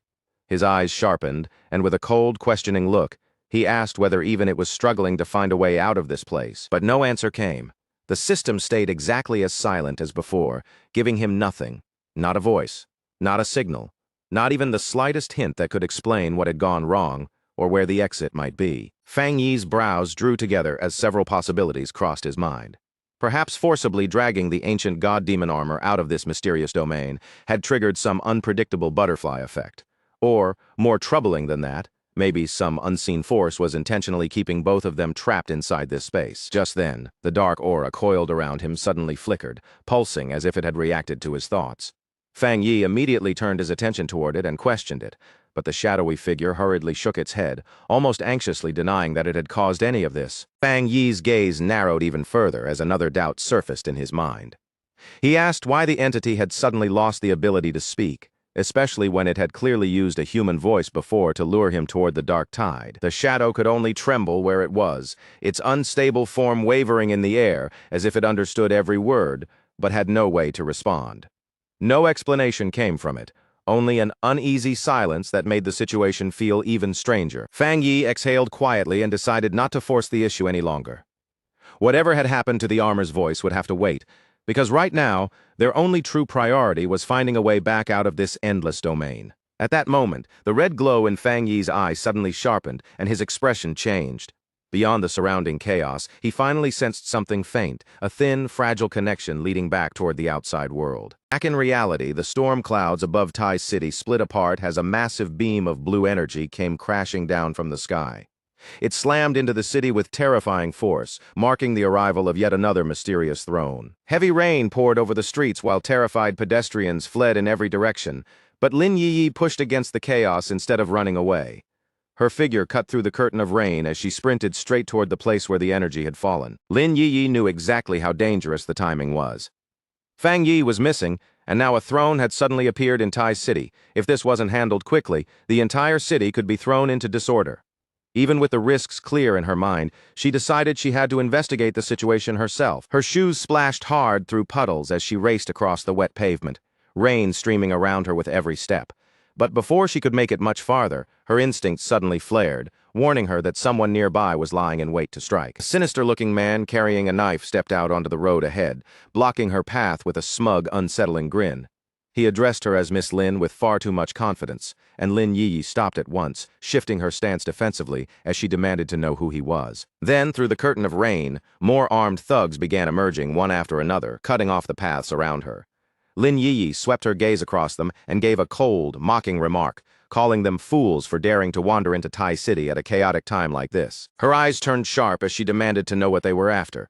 But before any of them could give an answer, Lin Yiyi moved first, releasing a fierce wave of green spiritual energy that blasted outward and violently drove back the attackers closing in on her. Without wasting even a single motion, Lin Yiyi shaped that green energy into thick, twisting vines. The vines shot forward through the rain and wrapped tightly around one of the older thugs, binding him in place before he had any chance to react. She followed up instantly, driving a powerful kick straight into his chest. The blow knocked the breath out of him, and while he was still trapped in the vines, Lin Yiyi pressed him for answers with a fierce, commanding glare. The man was thrown down hard onto the rain-slick pavement, his body hitting the ground with a heavy crash before skidding across the wet surface from the force of Lin Yiyi's attack. After watching their first move fall apart so quickly, another thug reacted without delay. He lifted a whistle to his mouth and blew a sharp signal through the storm, calling for reinforcements the moment he realized they needed more numbers. Almost at once, the entire area came alive with movement. More enemies appeared from the shadows from narrow side streets and even from the rooftops above, each carrying different weapons as they moved in and completely surrounded Lin Yi. The center of the ambush, their leader finally stepped forward, a red bandana tied around his head. He raised his massive sword with an arrogant tilt of his chin and pointed the blade directly at Lin Yiyi. The leader sneered at her, dismissing Lin Yiyi as nothing more than a little girl borrowing fame from the Entomber's reputation. Then, without the slightest hesitation, he gave the order for all of his men to rush her at once. A bright green light began burning in Lin Yiyi's eyes as she glared back at the crowd around her. Instead of showing fear, she asked if they were really looking down on her, then declared that this was the perfect chance to test the multi-target combat training she had been practicing lately. In the very next instant, Lin Yiyi pushed her spiritual energy outward, and countless sharp whip-like green vines lashed through the rain in every direction like a storm of living blades. The vines struck with frightening speed, catching several attackers in mid-air and yanking them off balance before they could complete their assault. At the same time, Lin Yiyi kept moving up close, delivering quick, precise kicks to anyone who managed to break through and get near her. With one sharp movement, Lin Yi commanded the vines to tighten. The enemies caught in their bindings were squeezed even harder, leaving them hanging helplessly in the air as they struggled and twisted against the crushing restraint. The older thug writhed inside the vines, cursing through clenched teeth as panic finally spread across his face. Only then did he realize the truth. Lin Yi's unique wood attribute wasn't merely restraining their bodies, it was also actively suppressing the flow of their spiritual energy. Now that she had taken full control of the fight's rhythm, Lin Yi pulled the bound thugs together with her vines. One by one, the struggling men were dragged into a single tangled cluster, completely caught in her grasp. Then, with a powerful sweeping motion, she hurled the entire group through the rain-soaked air. As their bodies went flying across the street, Lin Yi shouted for them to get lost, her voice cutting sharply through the storm. But before she could ease her guard, a sharp projectile formed from dark purple energy suddenly tore through the falling rain. It sliced toward her with deadly speed, cutting a dangerous line straight through the storm. Lin Yi's expression shifted the instant she sensed what it was. This wasn't ordinary fire. It was a flame ability mixed with a corrosive dark attribute. Normal flames would struggle to burn through her strengthened vines, but this dark fire carried a completely different level of danger. She immediately tried to dodge, twisting her body out of the attack's path. But even with her quick reaction, the dark energy still grazed past her and carved sharply into her arm. Lin Yi gasped at the sudden burst of pain, her eyes widening as fresh blood spilled from the cut. The blood quickly mixed with the rainwater running down her skin, leaving a red trail against the storm. The instant the bandana-wearing leader and the remaining thugs saw that she had been injured, they seized their chance. They lunged at her from every direction at once, weapons raised, trying to finish her before she could recover. Just before their blades could close in on her, Lin Yi released another surge of green light. In a flash, a glowing barrier formed around her body, wrapping her in protective spiritual energy. The barrier erupted outward with explosive force, slamming into every attacker and sending them flying back across the rain-soaked street. Standing in the center of the green glow, Lin Yi coldly mocked them, saying that even 9 grown men still couldn't bring down a single student. The leader landed and steadied himself on the slippery pavement, his feet sliding slightly beneath him. But instead of looking furious, a calculating glint appeared in his eyes as he quietly studied the situation in front of him. He realized that even after Lin Yi had been pushed into such a dangerous position, Fang Yi still hadn't appeared to save her. That single fact was enough for him to confidently conclude that Fang Yi truly was no longer in Tai City. With his real objective already achieved, the leader immediately ordered his men to retreat. One after another, the thugs leaped away into the storm and disappeared through the rain, leaving Lin Yi standing alone in the street as she caught her breath and realized she had walked straight into their trap. Frustration surged through Lin Yi, and she slammed her fist hard against a nearby wall. By fighting so desperately to protect herself, she had accidentally confirmed the one thing their hidden enemies wanted to know most. Fang Yi was absent. Lin Yi cursed herself for being careless, her expression tightening with regret. Now that the enemy knew the truth, they would definitely return with better preparation next time, and she understood that she needed a plan immediately before the situation spiraled completely out of control. But before Lin Yi could fully sort through her racing thoughts, the stormy sky above Tai City lit up once again. In the distance, a massive pillar of golden light pierced through the clouds and crashed down somewhere within the city. The instant Lin Yi finally realized what that mysterious glow had been trying to communicate, the look on her face shifted in a heartbeat. The confusion in her eyes vanished, replaced not by panic, but by a sharp, unwavering determination, as though the answer had snapped into place and she had already chosen the path she needed to take. Lin Yi didn't allow herself even a moment of hesitation. She pulled out her phone at once, her fingers moving quickly and accurately, despite the rain, the pressure, and the danger closing in around her. With urgent focus, she made the call and demanded to be connected to Captain Su as quickly as possible. At almost the exact same time, Captain Su was still holding her post in the pouring rain, standing guard near the barricades around the newly descended throne. The restricted zone around her was locked down tight, every corner tense with danger, and when she answered Lin Yi's call, her first question was whether Yi had been attacked. Lin Yi told her that she had driven the attackers off for the moment, but her voice stayed heavy and serious because she knew this was only a temporary pause. The real truth was painfully clear. Every enemy hiding in the shadows was aiming for the same thing: the throne. Then, in a low and grave voice, Lin Yi revealed what the enemy had already figured out. In their eyes, the moment the entomber disappeared, Tai City stopped being a city under true protection and became a place with no real guardian left. As those words reached her, Captain Su stood motionless beneath the rain, her body stiffening as the full weight of Yi Yi's warning sank in, leaving her unable to answer immediately. Captain Su slowly shifted her gaze toward the sealed-off forest ahead, her expression tightening as cold rain streamed down her face and uniform.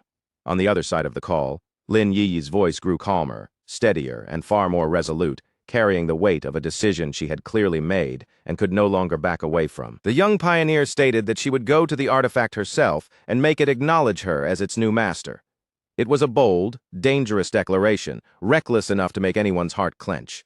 But beneath her words was the desperation of someone who understood that protecting the city might require walking straight into the greatest danger. By the time Lin Yi reached the restricted site, the storm still hadn't weakened, and sheets of rain continued hammering down around her.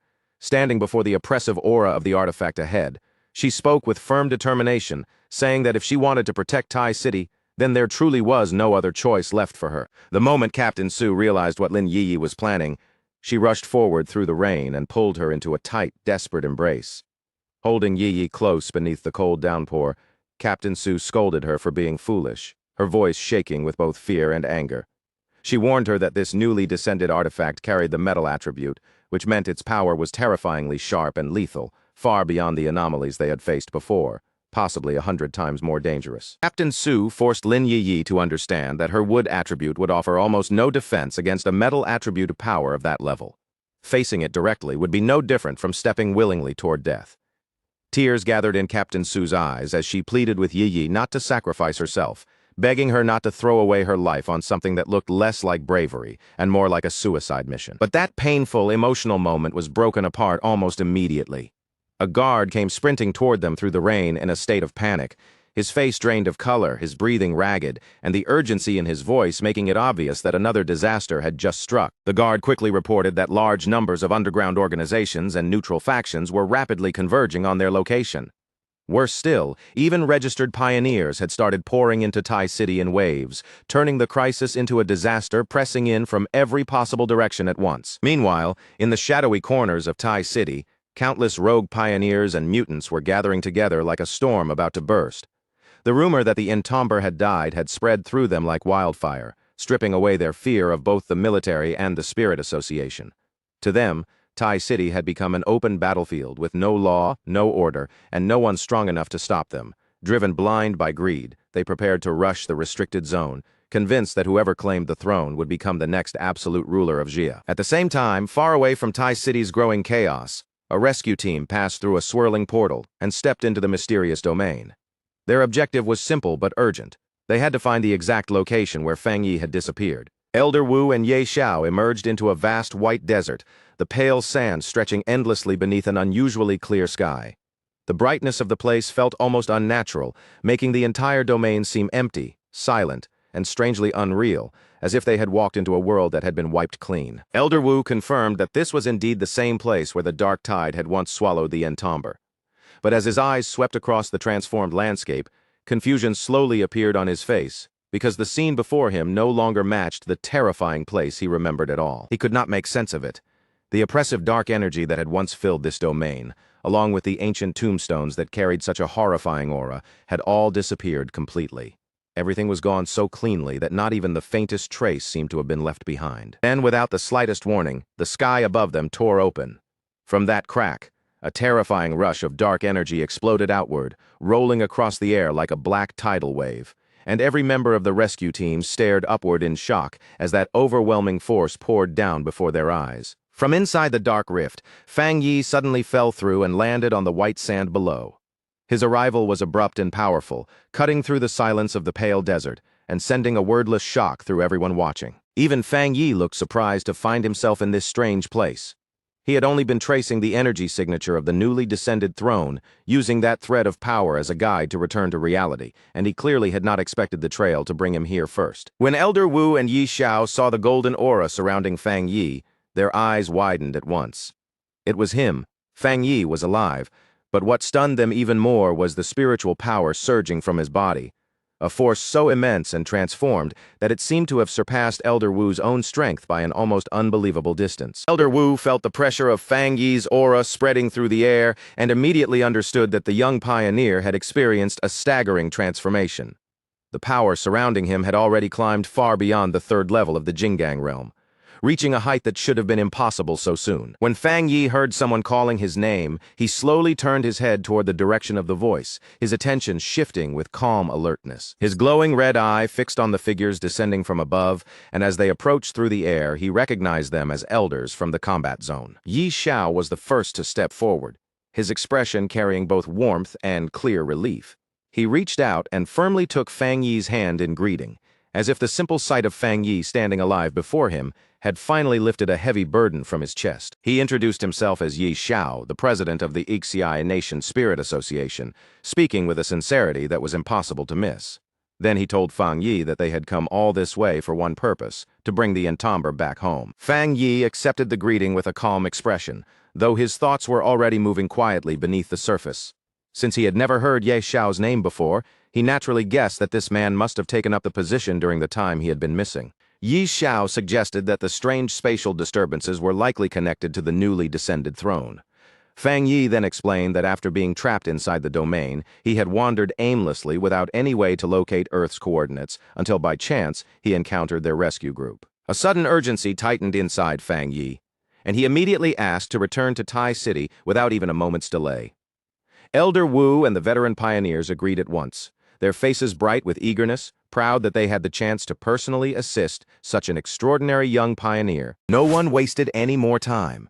The group began pouring their spiritual energy together, and before long, a huge blue portal opened in front of them, its swirling light expanding rapidly as the path back to the real world took shape. As Fang Yi stepped into the portal and moved back toward reality, an intense sense of dread suddenly swept over him.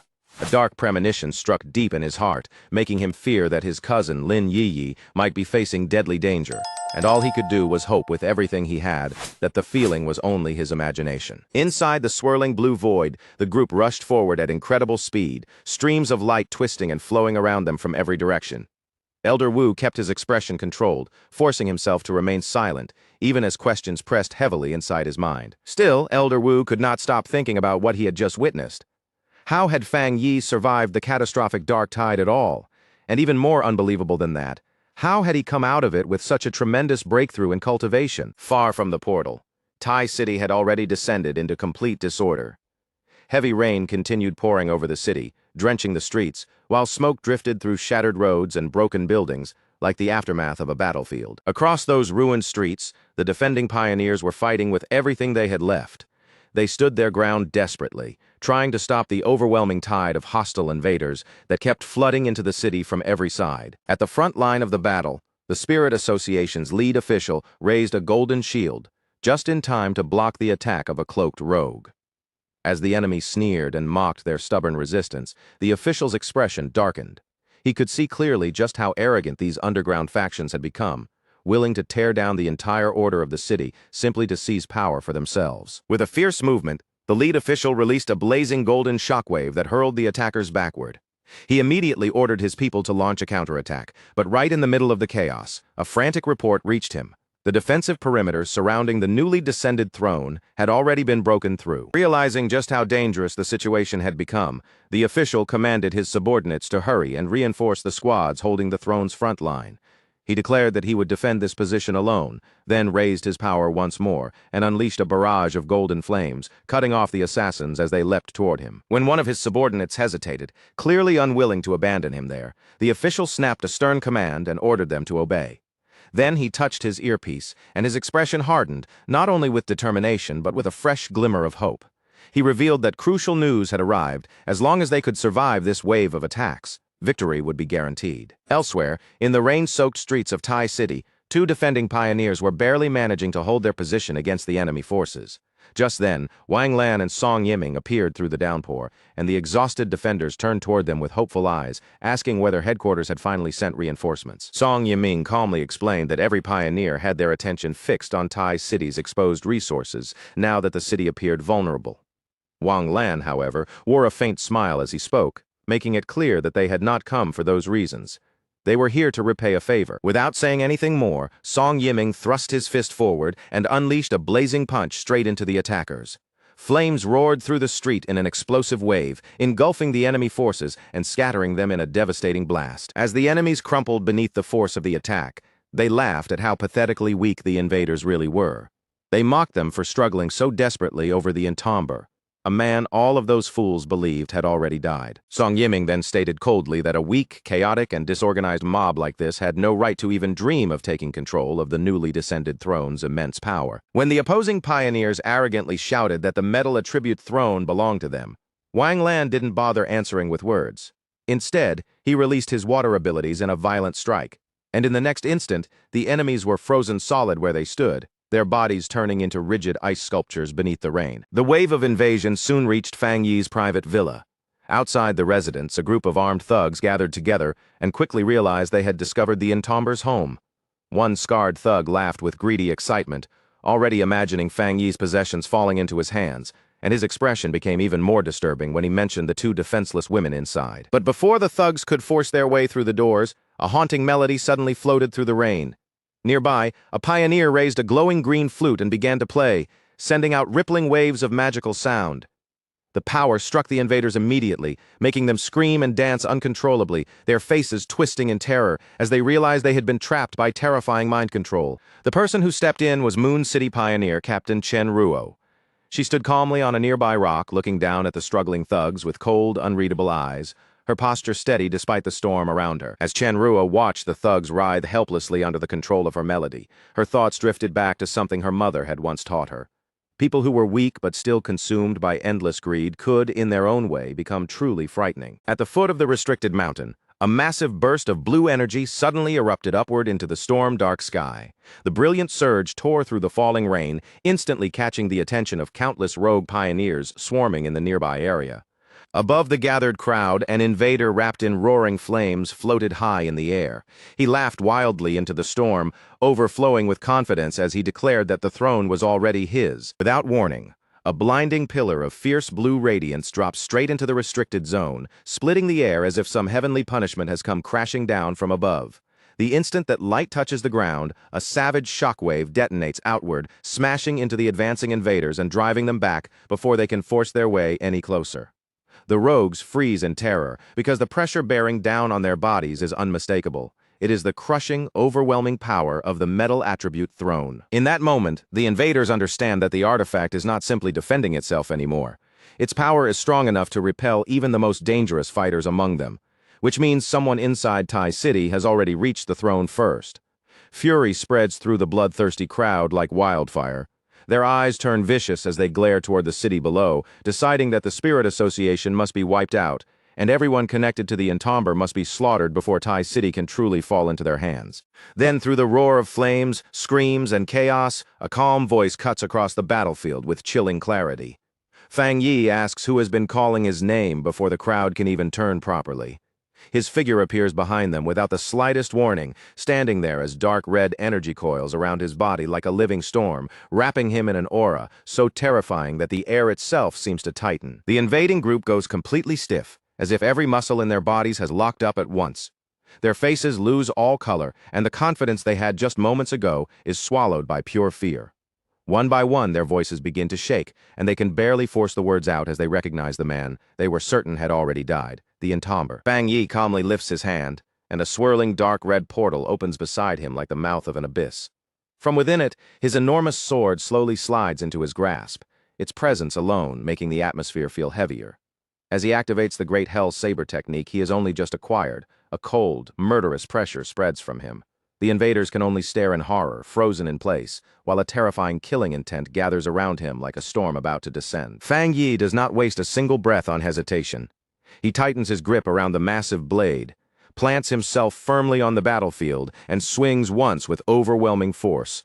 From that single motion, a gigantic slash wrapped in blazing fire surges forward, tearing across the ground and carving through everything in its path with horrifying speed and power. The instant Fang Yi's attack connects, the battlefield is swallowed by a towering eruption of flame and dark energy.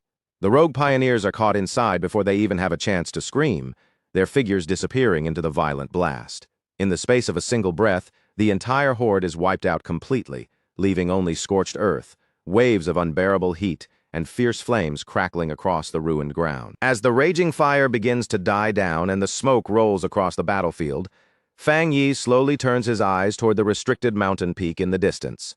The spiritual fluctuations coming from that direction feel far too familiar, and his expression immediately sharpens. His earlier instinct had been correct. His cousin, Lin Yiyi, is somewhere on that peak, and she is attempting to seize the dangerous new throne. At the very top of the mountain, far above the chaos below, Lin Yiyi hangs suspended inside a glowing green sphere of energy. Directly before her stands the intimidating metal attribute throne, radiating such a crushing pressure that the entire summit seems to tremble beneath its weight. The air around her looks tense and unstable, as if the peak itself is struggling to withstand the throne's power. Even with that terrifying pressure pressing down on her, Lin Yiyi has already stepped into the throne's domain and shows no intention of retreating. Her resolve is firm, almost painfully absolute.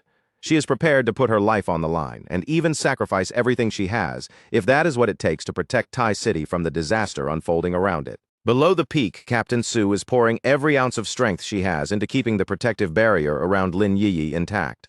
Sweat streams down her face, and her body is visibly shaking under the strain. But she refuses to let the defense break.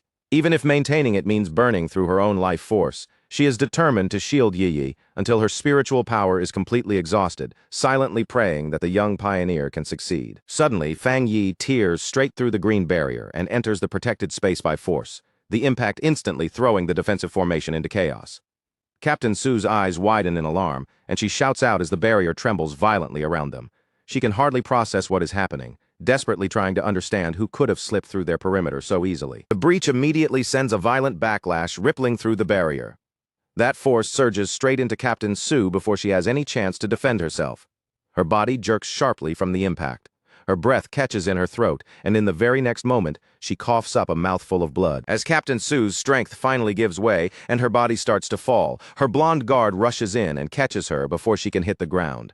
But the moment the guard lifts her gaze and sees the figure standing inside the barrier, shock washes over her face. Her voice falters in disbelief as she stammers out the title she never expected to say again. The Entomber. Fang Yi turns his attention to Captain Su and greets her with a calmness that feels almost unreal amid the chaos surrounding them. Captain Su can only stare back at him, completely stunned, her expression wavering between disbelief and overwhelming relief. At that moment, she realizes that Tai City's greatest protector has truly returned, seeing that the shattered barrier has left his cousin exposed to the dangerous forces around the peak. Fang Yi reacts without a second of delay. He extends one hand, and swirling red energy pours out from him, reaching toward Lin Yiyi as she begins to fall. Before the violent power surrounding the summit can swallow her, that red energy catches her gently in midair. Fang Yi's immense power quickly spreads around Lin Yiyi, surrounding her body in a huge glowing sphere of protective energy. Inside that shield, she is completely sealed away from the chaotic elements raging across the mountain peak. The deadly pressure of the metal attributed throne still looms above her, but Fang Yi's barrier now stands between her and that overwhelming force. Far above the ruined battlefield of Tai City, the Entomber hovered in the sky like a dark omen, silently looking down at the devastation spreading beneath him. Streets were being ripped apart by fire, blasts kept blooming through the smoke, and every explosion reflected in his furious red eyes, making the cold anger on his face grow even sharper. As his gaze swept over the invading forces pouring through Tai City like a wave of destruction, a single thought rose in the Entomber's mind. Had these people truly been so fearless, so arrogant, that they had crossed all this distance just to snatch away the newly descended metal throne? From behind him, Su Qingying quietly spoke up and corrected what he was thinking. Her tone was calm, but there was a heavy seriousness in it, making it clear the situation was far more complicated than a simple treasure hunt. When the metal throne had first appeared, just the name of the Entomber had been enough to scare most enemies away. But everything changed once the rumors spread that the Entomber had fallen. The moment the invaders believed he was dead, they stopped showing restraint and struck all at once, targeting the artifact, the Tai City Spirit Association, and even the people closest to him. Su Qingying explained that Yiyi had only reached for the metal throne because she had been pushed into a corner, with no other choice but to risk everything to protect Tai City from enemies closing in on every side. The moment Su Qingying's words entered his ears, the Entomber's face went completely dark. A terrifying aura burst out from his body, rising around him like a towering column of blazing power, as if his rage alone was about to set the very sky on fire. Without pausing for even a breath, the Entomber released his senses and swept them across every corner of Tai City. One hostile presence after another was caught in his awareness, and under that crushing silence, he made a merciless vow in his heart that not a single enemy who had stepped into this city would be allowed to leave alive. Then, like a storm dropping from the heavens, his overwhelming power pressed down over the entire city. The invaders who had been charging through Tai City without fear only moments ago suddenly stopped where they stood, their bodies going rigid as terror crawled over them from head to toe. Su Qingying watched that terrifying pressure spread outward from the entamber, and cold sweat instantly broke across her skin. For that brief moment, staring at his back as he stood above the ruined city, she felt as if the man in front of her had already crossed beyond the limits of anything human. Right then, the entamber's attention shifted as several familiar auras suddenly entered the battlefield below. Amid the chaos of smoke, fire, and surging floodwater, presences he recognized began moving through the city and striking back against the invading forces. Down in the flooded streets, he soon spotted Zhang Lu, Ji Ruoyan, and a group of allied pioneers fighting fiercely against the enemies. Seeing them push their way through the disaster gave him a brief flicker of relief, because with reinforcements now standing in defense of Tai City, the collapsing situation on the ground still had a chance to be reversed. But that tiny moment of relief was shattered almost immediately. Yi's agonized cry tore across the battlefield, sharp and painful enough to cut through all the explosions, and the entamber's focus snapped away from everything else in an instant. He turned toward the sound and saw Yi coughing up blood, her body shaking violently as she struggled beneath the unbearable pressure of the metal throne. The artifact's power was pressing down on her without mercy, crushing her so fiercely that she looked as though she could barely hold herself together. Seeing Yi in that state, the entamber could not bring himself to blame her for being reckless. His own sudden disappearance, the descent of the metal throne, and the enemies attacking Tai City from every direction had left her with no safe path, forcing her to stand up for the city on her own. Images of their childhood flashed through the entamber's mind, making the scene before him even more unbearable to watch. No matter what price had to be paid, he knew he had to save her, because if Yi died here in front of him, he would never be able to forgive himself. Knowing there was no time left for hesitation, the entamber suddenly launched himself forward. His body cut through the air like a streak of darkness, heading straight toward the blinding blue radiance surrounding the metal throne. He crashed directly into the enormous sphere of raw power, forcing himself through the violent resistance pressing against him from all sides. With fierce confidence in his voice, he declared that one mere elemental attribute would never be enough to stop him from breaking through. The crushing pressure tore at his body, leaving visible wounds and damage across him. But the entamber's expression did not shake at all. Instead, the red light in his eyes burned even brighter, filled with a ruthless determination that refused to bend no matter how much pain the artifact forced onto him. Before pushing himself any deeper, the entamber turned just enough to warn Su Qingying to protect herself. Then, without showing even the smallest trace of hesitation, he charged straight into the deadly domain surrounding the artifact. The entamber continued forcing his way deeper into the storm of raging energy, each movement pushing his body harder than the last.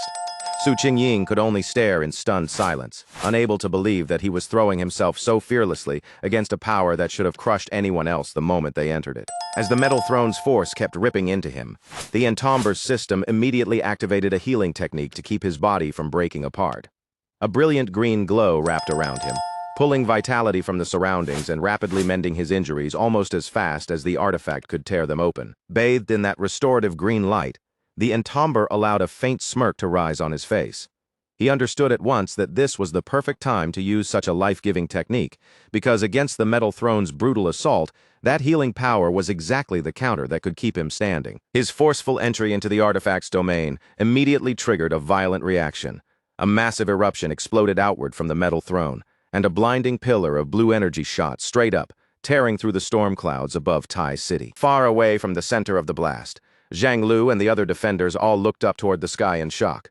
The metal throne's energy was fluctuating wildly, surging with such terrifying force that it felt as if the artifact was trying to pierce straight through the heavens. Down in the flooded streets, the Association Superior also sensed the sudden spike in power.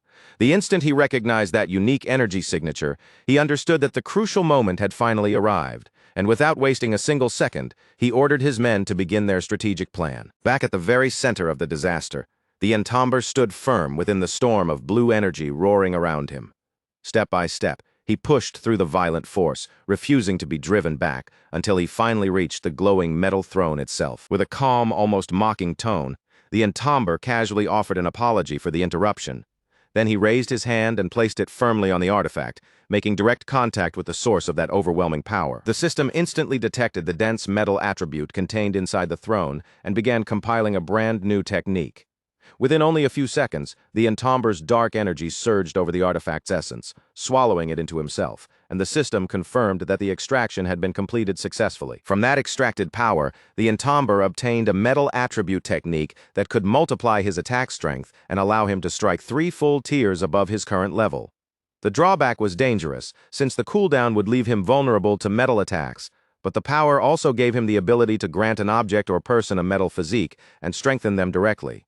With the core power now in his grasp, he lowered his eyes to the glowing diamond-shaped construct resting in his hands. Without the slightest hesitation, the entomber selected Yi Yi as the target for his newly gained implantation skill. He carefully guided the radiant golden energy toward her, letting it drift forward with a controlled gentleness that still carried absolute resolve. The core slowly sank into Yi Yi's chest, and its golden light began spreading throughout her body as the metal attribute fused with her.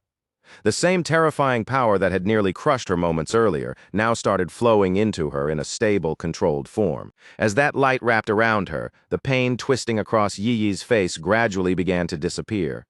Her trembling body slowly relaxed, her breathing evened out, and she slipped into a peaceful sleep, while the metal throne's power formed a safe shield around her. At the same time, a group of rogue pioneers stormed into the base of the Tai City Spirit Association. Their leader, a metal attribute invader named Li Mingxuan, stood arrogantly atop the rubble, looking down at the shattered defenses with a sneer as he demanded that the local captain show himself. Li Mingxuan threw his head back and laughed, openly mocking the fact that Tai City's captain was already missing. In his eyes, the entire city had become weak and laughable the moment the entomber was no longer there to protect it. Inside the ruined lab, Li Mingxuan seized a terrified researcher by the throat and lifted him off the ground as if he weighed nothing. Leaning in with a cruel sneer, he demanded to know where the association members had run off to, mocking them for losing all their courage just because the entomber was believed to be dead. The researcher shook helplessly in Li Mingxuan's grip. His face drained pale from fear as his feet dangled above the floor. In a trembling voice, he asked whether the invaders had come here for the spirit crystals. Before Li Mingxuan could squeeze much more out of him, the researcher broke almost immediately. As though he had no strength left to resist, he pointed them towards safe number 3 and surrendered the information without trying to hide anything. Li Mingxuan seemed almost surprised by how quickly the man gave in, and he asked whether the researcher was not afraid of the association punishing him afterward.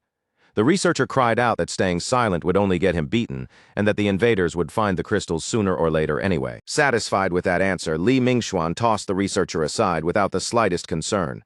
His thugs immediately rushed toward the vault and forced it open, revealing a huge stockpile of glowing blue spirit crystals packed tightly inside. The instant Li Mingxuan saw the treasure, naked greed flashed across his face. Even so, he still turned his gaze back toward the cowering researcher and warned him not to get any clever ideas. Then Li Mingxuan barked an order for his men to empty the vault completely. He made it clear that every single spirit crystal was to be taken, and not even one piece of that treasure was to be left behind for Tai City. But behind Li Mingxuan's back, the researcher's frightened expression quietly faded away.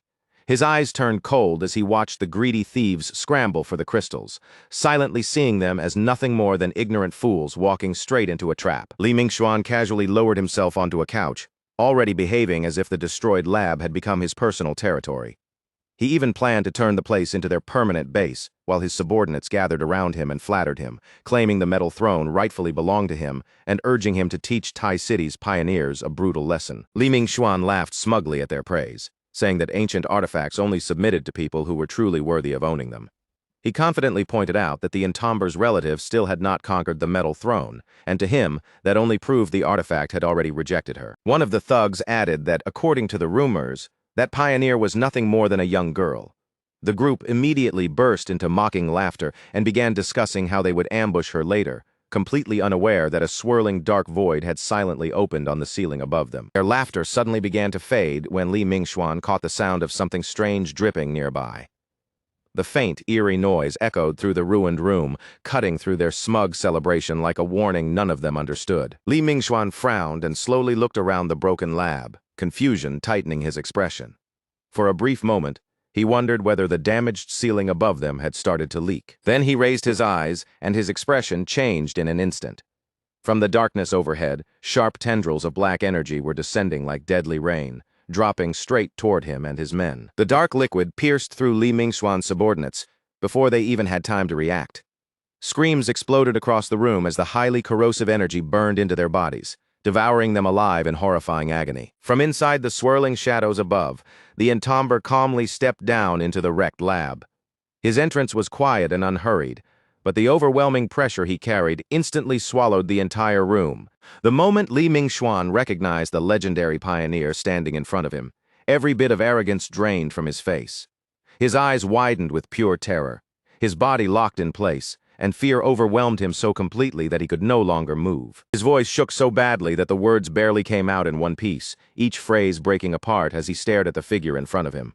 No matter how many times he tried to say it, he still could not accept what his own eyes were seeing. The entomber had returned, and in his mind, that should have been completely impossible. Li Mingxuan simply refused to accept the scene unfolding before him. His face tightened with a mix of fury and disbelief, as if the very sight of the entomber standing there was an insult he could not swallow.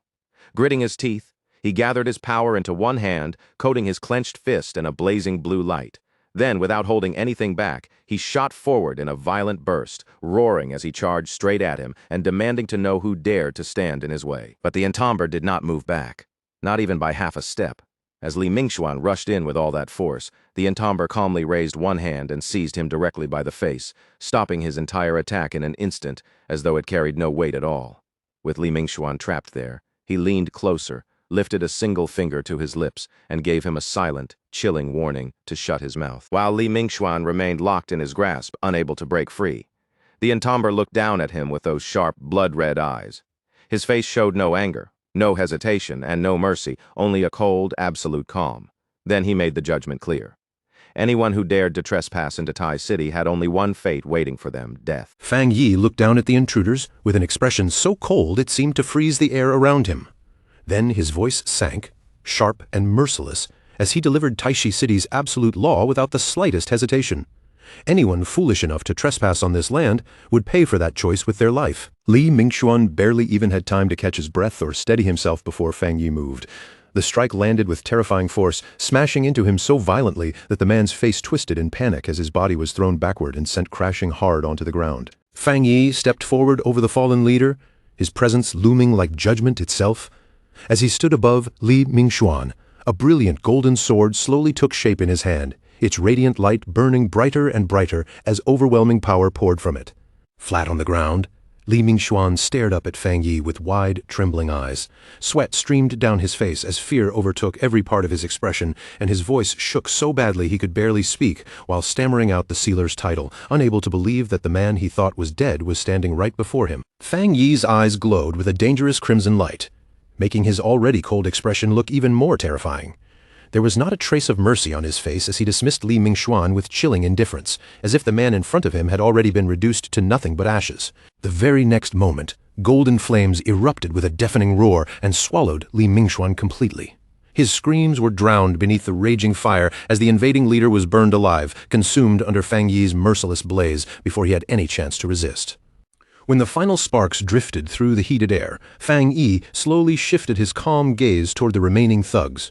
His voice remained steady as he said he could understand why people would fight and struggle over a throne that had only just appeared. But as soon as Fang Yi's eyes sharpened, the atmosphere around him changed completely, turning heavy enough to make breathing difficult. What truly enraged him was not their greed for power, but the fact that these idiots had dared to divide up Taishi City as though it belonged to them. Fang Yi began advancing toward them one step at a time, and every measured footfall seemed to crush what little courage they had left. Then his voice grew even colder as he reminded them that they had gone even further than greed.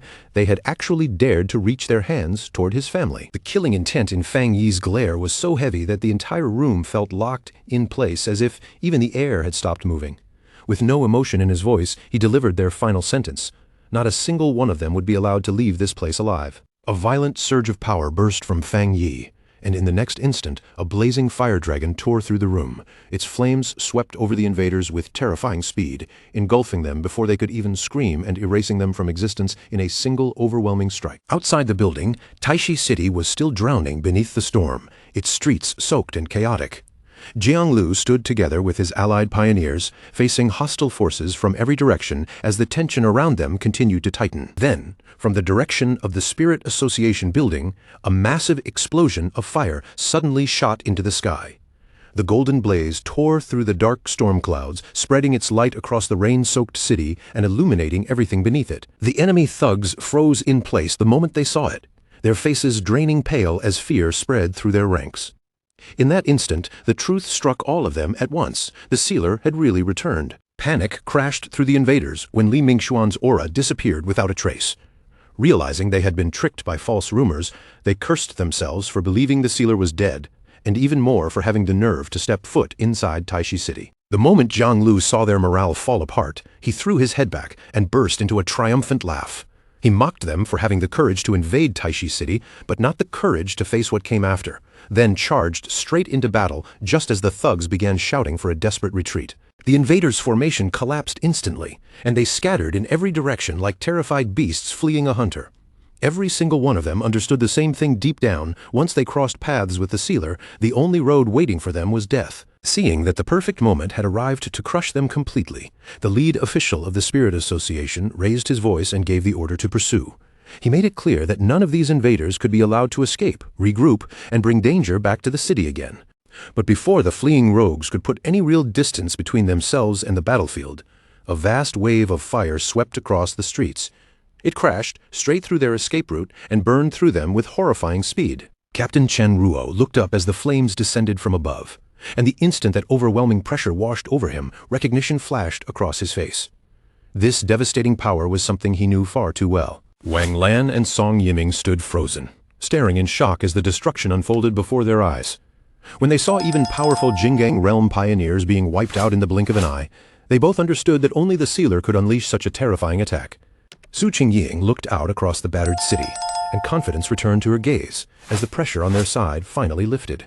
She calmly declared that no enemy would dare approach them now, and with the balance of power completely reversed, she immediately ordered her subordinates to gather every metal attribute spirit crystal the association had available. The surviving thugs fled wildly through the nearby forest, pushing forward in a frenzy while branches lashed against them from every side. But their fear only grew sharper when they realized that heavily armed military reinforcements had already entered the area and were hunting them down.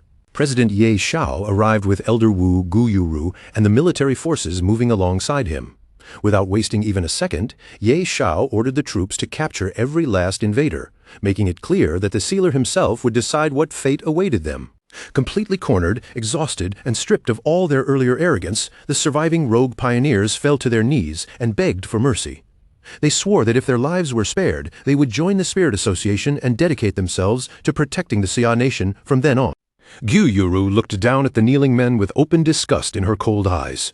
To her, these people were nothing more than pathetic opportunists, not truly repentant at all, only shaking and begging because death had finally arrived right at their doorstep. At that moment, Guyuru's attention snapped upward as one of the allied pioneers suddenly shouted in alarm and excitement.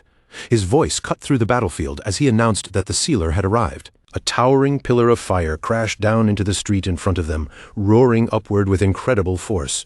Heat rolled across the battlefield, and golden light spread over everyone nearby as the flames surged high into the air. From within the raging flames, Fang Yi stepped out slowly, his fiery sword gripped in his hand.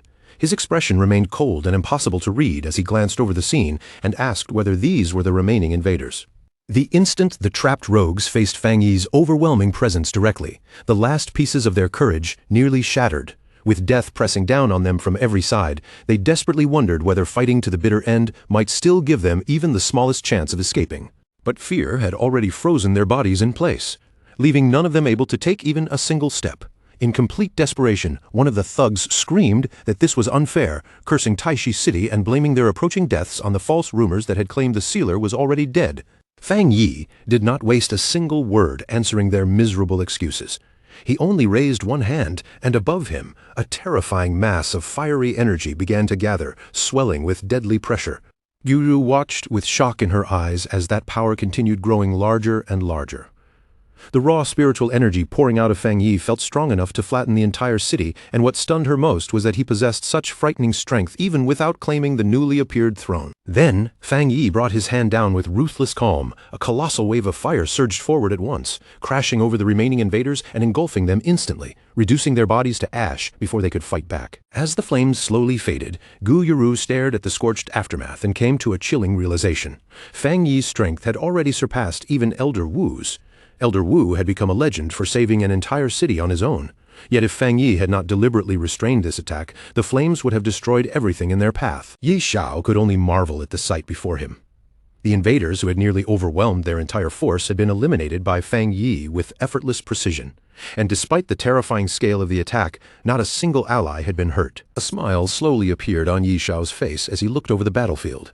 He said that every pioneer in the Xia nation watching this scene was probably feeling the same shock they were feeling right now. As Fang Yi walked out from the last flickers of flame, Ye Xiao understood that everyone had finally witnessed the truth with their own eyes.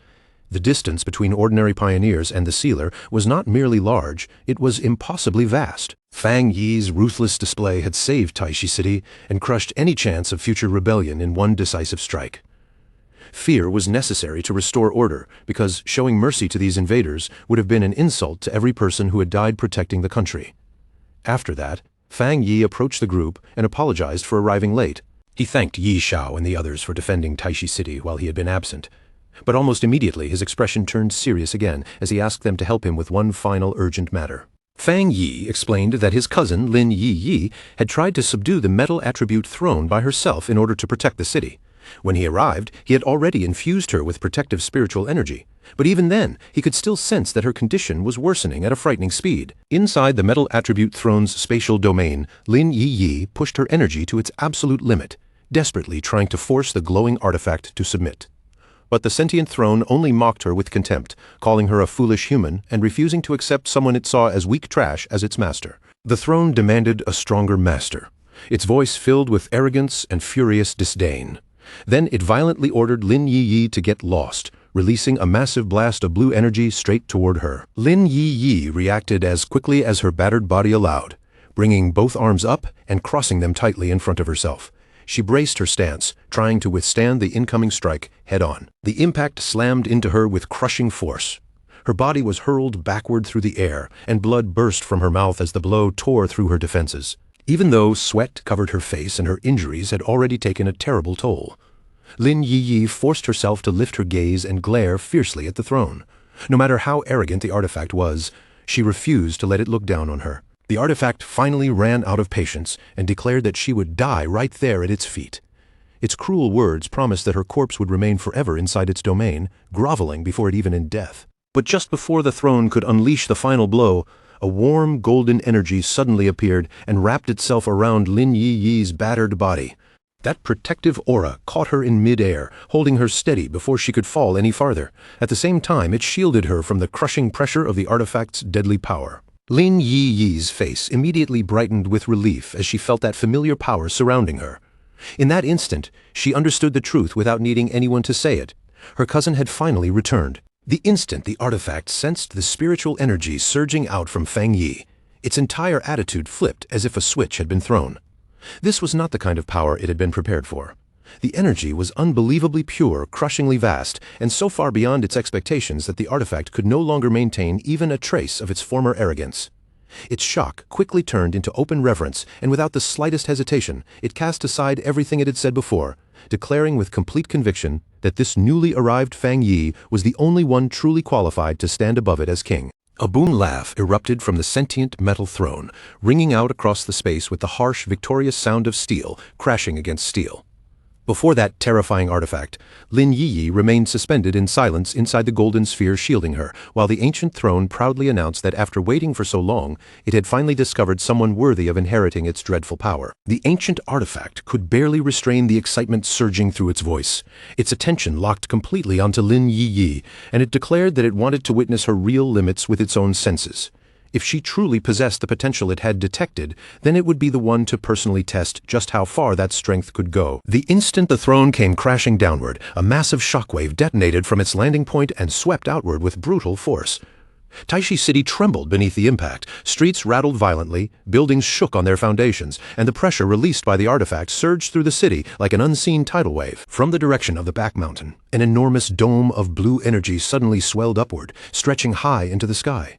Beneath it, the ground across Taishi City began to quake fiercely, sending terrified citizens stumbling through the streets as screams broke out everywhere, with many believing a devastating earthquake had begun. Realizing in an instant how dangerous the situation had become, Jiaolan moved without the slightest delay. She gathered her strength, raised both hands, and immediately began releasing her power outward, forming a defensive barrier meant to protect the city from the violent impact spreading from the throne. As the metal throne's surging force slammed into her defenses, Jiaolan's expression tightened with alarm. She quickly understood just how ferocious and unstable that energy really was. If they could not suppress it here, the backlash would not simply scar Taishi City. It had enough destructive power to tear the entire place apart. Jiaolan clenched her teeth and forced herself to endure the crushing pressure bearing down on her. Then she shouted to the other defenders nearby, calling for support. Gu Yuru, Song Yiming, Wang Lan, and the others immediately gathered their own power, all of them knowing this crisis had grown far beyond what one person could withstand alone. Working together, they poured every bit of strength they could summon into stabilizing the trembling shield. Their bodies strained under the pressure as the barrier shook violently against the throne's force. Jiaolan urged them not to hold anything back, warning that every ounce of power they added now could reduce the destruction reaching the city below. Near the outer edge of the metal throne's spreading barrier, Elder Wu and President Ye Xiao stood side by side, watching the turbulent energy twist and surge in front of them. The longer they stared into that storm-like power, the more solemn and heavy their expressions became. The amount of destructive force gushing from the artifact had already exceeded anything either of them had imagined. As they watched the chaos continue to unfold, a growing worry settled over them, and they could not help suspecting that Lin Yiyi's attempt to claim the metal throne might already be sliding toward failure.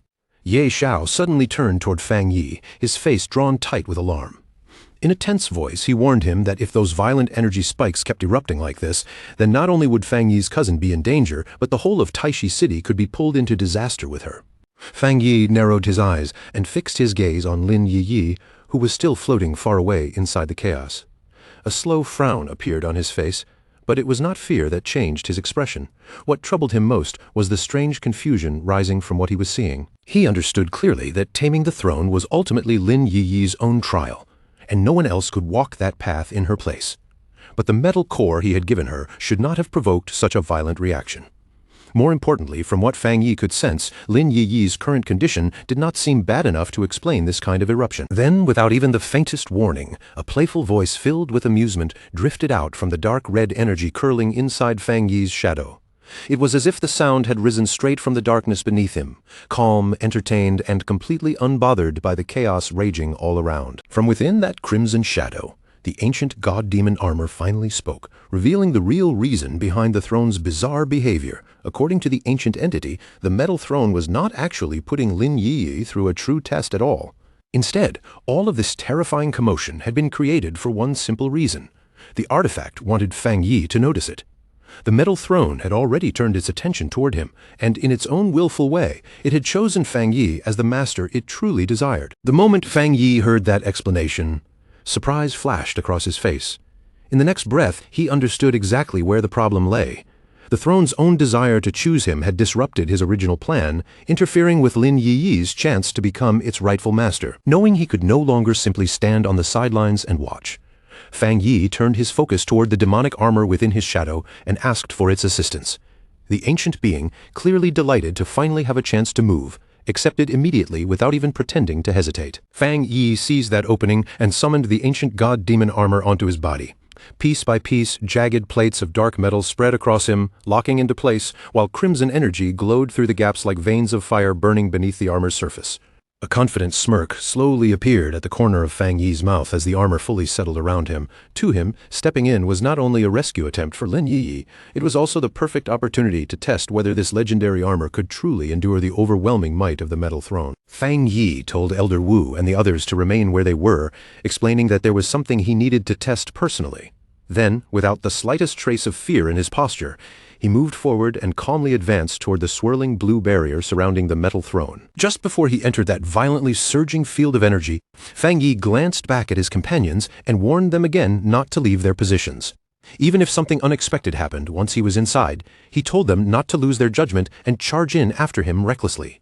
Outside the barrier, President Yi Xiao stared with complete shock written across his face. The very moment Fang Yi stepped into the metal throne's violent energy field, the wild pressure around it suddenly calmed, almost as though the artifact had finally recognized the person it had truly been waiting for. Fang Yi landed safely within the artifact's inner space and immediately began taking in everything around him. This was the core domain of the metal throne itself, a strange and oppressive world filled everywhere with the artifact's overwhelming presence. For a brief moment, Fang Yi was genuinely surprised that a living person with a physical body could actually enter a space like this, but he had no time to dwell on that thought. His gaze quickly locked onto Lin Yiyi, who was struggling desperately beneath the crushing pressure released by the throne. Fang Yi rushed toward her at once, not wasting even a second. As a barrage of attacks shot toward Lin Yiyi one after another, the armor covering Fang Yi absorbed and deflected them with almost effortless ease, placing itself between her and the throne's assault. Fang Yi lifted his voice and directly called out to the sentient throne.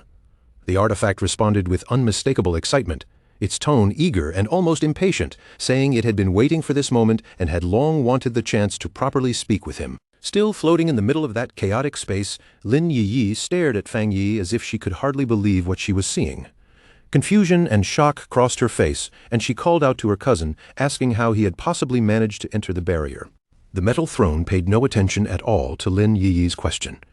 Its focus remained fixed entirely on Fang Yi, fascinated by the dense spiritual energy gathered within him and by the ancient noble aura wrapped around his body. With obvious pride, the artifact declared that its instincts had been correct in choosing Fang Yi. But right as it began boasting about its judgment, Lin Yiyi suddenly shouted in alarm, desperately warning Fang Yi to be careful. In the next instant, enormous spheres of pure energy appeared around Fang Yi, surrounding him from every direction. Yet, instead of striking him down, the throne began making a proposal, insisting that humanity was in desperate need of a weapon as powerful as itself. The throne's energy coiled around Fang Yi like chains forged from light, wrapping him tightly within its grasp. With almost feverish enthusiasm, the artifact promised that if he accepted it, it would help him become the absolute ruler of their world, the vast universe beyond it, and even distant realms he had never imagined. The metal throne pressed even further, declaring that together they could rewrite the very laws of reality and raise Fang Yi above every other being as the one true king. But standing in front of that enormous temptation, Fang Yi did not look shaken at all. He simply smiled. Fang Yi did not even bother taking a moment to weigh the offer. He rejected it outright, and with a burst of effortless force, he shattered the energy chains binding him. The proud sentient artifact froze in stunned disbelief, clearly unprepared for such a direct refusal. With a calm expression, Fang Yi told the metal throne that he had absolutely no interest in claiming it for himself. Then he added that there was also a serious flaw in all those grand promises it had just thrown at him. Fang Yi pointed out that several other ancient thrones already existed on Earth. Because of that, the metal throne had no real proof that it was stronger than the rest of them. Its overwhelming confidence alone was not enough to make such a claim believable. Then, in the same casual tone someone might use to ask an ordinary question, Fang Yi wondered aloud whether the ancient artifacts had some kind of ranking system. The question struck the metal throne like a direct insult, making it stammer with fury as it demanded to know whether Fang Yi truly dared to question its power. Fang Yi did not get drawn into the throne's anger. Instead, he calmly lifted his hand, pointed toward Lin Yiyi, and laid out a deal for the metal throne to seriously consider. If the throne wanted to prove its strength and cooperate with Fang Yi, then the first thing it had to do was accept his cousin as its master. Only by acknowledging Lin Yiyi would it even have the chance to earn a position beside him. Fang Yi went on to explain that both the Wood Throne and the Thunder Throne had already shown far more wisdom. Unlike the Metal Throne, they had chosen to form useful partnerships with him and with the people standing around him. With a faint smirk on his face, Fang Yi reminded the throne that no matter how powerful it was, it could not force him into a pact.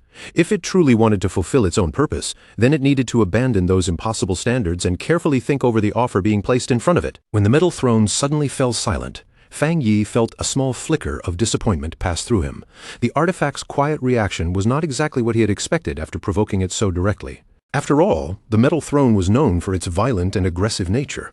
Fang Yi had almost been hoping it would explode in anger and attack him, giving him the perfect chance to test his new armor in a true battle. Leaving the silent artifact where it was, Fang Yi turned and walked over to Lin Yiyi. He told her that Taishi City no longer needed her to sacrifice herself, and if she wanted to leave this dangerous place, he would personally take her out. Now that the crushing weight of duty had finally been lifted from Lin Yiyi's shoulders, Fang Yi looked at her with a serious expression and asked the question that mattered most. Did she still want the metal throne, and did she truly have the willpower to tame it through her own strength? Lin Yiyi met Fang Yi's gaze directly and did not look away. Her eyes remained steady, her expression was firm, and when she answered there was no trace of hesitation in her voice as she declared that she was ready to face the challenge. She thanked Fang Yi for always standing behind her and giving her support whenever it mattered most, but at the same time, she made it clear that her resolve had already been set before he ever arrived to help her. When Fang Yi heard that response, the seriousness in his expression softened into a proud smile. In that moment, he understood that Lin Yiyi was no longer being pushed forward only by duty. This time, she had chosen the path with her own will. Fang Yi reminded her that in a world as dangerous as theirs, real strength was never just about ambition, pride, or chasing power for its own sake. It was the only way to keep surviving, to protect the people closest to them, and to guard their family from the threats that still waited ahead. With her confidence renewed, Lin Yiyi promised that once she conquered the metal throne, she would finally step forward in the proper way. From that point on, she would officially take up her role as the captain of Yuan City. After leaving his cousin inside the trial space to face the rest of her challenge on her own, Feng Yi turned back and stepped through the portal once again. The instant his figure returned to the real world, Elder Wu, Zhao Lan, and President Ye Xiao were already waiting for him there, their faces tight with worry and their bodies clearly unable to relax after everything that had just unfolded. Feng Yi could see the tension written all over their expressions, but he himself stayed completely steady, as if the pressure from moments ago had not shaken him at all. In a calm voice, he explained that the sentient metal throne had not directly turned Lin Yiyi away, and instead it had agreed to seriously weigh the possibility of recognizing her as its master. Then Feng Yi gave them the most important reassurance first. The artifact would no longer threaten the city. At least for now, there was no reason for anyone to fall into panic or rush into extreme measures. What they needed to do was keep the mountains sealed, isolate the entire area, and maintain a strict quarantine around it. Feng Yi continued by telling them that Yi Yi had made her own decision to remain inside the trial space, choosing to complete the process properly instead of backing away midway. Because of that, he looked directly at the leaders gathered in front of him and asked them to provide her with every bit of support they were able to offer. President Ye Xiao did not even pause to think before agreeing. Without the slightest hesitation in his voice, he promised on the spot that every metal attribute spirit crystal currently held by the Spirit Association would be delivered directly to Taishi City. All so Yi Yi would have the best possible chance to succeed. Elder Wu's face quickly brightened with a satisfied smile, and he stepped in with the same eagerness. He gave his word that the Star God Combat Zone would empty out its own stores for Yi Yi, and beyond that, they would also pull together extra resources from other military bases to push her training support as far as they possibly could. Around them, the pioneers and officials who had been silently watching could no longer keep their reactions contained.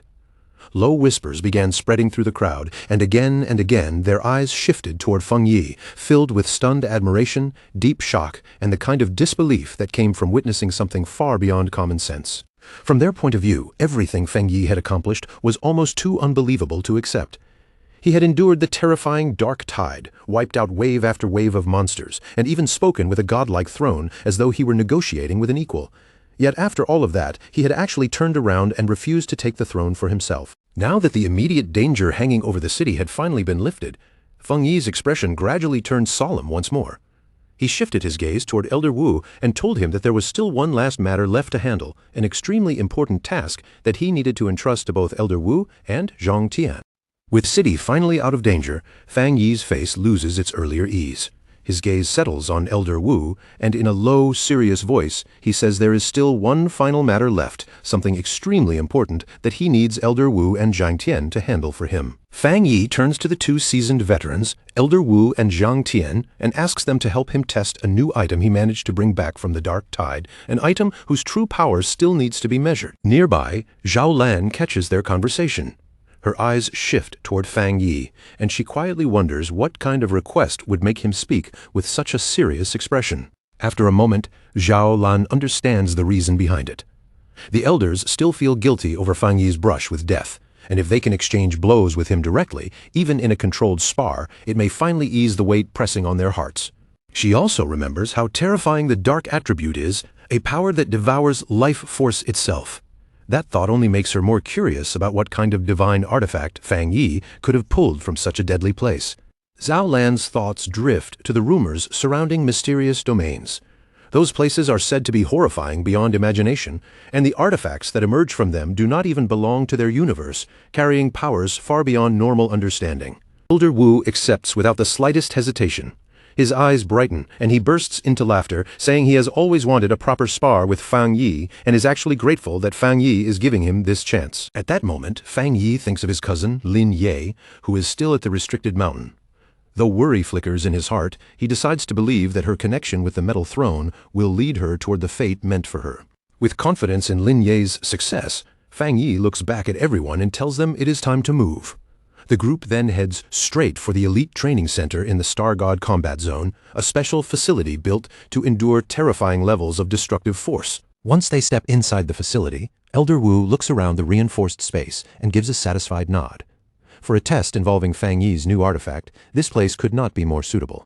Fang Yi glances over the walls and calmly asks whether this room is truly sturdy enough to contain a massive explosion without letting the outside world feel even the slightest impact. Standing inside the training room, Elder Wu assures Fang Yi that the facility is completely secure. His tone is confident as he tells Fang Yi not to worry about damage and not to hold anything back. When Elder Wu asks how they should start, Fang Yi lays down the rule without hesitation. He will remain exactly where he is, unmoving, while the elders launch their attacks at him.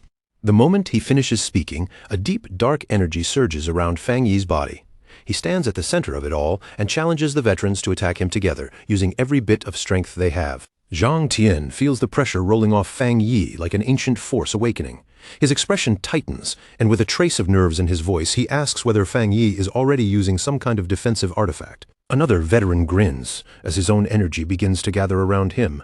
Fang Yi's boldness clearly excites him, and he praises the young man's courage before preparing to strike. Declaring that they will not go easy on him, the elders spring forward at once. Their powers merge in midair, condensing into one overwhelming beam of energy aimed straight at Fang Yi. Fang Yi does not take a single step back. A dark shield of energy erupts around him, and in the next instant, the elders' combined attack slams violently against that barrier. The impact explodes outward into a massive shockwave, forcing the attackers to stagger back under the pressure. But through the thick smoke and swirling dust, Fang Yi's outline remains perfectly still. As the dust slowly begins to clear, Fang Yi's figure comes back into view. Covering his body is the ancient god demon armor, dark and menacing, while he stands there as motionless as a mountain. The elders freeze, staring at him in disbelief. Their full-strength attack had failed to leave even a mark on the armor, and Fang Yi himself had not suffered the slightest injury. Elder Wu swallows hard, his earlier confidence turning into uneasy awe. He admits that if Fang Yi ever stood against them as an enemy, he would be more terrifying than any disaster or beast king they had ever faced, while Fang Yi simply notes that their attack was far too weak and barely felt like anything at all. At that moment, Fang Yi understands the ancient armor's true strength. Forged across countless millennia, it can absorb both spiritual energy and demonic energy, making it resistant to dark attributes while even feeding on that power to become stronger. The heavy silence finally breaks when Elder Wu bursts into laughter. He declares that the test is already over, clearly convinced of Fang Yi's overwhelming strength, then turns toward Zhang Tian and urges him to admit defeat as well. With relief spreading across his face, Elder Wu says he can finally step down from the burden he has carried for so long. He respectfully calls Fang Yi a true hero, someone destined to lead them toward a brighter future. As the terrifying armor fades away from Fang Yi's body, Elder Wu looks at him with a serious expression and asks whether he is going to become the supreme commander of the Xia Nation. Not long after, an official announcement rings out from headquarters. The sealer Fang Yi has now been appointed as the supreme commander of the Xia Nation Combat Zone. Elder Wu and Zhang Tian celebrate the result with clear excitement, knowing the decision had passed unanimously and that Fang Yi's rise was now recognized by everyone. As the strongest combatant in the entire nation, Fang Yi now holds absolute authority over all armed forces, placing the future of the Xia Nation's military power directly in his hands. The announcement sends shockwaves everywhere. Fang Yi's ex-girlfriend, Chu Qingli, can hardly believe how far he has risen, while others who once knew him are thrilled. His friends cheer loudly, and Major Han Li smiles as he remembers how they once jokingly called this tyrant their new leader. Lin Yi's friend is left completely stunned. She can hardly process that the legendary sealer everyone is talking about is actually Lin Yi's own cousin. When Wang Liang excitedly brings the news to Ji Ruoyan, Expecting celebration, she reacts with irritation instead and coldly orders extra training, leaving no room for him to enjoy the moment. Zhang Lu breaks down in happy tears, proudly boasting that his teacher is the greatest of all. Gu Yiru and Captain Chen Ru also celebrate, believing with full confidence that the sealer will keep creating miracles. At headquarters, Wang Lan's peers finally admit that Fang Yi has proven his worth beyond doubt. Su Qingying is amazed that the man she once monitored has become the nation's pillar, and the leading official agrees that they owe Fang Yi everything. At a public rally, a speaker raises his voice before the crowd, praising the sealer as a hero who has resolved countless disasters. He tells every student present that Fang Yi's contributions must never be forgotten. Back at home, Fang Yi's aunt watches the news with tears in her eyes. Relief washes over her as she thinks about all the hardship Fang Yi and Yi Yi have endured to reach this day. Meanwhile, inside the divine pavilion, an enraged official slams a crystal to pieces. His face twists with fury as he realizes his faction has been completely ignored in such an important appointment. While his anger continues to burn, a sinister red shadow suddenly appears before him. The entity mocks him in a low, tempting voice, saying the other factions clearly mean to push the divine pavilion aside. The red shadow then offers him a pact, promising that he can obtain everything he wants. Still wary, the official narrows his eyes and asks what kind of help this strange being can actually provide. Before the red shadow can give its answer, the sharp ring of the official's phone cuts through the tense air. The official answers, only to be struck by a frantic report from the other side. His expression changes instantly as he hears that the Thunder Throne has suddenly gone berserk. The red shadow curls into a grin, as if everything has unfolded exactly as planned. It tells the official that the promised help has already arrived, then urges him to deal with the crisis and show how he will use this opportunity. Over at the Chuan City Restricted Zone, a monstrous lightning storm tears across the sky. Emergency warnings blare throughout the area, ordering a full citywide evacuation as abnormal energy threatens to wipe out everything nearby. At the very center of the storm, the sentient Gourdvine, master of the Thunder Throne, thrashes wildly. Chaotic purple lightning erupts from it in violent bursts, making it look as though the creature has been corrupted by some unseen force. At the base of the mountain, the pioneers fight desperately against the relentless lightning. One of them collapses under the assault, and his comrade panics, admitting that the enraged Thunder Throne is overwhelming them and that they are about to lose control. As another pioneer rushes to heal the wounded man, he clings to the last bit of hope in his heart. He remembers the rumors that the sealer can communicate with the artifact and silently prays that Fang Yi will arrive before everything falls apart. At that critical moment, Fang Yi arrives with Elder Wu, Zhang Tian, and the other veterans, their figures cutting through the chaos like reinforcements sent at the perfect time. The defenders cry out in relief the instant they see him. Fang Yi thanks them for holding the line, then steps forward and calmly tells them that he will take over from here. High above their heads, the storm clouds split with a blinding flash. A colossal pillar of purple lightning comes crashing down from the sky, aimed directly at Fang Yi and everyone gathered below. The lead pioneers react on instinct, raising their hands with all the strength they have left as they try to block the devastating strike bearing down on them. Now, with the tension hanging heavy in the air, they stood prepared to face Fang Yi's corrupted ally head-on, bracing themselves for the clash that was about to unfold. Fang Yi turned slowly to face the seasoned pioneers, his expression sober and resolute. He began recounting the long and turbulent history he shared with the Thunder Throne, explaining with a weighty tone that its master, the sentient Gourdvine, had grown immensely through years of cultivation. He reminded them that this very entity had once been their savior, playing a decisive role in repelling a catastrophic mutant beast disaster, its power a lifeline when all seemed lost. He went on, his voice steady yet urgent, to explain the recent calamity. A sudden surge of raw spiritual energy had triggered a secondary evolution within the Thunder Throne, a transformation that stripped it of the delicate control it once held over its newfound immense power. The consequences of this uncontrolled evolution, he warned, could be catastrophic. Under the overwhelming pressure radiating from the artifact, Elder Wu groaned deeply, each strained breath a testament to the sheer force pressing against his chest. The weight of energy was nearly unbearable, pressing in from all sides like a suffocating storm. Beside him, President Ye Xiao's eyes widened in astonishment, reflecting a mix of fear and awe as he assessed the Thunder Throne. With a firm, measured voice, he declared that the throne's raw, untamed power had now surpassed the third level of the Jinggang realm, shattering the barrier into the legendary and almost mythical Shenyue realm. The veteran defenders could only gape in disbelief, frozen as they watched the swirling storm of energy rage uncontrollably before them, their faces etched with a mixture of shock and dread at the raw spectacle unfolding. Ye Xiao's tone carried gravity as he continued, explaining that any being who reached the Shenyue realm would see their spiritual power transcend the limits of the mortal world. Such a pioneer could ascend to near divinity, commanding authority rivaling that of an entire mystical domain or even a throne itself. He added with measured concern that the rapid acceleration of spiritual energy recovery now made attaining the Shenyue realm within reach for some, and that inevitably even loftier tiers, such as the star-altering Zuri realm, would emerge in the future, redefining the boundaries of mortal potential. A ripple of panic spread among the pioneers, as they realized the Jia nation had yet to produce a single Shenyue realm pioneer. Fear and a creeping sense of despair clouded their minds, leaving them to question whether the Thunder Throne's wild, rampaging power could even be contained by anyone alive. Fang Yi lifted his hand with calm authority, signaling the defenders to resist the rising tide of panic.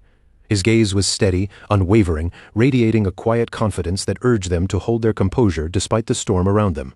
He sensed a flicker of the Thunder Throne's original consciousness deep within the chaotic energy, and declared with resolute determination that hope was far from lost. With a firm decision, he resolved to speak directly to the sentient gourdvine, aiming to restore its lost control.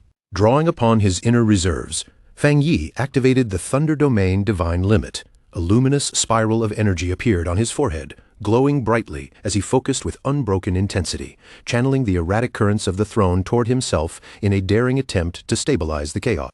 In an instant, the violent swirl of lightning around him froze midair, coalescing into a colossal, radiant silhouette of the gourdvine itself. The pioneers inhaled sharply, realizing in stunned silence that Fang Yi had not only halted the throne's relentless assault, but had successfully established a direct connection with its sentient master. Every pioneer held their breath, tension gripping them as they silently prayed that the Thunder Throne's consciousness had not been completely lost. Eyes fixed on Fang Yi, they waited, uncertain but hopeful, to see how he would navigate the treacherous storm of raw power. Ye Xiao, noticing the immense energy radiating outward from Fang Yi, instinctively shouted for the others to assist, but Elder Wu gripped his arm, halting him just in time. He understood immediately. Fang Yi had already forged a direct, unbroken connection with the Thunder Throne. Any further intervention was unnecessary, potentially disruptive. And now, it was a matter only for Fang Yi and the sentient gourdvine. Fang Yi's consciousness slid seamlessly into the inner sanctum of the throne, penetrating the roiling heart of the artifact's being, immersing himself fully in the chaos that churned within. Amid the tumultuous currents of spiritual energy, he found the sentient gourdvine flailing helplessly, a primal struggle etched in its every motion. With calm authority, he asked whether it had lost control of its own immense power. Receiving no reply, and seeing the gourdvine incapable of even forming words, Fang Yi recognized the truth. The artifact was utterly overwhelmed, its consciousness teetering on the brink of collapse. He directed the struggling entity to follow his lead, speaking with quiet insistence.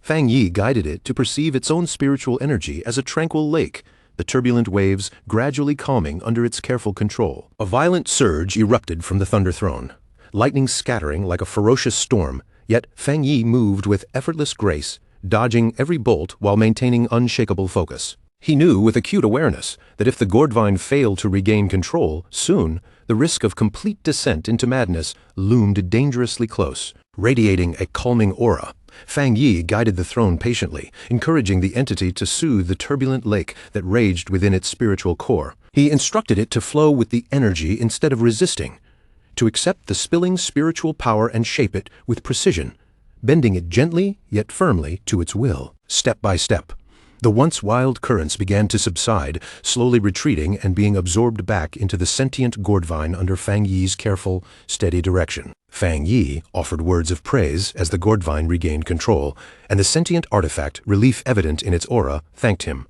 apologizing for the chaos it had caused. A warm smile spread across Fang Yi's face. He remarked on the gourdvine's late development of consciousness and noted that, despite its occasionally childlike mannerisms, it displayed an unexpectedly human-like understanding. The gourdvine asked, tentatively, if it had nearly fallen into demonic corruption. Fang Yi explained patiently that it had only experienced a sudden surge of power, temporarily losing control, and that violent resistance would have only deepened the chaos it had unleashed. He cautioned the gourdvine not to rely solely on the throne's strength without a grounded mind, emphasizing that in moments of crisis, raw power alone could lead to disaster. Fang Yi advised that calm, measured control must always accompany force. Outside the inner domain, the storm clouds gradually began to part, revealing the calm, clear sky above as if the world itself exhaled in relief. Elder Wu and President Ye Xiao exchanged astonished glances. The Thunder Throne had heeded Fang Yi's guidance, and Ye Xiao silently marveled at the young pioneer's uncanny ability to communicate directly with such unpredictable and chaotic energy.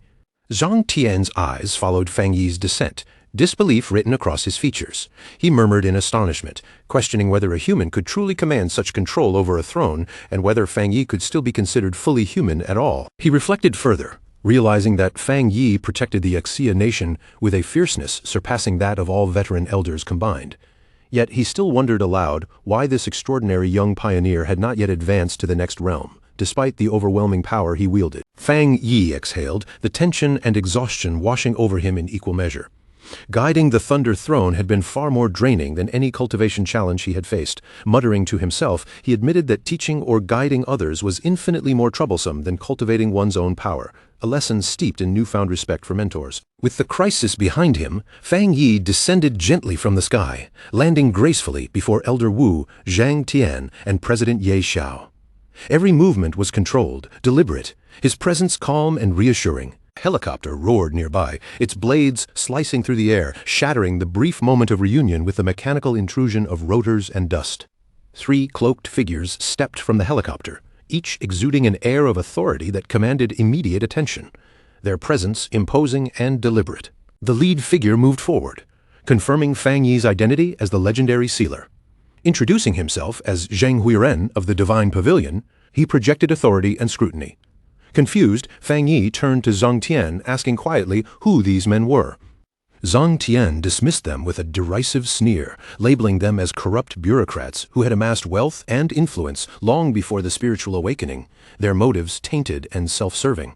He explained further that the Divine Pavilion, leveraging its deep coffers and powerful connections, aggressively asserted its dominance across the Jie nation, influencing every major decision with financial and political muscle. Zheng Huiren leveled a sharp accusation at Fang Yi, blaming him for a disaster that had caused severe damage to both the Jie nation and Chuan City.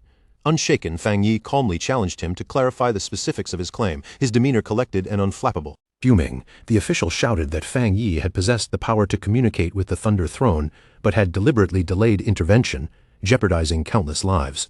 Pointing fingers and raising his voice, Zheng claimed Fang Yi had endangered Chuan City and demanded reparations. Fang Yi remained composed, noting that the Thunder Throne had already been restored to its normal state. Still dissatisfied, Zheng bellowed that mere recovery was insufficient. He demanded an ironclad guarantee that the throne would never again pose a threat to their safety. He pressed further, insisting that Fang Yi must command the Thunder Throne to serve the Jia nation, emphasizing the strategic and military advantage such control would confer upon the country. Ratcheting up his threats, Zheng demanded an immediate acknowledgement of guilt from Fang Yi, warning that refusal would provoke severe sanctions from the Divine Pavilion across the entire combat zone. Before Fang Yi could respond, an intense, blinding purple light suddenly engulfed the area, freezing everyone in place as if time itself had halted in awe. Zheng Huiren's eyes went wide with sheer terror as he instinctively glanced upward, utterly paralyzed by the otherworldly spectacle. A colossal bolt of lightning tore down from the heavens, striking him directly. The force was beyond comprehension, unstoppable, a manifestation of raw divine wrath. High above, the sentient Gortvine's voice rumbled like thunder, a declaration of wrath aimed squarely at those who dared disrespect its master. Death to the insolent. When the searing purple lightning finally faded, the once haughty official had vanished without a trace. Ye Xiao, still trembling and wide-eyed, whispered in disbelief, asking if the man had truly been erased from existence. He pivoted slowly, his eyes widening until they seemed almost to swallow his disbelief. The Thunder Throne, it actually accepted you as its master? He breathed out, his voice trembling under the weight of awe and shock. Fang Yi met his gaze steadily, unflinching, and gave a single, deliberate nod, a quiet confirmation that carried absolute certainty. With a fluid motion, Fang Yi swept his hand, dissipating the lingering crackle of energy that still hummed in the air. He inclined his head slightly, a gesture both humble and respectful. That terrifying strike hadn't been mere display, it was a token of reverence. The Thunder Throne's silent acknowledgement of the bond between master and artifact, a tribute to the teachings that had shaped its wielder. Turning to the onlookers, their faces still frozen in astonishment, Fang Yi softened his expression into a calm, serene smile. "The Thunder Throne isn't as fearsome as everyone thinks," he said, voice carrying a rare warmth threaded with authority.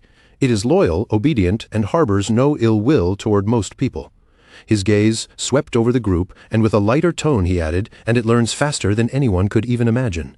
The contradiction of such a cataclysmic force described as gentle left the crowd in stunned silence, unable to reconcile the image with the reality they had witnessed. Yi Xiao's lips curved into a soft chuckle, but his eyes betrayed the deeper truth. The Thunder Throne's destructive potential could level continents in an instant, yet this tender, protective side revealed itself only to Fang Yi. That calm exterior masked a power so colossal, so unimaginable, that only Fang Yi could command it without peril. Zhong Tan let out a scoffing laugh, his satisfaction evident as he saw the scheming official finally brought low. Elder Wu stepped forward, his tone steady but grave, informing Fang Yi of their intent to make the incident public. He emphasized that the Thunder Throne had chosen Fang Yi, annihilating his enemies in his defense, a statement that would shake the perception of the entire nation. Fang Yi's lips curved into a calm, assured smile, his eyes glinting with quiet certainty. "In this era, secrets are nearly impossible to keep," he said, nodding slowly as if he welcomed the scrutiny rather than fearing it. His words carried the unmistakable aura of someone who wielded confidence like armor. Now fully in the spotlight, Fang Yi welcomed the attention. Each glance, every whisper that traveled through the streets, served as a subtle yet unmistakable warning. The Thunder Throne's immense power wasn't just a tool, it was a statement. A signal to all who might even consider opposing him that such defiance would come at a devastating cost. His expression darkened as he turned to Elder Wu, a shadow passing over his features. "The nation's peace will not endure for long," he warned, his words descending upon the room like an icy wind, heavy with portent and threat. A new era was unfolding. The age of the thrones. Leaders, factions, and power brokers across the land understood one immutable truth. To command one of these artifacts was to command the ultimate authority in a world rapidly reshaping itself. Elder Wu nodded, his face etched with grim concern. "Our authority can only restrain the greedy factions for so long," he admitted, voice low, weighted with realism. "No one can say when this fragile balance will finally shatter." Fang Yi's interest peaked, his sharp gaze locking on to Elder Wu. "Has anyone else managed to claim a throne?" he asked, his voice calm yet charged with curiosity. Elder Wu confirmed that only one individual had publicly revealed themselves as a throne master, a rare, remarkable accomplishment indeed. "And where is this person now?" Fang Yi pressed, his tone composed but laced with subtle intrigue. Elder Wu's answer was concise. "They are in Country B." Meanwhile, along the sun-drenched coastline of Country B, a massive throng erupted in wild celebration. Cheers roared like waves, flags snapped in the wind, and the people hailed their alliance leader's astonishing achievement, claiming the legendary Earth Throne. Overcome with pride, the leader of Country B raised both arms high, his voice booming across the jubilant crowd. "This is the ultimate symbol of fortune and power for our nation," he declared, his eyes alight with triumph and unyielding confidence. Hovering effortlessly into the sky, the newly crowned master's robe billowed dramatically like a banner caught in a victorious gale. He declared himself the Lord of the Earth, a title brimming with both authority and promise, as the wind carried his proclamation far across the celebration. "I will wield this divine might to elevate our nation above all others," he shouted, his voice echoing across the waves, resolute and commanding. "This ascent is ordained by the will of heaven itself." Clasping his hands together, he unleashed the Earth Throne's energy in a resounding roar.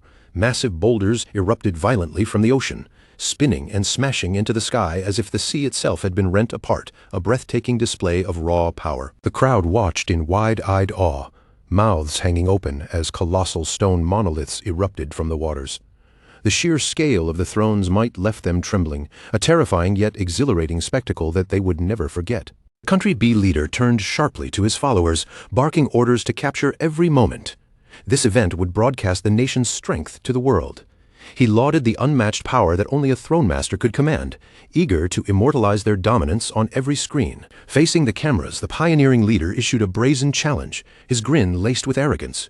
He dared the Shia nation to respond, questioning whether their strongest pioneer, the Sealer, had ever dared to claim a throne. With a smug, self-satisfied smirk, the Country B leader answered his own taunt. "He hasn't?" he declared, each syllable dripping with scorn and superiority. Pointing directly at the camera, he continued, venom thick in his tone. "Without a throne, Fang Yi cannot even comprehend true power. Should we ever meet, the Sealer will be annihilated without mercy." The broadcast exploded across social media, going viral in an instant. Comments poured in from around the globe, mocking Xia Nation for failing to secure a throne. They derided Fang Yi as a fraud and hailed Country B as the new global superpower, dismissing Xia Nation as irrelevant and powerless. Back at headquarters, Su Qingying's eyes narrowed as she scrolled through the chaos online. Have they already forgotten how effortlessly Fang Yi dismantled one of their elite teams? She muttered, frustration cutting through her words like a blade. The lead official frowned, scrolling through the backlash with a deep sense of unease. The public announcement isn't even the worst part, he said.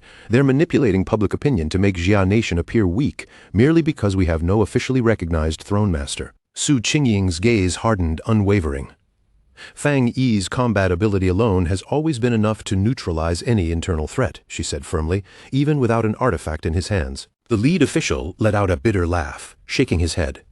The people of Country B are too foolish to accept the truth, he said, a pained smile tugging at his lips. The two throne masters in Zanation? In reality, they're nothing more than Fang Yi's spiritual pet and his disciple. Meanwhile, at the Fang family villa, a blinding column of golden light shot into the sky, slicing through clouds with an intensity that painted the heavens in radiant brilliance. Inside, Fang Yi sat motionless in meditation, his body serene while his energy radiated outward. Every muscle, every breath, synchronized with the rhythm of his powerful cultivation, sending ripples of force into the surrounding space. A familiar sensation washed over him, stirring his soul like the first hint of a storm, signaling that a monumental breakthrough was approaching, an ascent that would shatter his current limits. His energy resonated with an ancient, almost primal force, a dark, guiding tide that molded and sharpened his strength with meticulous precision. The concentration of his spiritual essence burst outward in a blinding beam of golden light, piercing the clouds and forming a swirling vortex high above the city, a spectacle both magnificent and terrifying. Alarms shrieked at the monitoring center, staff thrown into a frenzied panic. One employee gasped aloud, noting that the city's spiritual energy had shattered every measurable limit known to them. As they traced the source, shock rippled through the room. The anomaly originated from Fang Yi's own home, bending the sky itself under the pressure of his overwhelming energy. Su Qingying's voice quavered as she delivered the revelation. Fang Yi is attempting a breakthrough to the next realm. The officials froze, each struck dumb by the enormity of what she announced. Deep within his trance, Fang Yi's form floated serenely before a massive luminous moon. His breathing was measured, controlled, and every ounce of his spiritual essence radiated with calm precision. The system confirmed the inevitability. A breakthrough into the Shenyue realm was imminent, promising to elevate Fang Yi's power far beyond its current boundaries. Storm clouds coiled menacingly around the moon as the system issued a warning. The Shenyue realm governed cold and illusion, and to succeed, Fang Yi would have to endure the celestial tribulation that awaited him. His once peaceful mental landscape erupted into chaos. Dark red currents swirled violently, striking and lashing against him with relentless ferocity. Through his spiritual vision, Fang Yi meticulously scrutinized the storm, observing every strike, every lash of force battering against his protective barrier. He recognized the tribulation instantly, pure, concentrated dark energy. Its connection to the moon was no coincidence, embodying the chaos and disorder that defined the realm he was about to enter. Fang Yi grasped the true essence of the Shenyue realm. To mortals, the moon appeared serene, beautiful even, but its power was rooted in madness, manipulation, twisting faith into fanatic devotion and bending minds with insidious subtlety. A confident, almost playful smile curved across his lips. This breakthrough won't be easy, he admitted, anticipation and unwavering resolve shimmering beneath his composed exterior. He gathered a massive sphere of golden energy around himself, crafting an impenetrable shield as the system warned of the tribulation's subtle attempts to corrupt his mind. Blinding slashes of dark energy collided with surging divine lightning, hammering his fiery barrier with ceaseless, relentless force. The tribulation drew on every ounce of its accumulated power, striving to crush his defenses and break his indomitable will. Unyielding, Fang Yi unleashed a thunderous roar, summoning the ancient god-demon armor that flowed over him like molten darkness made flesh, enveloping him in an aura of sheer terror. A colossal wave of dark red energy erupted outward, fused with the throne's immense power, driving back the storm with staggering intensity and authority. With unrelenting fury, Fang Yi unleashed a devastating fire slash, slicing through the celestial tribulation with raw, unstoppable force. Pouring every fragment of his strength into the attack, he invoked a secret, forbidden technique, summoning a massive flood of dark energy that engulfed the storm, asserting his dominance over the heavenly trial and bending the tribulation to his will. A churning, inky black energy twists violently through the air, coiling around itself like a living serpent. It devours the storm's chaotic winds and lightning with insatiable hunger, as if the raging tempest were nothing more than a flickering candle struggling to survive in the night. Every bolt, every gust, is drawn into the darkness, absorbed without effort, leaving the storm's fury helpless beneath its grasp. With the storm's roar silenced, Fang Yi rises with effortless grace, drifting upward toward the serene glow of the full moon hanging high above, like a silent guardian watching over the world below. The cool moonlight bathes him, tracing the lines of his form as he floats, calm and unwavering, the chaos of the tempest now a distant memory beneath him. A confident, almost mischievous smile curls across Fang Yi's lips. With a sharp snap of his fingers, the scattered remnants of the dark energy whirled obediently back toward him, rushing like an incoming tide returning to its shore. Each fragment of darkness merges with him seamlessly, wrapping around his aura until it pulses as one with his being. Moments later, a notification pierces the silence. Fang Yi has achieved a breakthrough. He ascends to the first level of the Shen Yue realm. The final threads of dark energy are absorbed, vanishing into his form, and he feels the surge of power explode within him, coursing through every nerve and fiber with thrilling intensity. The sensation is intoxicating, a potent mix of strength and clarity, leaving him both exhilarated and grounded at the same time. His senses sharpen beyond the realm of mortal perception, stretching outward, connecting with the very essence of the world around him. A radiant clarity washes over his mind as if he and the divine moon above have become one, his vision and spirit harmonized with the luminous celestial presence. Now in perfect unity with the universe, Fang Yi moves with an almost effortless mastery of the boundless spiritual energy surrounding him. Each motion is fluid, each thought instantly transformed into power, a seamless symphony of control where intention and action merge without hesitation or error. Suddenly, his expression stiffens. Fang Yi pivots sharply, eyes widening as if the very fabric of reality itself has unfolded before him. A vast galaxy, glittering and impossibly immense, stretches into view, each star and cosmic swirl demanding awe and reverence. A system alert abruptly shatters the wonder, fractured and urgent. It warns that his newly acquired Shen Yue realm is still fragile, a precarious state teetering on the edge of instability, especially against the incomprehensible vastness that now stretches before him. The system's urgent instructions hit him like a bolt of lightning. He must enter deep training immediately, preparing to withstand cosmic storms and unknown threats lurking in the far reaches of time. Confusion flickers across his face at the mention of these mysterious dangers. As he descends from the celestial heights, worry carves deep lines into his expression, each motion weighted by the gravity of the warning. He understands there is no room for hesitation. The Shi nation cannot be left exposed, not when unseen global threats gather in the shadows, poised to strike without warning. The system delivers an uncompromising ultimatum. Refusal to train will freeze his growth permanently, leaving him with a near-certain 99% chance of death and guaranteeing the Shi nation's total annihilation. The weight of responsibility presses down, unyielding and suffocating. Hovering above the dense, dark forest below, Fang Yi contemplates the cold, unflinching statistics. The vastness of cosmic danger bears down on him. Slowly, with a solemn nod, he accepts the inevitable. There is no choice left. Obedience is not optional. Back at the Star God Combat Zone base, Su Qingying, Elder Wu, and Zhao Lan gather in tense secrecy. The sealer has officially begun deep training, and the weight of the unfolding crisis hangs thick in the air, pressing upon each of them. Elder Wu's voice cuts through the tension, like steel, firm and unyielding. Their duty is clear. Maintain the nation's defenses, manage the Ji nation's affairs, and avoid disturbing their commander during this pivotal breakthrough. Suddenly, the door bursts open. A soldier stumbles in, panic etched deep into every line of his face. He shouts that Country B's Lord of the Earth has launched a full-scale invasion across the Jie nation's southern border, the threat moving faster than anyone anticipated. Elder Wu narrows his eyes, recognition flashing. The enemy's advance outpaces all expectations. With decisive authority, he commands Zhao Lan to mobilize the Spirit Association's forces immediately, initiating their contingency plan without delay. Zhao Lan nods, unwavering, and springs into action, every movement precise and determined. Hesitation is not an option. Along the southern frontier, Xia Nation fighters conjure an enormous blue energy barrier. It surges upward like a tidal wall, shimmering with power, repelling the invading forces. The defenders shout warnings, marking the boundary, their voices carrying defiance, challenging the Lord of the Earth to halt his relentless advance. One defender cries out in disbelief, questioning whether the foreign throne master truly intends to spark an all-out war. High above, the gray-haired invader laughs, pride radiating from every deliberate movement, each motion dripping with overconfidence.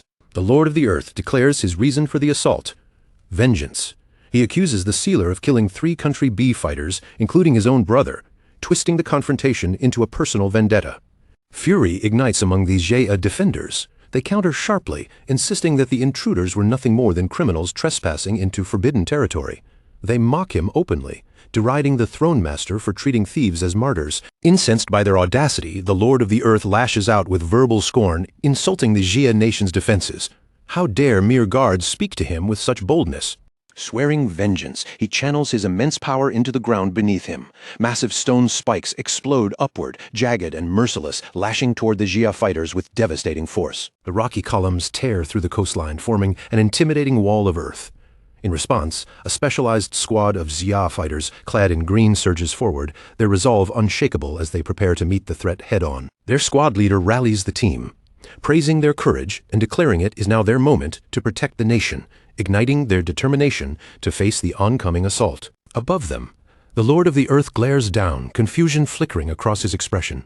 He hadn't expected such bold resistance, and the sight unnerves him, if only briefly. The plant research team takes their positions with military precision, their movements synchronized. They prepare to ensnare the invader using experimental techniques that twist and manipulate mutated vegetation into lethal forms. The squad leader channels a surge of emerald energy into the soil.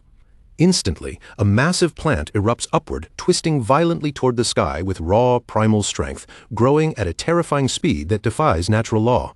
The plant's form morphs into monstrous, writhing vines, their gaping, serrated teeth glinting ominously. The defenders announce proudly that their secret botanical weapon is perfectly suited to counter the invader's earth-based assault, and the vines lunge forward with aggressive intent. Fueled by unyielding determination, the defenders command the vines to coil around the jagged stone spikes, crushing and shattering them with relentless force, a display of coordinated precision and raw power. The wild green tendrils snake through the air like living ropes, wrapping around the Lord of the Earth, binding his arms and torso in a suffocating, unrelenting grip that threatens to immobilize him entirely. The leader of the plant research team clenches his fist in triumph, cheering as the invader struggles vainly against the relentless grip of the greenery. Yet even fully restrained, the Lord of the Earth remains disturbingly composed, a sly, knowing smile curling across his lips. Laughing at their confidence, he effortlessly grips the thick, monstrous vines, bending and snapping them as if they were nothing more than fragile threads, mocking the defenders' efforts. The squad leader's face drains of color, disbelief etched into every line as he witnesses their once mighty vines crumble helplessly against the invader's overwhelming strength. Recognizing the immediate and lethal danger, he shouts urgent orders, commanding his team to unleash their ultimate defensive strategy without hesitation. Hands slamming into the earth, the defenders summon a lethal fog of poisonous gas. It rises along the coastline like a deadly greenish wall designed to annihilate any intruder daring enough to advance. The Lord of the Earth sneers, unimpressed by the trap. In his eyes, the Jia defenders are nothing but inconsequential insects, no match for his might. With a casual flick of his fingers, the poisonous wall disintegrates instantly, vanishing into the air as if it had never existed, powerless against his overwhelming force. Cursing the shattered defenses, the squad leader refuses to yield. Shouting for his men to hold their ground, he charges forward into the oncoming chaos, determined to fight even if it costs them their lives. High above, the Lord of the Earth looks down with utter contempt, dismissing the fighters as worthless insects. He summons a massive orb of fiery dark energy above his head, the surrounding air crackling and snapping with raw menace. The squad freezes in terror as the enormous sphere blots out the sunlight, casting the battlefield into a chilling shadow, a prelude to annihilation. With cold, merciless intent, the Lord of the Earth hurls the colossal energy sphere toward the defenders, his movements deliberate and unflinching. The orb strikes with devastating force, obliterating the entire squad in an instant. The coastline itself is leveled, engulfed in a blinding explosion that shatters earth and stone alike, leaving nothing but ruin in its wake. Turning his dark, unyielding gaze toward a nearby Jia city, the Lord of the Earth declares it his next target, taunting the nation for lacking a throne master capable of defending its people. A pillar of shadowy energy descends with unstoppable force, annihilating the city center in a blinding wave of catastrophic destruction.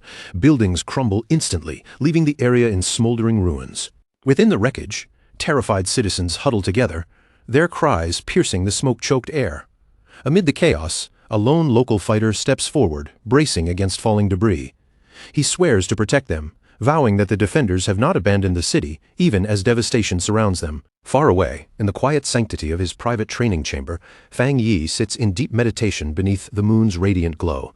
His breathing is steady, his mind focused, centering his spirit as he taps into the depths of his newfound power. Suddenly, a violent shock of spiritual energy surges through him, jolting him from meditation.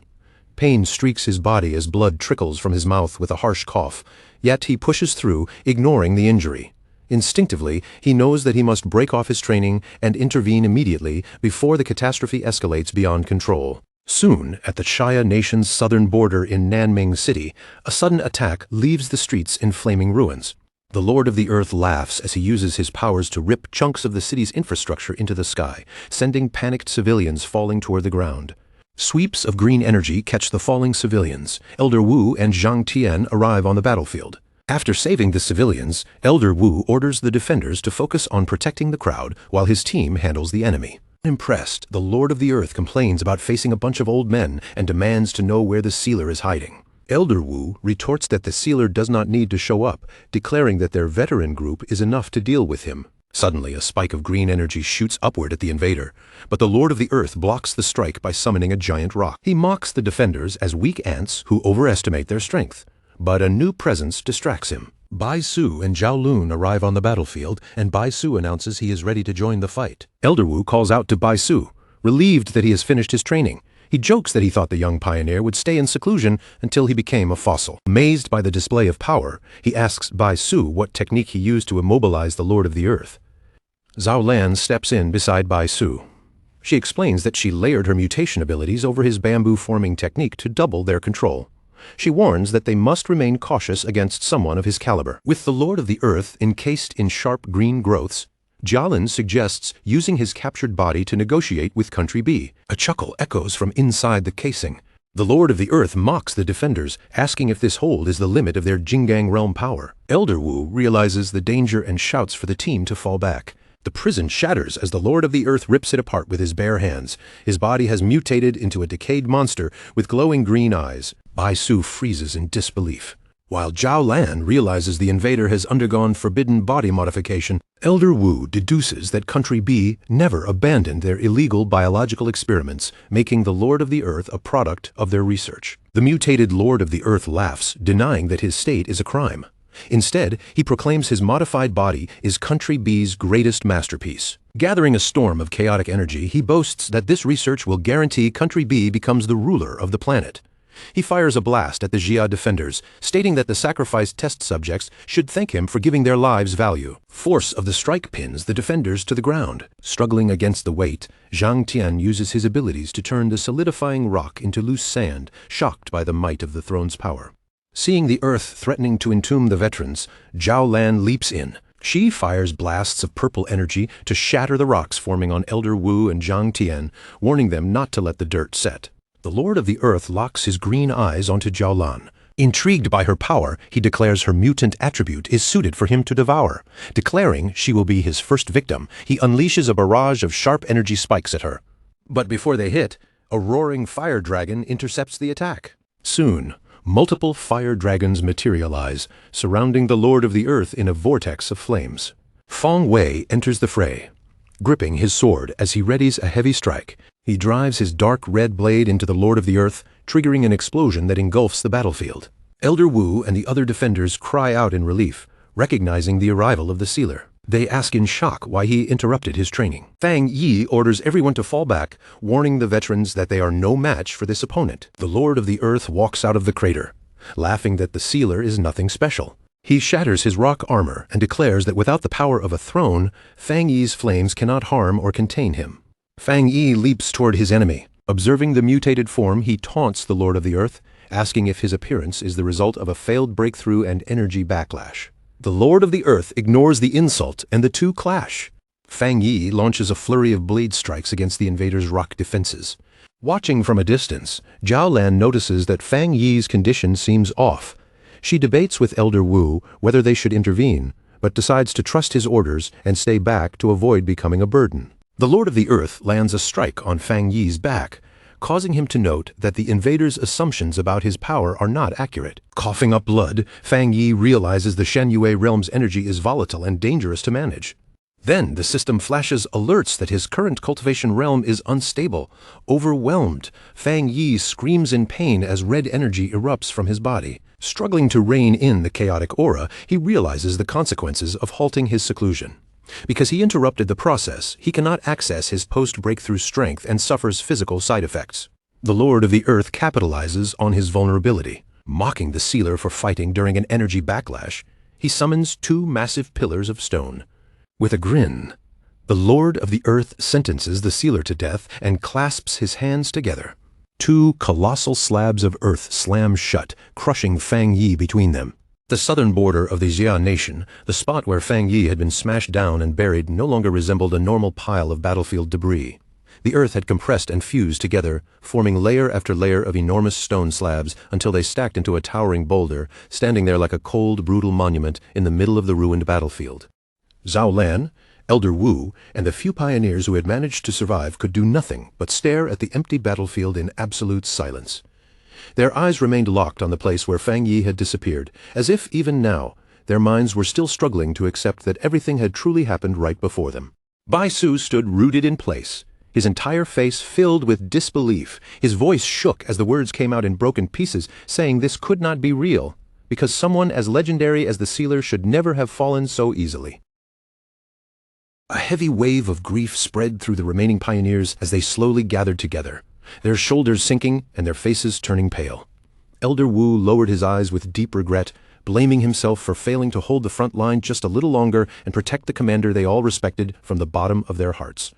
Zhao Lan's expression tightened with guilt, and she also began blaming herself for what had happened.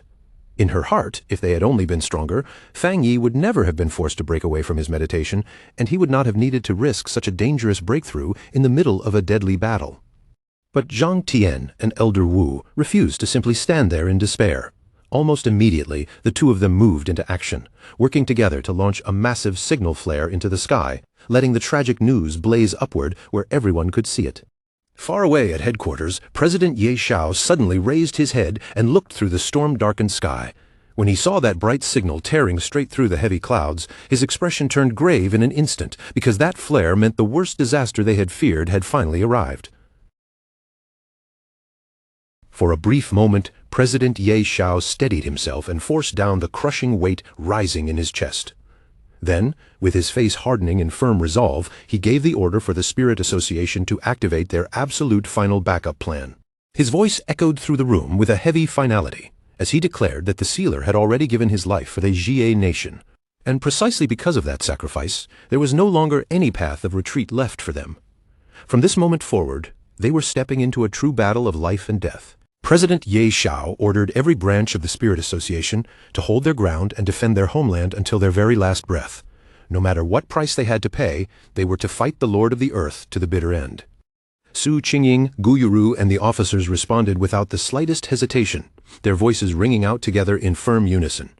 Every one of them was prepared to put their lives on the line, even if that meant falling on the battlefield. Elder Wu immediately followed by issuing urgent military commands.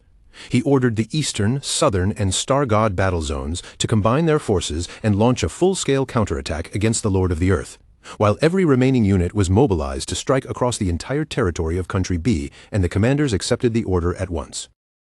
With fierce determination burning in their eyes, Elder Wu, Zhang Tian, Ye Xiao, and Zhao Lan all made the same vow. Even if every last one of them died on this battlefield, they would still make the enemy pay for the sealer, for his family, and for the entire Xia nation. Above the shattered city, the Lord of the Earth hovered in midair and laughed down at the defenders below. In his eyes, their desperate resistance was nothing more than a swarm of pathetic ants struggling for no reason, and he coldly announced that he would devour their cities one after another before diving down to crush them all. But deep beneath the battlefield, far below the surface inside that dark and endless underground tomb, Fang Yi had not died at all. He was perfectly safe, calmly floating within a glowing sphere of golden energy that protected him from the terrifying pressure pressing in around him. His system quickly detected an enormous concentration of ancient earth energy surrounding him, and the reading had already climbed to 90%. The instant that result appeared, the system began absorbing that power without delay. A faint smile appeared on Fang Yi's face as he realized what had actually happened. The Lord of the Earth had likely believed this underground tomb would become the perfect death trap, never imagining that it would instead turn into the best possible energy source to accelerate Fang Yi's recovery. As the system continued monitoring his body, it confirmed that his unstable cultivation realm was stabilizing at an astonishing speed. His overall recovery rapidly climbed higher, and before much time had passed, it had already reached 50%. While Fang Yi meditated inside that dense and heavy power, he gradually began to understand something much deeper. The Earth Throne and the abilities of the Divine Moon Realm were unexpectedly similar because both forces contained two entirely different natures within the same source of power. He came to realize that the Earth element was not merely a force of destruction. It could create and destroy at the same time, offering absolute stability in one moment, then unleashing violent devastation in the very next. The chaotic energy from his unstable Divine Moon Realm had actually attracted the stabilizing and constructive side of the underground Earth energy. Rather than crushing him, that power gathered around him instead, almost as if it were responding directly to the condition of his body. Because of this, his volatile moon energy began repairing itself at an incredible pace. The painful backlash from his breakthrough was completely erased, leaving his body feeling clearer, calmer, and steadier than it had been before. When the system confirmed that his recovery had reached 70%, Fang Yi quietly noted just how dangerous this power really was. If he had not already broken through to the Divine Moon Realm, this dense concentration of Earth energy would not have helped him at all. It would have killed him instantly. Then, only moments later, the system reported that his recovery had surged all the way to 90%. Fang Yi silently admired the mysterious beauty hidden inside the throne's power, sensing how profound and dangerous it truly was. As he prepared himself for the final step, the system confirmed that his recovery had now reached 99%. With the unstable energy inside his body finally calming down, Fang Yi slowly drew in a deep breath. His aura settled around him, quiet, yet incredibly powerful, as though his entire body had been reforged within the depths of the earth itself. Right at that moment, the system suddenly warned him that an unusual surge of high sky yang energy was gathering in the atmosphere above. Fang Yi's eyes sharpened slightly, and his curiosity was immediately stirred by that strange movement. Back on the surface, sharp cracking sounds suddenly began echoing across the battlefield. The massive stone slabs that everyone believed had sealed Fang Yi's fate started splitting apart from the inside. The Lord of the Earth instantly sensed the enormous wave of energy rising from below. His eyes widened in pure shock, and for the first time, that arrogant expression on his face began to crack. Without any warning, a colossal pillar of dazzling golden energy burst violently out from the shattered stones. The explosions sent broken chunks of rock blasting in every direction, while the golden light pierced straight through the storm-covered sky. Above the battlefield, the clouds twisted around the beam, forming a massive swirling vortex. From within that roaring column of golden light, Fang Yi slowly descended. His entire body was wrapped in a pure, radiant aura, making him look as if he had stepped directly out from the heart of the storm. Zhao Lan stared up at him in disbelief, then rubbed her eyes as though she suspected she was seeing an illusion. She could barely believe that Fang Yi had survived the throne's deadliest attack and returned alive from beneath the earth. On the ground, the surviving pioneers suddenly erupted into loud cheers. They shouted with every bit of strength they had left, crying out that a miracle had happened and that the Xia nation still had hope. The Lord of the Earth sneered stubbornly, refusing to accept the scene in front of him. He laughed with the same arrogance as before and claimed that the sealer's survival was nothing more than a brief stroke of luck.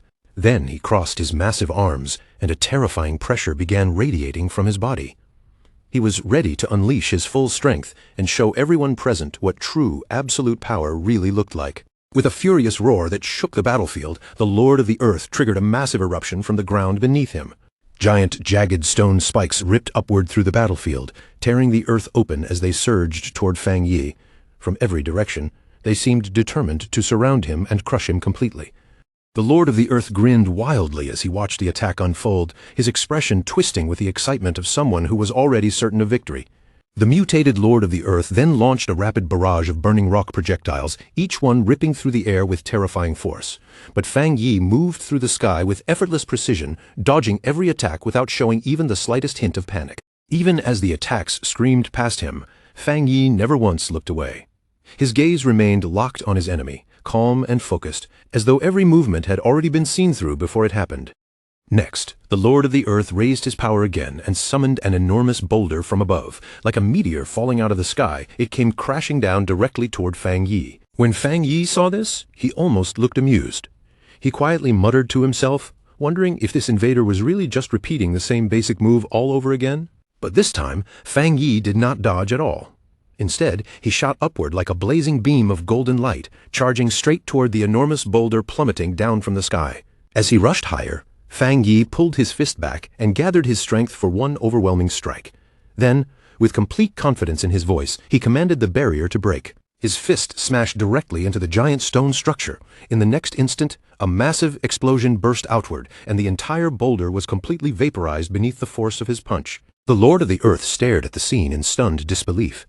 His so-called ultimate attack had been destroyed so easily that for a moment he could barely understand what had just happened. Nearby, the other pioneers burst into triumphant shouts, cheering for the sealer's overwhelming strength. They excitedly pointed out that this was what perfect control over power truly looked like, because unlike the Lord of the Earth, who only depended on borrowed strength from a throne, Fang Yi was a genuine genius who had climbed to the top one step at a time. Another pioneer excitedly added that the sealer's top-tier Yang attribute could completely suppress every other element. As the crowd began chanting for the Lord of the Earth's defeat, the furious invader clenched his fists so tightly that his rage seemed ready to spill out of his body. Overwhelmed by anger, the Lord of the Earth screamed in denial. He rejected everything they said about attribute suppression and perfect control, shouting that he was the Lord of a throne and that he would never allow anyone to mock him. Enraged that someone would actually dare stand against the authority of a throne, he stops holding back completely. His power surges upward in a terrifying rush, and a storm of chaotic energy bursts out from his body, tearing through the surrounding air with violent pressure. With his fury boiling over, he swears that every single person there will be punished and that he will make sure their deaths are more horrifying than anything they could ever imagine. But Fang Yi does not show even the slightest sign of fear. He stands there without flinching, completely unmoved by the furious threat crashing toward him. Instead of answering that rage, he slowly lifts his eyes toward the sky, his face calm, steady, and almost expectant. Then, in a low and quiet voice, he murmurs that the time has finally arrived and that it is now time for it to come down. The Lord of the Earth, still consumed by anger, suddenly pauses for a brief moment when he hears those strange words. His furious expression tightens as confusion slips into his gaze, cutting through the rage on his face. Following the direction of Fang Yi's eyes, he also looks up toward the sky and demands to know exactly what the sealer is talking about. Fang Yi then lowers his gaze from the heavens and turns his eyes back onto him, meeting that furious stare directly without a trace of fear or hesitation. His expression remains calm, but there is a firm certainty in his voice as he declares, with absolute clarity, that the time has come for his own throne to descend. In the very next instant, the sky above them seems to split apart under an overwhelming burst of brilliance. A blinding pillar of golden light comes crashing down from the heavens, pouring straight over Fang Yi's body like divine radiance. The dazzling glow wraps around him completely, swallowing his figure inside its brilliant golden shine. And within that radiant golden light, a new king is finally born. The legendary Yang attribute throne descends into the world at last, its arrival shaking the entire moment with unmistakable majesty. By coming down before everyone's eyes, it officially acknowledges Fang Yi as its one and only true master. A blinding pillar of light suddenly crashes down from the heavens, swallowing the city in radiance, as the legendary Yang attribute throne finally reveals itself above the battlefield. At the very center of that dazzling surge of energy, Fang Yi floats in perfect calm, his body steady as he openly welcomes the overwhelming power pouring toward him. The Lord of the Earth stares upward in disbelief, completely unable to accept that a brand new supreme throne has appeared right in front of his own eyes. Elder Wu narrows his eyes, wondering whether this world-shaking artifact has chosen to stand with the sealer, while Jialon senses the terrifying scale of its energy and realizes it is almost beyond comprehension. The mutated Lord of the Earth throws his head back and lets out a furious roar, demanding to know what kind of impossible event is unfolding before him. He screams in rage, refusing to believe that any throne in existence could possess power greater than the one already under his control. Driven half-mad by pride and fear, he shouts that he was the one in a billion human chosen by a throne, a being already standing close to the level of a god. In his twisted confidence, he convinces himself that this new throne can be conquered too, just like the Earth throne he once forced into submission. With a furious scream, he releases a massive shockwave of Earth magic, roaring that such power would never willingly choose someone like the sealer. At the same time, inside monitoring centers across the world, warning alarms explode through the rooms as researchers shout that the energy readings near the Xia nation's border have shattered every previous record. As the numbers continue climbing, the researchers finally understand the terrifying truth. Another supreme throne is manifesting, and its power is even greater than that of a real star. A panicked official loses control and screams across the room, demanding an immediate response from the sequence department about what these impossible readings actually mean. Inside the Global Throne Sequence Department, the staff members are drenched in cold sweat. Their old estimates of throne power have completely collapsed, and the entire ranking system is thrown into instant chaos. The terrified official shouts that the appearance of this new sun god throne means every global ranking must be recalculated from scratch. Even the Earth and Thunder thrones, once believed to sit at the very top, now have to be pushed down to at least the third sequence. Until now, a throne's rank had always been judged by how strong and rare its element was on Earth, which was why elements like Earth and Thunder had been placed at the peak. But the arrival of the sun god throne tears that old belief apart, revealing one shocking truth. Only this throne truly deserves to stand in the first sequence.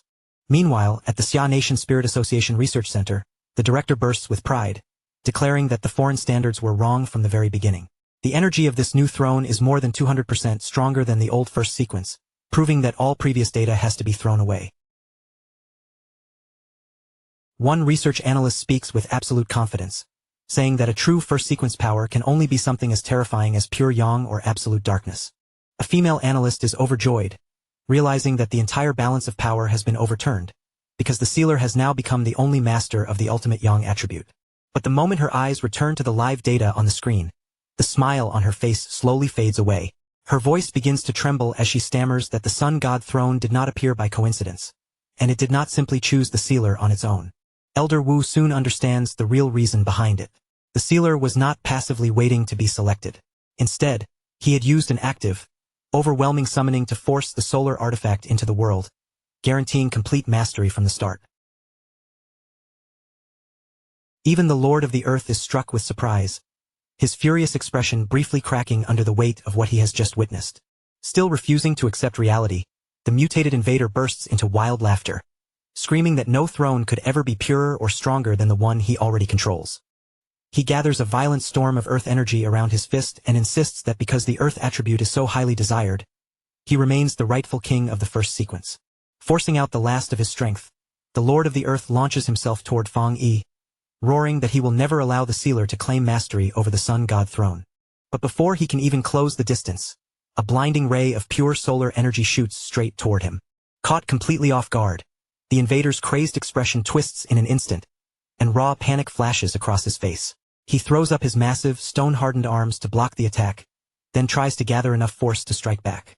But a second beam tears through the air and burns away his mutated stone arm in one clean blow, blasting apart the rocky armor covering his body. The solar blast pierces straight through his strongest defenses, detonating with a massive explosion that sweeps violently across the coastline. When the smoke and dust finally begin to clear, the Lord of the Earth's terrifying monstrous form is gone. He sucks in a shocked breath, his body trembling for a moment before he collapses backward.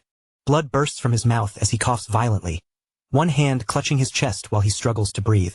Then he slowly lifts his head and sees Elder Wu, Bai Su, and President Yi Xiao standing above him, looking down at his defeated body. Zhang Tan immediately steps forward and orders his forces to capture the Lord of the Earth. He warns them not to kill the invader, because keeping him alive makes him a valuable hostage and living proof of Country B's illegal experiments. News of the battle spreads through Country B at incredible speed. Across the nation, crowds gather before public screens and watch their once-praised Lord of the Earth kneeling in defeat, sending furious citizens into open protest as they demand answers from their government. They rage that they had been promised the land of the Xia Nation, yet all they received was public humiliation. Now they can only question how their supposedly unbeatable throne master was defeated so easily. Panic quickly grips the high-ranking officials in Country B who had supported the invasion. One of them stammers that because they openly challenged the Xia Nation, they will be the first targets of revenge now that the sealer has obtained the ultimate sun god throne. Back inside Country B's executive office, the nation's leader slams his fist down onto the desk, his face twisted with rage. He curses the sealer at the top of his lungs, screaming at his advisors for promising that the young commander would become useless in this new era of thrones. Now, furious and cornered, he demands to know how they plan to clean up this disaster. His top advisors stand frozen in front of him, sweat running down their faces as none of them dares to offer even a single solution. Overcome by fear, the leader of Country B suddenly starts packing in a panic, shouting that the invasion was all their idea and that he is resigning immediately so he can escape before the Xia nation arrives. But just as he tries to leave, a hand clamps down hard on his shoulder, stopping him in place. A scarred executive steps in behind him and tells him to wait, his eyes cold and threatening. He reminds the leader that he cannot simply abandon them now, because they still have one final hidden card left to play. All across the Xia nation, citizens erupt into celebration in front of public screens, laughing at the defeated invader from Country B. With excitement in their voices, they boast that the world's top pioneer has now obtained the highest tier throne, securing absolute dominance for their nation. Wang Lan thinks back to the critics who once claimed that older pioneers, including the sealer, would eventually be left behind. Song Yiming nods in agreement, admitting that even he had briefly worried their legendary commander might fade from the center of this new era. Zheng Lu proudly scolds them for ever doubting their leader, reminding everyone that the boss will always be the boss.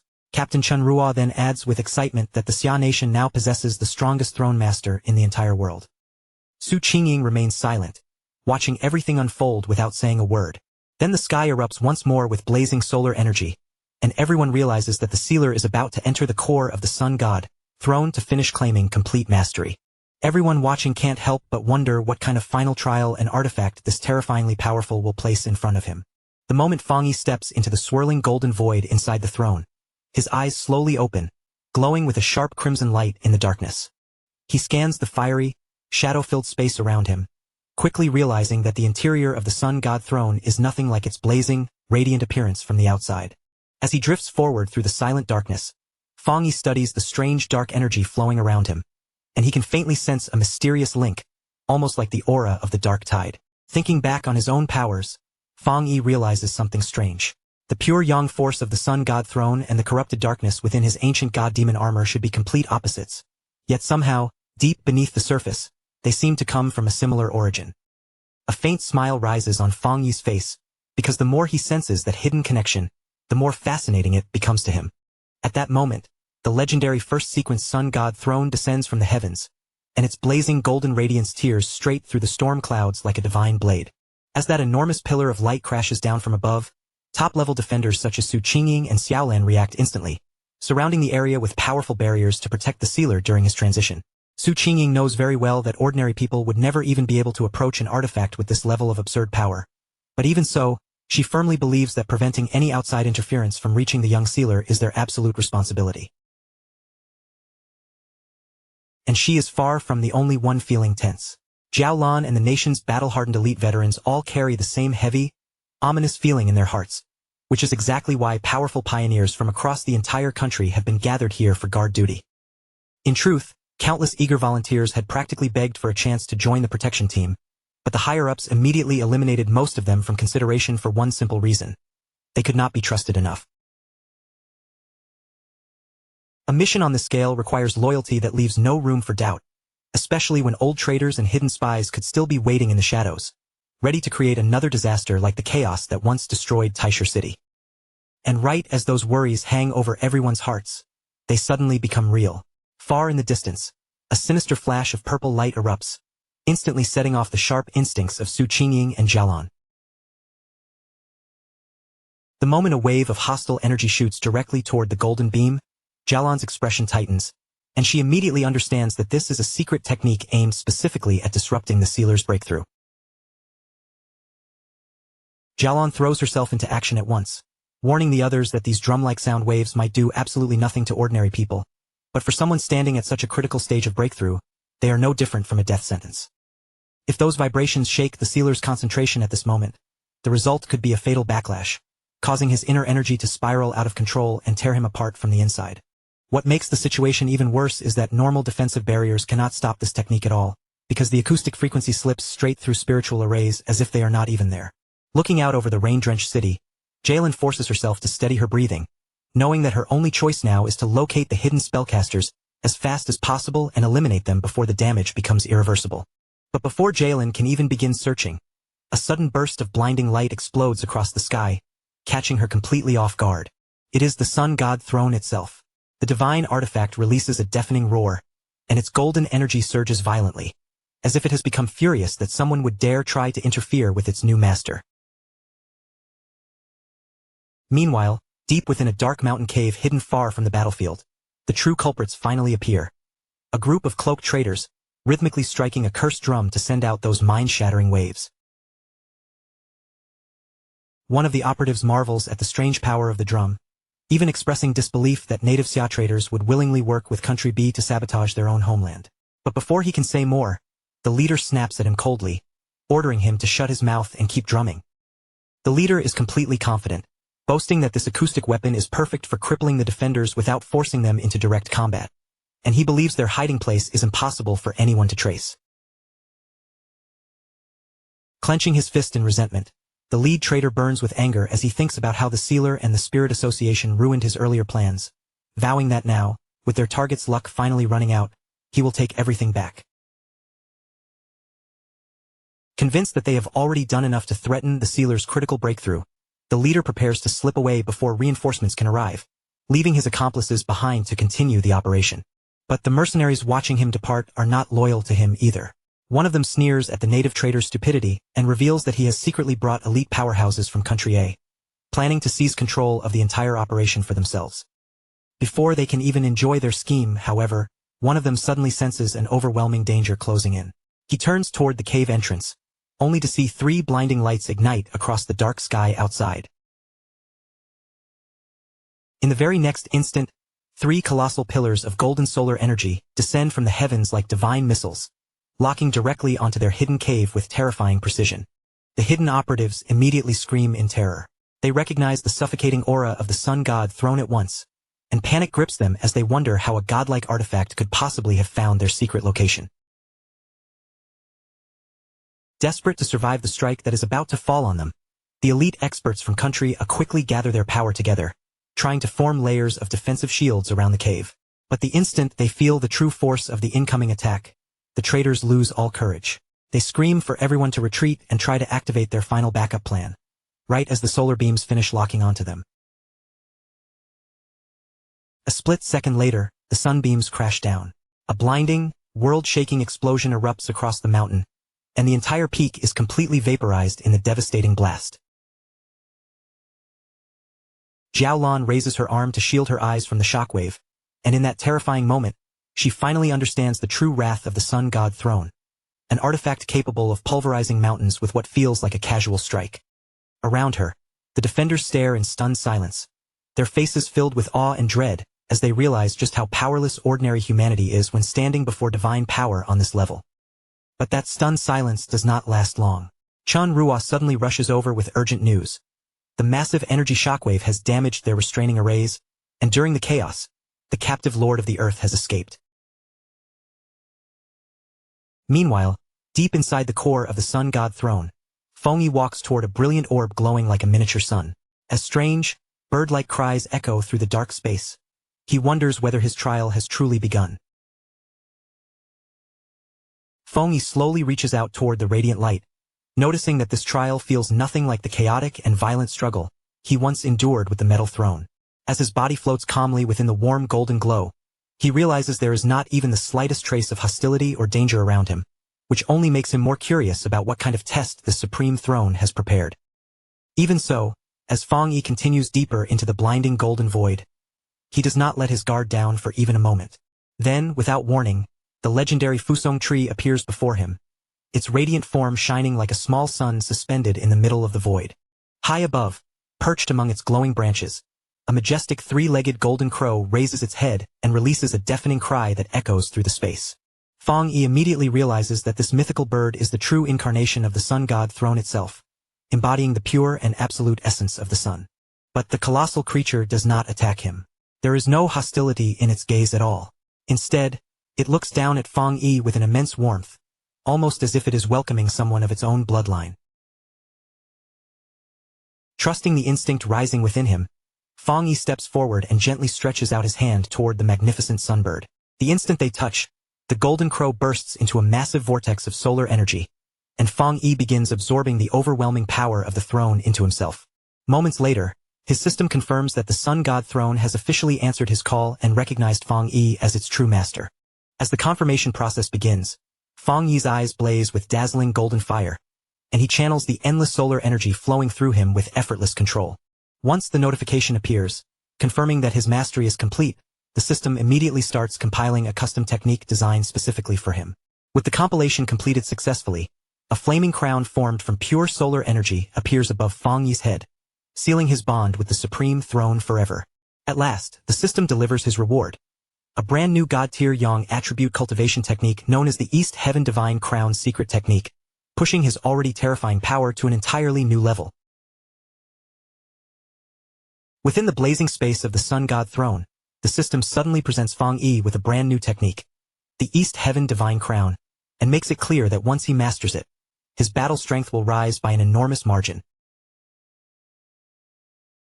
The moment Fang Yi reads that brief little description, a faint smile appears on his face, because he understands the system too well. The shorter and simpler the summary looks, the more terrifyingly overpowered the ability usually becomes. But just as Fang Yi is about to calm his mind and absorb the meaning of this new power, the peaceful atmosphere inside the throne is suddenly disturbed by a sharp surge of hostile energy.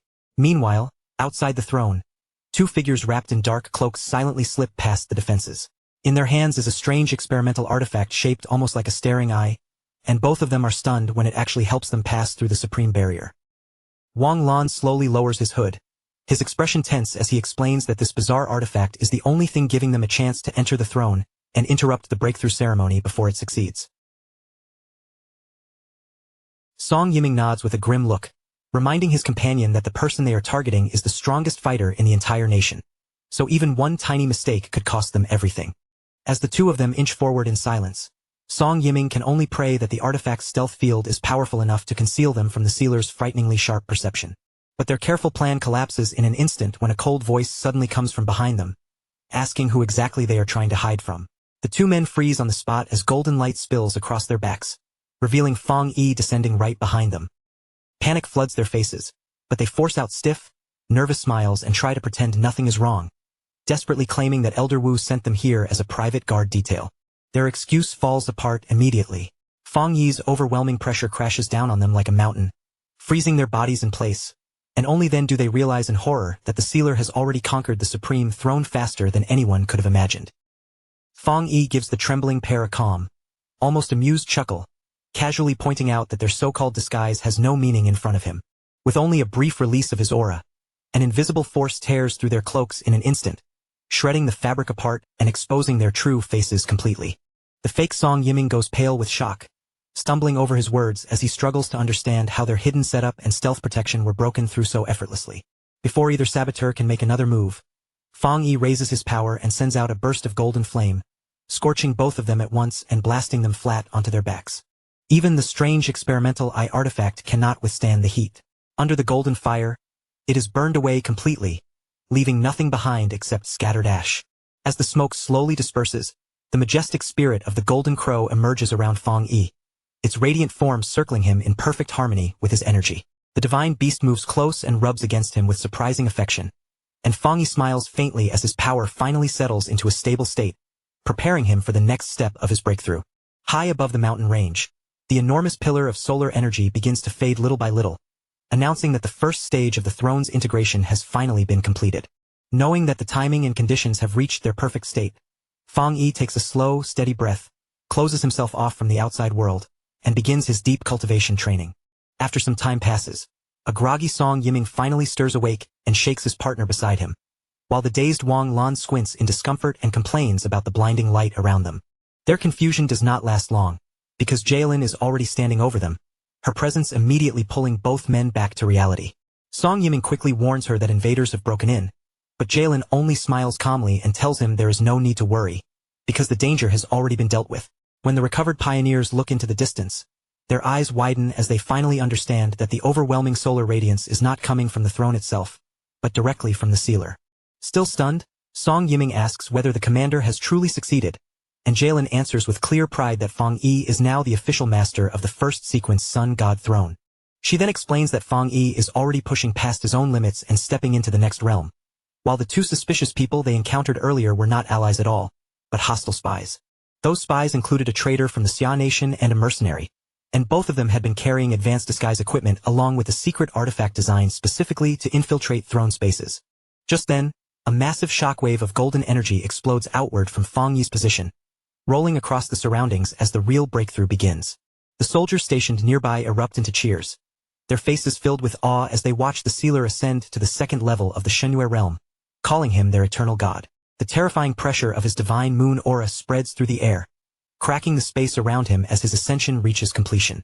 Far away from the center of the phenomenon, President Yi Xiao watches with disbelief in his eyes, astonished that Fang Yi has broken through to the second tier so smoothly, without any visible struggle at all. Elder Wu nods beside him, admitting that the sealer's vast aura and the enormous cosmic sign above them prove this is far beyond an ordinary breakthrough. Thinking back to their own limits, Yi Xiao remembers how much pain and effort it took for them just to barely touch the threshold of the Shenyue realm. Elder Wu also recalls the bitter hardships he endured in the past, and he can only admit that while they spent ages struggling toward the divine realm, Fang Yi makes consecutive breakthroughs look almost effortless. Inside the vast cosmic space, the Golden Crow begins absorbing the enormous energy of the lunar orb, drawing it in to fuel an even greater leap in Fang Yi's cultivation. With a thunderous roar, the divine beast grips the moon in its blazing talons, forcing that immense power into Fang Yi and driving him straight into the third tier of the Shenyue realm. At the live monitoring screens, Su Qingying stares in awe and wonders if the commander is about to touch the legendary Rising Sun realm, a height no human being has ever reached before. The Golden Crow lets out another piercing cry, its voice echoing across the sky, while Elder Wu and President Yi Xiao can only stand there in stunned silence. Then the divine beast spreads its enormous fiery wings above Fang Yi, covering him like a blazing shield as his power surges beyond every known limit. In the dark sky overhead, 3 radiant suns appear at once, illuminating everything beneath them and revealing a cosmic phenomenon never before witnessed in human history. Inside the monitoring center, the analysts quickly report that the Golden Crow has cried out 3 times, meaning the sealer has crossed 3 levels in succession and reached a half-step into the Rising Sun realm. At this point, Fang Yi has gained complete mastery over the Yang attribute, and his physical body has transformed far beyond the natural limits of any ordinary pioneer. He is no longer merely a human wielding Yang power. He has become a natural-born Yang attribute god, possessing a divine constitution that completely overturns what humanity once believed possible. From this day forward, Fang Yi stands alone at the absolute peak, with no one on earth capable of matching the level of power he now possesses. Fang Yi lowers his gaze to his own hand, where solar flames burn brightly across his skin, and he feels satisfied with the result, knowing the Yang attribute has perfectly fused into his bones and bloodline. He understands now that he is no longer simply borrowing or using this power. His entire body has become the true physical embodiment of the Yang attribute itself. With his newly awakened cosmic senses spreading outward, Fang Yi instantly catches a lingering trace of hostile presence, and his voice turns cold as he notes that those rats still refuse to give up. Deep inside a hidden underground bunker outside the barrier, the bandaged leader of the saboteurs breaks into a panic, realizing with horror that their mission has completely failed.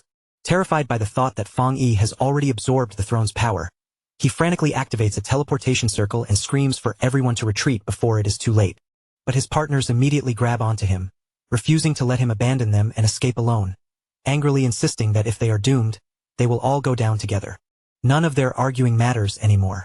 Before they can even finish fighting among themselves, blinding rays of solar energy pierce straight through the mountain, vaporizing the entire bunker and wiping out every traitor inside in an instant. A blinding column of solar energy drops from the sky like judgment itself, smashing into the hidden traitors and mercenaries before they can even react. In a single terrifying instant, their bodies are swallowed by the light and burned away without leaving a trace. The mountain peak is still roaring with flames from the aftershock of his power, but Fang Yi walks out from the burning light as calmly as if nothing happened. With his expression steady and cold, he announces that the filthy rats who tried to sabotage his breakthrough have all been cleaned out. Down below, the defenders and ordinary citizens finally see hope return to their faces. Their fear breaks into cheers as they raise their voices in relief, celebrating the comeback of the true guardian who protected them when it mattered most. Back at headquarters, the officials stare at the scene in complete amazement, shaken by the sheer scale of Fang Yi's strength. To his enemies, that power is pure terror, but to his allies, it feels like an unshakable shield, and they proudly declare that having the master of the sun god throne standing with their nation is their greatest fortune. Meanwhile, Fang Yi slowly descends from the sky, his aura still carrying the heat of the sun. He lands steadily in front of President Yi Xiao and Elder Wu, drawing their full attention the moment his feet touch the ground. Elder Wu immediately steps forward with a deeply respectful expression, lowering his posture as he greets Fang Yi properly. In a solemn voice, he addresses him by his true title, the Master of the Sun God Throne. President Yi Shao wastes no time and brings up the bad news with a serious face.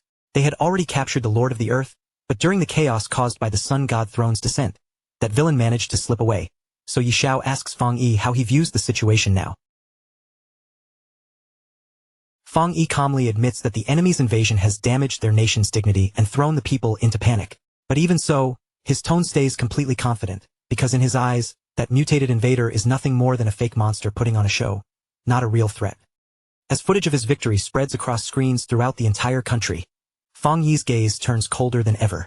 Since the enemy had the nerve to slap them in the face first, he declares that he will return that humiliation with a crushing slap of his own. On the other side of the border, the Lord of the Earth and the country B leader watch the news with dread slowly spreading across their faces. The moment they understand what Fang Yi's words mean, it feels like their worst nightmare has already begun. Then, without warning, SSS-class invasion alarms explode across country B. Sirens tear through the streets and command centers alike, sending the entire nation spiraling into instant panic. Inside an emergency meeting, a scarred executive loses control of his temper and slams his hand hard against the table. Furious and anxious, he demands that they contact the Xia nation immediately and force them to restrain their advancing forces.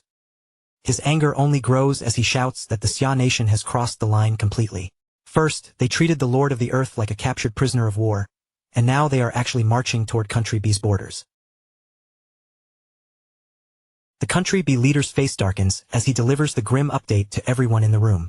The Xia nation has ignored every attempt at contact, refusing to answer their calls or respond to any communication at all. That news drains the color from the officials' faces. One by one, the high-ranking figures begin sweating under the pressure, desperately searching for an answer while realizing they may have no control over what happens next. At that moment, the bandaged Lord of the Earth finally snaps, his rage boiling over as he smashes the table in front of him. Glaring at the frightened politicians, he barks at them to pull themselves together instead of falling apart. He reminds them that Country B still has a hidden weapon waiting in reserve. Without hesitation, he orders them to trigger a first-level state of emergency and bring out their strongest defense. Along the coastline, Country B activates its ultimate trump card, the Deep Sea Barrier. A gigantic shield of water rises around the nation, powered by mutated ocean currents and the country's own spiritual energy, forming what they believe to be the strongest defense on Earth. When the Country B leader sees the barrier seal the nation inside its watery protection, relief washes over his face. To him, that shining ocean wall looks like absolute safety, and he celebrates as if the danger has already passed. The Lord of the Earth grows smug as he boasts about the barrier's impossible strength. According to him, even thousands of elite pioneers could not leave a scratch on it, and not even his own supreme Earth powers were able to make it tremble. He goes even further, claiming the barrier could withstand the combined assault of 10 throne masters at once. With a proud grin, he brags that Country B's incredible technology is so advanced it has made other global superpowers burn with envy. Calling it their final trump card, he laughs wildly and insists that the sealer will never be able to break through. Instead of fighting directly, they plan to turn international public opinion against the Xia nation and force them to surrender Fang Yi. A twisted grin spreads across his face as that thought excites him more and more. In his mind, once Fang Yi falls into their hands, both the sealer's life and terrifying abilities will be completely at his mercy.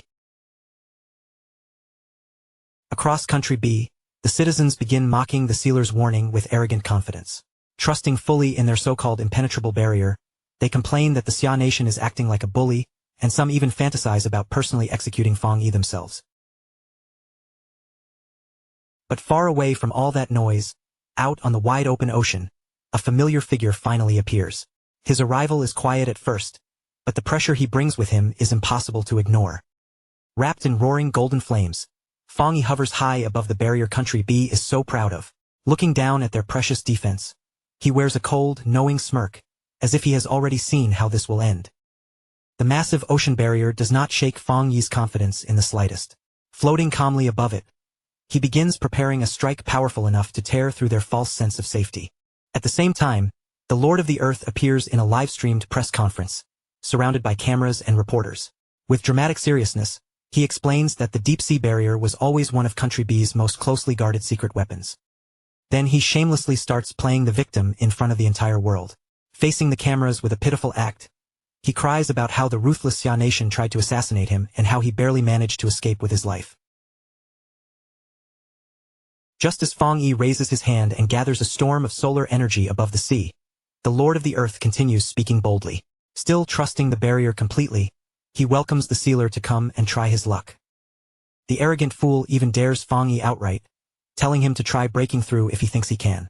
In his mind, any attack from Fang Yi will only become proof of the deep-sea barrier's absolute dominance. He has barely finished showing off when Fang Yi releases his power. A colossal pillar of fire crashes down onto the shield with terrifying force, and in that instant, the bragging Lord of the Earth is left staring in complete shock. The reporters at the press conference immediately panic, screaming as they scatter in every direction to save themselves. All around them, SSS-class alarms keep shrieking, warning that the disaster level is soaring beyond measure under the shockwave of that terrifying solar fire. Fang Yi looks down at the scorched barrier with a calm, almost casual expression. He admits that he is slightly impressed it managed to survive even one direct hit from the power of his sun god throne. But then his eyes turn cold and dangerous as he mutters that one hit is already their absolute limit. A second wave of explosive solar energy surges around him, far greater than before, and when he unleashes it, a cataclysmic burst of heat and light erupts so violently that the entire ocean barrier is vaporized into a towering cloud of steam. Deep beneath the sea, inside the control room connected to the barrier, the destruction sends a brutal spiritual backlash through the entire system. The researchers cough up blood one after another, collapsing in agony as the force tears through them. Still floating calmly in the sky, Fang Yi looks down over the broken defenses with icy authority. His voice carries like a command as he tells the Lord of the Earth to stop hiding and come out to face his doom. The Lord of the Earth stares upward in disbelief, his face twisting with shock and resentment. He curses under his breath, unable to understand how Fang Yi managed to obtain such an unbelievably powerful opportunity. Sweat rolls down his face as fury and fear mix together in his expression. He admits that the sealer standing before him now is far stronger than when he first invaded their nation, but even then, he refuses to surrender. Then a twisted grin slowly crawls across his face as a new thought takes hold. To him, this disaster suddenly becomes a golden ticket, because if he can kill the sealer here in front of the whole world, his global status will skyrocket beyond imagination. Driven by desperation, the Lord of the Earth slams his hand violently against the ground. The city street splits apart beneath him, cracking open with a thunderous roar until it forms a massive abyss. From deep inside that newly opened crater, his true final trump card begins to rise. The ground trembles as something enormous pushes its way up from the darkness below. A colossal earth giant emerges, its massive stone body towering over the surrounding skyscrapers. Every movement shakes the city, making the streets and buildings tremble beneath the weight of the terrifying golem. The monstrous stone giant looms over Fang Yi like a walking mountain, casting its enormous presence across the battlefield. Yet Fang Yi does not even blink, remaining perfectly calm in the face of that overwhelming size. The Lord of the Earth points at Fang Yi and screams with everything he has. In a voice full of hatred and desperation, he orders his giant golem to smash the sealer into pieces. The beast obeys at once, reaching its enormous hand toward Fang Yi from above. Its shadow spreads over him like a collapsing wall as the golem prepares to crush him where he stands. Fang Yi raised his hand and summoned his blazing fire sword, its flames roaring to life in an instant. Then, without the slightest strain on his face, he brought the blade down and sliced the enormous earth giant cleanly in half, as if the monster's massive body offered no resistance at all. The Lord of the Earth froze in absolute disbelief, his eyes widening as the giant was split apart before him. He screamed that both of them were supposed to be powerful throne masters, so there was no possible way his ultimate trump card should have been ripped open like a flimsy sheet of paper. Fang Yi looked down at his drenched, trembling opponent with a cold, emotionless stare. That calm gaze alone pushed the invader toward madness, making him shout that none of this could be real, that it had to be an illusion, before he desperately launched a storm of exploding boulders straight toward him. But Fang Yi did not even blink. He simply hovered there in midair with his body perfectly steady, while the gigantic rocks tore through the sky around him and flew past without leaving so much as a scratch. Unable to accept that he was being overwhelmed so completely, the Lord of the Earth forced out every last bit of strength he had. With a roar, He activated his hidden technique and sealed Fang Yi inside a massive dome of solid stone, burying him in what looked like an unbreakable tomb. Inside that pitch-black stone prison, Fang Yi remained completely calm. He slowly lifted one hand in the darkness, and with no panic in his voice at all, he gave one simple command to shatter the seal. In the very next instant, a violent explosion erupted from within the stone dome. The entire prison was blasted into dust and flying rubble, leaving the Lord of the Earth staring in place, completely frozen by what he had just witnessed. As broken chunks of stone rained down over the ruined city, Fang Yi walked out through the smoke with golden flames roaring around his body. His eyes stayed cold as he looked at his terrified opponent and asked if that was truly the best he could do. At that same moment, panic erupted across Country B. Crowds watching the live broadcast stared at the screens in horror, while their top leaders nearly lost their minds, clutching their heads and pulling at their hair as they realized their champion was about to be crushed. They could only stare at the huge public screens in disbelief, unable to understand how their strongest champion was losing this badly. Meanwhile, on the battlefield, the mutated Lord of the Earth was soaked in sweat beneath Fang Yi's terrifying pressure, finally realizing he was completely outclassed. With every defense already broken, all he could do was look up as the sky above him turned a burning crimson red. Fang Yi unleashed the power of the sun god, calling down a terrifying rain of blazing solar meteors that descended directly toward the helpless invader. The Lord of the Earth screamed in pure agony as the blinding solar storm swallowed him whole. His body was vaporized inside that overwhelming light, while his top commander watched the explosion from afar and cried out his title in complete horror. Fang Yi looked down at the smoking crater left behind, his expression still ice-cold. Even though both of them had held the power of a throne, the invader had simply been far too weak, and daring to challenge Fang Yi's absolute strength had been nothing more than choosing death. When the news reached Country B's headquarters, the entire command center fell into chaos. Their leader, completely overwhelmed by fear and rage, shouted for his officers to mobilize the entire army and launch a desperate, suicidal hunt against Fang Yi. But before that reckless order could go any further, his furious general grabbed him by the collar and stopped him on the spot. The general warned that sending more soldiers would only mean throwing lives away, and their only remaining hope was to pray that the sealer would show mercy. Back on the battlefield, just as the dust was finally beginning to settle, Fang Yi suddenly sensed movement from below. A massive beam of golden energy shot out of the crater and rushed upward through the smoke, flying straight toward him. Fang Yi reached out and caught the glowing light in his hand. The moment he felt its power, he understood what it was, the core of the Earth Throne, willingly offering him its strength and submitting itself to its new master. The system immediately sent out an alert, confirming that because Fang Yi had defeated the previous owner, he had now obtained complete control over the Earth Throne and everything connected to its power. A faint smile appeared on Fang Yi's face as he looked at this unexpected reward. He clenched his fist, and in the next breath, the huge swirl of Earth energy was pulled directly into his body. A glowing sphere of two different elements formed around him as the power continued to merge into his body. When the absorption finally ended, Fang Yi's red eyes shone brightly, marking the moment he fully took in his second throne. A towering pillar of golden light shot straight into the sky, making the nearby enemy scouts tremble where they stood. They could only watch in terror as the sealer casually absorbed the greatest treasure their nation had ever possessed. From their own headquarters, Elder Wu and Su Qingying watched the scene unfold with stunned admiration. They understood at once that the sealer had officially become the first person to hold two thrones, a feat that would completely reshape the balance of power across the world. At the same time, anger and fear exploded throughout Country B, as furious citizens flooded the streets with signs, demanding global punishment and calling Fang Yi a cold-blooded killer. High above the city, Fang Yi floated in the air and looked down at the raging crowd beneath him. Their desperate shouts about stopping the Xia nation from ruling the world did not shake him in the slightest. With his voice calm and cold, Fang Yi announced that the Lord of the Earth was already dead. Then he warned them that Country B would be next, and those few words alone made the surviving enemy soldiers stiffen in pure terror. Standing proudly within a swirling storm of elemental power, Fang Yi declared that this death was only a tiny part of the price they owed for provoking his country. Anyone who dared threaten his homeland, no matter where they tried to run or hide, would be completely destroyed. He then told them he would only swing his sword one time. Whether they managed to survive or died on the spot would depend entirely on their own luck. The moment those words sank in, the desperate soldiers completely lost their nerve and screamed for everyone to retreat. At the same time, they poured their remaining energy together, forcing it into a massive wall of defensive shields in one last attempt to block Fang Yi's incoming strike. But against Fang Yi's power, that desperate defense meant nothing. He tightened his grip on his sword and swung it forward with overwhelming force.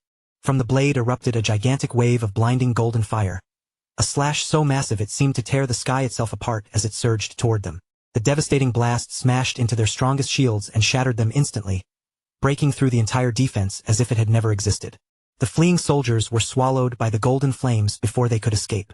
In a single moment, their bodies were vaporized completely, leaving absolutely nothing behind. That unbelievable strike did more than erase the soldiers. It triggered a massive tsunami and carved a flaming canyon straight through the center of Country B, leaving behind a terrifying warning for the entire world. The Xia nation was not something anyone could provoke lightly. The system immediately detects that Fang Yi has fully mastered the Earth Throne, and a prompt appears before him, asking whether he wants to merge with its Earth attribute and use that power to awaken an entirely new technique. Of course, Fang Yi does not hesitate for even a second.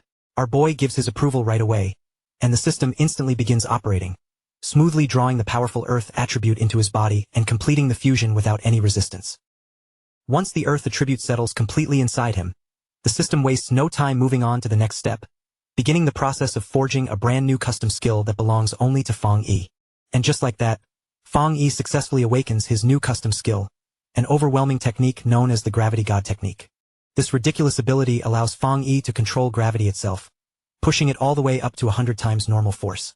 And after absorbing such an enormous amount of thrown energy, his cultivation surges forward far more smoothly than expected, officially carrying him straight into the legendary Rising Sun realm. Back at headquarters, Elder Wu's expression turns serious as he pieces everything together and realizes a terrifying truth. If someone kills a throne master, the victor can actually seize the throne power for themselves. But Yi Xiao quickly points out the danger behind that discovery. Once this truth spreads, countless desperate pioneers around the world will start hunting throne holders like prey, and Zhao Lan immediately urges everyone to stabilize their own faction before the chaos spirals out of control.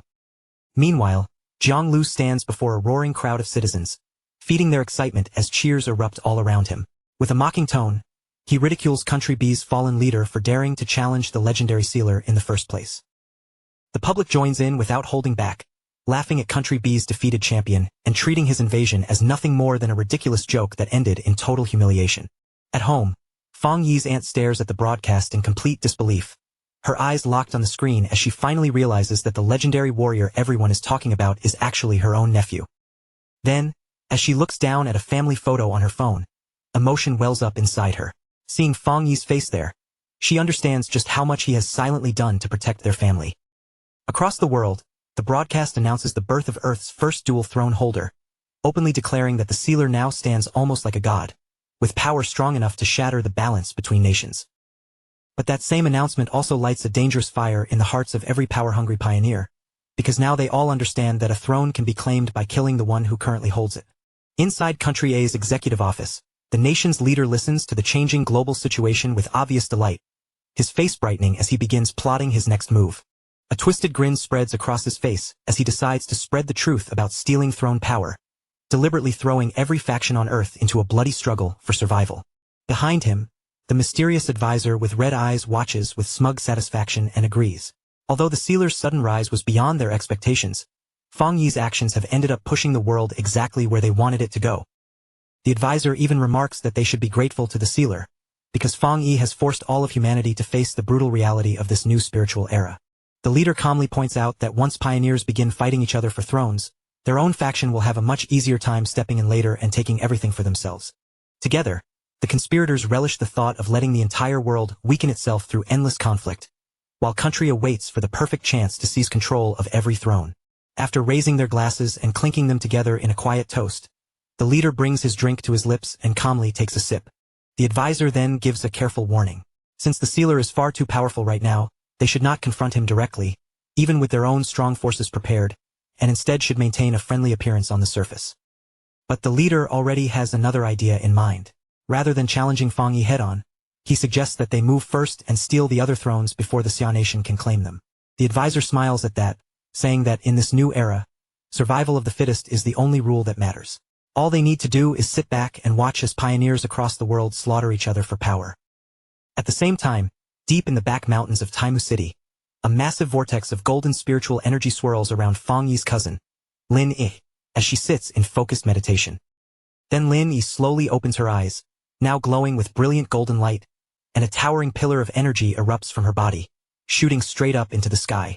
From a safe distance, the lead official and his guard watch the scene with tense expressions, wondering whether Lin Yi has truly succeeded in claiming the throne. As the dazzling column of light gradually settles and the smoke begins to drift apart, a powerful figure emerges from within it, stepping forward with calm and steady confidence. The protectors standing nearby fall completely silent, frozen in place as the pressure rolling off her makes it difficult for anyone to speak.